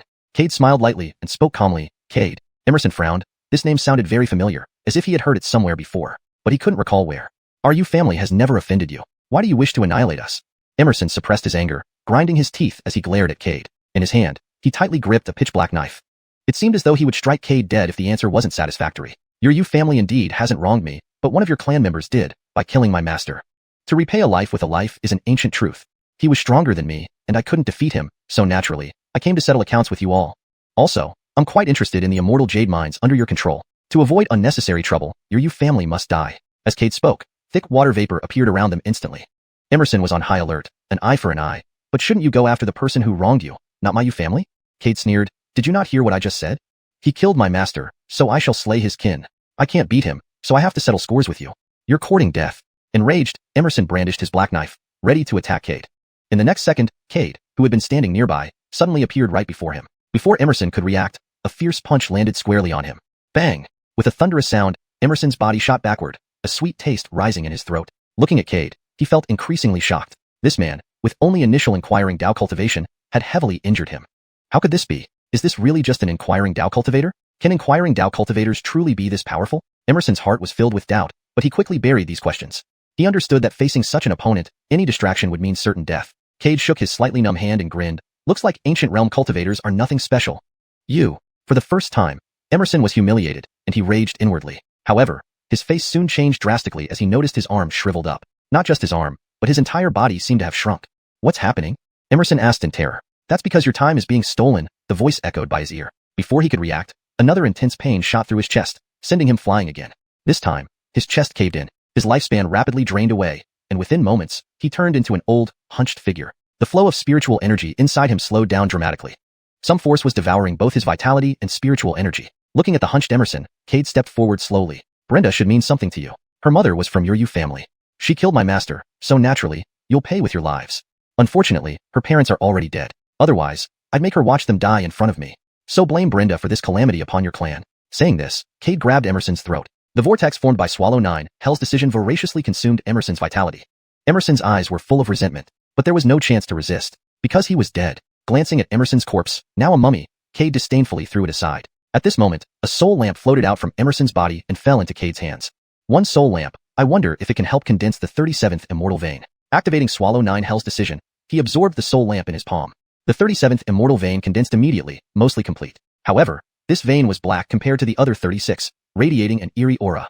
Cade found this puzzling. This 37th immortal vein condensed after absorbing the soul lamp of the elder from Tianji Pavilion. The eerie aura made him uncomfortable. Water vapor spread as Cade looked down at the ground strewn with bones of the Yu family. He directed the 10,000 ghosts to move all their treasures. Of course, he didn't forget his purpose, to plunder the immortal jade mine. Now that the Yu family was annihilated, the mine became ownerless. He had to empty it before Tianji Pavilion arrived. Fortunately, Cade always took the storage bags of those he killed. The storage bags he had were enough to empty the mine. If not, he could simply destroy it. Cade wouldn't allow Tianji Pavilion to possess such a large immortal jade mine. The 10,000 ghosts enthusiastically dug into the immortal jade mine. Cade also didn't sit idle, creating tens of thousands of clones to join the excavation. One by one, his storage bags were filled. To maximize efficiency, he even let his puppet absorb the immortal jade here. However, Cade soon realized he had underestimated the quantity stored in this mine. Despite filling dozens of storage bags, there was still a vast amount of immortal jade left. Cade grew frustrated. Explosions of this scale could potentially devastate the area or even breach the boundary between the upper world and lower world. Cade wasn't sure what consequences this might bring, so he hesitated. All he could do was fill more storage bags. Eventually, Cade sat cross-legged on piles of immortal jade, cultivating. Xuanhuan Hell's decision fiercely absorbed the divine energy from the jade. This energy continuously strengthened his physical body. In just one day, Cade's body became saturated with divine energy. Yet, Xuanhuan Hell's decision did not stop there. His 38th immortal vein began forming slowly. Curiously, the 37th vein remained unchanged. Cade ignored it. Meanwhile, at Tianji Pavilion, Elder Number 2 and other elders were dumbfounded, eyes filled with shock and grief. Elder Brenda had perished. None of them expected a peak ancient realm elder to meet such an end. Moreover, Brenda's death was a significant loss to Tianji Pavilion. Tianji Pavilion had 3 peak ancient realm elders, Brenda, Elder Number 2, and Elder Number 3. With Elder Number 3 missing and Brenda dead, only Elder Number 2 remained. Gretchen, looking at the surprised elders, sighed helplessly. Aunt Xing suffered severe injuries while constantly transferring her spiritual energy and vitality to me. That's why she perished. Her voice was soft but clear to everyone present. Elder Number 2 looked at Gretchen, frowning slightly. Gretchen seemed different from usual, more mature, less mischievous. And given how important Aunt Xing was to her, her calm demeanor following Aunt Xing's death was unsettling. Perceiving Elder Number 2's suspicion, Gretchen said coldly, Aunt Xing entrusted you to take care of Tianji Pavilion before her demise. If there's nothing else, I will take my leave. Leaving without waiting for responses, she turned into a rainbow streak. The remaining elders stared at each other in bewilderment. Do you all find Yue a bit strange today? At this, all the elders present nodded in agreement. I don't know why, but looking at this girl today, I get this weird feeling as if I'm looking at Elder Number 1. I have the same feeling. Me too. Elder Number 2's gaze swept over the gathered elders, his brow slightly furrowed. But right then, a disciple of Tianji Pavilion rushed in, breathless and frantic. Elder Number 2, elders, something terrible has happened. The faces of Elder Number 2 and the others darkened as they hurriedly turned their attention to the disciple. What happened? It can't be that another sect has been wiped out, right? The disciple was drenched in cold sweat, nodding his head. The Yu family clan was completely massacred in one night. Damn it, who could have done this? What incredible audacity. Hashtag chapter 190. Or vein explosion. Is there any issue with the immortal jade or vein? Compared to the Yu clan, second elder was more concerned about the immortal jade or vein. The fate of Tianji Pavilion depended on it. If something happened to the immortal jade or vein, Tianji Pavilion would lose a critical source of income. Nowadays, most of the current disciples in Tianji Pavilion needed immortal jade for cultivation. Without the immortal jade or vein, it would be a devastating blow to Tianji Pavilion.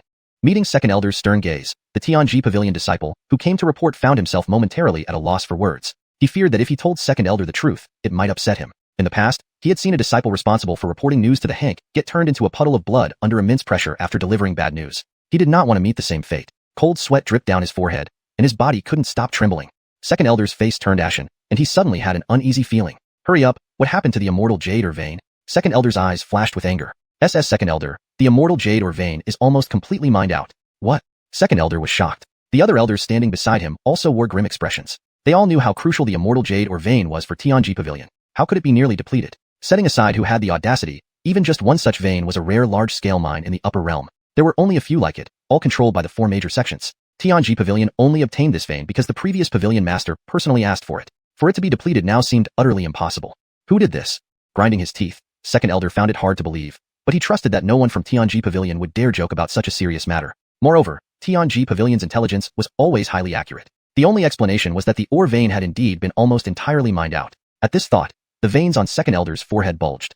A massive wave of pressure instantly locked onto the kneeling Tianji Pavilion disciple, causing his body to tremble even more violently, and cold sweat poured down his forehead like rain. Shivering, the disciple spoke hesitantly. It's Cade. Cade did it. Humph. Second elder laughed upon hearing Cade's name. Even if you wanted to lie to me, you should find a better excuse. Cade just annihilated water spirit sect yesterday. Even with a peak ancient realm puppet, it's impossible for him to have rushed to the Yu clan and done the same within a day. I'm telling the truth, elder. Members of the Yu clan were all turned into skeletons, and these skeletons had bite marks all over them. It's definitely the work of the malevolent ghosts from Cade's 10,000 Souls Basimurnus. And we saw Cade's figure in the 1,000-mile mirror. Silence enveloped the scene. Initially, the disciples' words might have been doubted, but now they were undoubtedly true. The 1,000-mile mirror was one of the few Emperor-tier treasures of Tianji Pavilion, allowing one to investigate anything in the world. Of course, it had a drawback. It couldn't detect Dao realm cultivators. Moreover, the bones left behind had bite marks. This confirmed it was Cade's doing. But how could he so swiftly destroy 2 sects in such a short time? That was clearly implausible unless a Dao realm cultivator had intervened. Second elder's frown deepened as if it could crush a fly. The other elders exchanged looks of confusion. Let's go and see. After a moment's contemplation, second elder spoke calmly. The group of elders marched grandly towards the Yu clan. Phew. The Tianji Pavilion disciple exhaled deeply, watching second elder depart. He wiped the cold sweat from his forehead, feeling immensely relieved, realizing how close he had come to death. Inside the immortal jade or vein, Cade opened his eyes, emitting a dense aura of immortality. His flesh had become translucent and smooth, like fine jade. His golden red vertical pupils grew increasingly eerie. My power has increased again. He checked his body and felt satisfied. A myriad of malevolent ghosts stood respectfully before him, the storage bags given by Cade already full. After probing with his divine sense, he noticed a significant amount of immortal jade still remained. Cade clenched his teeth and activated the 9 layers of Clinart, absorbing the heavenly immortal energy and injecting it into the immortal jade. Since he couldn't take it away, he'd make it explode. Moreover, with the remaining amount of immortal jade, Cade believed he could escape even if he set off an explosion. An immortal jade explosion was immensely powerful. If an entire or vein detonated, even a peak ancient realm cultivator might struggle to escape. Fortunately, only a quarter remained. Cade believed the explosion, though powerful, would allow him to escape. A black-legged beetle slowly flew from a piece of immortal jade, landing precisely on Cade's shoulder. This time, I've let you eat your fill. Touching the beetle's shell, Cade's pupils narrowed abruptly. For tails of the black-legged beetle had grown blood-red eyes. Real ones, not patterns. These 8 eyes blinked at Cade when he looked at them. Cade's mouth twitched, baffled by this strange transformation. Sensing Cade's gaze, the black-legged beetle affectionately rubbed its head against his face and made cooing sounds to please him. Suppressing his shock and curiosity, Cade collected the surrounding storage bags and continued injecting immortal energy into the vein. Once the immortal energy permeated the entire vein, a mere thought would trigger the explosion. 5 hours later, Cade wiped the cold sweat from his forehead. Through 5 hours of effort, he had linked his own immortal energy throughout the vein. Now, with just a thought, the vein would explode instantly. First, I need to find a safe spot. If the blast is too powerful and kills me, it won't be worth it. Cade retracted the puppet and immediately used earth constriction. After another hour, he arrived 800 miles away from the vein. He sighed in relief, then focused his mind.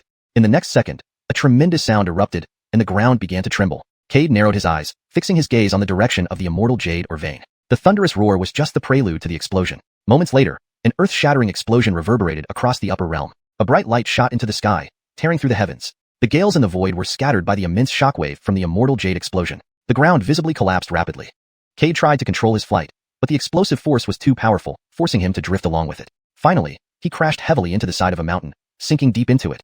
The sound of the immortal jade vein explosion drew the attention of every sect in the upper realm. The leaders of the 4 major sects spread their divine senses to investigate and paled as they realized what happened. Tianji Pavilion's large vein had exploded. What happened? Why did Tianji Pavilion's vein explode? Who has such audacity to destroy Tianji Pavilion's large immortal jade vein? Come with me immediately. Please feel free to ask for further chapters or specific parts you would like translated. Such an event sent ripples through all the major sections. They understood fully what this meant. The explosion of a large immortal jade vein could potentially destroy the boundary between worlds, creating a massive hole between the lower and upper realms. If this happened, the spiritual energy from the upper realm would flood into the lower realm in large quantities, enriching it. This would cause a massive loss of spiritual energy in the upper realm, making cultivation more difficult for cultivators here. A scenario they did not want to see. The superiority of upper realm cultivators would vanish, and the lower realm could accommodate Dao inquirers as well. Lower realm cultivators were considered a lowly bunch. If they gained substantial spiritual energy, they would soon catch up with upper realm cultivators. For years, though the upper realm had ruled over the lower realm, the two had always harbored irreconcilable tensions. Once the gap between them narrowed, the conflict would erupt completely. Moreover, many lower realm cultivators, like Cade, were unapologetic madmen. If cultivation became easier for them, they would certainly begin slaughtering upper realm cultivators en masse. In that moment, every sect in the upper realm panicked, rushing towards the site of the explosion with all their might. On the other side, Second Elder and company were utterly stunned. They stared blankly at the direction of the explosion, eyes glazed over, mouths twitching. The towering pillar of energy seemed to pierce straight into their hearts. Quickly, let's go see what's happening. Second Elder snapped out of his daze, roaring in anger. He immediately unleashed all his cultivation, using the earth constriction technique to speed toward the explosion site. The other elders followed closely behind, panic showing on their faces, cold sweat dripping from their foreheads. They knew very well that if the boundary had truly been breached, Tianji Pavilion would become the enemy of all upper realm sections. The exploded immortal jade vein belonged to Tianji Pavilion, and its inability to protect this critical resource would be seized upon by rival sects as a chance to challenge them. Already, many sects were unhappy with Tianji Pavilion's possession of a large immortal jade vein. Losing this valuable asset and facing numerous powerful enemies would be too much even for a Dao realm powerhouse like Bray to handle. Cade, I swear I'll never rest until I kill you. Second Elder gritted his teeth. How dare Cade do such a thing? He actually blew up a large immortal jade vein. Did he not consider the consequences? An entire large vein exploding, even partially, was enough to breach the upper realm. Did he know what that would lead to? It would turn every upper realm cultivator into his enemy. No matter how deep the grudge between Cade and Tianji Pavilion, this level of madness was unacceptable. It put both Tianji Pavilion and himself in mortal danger. Even if Sixth Source Venerable came forward, Cade would likely be doomed. Gritting his teeth, the hatred Second Elder felt for Cade reached unprecedented heights. He also blamed Renata for provoking Cade needlessly. Renata simply left everything to him while she walked away. And Damon. He wanted to tear this old fool limb from limb. If Damon had been present, none of this would have happened. But no, he opened Tianji Pavilion at this crucial time, leading to the confrontation with Cade. He hated Town Sky sect for bringing Cade to the upper realm and then abandoning him, even pursuing him. If they had treated Cade better, these events wouldn't have unfolded. He hated himself for not being strong enough to prevent it. Cade struggled to pull his arm out of the rock wall, gazing warily at the dissipating energy column. If not for his formidable physical strength, he might have suffered severe injuries in the explosion. He swallowed hard, wanting to approach and investigate. But the next second, Cade froze mid-air. The earth had collapsed. The explosion of the immortal jade vein had caused the entire ground to cave in, and the collapse was spreading rapidly. What's happening? Cade's mouth twitched, a bad feeling gnawing at him. He realized he'd really made a huge mistake. Indeed, a tremendous suction force suddenly emanated from below, and the rate of collapse accelerated drastically. Before Cade could flee, the suction force enveloped him. Without hesitation, he quickly stored the black-legged beetle in his storage bag and unleashed his cultivation, trying to escape the suction. But his power was limited, and after only a few moments, he was pulled into the collapsing ground. A loud bang echoed as Cade crashed into the surface. Suddenly, a sky appeared beneath him. The barrier between the upper and lower realms had been breached. Lower realm cultivators looked up in disbelief as dirt, rocks, trees, birds, and beasts plummeted from the sky. With them came vast amounts of immortal and spiritual energies, causing many lower realm cultivators' realms to break through almost instantly. Before they could savor their breakthroughs, they broke through again. In mere moments, lower realm cultivators were dumbfounded. Some even broke through 3 times consecutively. One person advanced from foundation establishment to core formation without any signs of heavenly tribulation, forming a luminous purple core within their body. Everyone was stupefied, looking up at the massive skeleton in the sky. Just then, a figure fell from the skeleton, vanishing before they could get a clear look. Ted and he doubted whether their eyes had deceived them. At the Xiao family estate, Justin caught sight of that fleeting figure. That aura was familiar to him. Cade, aren't you supposed to be in the upper realm? Why are you coming from there? And why did this enormous hole suddenly appear in the sky? Is this related to Cade? Countless questions filled his mind. After a moment, he transformed into a rainbow streak and chased after Cade's direction.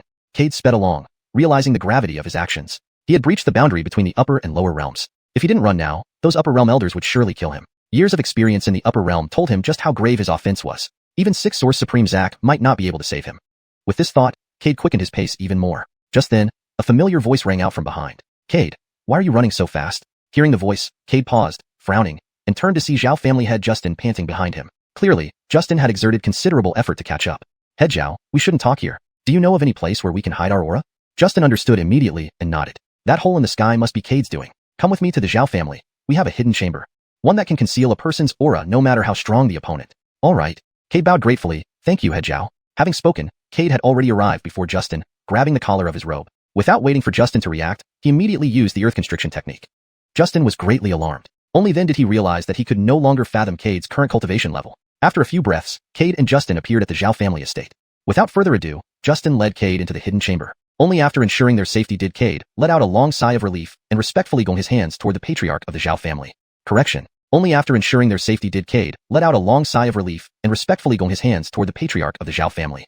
Revised. Only after ensuring their safety did Cade let out a long sigh of relief and respectfully gong his hands toward the patriarch of the Xiao family. Bassimer improvement for fluency and natural reading. Once he was sure they were safe, Cade let out a long breath of relief and respectfully bowed to the patriarch of the Xiao family. Note: the gesture gong his hands is a traditional Chinese respectful gesture, which can be translated as bowed, or described more specifically if needed. Tedany, thanks to Ardell for coming to my aid. Justin frowned and waved his hand. You went to the upper realm, so why did you suddenly come back? And why can't I see through your cultivation level anymore? That's only natural. Seeing an old acquaintance, Cade was very pleased. Now, I could kill you with just one finger. As he finished speaking, Cade had already reached Justin's side. Grabbing the collar of Justin's robes, before Justin could react, Cade used the technique, instant movement. Justin was greatly alarmed. Only now did he realize that he could no longer gauge Cade's current cultivation level. After a few breaths, Cade and Justin appeared at the ancestral residence of the Xiao family. Without further ado, Justin led Cade into a secret chamber. Once safety was confirmed, Cade heaved a long sigh of relief and respectfully clasped his hands towards the patriarch of the Xiao family. Tedany, thanks to Lord Xiao for coming to my aid. Justin furrowed his brow and waved a hand. Didn't you go to the upper realm? Why have you suddenly returned? And why can't I discern your cultivation level? That's only natural. Seeing an old acquaintance, Cade was quite pleased. Now, I could kill you with just one finger. Note: the term gong la gongso has been translated to clasped his hands to ensure smoother and more natural reading in English while maintaining the meaning. Chapter 191, Casper. Justin's lips twitched uncontrollably. This kid becomes less likable each time I see him. What does he mean by saying he can kill me with just one finger? I am, after all, a cultivator in the late stage of the spirit formation period. No matter how strong this boy is, no matter how extraordinary his talent is, he would at most only have reached the initial stage of the Seeking Dao realm. Even if we fought to the death, it's uncertain that he could really kill me. Perhaps sensing Justin's doubts, Cade didn't elaborate much further. Justin, as a late-stage spirit formation cultivator, would be even easier for him to kill than squashing an ant.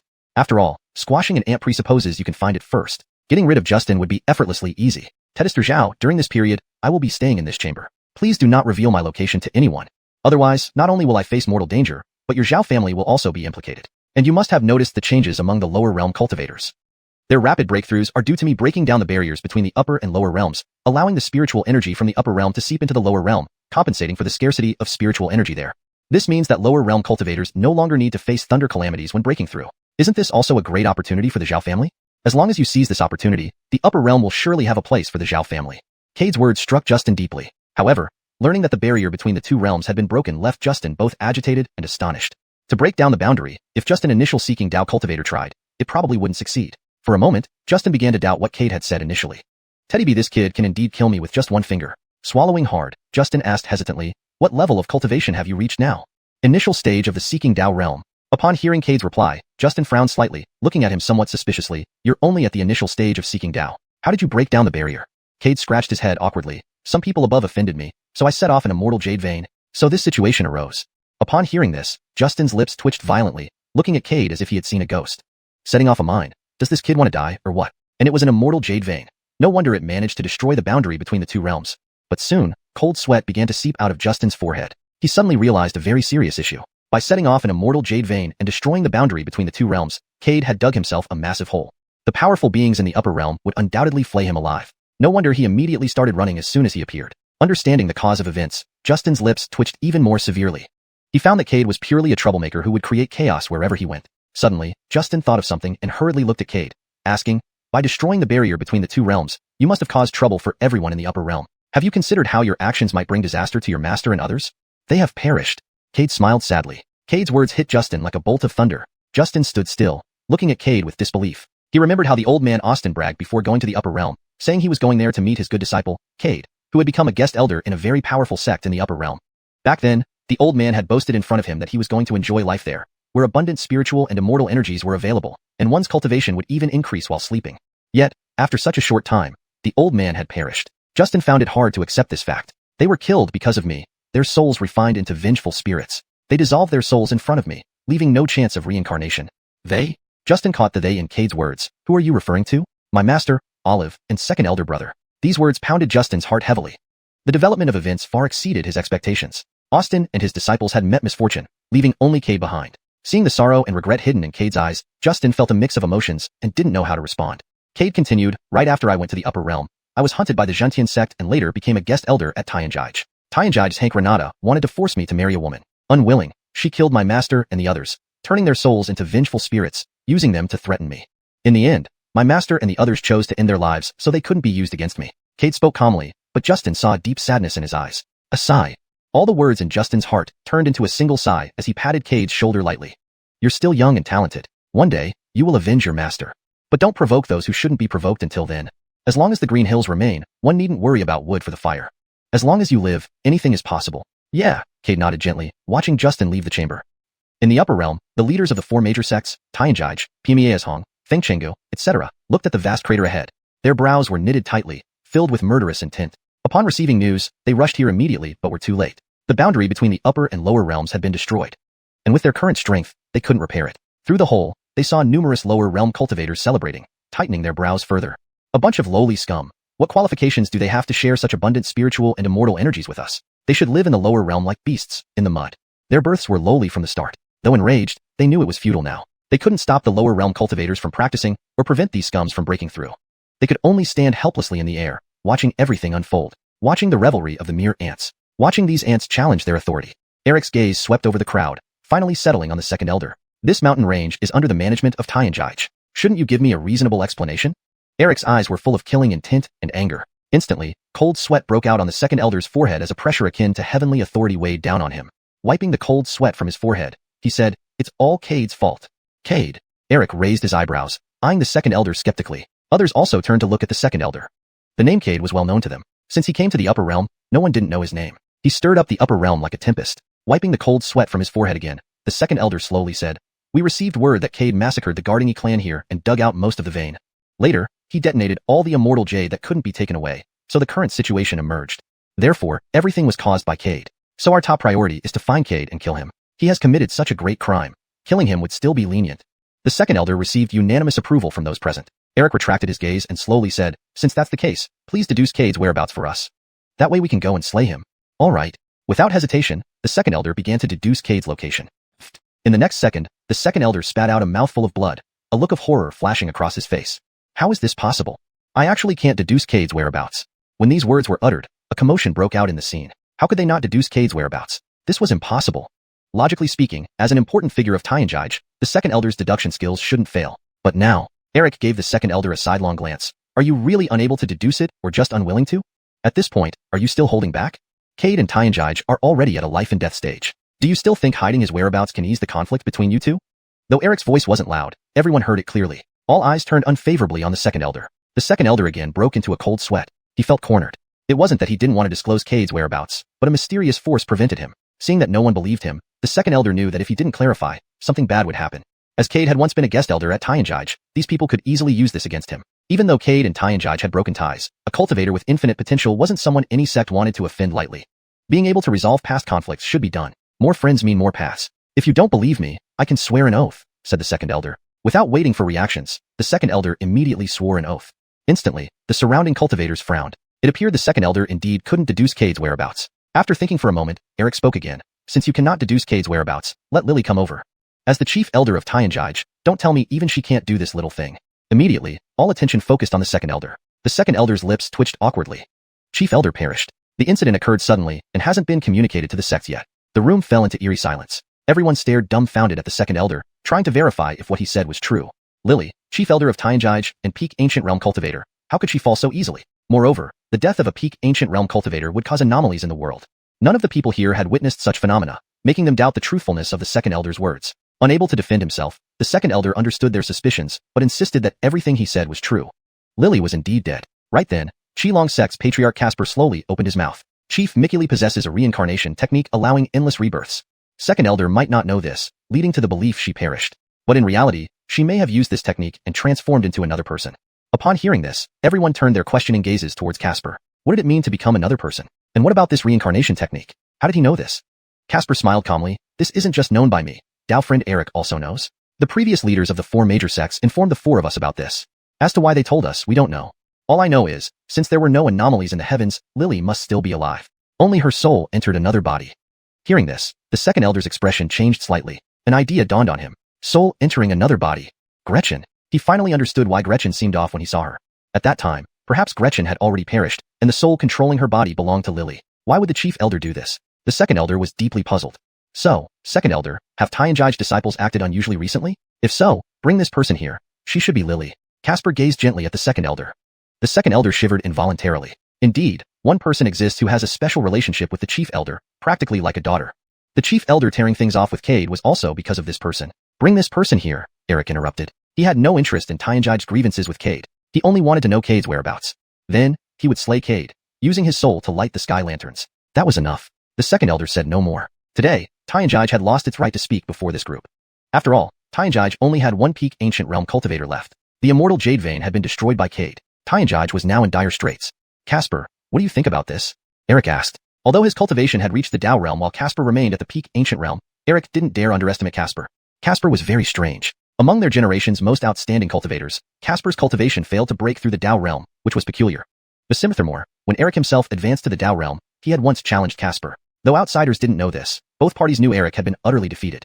His origin power nearly shattered by Casper. To this day, Eric remembered Casper's words back then. It's not that I can't break through, it's that I choose not to. Leaving this statement, Casper walked away without a backward glance at the heavily injured Eric. From then on, Casper became an obstacle in Eric's heart. Even now, it was still the same. Even though he was a 3-source Dao cultivator, facing Casper still evoked fear. We will wait until Lily comes, Casper said and closed his eyes cross-legged. Seeing this, Eric stopped talking as well. Others followed suit and meditated quietly. Xiao sect. Bernadette's face brimmed with unrestrained joy. She hadn't expected Cade to be so audacious. Using a massive immortal jade vein to destroy the boundary between the upper and lower realms, Cade had completely become the enemy of all upper realm cultivators. Without her needing to act, someone would slay Cade. Though not killed by her own hand, knowing Cade was slain was enough. Smiling, tears rolled down her cheeks. Detested sisters, please wait a little longer. Cade is about to die. Your vengeance can finally be avenged. Just then, a knock sounded on the door. Bernadette hastily wiped away her tears and opened the door. Second Olive. Seeing the visitor, Bernadette smiled and blocked Kiana's arm. Kiana gently poked Bernadette's forehead, smiling. You should know about Cade's situation now. He is surely dead this time, but he's hiding now. In the short term, we might not be able to find him. Olive, I've come this time because there's something I need your help with. Olive, speak. Bernadette nodded. As long as we can find that brute Cade and kill him, I'll do anything you ask. Okay. Kiana nodded. The boundary between the upper and lower realms has already been opened. Upper realm cultivators can now travel to the lower realm without any restrictions. The leaders of major sects estimate that Cade is hiding in the lower realm. Is there anyone important to him still in the lower realm? Olive, what you mean is to force Cade out using this method. Bernadette instantly understood Kiana's intention. Even the second elder of xiuxian couldn't deduce his whereabouts. Only by using this approach do we have a chance of finding Cade. Once he shows up, death will be waiting for him. The paragraph structure and line breaks have been maintained as requested. The translation keeps the original tone and style, ensuring it remains natural and fluent in English while preserving the storyline and logic consistent with previous content. ##### Chapter 192, Brother. Kiana's eyes flashed with intense malice, and her heart was already filled with deep hatred for Cade. She would not let go of this opportunity to eliminate him so easily. His appearance had brought her too much embarrassment. This proud daughter of the Piao sect had repeatedly been humiliated by Cade. This was something she could never allow to happen. Moreover, Cade harbored an irreconcilable enmity with her little junior sister. This time, Cade had angered everyone, making it almost impossible for him to survive. He was doomed. Furthermore, this was the only chance to kill him. Once missed, allowing Cade to grow stronger, it would be nearly impossible to kill him again. Bernadette thought for a moment and understood sect1-2's plan. She nodded immediately. In the next realm, there is indeed another person who is very important to Cade. Really? A look of surprise flashed across Xiuxian's face, followed by immense joy. Initially, she hadn't held much hope. With Cade's master and companions dead, Xiuxian assumed that Cade wouldn't have anyone important left. She came to see Bernadette merely to try her luck. She couldn't believe how easy it was. Little junior sister, quickly tell me, who exactly is this person? Xiuxian was visibly excited. She seemed to already visualize Cade dying at the hands of many powerful beings.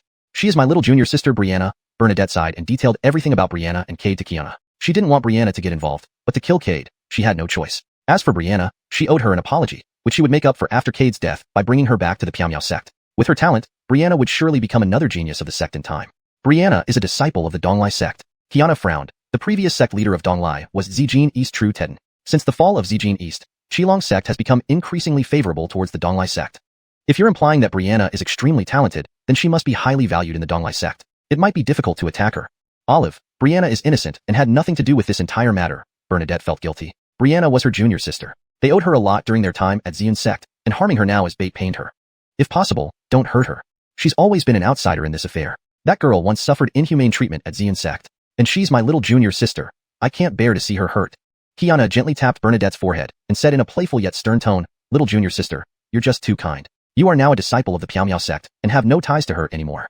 Even if you wanted to reconcile with her, she may not accept your goodwill. Remember, the relationship between our upper realm and the lower realms is like that between rulers and subjects. As rulers, we needn't concern ourselves with the life or death of a subject. The cultivators of the lower realms will always be beneath us. Their fate is irrelevant to us. Our ultimate goal is to complete our mission, which is to kill Cade. Don't you want revenge for your master?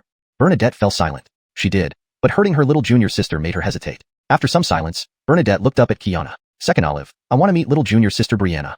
To ask for her opinion. Fine. Xiuxian sighed helplessly, gently rubbed Bernadette's hair, and then turned away. They needed to act quickly. Given Bernadette's reputation, the Piao sect wouldn't dare harm Brianna directly, so they'd need others to do it instead. Meeting Brianna was also reasonable. Xiuxian didn't object. Bernadette watched Second Olive leave, feeling a pang in her nose. She took a deep breath and transformed into a long rainbow heading toward the rift. She had to meet her little junior sister and ask her opinion on Cade. If Brianna also agreed with Cade's actions, then she wouldn't blame her own cruelty. Though Ava had once distanced herself due to her mutated spiritual root, she was still her master, the one who kept her from starving. Once a teacher, forever a father. If Brianna showed petty jealousy like Cade, Bernadette would disown her. Beside the rift, Gretchen frowned, her gaze sweeping over the people present. I cannot deduce Cade's whereabouts. Besides, Aunt Star has already perished. As for you saying I am Aunt Star, well, you're just imagining things. Gretchen remained calm, even under Eric's penetrating gaze. The scene was silent. No one spoke. Finally, someone broke the silence. Regardless of whether you're Gretchen or Suki, we don't care. We only need to know where Cade is now. Casper opened his eyes and fixed a cold stare on Gretchen. As long as you tell us Cade's location, wherever you go, we won't stop you. After speaking, Casper didn't rush for an answer, maintaining his smile. Gretchen's gaze was calm as she looked at Casper. Can you really keep your word? Yes, Casper nodded. Though I'm not a Dao realm cultivator, my words in the upper realm cannot be disobeyed. If I say I'll let you go, you will be free. Fine. Gretchen agreed without hesitation, closing her eyes and sitting cross-legged. Her hands rapidly formed seals. Instantly, the sky roared with winds and thunderbolts, and a strong aura of sanctity erupted from her body. At that moment, she seemed to become the center of the universe, beyond control by all living things. Everyone present was taken aback by the scene. Eric and the three others exchanged glances, understanding that this indicated Gretchen's mastery of the great xuanhuan art. They were curious about it, but they respected the integrity of Tianjihui and refrained from forcing her. Under everyone's watchful eyes, blood began seeping from Gretchen's lips, and black-purple runes appeared on her exposed skin. These runes emitted strange lights, and tiny lightning bolts from the sky struck them. Moments later, Gretchen slowly opened her eyes, wiped away the blood, and spoke. I cannot deduce Cade's exact position, but he fled south. He's currently in the lower realms. To find him, you must go down there. If you intend to kill him, hurry, as the ancient relics will soon open. Once they do, you may lose your chance. Without further delay, Gretchen stood up and left, leaving everyone stunned. After some time, Eric finally spoke. You've all heard what was said. You know what needs to be done. He turned and left without looking back. Being a third source Dao realm cultivator, killing Cade was effortless for him, but Cade alone wasn't worth his effort. Casper and others also left. 2 days later, hundreds of powerful beings descended through the rift into the lower realms. As soon as they appeared, they released their formidable power as ancient realm cultivators. An ancient realm peak cultivator from the Xiuxian sect looked down indifferently at the multitude of lower realm cultivators rising into the air. Give you 1 day to hand over Cade, and I will spare all of your lives. If there's any delay, I will not show mercy.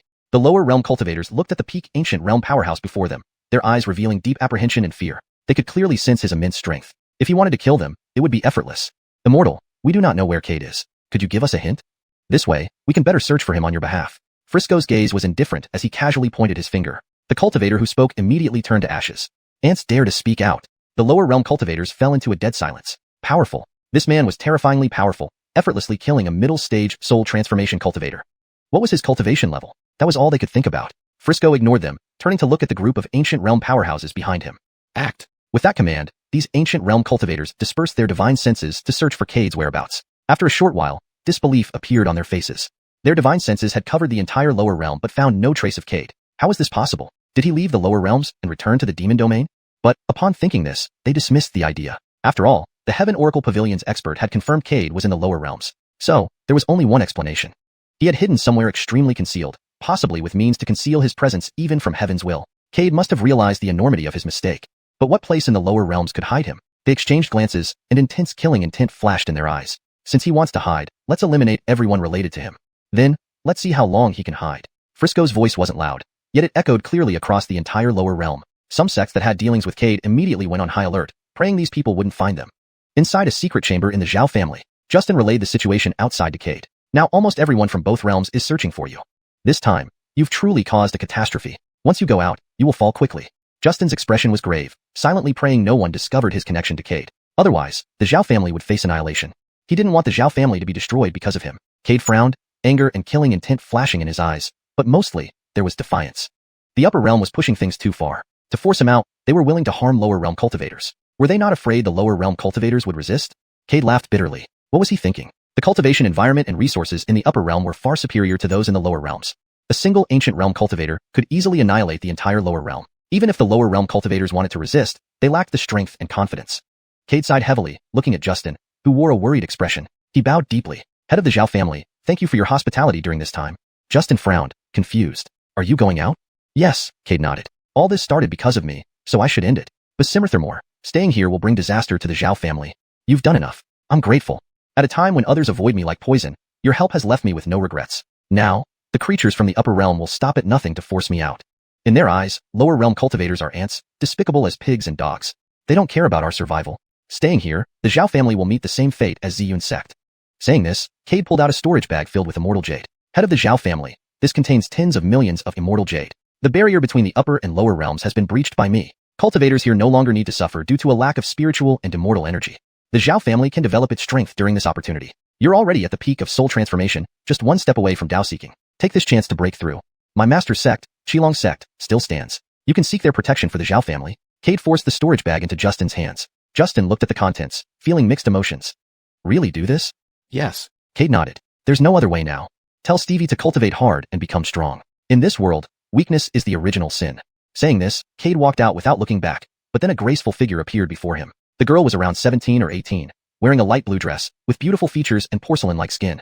A faint aroma of elixirs emitted from her. Seeing her, Cade furrowed his brow. She looked familiar, as if he had met her somewhere. The girl stared at the youth identical to her memories, her nose tingling and tears welling up in her eyes. Senior brother. She softly called out, running up to hug Cade tightly. Senior brother. She sobbed uncontrollably, soaking his clothes with tears.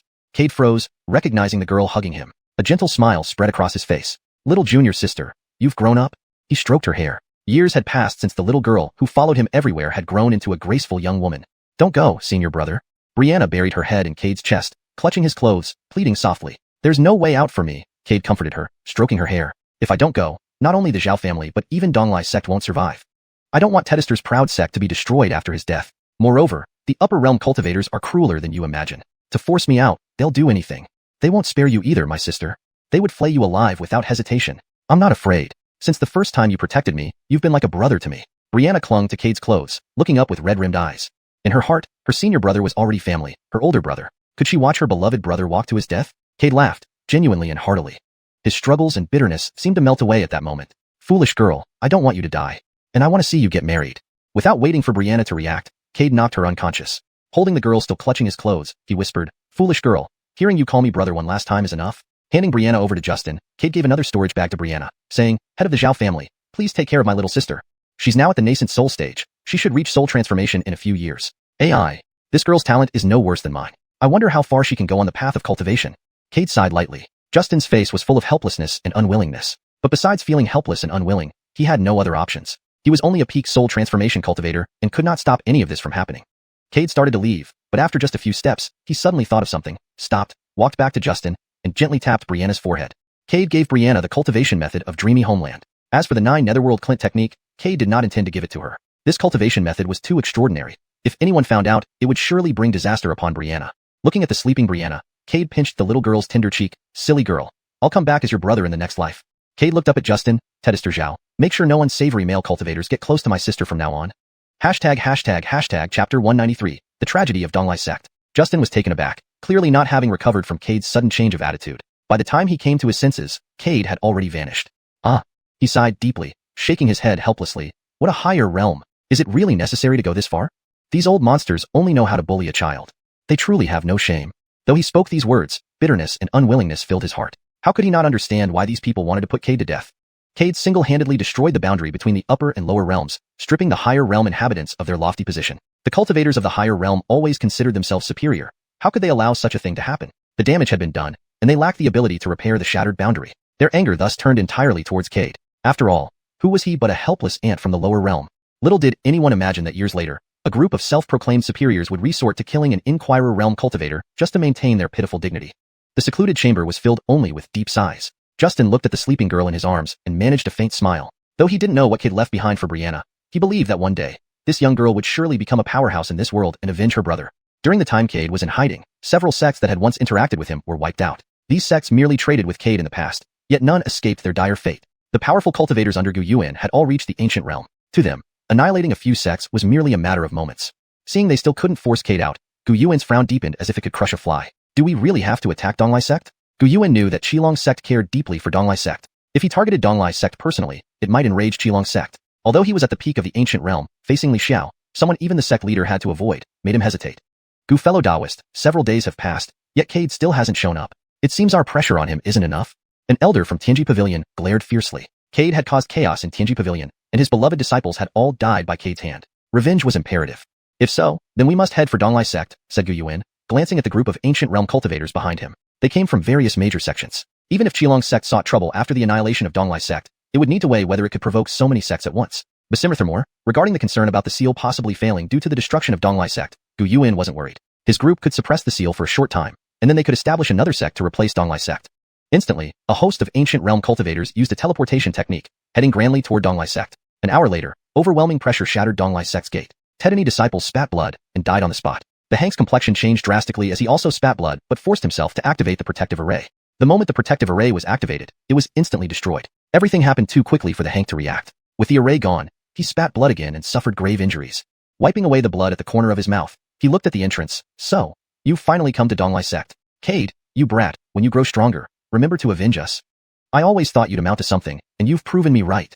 The Hank laughed maniacally as he stepped forward, walking through the air. Behind him, other elders followed, their faces filled with joy and pride. The annihilation of Donglai Sect by ancient realm cultivators was enough. Moreover, Donglai Sect produced a remarkable figure named Cade, who destroyed the boundary between the realms, benefiting the lower realm cultivators. Donglai Sect disciples felt no regrets in death. Surviving members severely wounded joined them, stepping into the air, their faces filled with smiles, unafraid of death. They were proud and content. Their senior brother Cade had rendered the higher realm powers helpless and connected the long-standing barrier troubling lower realm cultivators for millennia. Having such a senior brother, they took pride rather than blaming him for the sect's demise.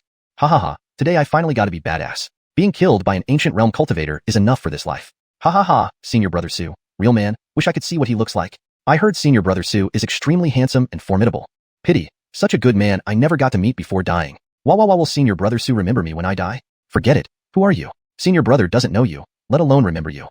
With your twig body, trying to give senior brother a monkey, he wouldn't want you. The Donglai Sect disciples laughed and cursed, moving forward, continually falling victim to the overwhelming pressure. Yet, they felt no sorrow. Some chose to self-detonate, creating colorful blood blossoms in the sky. They admitted being no match for these Dao realm cultivators, but retained the right to choose their manner of death. Even then, they chose to resist those responsible for their plight in their own way. Blood blossoms bloomed in the sky, forming tragic battle songs. The Hank saw this scene and their eyes welled up with tears. These kids did well. The Hank, teary-eyed, recognized many familiar faces. Hank, I'm going first. Hope next life you'll take me as your direct disciple. A disheveled youth emerged from seclusion laughing loudly. The Hank recognized him. This kid had always begged to be taken as a direct disciple. But seeing potential in other areas, the Hank refused. Now, thinking of past moments, tears streamed down the Hank's face. Yes, brat, in the next life, I'll definitely take you as my first disciple. Similar voices continued echoing. Hank, I can't serve tea anymore. Hank, the laxative I added to the spirit tea back then wasn't me. Hank, second elder, see you in the next life? Hank. Blood blossoms bloomed. Sad cries rang out. The hearts of the elders ached deeply. The second elder laughed aloud, stepping forward. Kids, wait for me.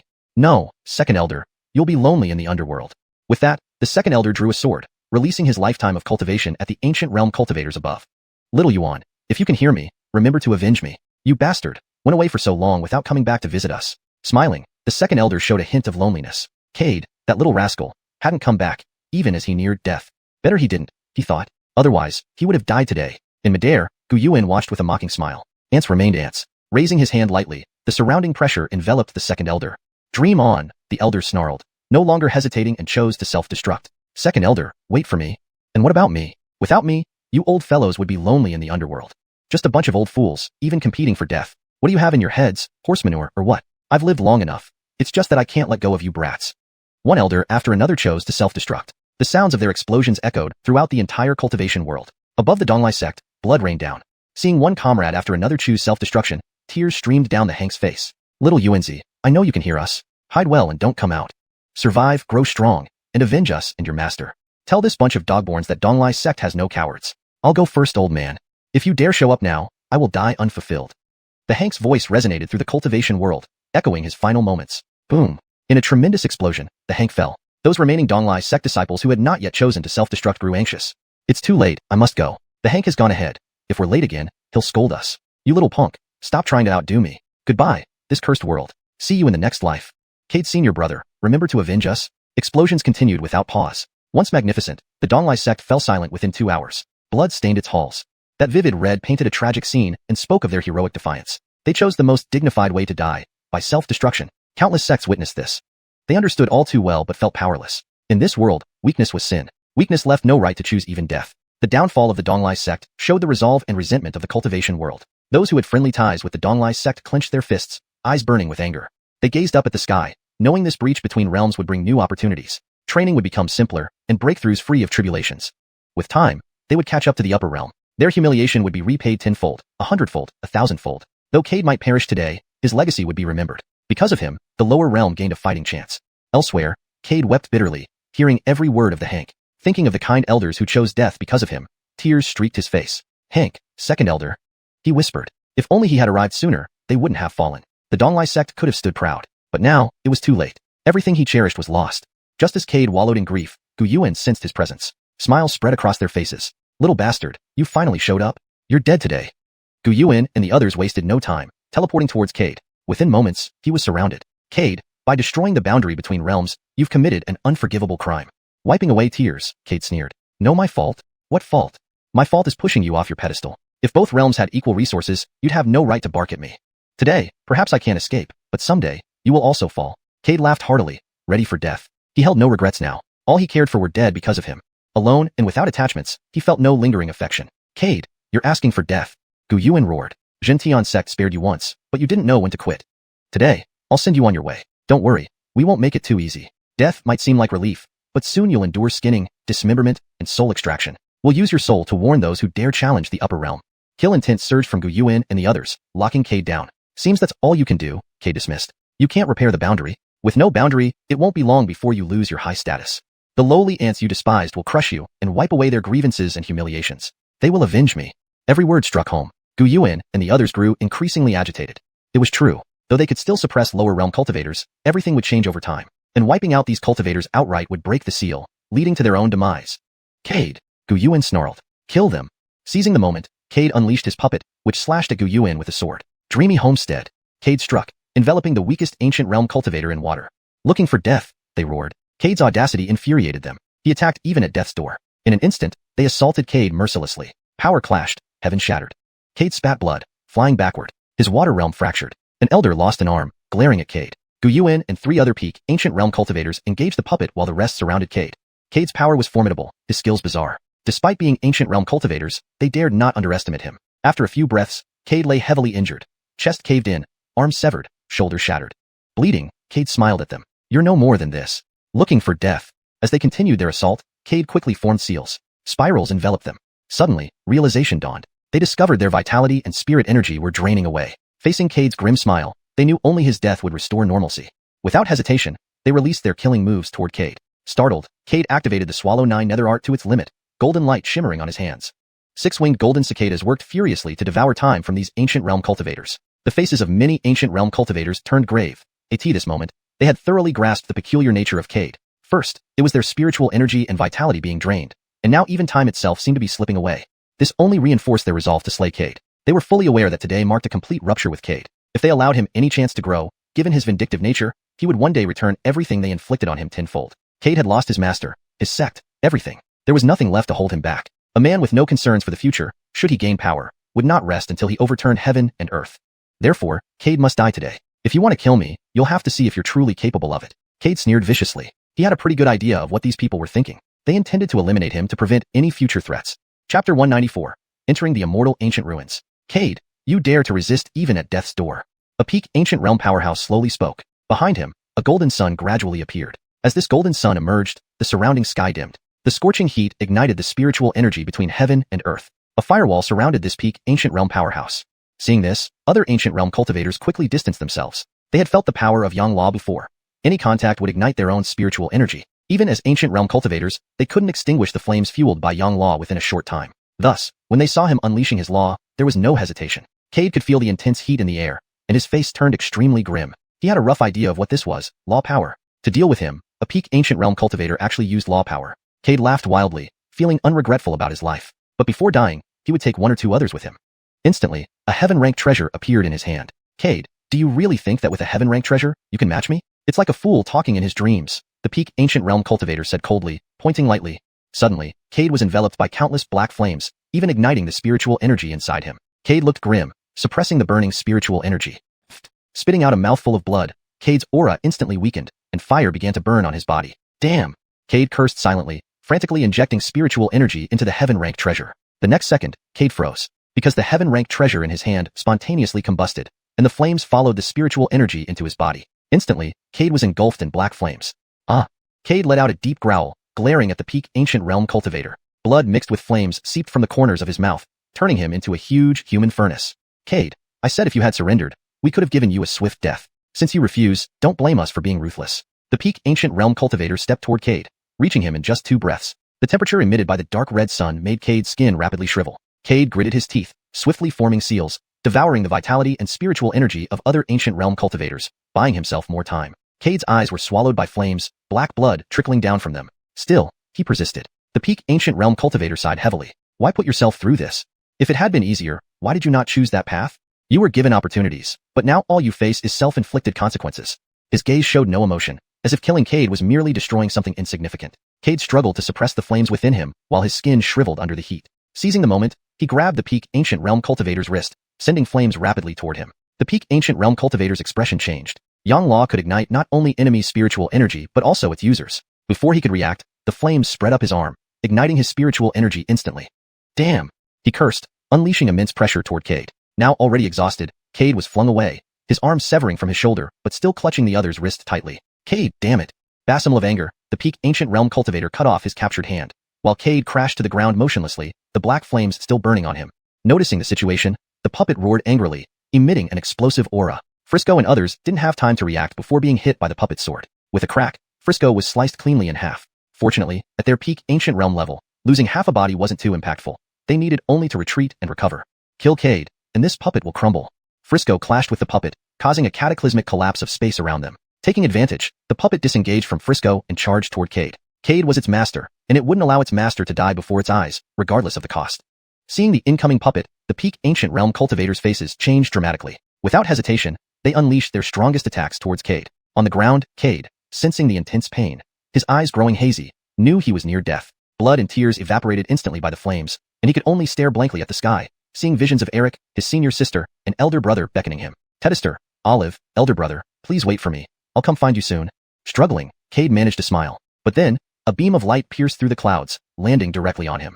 Instantly, the flames around Cade extinguished. Everyone's expressions changed, attacking again, trying to kill Cade, but their attacks were blocked by a layer of light. The puppet swung its sword, attempting to rescue Cade, but the light shield remained immovable. Frisco glared at Cade encased in light, as the immortal ancient ruins opened. He hadn't expected the ruins to open at this critical moment, saving Cade from his impending doom. Inside the ruins, no one, not even a Dao realm cultivator, could harm Cade. All ancient realm cultivators were left with nothing but regret. Just a bit more, and they could have killed Cade. Yet they failed. And once the immortal ancient ruins opened, it would remain inaccessible for 100 years, granting Cade ample time to grow stronger. The place was mysterious. After a century inside, with Cade's talent, he might reach the peak of the ancient realm. Then, their situations would change.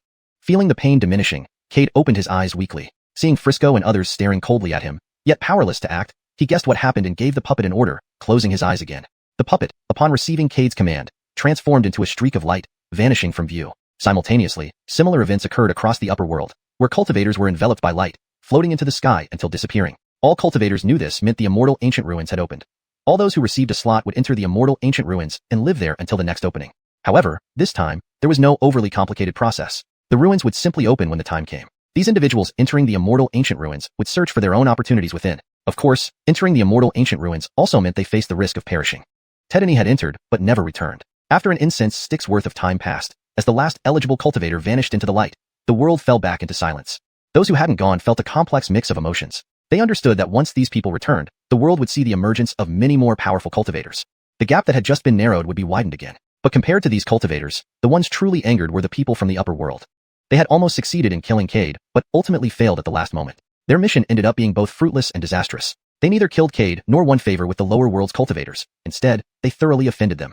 The bravery of Dunglai sect showed everyone that lower world cultivators have dignity too. Upper world cultivators can be challenged. As long as there is a seed of vengeance, one day the lower world cultivators will form an unstoppable force. And in such a harsh environment, lower world cultivators could cultivate to the nascent soul stage. Now, with abundant spiritual and immortal energy, it wouldn't be long before they become true adversaries of the upper world. Some might think that since the upper and lower worlds are both inhabited by humans, there's no need for things to get ugly. But upper world cultivators have never considered lower world cultivators as equals.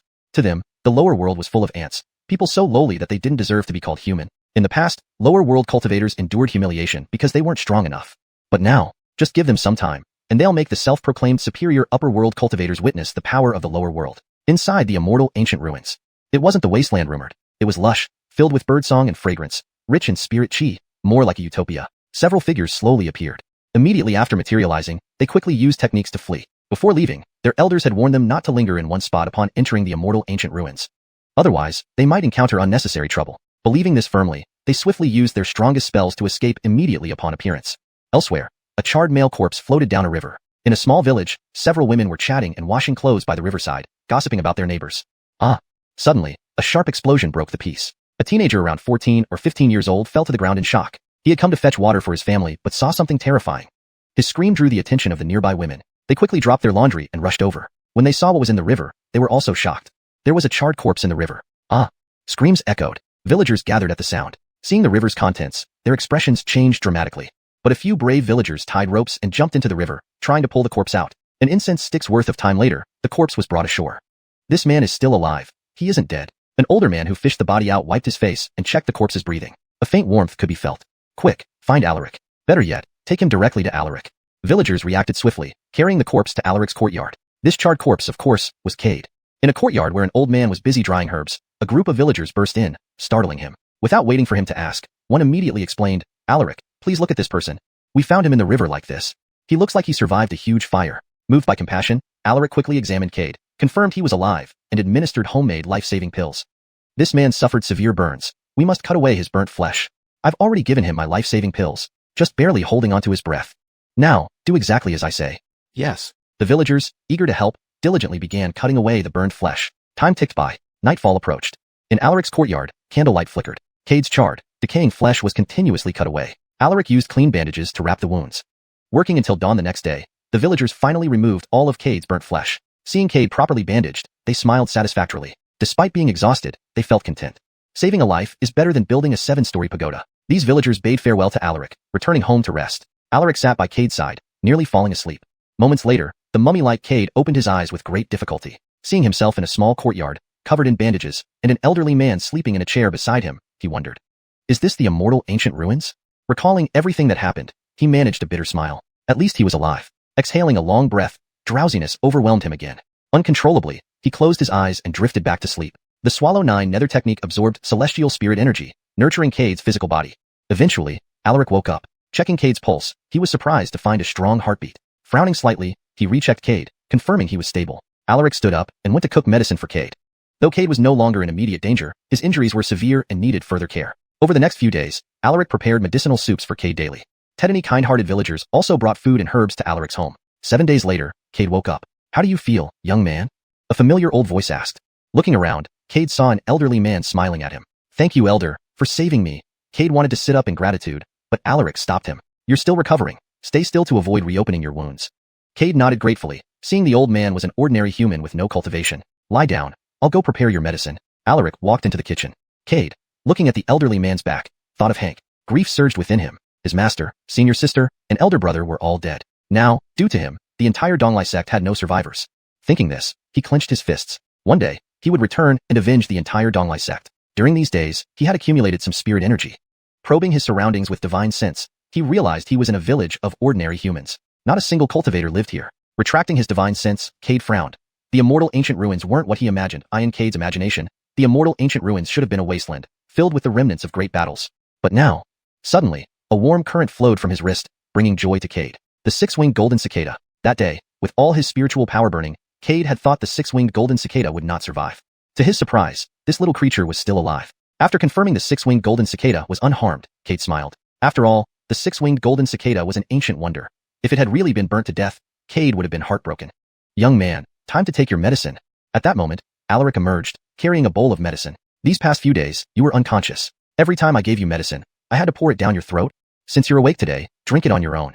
Alaric handed the medicine to Cade's lips. Cade didn't hesitate and drank it in large gulps. Although he believed this ordinary human's medicine wouldn't be very effective for him, he finished it completely to avoid revealing his true identity. Teddy, I asked for the elder's esteemed name. Please note that this translation maintains the paragraph structure and line breaks as requested while ensuring fluency and coherence with the previous content. Chapter 195, The School Teacher. At the entrance of ancient Locust Village, a group of children surrounded a young man wearing a long robe. Mr. Su, are there really immortals in this world? Mr. Su, does the world in the stories really exist? Mr. Su, my mother said she would find you a wife and wants you to come to our house tonight.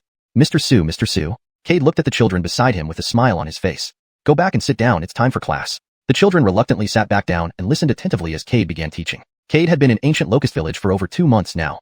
He had become familiar with the local customs and gotten along well with the villagers. He knew that ancient Locust Village was a small village in the Great Yu dynasty. The people here lived by farming and fishing. Very few people in the entire village could read or write. After understanding the situation here, Cade decided to stay and become a teacher.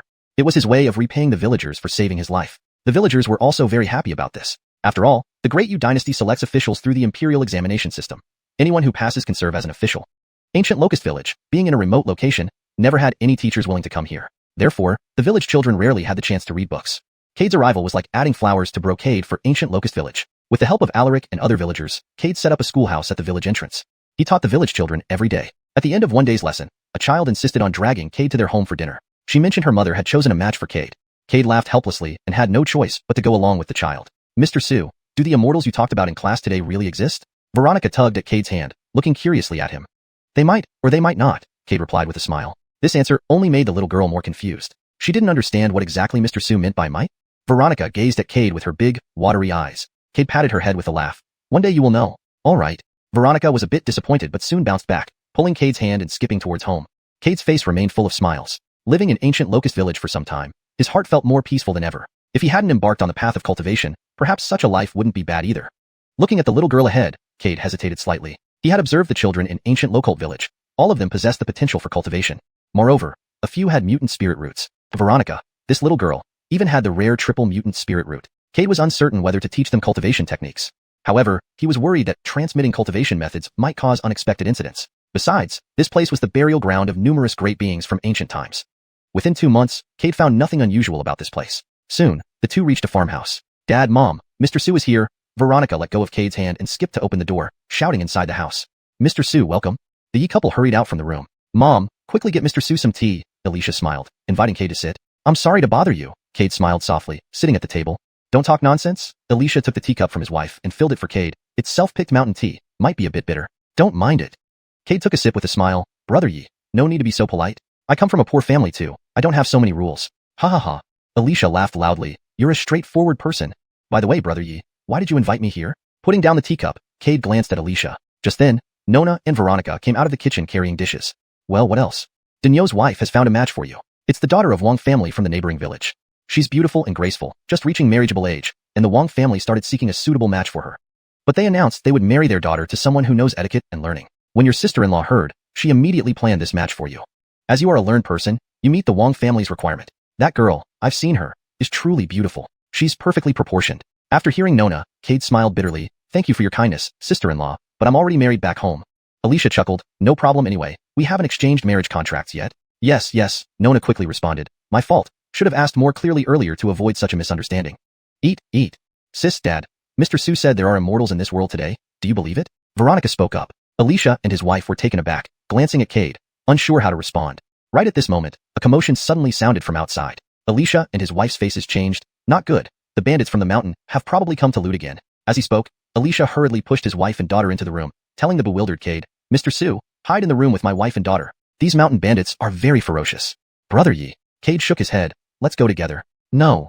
Alicia rejected it without thinking. You're a scholar. Confronting those bandits would be like lambs to slaughter. Leave this to these rough men. Indeed, Mr. Su, scholars are powerless against these ruthless bandits who kill many villagers each time they come down the mountain. Nona tried to persuade as well, while Veronica grabbed onto Cade's hand. Mr. Su, let's hide together. Cade smiled and shook his head. Don't worry, I also practiced martial arts back home. You may think I'm thin, but I'm actually quite strong when it comes to fighting. Alicia and his wife exchanged glances, unsure if they should believe him. But recalling that Cade survived nearly burning to ashes, they realized he must be extraordinary and likely skilled in martial arts. Fine. Alicia finally agreed. When the time comes, hide behind me. Okay. Nodding, Cade dashed out with Alicia. Mom, will Dad and Mr. Su be alright? Concern washed over Veronica's face.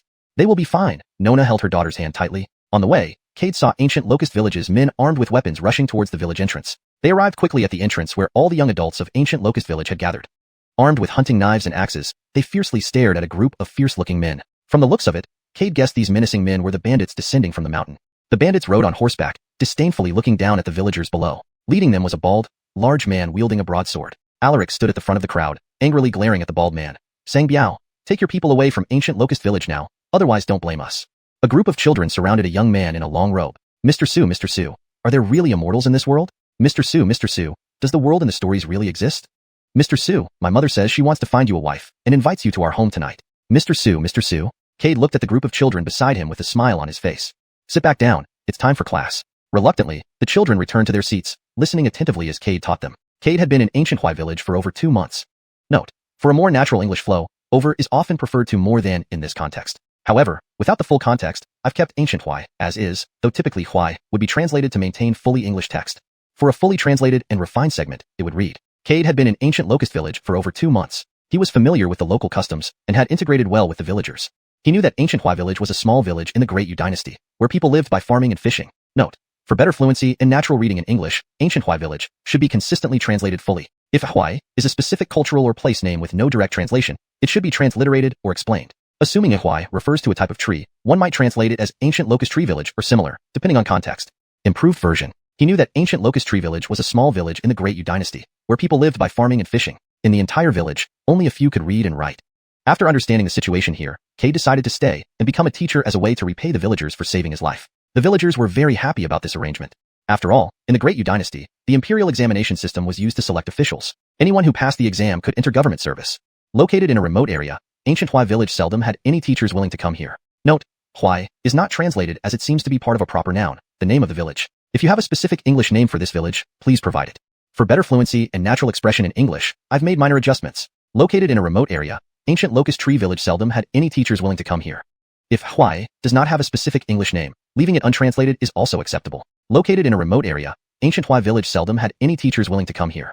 Thus, the village children seldom had the opportunity to access books. Cade's arrival was undoubtedly a valuable addition for ancient Hui village. Note, for better fluency and natural reading in English, it should be adjusted to the context where ancient Hui village should have a consistent English name. If Hui does not have a specific meaning, it might be better translated as ancient Locust Tree Village, or similar based on the Chinese character Hui, which means locust tree.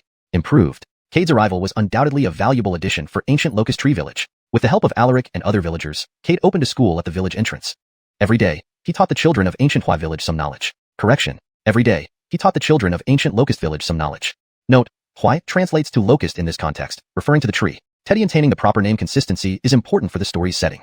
One day after teaching, a child insisted on pulling Cade to their house for dinner, mentioning that his mother had found him a match. Cade smiled wryly but followed the child home reluctantly. Mr. Su, did what you said about immortals in class today really exist? Veronica asked, holding Cade's hand curiously. There might be or there might not be, Cade replied with a smile. This response left the little girl even more puzzled. She didn't understand what Mr. Su meant by might be or might not be. Veronica looked up at Cade with her big, bright eyes. Kate laughed and ruffled her hair. You will know one day? Okay. Veronica seemed a bit disappointed but quickly recovered, pulling Cade's hand as they skipped towards home.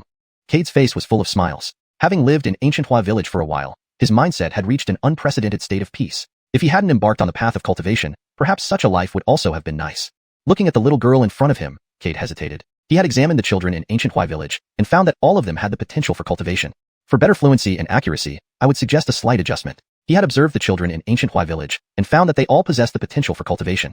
Some even had mutant spirit roots. Veronica, this little girl, possessed a rare triple mutant spirit root. Cade hesitated about whether he should teach them cultivation methods. But he was also worried that teaching them might cause some unforeseen accidents. Moreover, this place, being an ancient immortal relic site, was the burial ground of many great beings. During the past 2 months, Cade hadn't discovered anything strange about the area. Soon, the large and small figures arrived at a farmhouse. Dad, Mom, Mr. Su is here. Veronica let go of Cade's hand and skipped into the house to call out. Mr. Su, welcome. The Yi couple hurriedly came out to greet him. Wife, quickly get Mr. Su some tea. Yidania smiled and motioned Cade to sit down. I hope I'm not too much of a bother, brother and sister-in-law. Cade sat down politely. What nonsense. Yidania took the teacup from his wife and poured tea for Cade. It's homemade mountain tea, which might be a bit bitter. Don't mind it, Mr. Su. Cade sipped the tea with a smile. Brother Yi, no need for such formality. I come from a humble background. I don't have so many rules. Ha ha ha. Yidania laughed heartily. Straightforward. By the way, Brother Yi, why did you ask me to come over? Putting down the teacup, Cade looked at Yidania. At this moment, Yidapur and Veronica walked out of the kitchen with dishes. What else could it be? Sister-in-law has found a match for you, a girl from the Wang family in the neighboring village. She is graceful and beautiful, just reaching the age of marriage, and the Wang family started looking for a match for her. They want someone educated and principled. When sister-in-law heard this, she arranged a match for you since you fit the criteria. That girl I've seen is truly beautiful and well-proportioned, definitely capable of bearing sons. Hearing this, Cade smiled bitterly. Thank you for your kindness, sister-in-law, but I am already married. Yidania chuckled. No problem, nothing is finalized yet. True, Yidapa quickly added. It's my fault for not checking earlier. We won't cause any misunderstanding again. Let's eat. By the way, Dad, Mom, Mr. Su said there are immortals in this world. Do you believe it? Veronica asked. Yidania and his wife paused, looking at Cade unsure how to respond. Suddenly, a noise from outside interrupted them. The bandits from the mountain must be raiding the village, the Yi couple exclaimed.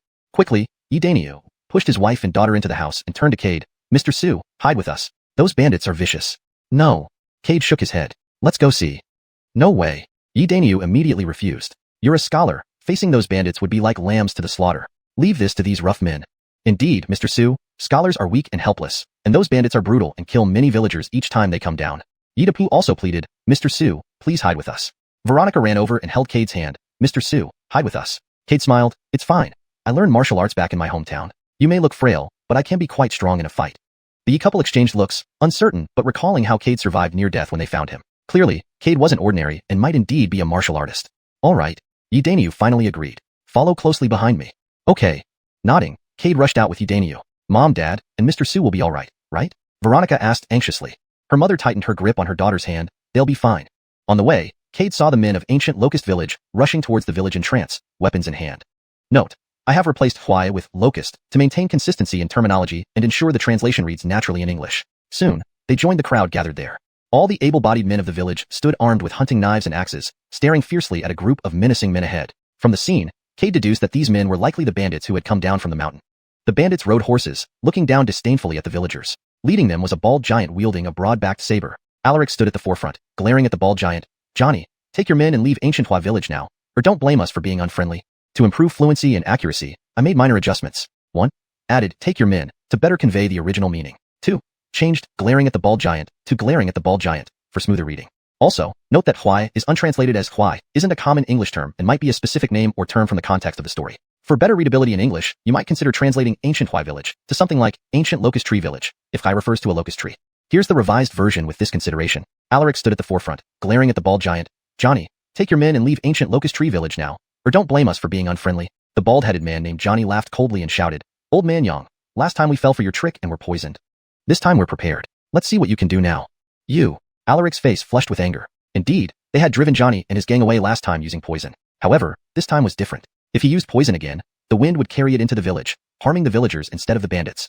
Humph, Johnny sneered, sweeping a disdainful glance over Alaric and the group of men behind him. We'll give you 1 incense stick's worth of time to hand over all your valuables. Otherwise, don't blame us if we get rough. If you irritate us, be prepared for a bloodbath in Ancient Locust Village. Also, bring out all the women from the village. We could use some entertainment. Never. Alaric exploded in fury. I'm telling you, if you want to harm anyone in Ancient Locust Village, you're dead wrong. Johnny, don't think that because you've learned a few martial arts moves, we're scared of you. Who wins or loses is still uncertain. Xiuxian held a hunting knife and glared fiercely at Johnny. As a hunter in the village, he was responsible for providing meat by leading expeditions up the mountain. Facing Johnny's threat, he showed no fear. Looking for death, Johnny roared, swinging his long saber at Alaric, who was the closest to him. Alaric, be careful. Xiuxian's face changed as he rushed forward to push Alaric out of the way. But just then, a slender figure darted past him.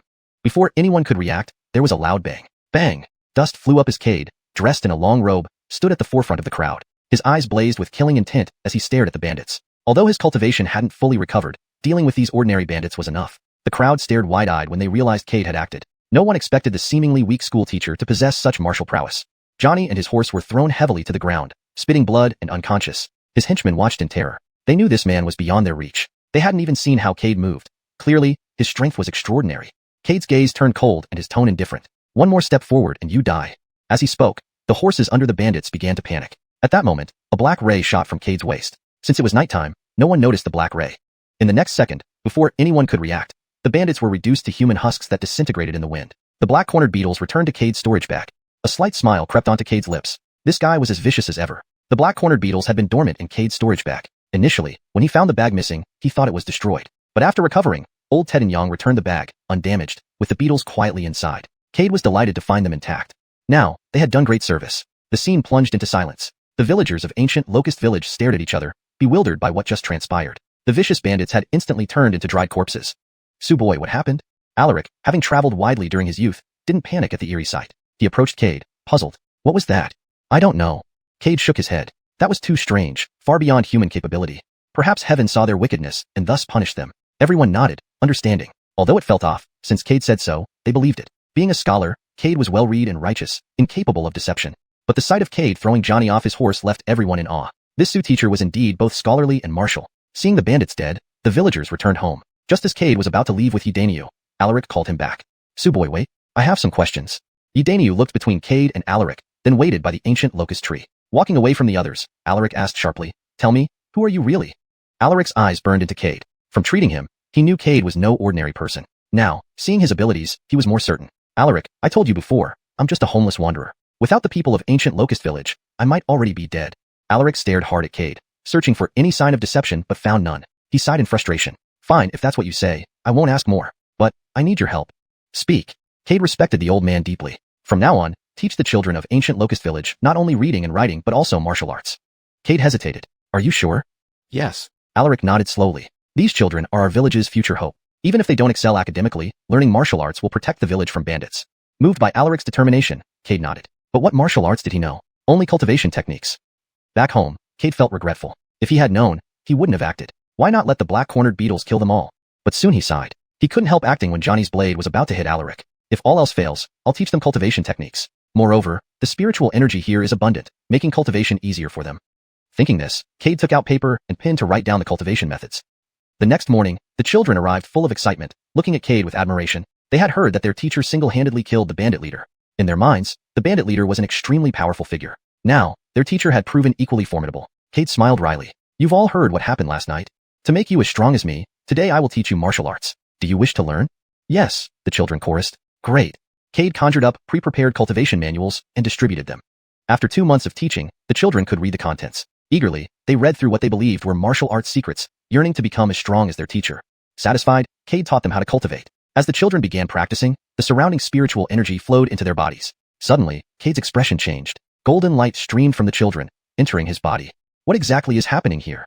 Cade was shocked, and, as these beams of golden light entered his body, he found that his injuries showed signs of healing. Looking at the children sitting cross-legged with their eyes closed before him, Cade's shock was evident in his eyes. His mind was filled with questions, unable to understand what was going on. Teacher, it feels like something has entered my body. It's tingling and quite comfortable.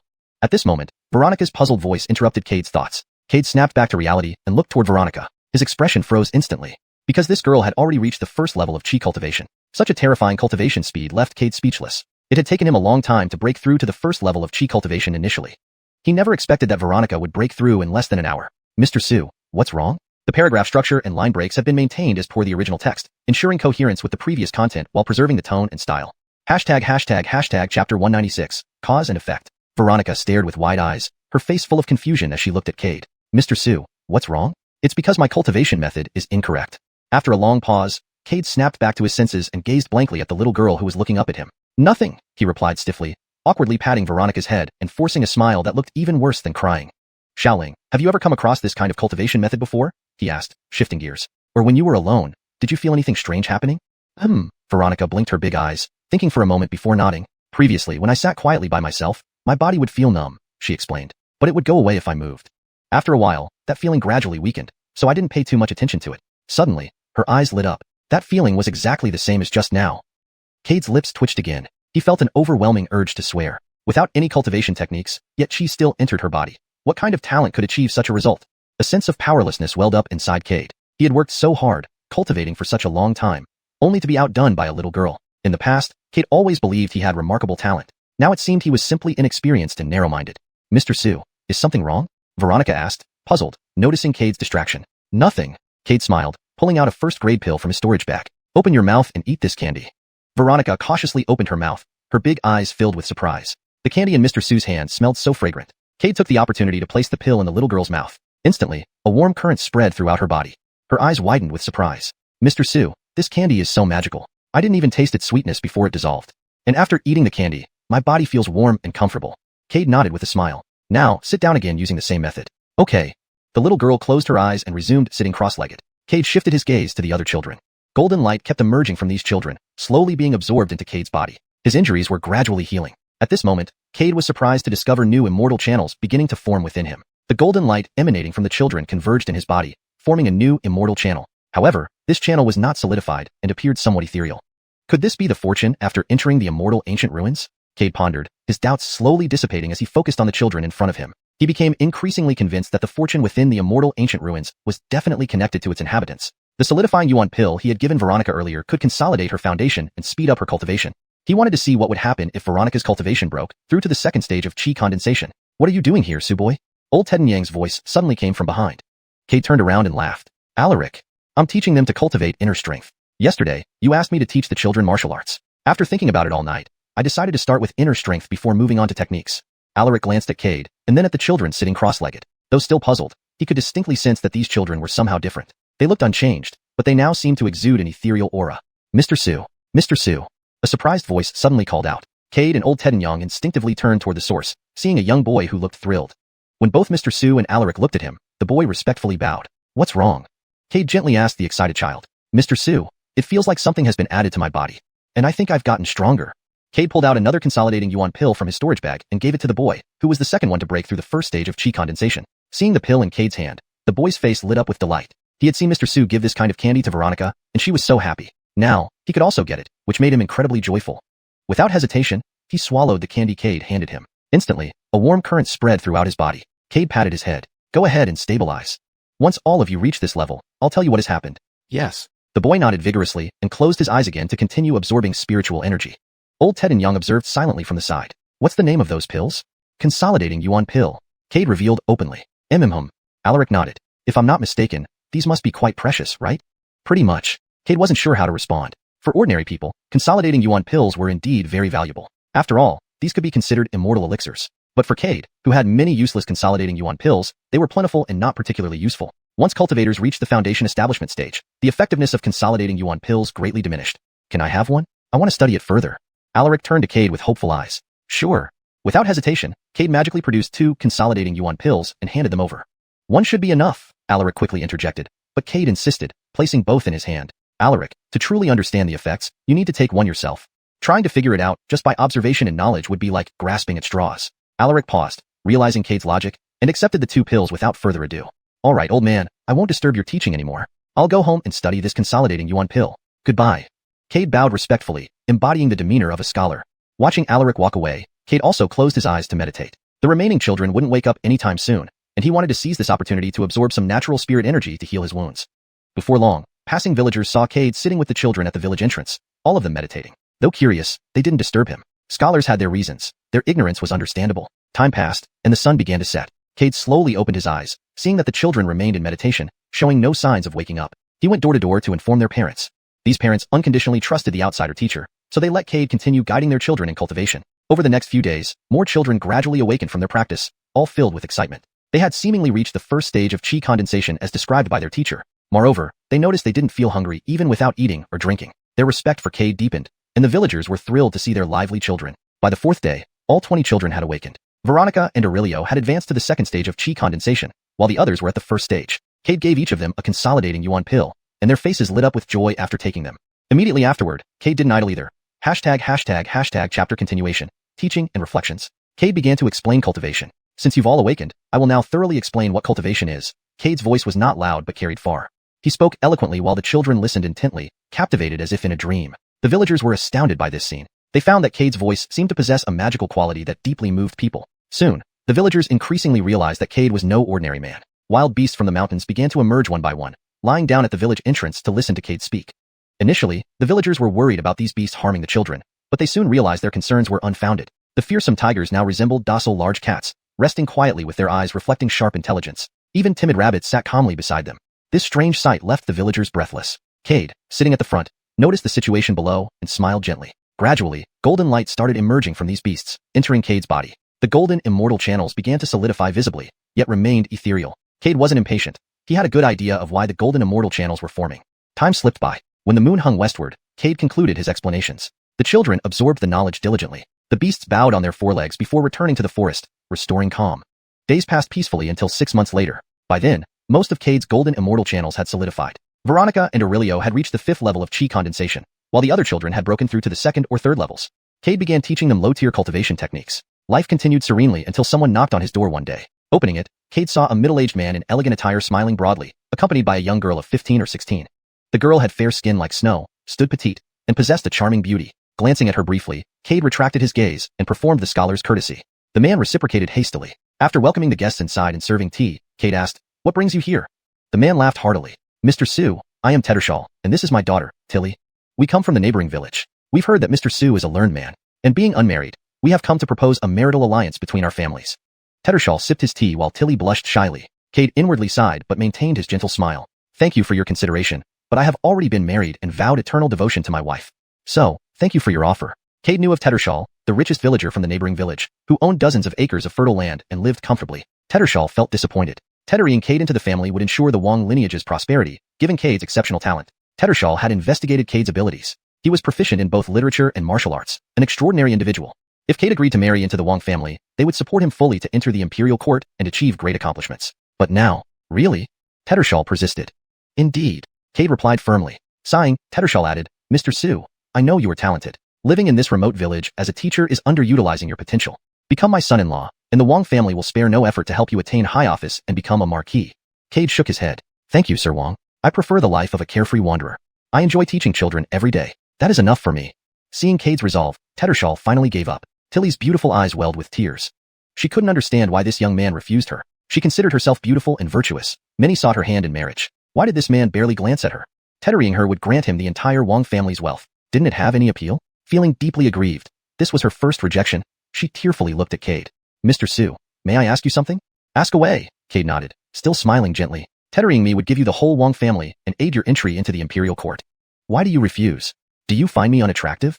And since your wife is far away, why not take another wife?" Watching Tilly tearfully, Cade sighed softly. "Miss Wang, entering politics is not my interest. As for you, you are undoubtedly beautiful, but I have only my wife in my heart, allowing no others. Thank you for your consideration." Cade bowed politely, opening the door as a gesture for them to leave. Tettershall sighed, leaving with his daughter. Watching them depart, Cade closed the door again. Cade resumed teaching Veronica and the others each day. Time flew swiftly. A decade later, in a snowy winter, Mike, gravely ill, was attended by Cade.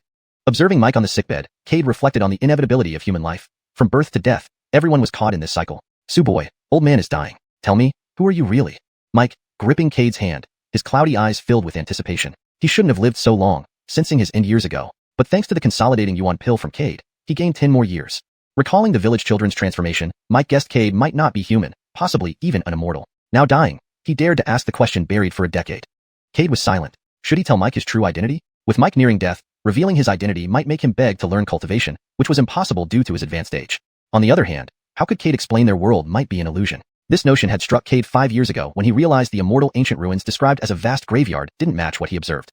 Thus, Cade hypothesized they lived in an illusion. How to leave it, he didn't know. Seeing Cade's silence, Elder Yang's face revealed a bitter smile, and he gripped Cade's hand even tighter. "Do you still refuse to tell me, even at this moment?" Young old Tedden's eyes were bloodshot as he stared intently at Cade. Ah. Looking at the old man, Cade sighed helplessly. Since you already have an answer in your heart, why ask me again? Hearing Cade's words, young old Tedden smiled. Having received the answer he wanted, the question that had plagued him for so many years was finally resolved. Ha ha ha, being able to interact with a legendary immortal in this lifetime, it has all been worth it. With a hearty laugh, young old Tedden drew his last breath. Ah.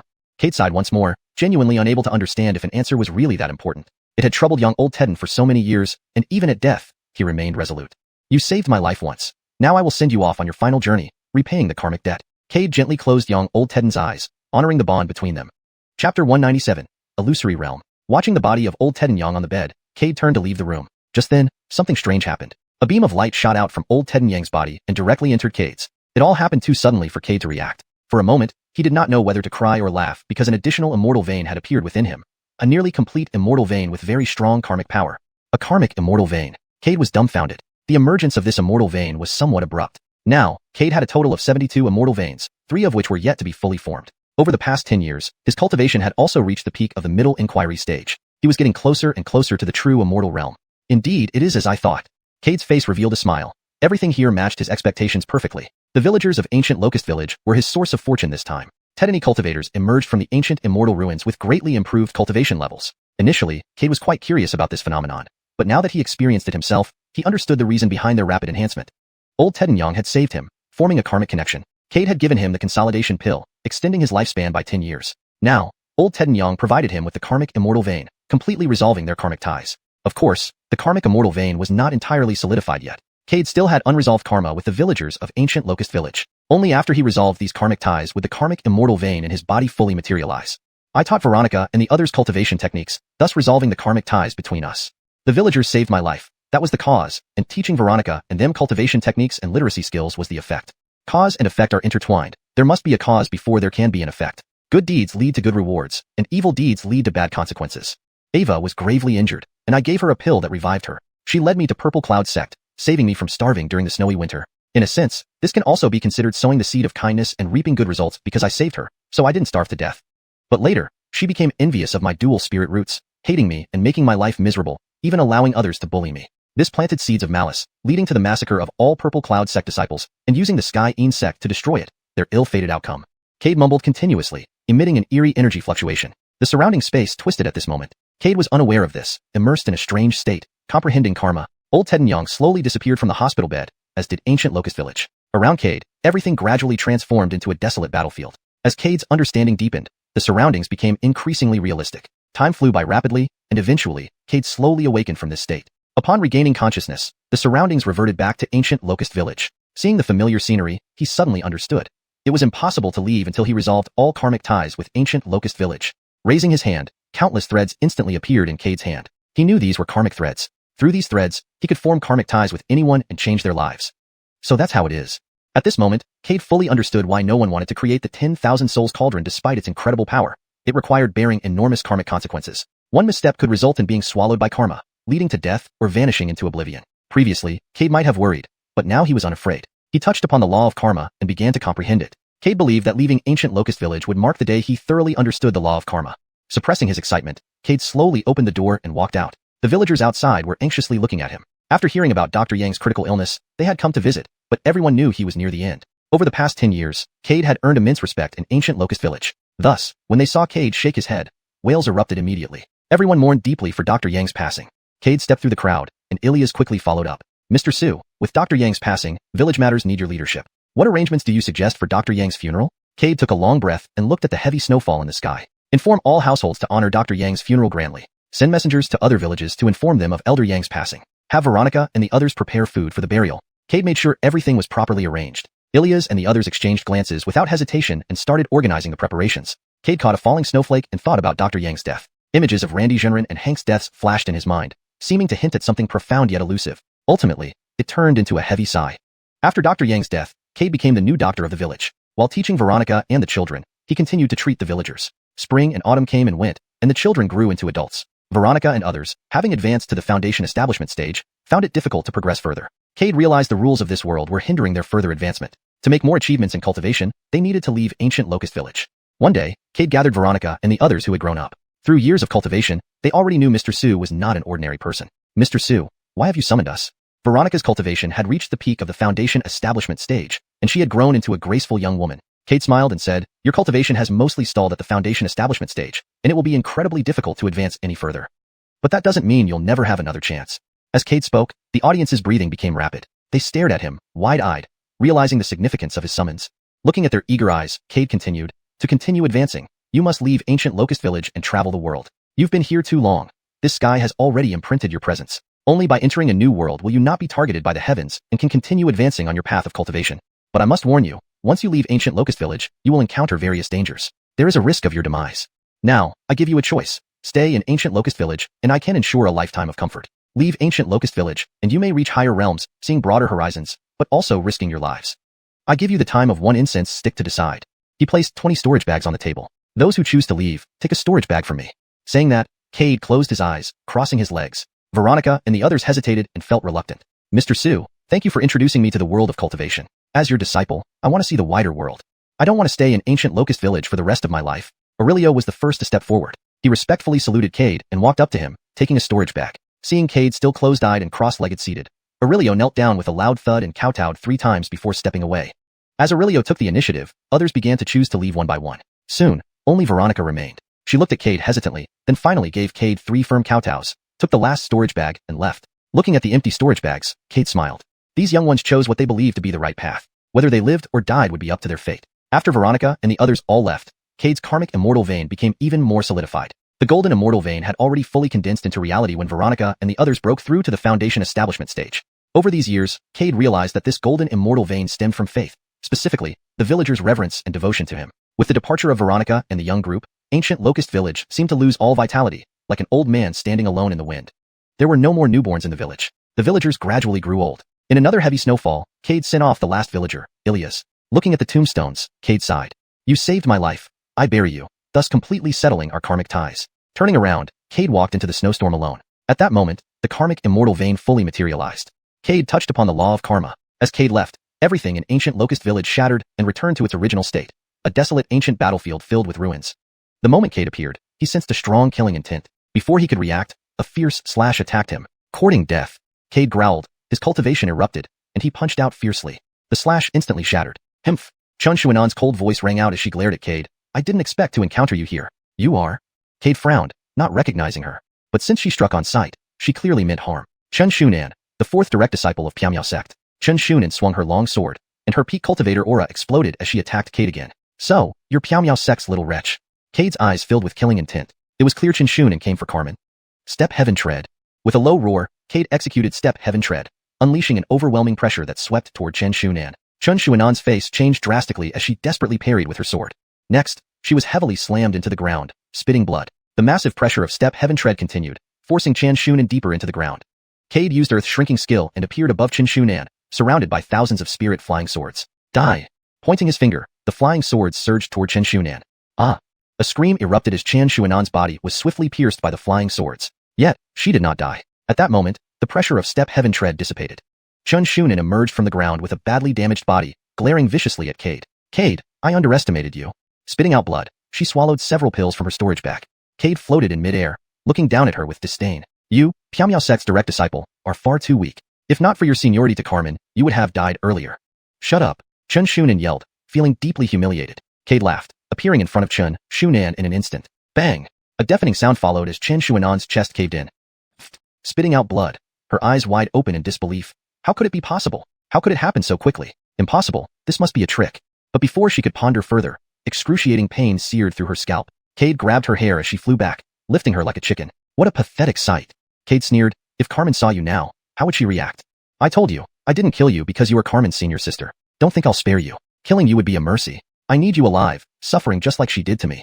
As her seniors, you blindly supported her without discernment. Now, you will experience the torment I endured. Grabbing Xuanhuan's hair, Cade fed her a pill he had refined himself. He had tested it on beasts. After ingesting the powder, their blood reversed, bones dissolved, enduring unbearable pain, but they wouldn't die soon. Xuanhuan clamped her teeth tightly, but Cade disregarded her struggles, breaking her jaw and forcing the pill down her throat. Instant screams echoed. Enough noise. Cade cut off her tongue and damaged her throat to silence her. Satisfied, he braided her hair into a braid and tied it to his waist. Walking in midair, Cade felt the wilderness around him and wondered. According to his understanding, after comprehending the law of karma and leaving ancient Locust Village, he should enter a new environment to grasp new laws. But why was he still in the ancient immortal ruins? At that moment, Cade's lips curled upward. He saw someone familiar. Tianji Pavilion disciples. Originally planning to seek them after acquiring all opportunities, he hadn't expected them to find him. Since they came, they couldn't blame him for being ruthless. Using Earth shrinking skill, he appeared in front of the Tianji Pavilion disciples. Recognizing Cade, their faces turned pale with despair. Cade. One of them looked bitter. It's been a while, Cade said mockingly, fixing his gaze on them. Kill or torture us, we are at your disposal. Another disciple conceded, knowing their strength wasn't enough against Cade. Tell me everything you know about the ancient immortal ruins. Cade spoke calmly. He knew little about the ancient immortal ruins, only some general details from Wiley. All right, the Tianji Pavilion disciples revealed everything they knew. Listening to their story, Cade understood. It wasn't every person who got to enter the illusory realm. Only a select few had the chance, sensing the power of law within. Translation of the given Chinese text input into English has been completed faithfully while ensuring accuracy and fluency. The tone, style, storyline, and logic coherence have been maintained as per the instructions provided. And most people, after entering the immortal ancient ruins, would initially find themselves in an illusionary realm, but this realm would soon shatter. During the shattering process, the illusionary realm would unleash massive amounts of energy. A slight misstep could result in falling victim to it. This was why those sect disciples fled for their lives as soon as they entered the immortal ancient ruins, knowing that within the time it takes for an incense stick to burn down, the illusion could explode. Indeed, Cade nodded and looked back at the few people before him. Reincarnate into a better life next time. Don't be a Tianji Pavilion disciple again. As he spoke, thousands of flying swords instantly appeared around Cade. The few disciples closed their eyes in resignation. In the next second, their bodies were pierced by the flying swords, crashing heavily to the ground. The myriad souls cauldron instantly appeared in Cade's hand, and fierce ghosts swiftly emerged, pouncing on the corpses on the ground. Chapter 198. Fool, how can you be so naive? Cade stood in mid-air, watching as the ghosts devoured the corpses of several Tianji Pavilion disciples clean. He did not let the additional souls escape either, swiftly commanding the ghosts to consume them. Cade no longer needed numerous souls. He only required powerful ones. If all 10,000 ghosts inside the 10,000 souls master-apprentice possessed ancient realm cultivation, Cade was confident he could utterly devastate the Tianji Pavilion. Even before Xiuxian sect, they would have to yield. Of course, this depended on Dao realm experts not interfering. Otherwise, the outcome remained unpredictable. According to the Tianji Pavilion disciples, illusions can appear at any moment here, Cade thought to himself. A single misstep, and one could be killed by the immense energy released when an illusion shatters. Yet, there was also the possibility that this illusion might not break. His brow furrowed deeply. Venturing into an illusion without knowing whether it would shatter was extremely dangerous, and these illusions could appear anytime, anywhere. Even if one was still in the immortal ancient ruins, they might be pulled into an illusion in the next instant. This is likely the true danger of the immortal ancient ruins, Cade mused, looking at the 10,000 souls master-apprentice in his hand. Suddenly, a bold idea struck him. Why not let the ghosts check if the illusion would explode? A slight smile curved his lips at the thought, but the next moment, his face changed drastically. Dozens of sharp attacks came hurtling towards him at incredible speed. Himph! Cade coldly snorted, unleashing his power. The overwhelming pressure of the middle stage Inquirer realm surged out like tidal waves, engulfing everything around him. Pooh! Instantly, several blood splatters appeared in the air, cracks appearing in space itself. Fragments rained down, revealing their original forms. A group of Piao Miao sect disciples with bloody mouths glared at Cade, filled with murderous intent. Damn it! This bastard detected our presence. One of the Piao Miao sect disciples cursed softly. They had thought the Piao Miao sect's formation could mask their aura, allowing them to ambush and slay Cade. Instead, Cade's pressure shattered their carefully laid formation and injured them too. Particularly infuriating was Amy hanging from Cade's waist. She was their fourth olive, usually lively and adorable, now hanging lifelessly, showing utter disdain for the Piao Miao sect. Cade, you deserve to die. Release fourth olive, and today we will spare you. Otherwise, don't blame us. Don't think you're invincible just because you escaped the attack of several ancient realm experts. Surrender and release fourth olive, and we'll spare your life.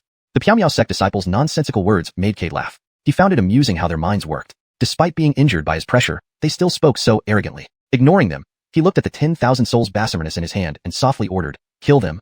Hurricane-like screams erupted as countless ghosts charged toward the Tianji Pavilion disciples. The latter, about to flee, were instantly surrounded by tens of thousands of ghosts. Within seconds, piteous cries of agony echoed, and bones covered in bite marks littered the ground. Himph! Cade coldly snorted again, putting away the 10,000 souls master-apprentice and turning to leave. However, dense fog suddenly enveloped him from all sides. Oh no! Cade's expression changed drastically as he tried to run, but his eyelids grew heavy, and his head became drowsy. Just before losing consciousness, he bit his tongue fiercely. The sharp pain revived his consciousness. At that moment, he saw several black-armored figures emerging from the fog ahead. Each held a green spear and was rapidly charging at him. Damn it, what's going on? Cade muttered, immediately summoning countless flying swords around him with rapid finger seals. Kill! The flying swords tore through the air, striking the black-armored figures like lightning. Ping ping! The clash of metal sounded crisply with sparks flying. Suddenly, a figure appeared behind Cade, striking him before he could react. The force sent Cade flying. Steadying himself, he turned back and stared at the new arrival. Who are you? The figure in the fog didn't answer but swung its sword again toward Cade. Cade didn't dare be careless, quickly casting seals, summoning a wall of flying swords in front of him. The sword in the figure's hand burst with intense red light. Bang! With a deafening sound, all the flying swords blocking Cade were scattered. The massive sword chi pushed Cade backward. So strong. Cade's eyes narrowed with caution as he watched the pursuing figure intently. Dreamy Homestead. Without hesitation, Cade cast Dreamy Homestead, instantly dispersing the surrounding fog. An enormous swamp enveloped both him and the figure. Now, Cade could clearly see his opponent, a woman in a black robe. She was tall and graceful, her long, fair legs captivating despite the black robe. She wore a white mask over her face, yet Cade could sense her beauty beneath it. Who are you? Cade asked sternly, taking a pill from his storage bag. Earlier, she had moved too fast, leaving him no time to react, resulting in his injury. Now, facing her directly, Cade was determined not to be caught off guard. You're not worthy of knowing, the woman replied coldly, her eyes full of killing intent. She swung her sword at Cade once more. Himph! Cade snorted, shouting, stop! Her movements instantly slowed down, and her eyes widened in surprise for the first time. Panic flashed across her eyes as her time seemed to be slipping away. No, more accurately, being taken away. Cade stepped closer, reaching to pull off her mask. She tried to dodge, but moved sluggishly. Her mask came off, revealing a delicate, beautiful face that could turn heads. So you're a beauty after all. Cade smiled wickedly. I'll give you one chance. Tell me who you are, or I won't hesitate to crush your beauty. Spit! She spat at Cade, glaring fiercely. Never. I'd rather die today than let you succeed. Cade laughed. Still holding on, huh? He loved challenging opponents most, especially those who would beg on their knees eventually. Thinking of this, his smile grew even more sinister. The woman felt a sudden premonition of dread. Sure enough, the next moment, Cade grabbed her arm and twisted it sharply. Crack! Blood gushed out as her arm snapped. She screamed in agony, trying to escape, but Cade didn't give her the chance. He choked her neck, lifting her high into the air. Bright red blood flowed from her broken arm. The woman's face was deathly pale, but her eyes were still filled with killing intent and anger as she looked at Cade. If you have the guts, kill me. What kind of hero are you to do this to me? Hearing this, Cade laughed again. It was as if he had just heard the greatest joke in the world. How could there still be such naive people in this world? In the cultivation world, it was a place where the weak were devoured by the strong. How could you talk about heroes and gentlemen here? Cade couldn't help but grow more curious about the woman's background. This woman must not be from the upper realm or the lower realm. People from these two places wouldn't say such foolish and brainless things. Seeing Cade laugh heartily, the woman was confused and didn't understand what he found so amusing. Should I call you naive or stupid? This is the cultivation world, not a place for playing house. I'll give you one last chance. Tell me who you are and where you come from, otherwise don't blame me for being ruthless. I enjoy tormenting beauties like you to death the most. Compared to others, I should be considered a good person. After all, I only torture you, while they take your body. In comparison, I preserve your innocence, so you should be grateful to me. Cade's words struck her heart like a heavy hammer. Her body trembled uncontrollably. She was sure that this man wasn't joking with her. He really would do those things he said. Cade had already stopped the six-winged golden cicada from plundering her time. Now, he wanted to know where this woman came from. Seeing that the woman still refused to speak, Cade lost his patience. Crack! With a crisp sound, the woman screamed in agony once more. Her other arm was also broken. Do you want to speak now? Cade's gaze was icy cold, and the black-horned beetle perched on his shoulder watched the woman in his hands with interest. It could smell the fragrance of her soul. This was the first time it encountered such a delicious scent. If it could devour her soul, it would certainly be a feast. Feeling the beetle's intense desire to eat, Cade patted its back impatiently. Don't rush. Wait until I get what I want from her first. Buzz buzz. The black-horned beetle nodded obediently. Looking at the black-horned beetle on Cade's shoulder, the woman felt a chill run down her spine. For some reason, seeing that black beetle instilled fear into her soul. Moreover, she seemed to have seen this thing somewhere before. Suddenly, the corners of her mouth twitched uncontrollably, her face full of terror, as if she had seen something unbelievable. Cade noticed the change in the woman's expression, frowned slightly, and glanced at the black-horned beetle on his shoulder. He understood a little. Are you afraid of little black? The woman trembled in horror. Do you have a soul-devouring worm? A soul-devouring worm? Cade frowned. This was clearly a black-horned beetle. Why did the woman call it a soul-devouring worm? And what was a soul-devouring worm? Is it this? Cade pointed to the black-horned beetle on his shoulder. Yes, it was supposed to be extinct. Why do you have one? And it has already grown to 4 tails. The woman's voice quivered. Seeing her expression, Cade grew more puzzled. Tell me everything you know. Otherwise, I won't hesitate to let you meet Little Black up close. Saying this, he signaled for Little Black to fly above the woman's head. Ah! The woman let out a sharp scream, her eyes rolling back as she fainted. Cade's lips twitched, glaring fiercely at the black-horned beetle. The beetle flew pitifully to Cade's head. Buzz buzz. You made me go, and now you blame me because the person fainted? Wah wah. Detested doesn't like me anymore. Noticing the beetle's low spirits, Cade sighed, consoling it until it returned to normal. Looking at the unconscious woman in his hands, Cade cast a glance at her long legs, suddenly having an idea. Little Black, bite her leg. Buzz buzz. The black-horned beetle excitedly pounced on the woman's leg and began gnawing. It was an unparalleled delicacy, and it savored each bite slowly. Soon, the woman was woken by the pain. Seeing the black-horned beetle gnawing on her leg, she let out another piercing scream. I'll tell you everything you want to know. Can you please make this creature stay away from me? Cade froze, momentarily stunned. Just a moment ago, This woman was determined to die rather than yield. Why did she suddenly agree to speak? Was Little Black really that terrifying? Cade stared at Little Black for a moment, then shook his head. Not scary at all, actually quite cute. Suppressing his thoughts, Cade looked at the woman before him. What's your name? Where are you from? The woman nodded hastily. My name is Avril. I am a member of the ancient clan, from the immortal ancient ruins. The immortal ancient ruins? Cade frowned. Isn't the immortal ancient ruins just a graveyard? Why would anyone live there? The woman shook her head. The immortal ancient ruins isn't just what you see. You are at the edge of the immortal ancient ruins. Our home is in the central area. The woman slowly explained everything she knew to Cade. It turned out that the immortal ancient ruins were divided into inner and outer realms. The outer realm was the ancient battlefield of the primordial war, where many powerful beings were buried. It was also filled with various dangers and opportunities. The inner realm was rich in spiritual and immortal energy, making it an excellent place for cultivation.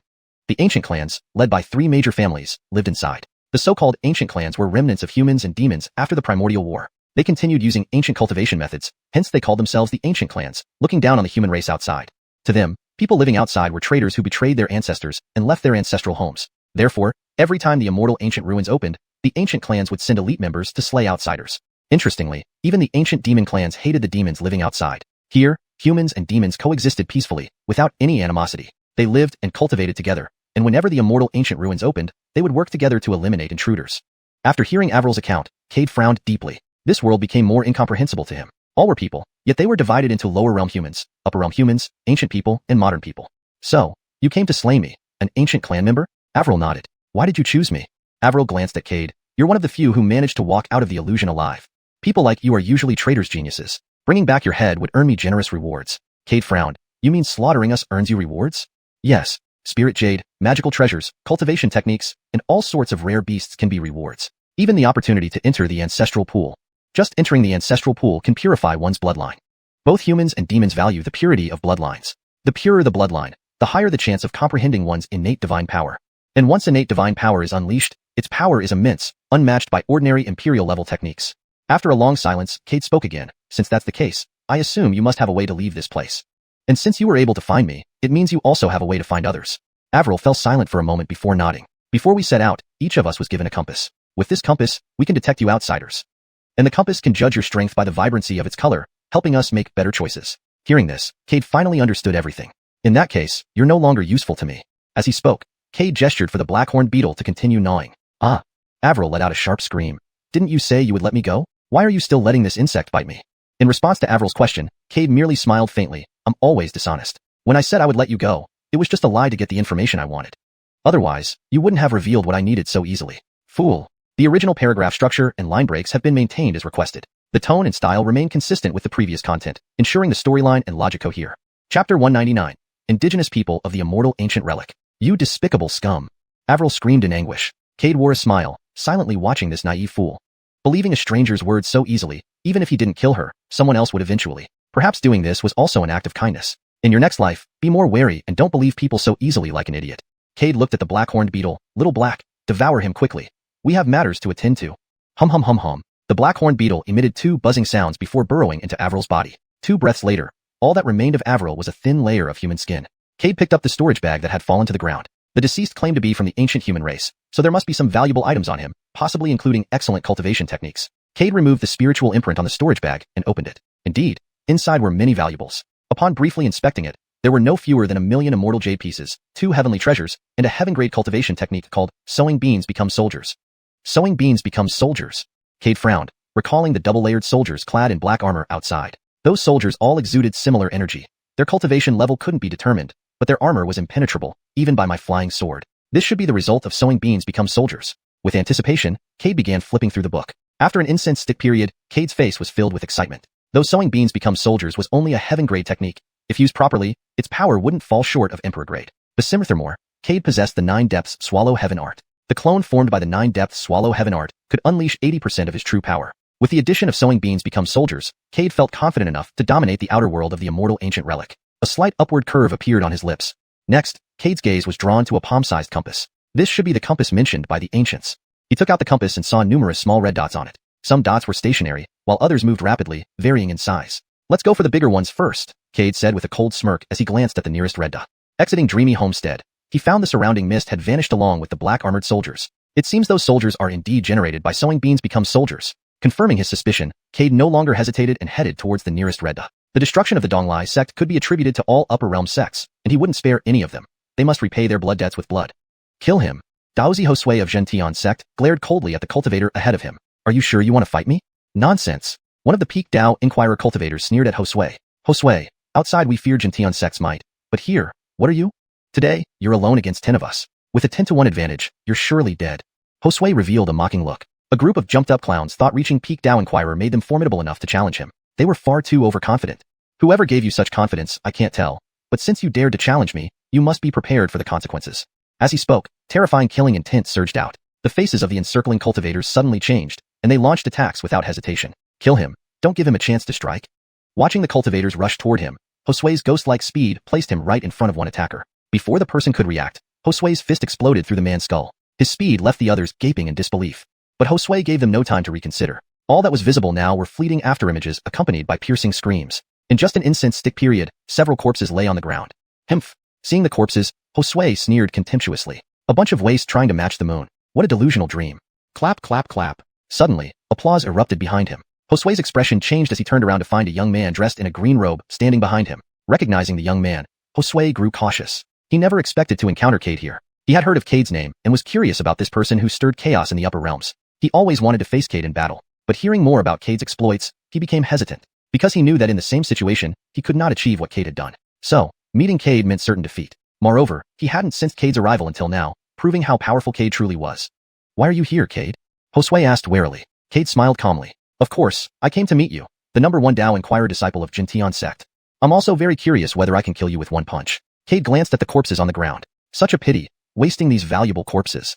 With that, the 10,000 souls cauldron appeared in his hand, instantly sucking up the corpses into it. Looking at the bones littered with tooth marks, Josue shivered. He felt an oppressive force from the vengeful ghosts. Don't be afraid, I won't let them attack you. Sensing Josue's fear, Cade laughed, taking a step closer. In the blink of an eye, Cade was in front of Josue, grabbing his throat tightly. Weren't you told not to be afraid? Don't disobey me. I was once an inner disciple of Xiuxian sect, making us brothers in arms. Why do you avoid me like venomous snakes and scorpions? Do you look down on me? Though Cade smiled, Josue detected lethal intent in his words. What are you going to do? Josue tried to suppress his fear and met Cade's gaze. What do you think? Cade asked lightly. Xiuxian sect led the upper realm sects to annihilate my Donglai sect. Don't you think I should seek retribution from you? No. Josue blurted out without hesitation. Not? Cade burst into laughter. Isn't what you said rather amusing? The fault lies with me, yet all Xiuxian sect's wrath fell on my Donglai sect. Isn't that unreasonable? Cade, whatever grudge you have with the sect is none of my business. You shouldn't vent it on me. Cold sweat trickled down Josue's forehead. The killing intent from Cade made his soul tremble. How terrifying, just a mid-stage Dao Inquirer. Ha ha ha, Cade laughed again. Now you claim you aren't a Xiuxian sect disciple? When you enjoy the benefits of being a Xiuxian sect disciple in the outside world, why didn't you think of this? Now that death is imminent, you're trying to sever your ties with Xiuxian sect. Your actions make me feel disgusted. I originally planned to let you die quickly, but it seems I overestimated you. As he spoke, the black-horned beetle swiftly flew out of the storage bag, ready to burrow into Josue's body. However, a burst of golden light erupted from Cade's hand. The black-horned beetle unhappily returned and sulkily hovered above Cade's head. The aura of the six-winged golden cicada instantly enveloped Josue. In an instant, Josue had already turned into a withered corpse. Seeing this, the black-horned beetle grudgingly burrowed into Josue's body to devour his soul. Time to head to the next place. Being able to kill a Xiuxian sect Dao Inquirer cultivator made Cade quite happy. After all, anyone who could become a Daozi was extremely talented and had a chance to step into the Dao realm someday. Killing such a person now would deal a significant blow to Xiuxian sect. But this was far from enough. Xiuxian sect needed to repay the blood debt for what they did to Donglai sect. Not only Donglai sect, but also Tianji Pavilion, Piamiao sect, Tianin sect, and so on. Putting away the compass, Cade began searching for stronger targets. This speed is too slow. He stored the compass and quickly formed seals with both hands.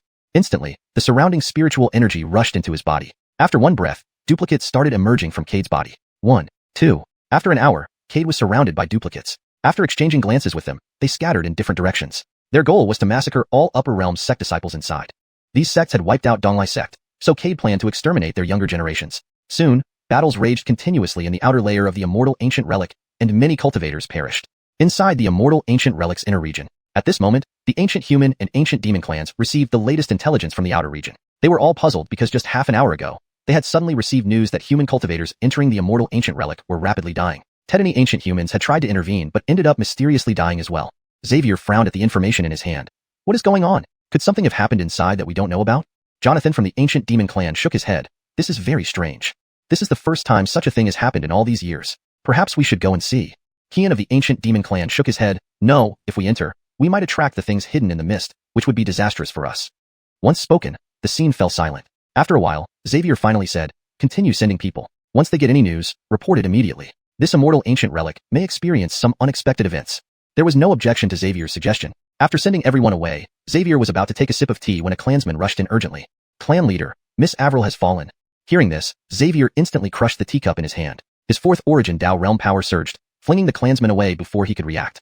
Fortunately, Xavier reigned in his power, or the clansman would have been shattered into blood mist. What did you say? Xavier looked disbelievingly at the clansman spitting blood. Miss Avril has fallen. Damn! Xavier growled. Who killed my girl? Crack.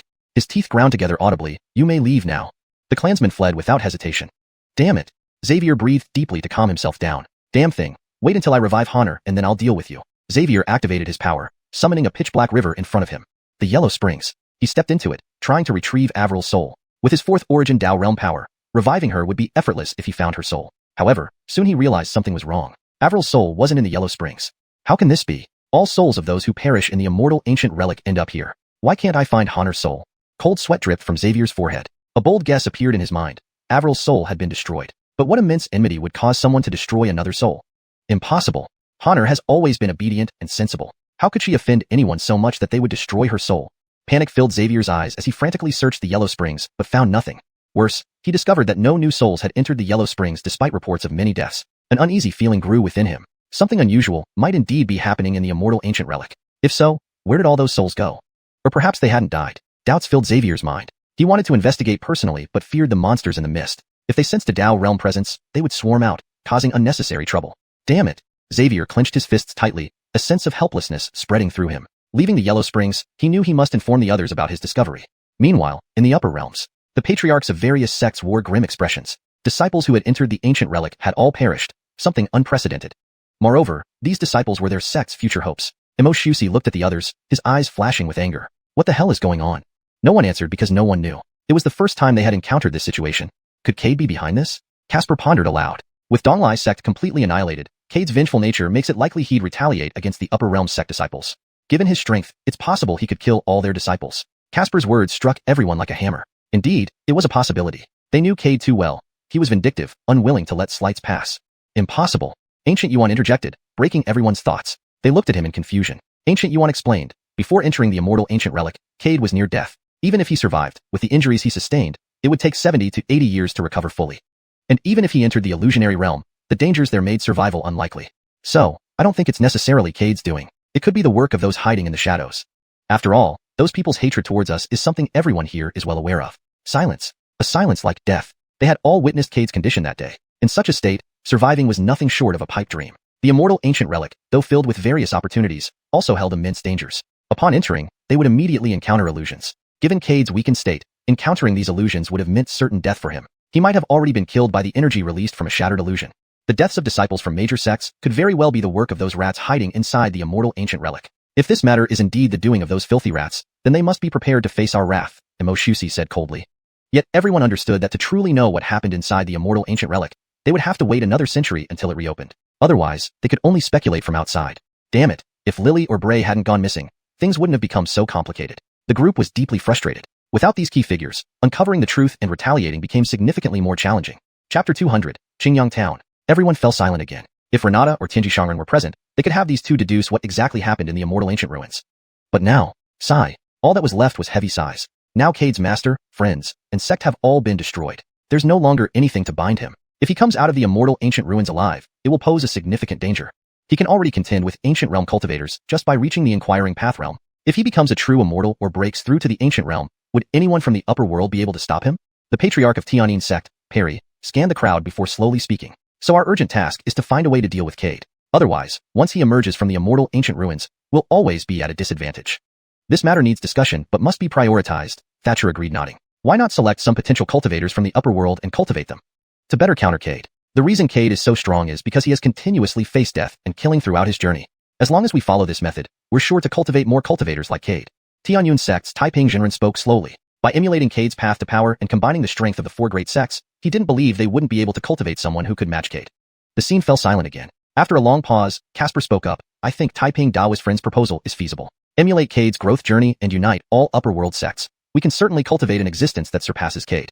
With the opening of the immortal ancient ruins, I won't need to overly worry about facing Cade. However, to prevent any accidents, we still need to set restrictions within these cultivators' bodies. Once they develop disloyalty, immediately terminate their lives. This suggestion was quickly agreed upon by everyone. Only by doing this could they stop Cade's retaliation. No one had received such treatment since ancient times except for Cade. Inside the immortal ancient ruins, Cade clutched the throat of an ancient beast, his eyes expressionless. No, you can't kill me. I am of the ancient beast lineage. If you kill me, my ancient beast lineage will never forgive you. Then I'll wait for their revenge. Cade sneered coldly as the vortex in his hand instantly absorbed the ancient beast's spiritual energy, vitality, and soul. The compass no longer shows red dots. It seems all the cultivators from the upper world who entered the immortal ancient ruins have been wiped out. Next, it's time to eliminate the people within the ruins. Cade licked his lips. His 37th divine meridian required the consumption of other souls. It had already coalesced halfway. He only needed to kill the cultivators who entered the immortal ancient ruins and consume their souls. Cade believed it wouldn't take long before his 37th divine meridian fully condensed. Only where should I look for the inhabitants of the immortal ancient ruins? Cade frowned. For the cultivators from the upper world, he could rely on his compass. But for the residents of the immortal ancient ruins, there was no way to find them. Suddenly, Cade's gaze was drawn back to the compass in his hand. How could he forget something so important? The ancient tribes of the immortal ancient ruins could see him through the compass. Why not use the compass to play a waiting game and let the people from the immortal ancient ruins come to him? Cade grinned widely and unleashed his cultivation. A terrifying aura surged upward, tearing through the sky of the immortal ancient ruins. This fearsome aura was immediately sensed by the ancient tribes within the ruins. Initially, they wondered why fewer people had entered the ruins this time, and the red dots on the compass vanished rapidly. Frustrated at not finding opportunities to kill traitors from the outside world, they hadn't expected them to deliver themselves. Since this was the case, don't blame us for eradicating you completely. The young generations of these ancient tribes exploded into action, rushing towards Cade's location as fast as they could. Fearful of missing out if they arrive late, the external traitor might be killed by others first. At this moment, Cade couldn't contain his smile. He hadn't expected it to be so effective. Merely unleashing his aura had attracted so many targets. These ancient tribes of the immortal ancient ruins are indeed charmingly simple-minded.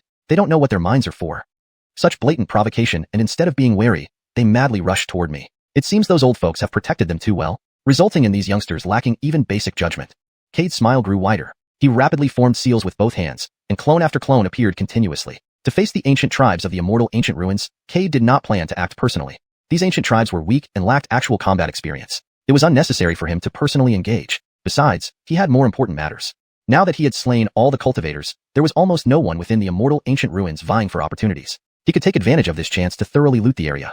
This place was a massive graveyard, where countless powerful beings had fallen. If he could obtain some legacies or treasures during this opportunity, it would be a substantial gain. Cade wasted no time and started searching vigorously. When the ancient tribes finally arrived, they were stunned speechless by the sight before them. There stood tens of thousands of identical-looking cultivators, each exuding an aura of the middle stage Inquiring Path realm. Although these ancient tribes were at the late stage Inquiring Path realm, fighting 10,000 of them meant certain death. Turning to flee, Cade's clones swiftly attacked, preventing their escape. Booms of spells exploding echoed around. Damn, they attacked, run. We're no match for them, there are 10,000 of them. Why does the compass only show one red dot? In an instant, the ancient tribe cultivators were gravely injured. They severely underestimated these Cade clones, appearing as mere early-stage Inquiring Path realm. These aren't ordinary cultivators, they're all clones. Damn, who could possibly create such powerful clones? Their last thought remained unanswered as they met their demise. Cade's clones stared at the corpses on the ground and began using the Swallowing Sky Nether technique, consuming the souls. The clones created by the Swallowing Sky Nether technique could feedback consumed souls to the original cultivator. This meant that as long as the clones devoured these souls, Cade's 37th spirit meridian would also solidify. After an incense stick's time, the corpses of some ancient tribes turned to dust, carried away by the wind. Meanwhile, Cade frenziedly embarked on a search for treasures, leaving no stone unturned wherever his senses reached, reaping bountiful rewards. Inside the immortal ancient ruins, the continuous shattering of soul tokens shocked both the ancient beast clan and the ancient clans. Both races convened again, faces grim and dark, because most of their members sent into the ruins were dead, and the few remaining were also decreasing. Continuing like this, the entire expedition would be obliterated. What is going on? Jonathan was furious, his grandson having perished in the immortal ancient ruins. How should I know? Whom should I ask? Xavier slammed his fist on the table. Jonathan, your grandson is dead. Don't vent your anger on me. Translated and formatted by AI assistant. My daughter also fell, and I personally went into the Yellow River to retrieve her soul, but it was all in vain. Upon hearing this, not only Jonathan, but also the other Dao realm powerhouses present frowned deeply, because they knew what this implied. If one soul could not be found even in the netherworld, it meant that their soul had already dissipated in this world. But who could have done such a thing? To kill someone so thoroughly that even their soul wasn't spared? Should we immediately send true immortal realm clansmen in to see what is happening inside? Also, send in a few ancient realm powerhouses as well. If something unexpected happens, the true immortal realm might not be able to handle it. Xavier's expression turned grim. The situation had escalated beyond their expectations. Fine. Everyone dispersed quickly. Soon, Only Xavier and Jonathan remained in the hall. Do you think this might be the work of those traitors? Xavier voiced out his doubts. It's possible, Jonathan nodded. The outer world has been suffering from the demonic realm's intrusion for years. Although the demonic realm was eventually sealed by them, they also suffered heavy losses. They've been recuperating ever since. Now, it's likely that they realize that with just their strength, they can't resist the demonic realm anymore. So they set their sights on the immortal ancient ruins. If they can kill off all our promising youngsters, our lineage will experience a disruption. Without these elite cultivators, the number of our powerful cultivators will decrease. They may take advantage of the opening of the immortal ancient ruins to launch an attack on us. Jonathan's gaze darkened. Those outside traitors were truly despicable to use such methods to poison them. Xavier slammed his fist on the table, his eyes cold. What Jonathan said was exactly what he was thinking, but he thought it impossible. He was aware of the cultivation environment outside. It was filled with treachery and intrigue where survival was paramount. Cultivators found it extremely difficult to grow. Some outstanding geniuses might even perish prematurely. Thus, there was a huge gap between both sides in terms of strength. Those traitors outside absolutely lacked the courage and fortitude for such actions. I suspect those outside traitors would have sent their top geniuses. If we can kill them, it will be a severe blow to the outside world. Jonathan continued speaking. Since so, let's send in peak ancient realm cultivators. Though they've started to master laws, they haven't enlightened the origin yet. They won't draw attention from those inside. A peak ancient realm cultivator's move will leave even the greatest genius dead. Agreed. Both men decided firmly and started searching for candidates. Time flew by rapidly. A month later, at the intersection of the inner and outer worlds, a figure emerged from the mist and then vanished quickly. When the guards of the ancient clan arrived, they frowned. They clearly felt the presence of others. Why did it disappear when they got here? Was it a hallucination? One asked uncertainly. Possibly, others nodded. After all, we live in fear every day, so hallucinations are understandable. I won't come back to this place in my entire life once my time here ends. Who says otherwise? Living in constant fear every day, afraid that the monsters in the fog will come out at any moment. When will this torment end? These ancient clan guards left dejectedly. Right after they left, Cade reappeared. Monsters in the fog? Cade frowned, looking in the direction the guards left. What creatures are they talking about? Walking all the way, he never encountered the monsters mentioned by the ancient clan guards. Moreover, this fog gave him a sense of familiarity. It was very similar to the fog produced by the Dreamland, but with some differences. Withdrawing his gaze, Cade stopped no more, transforming into a streak of light and disappearing. 5 days later, Xiuxian Town, Yang family. Gerhard, head of the Yang family, was a late-stage core formation cultivator. At this moment, he was leisurely sitting in a rocking chair, looking at the cultivators in front of him. In Xiuxian Town, the Yang family rules. You want to become guests of the Yang family? You must pass our tests. And although all of you are at the foundation establishment stage, the Yang family has a nascent soul ancestor. As long as you serve the Yang family well, perhaps we can help you reach core formation. Gerhard was full of pride. The Yang family was the only one in Xiuxian Town with a nascent soul elder, thus securing its position as the leading family. Uncle Basim, check their cultivation levels. Only those at the late-stage foundation establishment can stay. Others get 20 lower-grade spirit stones and go home. Yes, head. Elder Basim was a middle-stage core formation elder. He took out a palm-sized white stone from his storage bag and walked up to the group of foundation establishment cultivators. Place your hands on the stone. It will show 3 colors, green for early-stage foundation establishment, blue for mid-stage, and black for late-stage. Only those turning the stone black can stay. Hearing this, everyone frowned slightly. Gerhard could discern their levels easily with his late-stage core formation abilities. Why this test? However, considering the Yang family's formidable strength, they had no choice but to comply. Elder Basim glanced at the group, then handed the stone to a young man who looked around 20 and was already at late-stage foundation establishment. This young man was naturally Cade. After leaving the misty area, to avoid drawing attention, he disguised himself as a foundation establishment cultivator and entered Xiuxian Town.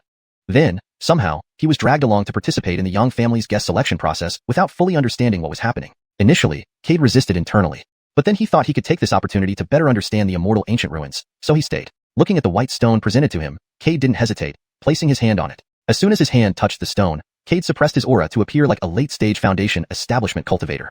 Soon, the white stone turned black and developed a crack. Elder Basim's mouth twitched. A spirit-detecting stone cost 500 spirit stones. Even fake core formation cultivators wouldn't cause cracks.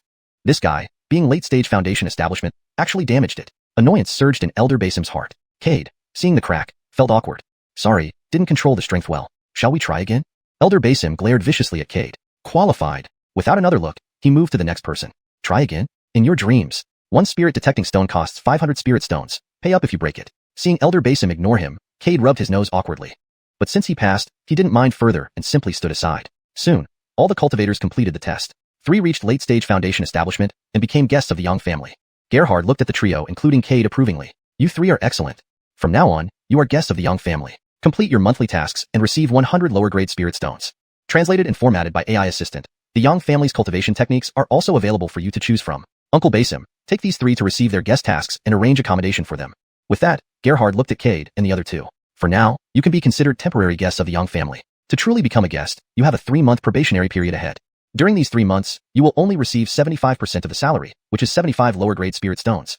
After the 3-month probationary period, you will officially become true guests of the Yang family. At that time, you will receive 100 lower-grade spirit stones monthly and can enter our family's technique library to choose cultivation methods. So, strive to become true guests of the Yang family and aim to break through to core formation as soon as possible. With that said, Gerhard turned and walked away without looking back, leaving Cade and the other two bewildered. This was the first time they had heard that becoming a guest required a probationary period. All right, follow me, Uncle Basim instructed. They were still in shock over the probationary period when Uncle Basim broke the silence. Chapter 201. Old Tedden, dare to put obstacles in my way. This is where you will be living from now on.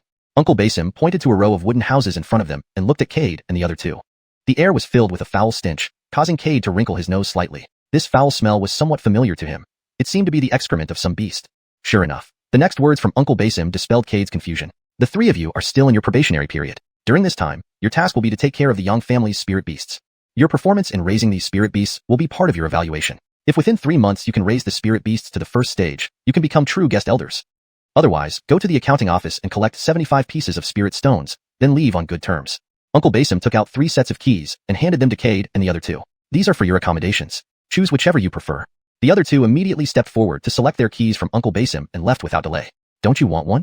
Seeing that Cade hadn't moved, Uncle Basim prompted him with some dissatisfaction. He had never liked this guy. On arrival, he had broken a testing spirit stone worth 500 lower-grade spirit stones, which infuriated him. That testing spirit stone had been used for many years, but broke in Cade's hands.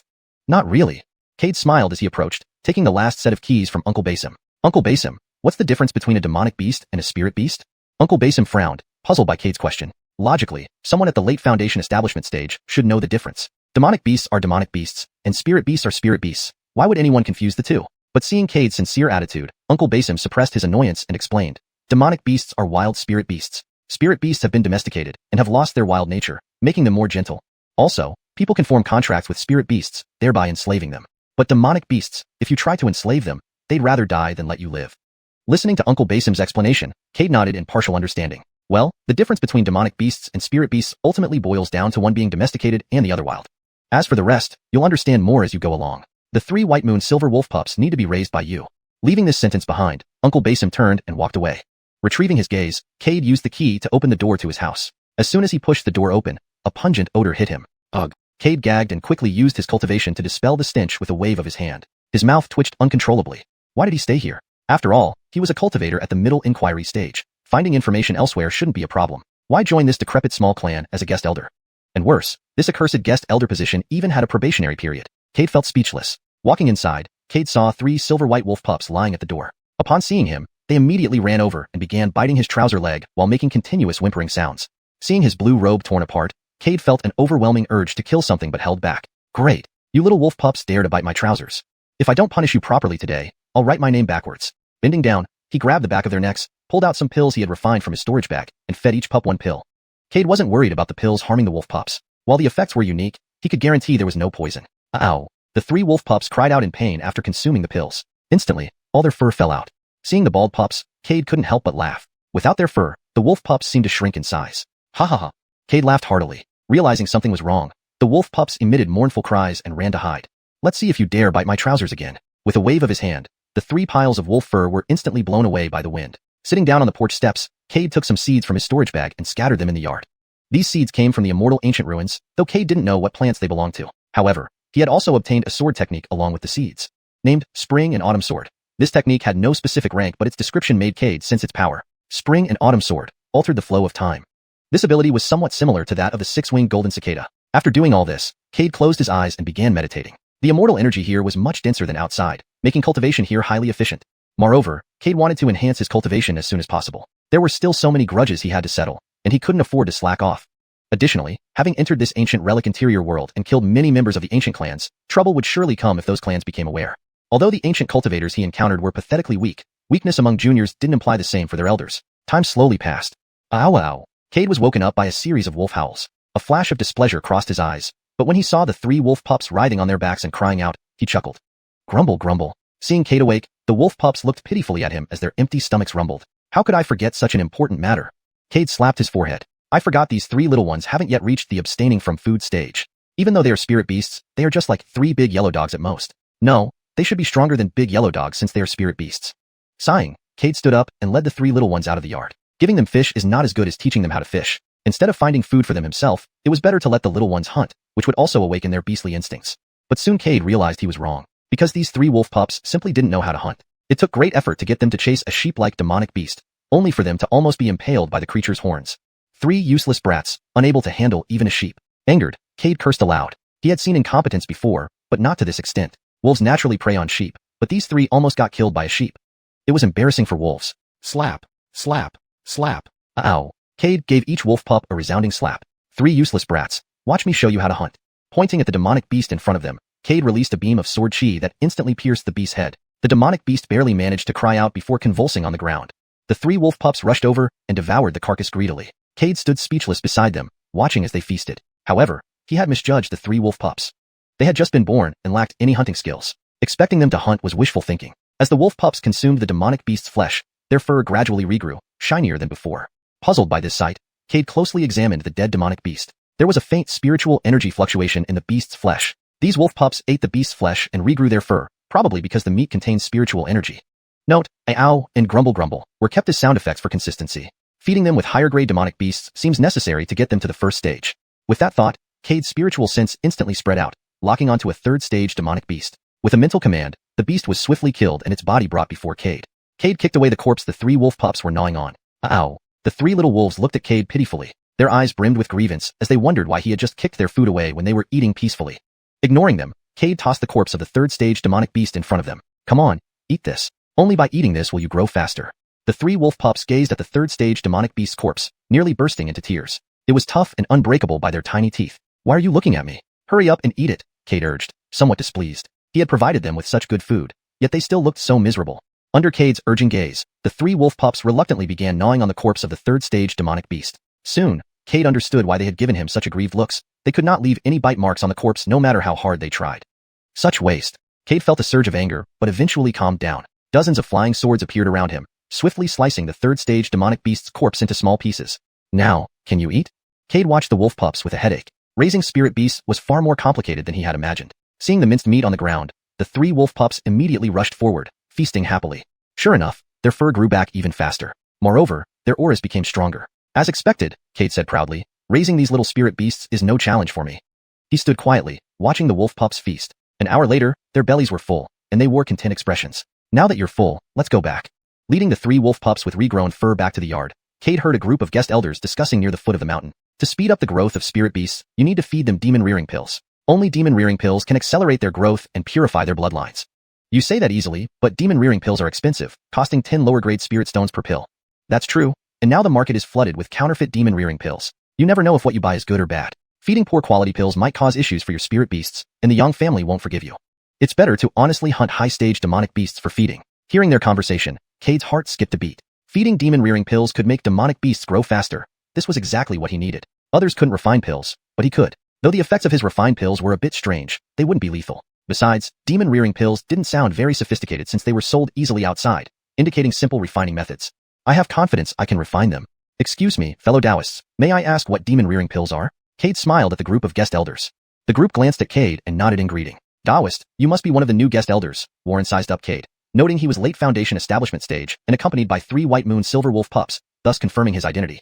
My name is Cade, newly appointed guest elder, Cade admitted frankly. You haven't passed the probationary period yet, have you? Scott, another guest elder, looked at the 3 white moon silver wolf pups behind Cade. Before becoming a true guest elder, probationary elders raised young white moon silver wolves or young greenwood snakes, proving Cade's probationary status. Yes, I just became a guest elder today, Cade confirmed with a nod. Demon rearing pills are a first-grade medicinal pill that can accelerate the growth of spirit beasts. Tedany demon trainers feed them to their spirit beasts to expedite their advancement. And demon rearing pills are just a first-grade medicinal pill. However, don't underestimate their refinement process. Without learning alchemy, you cannot refine them.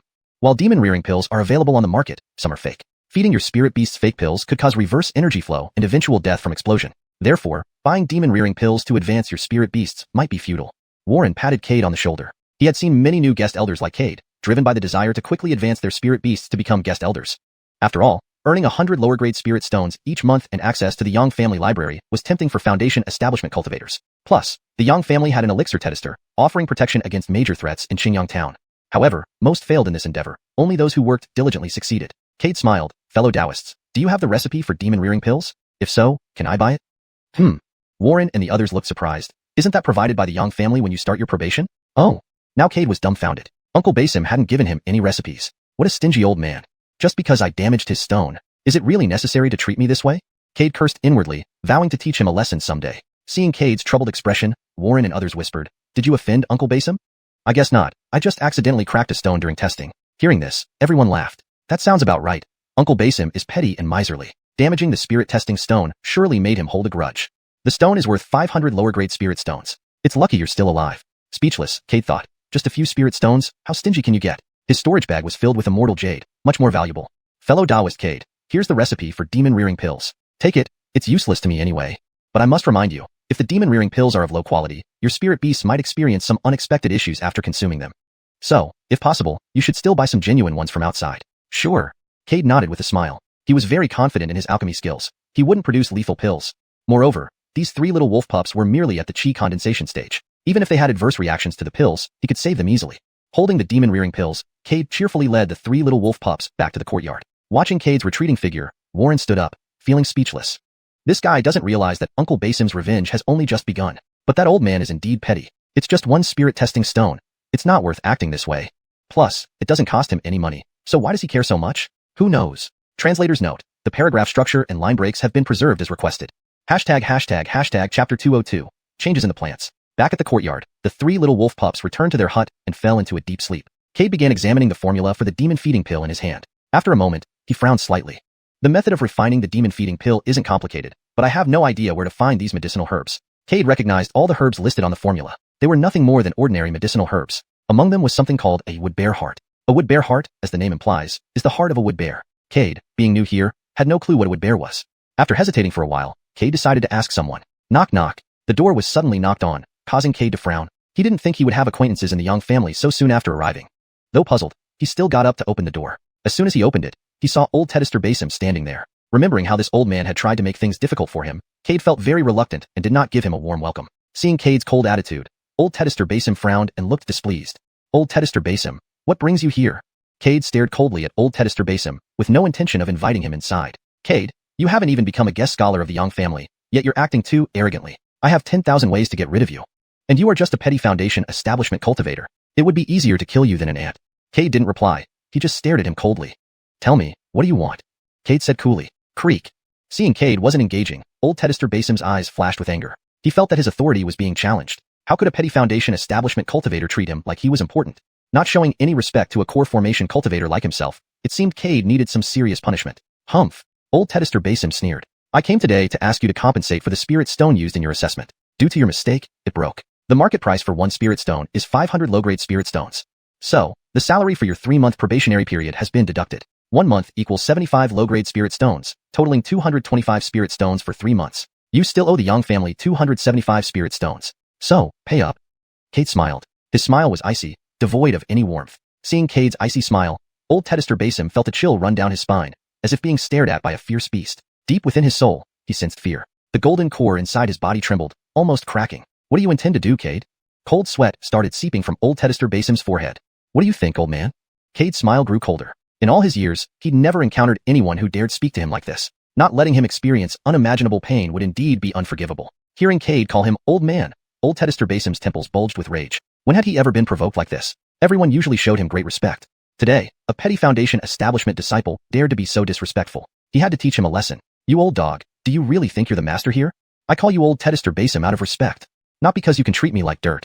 You. Old Detested Basim's veins throbbed as he started to lose his temper. Just then, a terrifying pressure descended upon him like divine retribution, locking him down instantly.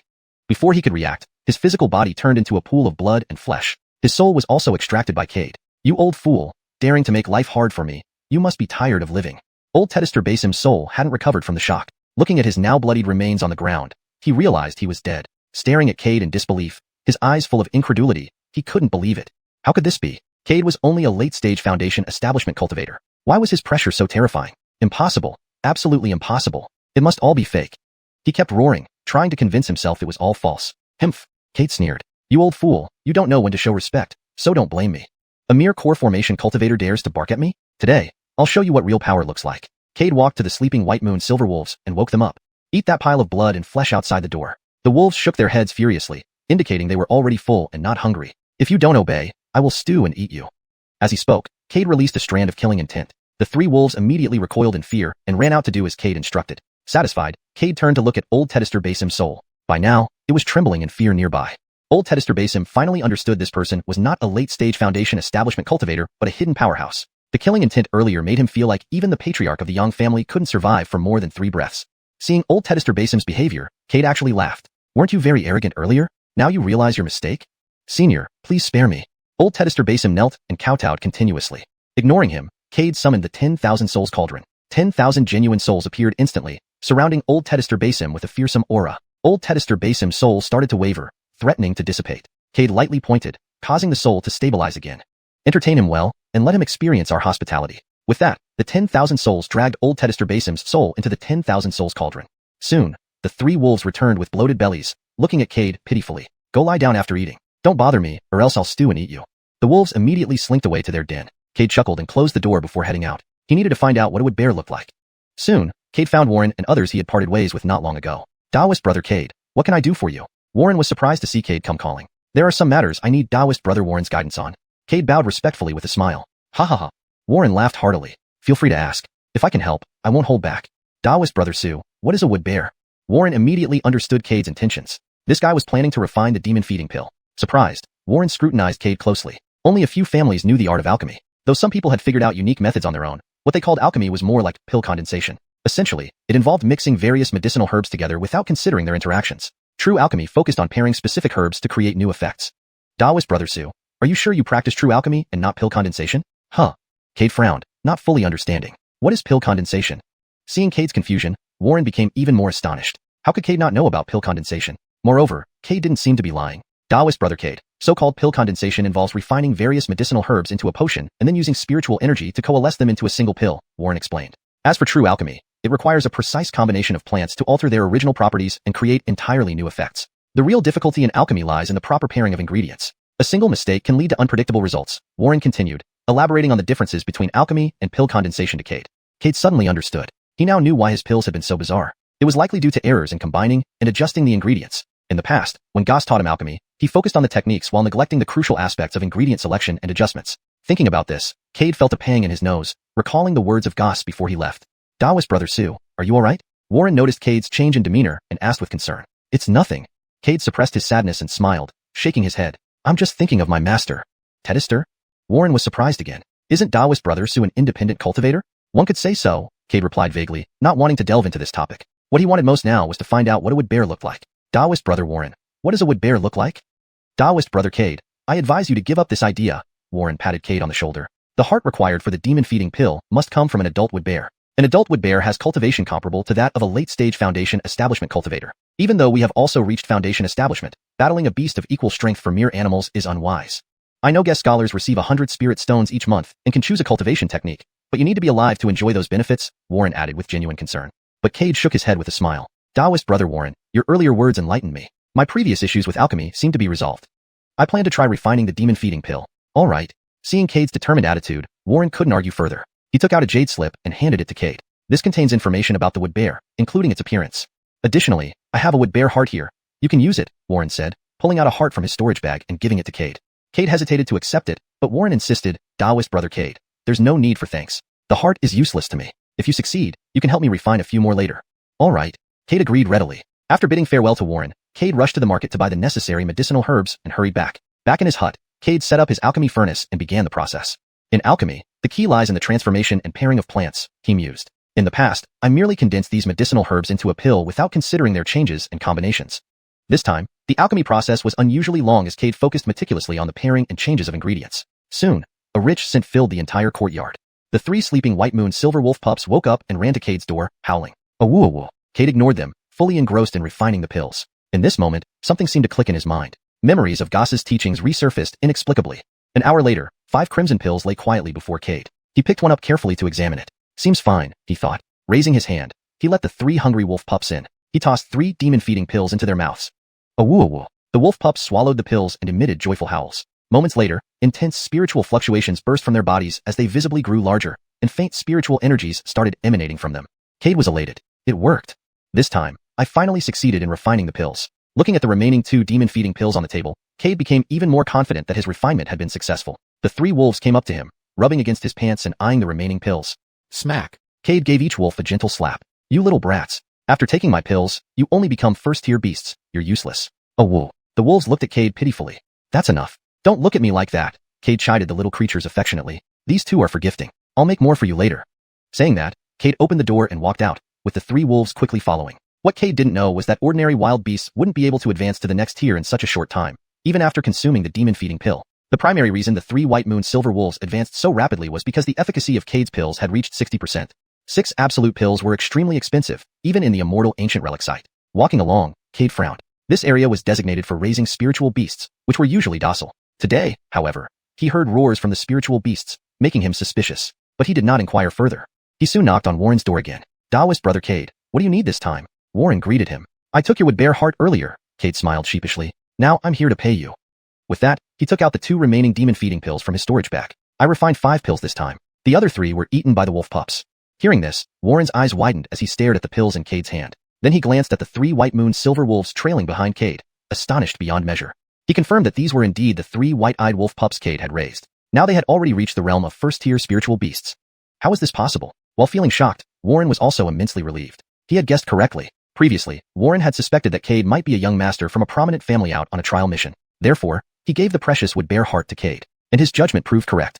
I'll gratefully accept them, Warren said, excitedly taking the 2 pills from Cade. Upon closely examining the pills, his pupils contracted. The danxiang, pill fragrance, emitted by the 2 pills was the richest he had ever seen. Swallowing hard, he looked at Cade nervously. Taoist brother Cade, isn't the fragrance of these pills too potent? Cade frowned and looked at the pills in Warren's hand. 4-6 absolute pills, isn't this normal? But compared to 10 absolute pills, whose fragrance is internalized, they do smell quite strong, Cade admitted. But this is the best I can do right now. If my master were still here. Cade stopped abruptly, realizing he had said too much. Here's the demon-feeding pill. I'll be going now. Without waiting for a response, Cade turned and left. Warren stood there, dumbfounded, staring at the pills in his hand, momentarily unable to react. Cade said these are 6 absolute pills. And he mentioned that the fragrance of 10 absolute pills is internalized, which his master could achieve. Gulping, Warren swallowed hard, sensing he had stumbled upon something significant. Cade might have a complex and non-trivial background. But why would he be here? Could it be for that one item?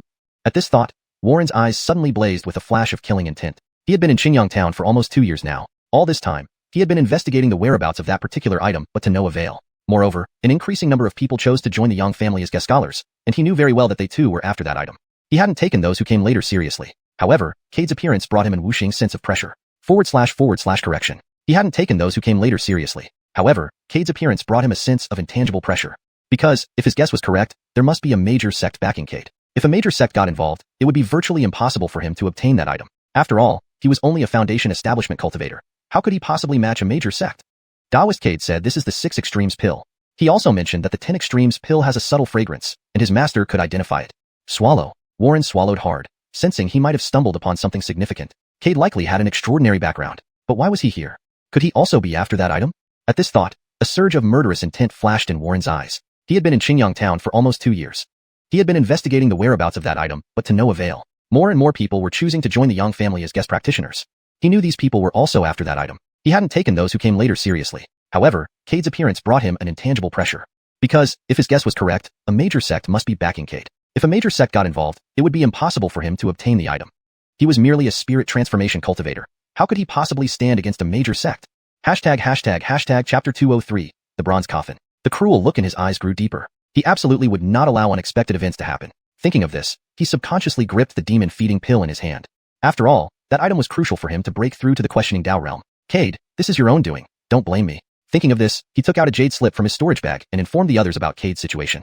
They had entered Xingyang Town together as 5 people, all for the sake of obtaining that secret treasure. Cade, who had just arrived at the gate, frowned as he saw Gerhard and others appear at the entrance of the small courtyard. At this moment, one of Gerhard's clansmen noticed Cade and anxiously exclaimed, "Head of the family, Cade is there." Gerhard and the others followed the clansman's gaze. Sure enough, they saw Cade. I wonder why head of the Yang family seeks me? Cade looked at the group before him with indifference. Their highest cultivation was merely at the late-stage formation of core. The life or death of these people was within his command. However, Cade did not rush to kill them. He wanted to know why Gerhard and company were looking for him. Gerhard looked at Cade, slightly frowning. "Cade, have you seen Uncle Basim? Why does the head of the Yang family ask such a question?" Cade did not answer Gerhard, but instead countered. "Humph." Gerhard snorted coldly. "Who is the head of the family, me or you? Answer when I ask." Cade smiled indifferently, ignoring him, and pushed open the gate of the small courtyard. Cade. Seeing himself being ignored, Gerhard flew into a rage. He was a late-stage formation of core cultivator, and a mere late-stage foundation establishment cultivator dared to ignore him? In an instant, the pressure of a late-stage formation of core cultivator surged toward Cade. Courting death. Cade's gaze turned cold and ruthless, revealing his middle-stage questioning Dao cultivation, which he no longer hid. Gerhard's face abruptly changed, but before he could react, he became a puddle of blood on the ground. The same happened to the others. Cade frowned at the few puddles of flesh and blood on the ground. Looks like I'll have to leave here again. I originally intended to improve my alchemy skills in Xiuxian town, but it seems I'll have to find a new place. Just then, Cade noticed that Gerhard and the other clan members' blood was a different color compared to the others. The blood of the Yang clan members had a tinge of gold. Moreover, the blood of the Yang clan members gathered together on its own and slowly seeped deep into the ground. Could there be some secret treasure buried underground? And it seems to have a connection with the Yang family. Cade fully released his divine sense.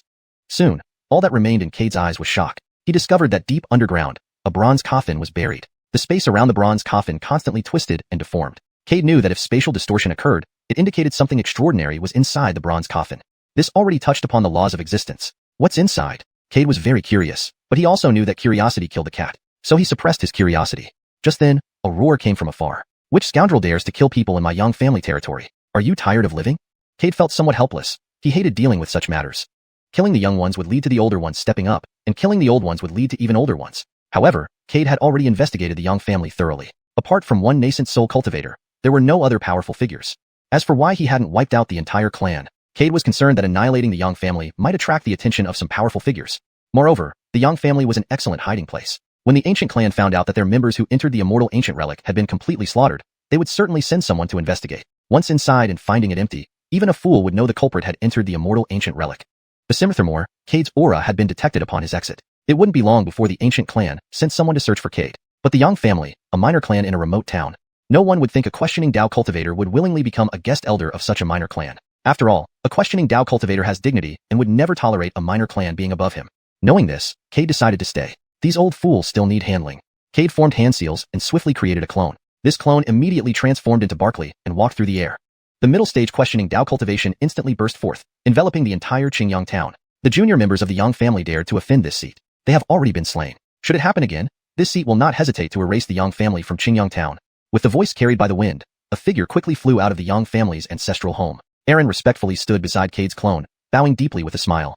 I failed to properly welcome you, honorable senior. Please forgive me. As for those blind fools, they deserved what they got. Please do not be angered by this.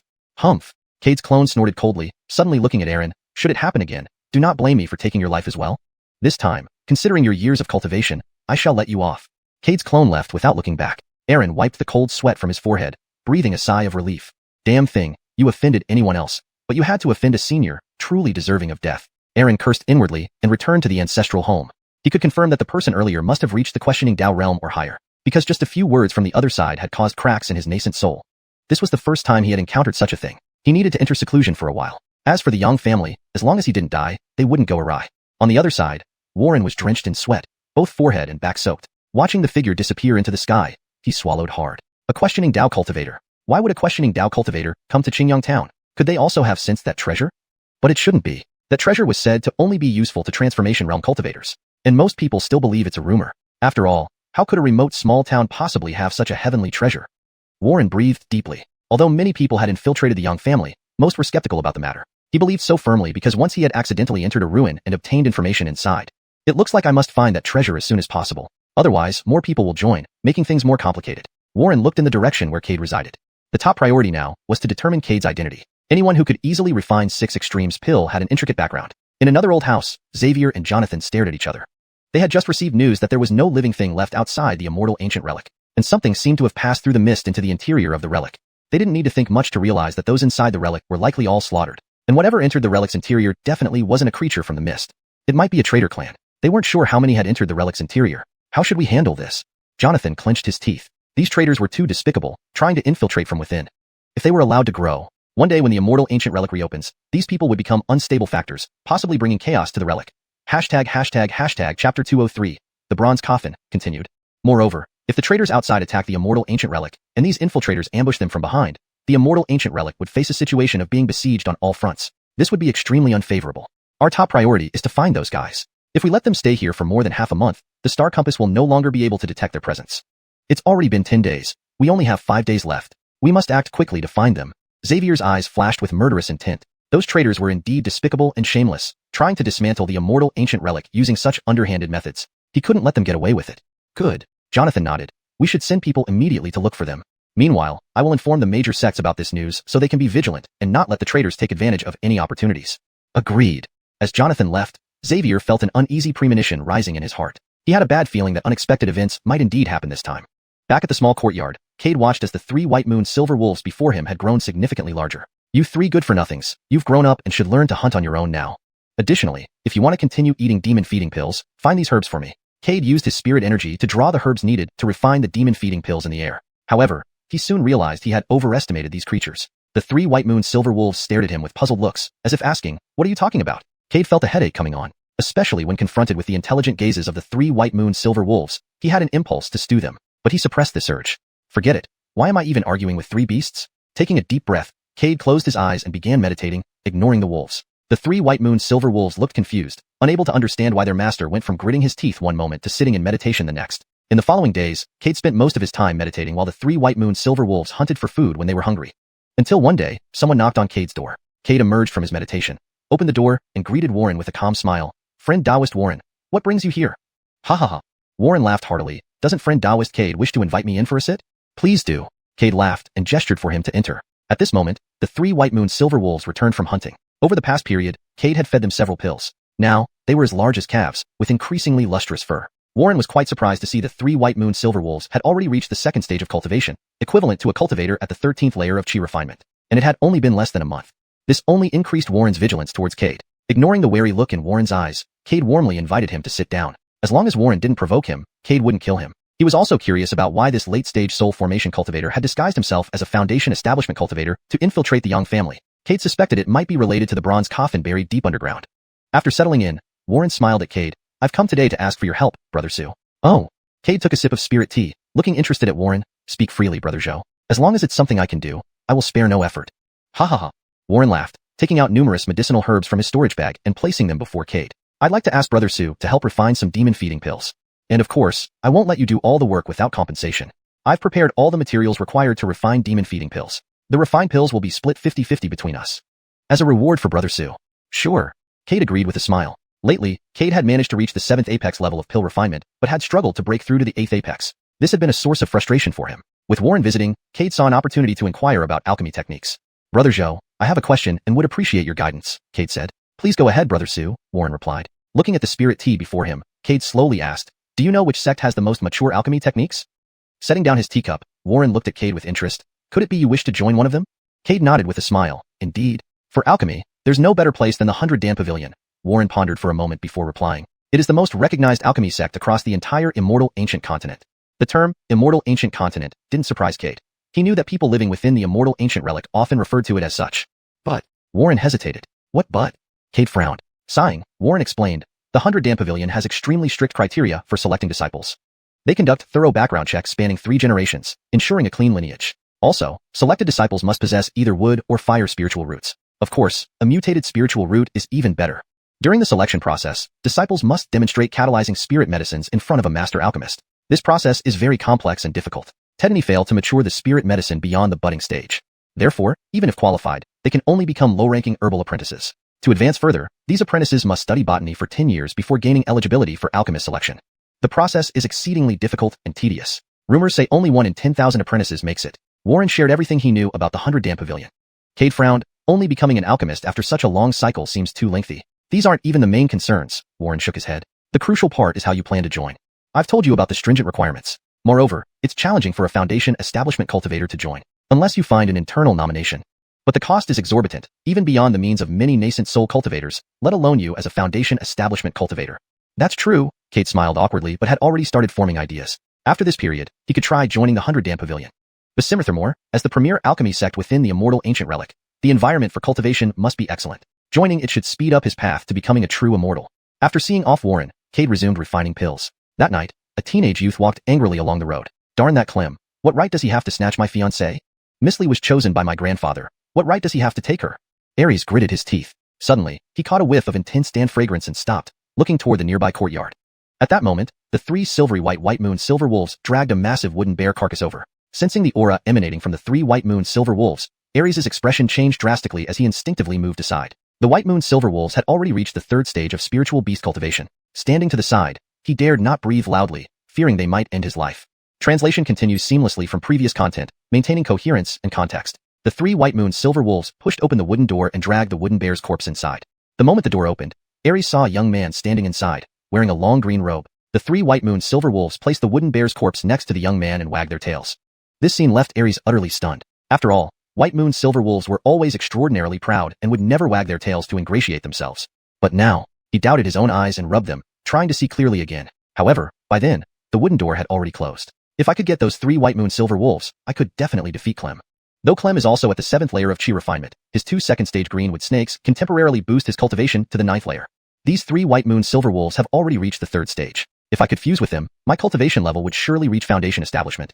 Then I could definitely defeat him. With this thought, Ares gritted his teeth and knocked on Cade's door.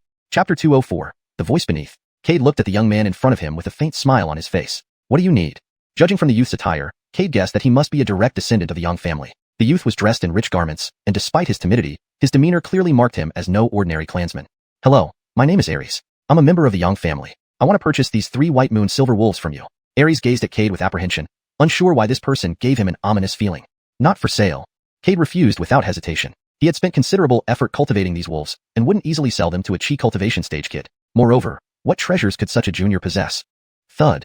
Seeing Cade unwilling to part with the wolves, Ares immediately knelt down before him. Elder, if you agree to sell me these 3 White Moon Silver Wolves, anything Elder asks, I will do it. After saying this, Ares consecutively bowed 3 times with resounding thuds. Cade was dumbfounded. What was this foolish boy doing? Was bowing really necessary to buy 3 wolves?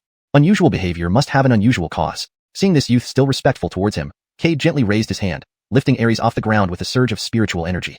Why are you so determined to buy these 3 White Moon Silver Wolves? Ares' eyes reddened, choking back tears. Elder, someone has taken my fiancée. I can't swallow this humiliation, so I wish to challenge him. This kind of betrayal, I cannot let happen to me, even if it costs my life. Ares clenched his fists, grinding his teeth. The impact of this event on him was clearly profound. Cade frowned, a trace of disbelief flashing in his eyes. The young man was only 16 or 17 and already engaged. This was hard for Cade to believe, as traditionally boys only start worrying about marriage around 18. Perhaps customs vary by region, Cade conceded inwardly. It's not impossible for me to help you. Upon hearing this, Ares' face lit up with excitement. Elder, anything you ask, I'll do if you agree to help me. Cade was pleased with Ares' response. I am interested in the development of your Yang family. So, if you want me to assist you, bring me your family's genealogy. Genealogy? Ares was puzzled. Genealogies were typically kept in the ancestral hall, accessible to direct descendants. He had seen it many times but never noticed anything peculiar about it. Why would this elder want to see it? Despite his confusion, Ares didn't overthink and agreed promptly. All right. As long as Elder helps me win the challenge, I will give you our family's genealogy. Deal. Cade readily agreed. Ares respectfully bowed and then left. Watching Ares depart, Cade's gaze grew deep. Lately, every time he practiced, he would hear an elderly voice pleading for help from underground, emanating from a bronze coffin buried beneath. Cade's initial confusion turned into a troubling premonition when he realized the voice came from there. Initially, Cade planned to ignore it, but the voice continually asked for his aid, promising to gift him spatial laws if he could open the bronze coffin. Hearing about spatial laws, Cade became excited. He remembered seeing Heath using spatial laws in Demon Shame City. They were mysterious and powerful. Though intrigued, Cade did not immediately agree, deciding first to investigate the bronze coffin. As the largest family in Qingyang town, the Yang's blood after death would flow towards the bronze coffin. Cade suspected a connection between the Yang family and the coffin. Time had eroded memory, causing many clan members to forget about the coffin, likely only known to direct descendants. Thus, Cade had Ares obtain the genealogy to better understand the situation. The next day, Ares was waiting outside Cade's hut early in the morning, respectful and hopeful. He had a hunch that the elder would surely help him defeat Clem. Soon, the gate opened, and Cade emerged with the 3 White Moon Silver Wolves. Elder. Ares bowed deeply. Cade waved indifferently. Lead the way. Sure. On the way, Ares enthusiastically introduced Cade to Clem's background. Cade paid little attention. A mere chi cultivator wasn't worth his concern, not even the Yang family's venerable ancestor. They soon arrived at the dueling arena. News of Ares and Clem's challenge had spread through the Yang family. The area was filled with spectators, both clansmen and guests. Seeing Ares, several clansmen showed disdain. Clearly, they disliked him. Ares remained calm. These people changed sides like the wind. They fawned over me when my father was alive, but turned cold after his demise. Normal, Cade replied calmly. After years of cultivation, he was used to such behaviors. Ares, is this the master you brought? A young man's voice attracted Cade's attention. Clem, today you will definitely lose, Ares glared, his eyes blazing with anger. Humph, Clem sneered. Ares, don't you see Misli doesn't like you? My marriage to Misli is destined. You're just a pawn. Worse, I've invited 3rd stage beast trainer Detested Butler. He has promised to assist me. I suggest you surrender. While I don't know what price you paid to bring him, I warn you, this young man might be a fraud. Better to admit defeat now. We can celebrate my wedding later. Pa. Ares spat. Who wins is yet to be seen. Stubborn fool. Clem chuckled mockingly. They stopped talking and positioned themselves on the arena. At this moment, Cade noticed an old man with a goatee beside Clem. The old man was a late Foundation establishment cultivator emitting a faint demonic aura. Noticing Cade's attention, Ares explained quietly. Elder, that's Detested Butler, a third-stage beast trainer. He possesses many second-stage greenwood snakes.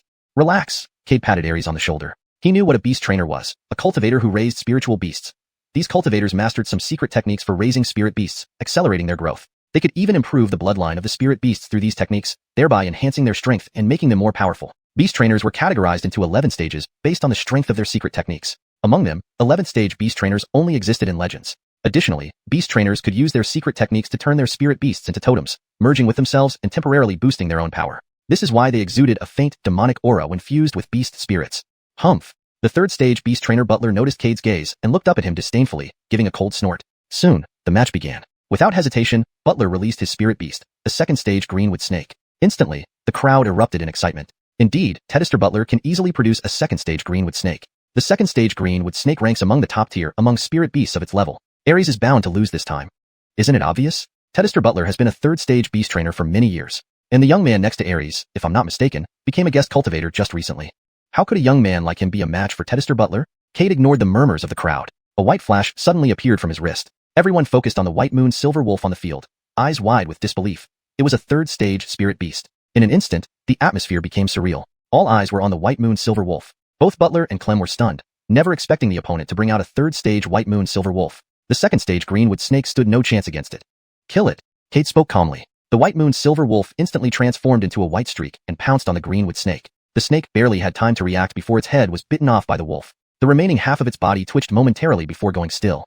Silence, a deathly silence. Instant kill. Though a second stage greenwood snake was formidable, it was one rank lower than a third stage white moon silver wolf. Instantly killing it would be incredibly difficult. But now, the Yang clan members who had regained their composure now looked at Cade with awe and reverence instead of disdain. Power was always respected and admired wherever it appeared.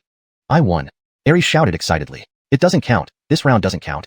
Clem snapped back to reality, glaring fiercely at Cade. How could this happen? His opponent seemed to be of comparable age, but how could he have cultivated a third stage, white moon silver wolf? It must be fake. Kill him. Cade continued, and the white moon silver wolf turned into a streak of light, aiming straight for Clem's throat. Everything happened too fast for Clem to react. Just as the white moon silver wolf was about to bite down on Clem's throat, a late core formation elder's overwhelming pressure pinned the wolf to the ground. Growl. The white moon silver wolf let out an angry roar of frustration. Cultivator friend, isn't it a bit too ruthless to kill xiuxian? Revised for accuracy and fluency. Cultivator friend, isn't it a bit too heartless to kill casually? Note, the phrase xiuxian is directly translated as to kill casually is a bit inhumane. I have adjusted it for better fluency in English. Moreover, you tried to kill a direct descendant of the Yang family. You are merely a guest cultivator. How dare you attempt to harm a direct descendant? An elder dressed in a white robe appeared mid-air, his eyes cold and fixed on Cade. If you don't give me an explanation today, you may not leave the Yang family compound alive. Explanation? Cade smiled. He realized he had made a mistake. He initially intended to avoid trouble and live quietly within the Yang family for a while, but it seemed he was wrong. Even if he didn't provoke anyone, others would still come after him. Since that was the case, why bother tolerating it? Instantly, the 10,000 souls cauldron appeared in Cade's hand. Upon seeing the cauldron, the late core elder's face turned pale, and he spat blood. His golden core shattered in an instant. What are you? The elder hit the ground hard, struggling to look at Cade. I planned to coexist with you as an ordinary person, but your relentless hostility forced my hand. Since that's the case, I'll reveal my true identity. I am a Taoist cultivator. As Cade's words rang out, a massive pressure enveloped the entire Qingyang town. Lower-level cultivators disintegrated under the overwhelming force. Exterminate this place. With Cade's command, the ghosts within the 10,000 souls cauldron roared out. Each ghost possessed true immortal realm power. Qingyang town fell in mere moments. Ares stared at Cade, utterly shocked. Who are you? Who else could it be? Cade laughed. Your clan's nemesis. With those words, Cade crushed Ares' skull. His soul was absorbed by the 9 netherworlds devouring heaven technique. After consuming the souls of the cultivators in Qingyang town, Cade had condensed 70% of his 37th immortal meridian. Only 30% remained before it was fully condensed. Cade frowned. Despite devouring so many souls, I still haven't completely condensed this meridian. I need to find another way. Otherwise, such indiscriminate slaughter might attract attention from other strong cultivators. With that thought, Cade stepped into the Yang family ancestral hall. He wasn't worried about any karma backlash from annihilating Qingyang town. The Yang family initiated hostilities, planting the seeds of enmity, which naturally led to their demise as the fruit of their actions. Inside the ancestral hall, Cade found the genealogy placed at the highest point. After examining it, he discovered what he needed. An hour later, Cade confirmed his suspicions. Xingyang Town was actually a great sealing formation imprisoning an ancient demon lord. The Yang family's blood served as energy for the sealing array. Originally, every 50 years, 10 direct descendants had to sacrifice their blood to reinforce the seal. However, over time, this rule was abolished because it was deemed cruel and harmful to the future of the Yang family. When they found no ill effects despite neglecting this ritual, they abolished the rule entirely. This allowed Cade to hear the voice from within the bronze coffin. Cade furrowed his brow. Now the entire Yang family has been destroyed. Their blood continuously flows underground, strengthening the sealing array. Should I take this opportunity to explore beneath the surface? Considering the grand effort to seal this being, it must be immensely powerful. Applying the 9 netherworlds devouring heaven technique might allow me to seize part of its laws. Cade pondered. Was this action beneficial or risky? While the technique could absorb everything and integrate it into himself, the sealed entity was a demon lord. If he absorbed too much demonic chi, it might lead to his own downfall, drawing the immediate attention of the ancient realm's powers. And although he had been in the ancient realm for some time, he still hadn't fully grasped all its intricacies. But Cade wasn't very familiar with the strength here. How many ancient realm cultivators were there, and how many were at the peak of the ancient realm? What levels had their powers reached? How many Dao realm experts were there, and how many Dao respects?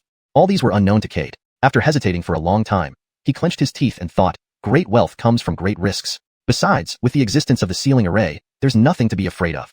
Deciding this, Cade no longer hesitated, transforming into a streak of light that plunged deep into the ground. Half an hour later, the voice he had heard before suddenly echoed in Cade's ears again. You've finally come over quickly, and I can give you the laws of space. Come quickly, come and save me out. Cade frowned. Who are you exactly? Why are you seeking me out? After a long silence, the voice spoke again. I don't remember who I am anymore. I only know that I have been sealed here by someone. With the passage of time, the seal has worn away much of my power. Come quickly, I can't hold on much longer. Cade was perplexed. The mysterious entity seemed desperate yet cryptic. He needed more information before making any rash decisions, especially knowing the potential dangers involved. But the urgency in the voice couldn't be ignored either. Cade pondered over the situation carefully. Chapter 205, The Deception. Hearing this, Cade turned around without hesitation and rushed back in the direction he had come from. He felt something was amiss with the situation. There was too much eeriness surrounding that bronze coffin. Just then, the voice continued, Don't go. I called you because I sensed the aura of Clint on you. You must be a descendant of Spring Clint. If my guess is correct, you have learned the 9 nether Clint technique he created. Cade paused, his eyes flickering with doubt. This voice knew about the 9 nether Clint technique. The voice continued, Your knowledge of the 9 nether Clint technique is incomplete. Come to me, and I can tell you where the nether is. After he fell, it was I who buried his remains. Find his body, and you can obtain the complete 9 nether Clint technique. The technique is an unparalleled martial art. To create it, Clint sacrificed his 9 primordial elements, shattering his very essence. So the 9 nether Clint technique is not just for devouring other souls or spiritual energy. It has far greater significance. Cade remained silent, torn, and conflicted. Normally, he would already be in front of the bronze coffin by now. However, his master's vengeance and his sect's grievances were still unresolved, so he couldn't die yet. He needed to live to exact revenge. Damn it! Cade cursed softly, clenched his teeth, and rushed toward the bronze coffin once more. One risks one's life for great wealth. He decided to take the chance. He believed his luck wouldn't abandon him here.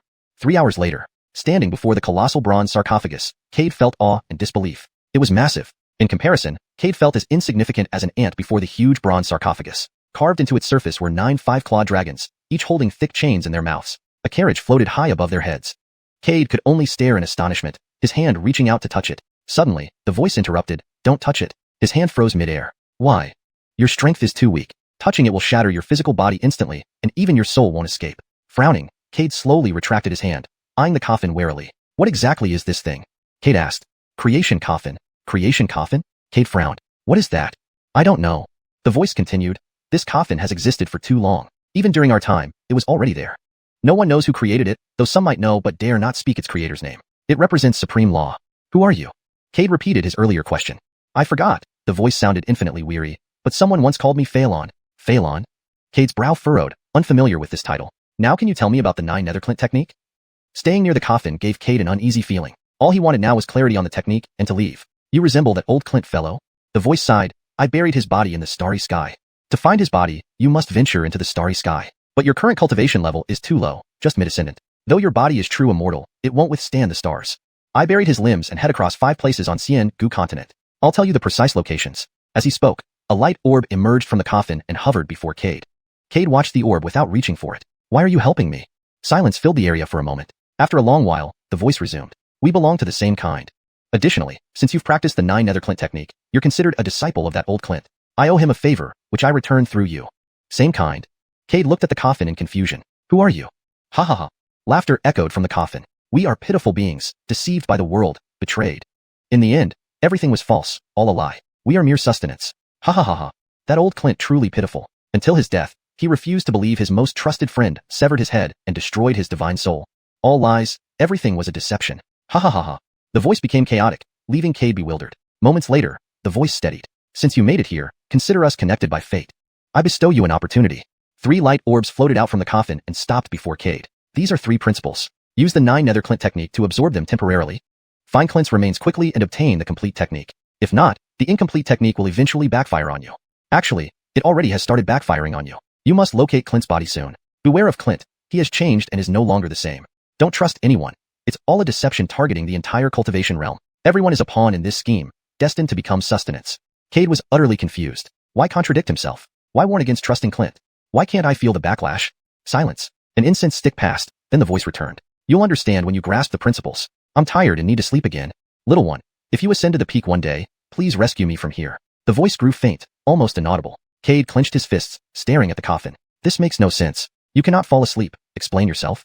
But silence met him again. Hours passed. 1 hour, 2, 3. Finally, after an eternity, Cade felt defeated. Damn it. He wanted the truth, not living in confusion.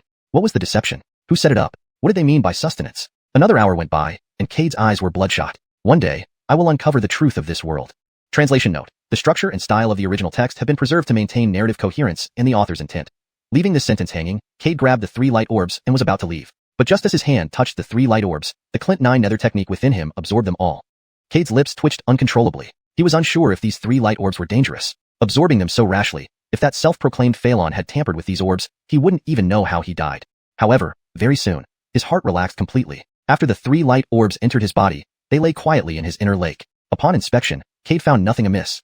Looking back at the enormous bronze coffin, Cade sighed, "One day, I will bring you out. There are things you must explain to me clearly." With that said, Cade turned around and left without looking back.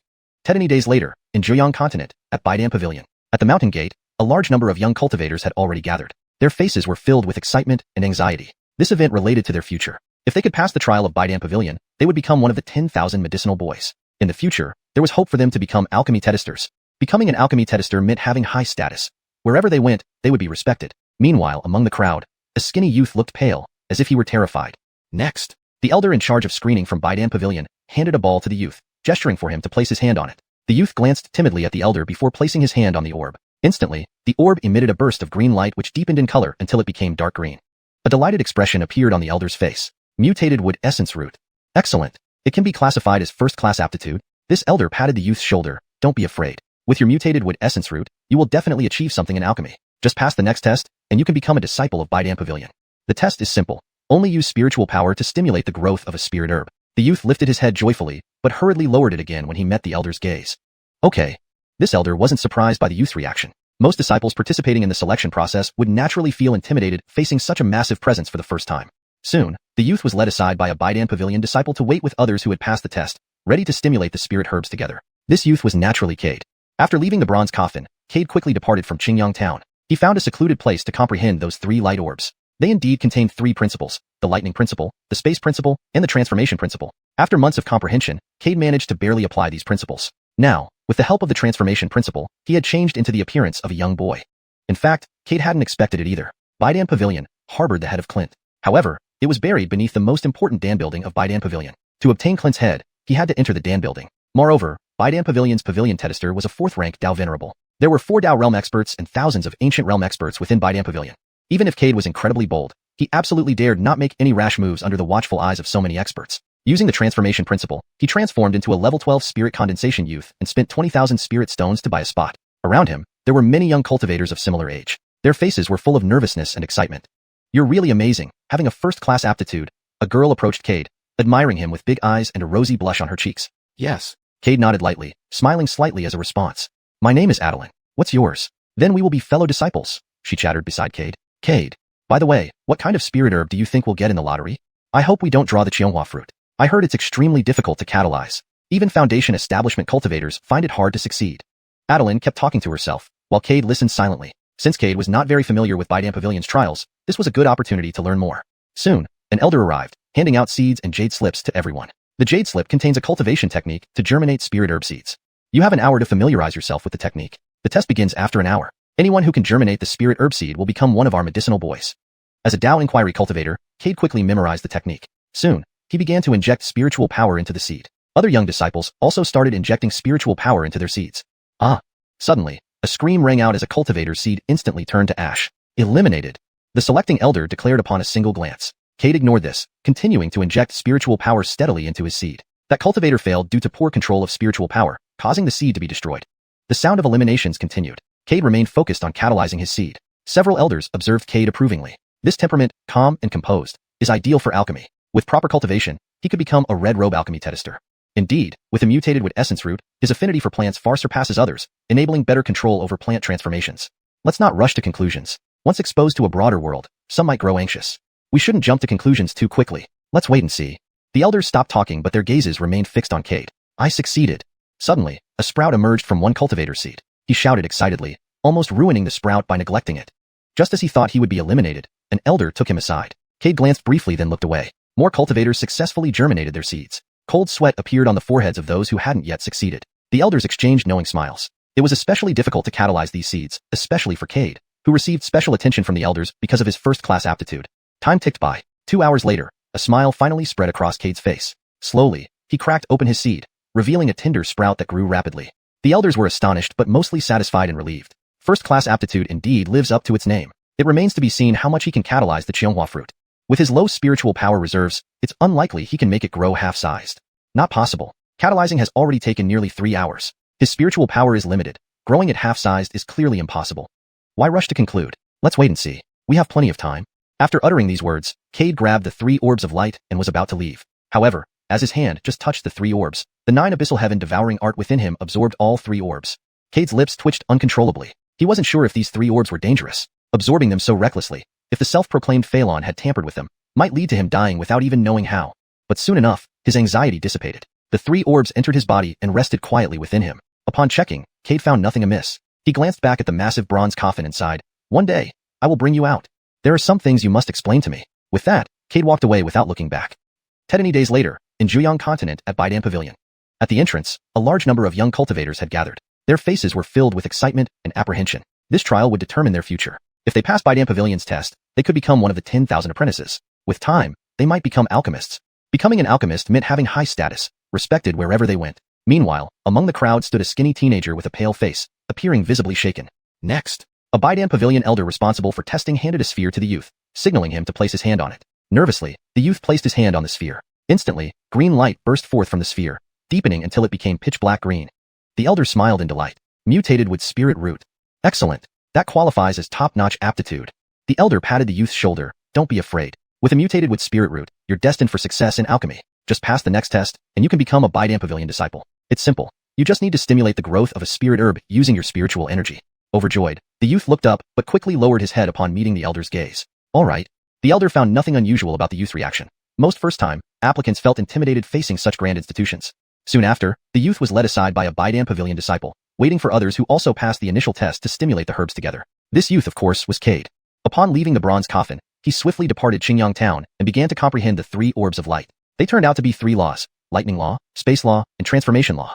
After several months, Cade managed to harness these laws. Now, aided by the transformation law, he appeared as a young boy. What Cade didn't anticipate was finding the head of Tian buried beneath the main alchemy building at but Pavilion. To get the head, he needed access to the building. Moreover, but Pavilion's pavilion master was a world 4th origin Dao venerable. There were 4 Dao realm experts and thousands of ancient realm experts within the pavilion. Even if Cade were bold enough, he wouldn't dare act rashly under such scrutiny. Using the transformation law, he transformed into a level 12 condensation chi youth and spent 20,000 spirit stones to buy a spot in the selection trials. Around him were many other young cultivators with equally anxious and excited expressions. You're amazing. To have a top-notch aptitude. A girl approached Cade, admiring him. She blinked her large eyes, her rosy face blushing slightly. Cade nodded lightly, smiling briefly as acknowledgement. My name is Adeline. What's yours? Soon we'll be fellow disciples. Cade. Oh right, do you think what kind of spirit herb we'll draw? I hope it's not xiuanhuan fruit. I heard it's extremely hard to catalyze, even for foundation establishment cultivators. Adeline continued chattering, while Cade listened silently. Not knowing much about the trials, this was a good opportunity to learn. An elder soon arrived, distributing seeds and jade slips to everyone. The jade slip contains a cultivation method to stimulate the growth of spirit herb seeds. You have an hour to familiarize yourselves with the method, then the trials begin. Those who successfully make the seed sprout will become our apprentice. Unlike other cultivators who injected spiritual energy directly, Cade used his divine sense to probe before proceeding. Soon, the cultivation method appeared before each of them. As a question Dao cultivator, Cade quickly memorized the method and began injecting spiritual energy into the seed slowly. Other young disciples followed suit. A sudden scream echoed. A cultivator's seed turned to ash. Eliminated. An elder declared the cultivator's fate with a mere glance. Cade ignored this, focusing intently on stimulating the seed. The cultivator failed due to mismanaging spiritual energy, causing excessive force which damaged the seed. More eliminations followed. Cade remained undisturbed, continuing his efforts. The elders observed Cade approvingly, nodding in satisfaction. This calm temperament, not rushed, is excellent for alchemy. With proper nurturing, he could become a red robe alchemist one day. Indeed, with a mutated wood spirit root, his affinity for plants already surpasses others, aiding in mastering plant transformations. We can't say for sure. Currently, he seems composed, but exposure to a broader world might introduce restlessness. No need to rush conclusions. Anything is possible. Elders stopped speaking but kept their attention on Cade. I succeeded. A cultivator cheered as a sprout emerged from his seed. Slightly distracted, he nearly destroyed the sprout again. Assuming he'd be eliminated, an elder guided him aside. Cade glanced once and resumed focusing on his seed. More cultivators succeeded as time ticked by. Those still struggling started sweating nervously. Elders exchanged knowing smiles. Stimulating these seeds was difficult, especially for Cade, given his special attention. 2 hours later, Cade finally smiled. He gently cracked open the seed, revealing a sprout rapidly growing. The elders watched with surprise, yet more satisfaction. Top-notch aptitude indeed. It's uncertain how far he'll get with this xiuanhuan fruit. Given his condensation chi level and limited spiritual energy, he might only grow it halfway. Impossible. Catalyzing alone took nearly 3 hours. He barely has any spiritual energy left to grow the xiuanhuan fruit halfway. No need to rush conclusions. Let's wait and see. Elders fell silent but continued watching Cade intently. The elders dared not speak, all looking at Cade with anticipation, hoping this young man would bring them some unexpected miracles. The sprout in Cade's hand gradually grew larger. However, Cade's complexion became increasingly pale. He was currently only using his level 12 condensation chi cultivation. The spiritual energy within him was nearly depleted. To avoid unnecessary attention, Cade had not used the Clint 9 nether technique throughout this process. Cold sweat began to seep out on his forehead, but he continued to persevere. Half an hour later, the sweat on Cade's forehead increased, and his complexion grew even paler. Even his lips started to tremble. The surrounding elders clenched their fists tightly, a look of concern appearing on their faces. Yet, not a single one of them stepped forward to stop him. They all wanted to see how far Cade could push his limits. After all, the longer he persisted, it indicated finer control over his spiritual energy, which would increase his success rate in alchemy in the future. Translation continues from the previous content, maintaining coherence and style. ###Chapter 206, Top Quality Credentials. The eyes of everyone in the Baodan Pavilion gradually focused on Cade. At this moment, no other disciple was as important as him. Being at the 12th level of the chi condensation stage, he could catalyze the xiuanhuan fruit and had a naturally mutated with spiritual root. How could such a prodigy not make them feel excited? They all wanted to see just how far this prodigy could go. Another 2 hours passed, and Cade was still holding on. Adeline had also managed to catalyze the seed in her hand. The young girl's face was filled with excitement and joy.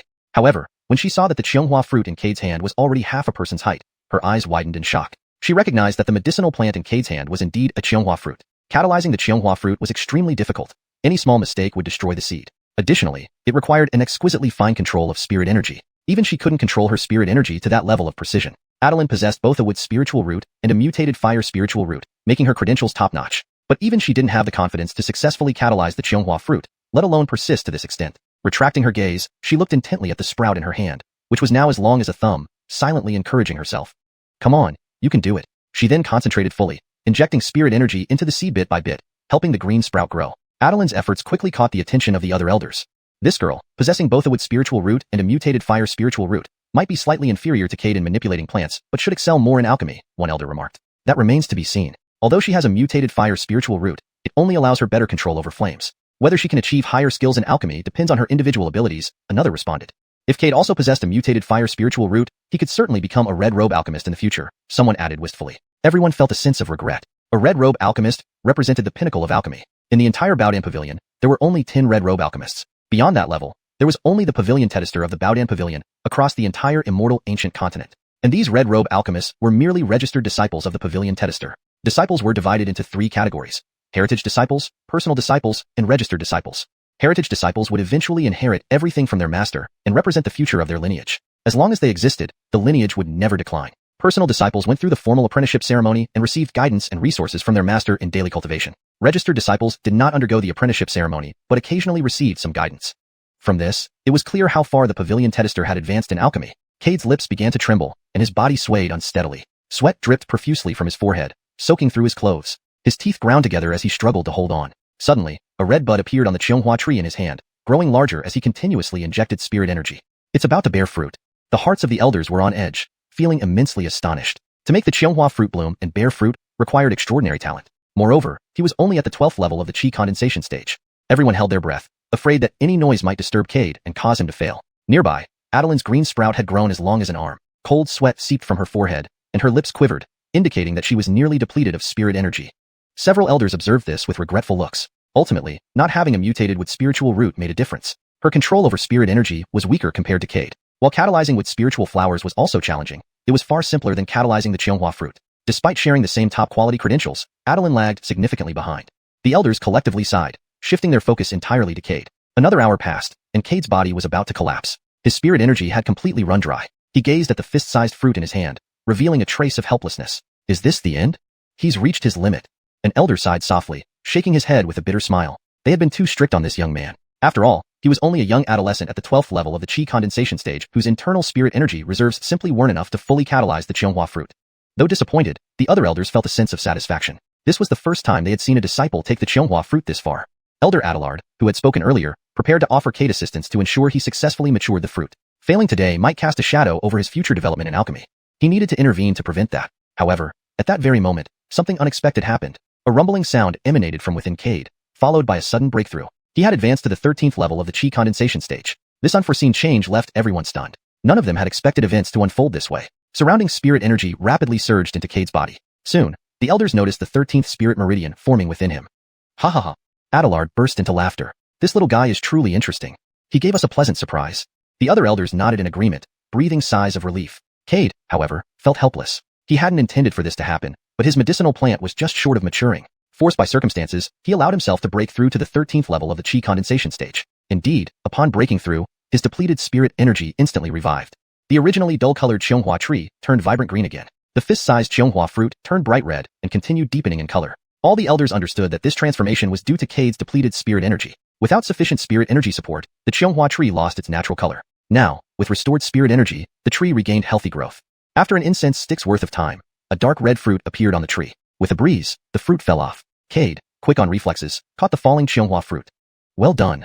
A hearty voice sounded behind him. Turning around, Cade saw an elder wearing a white robe, radiating a rich aroma of medicine, walking toward him. Greetings, elder. Cade bowed, though he was stopped by the elder. Adelard approached Cade with a smile. Little one, you've done excellently. The xuanhuan fruit has always been one of the most difficult seeds to catalyze. Not only did you catalyze it, but also made the xuanhuan tree bear fruit. You are fit to be a disciple of our Baodan pavilion. Taking the xuanhuan fruit from Cade, Adelard's satisfaction increased. Xuanhuan fruit only detaches on its own once it matures. In our entire Baodan pavilion, you are the first to achieve this at the qi condensation stage. Cade blushed modestly. Really? Yes, indeed. Adelard patted Cade's shoulder approvingly. After today, you will be our Baodan pavilion herbalist, but remember not to be proud or complacent. Strive to study diligently and aim to identify 10,000 medicinal herbs. I look forward to your future. Adelard's words were not loud, yet everyone present heard clearly. Envy and admiration filled their gazes as they looked at Cade. Adelard, after all, was a red robe alchemist. To earn praise from a red robe alchemist before becoming a herbalist was no mean feat. ###basimture without troubles. Though envious, they acknowledged that Cade's performance was something none of them could achieve. They knew if it were them, they wouldn't have been able to accomplish what he did. Even getting the xuanhuan fruit seed to sprout seemed impossible. Therefore, their admiration for Cade remained unparalleled. Throughout Baodan Pavilion's history, no one had ever achieved what he did at his stage. Adeline approached Cade, her face filled with admiration. You're amazing, actually managing to successfully ripen the xuanhuan fruit. Ripening the xuanhuan fruit is indeed very difficult, she added. I heard from my grandfather that one needs at least the cultivation of foundation establishment later stage to do so. Lucky shot. Cade scratched his head, somewhat embarrassed. His modesty only made the elders more satisfied. Elder girl, your grandpa usually teaches you a lot, yet you can't even catalyze a simple wooden forest flower. Truly, you're an embarrassment to your grandfather. Adelard teased, patting Adeline on the head. Grandpa Xiu. Adeline covered her head, looking aggrieved. I'm not a child anymore. Why are you still tapping my head? Naughty girl. Cade watched the playful interaction between the two, feeling a bit surprised. It turned out Adeline had connections with the Baodan Pavilion. Noticing Cade's gaze, Adeline stuck out her tongue sheepishly. My grandfather is a red robe alchemist in the Baodan Pavilion, but I didn't want people to think I joined just because of him, so I took part in the Baodan Pavilion disciple selection, she explained.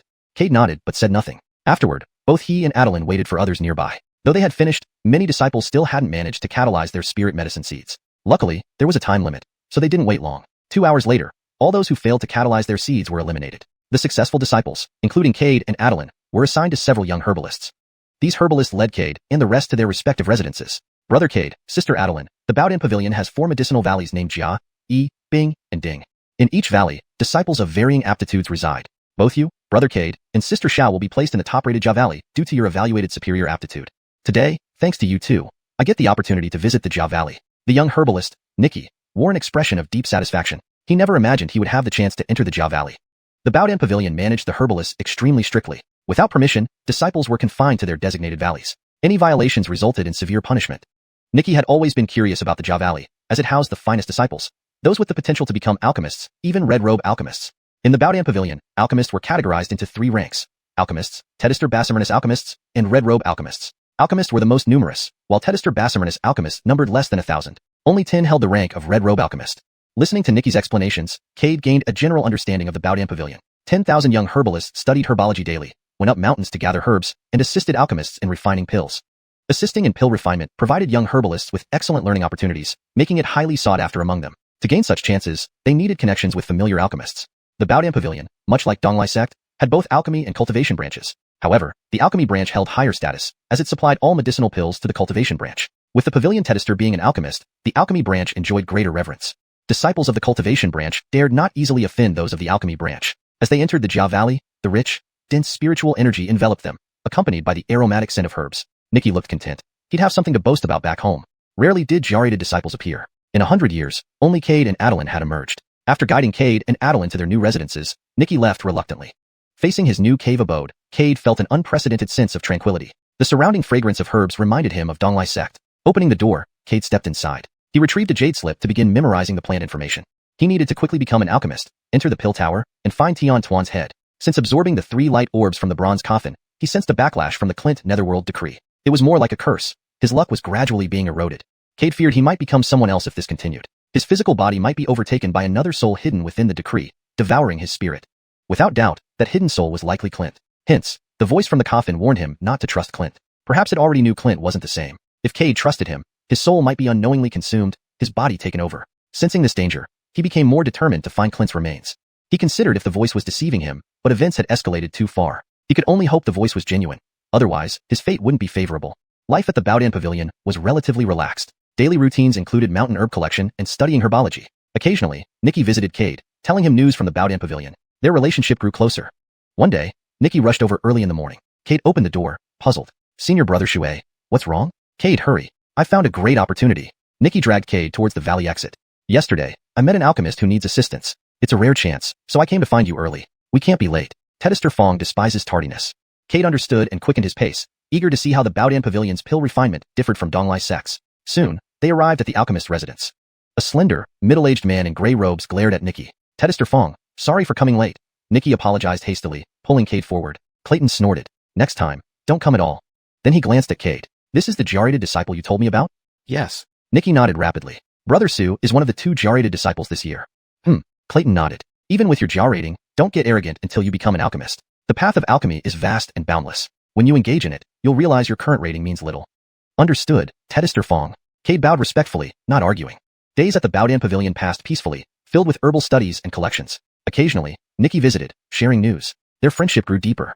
One day, Nikki rushed over early in the morning. Cade opened the door, confused. "Senior brother Xue, is something wrong?" "Cade, hurry up. Come with me. I found an excellent task," Nikki urged, dragging Cade outside.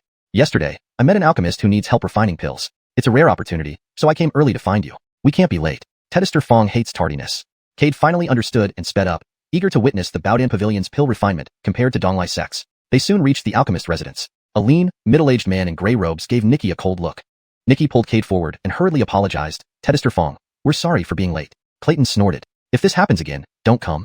Turning to Cade, he asked, "This is the Jia disciple you mentioned?" "Yes." Nikki nodded eagerly. "Brother Su is one of the 2 Jia disciples this year." "Indeed."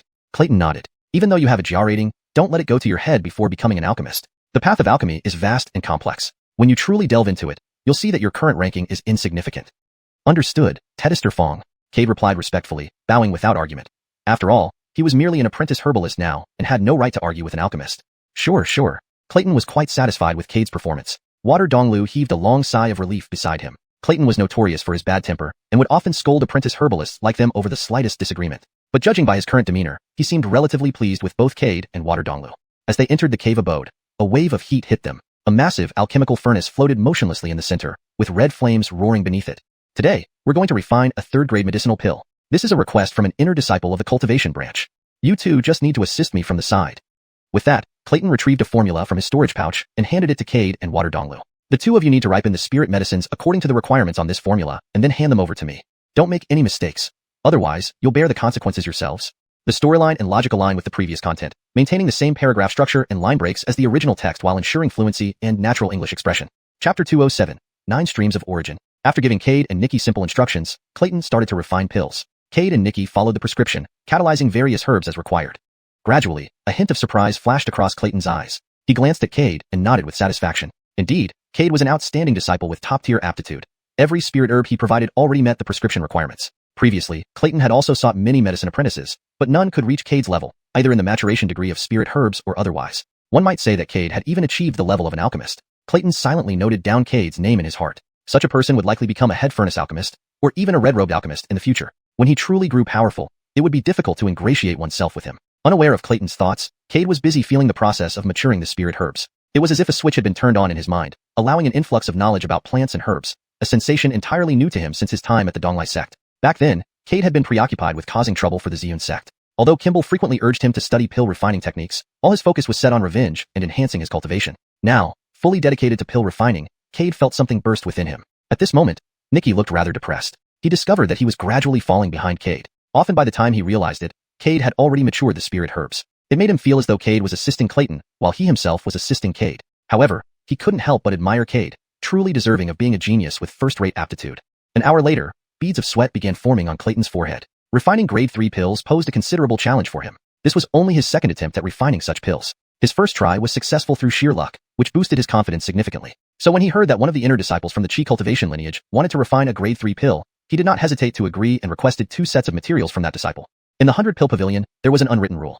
Regardless of what pill you were refining, you must prepare the necessary spirit herbs in advance, and always have more than one set. During the pill refinement process, alchemists would inevitably withhold part of the ingredients. Everyone knew this, but dared not speak out. The Qi cultivation lineage relied on the alchemy lineage to refine pills, so even if they knew that the alchemists were withholding ingredients, they had to accept it silently.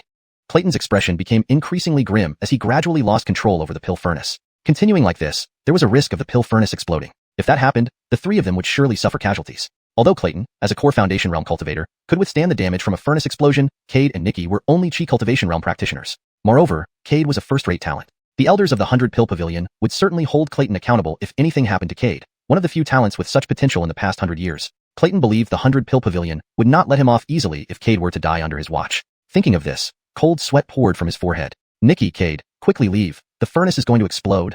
Your cultivation levels cannot withstand the furnace explosion, Clayton said without hesitation.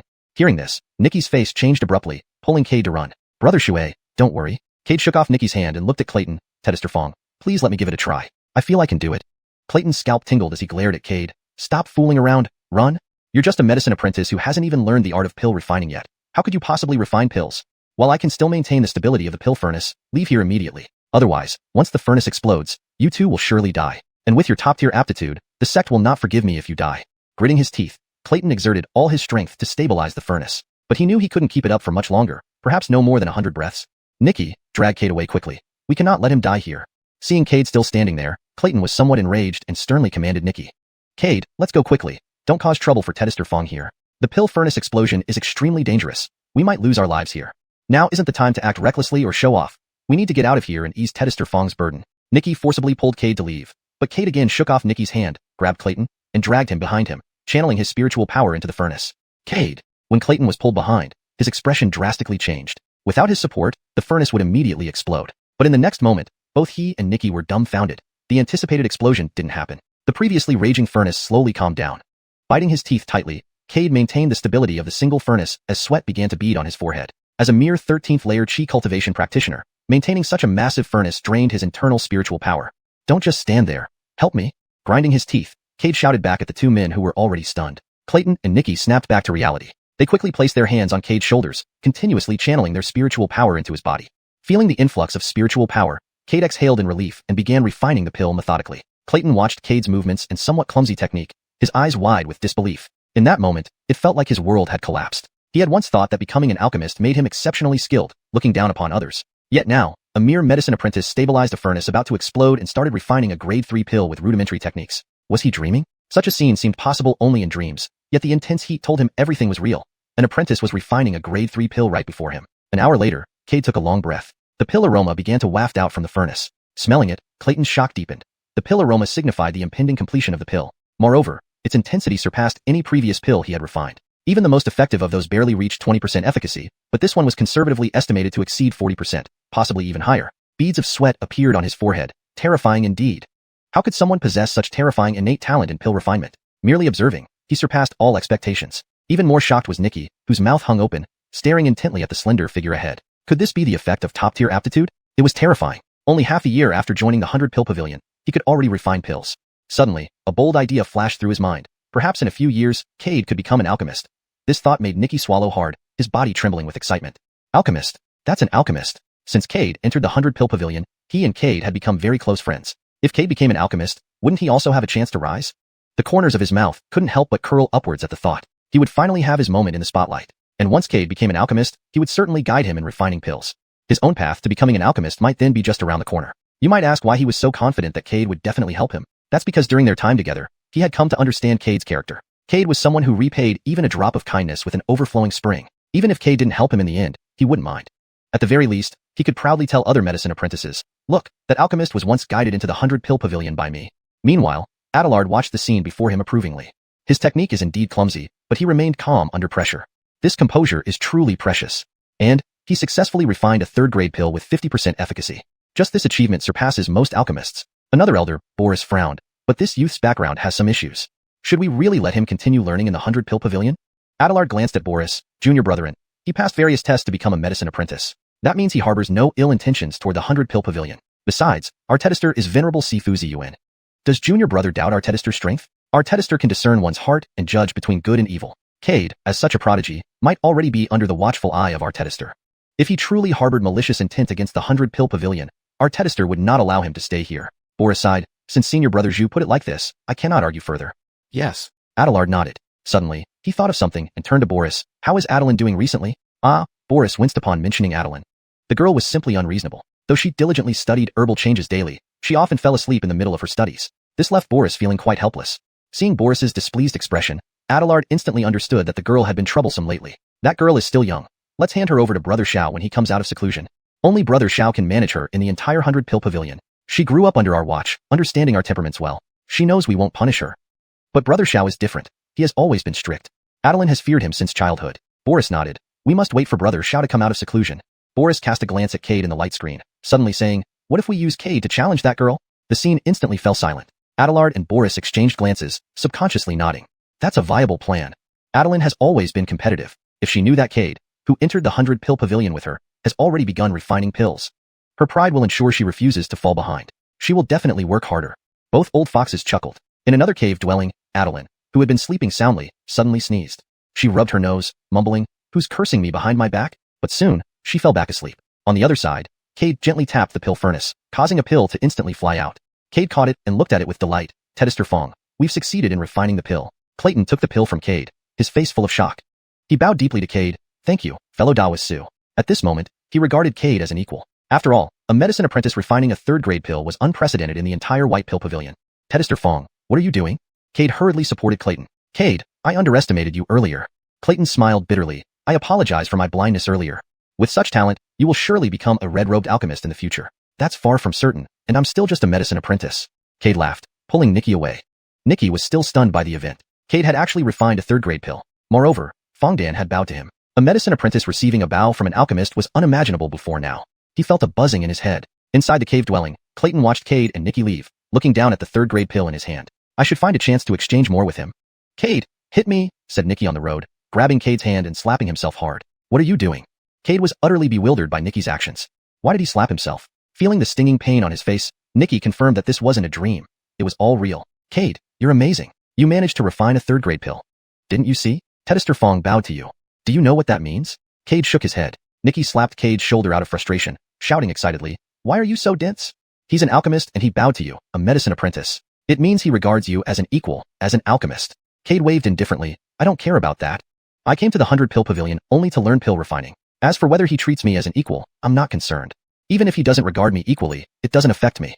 He's an alchemist, and I'm just a medicine apprentice. Calm down, go back and study herbal changes. I need to digest what I learned today from refining.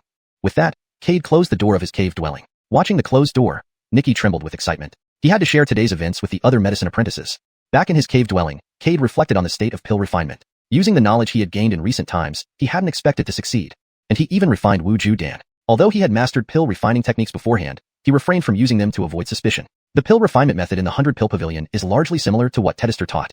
Essentially, it's still about herb transformations, with slight differences in the refinement techniques. However, I felt as if someone was watching me. It must have been an elder secretly observing me. Evidently, this purchased identity has been exposed. But why haven't they confronted me yet? Cade frowned. Moments later, he shook his head. Since the people from the 100 Pill Pavilion weren't confronting him, there was no need to worry. Translation provided adhering to the guidelines mentioned above. The pressing priority was to become an alchemist, enter the pill tower, and locate the head of Clint. Ever since he discovered that he had been counterattacked by the Clint Netherworld decision, Cade felt as if there were a sharp sword hanging over his head, ready to fall at any moment. Moreover, the owner of the voice from within the coffin told him that Clint's body had been divided into 5 parts and buried in 5 different locations. Cade surmised that the Clint Netherworld decision had also been split into 5 parts. Otherwise, the voice wouldn't have insisted that he find Clint's remains. Clearly, only by finding all 5 parts of the body could he obtain the complete Clint Netherworld decision and free himself from its backlash. Additionally, the voice mentioned that the Clint Netherworld decision had fused with the 9 primordial sources of Clint. Cade guessed that obtaining the complete Clint Netherworld decision would likely grant him access to these 9 primordial forces as well. At this thought, Cade felt a surge of anticipation. This translation maintains the original tone, style, paragraph structure, and line breaks while ensuring fluency and coherence with the previous content. Chapter 208. Alchemy. This morning, the door of Cade's abode was knocked on by someone. Who could it be? Cade frowned. He had been at the 100 Dan Pavilion for quite some time now, but most people were busy familiarizing themselves with the transformations of herbs and plants, or busying themselves with alchemy. There was little interaction between them. The same went for Cade. In the entire 100 Dan Pavilion, the only people he knew were Nikki and Clayton. Clayton was a pill master and wouldn't deign to come to him. Nikki had just left. Cade couldn't imagine who might come looking for him. Opening the door of his abode, he saw Adeline with an angry face. Cade was stunned, looking at Adeline with confusion. He didn't remember offending her. Adeline's small face was red with anger, eyes wide, hands on her hips, glaring at Cade. You want something from me? Cade asked instinctively. Yes. Adeline almost shouted. Cade, you bastard. I treated you sincerely, and you slandered me behind my back. I won't let this go. Just wait. In a few days, I'll practice these 3rd-grade pills in front of you, showing that you underestimated me. I will make you know that Adeline can be rated as a Class A talent, not because my grandfather is a red robe pill tester, but because I, Adeline, have this talent. Even if you look down on me, don't badmouth me behind my back, saying I rely on my grandfather. After venting, Adeline walked away without giving Cade any chance to explain. Cade's lips twitched. This girl had scolded him fiercely upon arrival. Furthermore, he hadn't spoken ill of her behind her back at all. At this moment, Cade felt wronged, like jumping into the Yellow River couldn't clear his name. Clearly innocent, but feeling like a sinner beyond redemption? Someone was targeting him behind his back. Cade gnashed his teeth in frustration. These days, he was too busy to offend anyone. Who would be so idle? You wait until I find out who's framing me, then I'll make you pay, Cade vowed, returning to memorize the changes in herbs. On the other side, Adelard and Boris burst into laughter. Junior brethren, isn't this a bit too much? That poor guy Cade did nothing wrong, yet he got yelled at out of nowhere. He probably wishes he could kill someone right now. Boris blushed. I had no choice. That girl is so careless and lacks any ambition. Not using this method would waste her Class A talent. And it was senior brother Zhu who suggested this plan. Upon hearing this, the scene instantly turned quiet. Cough cough. Adelard lightly coughed. We knew nothing about this matter. They are young people with their own issues, which they need to resolve on their own. We old folks have our own jobs to do. Yeah, the 2 old foxes smiled knowingly. If Cade had seen this, he would surely be furious. 2 red robe pill testers, esteemed ancient realm cultivators, actually set him up. They truly had no shame. Within the inner sect, Waterdonglu was surrounded by several outer sect disciples. Waterdonglu, what you said is true. That Cade really knows alchemy? One outer sect disciple grabbed Waterdonglu's arm desperately. That's right. Waterdonglu was proud, puffing out his chest as if he were the one who had performed the alchemy. That day, junior brother Cade and I assisted Tedester Clayton. Halfway through the alchemy, Tedester Clayton's aura became unstable, making the cauldron violent. Just before the cauldron exploded, Cade saved the situation, stabilizing it. He also successfully produced a 3rd-grade pill alone. If you don't believe it, ask around. Waterdonglu glanced at the surrounding disciples. You should seize this opportunity while you can, to have him refine pills for you. Once junior brother Cade becomes a pill master, not only you, but even many inner sect disciples won't have the chance. So if you want pills, act fast. Once this chance passes, it's really gone. The outer sect disciples were stunned by Waterdonglu's words. If everything he said was true, Cade could refine 3rd-grade pills as a mere apprentice. Once he became a pill master, they would never have such a chance again. Even many inner sect disciples might lose this qualification. Indeed, someone like this could become a red robe pill tester someday. Those were the pinnacle achievers in alchemy. To forge their own path and reach the level of pavilion masters was entirely possible. Furthermore, being outer sect disciples, finding a pill master to refine pills was already very difficult. Not only were costs higher, but materials needed were more extensive than for inner sect disciples. Thus, outer sect disciples rarely sought pill masters directly, usually buying pre-refined pills from the sect. Of course, there were exceptions. Only when a breakthrough was critical but repeatedly failed, they would spend heavily to find a pill master. Now, hearing that an apprentice could refine pills, they found Waterdonglu with hope, wanting him to introduce them. A few outer sect disciples gathered aside, whispering among themselves. Water Donglu stood calmly nearby, not trying to eavesdrop. He had witnessed Cade refining pills firsthand, trusting him completely. Recruiting business was approved by Cade himself. In the 100-Dan Pavilion, an apprentice could become a pill master in 2 ways. One way was learning 10,000 herb transformations and participating in a competition. Success meant becoming a pill master. Another, far more challenging way, required independently learning alchemy, producing 100 absolute pills with a success rate over 70%. Then, entering the pill tower for verification. This process included having disciples consume and verify the pills. Given its difficulty, few chose this second method. Everyone participated orderly in competitions. Cade had researched extensively, discovering this alternative route. Therefore, he immediately sent Water Donglu to seek customers, aiming to refine the required number of pills quickly, advancing to pill master sooner. Moments later, the outer sect disciples approached Water Donglu with pleading smiles. Brother Water, how high is Cade's success rate in pill refinement? Of course, we're not doubting his abilities, but we're only outer sect disciples. Our resources are limited, they said awkwardly. Water Donglu wasn't bothered. Relax. Water Donglu assured them, Junior Brother Cade has informed me you only need to prepare 2 sets of materials each. Really? The outer sect disciples were thrilled. Ordinarily, seeking a pill master cost at least 3 to 4 sets of materials and 100 low-grade spirit stones. Insufficient preparation would mean no pills refined at all. Sure. Nikki nodded. Would I lie to you? Besides, what would I gain from deceiving you? Great. The outer sect disciples were visibly excited and delighted as they handed over the herbs and pill formulas they had prepared to Nikki without hesitation. I'll send the pills once they're done. With that said, Nikki turned and walked away without looking back. Watching Nikki leave, the outer sect disciples still felt somewhat uncertain. After all, it was their first time having an apprentice refine pills for them. Is this apprentice named Cade really capable? What if he fails? Oh well. What can we do if he fails? We can only suffer in silence. Moreover, he's an apprentice who has a chance of becoming a pill master one day. Forget it. Let's just treat it as a lesson. The outer sect disciples exchanged glances and sighed collectively. They then went their separate ways to accomplish their respective tasks. They were prepared for Cade to fail and planned to accumulate more spirit stones just in case. Nikki cheerfully ran to find Cade. Junior Brother Cade, you wouldn't believe how much effort it took to convince those outer sect disciples to ask you to refine pills for them. But fortunately, those outer sect disciples finally agreed. These are the materials they prepared. As required, I asked each of them for 2 sets. Nikki placed the materials provided by the outer sect disciples in front of Cade. Thank you. Cade smiled and nodded. He originally thought it would take some time before someone sought him for pill refinement. Surprisingly, Nikki had managed to get things sorted out so quickly. Moreover, 5 at once. It's no big deal. Nikki waved his hand. If there's nothing else, I'll be on my way. Seeing Nikki about to leave, Cade hurriedly stopped him. I see that you're mostly familiar with the 10,000 herb transformations. Why don't you stay and help me refine the pills while learning some simple techniques? Really? Nikki rubbed his hands nervously, looking at Cade with trepidation. Ever since Cade successfully refined a 3rd-grade pill, Nikki knew that Cade was on another level entirely. He would eventually become someone he'd look up to. Thus, he had become increasingly respectful toward Cade. Hearing Cade invite him to learn refining pills, Nikki felt extremely anxious. He worried about messing up and affecting Cade's pill refinement.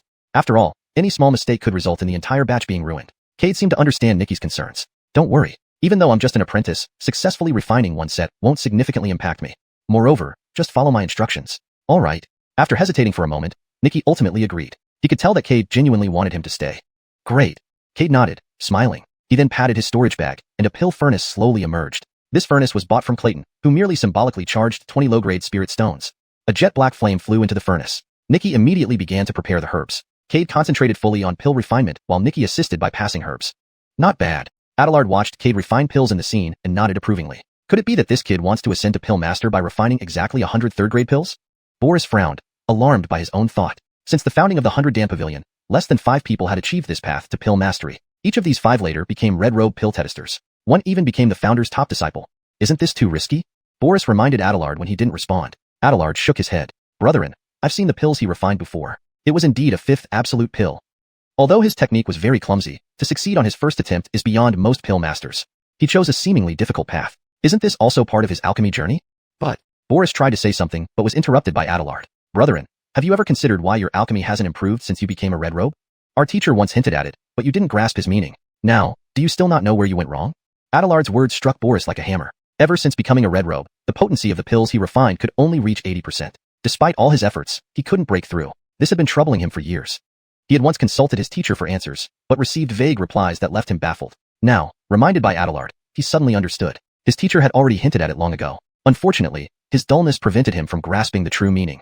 Brethren, interact with Cade. Perhaps you can learn something from him. Boris did not respond but stared at Cade in the picture. Back in Cade's abode, sweat started trickling down his forehead. Nikki was in a similar state. To keep up with Cade's rapid pace, he had to speed up too. Fortunately, after several hours, a sweet aroma began to waft from the furnace. Senior brother Xue, hang in there, Cade urged in a deep voice. Sweat dripped off his brow. At the 13th layer of the refinement realm, his spiritual energy was barely enough to sustain the process. Cade clenched his teeth, grabbed several low-grade spirit stones from his storage bag, and held them tightly. His depleted spiritual energy was replenished. To avoid drawing attention in the 100-dan pavilion, Cade hadn't used the heaven-devouring 9-depths art to absorb spiritual energy. Moreover, knowing his incomplete cultivation method, he dared not use it easily. He wasn't sure if frequent use would worsen its backlash. The soul within the heaven-devouring 9-depths art frightened him. Cade knew that once revived, he would be powerless against it. Besides, life among pill refiners was peaceful. Conflicts were rare, so using the heaven-devouring 9-depths art was unnecessary. Absorb the spiritual energy. Cade threw several low-grade spirit stones to Nikki. Nikki was nearing his limit. His cultivation had been stuck at the 9th layer of the refinement realm for years due to financial constraints, preventing him from seeking a breakthrough pill. Without hesitation, Nikki clutched the spirit stones and absorbed their energy. 2 more hours passed. A rich pill fragrance filled the entire residence. Cade's face gradually brightened. Success. In the next second, he lightly tapped the furnace, and 3 pills flew out. Cade grabbed the pills and examined them closely. All possessed 50% efficacy. A solid 5th absolute pill. Cade, how did it go? Nikki asked anxiously from the side. 5th absolute pill. Nikki was momentarily stunned, then burst into laughter. He hadn't expected that he would be able to help produce a 5th absolute pill. Although he only assisted in the process, having Cade refine it felt as if he had done it himself. Claiming he could refine 5th absolute pills didn't seem too far-fetched now. Cade placed the pills into a jade bottle. There are still 4 more batches to go. Let's continue tomorrow. Besides, these restorative pills are first-grade elixirs and should benefit you. I noticed your cultivation has been stagnant for years. You should take one now. Seeing Cade hand over the pill, Nikki refused without hesitation. No way, if I take one, how will you explain it to the other outer sect disciples? Cade smiled. The pills were refined by me. I can say there are as many as I need. Asterisk translation notes asterisk. Teddy obtained character names using pinyin as provided. Retained the natural dialogue flow and structure. Kept the story coherent with the previous context. Chapter 209. In the base Simchur, no more alchemy for them. Over the next few days, Cade and Nikki were busy with alchemy. They had no idea what was happening outside.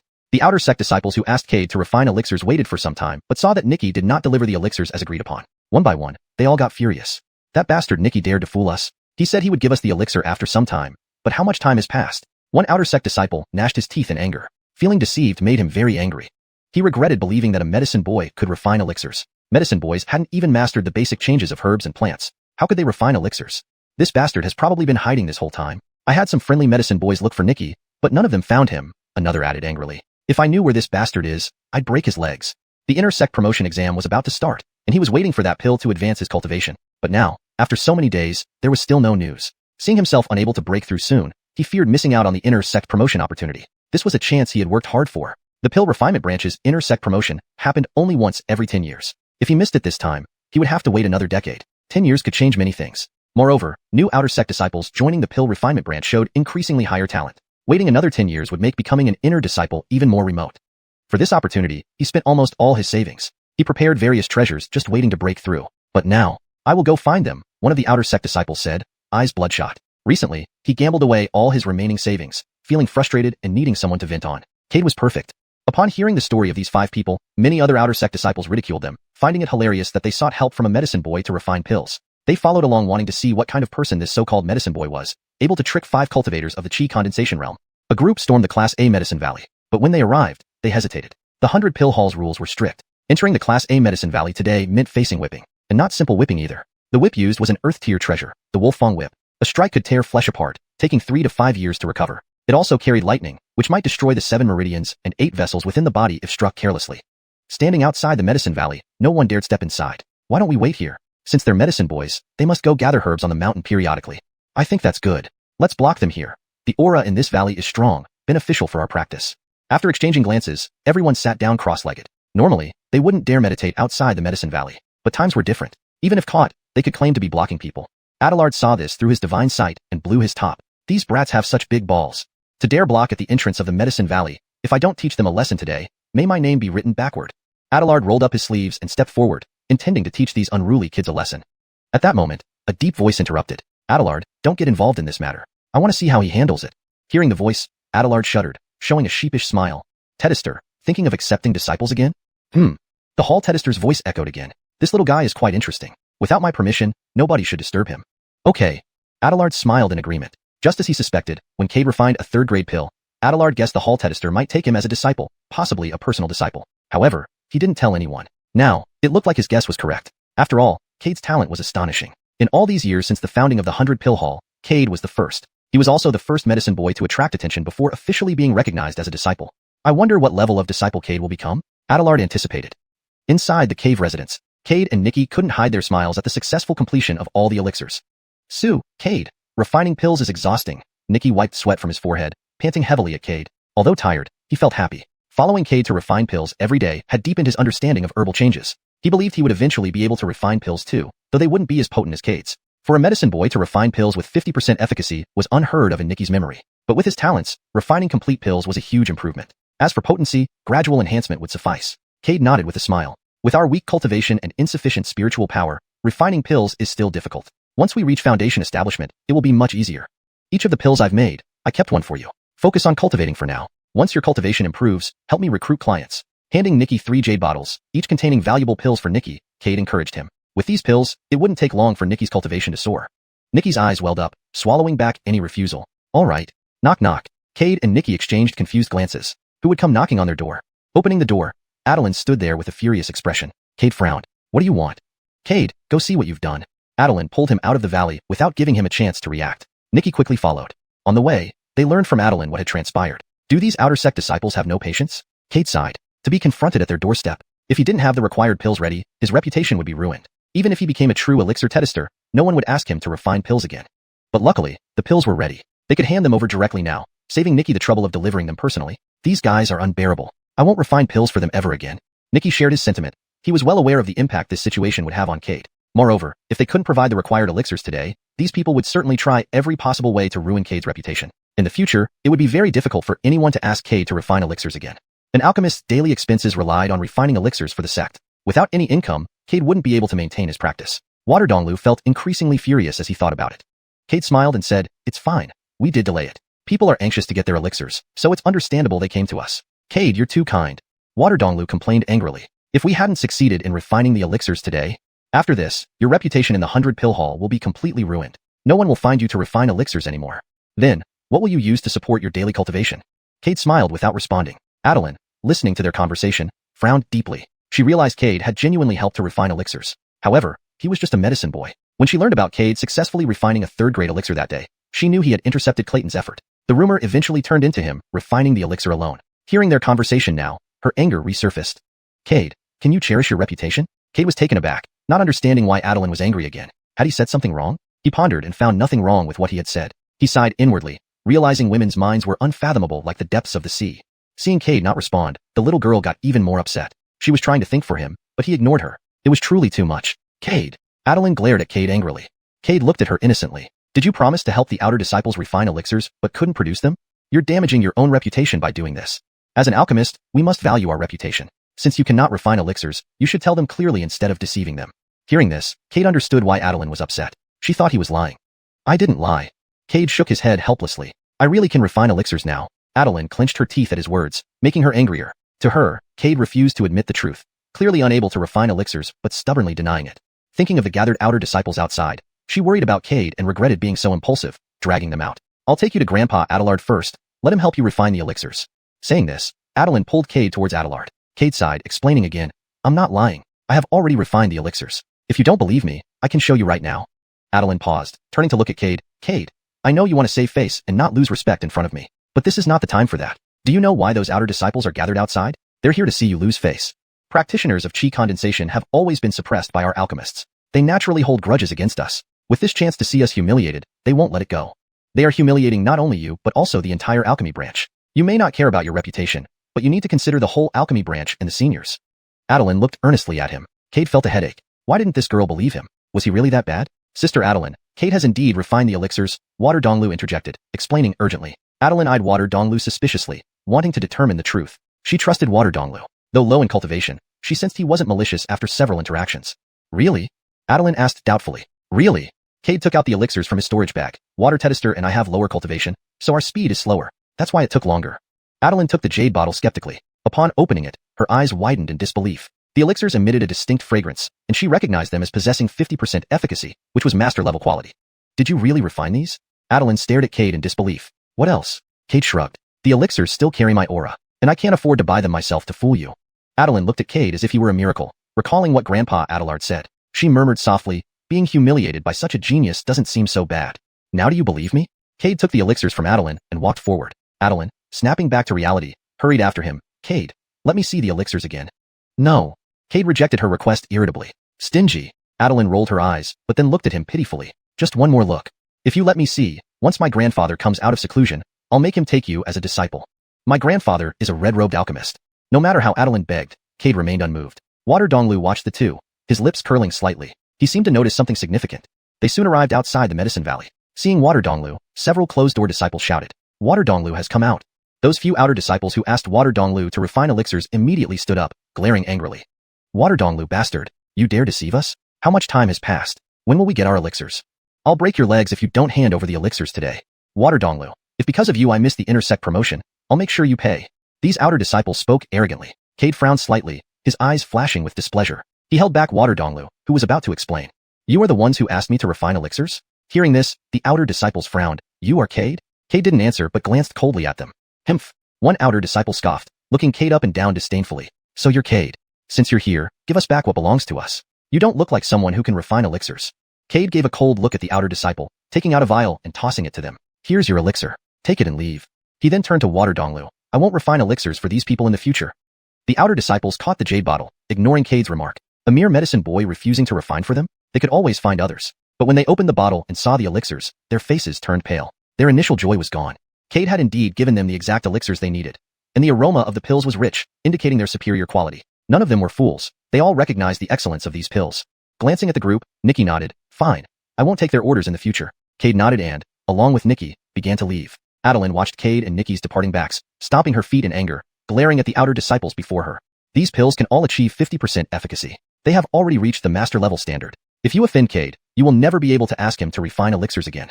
After delivering this rebuke, Adeline ignored the group and hurried after Cade. The faces of these 5 outer disciples darkened even further. Upon seeing the pills, they already knew they had offended someone they shouldn't have. Moreover, Adeline's words left them feeling utterly despondent. Still a medicine boy, yet able to refine pills with 50% efficacy. What level would he reach when he became a true alchemist? The most crucial point was that many present recognized Adeline as Senior Red Robe's granddaughter. Her credibility was extremely high. Her final words clearly warned the surrounding outer disciples. They had offended a future red-robed alchemist.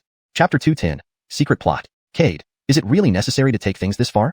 Adeline rushed up to him. Cade halted his steps and turned to look at her. What did you expect? Cade's eyes were indifferent, sending a chill down Adeline's spine. Now, you're just an apothecary apprentice. Acting like this will tarnish your reputation. Some outer sect disciples might think a mere apothecary apprentice dared refuse to refine pills for them. They'll resent you, and won't ask you to refine pills in the future. I know you want to advance to alchemist through pill refinement, but offending these outer sect disciples will do you no good. Humph. Cade sneered. Adeline, I hope you remember one thing. You are an apothecary apprentice, and in the future, an alchemist. We must have our own principles and adhere to them. Leaving these words, Cade turned and left without looking back, dragging Nikki with him. Adeline watched as Cade's figure disappeared, her brows furrowing deeply. Is it really that serious? And why was he so upset? She was only considering his interests. Humph. She stomped her foot and angrily walked away. Cade, Sister Adeline meant well. Wouldn't speaking like this be too harsh? Nikki glanced cautiously at Cade. Senior brother Xue, it is very necessary, Cade said seriously. Though I'm just an apothecary apprentice now, the pills I refine can unleash 50% of their medicinal effect. Any alchemist cannot achieve this. Some can barely solidify their pills, with extremely low efficacy. My capabilities already surpass most alchemists.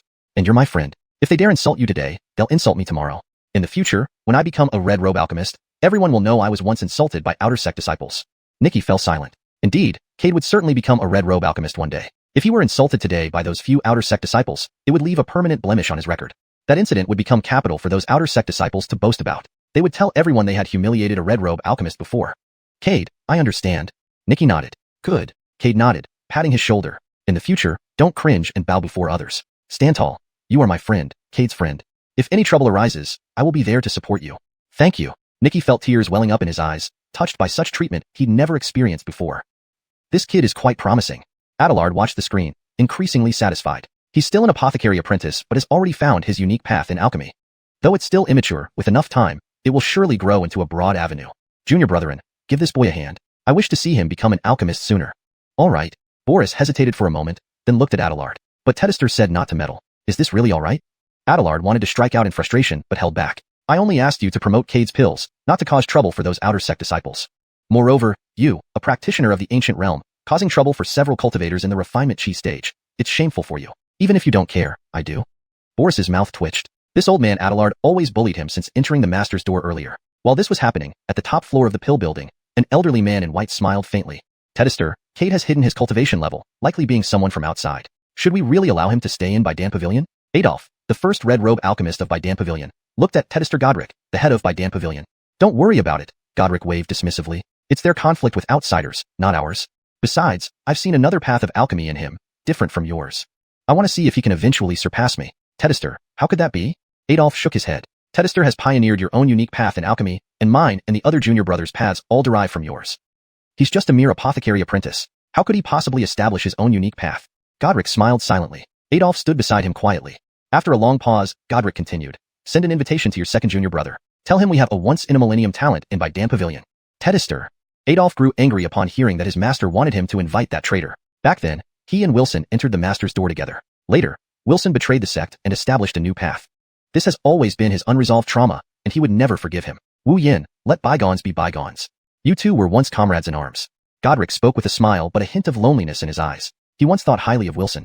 He was the disciple most likely to surpass Godric, opening a new path in alchemy and becoming a great founding alchemist. However, Wilson abandoned his original alchemical furnace midway and ventured into a new 5-element path in alchemy. Though it was considered a new path, it was ultimately a minor one. It was hard to achieve much, he reminded Wilson, but the latter was too obsessed and severed ties with the sect to pursue his 5-element alchemy. He remembered Wilson leaving the sect while kneeling before him, saying sorrowfully, Tedister, pills don't have to be taken orally. They can also be used as magical tools. In the end, he left a single pill behind, joined the 5-element sect, and established the 5-element alchemy there. But if Wilson finds out about Cade, he will try every possible method to entice Cade to betray By Pavilion. Even if Cade doesn't betray, Wilson will go to any lengths to corrupt Cade's alchemical heart. Is it really wise to inform him? Adolf thought about Tedister's expression when he stared at the pill Wilson left after he left. Lonely, doubtful, pained. Go. Godric shook his head. Everything is fated. If Cade truly leaves, it means he and I weren't destined to be master and disciple. If he stays, even if his alchemical heart is damaged, I will take him as my disciple and mend his alchemical heart. Seeing his master's determination, Adolf remained silent and left. When will you understand your master's intentions? The departure of your second junior brother hurt me greatly, but he did forge his own path in alchemy. All these years, you haven't improved at all. When will you finally grow up? Godric sighed silently and closed his eyes again. In the blink of an eye, half a month passed. During this time, everyone in By Pavilion knew of an apothecary apprentice named Cade who could refine the Wuju pill with 50% potency. Initially, many people doubted this claim, but later, news of the incident outside the Class A Medicine Valley confirmed it. No longer doubting, many sought Nikki, asking Cade to refine pills for them. Among them were several intersect disciples. Nikki was delighted beyond measure, continuously assigning tasks to Cade. However, Cade soon realized that too many were seeking him to refine pills, leading to a huge surplus of pills.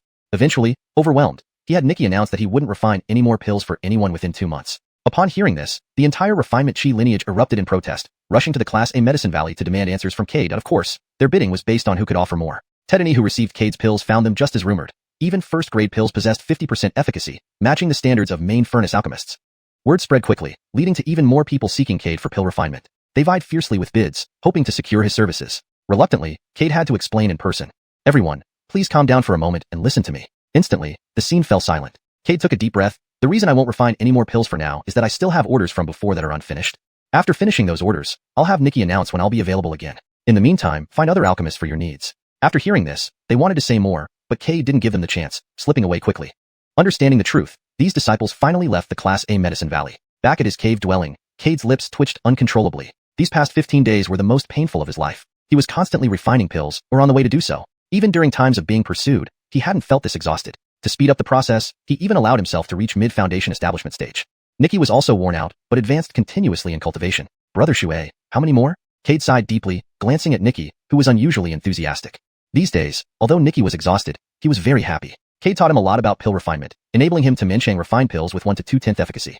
Note, the term manchang is used here to indicate that while he can refine pills, it's with great difficulty or not very efficiently. Depending on context, this could be translated more naturally as barely able to or struggling to. For better fluency, I would suggest. These days, although Nikki was exhausted, he was very happy. Cade taught him a lot about pill refinement, enabling him to barely refine pills with 1 to 2/10 efficacy. Nikki pulled out a jade token from his storage bag and examined it closely. 30 more. Cade's lips twitched uncontrollably. Heaving a heavy sigh, he continued to refine pills. Meanwhile, some alchemists faced sparse business, overshadowed by Cade's lower prices and higher quality. Pill refinement was their primary income. With fewer people coming to them, their earnings dwindled significantly. Blocking someone's income was akin to killing their parents. They couldn't let Cade continue like this. Several alchemists gathered together. This Cade has gone too far. A mere apothecary apprentice daring to compete with us? He must be properly disciplined. He needs to understand the gap between us. Because of this boy, no one comes to me for pill refinement anymore. I haven't earned a single spirit stone recently. Wang Wuda seethed at the thought of Cade. In the past, despite low efficacy and high prices, people would still show him respect.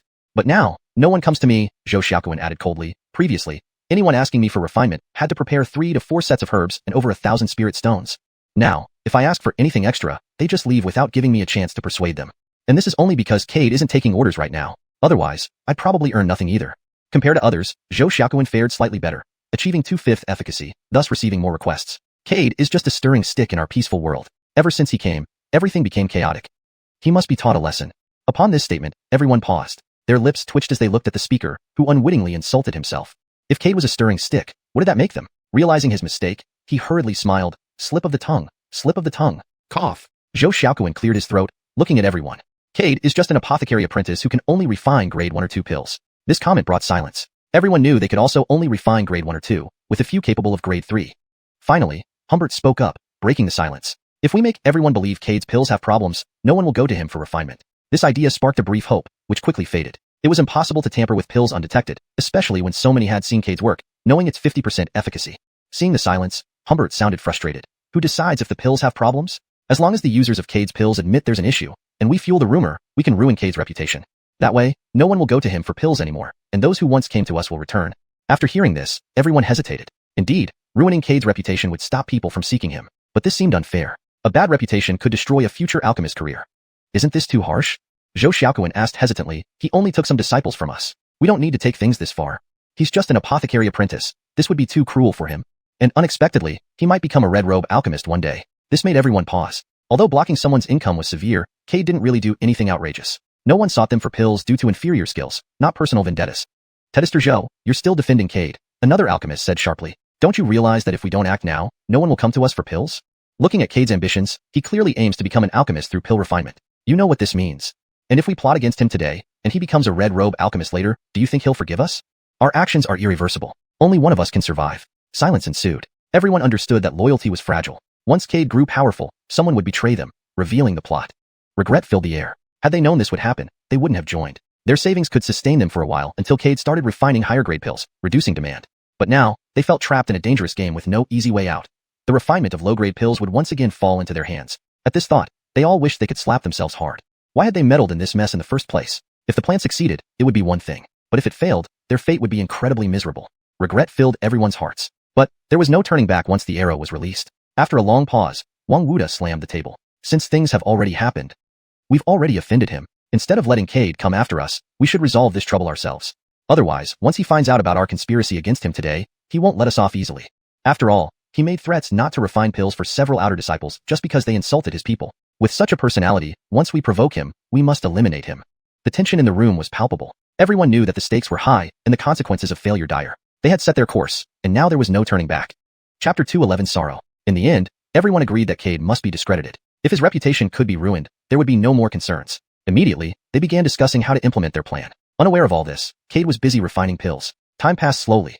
2 days later, outside the first-class medicine valley. Note, zuchi is a Chinese term that doesn't have a direct English equivalent in this context, and seems to be a remnant from the original text. It has been omitted for a more natural English flow. An outer sect disciple sobbed loudly, drawing the attention of many people. Everyone, please help me get justice. I took the pill refined by Apprentice Cade, and my cultivation dropped by 2 levels. When you take Apprentice Cade's pills in the future, please be more careful. After all, now that Apprentice Cade is busy refining pills, it's normal for some mistakes to happen.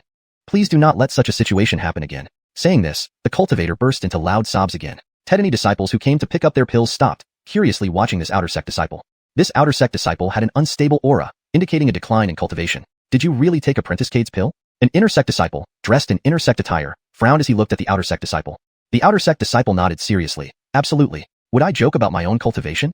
And there should be many people here who recognize me. Upon hearing these words, many people around indeed recognized this outer sect disciple. He was named Ellison, an outer sect disciple at the foundation establishment stage. He had a brother named Taj, who was a pill master specializing in alchemy. A hint of hesitation appeared in the eyes of the inner sect disciple as he looked at the pill he had just received. He didn't know if he should believe Ellison's words. After all, Cade's pills had a good reputation. Although Cade was only an apprentice, the pills he refined were comparable to those from main furnaces and were hard to come by. However, seeing Ellison with an unstable aura and sobbing loudly, he hesitated. The pill he wanted Cade to refine was called Poi Pill, a second-rank pill that could suppress heart demons and purify a cultivator's Dao Lake, making cultivation easier. If Cade's pills were truly problematic, would he also experience unexpected issues after taking them? Ellison revealed a barely noticeable smile and cried out again, actually, I don't blame Apprentice Cade. Given how many people have been finding him lately, it's inevitable that some errors would occur during pill refinement. He wants us to receive our pills quickly, so that's why the error happened. So I don't blame him. I'm here just to remind everyone to check the pills carefully before taking them, in case there are any more errors. Losing cultivation is a minor issue. What I fear most is heart demons entering the body or spiritual energy backflowing. That would be terrible. Ellison cried mournfully, tearing through the hearts of all who heard. People shed tears at the sight. Unaware, one might think his family had perished. Moreover, his voice wasn't low.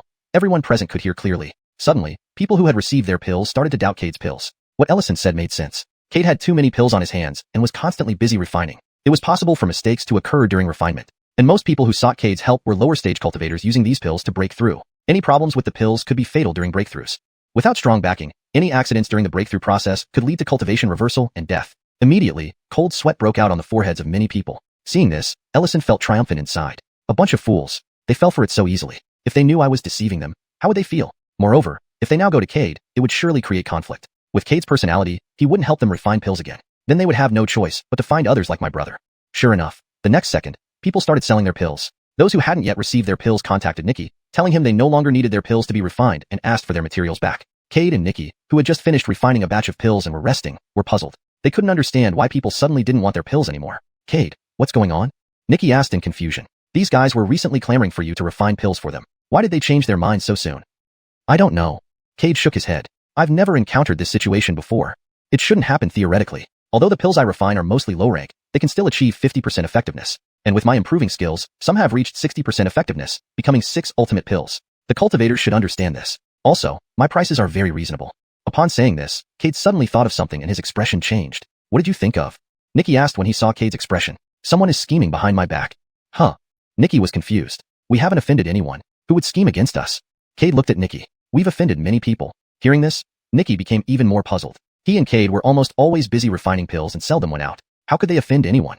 Seeing Nikki's bewildered face, Cade explained, pill testers have a high status in the 100 Pavilion because they can refine pills. Cultivators from the Qi condensation lineage need pills during cultivation, so they must find pill testers to refine pills for them. In this process, pill testers skim off medicinal ingredients and charge refining fees. Lately, most lower stage disciples have been coming to us for pill refinement. This means many pill testers won't have people seeking their services and lose income. Naturally, they want to ruin my reputation as the culprit. If my reputation is ruined, no one will seek me for pill refinement anymore. Then they can resume helping the Qi condensation lineage refine pills as before. Nikki instantly understood. There were many outer sect disciples from the Qi condensation lineage in the 100 Pavilion. During their daily cultivation, they only needed some low-rank pills, which pill testers could refine. But for these outer sect disciples, having a pill tester refine pills required a significant cost. Cade's appearance brought them hope, with lower fees and higher quality pills. Faced with this comparison, even a fool would choose Cade. Naturally, no one sought other pill testers for refinement anymore. Therefore, they couldn't earn medicinal ingredients and spirit stones from the Qi condensation lineage and decided to eliminate this troublemaker. Realizing all this, cold sweat appeared on Nikki's forehead. These pill testers' actions were extremely vicious. By doing this, Cade's reputation would surely be tarnished. When that happens, who would still seek Cade for pill refinement? That's too excessive. By doing this, they aim to nail you to the pillar of shame forever. In the future, once your reputation is ruined, no one will seek you for pill refinement. It will be very difficult for you to advance in the Tao of pills. They are too much. Nikki cursed furiously, wishing he could rush out and find those schemers right now, tearing them to pieces. It's fine. Cade smiled, not taking the matter seriously. Judging by the current situation, they've already started their plan. Otherwise, so many disciples wouldn't have canceled their requests for pill refinement. What should we do now? Nikki asked anxiously. What else can we do? Naturally, we should return the medicinal ingredients of those who no longer want us to refine pills, and record their names. In the future, if they come to me for refining again, I will refuse outright. Nikki couldn't help but twitch at the corners of his mouth. Isn't this playing right into their hands? Our pill refinement is our affair. Whether or not they seek us for refinement is theirs. Moreover, with so many people coming to me, it's quite overwhelming. Their disruption actually alleviates some pressure on me. Sighing, Nikki said, fine. Seeing that Cade was determined, he got up and was about to go out. I'll come with you. Nikki looked at Cade. Why don't you stay in the cave abode? If you go out now, those guys might upset you. Doesn't matter. Cade smiled and opened the door of the cave abode. Warm sunlight shone on his face, and Cade stretched a big yawn. Cade! At that moment, a timid voice sounded from behind. Looking down, Adeline was standing at the cave entrance, looking somewhat lost. Cade nodded as a greeting and then walked away with Nikki. Seeing Cade about to leave, Adeline hastily spoke up, Cade, I believe in you. You're definitely not the person they say you are. Cade gave a soft acknowledgement but didn't turn back. Cade, you jerk. Adeline stamped her foot in anger. She had already lowered herself to admit her mistake. What more did he want? Did he really expect her to kneel and kowtow? Cade was going too far. Adeline glared at Cade's departing back before turning and leaving. She had humbled herself and admitted her fault. Yet he still refused to show any decency. Outside the Medicine Valley, a group of disciples wore grim expressions. Initially, they thought Ellison was the only one who encountered issues after taking Cade's pills. Unexpectedly, 4 more people arrived shortly afterward. And these individuals faced the same problem, declining cultivation. Suddenly, the pills in their hands became unbearably hot. They couldn't throw them away, nor could they take them. Even selling them to others was impossible, as no one would dare buy Cade's pills now. Look, Cade is here. Someone shouted, drawing everyone's attention. Cade and Nikki emerged from the medicine valley. Immediately, a crowd surrounded them, demanding justice. Cade, what's happening? Why do your pills cause our cultivation to drop? Cade, you need to explain yourself. Cade, I no longer need you to refine my pills. Just return the medicinal ingredients. Me too. If people lose cultivation from taking your pills, I don't need you either. Yes, even though your pills work 50% effectively, for my own safety, I won't seek you anymore. Faced with accusations, Cade remained calm. If all of you no longer wish for me to refine pills, I will naturally return the medicinal ingredients provided. But let me be clear. Once you decide against me refining pills today, I will not refine for you in the future. So, anyone who doesn't want me to refine, please register with Nikki. I'll return everything originally given to me. Cade's voice wasn't loud, but everyone heard clearly. Instantly, the scene fell silent. No one expected Cade to be so decisive and composed, as if this whole situation meant nothing to him. After a long pause, an inner sect disciple spoke up. Cade, I have just one question. Go ahead. Cade glanced at him. The inner sect disciple took out the pill he received from Cade. Cade, tell me, will taking your pills lead to a decline in cultivation? Give me a definitive answer. Cade smiled calmly. No. A wave of uproar erupted. With evidence present, how could Cade still claim his pills wouldn't cause a cultivation drop? Who gave him the courage? Or had he not seen the witnesses? Cade, you're still arguing despite all this. You have irrefutable evidence, yet you still claim your pills won't cause cultivation loss. Who gives you the nerve to say that?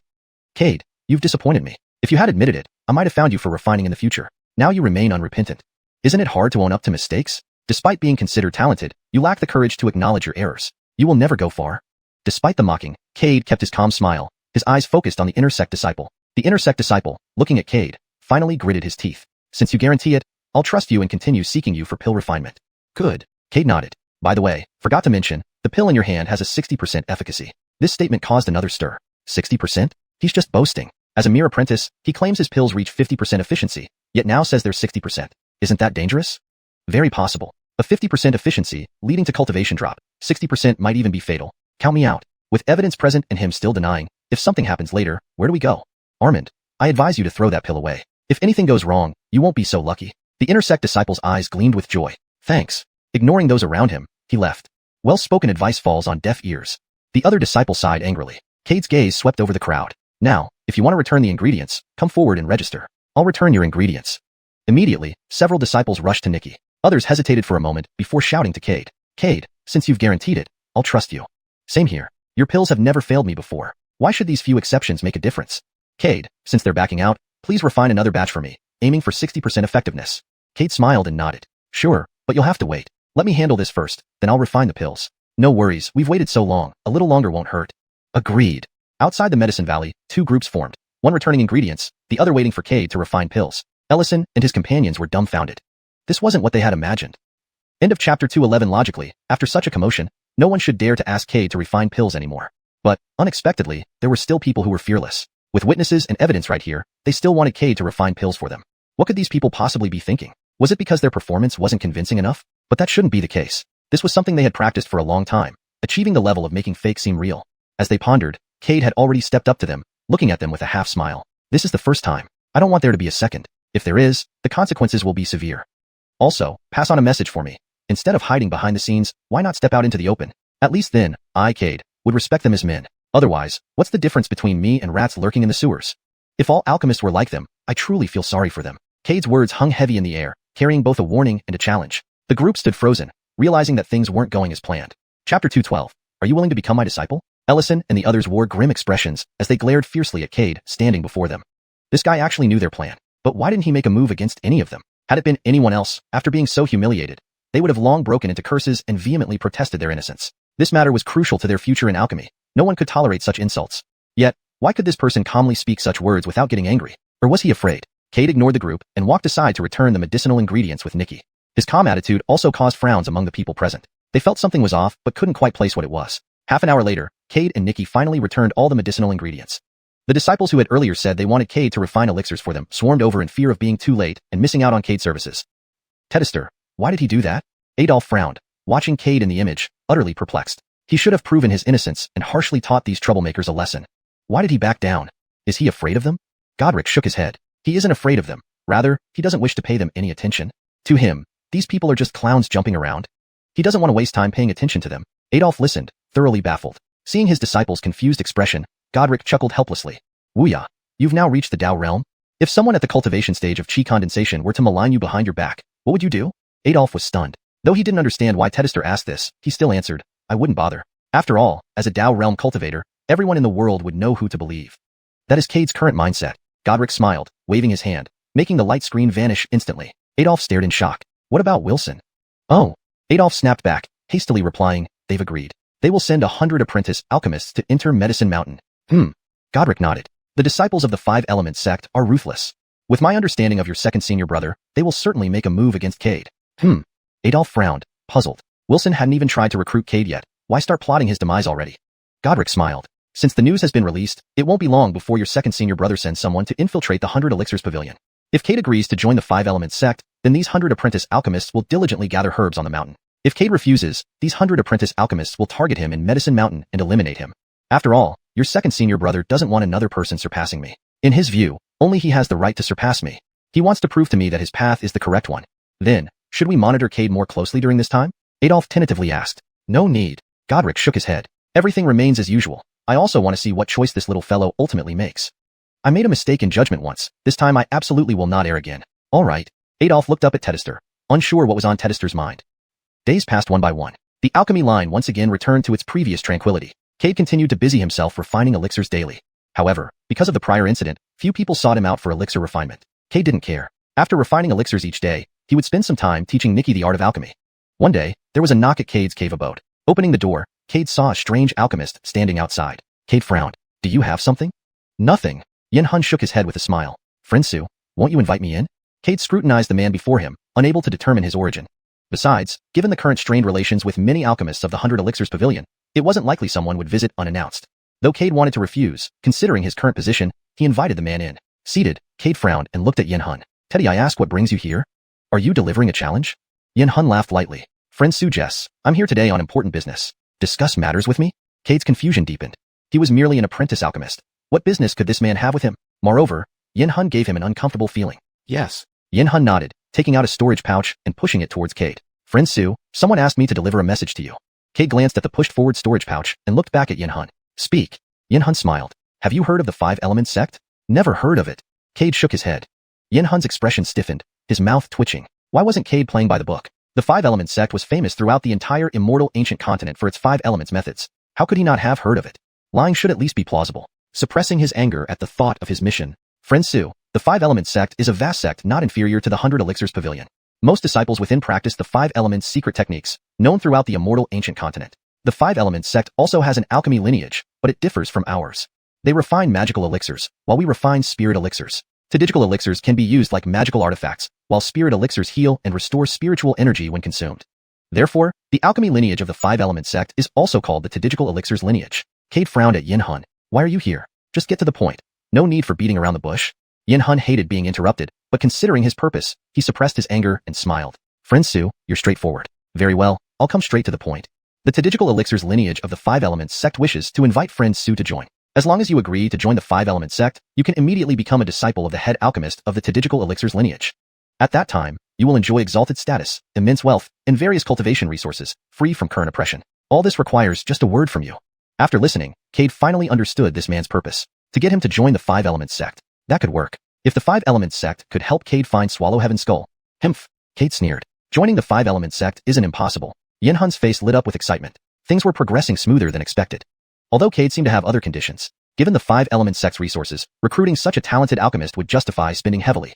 As an apprentice alchemist, Cade could already refine the 5 absolute great elixir. This was unique across the entire Immortal Valley continent. And if Cade really joined the 5-Element sect, he, Xuanhuan, would surely receive rewards. Trapped at the peak of the inquiring Dao stage for years, this might be his chance to step into the true immortal realm. Right. Xuanhuan concealed his cultivation level with a magical artifact, pretending to be an ordinary 100 Elixirs Pavilion alchemist with foundation establishment level. As long as Friend Su agrees to join the 5-Element sect, any condition will be met. Cade stared at Xuanhuan with a half smile, half sneer. Since that's the case, can the 5-Element sect let me enter the pill tower of the 100 Elixirs Pavilion? If the 5-Element sect can grant me access to the pill tower, then I am willing to join the 5-Element sect.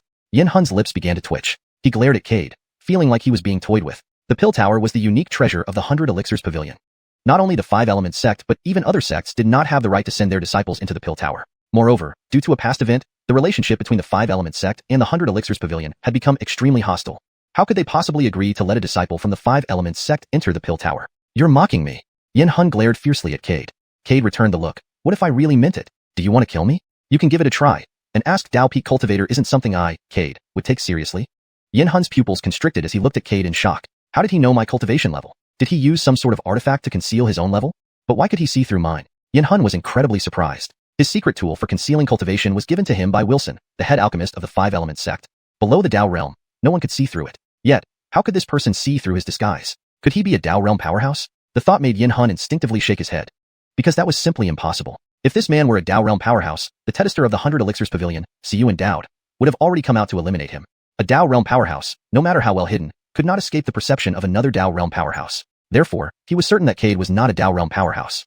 What Xuanhuan didn't know was that since Cade absorbed 3 light orbs, he gained the ability to see through some disguises. This might be a benefit granted by the law of transformation. So when he saw Xuanhuan, he could immediately perceive his true cultivation. Allowing Xuanhuan into his cave dwelling was to observe what this hidden cultivator intended to do. Who are you? Xuanhuan looked at Cade in horror. Cade smiled indifferently but remained silent. Gradually, a presence of a mid-ask Dao cultivator emanated from him. Xuanhuan's expression froze, then broke into laughter. I thought you were some senior master. Turns out you're just a fellow cultivator at mid-ask Dao. But, fellow Dao Su, aren't you afraid that I'll expose your secrets? Besides, with you being only mid-ask Dao, you can't do anything to an ask-Peak cultivator like me. If you truly don't want to join the 5-element sect today, then don't blame me for being unfriendly. On the other hand, if you join us, everything will be easier. Moreover, the 5-element sect will fully support you to help you break through to true immortal quickly. Joining the 5-element sect would be beneficial for you and bring no harm. So, fellow Dao Su, please think carefully and don't make a regretful decision. Xuanhuan's tone was full of threats, but Cade maintained his previous smile. Do you really want to fight? As he spoke, Cade produced a pill furnace in his hand. Seeing the pill furnace, Xuanhuan's face changed dramatically. Cade's pill furnace gave him a sense of extreme danger. Just looking at it made sweat drench his back. Stumbling backward a couple of steps, his eyes filled with disbelief. What kind of treasure is this? Why is it so terrifying? Furthermore, Xuanhuan noticed that the temperature around them dropped sharply as soon as the pill furnace appeared. Chilling screams echoed in his ears. Who exactly are you? Xuanhuan was terrified. This man was too frightening. I'll introduce myself. My name is Cade, a lower realm cultivator. I forgot. You probably don't know where the lower realm is. To put it simply, I'm what you call a human traitor. Fear in Xuanhuan's eyes intensified. Human traitor. It was indeed a human traitor. Recently, the ancient clan chief ordered all humans to find and capture any human traitors who infiltrated the immortal ancient continent. The 5-element sect responded enthusiastically but found nothing. Never did he expect to encounter one here. You have great guts. Aren't you afraid of attracting attention from the 100 elixirs pavilion? And aren't you afraid I'll reveal your secret? Cade smiled. That depends on whether you get the chance to leave here. Foolish. Xuanhuan sneered and suddenly unleashed his cultivation to attack Cade. But in the next moment, he froze in place. Because he saw several terrifying souls emerging from Cade's pill furnace. The terrifying aura made his scalp tingle, and his body trembled. His cultivation seemed to stall, unable to respond. Moreover, he realized that water vapor had begun to boil around him. Swallow him, Cade said coolly. The vengeful spirits from the 10,000 souls Basimernis rushed out. Before Xuanhuan could even scream, he was reduced to a pile of bones. An ask-Peak cultivator was like an ant before the power of a true immortal level spirit. After disposing of Xuanhuan, Cade looked behind him. Senior, after watching for so long, do you intend to keep observing? As Cade spoke, a hearty laugh echoed. Cade, you've opened my eyes. I didn't expect you to detect my observation. Wearing a white robe, Godric slowly stepped out from the void. Beside him, Adolf looked bewildered. He couldn't understand how he was discovered so easily by a mere mid-ask Dao cultivator. Seeing the newcomers, Cade bowed. Junior Cade greets Senior. Godric gently waved his hand, supporting Cade upright with a soft force. Little guy, you're quite interesting, able to detect my presence. Tell me, how did you notice me? Cade paused, then looked up at Godric. By intuition. Ha ha ha. Godric laughed heartily. Adolf's lips twitched. This boy should think carefully before answering. Just by intuition? That was disrespectful to a 4-origin Dao respect. No wonder someone who climbed up from the lower realm has such sharp instincts. Godric naturally sat down nearby. Cade stood beside him with a smile. He wasn't afraid of Godric's arrival. Days ago, Cade had already sensed someone observing him. And the law of transformation could conceal aura and hide cultivation. But against a Dao realm powerhouse, all these efforts were futile. After being observed for some time, Cade confirmed that the observer had no ill intent. He was about to chat with the observer when Xuanhuan showed up. An ask-Peak cultivator appearing freely in the 100 elixirs pavilion without permission. Impossible. Upon learning Xuanhuan's purpose, Cade instantly understood. This was a test. Pass, and he would be safe. Fail, and he would need to fend for himself. Thus, Cade exposed his true cultivation and killed Xuanhuan without hesitation. Aren't you afraid I might kill you? Godric asked suddenly. Not afraid. Cade shook his head. Senior is a 4-origin Dao respect. If you wanted to kill me, I wouldn't be able to escape, no matter how afraid I was. Moreover, you've been observing me for so long. If you wanted to kill me, you would have done so already, not waiting until today. Godric nodded approvingly. Very good. Killing Xuanhuan today, was that intentionally staged for me to see? Yes and no, Cade thought for a moment. I killed him because I hate being threatened. Coincidentally, I guessed what Senior was thinking, so I decided to take care of him. Translation complete. Godric nodded again. Cade, the alchemy skills you've demonstrated suggest that you must have had a teacher before. Would you now consider becoming my disciple? If you are willing, I will accept you as my lineage disciple and pass on all my alchemy techniques to you. The term xiuxian disciple is better translated as lineage disciple to maintain natural fluency in English while accurately conveying the meaning. Cade fell silent. Adolf, on the other hand, widened his eyes in disbelief, staring at his master. A heritage disciple. Note, xiuxian better translates to heritage or lineage in this context, ensuring it reads naturally in English while accurately conveying the meaning. His master actually wanted to take this human traitor from the lower realm as a lineage disciple. Godric nodded again. Cade, the alchemy skills you have displayed suggest that you must have had a teacher before. I wonder if you would now consider becoming my disciple. If you are willing, I will accept you as a lineage disciple and pass on all my alchemy techniques to you. Cade fell silent. Adolf, on the other hand, widened his eyes, looking at his master in disbelief. A lineage disciple. Detested actually wanted to take this human traitor from the lower realm as a lineage disciple. How could this be allowed? Once the ancient clan's leader finds out, Detested will surely be punished. Detested, this isn't right, Adolf hurriedly said. If this comes to light, you will face punishment. Wuya. Godric's expression turned serious. I will make my own decision on this matter. Moreover, I am now a four-origin Dao respecter. Even if the clan head decides to punish me, it won't be too severe. Besides, we are all humans. We just have different beliefs. Why should it be like this? How could this be allowed? Once the ancient clan chief found out, his master would surely face punishment. Detested, this is not appropriate, Adolf hastily interjected. If this matter comes to light, you will be punished. Wuya. Godric's expression turned serious. I will make my own judgment on this matter. Moreover, I have already become a four-origin Dao respect. Even if the clan leader punishes me, it won't be too severe. Besides, we are both of the human race. It's just that our ideals differ. Why should we be so extreme? Godric nodded again. Cade, the alchemy skills you've demonstrated suggest that you must have had a master before. Do you think it's possible for you to now become my disciple? If you are willing, I will accept you as my lineage disciple and pass on all of my alchemy techniques to you. Cade fell silent. Haywood, on the other hand, widened his eyes, finding it hard to believe what he was seeing. His venerable master actually wanted to take in this human traitor from the lower realm as a lineage disciple. This simply couldn't be allowed. Once the ancient clan's chief found out, the master would surely face punishment. Detested, this is inappropriate, Haywood hastily interjected. If this matter comes to light, you will be punished. Wooey. Godric's expression turned stern. I have made my decision regarding this matter. Besides, I am now a Dao respecter of the four origins. Even if the chief decides to punish me, it won't be too severe. Moreover, we are all of the human race. We just differ in ideals. Why should we treat each other like this? Note, the term xiuxian disciple can be translated as lineage disciple, indicating a disciple who fully inherits the master's legacy or lineage.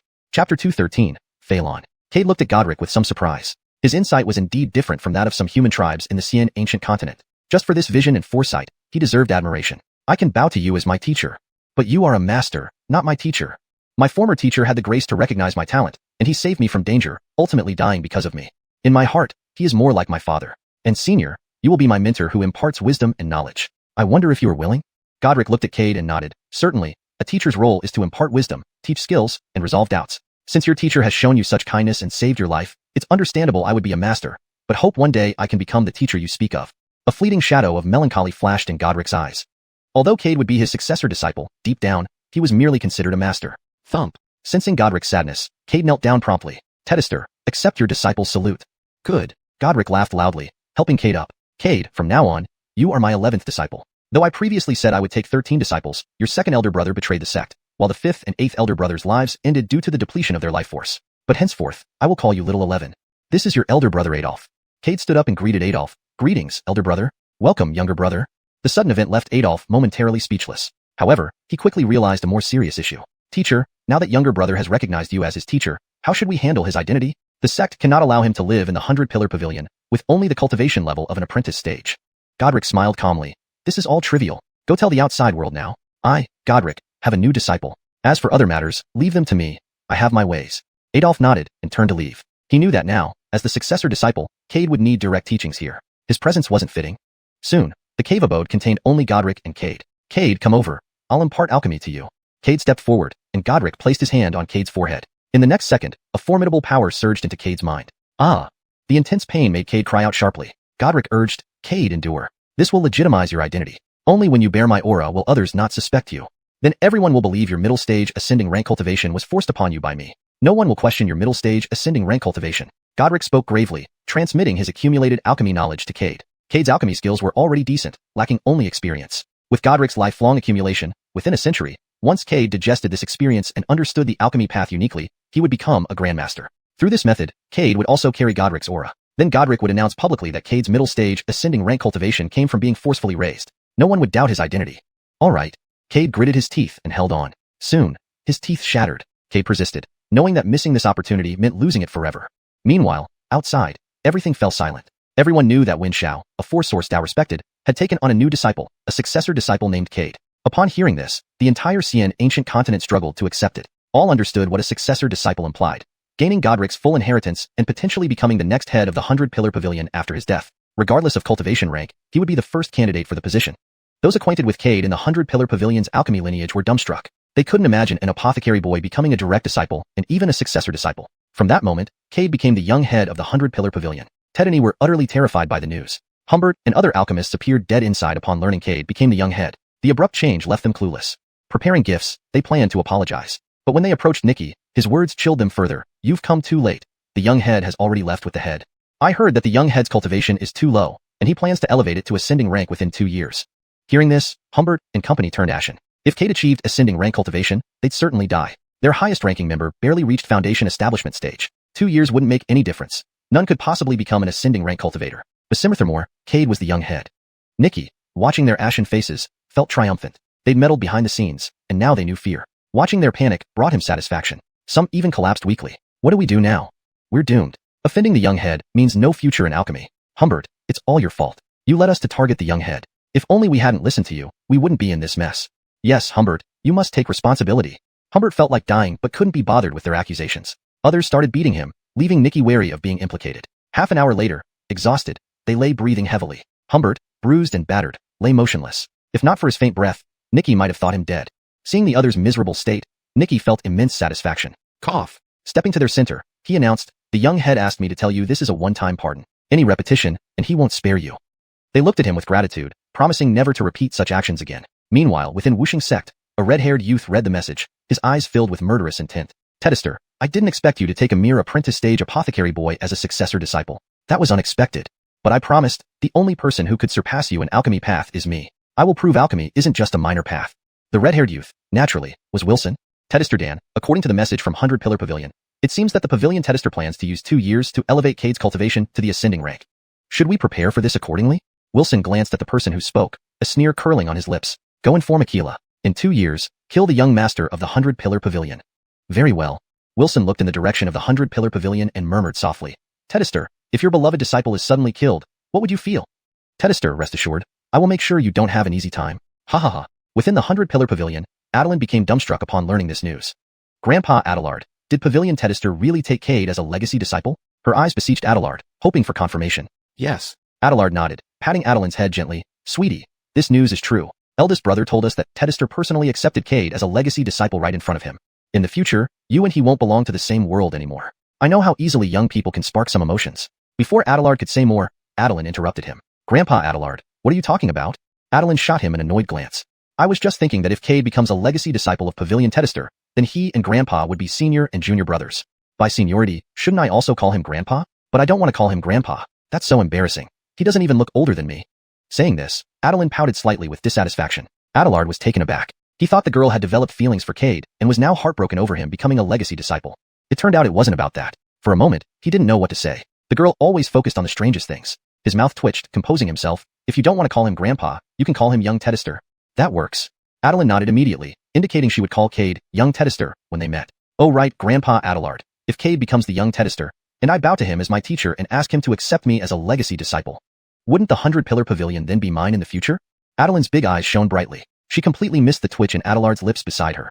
Adelard glanced at the daydreaming girl, feeling the urge to slap her, but he held back. You should focus on learning the transformation of herbs properly. If everything goes smoothly, Cade might become a head alchemist, or even wear the red robe, which isn't impossible.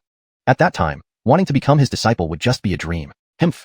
Adeline huffed. Grandpa Adelard, you underestimate me too much. Just wait. I will definitely become an alchemist in 2 years. Alright. I'll wait for you to become an alchemist. Time flew swiftly, and in the blink of an eye, 2 years passed. During these 2 years, Cade remained in seclusion continuously. His alchemy skills, enriched by Godric's experience, had reached perfection. Now, he could effortlessly refine pills that retained 90% of their medicinal power.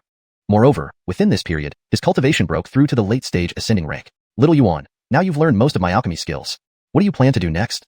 Godric looked at Cade with satisfaction. Cade's talent was astounding. Within 2 years, he had absorbed the majority of Godric's knowledge. Next, all he needed was to develop his own path in alchemy, and everything would fall into place. Detested, I intend to enter the Pill Tower to search for something. My disciple once accidentally obtained an ultimate cultivation technique, but after practicing it for a long time, I met a senior who informed me that this technique was incomplete. And this cultivation technique has started to backlash against me. If I can't find the complete version, the hidden soul in it will devour me. The lower levels of the Pill Tower contain part of this technique. Cade revealed everything without reservation to Godric. He told Godric for 2 reasons. 1, because he trusted Godric, who had imparted all his lifetime alchemy knowledge to him. As his legacy disciple, Godric wouldn't harm him. After all, finding another suitable successor would be extremely difficult if Cade died. Additionally, as a force source now respected, Godric's strength was sufficient. No one would dare harm him even if he knew about this. Godric pondered for a moment, grabbing Cade's wrist. Soon, his brows furrowed. Little Xuan, are you sure there's another soul parasiting inside your body? Yes. Cade nodded. In the past, I couldn't sense its presence at all. After encountering the senior in Xingyang town and absorbing his 3 rules, I clearly felt a dormant foreign soul within me. Once it awakens, it will instantly consume my soul and take over my body. Godric frowned. Do you remember the name of the senior you met? I don't know. Cade shook his head. That senior was sealed inside a bronze coffin. He once told me that some people called him Phelan. What? Phelan? Godric blurted out, shocked by the name. Cade frowned. Detested, you know about Phelan? Yes. Godric calmed himself before slowly explaining. Phelan was one of the 5 ancient emperors. As one of the strongest beings of his era, he once led humanity to conquer the world. But later, he mysteriously vanished. Due to their disappearance, humanity lost 5 of its greatest figures instantaneously. The advantage humans once held turned into a disadvantage. Without those mighty figures, humanity couldn't resist the underground beings. Ultimately, humanity suffered defeat and retreated to this small realm, living in fear. I never expected this small realm to house a clan. They aren't different from humans but act ruthlessly, slaughtering mercilessly. The defeated human race called them demons.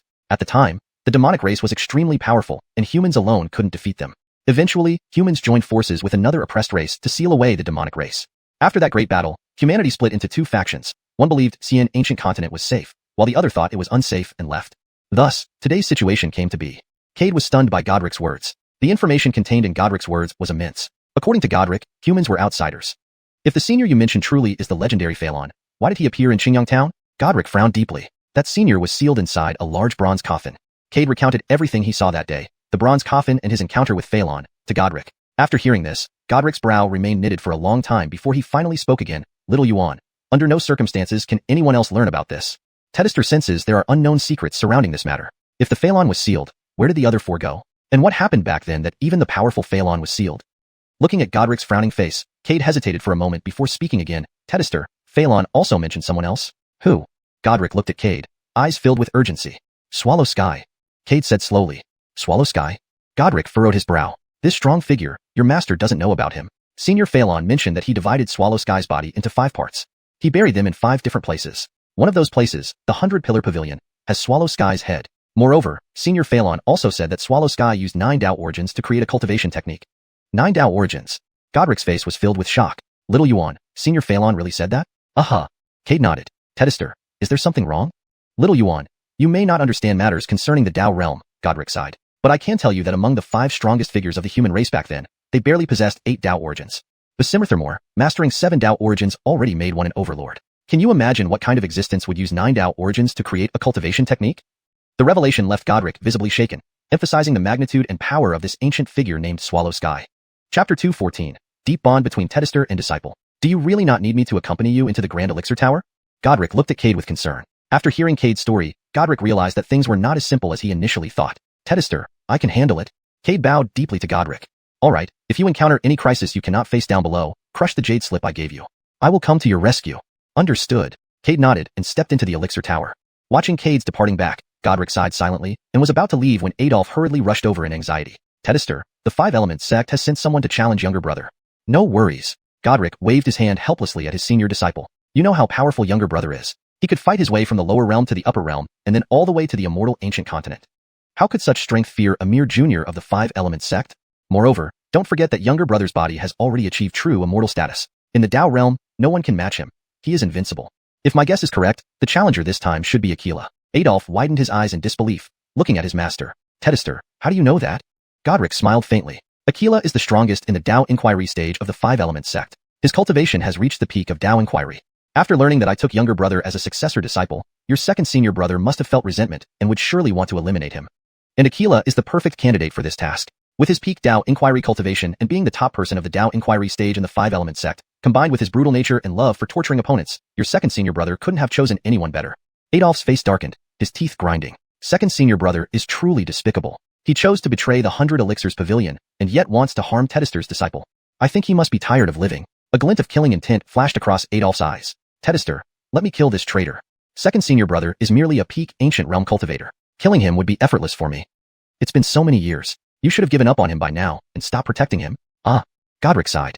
Wuya, it's not that I'm unwilling to let you kill your second senior brother. But your cause and effect connection with him hasn't ended. If you kill him, you'll likely suffer backlash, which would destabilize your fundamental essence. Adolf frowned. Tedester, my cause and effect connection with second senior brother ended the day he betrayed the sect. Why do you still say such things? Godric sighed again. You and your second senior brother grew up together since childhood. Your fates are intertwined. If either of you kills the other, the cause and effect connection will instantly backfire. It's something you cannot withstand now. You've only recently broken through to the Tao realm and are unaware of many matters. Once you master the three fundamental essences, you will understand what I am telling you today. Adolf clenched his fists, frustration flashing in his eyes. Once, his cultivation lagged behind Wilson, leaving him powerless when Wilson betrayed the sect. Now, having broken through to the Tao realm, he had the power to slay Wilson, but his Tedester forbade him. Tedester, does this mean we just watch Wilson go unpunished? Sensing Adolf's dissatisfaction and anger, Godric shook his head. The moment your second senior brother betrayed the dream, his fate was sealed. This is why I took younger brother as a disciple. Adolf frowned, puzzled. Killing Wilson and taking in younger brother seemed unrelated. Besides, who killed Wilson wasn't crucial, so why involve younger brother? Neither you nor I can act against Wilson. We've been entangled for too long, and our grand paths are already interconnected. Whoever kills him will ultimately suffer causal retaliation. But younger brother is different. He only has a cause and effect connection with us, not with your second senior brother. His alchemy Tao foundation was laid by his previous master. There is no connection with us. Even though I gave him all my lifetime experience, his fundamentals were established in the lower realm. So, younger brother is the only one among us who can kill Wilson without suffering causality's backlash. Moreover, younger brother bears the aura of causal law. If I'm not mistaken, he has started comprehending the law of causality. Otherwise, after slaying so many people, he might have suffered causal retribution and wouldn't be as lively as he is now. This is another main reason I took him as a disciple. After listening to Godric's explanation, Adolf was stunned and speechless. He never expected that Tedester had planned so meticulously for this day. Was Cade's arrival just a coincidence?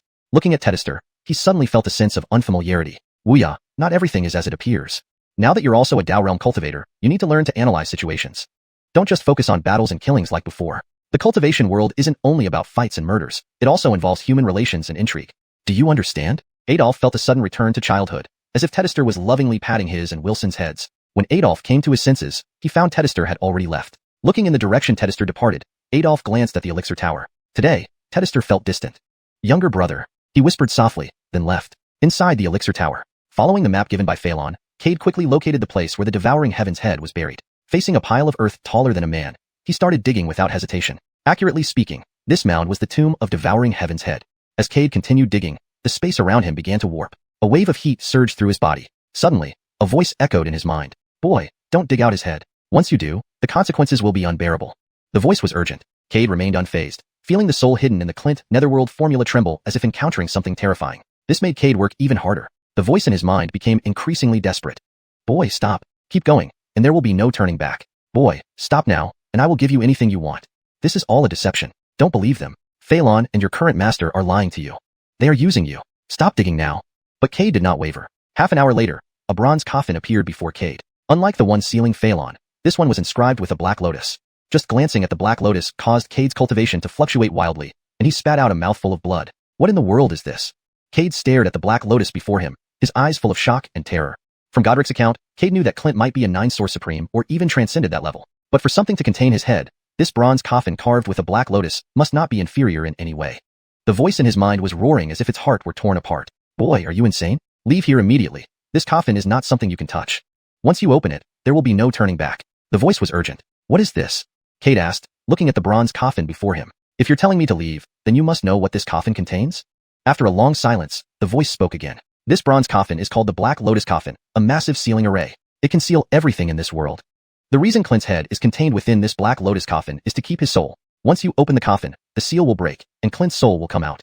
Even just a part of Clint's soul is far beyond what a late Tao inquiry cultivator can handle. The voice continued babbling on, but Cade wasn't listening anymore. He didn't know why he suddenly heard this voice. And from what it said, it wasn't Clint himself, nor the soul hidden in the Clint Netherworld formula. Cade chose to ignore it. Moreover, he didn't believe what it said. Boy, you're crazy. Seeing Cade about to lift the coffin lid, the voice in his mind went berserk. It made a loud noise, trying to stop Cade. But Cade's movements didn't slow down. As soon as his hand touched the bronze coffin, a terrifying force surged into his body. In just 2 breaths, Cade's internal organs were shattered by this formidable power. Cough, cough. Cade spat out blood mixed with organ fragments. At this moment, the voice in his mind vanished completely. Cade endured the intense pain, a faint smile playing on his lips, because he found that the soul hidden in the Clint Netherworld formula had weakened. Indeed, obtaining Clint's head can suppress his soul. Ah!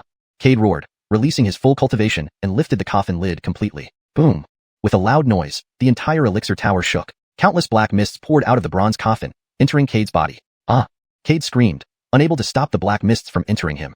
These mists brought a feeling of both familiarity and danger. As more black mists surged in, Cade's body slowly floated up. Blood oozed from his 7 apertures. The excruciating pain caused Cade to lose consciousness. However, moments later, the pain woke him up again. This cycle repeated until 3 hours later. Finally, the black mist inside the bronze coffin dissipated. Cade's mouth dripped with black blood, his skin cracked, eyes pitch black, and his breath faint. But Cade smiled faintly. Ha ha ha, just as I thought. Cade struggled to hold onto the coffin to keep from falling over. Feeling the changes in his body, his smile widened. The surrounding spiritual energy rushed into his body, visibly healing his wounds. Sitting cross-legged with great difficulty, Cade began to meditate. He could clearly feel that the Clint Netherworld formula absorbed spiritual energy faster, and the soul hidden within the formula had disappeared. Although he didn't know what happened, Cade was sure he was temporarily safe. His mind now contained new descriptions and cultivation methods of the Clint Netherworld formula. Outside, everyone was stunned. Just now, they witnessed a cloud of black mist appear above the elixir tower. This black mist exuded an extremely terrifying pressure, causing many in the 100 Elixirs pavilion to faint. Immediately after this mist appeared, dark clouds gathered in the sky, signaling the imminent arrival of something fearsome. But soon, the black mist dispersed completely. After the mist dissipated, the disciples of the 100 Elixirs pavilion felt refreshed and solved problems that had plagued them for years.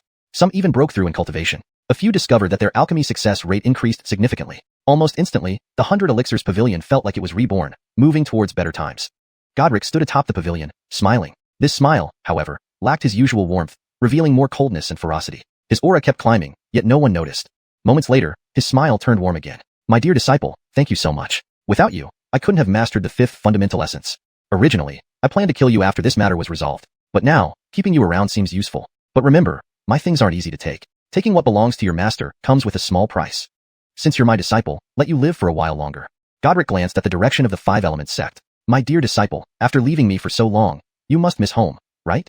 Don't worry, soon your master will personally bring you home. But I wonder if you'll still be alive to see your old environment. After all, your little junior brother will personally cut off your head and shatter your soul. Ha ha ha ha. Godric laughed heartily. Events unfolded smoother than he imagined. A late Dao inquiry cultivator easily solved a problem that plagued the 100 Elixirs pavilion for millennia, and allowed him to instantly achieve the rank of 5-source Dao sovereign. Taking Cade as a disciple turned out to be the best decision he ever made. Heavenly Seer, from now on, our grudges are settled. Godric took out a broken jade slip from his storage bag, crushed it, and let it scatter in the wind. All of this was a scheme targeting Cade. Years ago, Godric accidentally met Heavenly Seer who was gravely injured. By chance, he saved Heavenly Seer's life. Upon learning his identity, Godric forced Heavenly Seer to perform a divination for him. With no choice, Heavenly Seer divined for him. Then Heavenly Seer told Godric that years later, someone named Cade would come to the 100 Elixirs pavilion.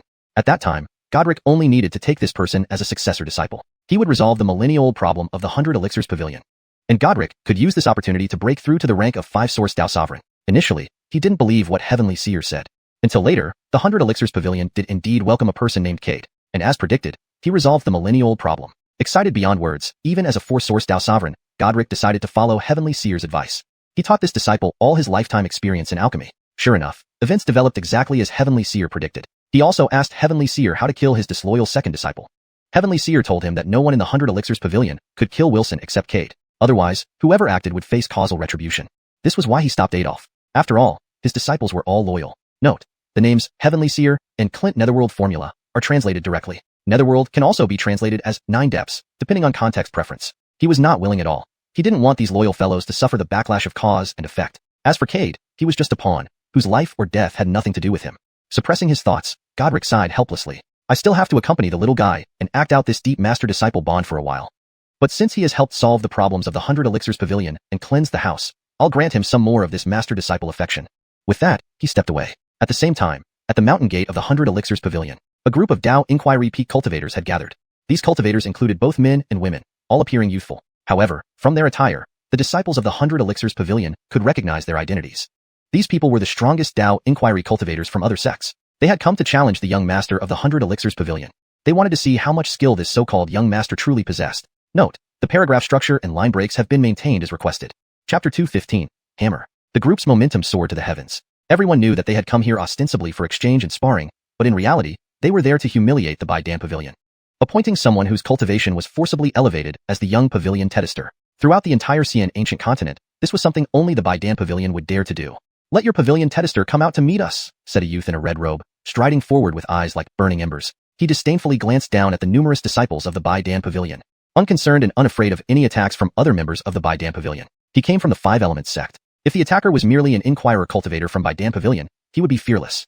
He considered himself unmatched at the Inquirer stage. As for those above the Inquirer stage, should they attack, even if he lost, it would be the by Pavilion that lost face. Arnold. A disciple recognized the youth and called out in surprise. After all, Arnold was the top Inquirer in the southwestern region of the Xian ancient continent. Everyone knew who he was. This is just too despicable. Arnold, as the top Inquirer, coming to challenge the young pavilion detester.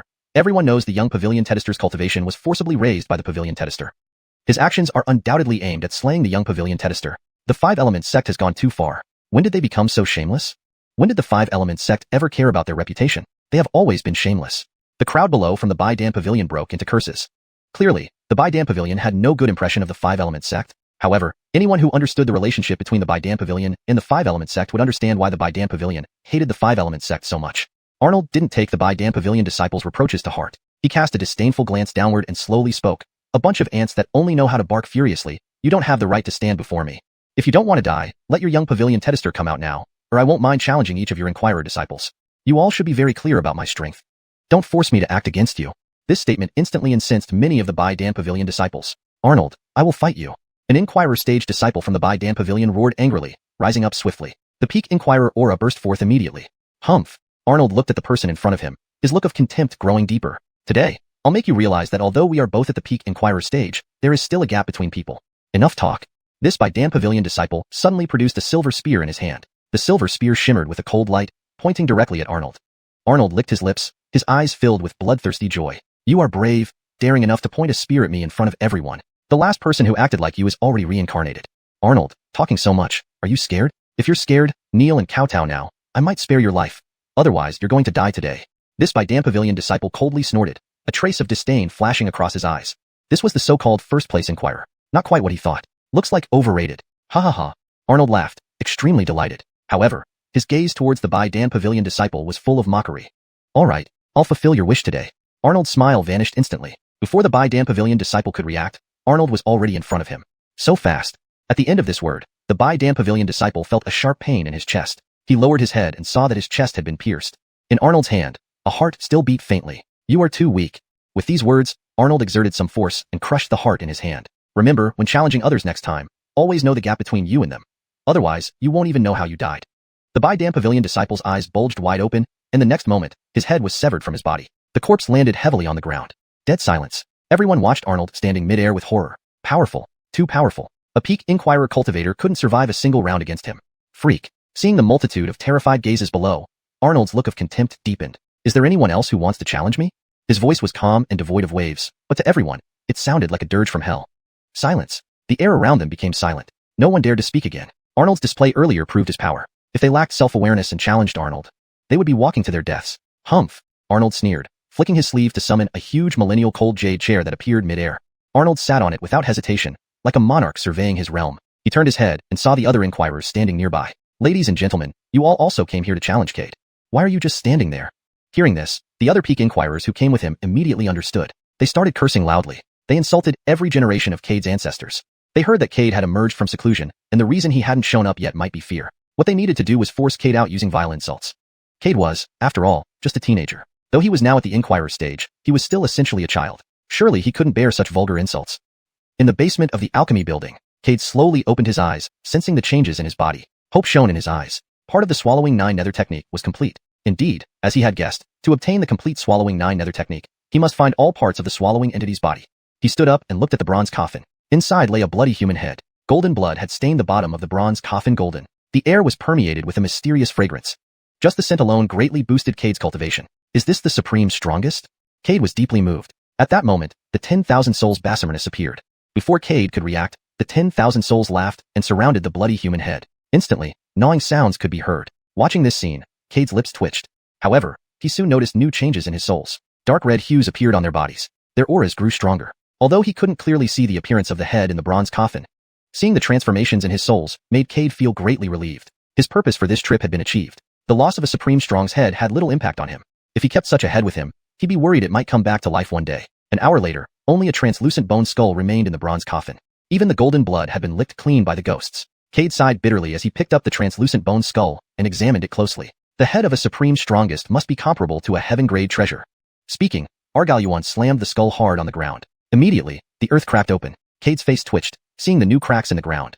Unable to stop smiling, he realized that a gentle tap caused such immense damage. Perhaps I can use this skull cap to strike people in the future. Imagining using the skull cap to kill in the future, Cade laughed uncontrollably. He'll make it more convenient. Cade found a wooden stick in his storage bag. Don't underestimate this simple stick. It was excavated by Cade from a grand tomb within the Xian ancient relics. Incredibly sturdy. Soon, a makeshift hammer appeared in Cade's hand. Looking at the hammer, Cade nodded in satisfaction. From now on, if anyone makes me unhappy, I'll just give them a hammer blow. I'll smash their heads right in. What Cade didn't know was that the entire alchemy building began to shake due to his earlier action. Godric watched as the swaying alchemy building and thought of Cade underground. He felt somewhat vexed. If you weren't still useful, I would have killed you today. In the next second, Godric lifted his hand, and the massive alchemy building rose up with him. Below, Cade looked up in surprise at the floating alchemy furnace. When he saw what had happened, he laughed awkwardly and quickly put away the bronze coffin. Something that could hold Clint's head must be valuable for its stability. Cade naturally wouldn't discard it. Godric looked down at Cade and resumed his gentle mentor persona. Little Yuan, if you're done, come out. All right. Cade nodded without hesitation and swiftly flew out from underground. At that moment, he heard curses. He glanced at Godric, who was holding up the alchemy building. The latter smiled calmly before slowly saying, "Any people outside want to challenge you. You know, as your Dao realm master, I cannot intervene easily. So I can only wait for you to come out and solve it yourself. After all, the one who tied the bell should be the one to untie it." Cade looked at Godric without speaking. Godric frowned slightly under his gaze, but before he could say anything, Cade smiled. "You're right, Detested. Disciple will resolve it now." With those words, Cade transformed into a rainbow and left without waiting for Godric's response. Watching Cade leave, Godric furrowed his brow. Did he find out? Quickly, he dismissed the idea. He had concealed this matter very well. Besides Bray, no one else knew about it. Moreover, Cade was merely an inquirer stage cultivator. How could he possibly perceive Godric's thoughts? With old age comes weakness, to the point of doubting a junior inquirer. Godric shook his head, preparing to return the alchemy building to its place when he noticed huge cracks appearing on the lower levels. His expression froze. What did he do down there? Why are there such cracks? Seeing the massive cracks below, Godric gritted his teeth but eventually held back. Cade arrived by air and soon spotted Arnold and others. When numerous by Pavilion disciples saw Cade, they were filled with despair. They couldn't understand why Cade chose to appear at this moment. Wasn't he aware of his own strength at all? Did he really believe his cultivation was the result of hard work? Without his appearance, the worst would be some insults. But once he showed up and got killed, by Pavilion would become a laughingstock. All would know that by Pavilion's young Pavilion Detested challenged the first inquirer of the southwestern region of Xian ancient continent and was killed. Thinking of this, many wanted to beat up Cade for his foolishness, but ultimately restrained themselves. After all, Cade was a legacy disciple, the young Pavilion Detested and future leader of By Pavilion. Seeing the distressed looks of the By Pavilion disciples, Cade sighed inwardly. He understood their concerns. To them, his cultivation was forcibly raised, making him lack real fighting power. Detested simply wanted to grant him a longer lifespan. Cade helplessly shook his head. But recalling Godric's words and expressions, Cade had a bad feeling. Thus, he decided to finish this matter and proceed to the next destination as soon as possible. Completing the swallowing 9 nether technique took precedence. Raising his head, Cade saw Arnold sitting on a chair. "So, you're the one challenging me?" Arnold squinted his eyes, looking at Cade, a mere late inquirer, and chuckled. A late inquirer wasn't worth considering, especially one whose level was artificially elevated. The task given by the Pavilion Detested seemed too easy. "I just wanted to see how much you're worth, but after seeing you in person, I'm disappointed. A mere late inquirer isn't worth my time." Hearing this, the By Pavilion disciples breathed a sigh of relief. Seemed Cade wouldn't die. However, Arnold's next words enraged them again. "Kneel and kowtow 3 times while shouting, 'Grandpa, I was wrong, and I might spare your life.'" Arnold waved at Cade. The By Pavilion disciples were boiling with anger, glaring at Arnold. This was blatant humiliation of By Pavilion. If Cade knelt, By Pavilion would lose face completely. Representing By Pavilion, Cade's dignity mattered greatly. Seeing Cade, who looked somewhat thin in the sky, the By Pavilion disciples felt worried he might kneel. Cade smiled calmly. "Now you kneel and kowtow 3 times, shouting, 'Grandpa, I was wrong, and I might spare you.'" "Are you courting death?" Arnold glared fiercely, pressing his peak inquirer aura toward Cade. Cade stood firm without dodging. "Huh." Seeing this, Arnold laughed angrily. "You do have some skill, which is why you dare speak to me like this. Since you seek death, I'll fulfill your wish. Today, whoever kills Cade gets a generous reward." Though other peak inquirers disliked Arnold's words, they coveted his rewards. As the top inquirer of the 5 Elements sect and southwestern region of Xian ancient continent, Arnold's gifts wouldn't be ordinary. "I'll do it." A graceful woman stepped forward, staring at Cade. "Young Detested, don't blame me if I hurt or kill you." "Sure, Cade smiled calmly. A simple hammer appeared in his hand. Saying it was a hammer, it was essentially a human skull bound to a piece of wood. Upon seeing Cade's weapon, everyone gasped. Was he here to jest? Who uses another skull as a weapon? Even the woman's face stiffened upon seeing it. Over the years, she'd seen much, but this was new. Confirming using this to fight me? Do it then. Cade examined his hammer and nodded. The woman covered her mouth, giggling lightly. If so, don't blame me for being ruthless. Her demeanor changed instantly, emitting a murderous aura. A silver-white sword appeared in her hand. Gracefully moving, she attacked Cade, leaving after images. All by damn pavilion disciples were on edge. Arnold and others watched Cade gleefully, confident in the woman's abilities. Soon, everyone's faces froze in shock, because they saw Cade swinging the strange and simple hammer in his hand. It struck the petite young lady solidly. The petite young lady, at the peak of the Inquirer's stage, had her head explode instantly. Even the upper half of her body turned into a pile of minced flesh in the blink of an eye. Silence. An eerie silence. Everyone's eyes widened as they watched the rapidly falling half-corpse. Such an outcome was beyond everyone's expectations. Originally, they thought Cade would be killed by the petite young lady. But Cade looked at the half-corpse that crashed to the ground, shrugging helplessly, then glanced at Aquila and others who were utterly shocked. Sorry, I just broke through to the Inquirer's stage, so I can't control my strength very well yet. I accidentally killed her. I'm sure this fellow cultivator is broad-minded and won't hold it against me. Fellow cultivators, what do you think? Chapter 216. Overwhelming. Cade's smile was calm, but to Aquila and the others, it seemed like a naked provocation. Cade was challenging them, indirectly telling them that they were nothing more than a bunch of trash who couldn't even defeat him after his forced cultivation improvement. Cade, it seems I indeed underestimated you. I didn't expect you to possess such strength. Indeed, you are worthy of my challenge. Aquila's gaze was cold as he stared intently at Cade. But Cade paid no mind, merely watching this with indifference. Below, the disciples of 100 Pillar Pavilion were stunned. Cade was actually so strong. With just one strike, he killed a peak Inquirer cultivator, which had already exceeded their expectations. Initially, they had been worried about Cade, but now it seemed they had underestimated the young Pavilion Master. With just one strike, he killed a peak Inquirer cultivator, which had already exceeded their expectations. Initially, they had been worried about Cade, but now it seemed they had underestimated the young Pavilion Master. Although the young Pavilion Master had his cultivation forcibly elevated, the strength he displayed did not fall short of any peak Inquirer cultivator. Who knew? He might just survive under Aquila's hands. But what no one knew was that the person who had killed the petite girl was not Cade but the skull hammer in his hand. On the surface, Cade remained unperturbed, but inside, he was greatly shocked. Because in the instant he swung the hammer, he suddenly sensed the primal energies around him. The outpouring primal power instantly turned the petite girl into a mangled corpse. Primal energy was the source of power in this world. How could a mere peak Inquirer disciple resist the force of the primal?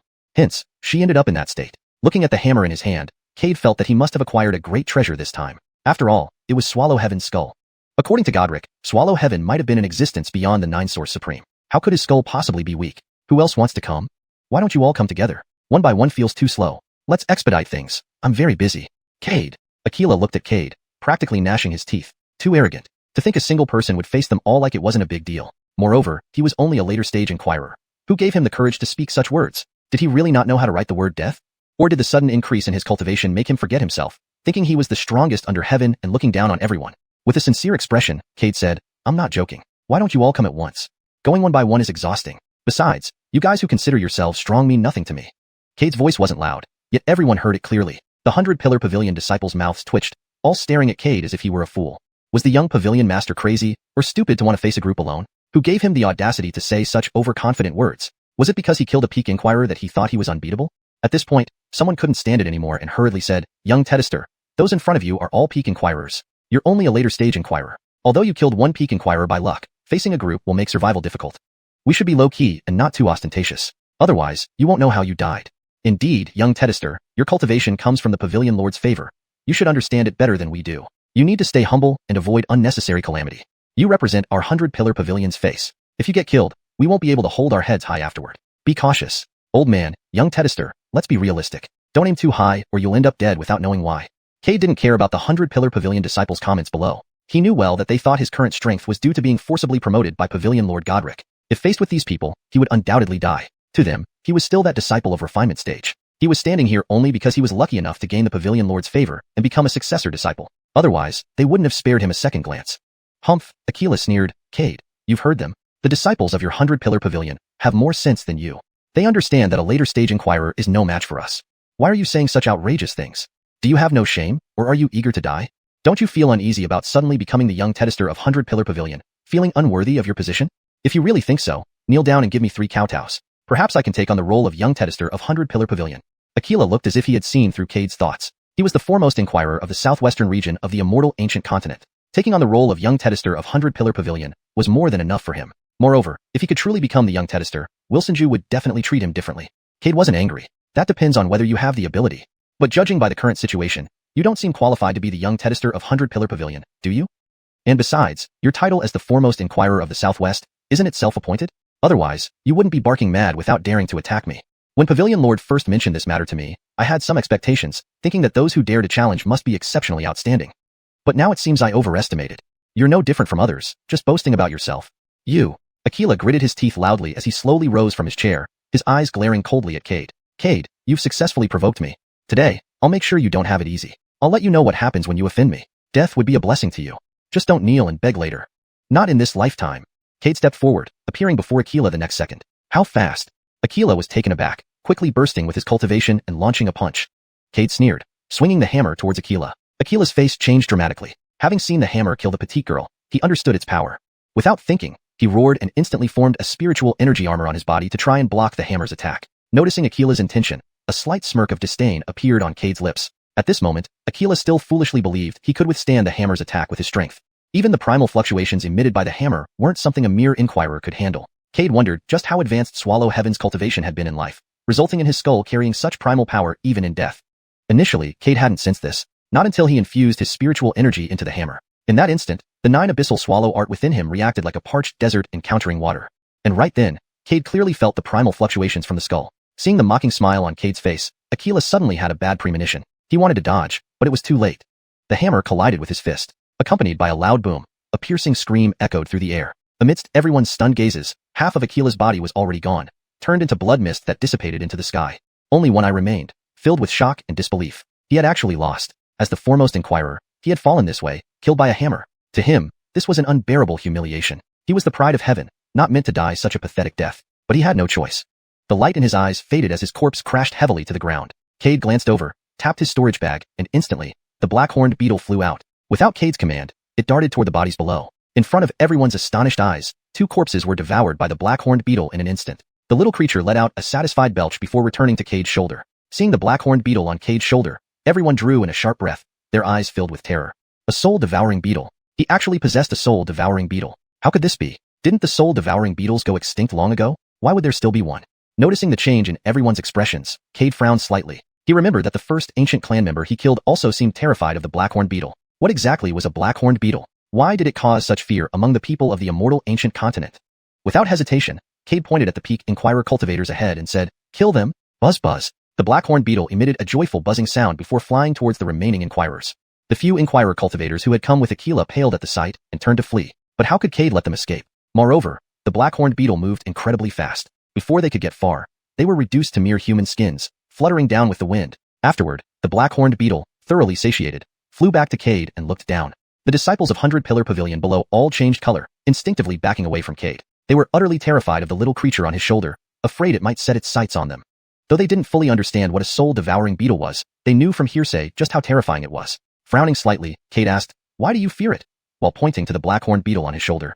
For a moment, everyone exchanged uneasy glances, unsure how to explain. Finally, after some hesitation, one disciple spoke up, "We don't know much about soul-devouring beetles, but we know they are extremely terrifying. Any soul devoured by it will be forever extinguished from this world, never to enter reincarnation. Perhaps because of this, everyone fears soul-devouring beetles so much. And when a soul-devouring beetle grows to adulthood, it develops 9 tails. These tails look like dragons, representing its 9 origins." Cade was deeply shocked, almost doubting his own ears. Could a mere insect grow to rival a 9-source supreme? Was this some kind of joke? 9-source supremes. Although Cade wasn't sure exactly how powerful they were, based on what he had seen, he could guess they were likely the strongest beings in the world. To think a bug could have such terrifying power was absurd.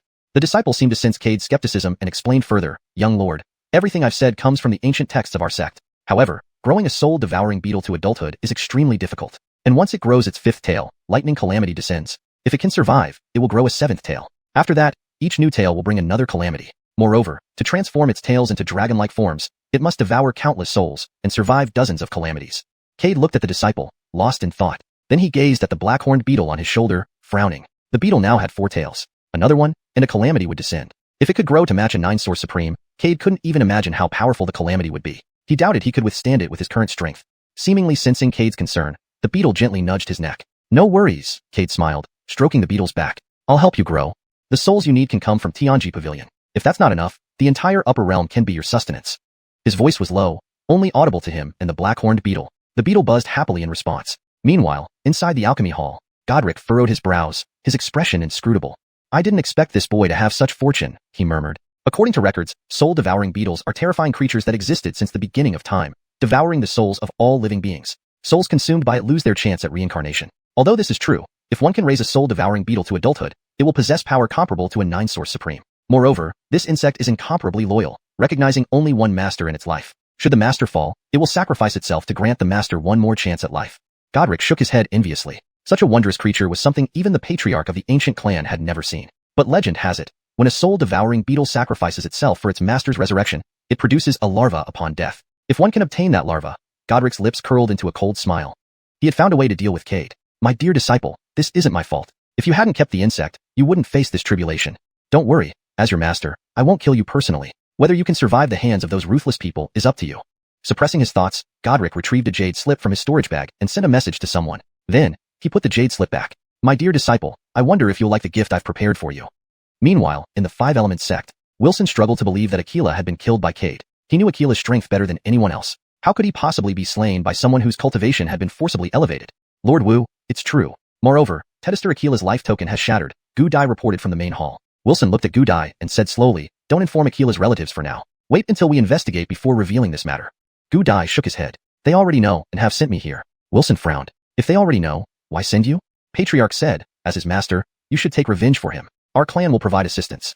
Translation ends here. Would you like to continue with the next part, or make any adjustments? Additionally, the Patriarch asked me to convey to Lord Wilson that although we are both of the human clan, the entire human clan holds the ancient family in the highest regard. Lord Wilson should think carefully before taking action. Otherwise, if any more unpleasant incidents occur, it could damage the relationship between us. With that said, Gu Dai left without waiting for Wilson's response. Watching the direction in which Gu Dai had departed, Wilson gritted his teeth and clenched his fists, his eyes flashing with overwhelming hatred. Indeed, though they were both part of the human clan, the ancient family had best preserved their strength from ancient times. Therefore, within the entire immortal ancient continent, the ancient family was currently the strongest. Despite the countless sects established across the immortal ancient continent, even the leaders of these sects would bow their heads upon encountering the head of the ancient family.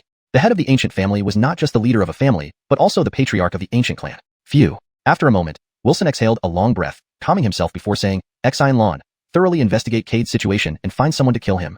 Chapter 217. Putting on an act. A woman dressed in black emerged from the darkness. The woman knelt on one knee respectfully. Tedister Dan, shall I directly strike and kill him? Wilson glanced at Xiuxian, who was kneeling on the ground, paused for a moment, then nodded. You have reached the peak of true immortal realm, yet you are to slay someone in the late inquiry stage. Indeed, it sounds somewhat humiliating, but as long as we can kill Cade, your pride does not matter much. Besides, no one will recognize you. Xiuxian lowered her head. My life belongs to Tedister Dan. As long as I can serve Tedister Dan, even if it means walking through fire and braving boiling oil, I would do it without hesitation. Wilson nodded in satisfaction. Go ahead. If even you cannot kill Cade, there's no need for you to return. Yes. As Xiuxian left, Wilson took out a palm-sized wooden figurine from his storage bag.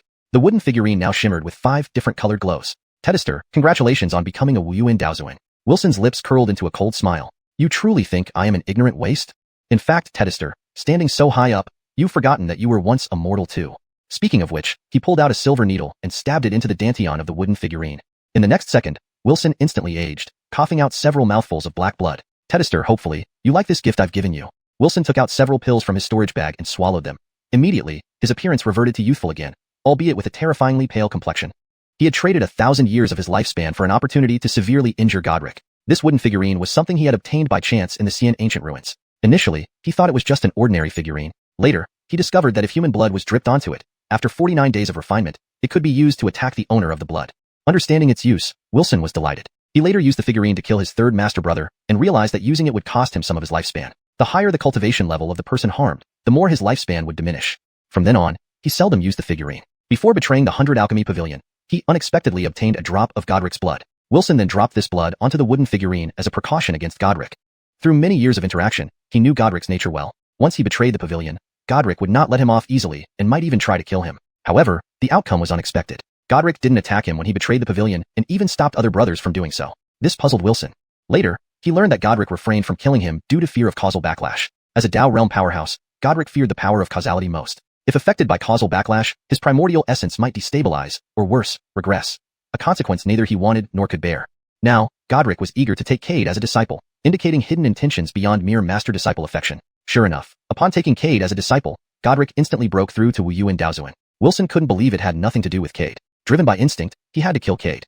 Suppressing his thoughts, Wilson twisted a nearby lantern. Instantly, a secret door appeared on the ground. Wilson looked around before opening the door and walking down. Meanwhile, atop the alchemy tower of the 100 Alchemy Pavilion, Godric, meditating cross-legged with closed eyes, suddenly changed expression and spat out a mouthful of blood. Who dared to severely injure me from the shadows? Godric wiped the blood from his mouth, his eyes flashing with murderous intent. Who dared to harm him secretly? Wasn't he a xiuxian? The elders and disciples of the 100 Alchemy Pavilion all looked up toward the alchemy tower, confused by the sudden burst of terrifying murderous intent from their leader. Could someone be planning an attack on the pavilion leader? The elders exchanged glances and set out to find Cade. As the pavilion leader's successor, Cade might know something. Upon arriving at Cade's residence, they found it tightly shut. The elders frowned. Logically, Cade should rush to inquire about the situation given the pavilion leader's outburst. Yet he was here in seclusion. They felt the relationship between Cade and the pavilion leader wasn't as close as they imagined, more like strangers. Basimil of doubts, they decided to knock on Cade's door to ask what happened. The door opened quickly. Seeing a group of elders gathered outside, Cade was surprised. Elders, why have you come? Cade stared at the elders, feeling perplexed. Being the young pavilion leader, they should visit during suitable times, and certainly not empty-handed. Cade, have you received any news from the pavilion leader? Cade frowned. News? What news? He had no clue. Seeing Cade's confusion, one elder laughed awkwardly and pointed to the alchemy tower. Didn't you feel the pavilion leader's frightening murderous intent? Upon being reminded, Cade turned towards the alchemy tower. Indeed, a terrifying wave of killing intent erupted from there, turning the sky bloody red. What's happening? Cade frowned. Why such intense murderous intent? Had someone offended him? But staying within the 100 Alchemy Pavilion, who could offend him? Moreover, who dared challenge a xiuxian? Elders, did you come to have me investigate? The elders smiled awkwardly and nodded. Young lord, with the pavilion leader furious, none of us know what happened. It's best if you, as his successor, inquire. Doing so can also improve your relationship with him. Finding the logic sound, Cade bowed. Thank you for the reminder, elders. I will go to the alchemy tower right away to see what has happened. Good idea, the elders agreed. And you can bring along senior brothers like Lin. They've been with the pavilion leader for years and understand his character better. Translation ends here while maintaining paragraph structure and style as instructed. Bringing them along would be more prudent.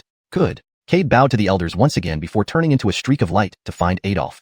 Watching Cade leave, the elders exchanged glances. Cade's attitude seemed too cold and indifferent. After all, the pavilion leader was his master. Facing such a situation, Cade remained unusually calm. This puzzled them. They were all mentors with disciples of their own. Yet their interactions with their disciples were nothing like this. Shaking their heads, they felt something was off but decided not to delve deeper. After all, neither the pavilion leader nor Cade was someone they could easily offend. One was the current tedister of 100 Alchemy Pavilion, and the other was its future tedister. No matter which side they stood on, it would ultimately lead to offending the other. Instead of putting themselves in an awkward position, they chose to stay neutral. As Cade walked through the air, scenes from his time with Godric kept flashing in his mind, as well as all that had happened since. He felt Godric was hiding something from him, or more accurately manipulating him. Though he lacked concrete evidence, years of experience made him trust his instincts. Godric appeared to care for him deeply, but there were moments where his actions were inexplicably cold. For instance, when Aquila provoked him earlier, Godric did nothing about it, which was highly unreasonable given that Argyle was his direct disciple. If Cade lived, his lineage wouldn't be broken. Yet, Godric showed no concern. Perhaps his experiences at Purple Cloud Sect had sharpened his intuition. Thus, after leaving Dan Tower, Cade became wary of Godric. Soon, Cade arrived at senior brother Adolf's residence and knocked gently on the door. Moments later, the door opened. Adolf looked surprised upon seeing Cade. Younger brother, is there something you need? Senior brother. Cade bowed. Did you feel Tedister's killing intent? As he spoke, he pointed towards Dan Tower. The terrifying killing intent that had enveloped Dan Tower had now vanished completely. Hearing this, Adolf frowned and looked towards Dan Tower, then shook his head. I didn't sense anything. Our residences block external energies to avoid disturbances during alchemy. Is something wrong?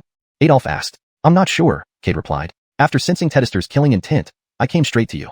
I thought we should go together to ask what happened and see if we can help. Adolf nodded in understanding. All right, let's go together. However, he added with a smile, given Tedister's power, there might be little we can do. He's already a xiuxian. So few in this ancient continent can challenge him. And for him to react so strongly, this matter must be serious.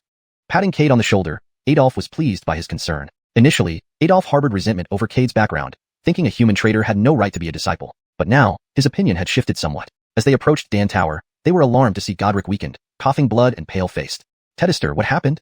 Adolf and Cade rushed to Godric's side. Seeing them, Godric managed a weak smile. You've come. Speaking caused him to spit out more blood. Tedister, what happened? Adolf asked anxiously. Godric patted Adolf's wrist. Looking at Cade, who stood nearby with a grim expression, he smiled weakly. Little Xuan, I'm fine. The pavilion will be under your and senior brother Lin's management for some time while I go into seclusion. Understood, Cade nodded. Godric took 2 pills from his storage bag and left for seclusion immediately. Damn. Adolf's eyes burned with anger. He desperately wanted to know who dared harm their master. If he found out, he would stop at nothing to avenge him. Cade, however, watched silently, sensing something amiss. Godric's timing was too coincidental. He wondered what the last glance meant. Days passed, and Adolf noticed Cade's concern. Younger brother, I know you're worried and want to find out who hurt Detester, but with your current strength, even knowing won't change anything. Focus on improving your cultivation. Cade nodded and bowed. Senior brother, the sect's matters are entrusted to you during this period. Though Detester mentioned dividing duties between us, you're young and inexperienced. Teddy-naging the entire 100 Alchemy Pavilion would be unbearable for you. During this time, focus on advancing your cultivation. Adolf readily agreed. After bidding farewell, Cade returned home. Moments later, a coldness flashed in his eyes. In the next second, a chilling gleam shot toward Cade's neck. Humph! Cade's voice echoed, followed by dense fog appearing around him. Water rapidly gathered. Silence! From Cade's lips came a low command. He stared at the graceful figure suspended mid-air, smirking. You've got quite the nerve to hide in my residence. Translation continues maintaining original structure and tone. Xiuxian's face was grim as she glared intensely at Cade. She had intended to deliver a fatal blow. But she hadn't expected Cade to be so vigilant. Before she could make her move, he had already detected her. Moreover, this mystical ability of his was extremely bizarre. If Cade were a late-stage seeking Dao cultivator, it was astonishing that he could put her, a peak true immortal realm cultivator, in such an embarrassing position. Trapped in this fog, she found herself unable to move. And the most fatal point was that being unable to move made her like fish on a chopping board. Who exactly are you? Xuanhuan looked at Cade with unfriendly eyes. You came to kill me, and yet you don't know who I am? Cade gazed mockingly at Xuanhuan suspended in mid-air. I'm very curious, who sent you to kill me? If I haven't guessed wrong, the person who sent you must have some connection with 100 Alchemy Pavilion. I'll think carefully, it shouldn't be my unfortunate master. He probably wouldn't bear to kill me now. So, there's only one possibility. Translation continues maintaining original structure and tone. Chapter 218. The Two-Faced Senior Brother. Xuanhuan's eyes widened in disbelief as she stared at Cade. He had just revealed such a secret. According to outside rumors, the head of Bidan Pavilion, Godric, adored his successor, Cade, immensely, to the point that he was willing to damage his own essence to forcibly enhance Cade's cultivation. Yet now, Xuanhuan learned from Cade himself that Godric intended to kill him. If she hadn't confirmed that this person before her was indeed Cade, she would have doubted her own hearing. This completely contradicted what everyone believed. Perhaps sensing the shock in Xuanhuan's eyes, Cade gave a calm smile. You're surprised by this news? Xuanhuan nodded almost instinctively, but quickly realized she had come to kill Cade. If Godric could slay Cade, she wouldn't need to act herself. Ha ha ha. Seeing this, Cade couldn't help but laugh. It seems your intel is lacking. Forget it, let's not talk about that. If I'm not mistaken, Wilson must have sent you to kill me. No matter how well Xuanhuan controlled her expression, surprise flashed across her eyes. How did he guess? She thought she had hidden everything well, yet he still saw through it. And looking at him, he didn't seem surprised at all, as if he had expected this all along. So, it's true. But sending a peak true immortal to kill me is underestimating me. Cade's face was full of mockery. With his current strength, a mere peak true immortal was beneath his notice. Cade was confident enough to face a Gujing realm cultivator who had lit 10 red soul lamps. A single punch from him could extinguish a peak true immortal. How can that be? You can't possibly be that strong, Xuanhuan stammered. From what I know, Godric forcibly raised your cultivation. How could you be so powerful? You were able to kill Aquila and others only because of the incredible weapon you wielded. Otherwise, with your abilities, it would have been impossible. In the end, Cade, you are just an artificially created K'er Dao cultivator. How much combat power can you possibly have? With these words, a mocking smile appeared on Xuanhuan's face. In her view, she had likely been trapped by some kind of magical artifact. Otherwise, with her peak true immortal prowess, how could she have been ensnared by a mere late-stage K'er Dao cultivator? Hearing this, Cade merely smiled calmly, not taking it seriously. This perception worked to his advantage. Now everyone thought his cultivation was forcibly enhanced, that they underestimated him, considering him lucky. As a result, no one would target him, making his next moves easier. Having obtained Swallow Heaven's head, Cade needed to find its limbs next to suppress the soul within him. As for whether Godric was plotting against him, Cade didn't care as long as it didn't affect his goals. Moreover, as a xiuxian, Godric had absolute power. Any move against Cade would carry too great a cost. Without directly impacting his interests, Cade would not escalate things. Finding Swallow Heaven's limbs was his top priority. Seeing Cade approach, sweat began to bead on Xuanhuan's forehead. She felt an inexplicable fear as she looked at the man before her, who seemed more like a humanoid demon beast than a human. What are you going to do? Xuanhuan panicked. The man before her was different from the rumors. Of course, I'm going to kill you. Before Xuanhuan could react, a burst of golden light exploded from Cade's arm. Aya! Xuanhuan screamed as time seemed to speed up around her. In a few breaths, her black hair turned white, and her smooth skin became wrinkled. Her cultivation rapidly depleted. What did you do to me? Xuanhuan looked at Cade in terror, realizing his terrifying power for the first time. I am taking your time. Taking my time? Confusion flickered in Xuanhuan's eyes. Within a breath, she turned into ash, vanishing from the world. Cade glanced at the six-winged golden cicada at his feet and smiled approvingly. Leaving dreamy homeland, he sat down to meditate. Meanwhile, Wilson stared at the shattered jade token before him, his brows knitted tightly. Xuanhuan was dead. How could this happen? Xuanhuan was a true immortal, easily capable of killing Cade, a late-stage K'er Dao cultivator. Why did she fall so quickly? Did Detester discover something? Wilson muttered, but dismissed the thought. Godric had been gravely injured by wooden puppet, with unstable essence. While he might be able to act soon, the consequences weren't something Godric could afford. Having barely ascended to xuanhuan, his fifth origin wasn't stable yet. Acting rashly could cause it to collapse. Even though he only killed a peak true immortal, karma was strange. Godric couldn't kill Wilson or those close to him, but Wilson could kill him. Contemplating this, Wilson grew even more puzzled. If it wasn't Godric who killed Xiuxian, then who? Throughout this, he never considered that it might be Cade. To him, Cade was just a weak late-stage Kaer Dao cultivator, unable to defeat a peak true immortal like Xiuxian no matter his abilities. I must find a chance to lure Cade out of By-Dam Pavilion. Otherwise, as long as he stays there, no one can touch him. Wilson's brow furrowed deeply when his thoughts were interrupted by a voice. Lord Wilson, what are you thinking about? Looking up, Wilson saw a tall man with a square face approaching. Clad in a golden robe, his hair moved without wind, exuding authority. It was none other than the patriarch of Wuxing sect, Xuanhuan. Greetings, patriarch. Wilson stood and bowed, sighing with frustration. You've heard that Detested recently took on a successor. I asked Aquila to test him, but this boy was ruthless, killing Aquila and others. Now, the Gu family is demanding revenge. I sent Xiuxian to assassinate Cade, but she died unexpectedly. I'm pondering how to deal with Cade. Xuanhuan laughed. Lord Wilson, I thought it was something serious. Killing a junior late-stage Kaer Dao isn't a big deal. Xuanhuan knew about Cade and was curious about someone Godric valued so much. Learning that Cade had killed Aquila, he felt both shocked and enraged. With proper training, Aquila could have become a powerful figure. Thinking of this, he sighed. Don't forget, many people want to test this young master's abilities, including dissenters within By-Dam Pavilion. With Wuxing realm opening soon, we could use this opportunity to eliminate Cade there. By then, no matter how much resentment Godric harbors, there will be no direct evidence. Chapter 219, Secrets and Schemes. Swallow the humiliation and endure it. After all, he should be well aware of what Wuxing realm is like. Upon hearing Xuanhuan's words, Wilson's eyes sparkled with a sudden realization.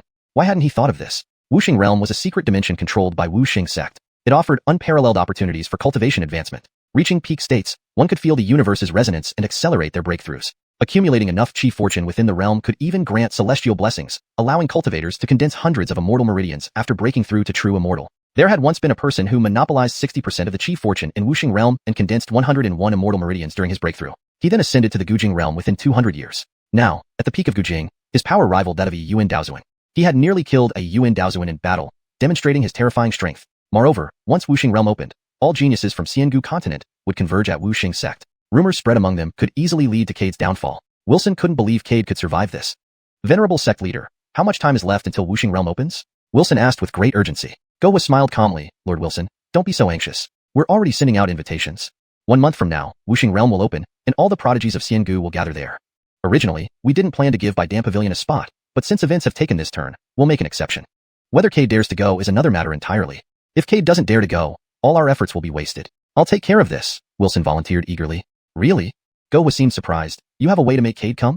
My senior brother has never respected me. I can spread news that my disciples will also be attending. He'll surely send Cade to protect them. Thinking of Haywood, Wilson gritted his teeth. Even before he left By-Dam Pavilion, his senior brother had been harsh and unforgiving. Mistakes earned him beatings and scolding. Once, because he misidentified a plant, Haywood made him kneel outside the elixir tower in the snow without any protection. No matter how Wilson pleaded, he wasn't allowed back inside. He even sought out Detested Godric, but Godric had told him, your senior brother does this for your own good. You should be grateful, not resentful. Follow his instructions, he won't harm you. Such instances were countless. Whenever Wilson rebelled, both Detested Godric and Haywood punished him relentlessly, claiming it was for his benefit. But did real benevolence mean kneeling alone and freezing cold? Did it mean having his limbs broken over a furnace mishap, or enduring insults from fellow disciples for a failed pill? Did it mean being left alone in a dangerous mountain full of beasts as a young child because he couldn't collect certain herbs? Reflecting on those times brought both laughter and sorrow. How ridiculous and pitiful. Under the guise of doing good, he had endured constant torment. In their minds, he was always unworthy. Another bitter memory resurfaced. When Wilson defected, Detested Godric had pretended to be heartbroken. Wilson wanted to ask, Detested, am I really your disciple or just a punching bag for senior brother? But fear held his tongue, and he left a single pill behind before fleeing By-Dam Pavilion. Now, recalling these memories sent chills down his spine. Some wounds take a lifetime to heal. And so, Wilson resolved to eliminate Cade. With Cade gone, Godric would lose his successor. Finding another suitable disciple would be difficult. Cade must die simply because he was Godric's successor. Chapter 220, The Invitation and Betrayal. You're saying your senior brother will send Cade into Wuxing realm to kill your disciples? Xuanhuan found it hard to believe. Despite Wilson's betrayal, he and Haywood were still childhood companions and brothers in cultivation. They had differences in alchemy, but such ruthlessness was unprecedented. Yes. Wilson nodded bitterly. Lord Xuanhuan, you've been deceived by my senior brother's false facade. He's nothing more than a waste of space who projects his own frustrations onto others. To outsiders, he's the shining first disciple of By-Dam Pavilion. Privately, he's a cruel and heartless individual. Xuanhuan looked at Wilson's grim face, unsure of what to say. Wilson had betrayed By-Dam Pavilion and joined Wuxing sect under mysterious circumstances. Now it seemed everything had its roots in this past. I will send an invitation to Cade. Regarding Xiuxian's assassination attempt, now that she's dead, By-Dam Pavilion must be on alert. Be cautious for a while. With those words, Gohua departed. Wilson leaned back in his chair, his gaze melancholic. Those who mattered most to him had hurt him deeply. Cade, don't blame me. Blame your master. If you weren't Godric's disciple, I wouldn't target you. ###### inside by Dan Pavilion. Cade frowned at Haywood. Senior brother, why haven't I heard of this? Moments earlier, Haywood summoned Cade and accused him of withholding a large amount of herbs. Cade felt blindsided. He hadn't refined any elixirs in 2 years. How could he be guilty of this? Junior brother, you need to know limits when it comes to withholding herbs. Now that someone reported you, it shows just how much you've withheld. I'll overlook this, but if it happens again, I won't spare you despite our sibling bond. Haywood looked at Cade with deep disappointment, as if Cade had committed an unforgivable sin. Since leaving seclusion, I haven't refined any elixirs for anyone. Why would you think I withheld herbs? Besides, it's common practice for alchemists to withhold some ingredients. Can you guarantee no other alchemists in the sect have done the same? Cade glared at Haywood, who blinked and frowned, clearly displeased. How do you speak to your senior brother? Haywood slammed his hand on the table, unleashing his xiuxian power, turning it to dust. Note *, this translation maintains the narrative flow and tone, ensuring consistency with the previous chapters. The character names are transliterated accurately using pinyin. Senior brother, junior brother is merely stating a fact, Cade said fearlessly. Is it wrong for me to speak the truth? Cade. Haywood flew into a rage at Cade's audacity. I don't care who is right or wrong, but remember your position. You are by Dan Pavilion's legacy disciple, and you will be the future Pavilion Tedister. You should maintain proper conduct, Haywood continued. Besides, it takes 2 to tango. If you did nothing wrong, why would any disciple come to me with complaints?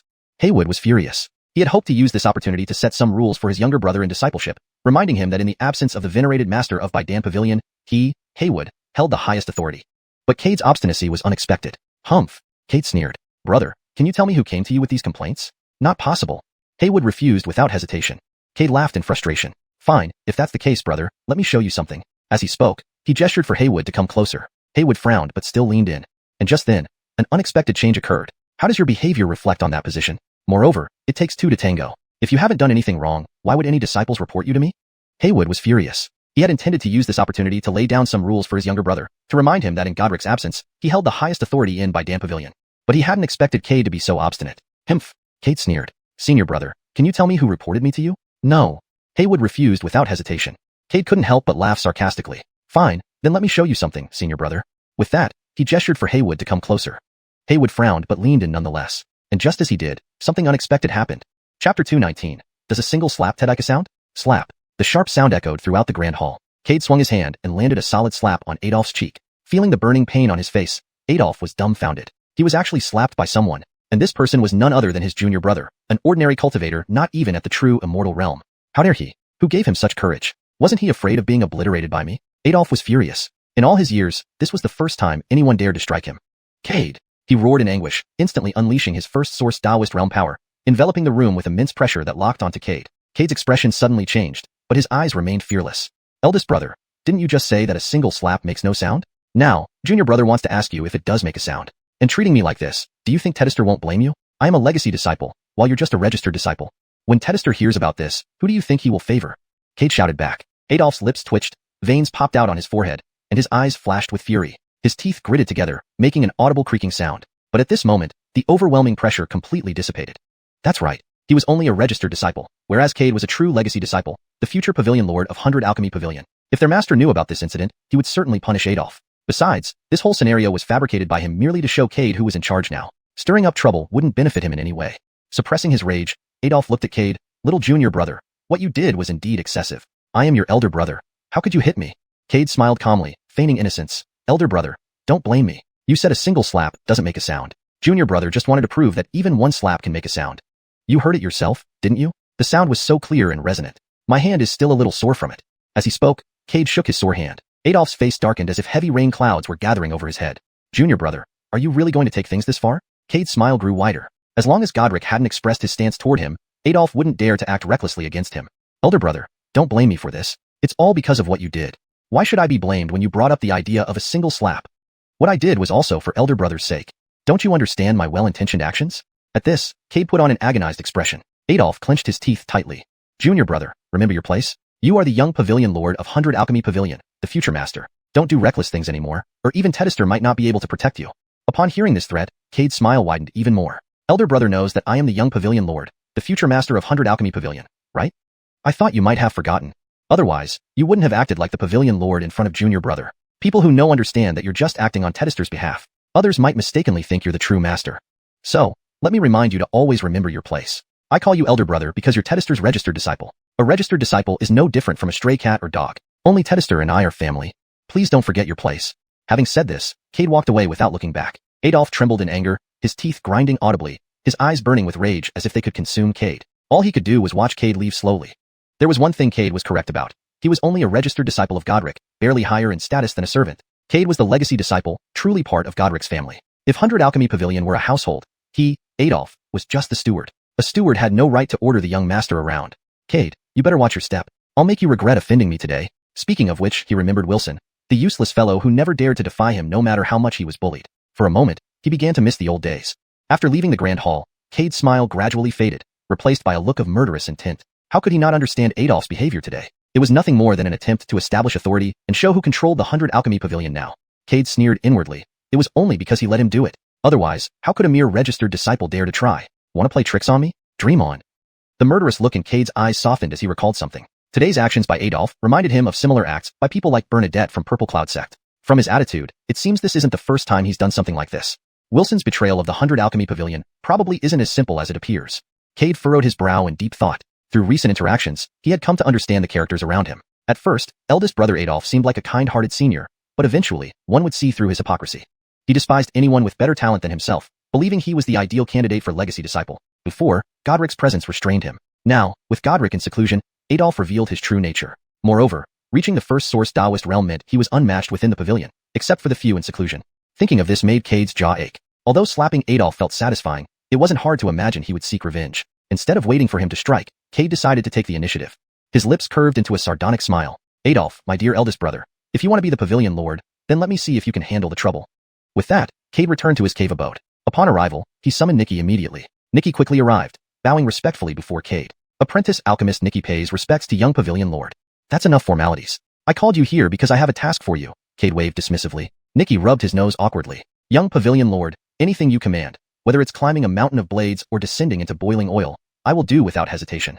Glancing at Nikki, Cade pulled out a stack of alchemy formulas from his storage bag. Ted, I'm sure every alchemist in the sect has a copy of these formulas. Keep our identities secret.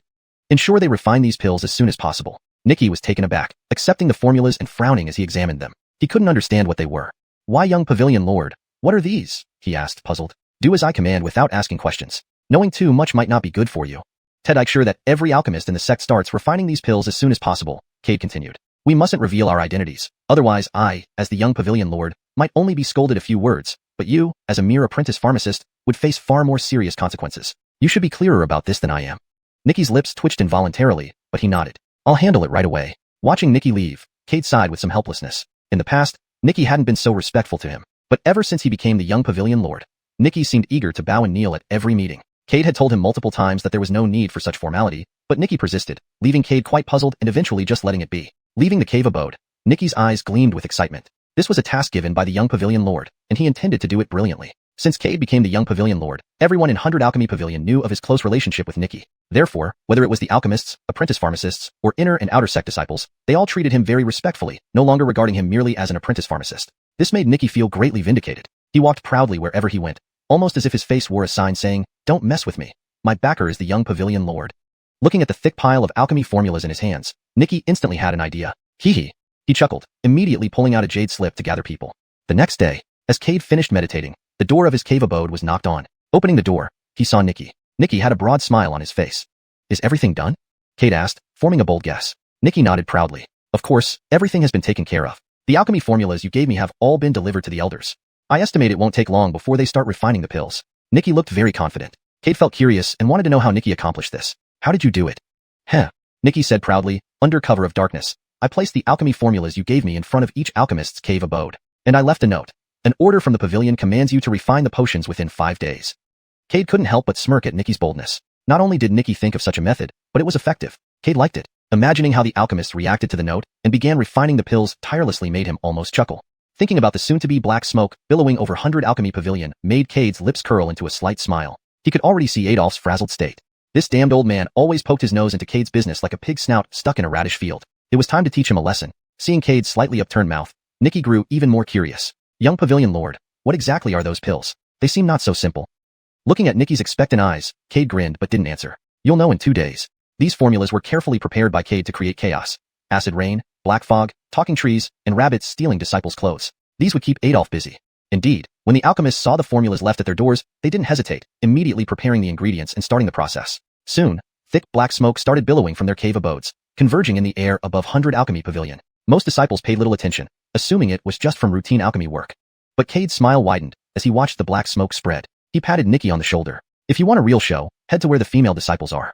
If not, forget I said anything. Nikki didn't fully understand but trusted Cade, running towards where the female disciples gathered. Seeing Nikki disappear into the distance, Cade's smile grew broader. He could almost visualize Adolf's disheveled appearance soon.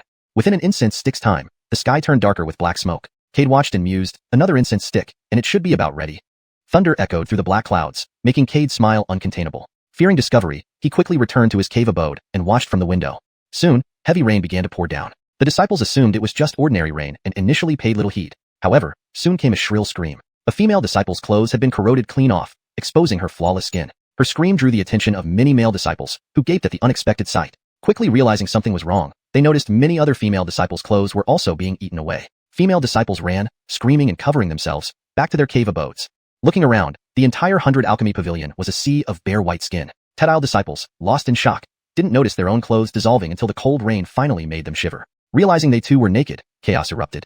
Nikki, holding an umbrella, watched the scene with widened eyes, his mouth nearly reaching his ears. He was certain Cade wouldn't deceive him. This was indeed a sight to behold. Observing the falling rain, Nikki was also wary. He understood this rain was related to the alchemy formulas he delivered. Just thinking about it sent chills down his spine. If anyone in 100 Alchemy Pavilion found out, he'd be in deep trouble, even stripped bare himself. The furious female disciples would never let him off the hook. Knowing their temper, he instinctively ducked and swallowed hard, continuing to watch. Live for the moment. Enjoy today's pleasures without worrying about tomorrow's troubles. With this thought, he relished the moment, leaving the aftermath for later. Moreover, as long as the young pavilion lord was here, he would be fine. Look, he has an umbrella. A female disciple pointed to Nikki holding an umbrella. Her upper body was bare, but her lower half remained intact. Before Nikki could react, she dashed forward, snatched the umbrella, and ran off. Nikki's mouth twitched as he watched his clothes corrode away. He quickly retrieved another umbrella from his storage bag. Fortunately, Cade had advised him to bring extra umbrellas, proving wise now. However, he soon realized something odd. The young pavilion lord seemed overly familiar with such schemes, almost as if he had done this before. Thinking about this, Nikki's mouth twitched again. He felt like he had stumbled upon a secret. Meanwhile, within the 100 Alchemy Pavilion, some of the spirit herbs and spirit trees suddenly began to sway. Moments later, a tall spirit tree actually started speaking. Why are these people running around naked? It asked. I can actually speak, it marveled. I really can speak, it exclaimed again, filled with joy. The spirit tree, thrilled at its newfound ability, twisted its towering body, using its vines to grab several fleeing female disciples, pulling them in front of itself. Can you hear me now that I can speak? The female disciples felt like dying. Their hands and feet were bound by the vines, exposing much more than they intended. Several male disciples stopped to watch, only to soon find themselves ensnared by the same vines. In no time, both groups found themselves unexpectedly exposed to each other. Ah!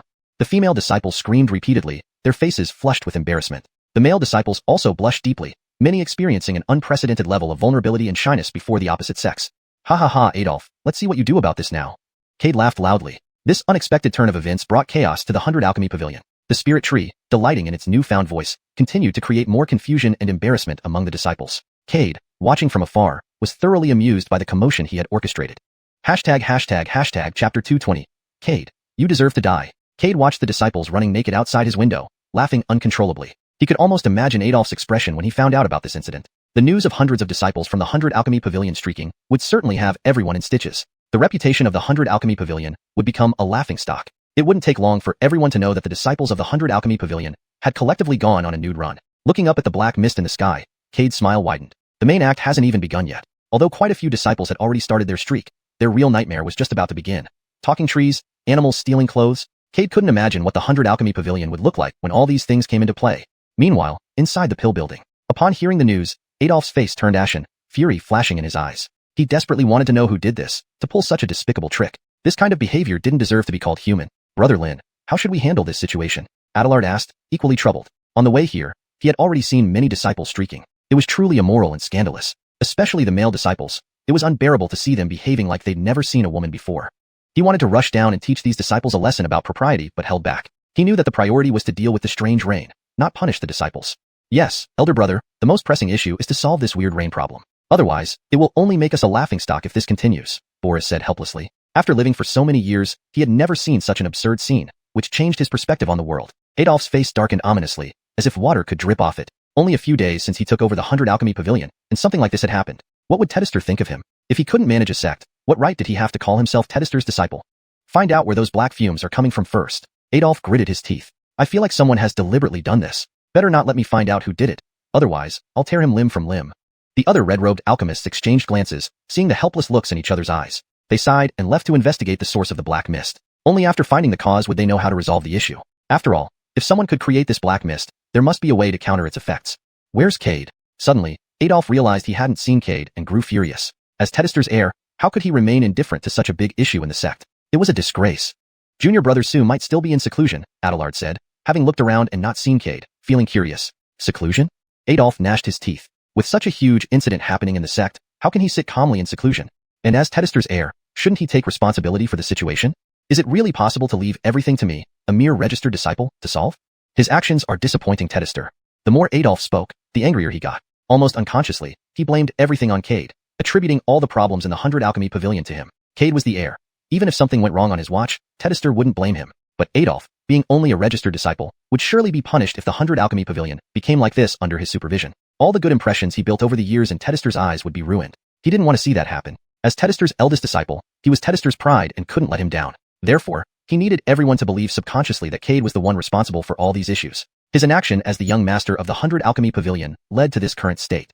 Adelard listened to elder brother's words, frowning deeply. His elder brother's logic was becoming increasingly absurd. Junior brother was only a Dao-asking cultivator. Even if he wanted to manage the 100 Alchemy Pavilion, what could he do with his level of cultivation? Moreover, Cade had already admitted earlier that his weak cultivation and limited abilities made it impossible for him to manage the 100 Alchemy Pavilion, thus leaving it entirely in Adolf's hands. Yet now, his elder brother wanted to push all the blame onto junior brother. This was too much. Was this the elder brother he once respected? In his memory, elder brother Adolf had always been courteous and kind. Since joining the 100 Alchemy Pavilion, he had been well cared for by his elder brother. But now, his performance was deeply disappointing, completely altering the perfect image he had in Adelard's mind. Adolf noticed Adelard's changing expression, realizing he had said too much. Just as he opened his mouth to explain, Adelard bowed and turned to leave. Watching Adelard walk away, Adolf felt incredibly regretful. In his urgency, he forgot to maintain his image. If this were known, how could he continue to lead his juniors? Hurriedly, he chased after Adelard to explain but found that Adelard had already left. Damn!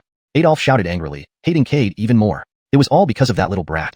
He couldn't understand why Tedester insisted on taking Cade as an heir. Wasn't he good enough? He had been by Tedester's side for over 1,000 years, yet Tedester still didn't approve of him. Was he really inferior to others? He couldn't accept it. Even though he was a red robe alchemist, why did Tedester refuse to take him as an heir? Ah! Adolf roared in anger, emitting a powerful aura that obliterated everything inside the room. Ellin, red robe? A timid voice came from outside the door. What? Adolf's eyes flared with anger as he looked at the person speaking. The reporting disciple shivered in fear, kneeling on the ground, trembling. Tedester Lin, Wu Xing sect, sent an invitation, inviting young Tedester Cade to Wu Xing world. Wu Xing sect. Adolf frowned. Didn't they say they wouldn't give us any slots this year? Why send one now? I don't know. Leave the invitation and you may go, Adolf ordered. Yes. The disciple hurriedly placed the invitation down and fled, beads of cold sweat rolling down his forehead. Just thinking about the earlier encounter made his back chill again. That was a Dao realm powerhouse, nearly sending him to his doom. Looking at the invitation with Wu Xing sect's emblem, Adolf's expression deepened in thought. After a moment, realization dawned on him. This must be that traitor Wilson's plan, to kill Cade in Wu Xing world. After all these years, he's still as foolish as ever. Once Wu Xing world opens, all the prodigies of the Immortal Valley continent will head there, to seek opportunities to become immortal kings. Though Cade is strong, he comes from a humble background. Translation ends here due to text length limits. When encountering the geniuses of Immortal Valley continent, even true prodigies are not enough. Thinking of this, Adolf's eyes suddenly flashed with a hint of murderous intent. Little junior brother, since your second elder brother sincerely invites you, it would be heartless if you don't accept his invitation as a junior brother. Since that's the case, I'll accept on your behalf. But whether you can return after going depends on your own abilities. Humph. Adolf let out a cold snort, the murderous intent in his eyes growing stronger. If Cade perished, Tedester would have no choice but to select another suitable successor. Then, he himself would have a significant chance of becoming Tedester's successor. He didn't believe that after all these years of accompanying Tedester, Tedester really hadn't noticed him. Second junior brother, since you want to kill little junior brother, then as an elder brother, I must give you a helping hand. Otherwise, if no one takes action against our little junior brother, wouldn't your plan fall apart? A sneer appeared on Adolf's face. He had already imagined the scene where Cade was killed by the geniuses of Immortal Valley continent. Little junior brother, blame yourself for taking the position that belongs to me. Inside Cade's cave residence, Cade looked at Adelard sitting opposite him with surprise. Elder brother Xiu, why did you come here? Himph. Adelard snorted coldly. Can't I come to see my little junior brother? Sure.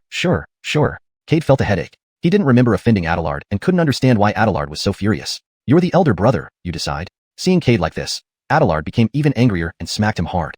Brother, why did you hit me? Cade felt wronged. He hadn't provoked anyone, attacking him for no reason. What kind of person does that? You need to be more mindful. You're already a Dao-asking cultivator, yet you act like a child every day, Adelard said with regret, almost feeling like scolding iron into steel. Recalling what elder brother had said earlier, Adelard's anger flared up again. If only this kid were a bit stronger, the 100 Alchemy Pavilion wouldn't be dominated by elder brother. After all, Cade was the future pavilion lord. Seeing Adelard like this, Cade guessed something must have happened. Elder brother Xiu, did something happen? Ah. Adelard suddenly sighed, shaking his head. It's not a big deal. It's just that elder brother plans to push the blame of this strange rain onto you. So when Detested comes out of seclusion, he won't blame him. Elder brother wasn't like this before. Why has he become like this now? Ah. Cade put on an astonished face. Why would elder brother do such a thing? This has nothing to do with me. Why would he blame me for the strange rain? Cade lied without batting an eye, as if this incident truly had nothing to do with him. Who knows? Adelard sighed again. Elder brother wasn't like this before. I don't understand why he changed. In my memory, elder brother has always been easygoing and willing to stand up for his juniors. Now, regardless of whether it's related to him, as elder brother, he should take responsibility for you. But now, this is clearly connected to him, yet he wants to shift all the blame onto you. This infuriates me and makes him seem foreign. Seeing Adelard's angry face, Cade subconsciously touched his nose. If Adelard knew he was the one responsible, what would he think? Just as Cade was about to speak, the door of his cave residence suddenly opened. Nikki rushed in excitedly. Young lord, your pill formula worked wonders. Today, I got a real feast for my eyes. Noticing Red Robe Adelard still sitting inside Cade's cave residence, Nikki's mouth twitched, and he swallowed the words he was about to say. Disciple Nikki pays respects to Red Robe Adelard. Nikki trembled, realizing he might have made a mistake. Trouble. But it wasn't his fault. He hadn't expected Adelard to be there. Cade was speechless. As they say, it's not the godlike opponent to fear, but the pig-like teammate. At that moment, Adelard's face darkened like a pot bottom. Ignoring Nikki standing beside him, he turned his icy gaze towards Cade. Little junior brother, what's the deal with the pill formula? Adelard's tone was cold, as if ready to tear Cade apart. Brother Xiu, listen to me. Cade smiled awkwardly. It's not what you think. I did it just to annoy senior brother Lin. Then, Cade detailed the events between him and Adolf. After hearing the story, Adelard frowned. Logically, elder brother shouldn't be like this. But why has he changed since Detested went into seclusion? Adelard was puzzled. Is this still the elder brother he knew? I don't know either, Cade shook his head. Perhaps elder brother is doing this just to prove his presence. Otherwise, once Detested is in seclusion, I'm the heir and the young lord of the 100 Alchemy Pavilion, the future master. The entire 100 Alchemy Pavilion will listen to me, the young lord. Naturally, elder brother would lose his voice. So, I think he's doing this to draw everyone's attention to him, to make everyone understand that he's the one who speaks in the 100 Alchemy Pavilion. Hearing Cade's analysis, Adelard's frown deepened. All right. After a long silence, Adelard finally spoke helplessly. The great image of elder brother Adolf in his mind had completely collapsed. Then, he looked at Nikki, who stood uneasily. Since you follow the young lord, don't be so impulsive. You represent the young lord's reputation. It's fine if you embarrass yourself, but embarrassing the young lord is the greatest concern. Understood, Red Robe Adelard. Nikki nodded respectfully, daring not to contradict Red Robe Adelard. Moreover, what Adelard said made sense. Today, his excitement had led him to forget he represented Cade's reputation. Embarrassing himself wasn't a big deal, as he was just one among tens of thousands of medicinal boys, unknown to many. But Cade was different. He was the young lord of the 100 Alchemy Pavilion and its future pavilion lord. Fine, you may leave. I need to talk with your young lord. Yes. Nikki bowed respectfully and left. Inside the cave residence, only Adelard and Cade remained. Looking at Cade, Adelard sighed softly. Little junior brother, I shouldn't be telling you this, but as your elder brother, I owe you this warning. Cade frowned, looking confused at Adelard. Elder brother Xiu, what's happening? Yes. Adelard nodded. Be cautious of senior brother Lin. Lately, he gives me a very unfamiliar feeling. I'm worried he might harm you. Don't think I'm exaggerating, Adelard glanced at Cade. Though I'm only at the peak ancient realm, my intuition is usually right. Senior brother Lin's sudden change in character suggests something we don't know. So be careful. Don't leave the sect unless necessary. Cade nodded. Although Adelard usually acted carefree, lacking the demeanor of an elder brother, he now gave Cade a reassuring feeling. And Adelard had no reason to harm him. Just as Cade prepared to speak, a knock came at the door. Adelard and Cade exchanged glances and immediately stopped talking. It's elder brother, Adelard whispered. He could already sense Adolf's aura. Hum. Cade nodded, rising to open the main door of his cave residence. Sure enough, Adolf was standing outside. Though a smile hung on his face, Cade still caught the fleeting shadow of gloom in his eyes. Cade's heart jolted slightly. Could Adolf have discovered his little tricks? But that shouldn't be the case. Nikki must have been very discreet. It shouldn't have been found out so quickly. Though puzzled by Adolf's arrival, Cade maintained a surprised expression. Senior brother, why are you here? Are you going to make your junior brother perform again whether one slap makes any sound? Adolf's mouth twitched, wanting to smack this boy dead with a single palm. But he ultimately held back. After all, once Cade entered the Five Elements world, he would be as good as dead. He just needed to endure a bit longer, just a little more. Little junior brother, so humorous. Today, senior brother came over because I have something to discuss with you. Translation note. The paragraph structure and line breaks have been preserved as per the original text, ensuring the dialogue and narrative flow remain intact. Chapter 221. I have a Dao venerable grandfather. So it turns out junior brother Xiu is here too. That's perfect. Jean saw Adelard sitting in the cave and greeted him with a smile. Hello, senior brother Lin. Adelard rose and bowed politely. Jean frowned slightly but did not say much more. In the past, Adelard never used to be this respectful towards him. Such changes. He silently sighed, knowing full well his previous words had created resentment within this junior brother. Oh, junior brother, yesterday I indeed wronged you. I apologize for that, Jean said apologetically. If Adelard hadn't told him those words, Cade might have believed he was genuinely apologizing. But now, Jean seemed like a cunning fox to Cade. The apology seemed false. Perhaps there was a trap set for him to fall into. However, they say even the Buddha forgives someone offering a smile. Junior brother, won't you invite your senior brother into your cave? Jean asked with a half-smile as he looked at Cade. Oops, look at me forgetting. Cade pretended to hit his forehead, stepping aside to let Jean into the cave. After they were seated, Adelard casually asked, I wonder why senior brother Lin is here to see me? Cade also turned to look at Jean. He felt this guy was like a weasel wishing a chicken a happy new year. Up to no good. Yet, Cade wasn't afraid. He wanted to see what scheme Jean had up his sleeve. Jean glanced at them both and took out an invitation from his storage bag, handing it over to Cade with a warm smile. Junior brother, the Five Elements sect has sent us an invitation. It invites you to enter the Five Elements realm. You may not know much about the Five Elements realm. The realm contains abundant heavenly chi, which cultivators who reach the peak of inquiry can enter to snatch the blessing of heaven.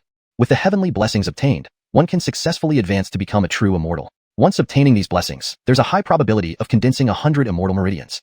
This time, although the Five Elements sect inviting you might not be with good intentions, it seems to me a rare opportunity. Junior brother, you could use this chance to become a true immortal. If you feel the Five Elements realm is too dangerous and don't want to go, then let's not. After all, you are the young lord of 100 Pillar Pavilion, so your safety should be prioritized. To break through to the true immortal realm, wait until Detested comes out of seclusion. He would certainly help you. Jin's tone was calm, but to Cade and Adelard, it carried a different meaning. Adelard watched the eldest brother before him with suspicion and disbelief. He actually detected a hope in Jin's voice that Cade would accept the invitation. Moreover, Jin appealed to Cade's identity, reminding him of his duties as the young lord of 100 Pillar Pavilion, representing its honor. Not going means losing face for 100 Pillar Pavilion. For the sake of 100 Pillar Pavilion's honor, you must go. Adelard understood why the eldest brother would do this. Doesn't he know what the Five Elements realm is? That place gathers the elite disciples of a mortal ancient continent at the inquiry stage. This invitation from Five Elements sect was not well-intentioned. Once Cade went there, he would undoubtedly become an enemy of many elites. Cade's strength was strong, he admitted. Easily defeating Aquila didn't mean Cade could stand against so many elites. Eldest brother, maybe we shouldn't send junior brother? You know his status as the successor disciple of Detested and the future Pavilion Lord of 100 Pillar Pavilion. Rushing into the Five Elements realm might cause him harm, which would be a catastrophic loss for 100 Pillar Pavilion. I'm sure you wouldn't want Detested to lose another disciple. Adelard stared at Jean with a dark look. Brother, what are you up to? Jean slapped his head regretfully. Junior brother Xiu makes a valid point. I was too hasty and overlooked this. After all, I just want to help junior brother rapidly improve. In the future, junior brother will be the Pavilion Lord of 100 Pillar Pavilion, and his cultivation level being too low wouldn't be appropriate. All my fault. Jean reached out to retrieve the invitation from Cade, but Cade moved first, storing the invitation in his own storage bag. He wanted to see what Jean was really up to. Moreover, a mere Five Elements realm didn't concern him. He believed that among those capable of taking on higher realms cultivators at the inquiry stage, no one else but him existed. Junior brother, you? Adelard rushed when Cade kept the invitation. Senior brother Xiu, I intend to try it. Cade shook his head smiling. Even eldest brother suggested it. As the young lord of 100 Pillar Pavilion, if I lack the courage to go, how could I possibly take charge in the future? Would that not make us a laughingstock? What do you think, eldest brother? Cade looked at Jean with a half-smile. Junior brother is right. On the surface, he maintained the same smile, but his hand clenched tightly in his sleeves. The little brat dared to indirectly criticize him. Who gave him the audacity? If he didn't fear Detested's wrath for killing him himself, he would tear Cade limb from limb. All right, since junior brother agreed, I'll take my leave. Suppressing his anger, Jean stood up with a faint smile. There's plenty outside waiting for me to handle. If I don't do well, Detested will surely be displeased when he emerges from seclusion. And with that, he left without looking back. Watching Jean depart, Adelard smacked Cade on the head. Are you an idiot? How could you not see such an obvious trap? Eldest brother wants you dead. He wishes for you to enter the Five Elements realm so that elites of ancient immortal continent can kill you. Why can't you see it clearly? Adelard was livid. Why couldn't he understand? Why did this seemingly shrewd youth act like a fool regarding such matters? Cade rubbed his sore head, smiling. Brother, do you really think I can't see what eldest brother intends? But now my cultivation is at late stage inquiry, and I need to prepare to step into the true immortal realm. Such a great opportunity presented, I can't let it slip away. And don't underestimate your junior brother's strength. Nonsense, Adelard interrupted. I know you crushed Aquila and think yourself powerful, but I must tell you responsibly that ancient immortal continent is far more complex than you realize. Tetany elites have already achieved cross-realm kills. Even at the inquiry stage, they can slay true immortal cultivators. Do you compare to them? Cade smiled calmly and stood up. Brother, talking is futile. Let's spar seriously, and you'll understand why I accepted. Adelard frowned. What do you plan? Brother, I want you to feel my full power. If you think I'm ready, then I'll go to the Five Elements realm. If not, I'll stay at 100 Pillar Pavilion obediently. At worst, I'll lose some face. Fine. Adelard nodded. Right here. As he spoke, rules around them began to twist. Within moments, Cade's cave transformed into a massive alchemy furnace. Is this your essence? Feeling the intense heat, Cade looked curious. Yes. Adelard confirmed without denial, essence, which I haven't fully mastered yet. It's only considered a rule, the fire rule. I have an elder in my family who has reached the 6th source Tao venerable realm, and he masters 1 fire essence. Another day, if there's an opportunity, senior brother can accompany me back to my hometown. Cade's tone was calm, but his words stirred up a storm in Adelard's heart. He knew something about Cade's background. Cade wasn't a native of Immortal Valley continent, but a human trader who came from the lower realms. Hearing that Cade had a 6th source Tao venerable in his family, Adelard was utterly shocked. There were only 2 6th source Tao venerables on the entire Immortal Valley continent. Moreover, a 6th source Tao venerable needed just 1 more essence to become a 7th source supreme. Though they differed by only a word, their strength contrasted like heaven and earth. While Adelard was lost in thought, Cade's aura gradually became bizarre. His pupils also turned into crimson gold vertical slits. A terrifying pressure spread outwards from Cade as its center. Seeing Cade's crimson gold vertical pupils, Adelard's heart trembled. Oriental Dragon. Junior brother, you are actually of the Oriental Dragon lineage. Adelard exclaimed, astonished beyond measure. He always believed his junior brother was human, but never expected him to be an Oriental Dragon. Furthermore, judging by the emitted aura, Cade seemed to be of pure blood. During the Great Battle, most of the Oriental Dragons were wiped out, leaving only a few survivors whose bloodline purity was merely 70%. Later, these remaining Oriental Dragons left the immortal ancient continent. Adelard never imagined he'd see a pure blood descendant in his lifetime. Junior brother, you said your elder is a pure blood Oriental Dragon? Adelard stuttered. Cade's revelation was too overwhelming for him to accept immediately. Yes. Cade nodded without denial. That senior is a 6th source Tao venerable, and he is my grandfather. Adelard's pupil shrank, his mouth twitched, and he stared at Cade as if seeing a ghost. Having a 6th source Tao venerable grandfather, and still running to the Immortal Valley continent sounded absurd. Senior brother, I'm about to attack. Ignoring Adelard, Cade unleashed his cultivation, clenched his fist, and struck with all his might. The 72 immortal meridians condensed within Cade glowed brilliantly. As he punched, wind and cloud surged, changing the sky and earth. Even the alchemy furnace formed by rules began to distort. Adelard's expression changed. He no longer underestimated Cade. He could clearly feel the power behind Cade's punch. Not daring to be careless, Adelard quickly cast a huge shield of immortal power. Bang! With a loud noise, Cade's fist slammed solidly onto the immortal power shield. Crack! A crisp sound echoed as cracks appeared on the shield. Bang! In the next second, the shield shattered, dissipating into points of starlight. Adelard looked at the shattered shield, eyes wide with shock. After a while, he finally regained his composure and glanced at the smug Cade. Senior brother, do you believe in my strength now? Yeah. Adelard nodded. You really made me look at you differently. Just that one punch would likely severely injure an ancient realm cultivator who had lit 6 or 7 soul lamps. I can now contend with an ancient realm cultivator who has lit 10 soul lamps, Cade calmly stated, reverting to his human form. Adelard stared at Cade, wanting to punch him for his unbelievable feat. Are you even normal? At the late stage inquiry realm, how could you fight against an ancient realm cultivator who has lit 10 soul lamps? Considering he himself had only lit 22 soul lamps, Adelard felt a stab in his heart. If he had known this earlier, he wouldn't have worried about Cade going to the 5 elements realm. Now, he felt inferior. Putting away the rules, Adelard took a deep breath and asked, you mentioned having a 6th source Tao venerable grandfather, who is also a pure-blood Oriental Dragon. What could possibly compel you to come to Immortal Valley continent? Cade smiled awkwardly. I unintentionally caused a bit of trouble. Forced to flee, I entered the Immortal Valley relic site hoping to hide for a few years until I grew stronger and could return. Unexpectedly, I ended up here. Trouble? Adelard was puzzled. What kind of trouble did you cause that even your 6th source Tao venerable grandfather couldn't resolve? Cade continued to smile awkwardly. I accidentally blasted through the heavens connecting the upper and lower realms. Now, everyone in the upper realm wants to kill me. So, Adelard's mouth twitched uncontrollably. Did this kid even speak human language? Blasting through the heavens connecting the upper and lower realms? Is this called causing trouble? This is nearly defying heaven itself. It was sheer luck he survived and made it to the immortal ancient relic site. They roughly knew the outside situation. Though both part of the human race, they were divided into upper and lower realms. The upper realm had richer cultivation resources. Because of this, upper realm cultivators looked down on lower realm cultivators. Now, Cade had blasted through the barrier between the 2 realms. Imagine how much the upper realm cultivators hated Cade. Surviving to reach the Immortal Valley relic site was due to his ancestors' virtue. Suddenly remembering something, Adelard pointed at the rain outside. All those pills are just to upset people? Cade shook his head then nodded. Adelard frowned. What does that mean? Cade blushed slightly. Earlier when I was refining pills, the results were always strange. These pills were refined by me before. So, upon hearing this, Adelard felt a headache. Connecting the fact that Cade had blasted through the heavens, he sensed that this rain might not be simple. Ending this would take some effort. Do you have a solution? No.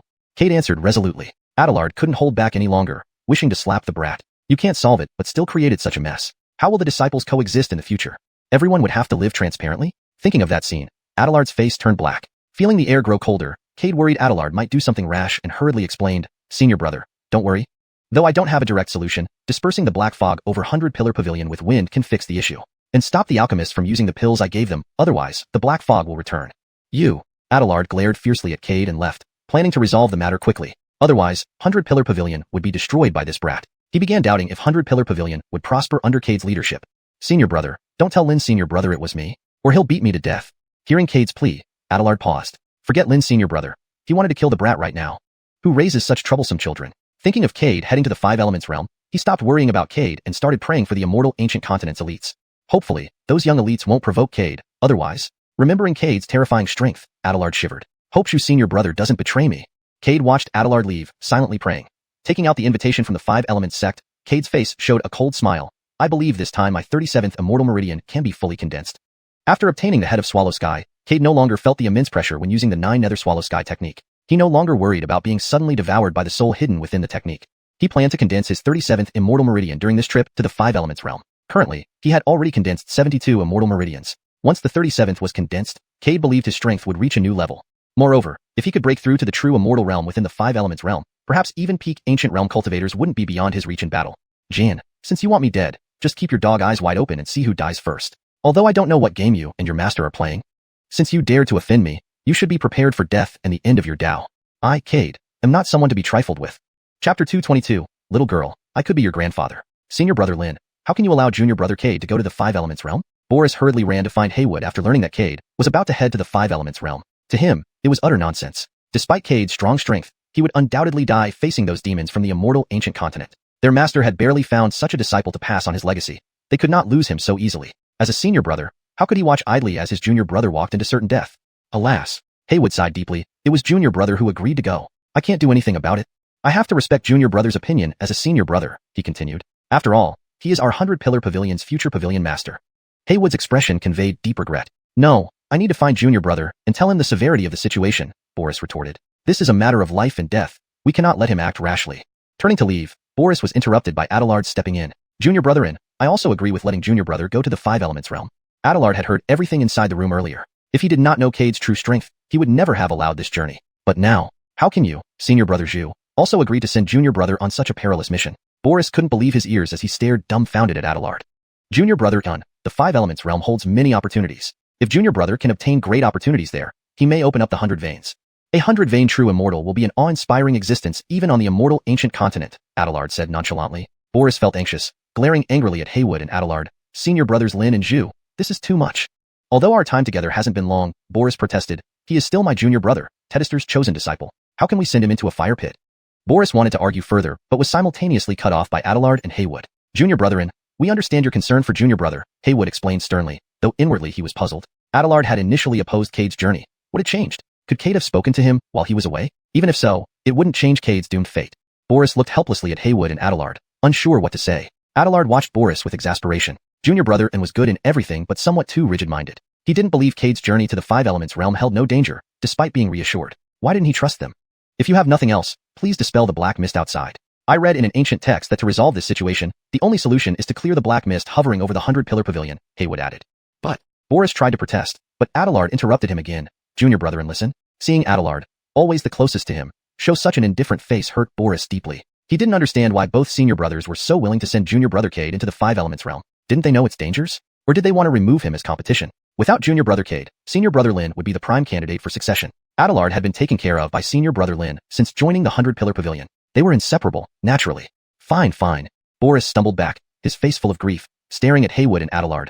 I've discovered who you truly are today. Cold-hearted and selfish, you have forgotten brotherhood. It is tragic to be your fellow disciples.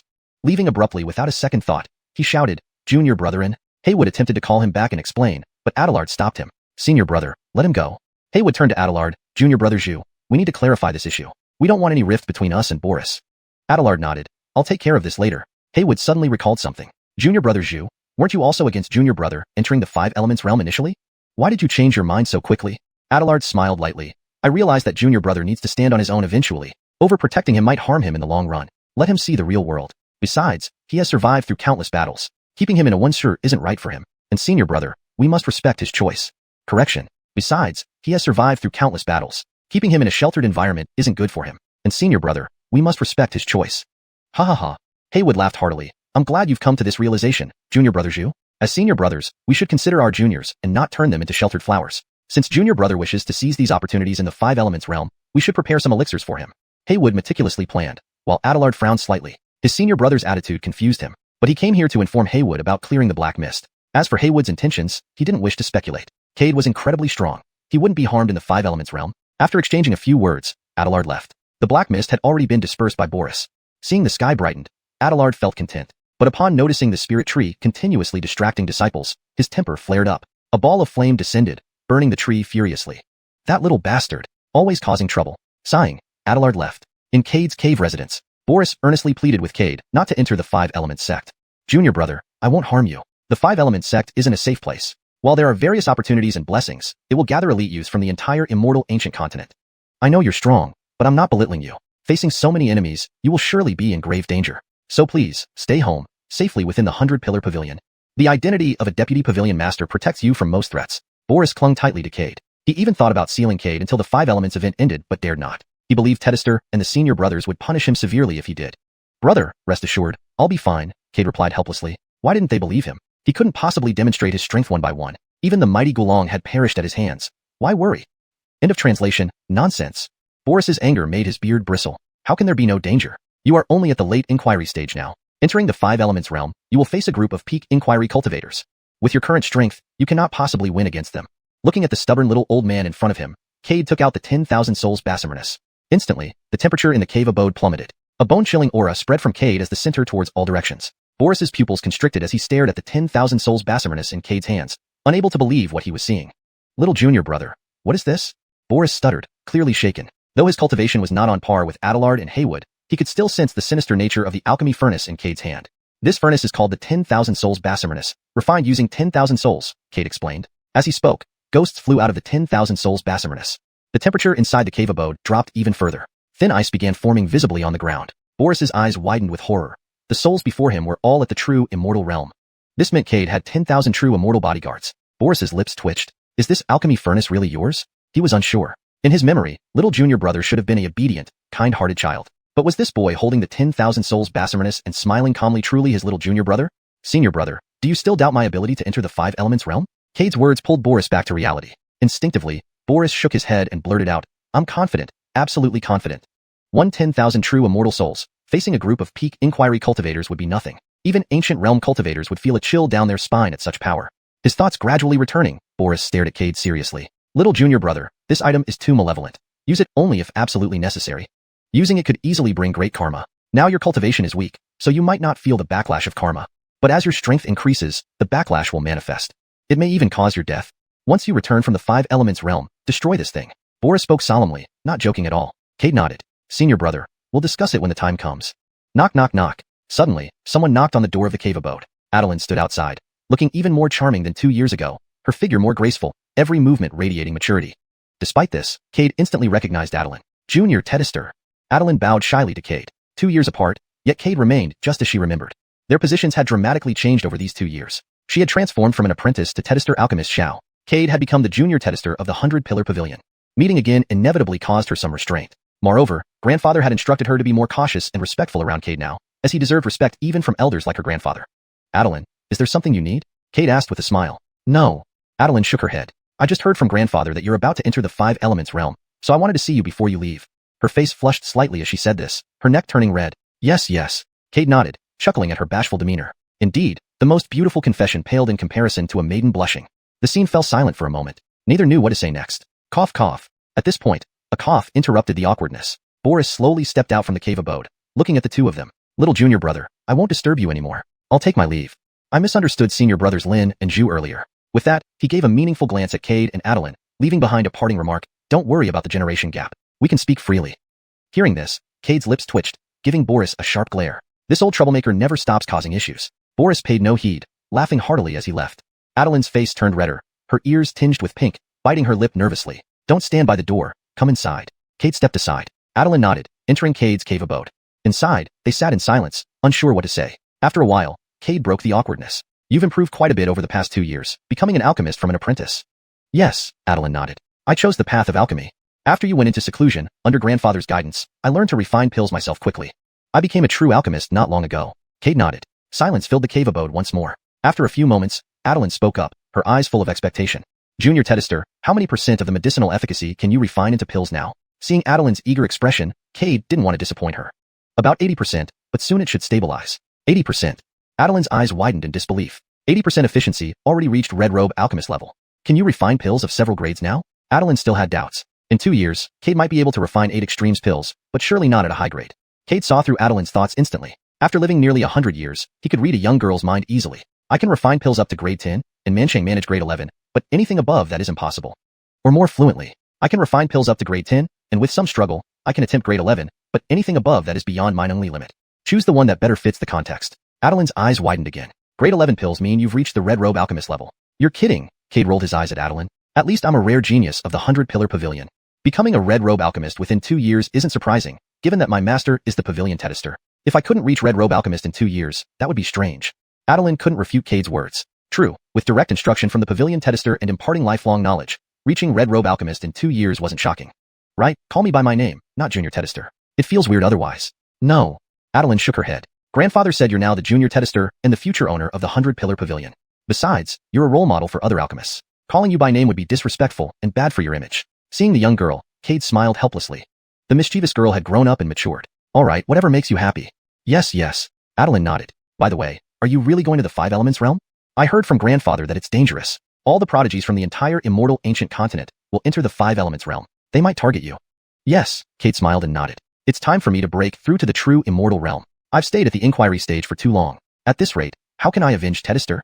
Avenge? Adeline frowned, puzzled. Isn't Tedister fine? Why do you need to avenge him? Moreover, Tedister has reached the 4th source Tao Venerated One of the strongest on the immortal ancient continent. No one can harm him. Seeing Adeline's puzzled look, Cade chuckled. You don't understand. I suppose we ultimately belong to different worlds. Adeline looked at Cade standing before her. For some reason, she felt an inexplicable sorrow radiating from him.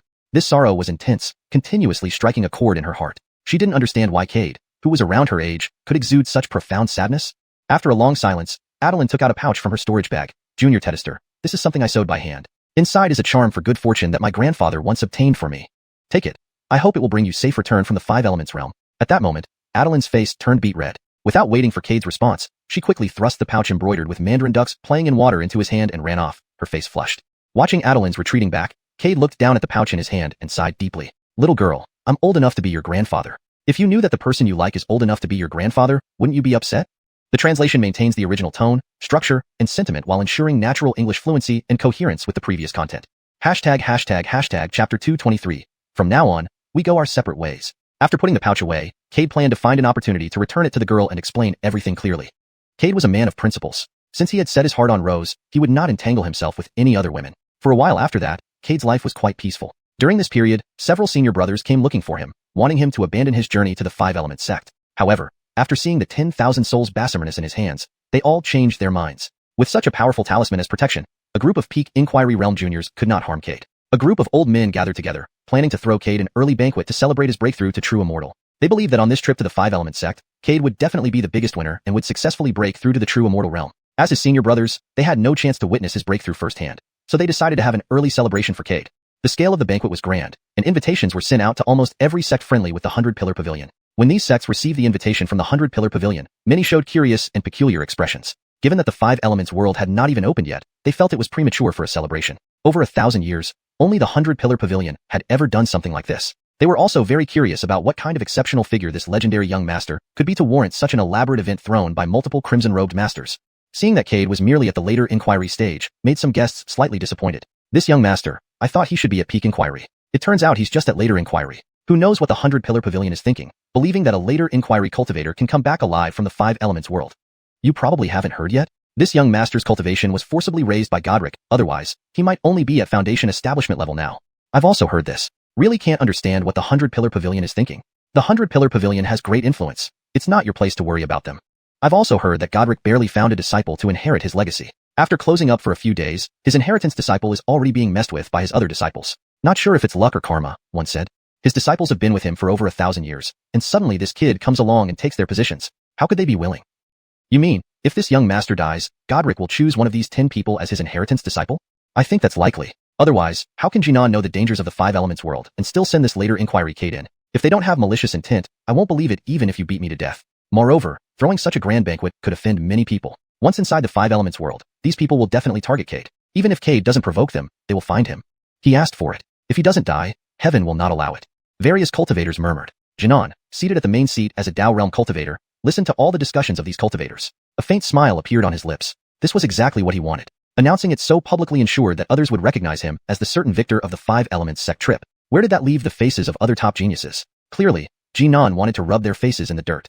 Geniuses are proud. None would tolerate this treatment. Thus, Xiuxian estimated that after this incident, Cade would surely become a public enemy. Once the Five Elements world opens, it would be Cade's death day. Below, Abelard and others wore smiling faces. They had understood the intentions of their senior brother during this time, and did not tell Xiuxian about Cade's possession of the 10,000 souls Basimernus. In the Five Elements world, the more people you kill, the greater the fortune you gain. To put it bluntly, all entering cultivators would compete for this fortune. Killing others would earn you their fortune, but being killed meant losing your own. Abelard and others eagerly anticipated how many immortal veins Cade could condense. Sitting at the lowest seat, Cade looked gloomy, his mouth twitching crazily. Abelard and others previously told him they would prepare a surprise. Cade expected some elixirs or magical artifacts, but instead, they threw him a grand banquet under the pretense of celebrating his breakthrough to true immortal. In just a few hours, Cade already sensed more than 100 hostile gazes. Although he viewed these people as mere braggarts and good-for-nothings, sheer numbers mattered. Moreover, it was embarrassing for the prestigious young master of the 100-pillar pavilion to be inspected like a common thug. Wanting to refuse but unable to speak, his cultivation was sealed and forcibly suppressed by several seniors. Cade was speechless. The Five Elements world hasn't even opened, yet your sect is already celebrating the young master's breakthrough. This is too audacious. It shows they don't take us seriously. A sudden voice broke the festive atmosphere. Everyone looked to see a young man in a green robe holding a sword. He was quickly identified. Augustine, Dao son of the Green Sword sect, at the peak inquiry stage. He once killed a late-stage true immortal with a single sword strike, earning him widespread fear and respect. His legend continued to spread throughout the Xian ancient continent. Identifying the speaker, many people became excited. They wanted to use this opportunity to assess Cade. So far, they only heard rumors and never saw him. Augustine's appearance provided a chance to see Cade up close. Conversations around ceased as everyone turned to Cade. Cade awkwardly tugged at his mouth. He disliked the feeling of being stared at. However, if he didn't say something with all eyes on him, it would dampen the mood. Cough. Rising, he lightly coughed twice, ready to speak when Abelard interrupted. Junior brother, teach this guy a lesson. Show them the might of our 100-pillar pavilion. Our young master isn't someone a lowly Dao son can comment on. Abelard spoke loudly enough for everyone to hear. Augustine's face turned sullen, filled with murderous intent. Abelard was a peak ancient realm powerhouse, whom Augustine couldn't defeat. But Cade, at the later inquiry stage, could Augustine not handle him? Furthermore, Cade's cultivation was forcibly raised. If he couldn't defeat such a Cade, there was no point in living. Cade, dare you fight me? Augustine pointed his long sword at Cade with an iron face. Cade gave Abelard an annoyed look. Abelard chuckled. Junior brother, kill him. If his master comes to trouble you, we'll help you deal with him together.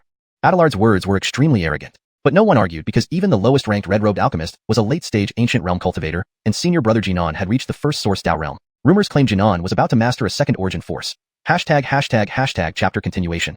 Augustine's master, Halston, was merely at the peak of the ancient realm. Augustine's expression was grim, but he didn't know what to say. After all, everything they said was true. Little junior brother, do as senior brother Xiu suggested. If something happens, we will support you. If we can't handle them, there's still Detested. With a quaternary Dao venerable, who would dare challenge our Detested? Gavin proudly waved his fist at Cade, signaling him to act. Looking at these so-called teammates, Cade was speechless. As long as he didn't have a falling out with the 100-pillar pavilion, those people wouldn't dare provoke him. However, if he did break ties with the 100-pillar pavilion, the Xian ancient continent wasn't like the upper world. In the upper world, Cade could always find reliable backers. But here, in the Xian ancient continent, there were no such opportunities. Tedany on the Xian ancient continent already detested humans like him for being traitors. At that point, he'd be completely isolated and helpless. He couldn't die before avenging his master. After hesitating for a moment, Cade awkwardly smiled. Brother Zhou, please don't take my senior's words to heart. They were just teasing you. Cade's words shocked everyone present.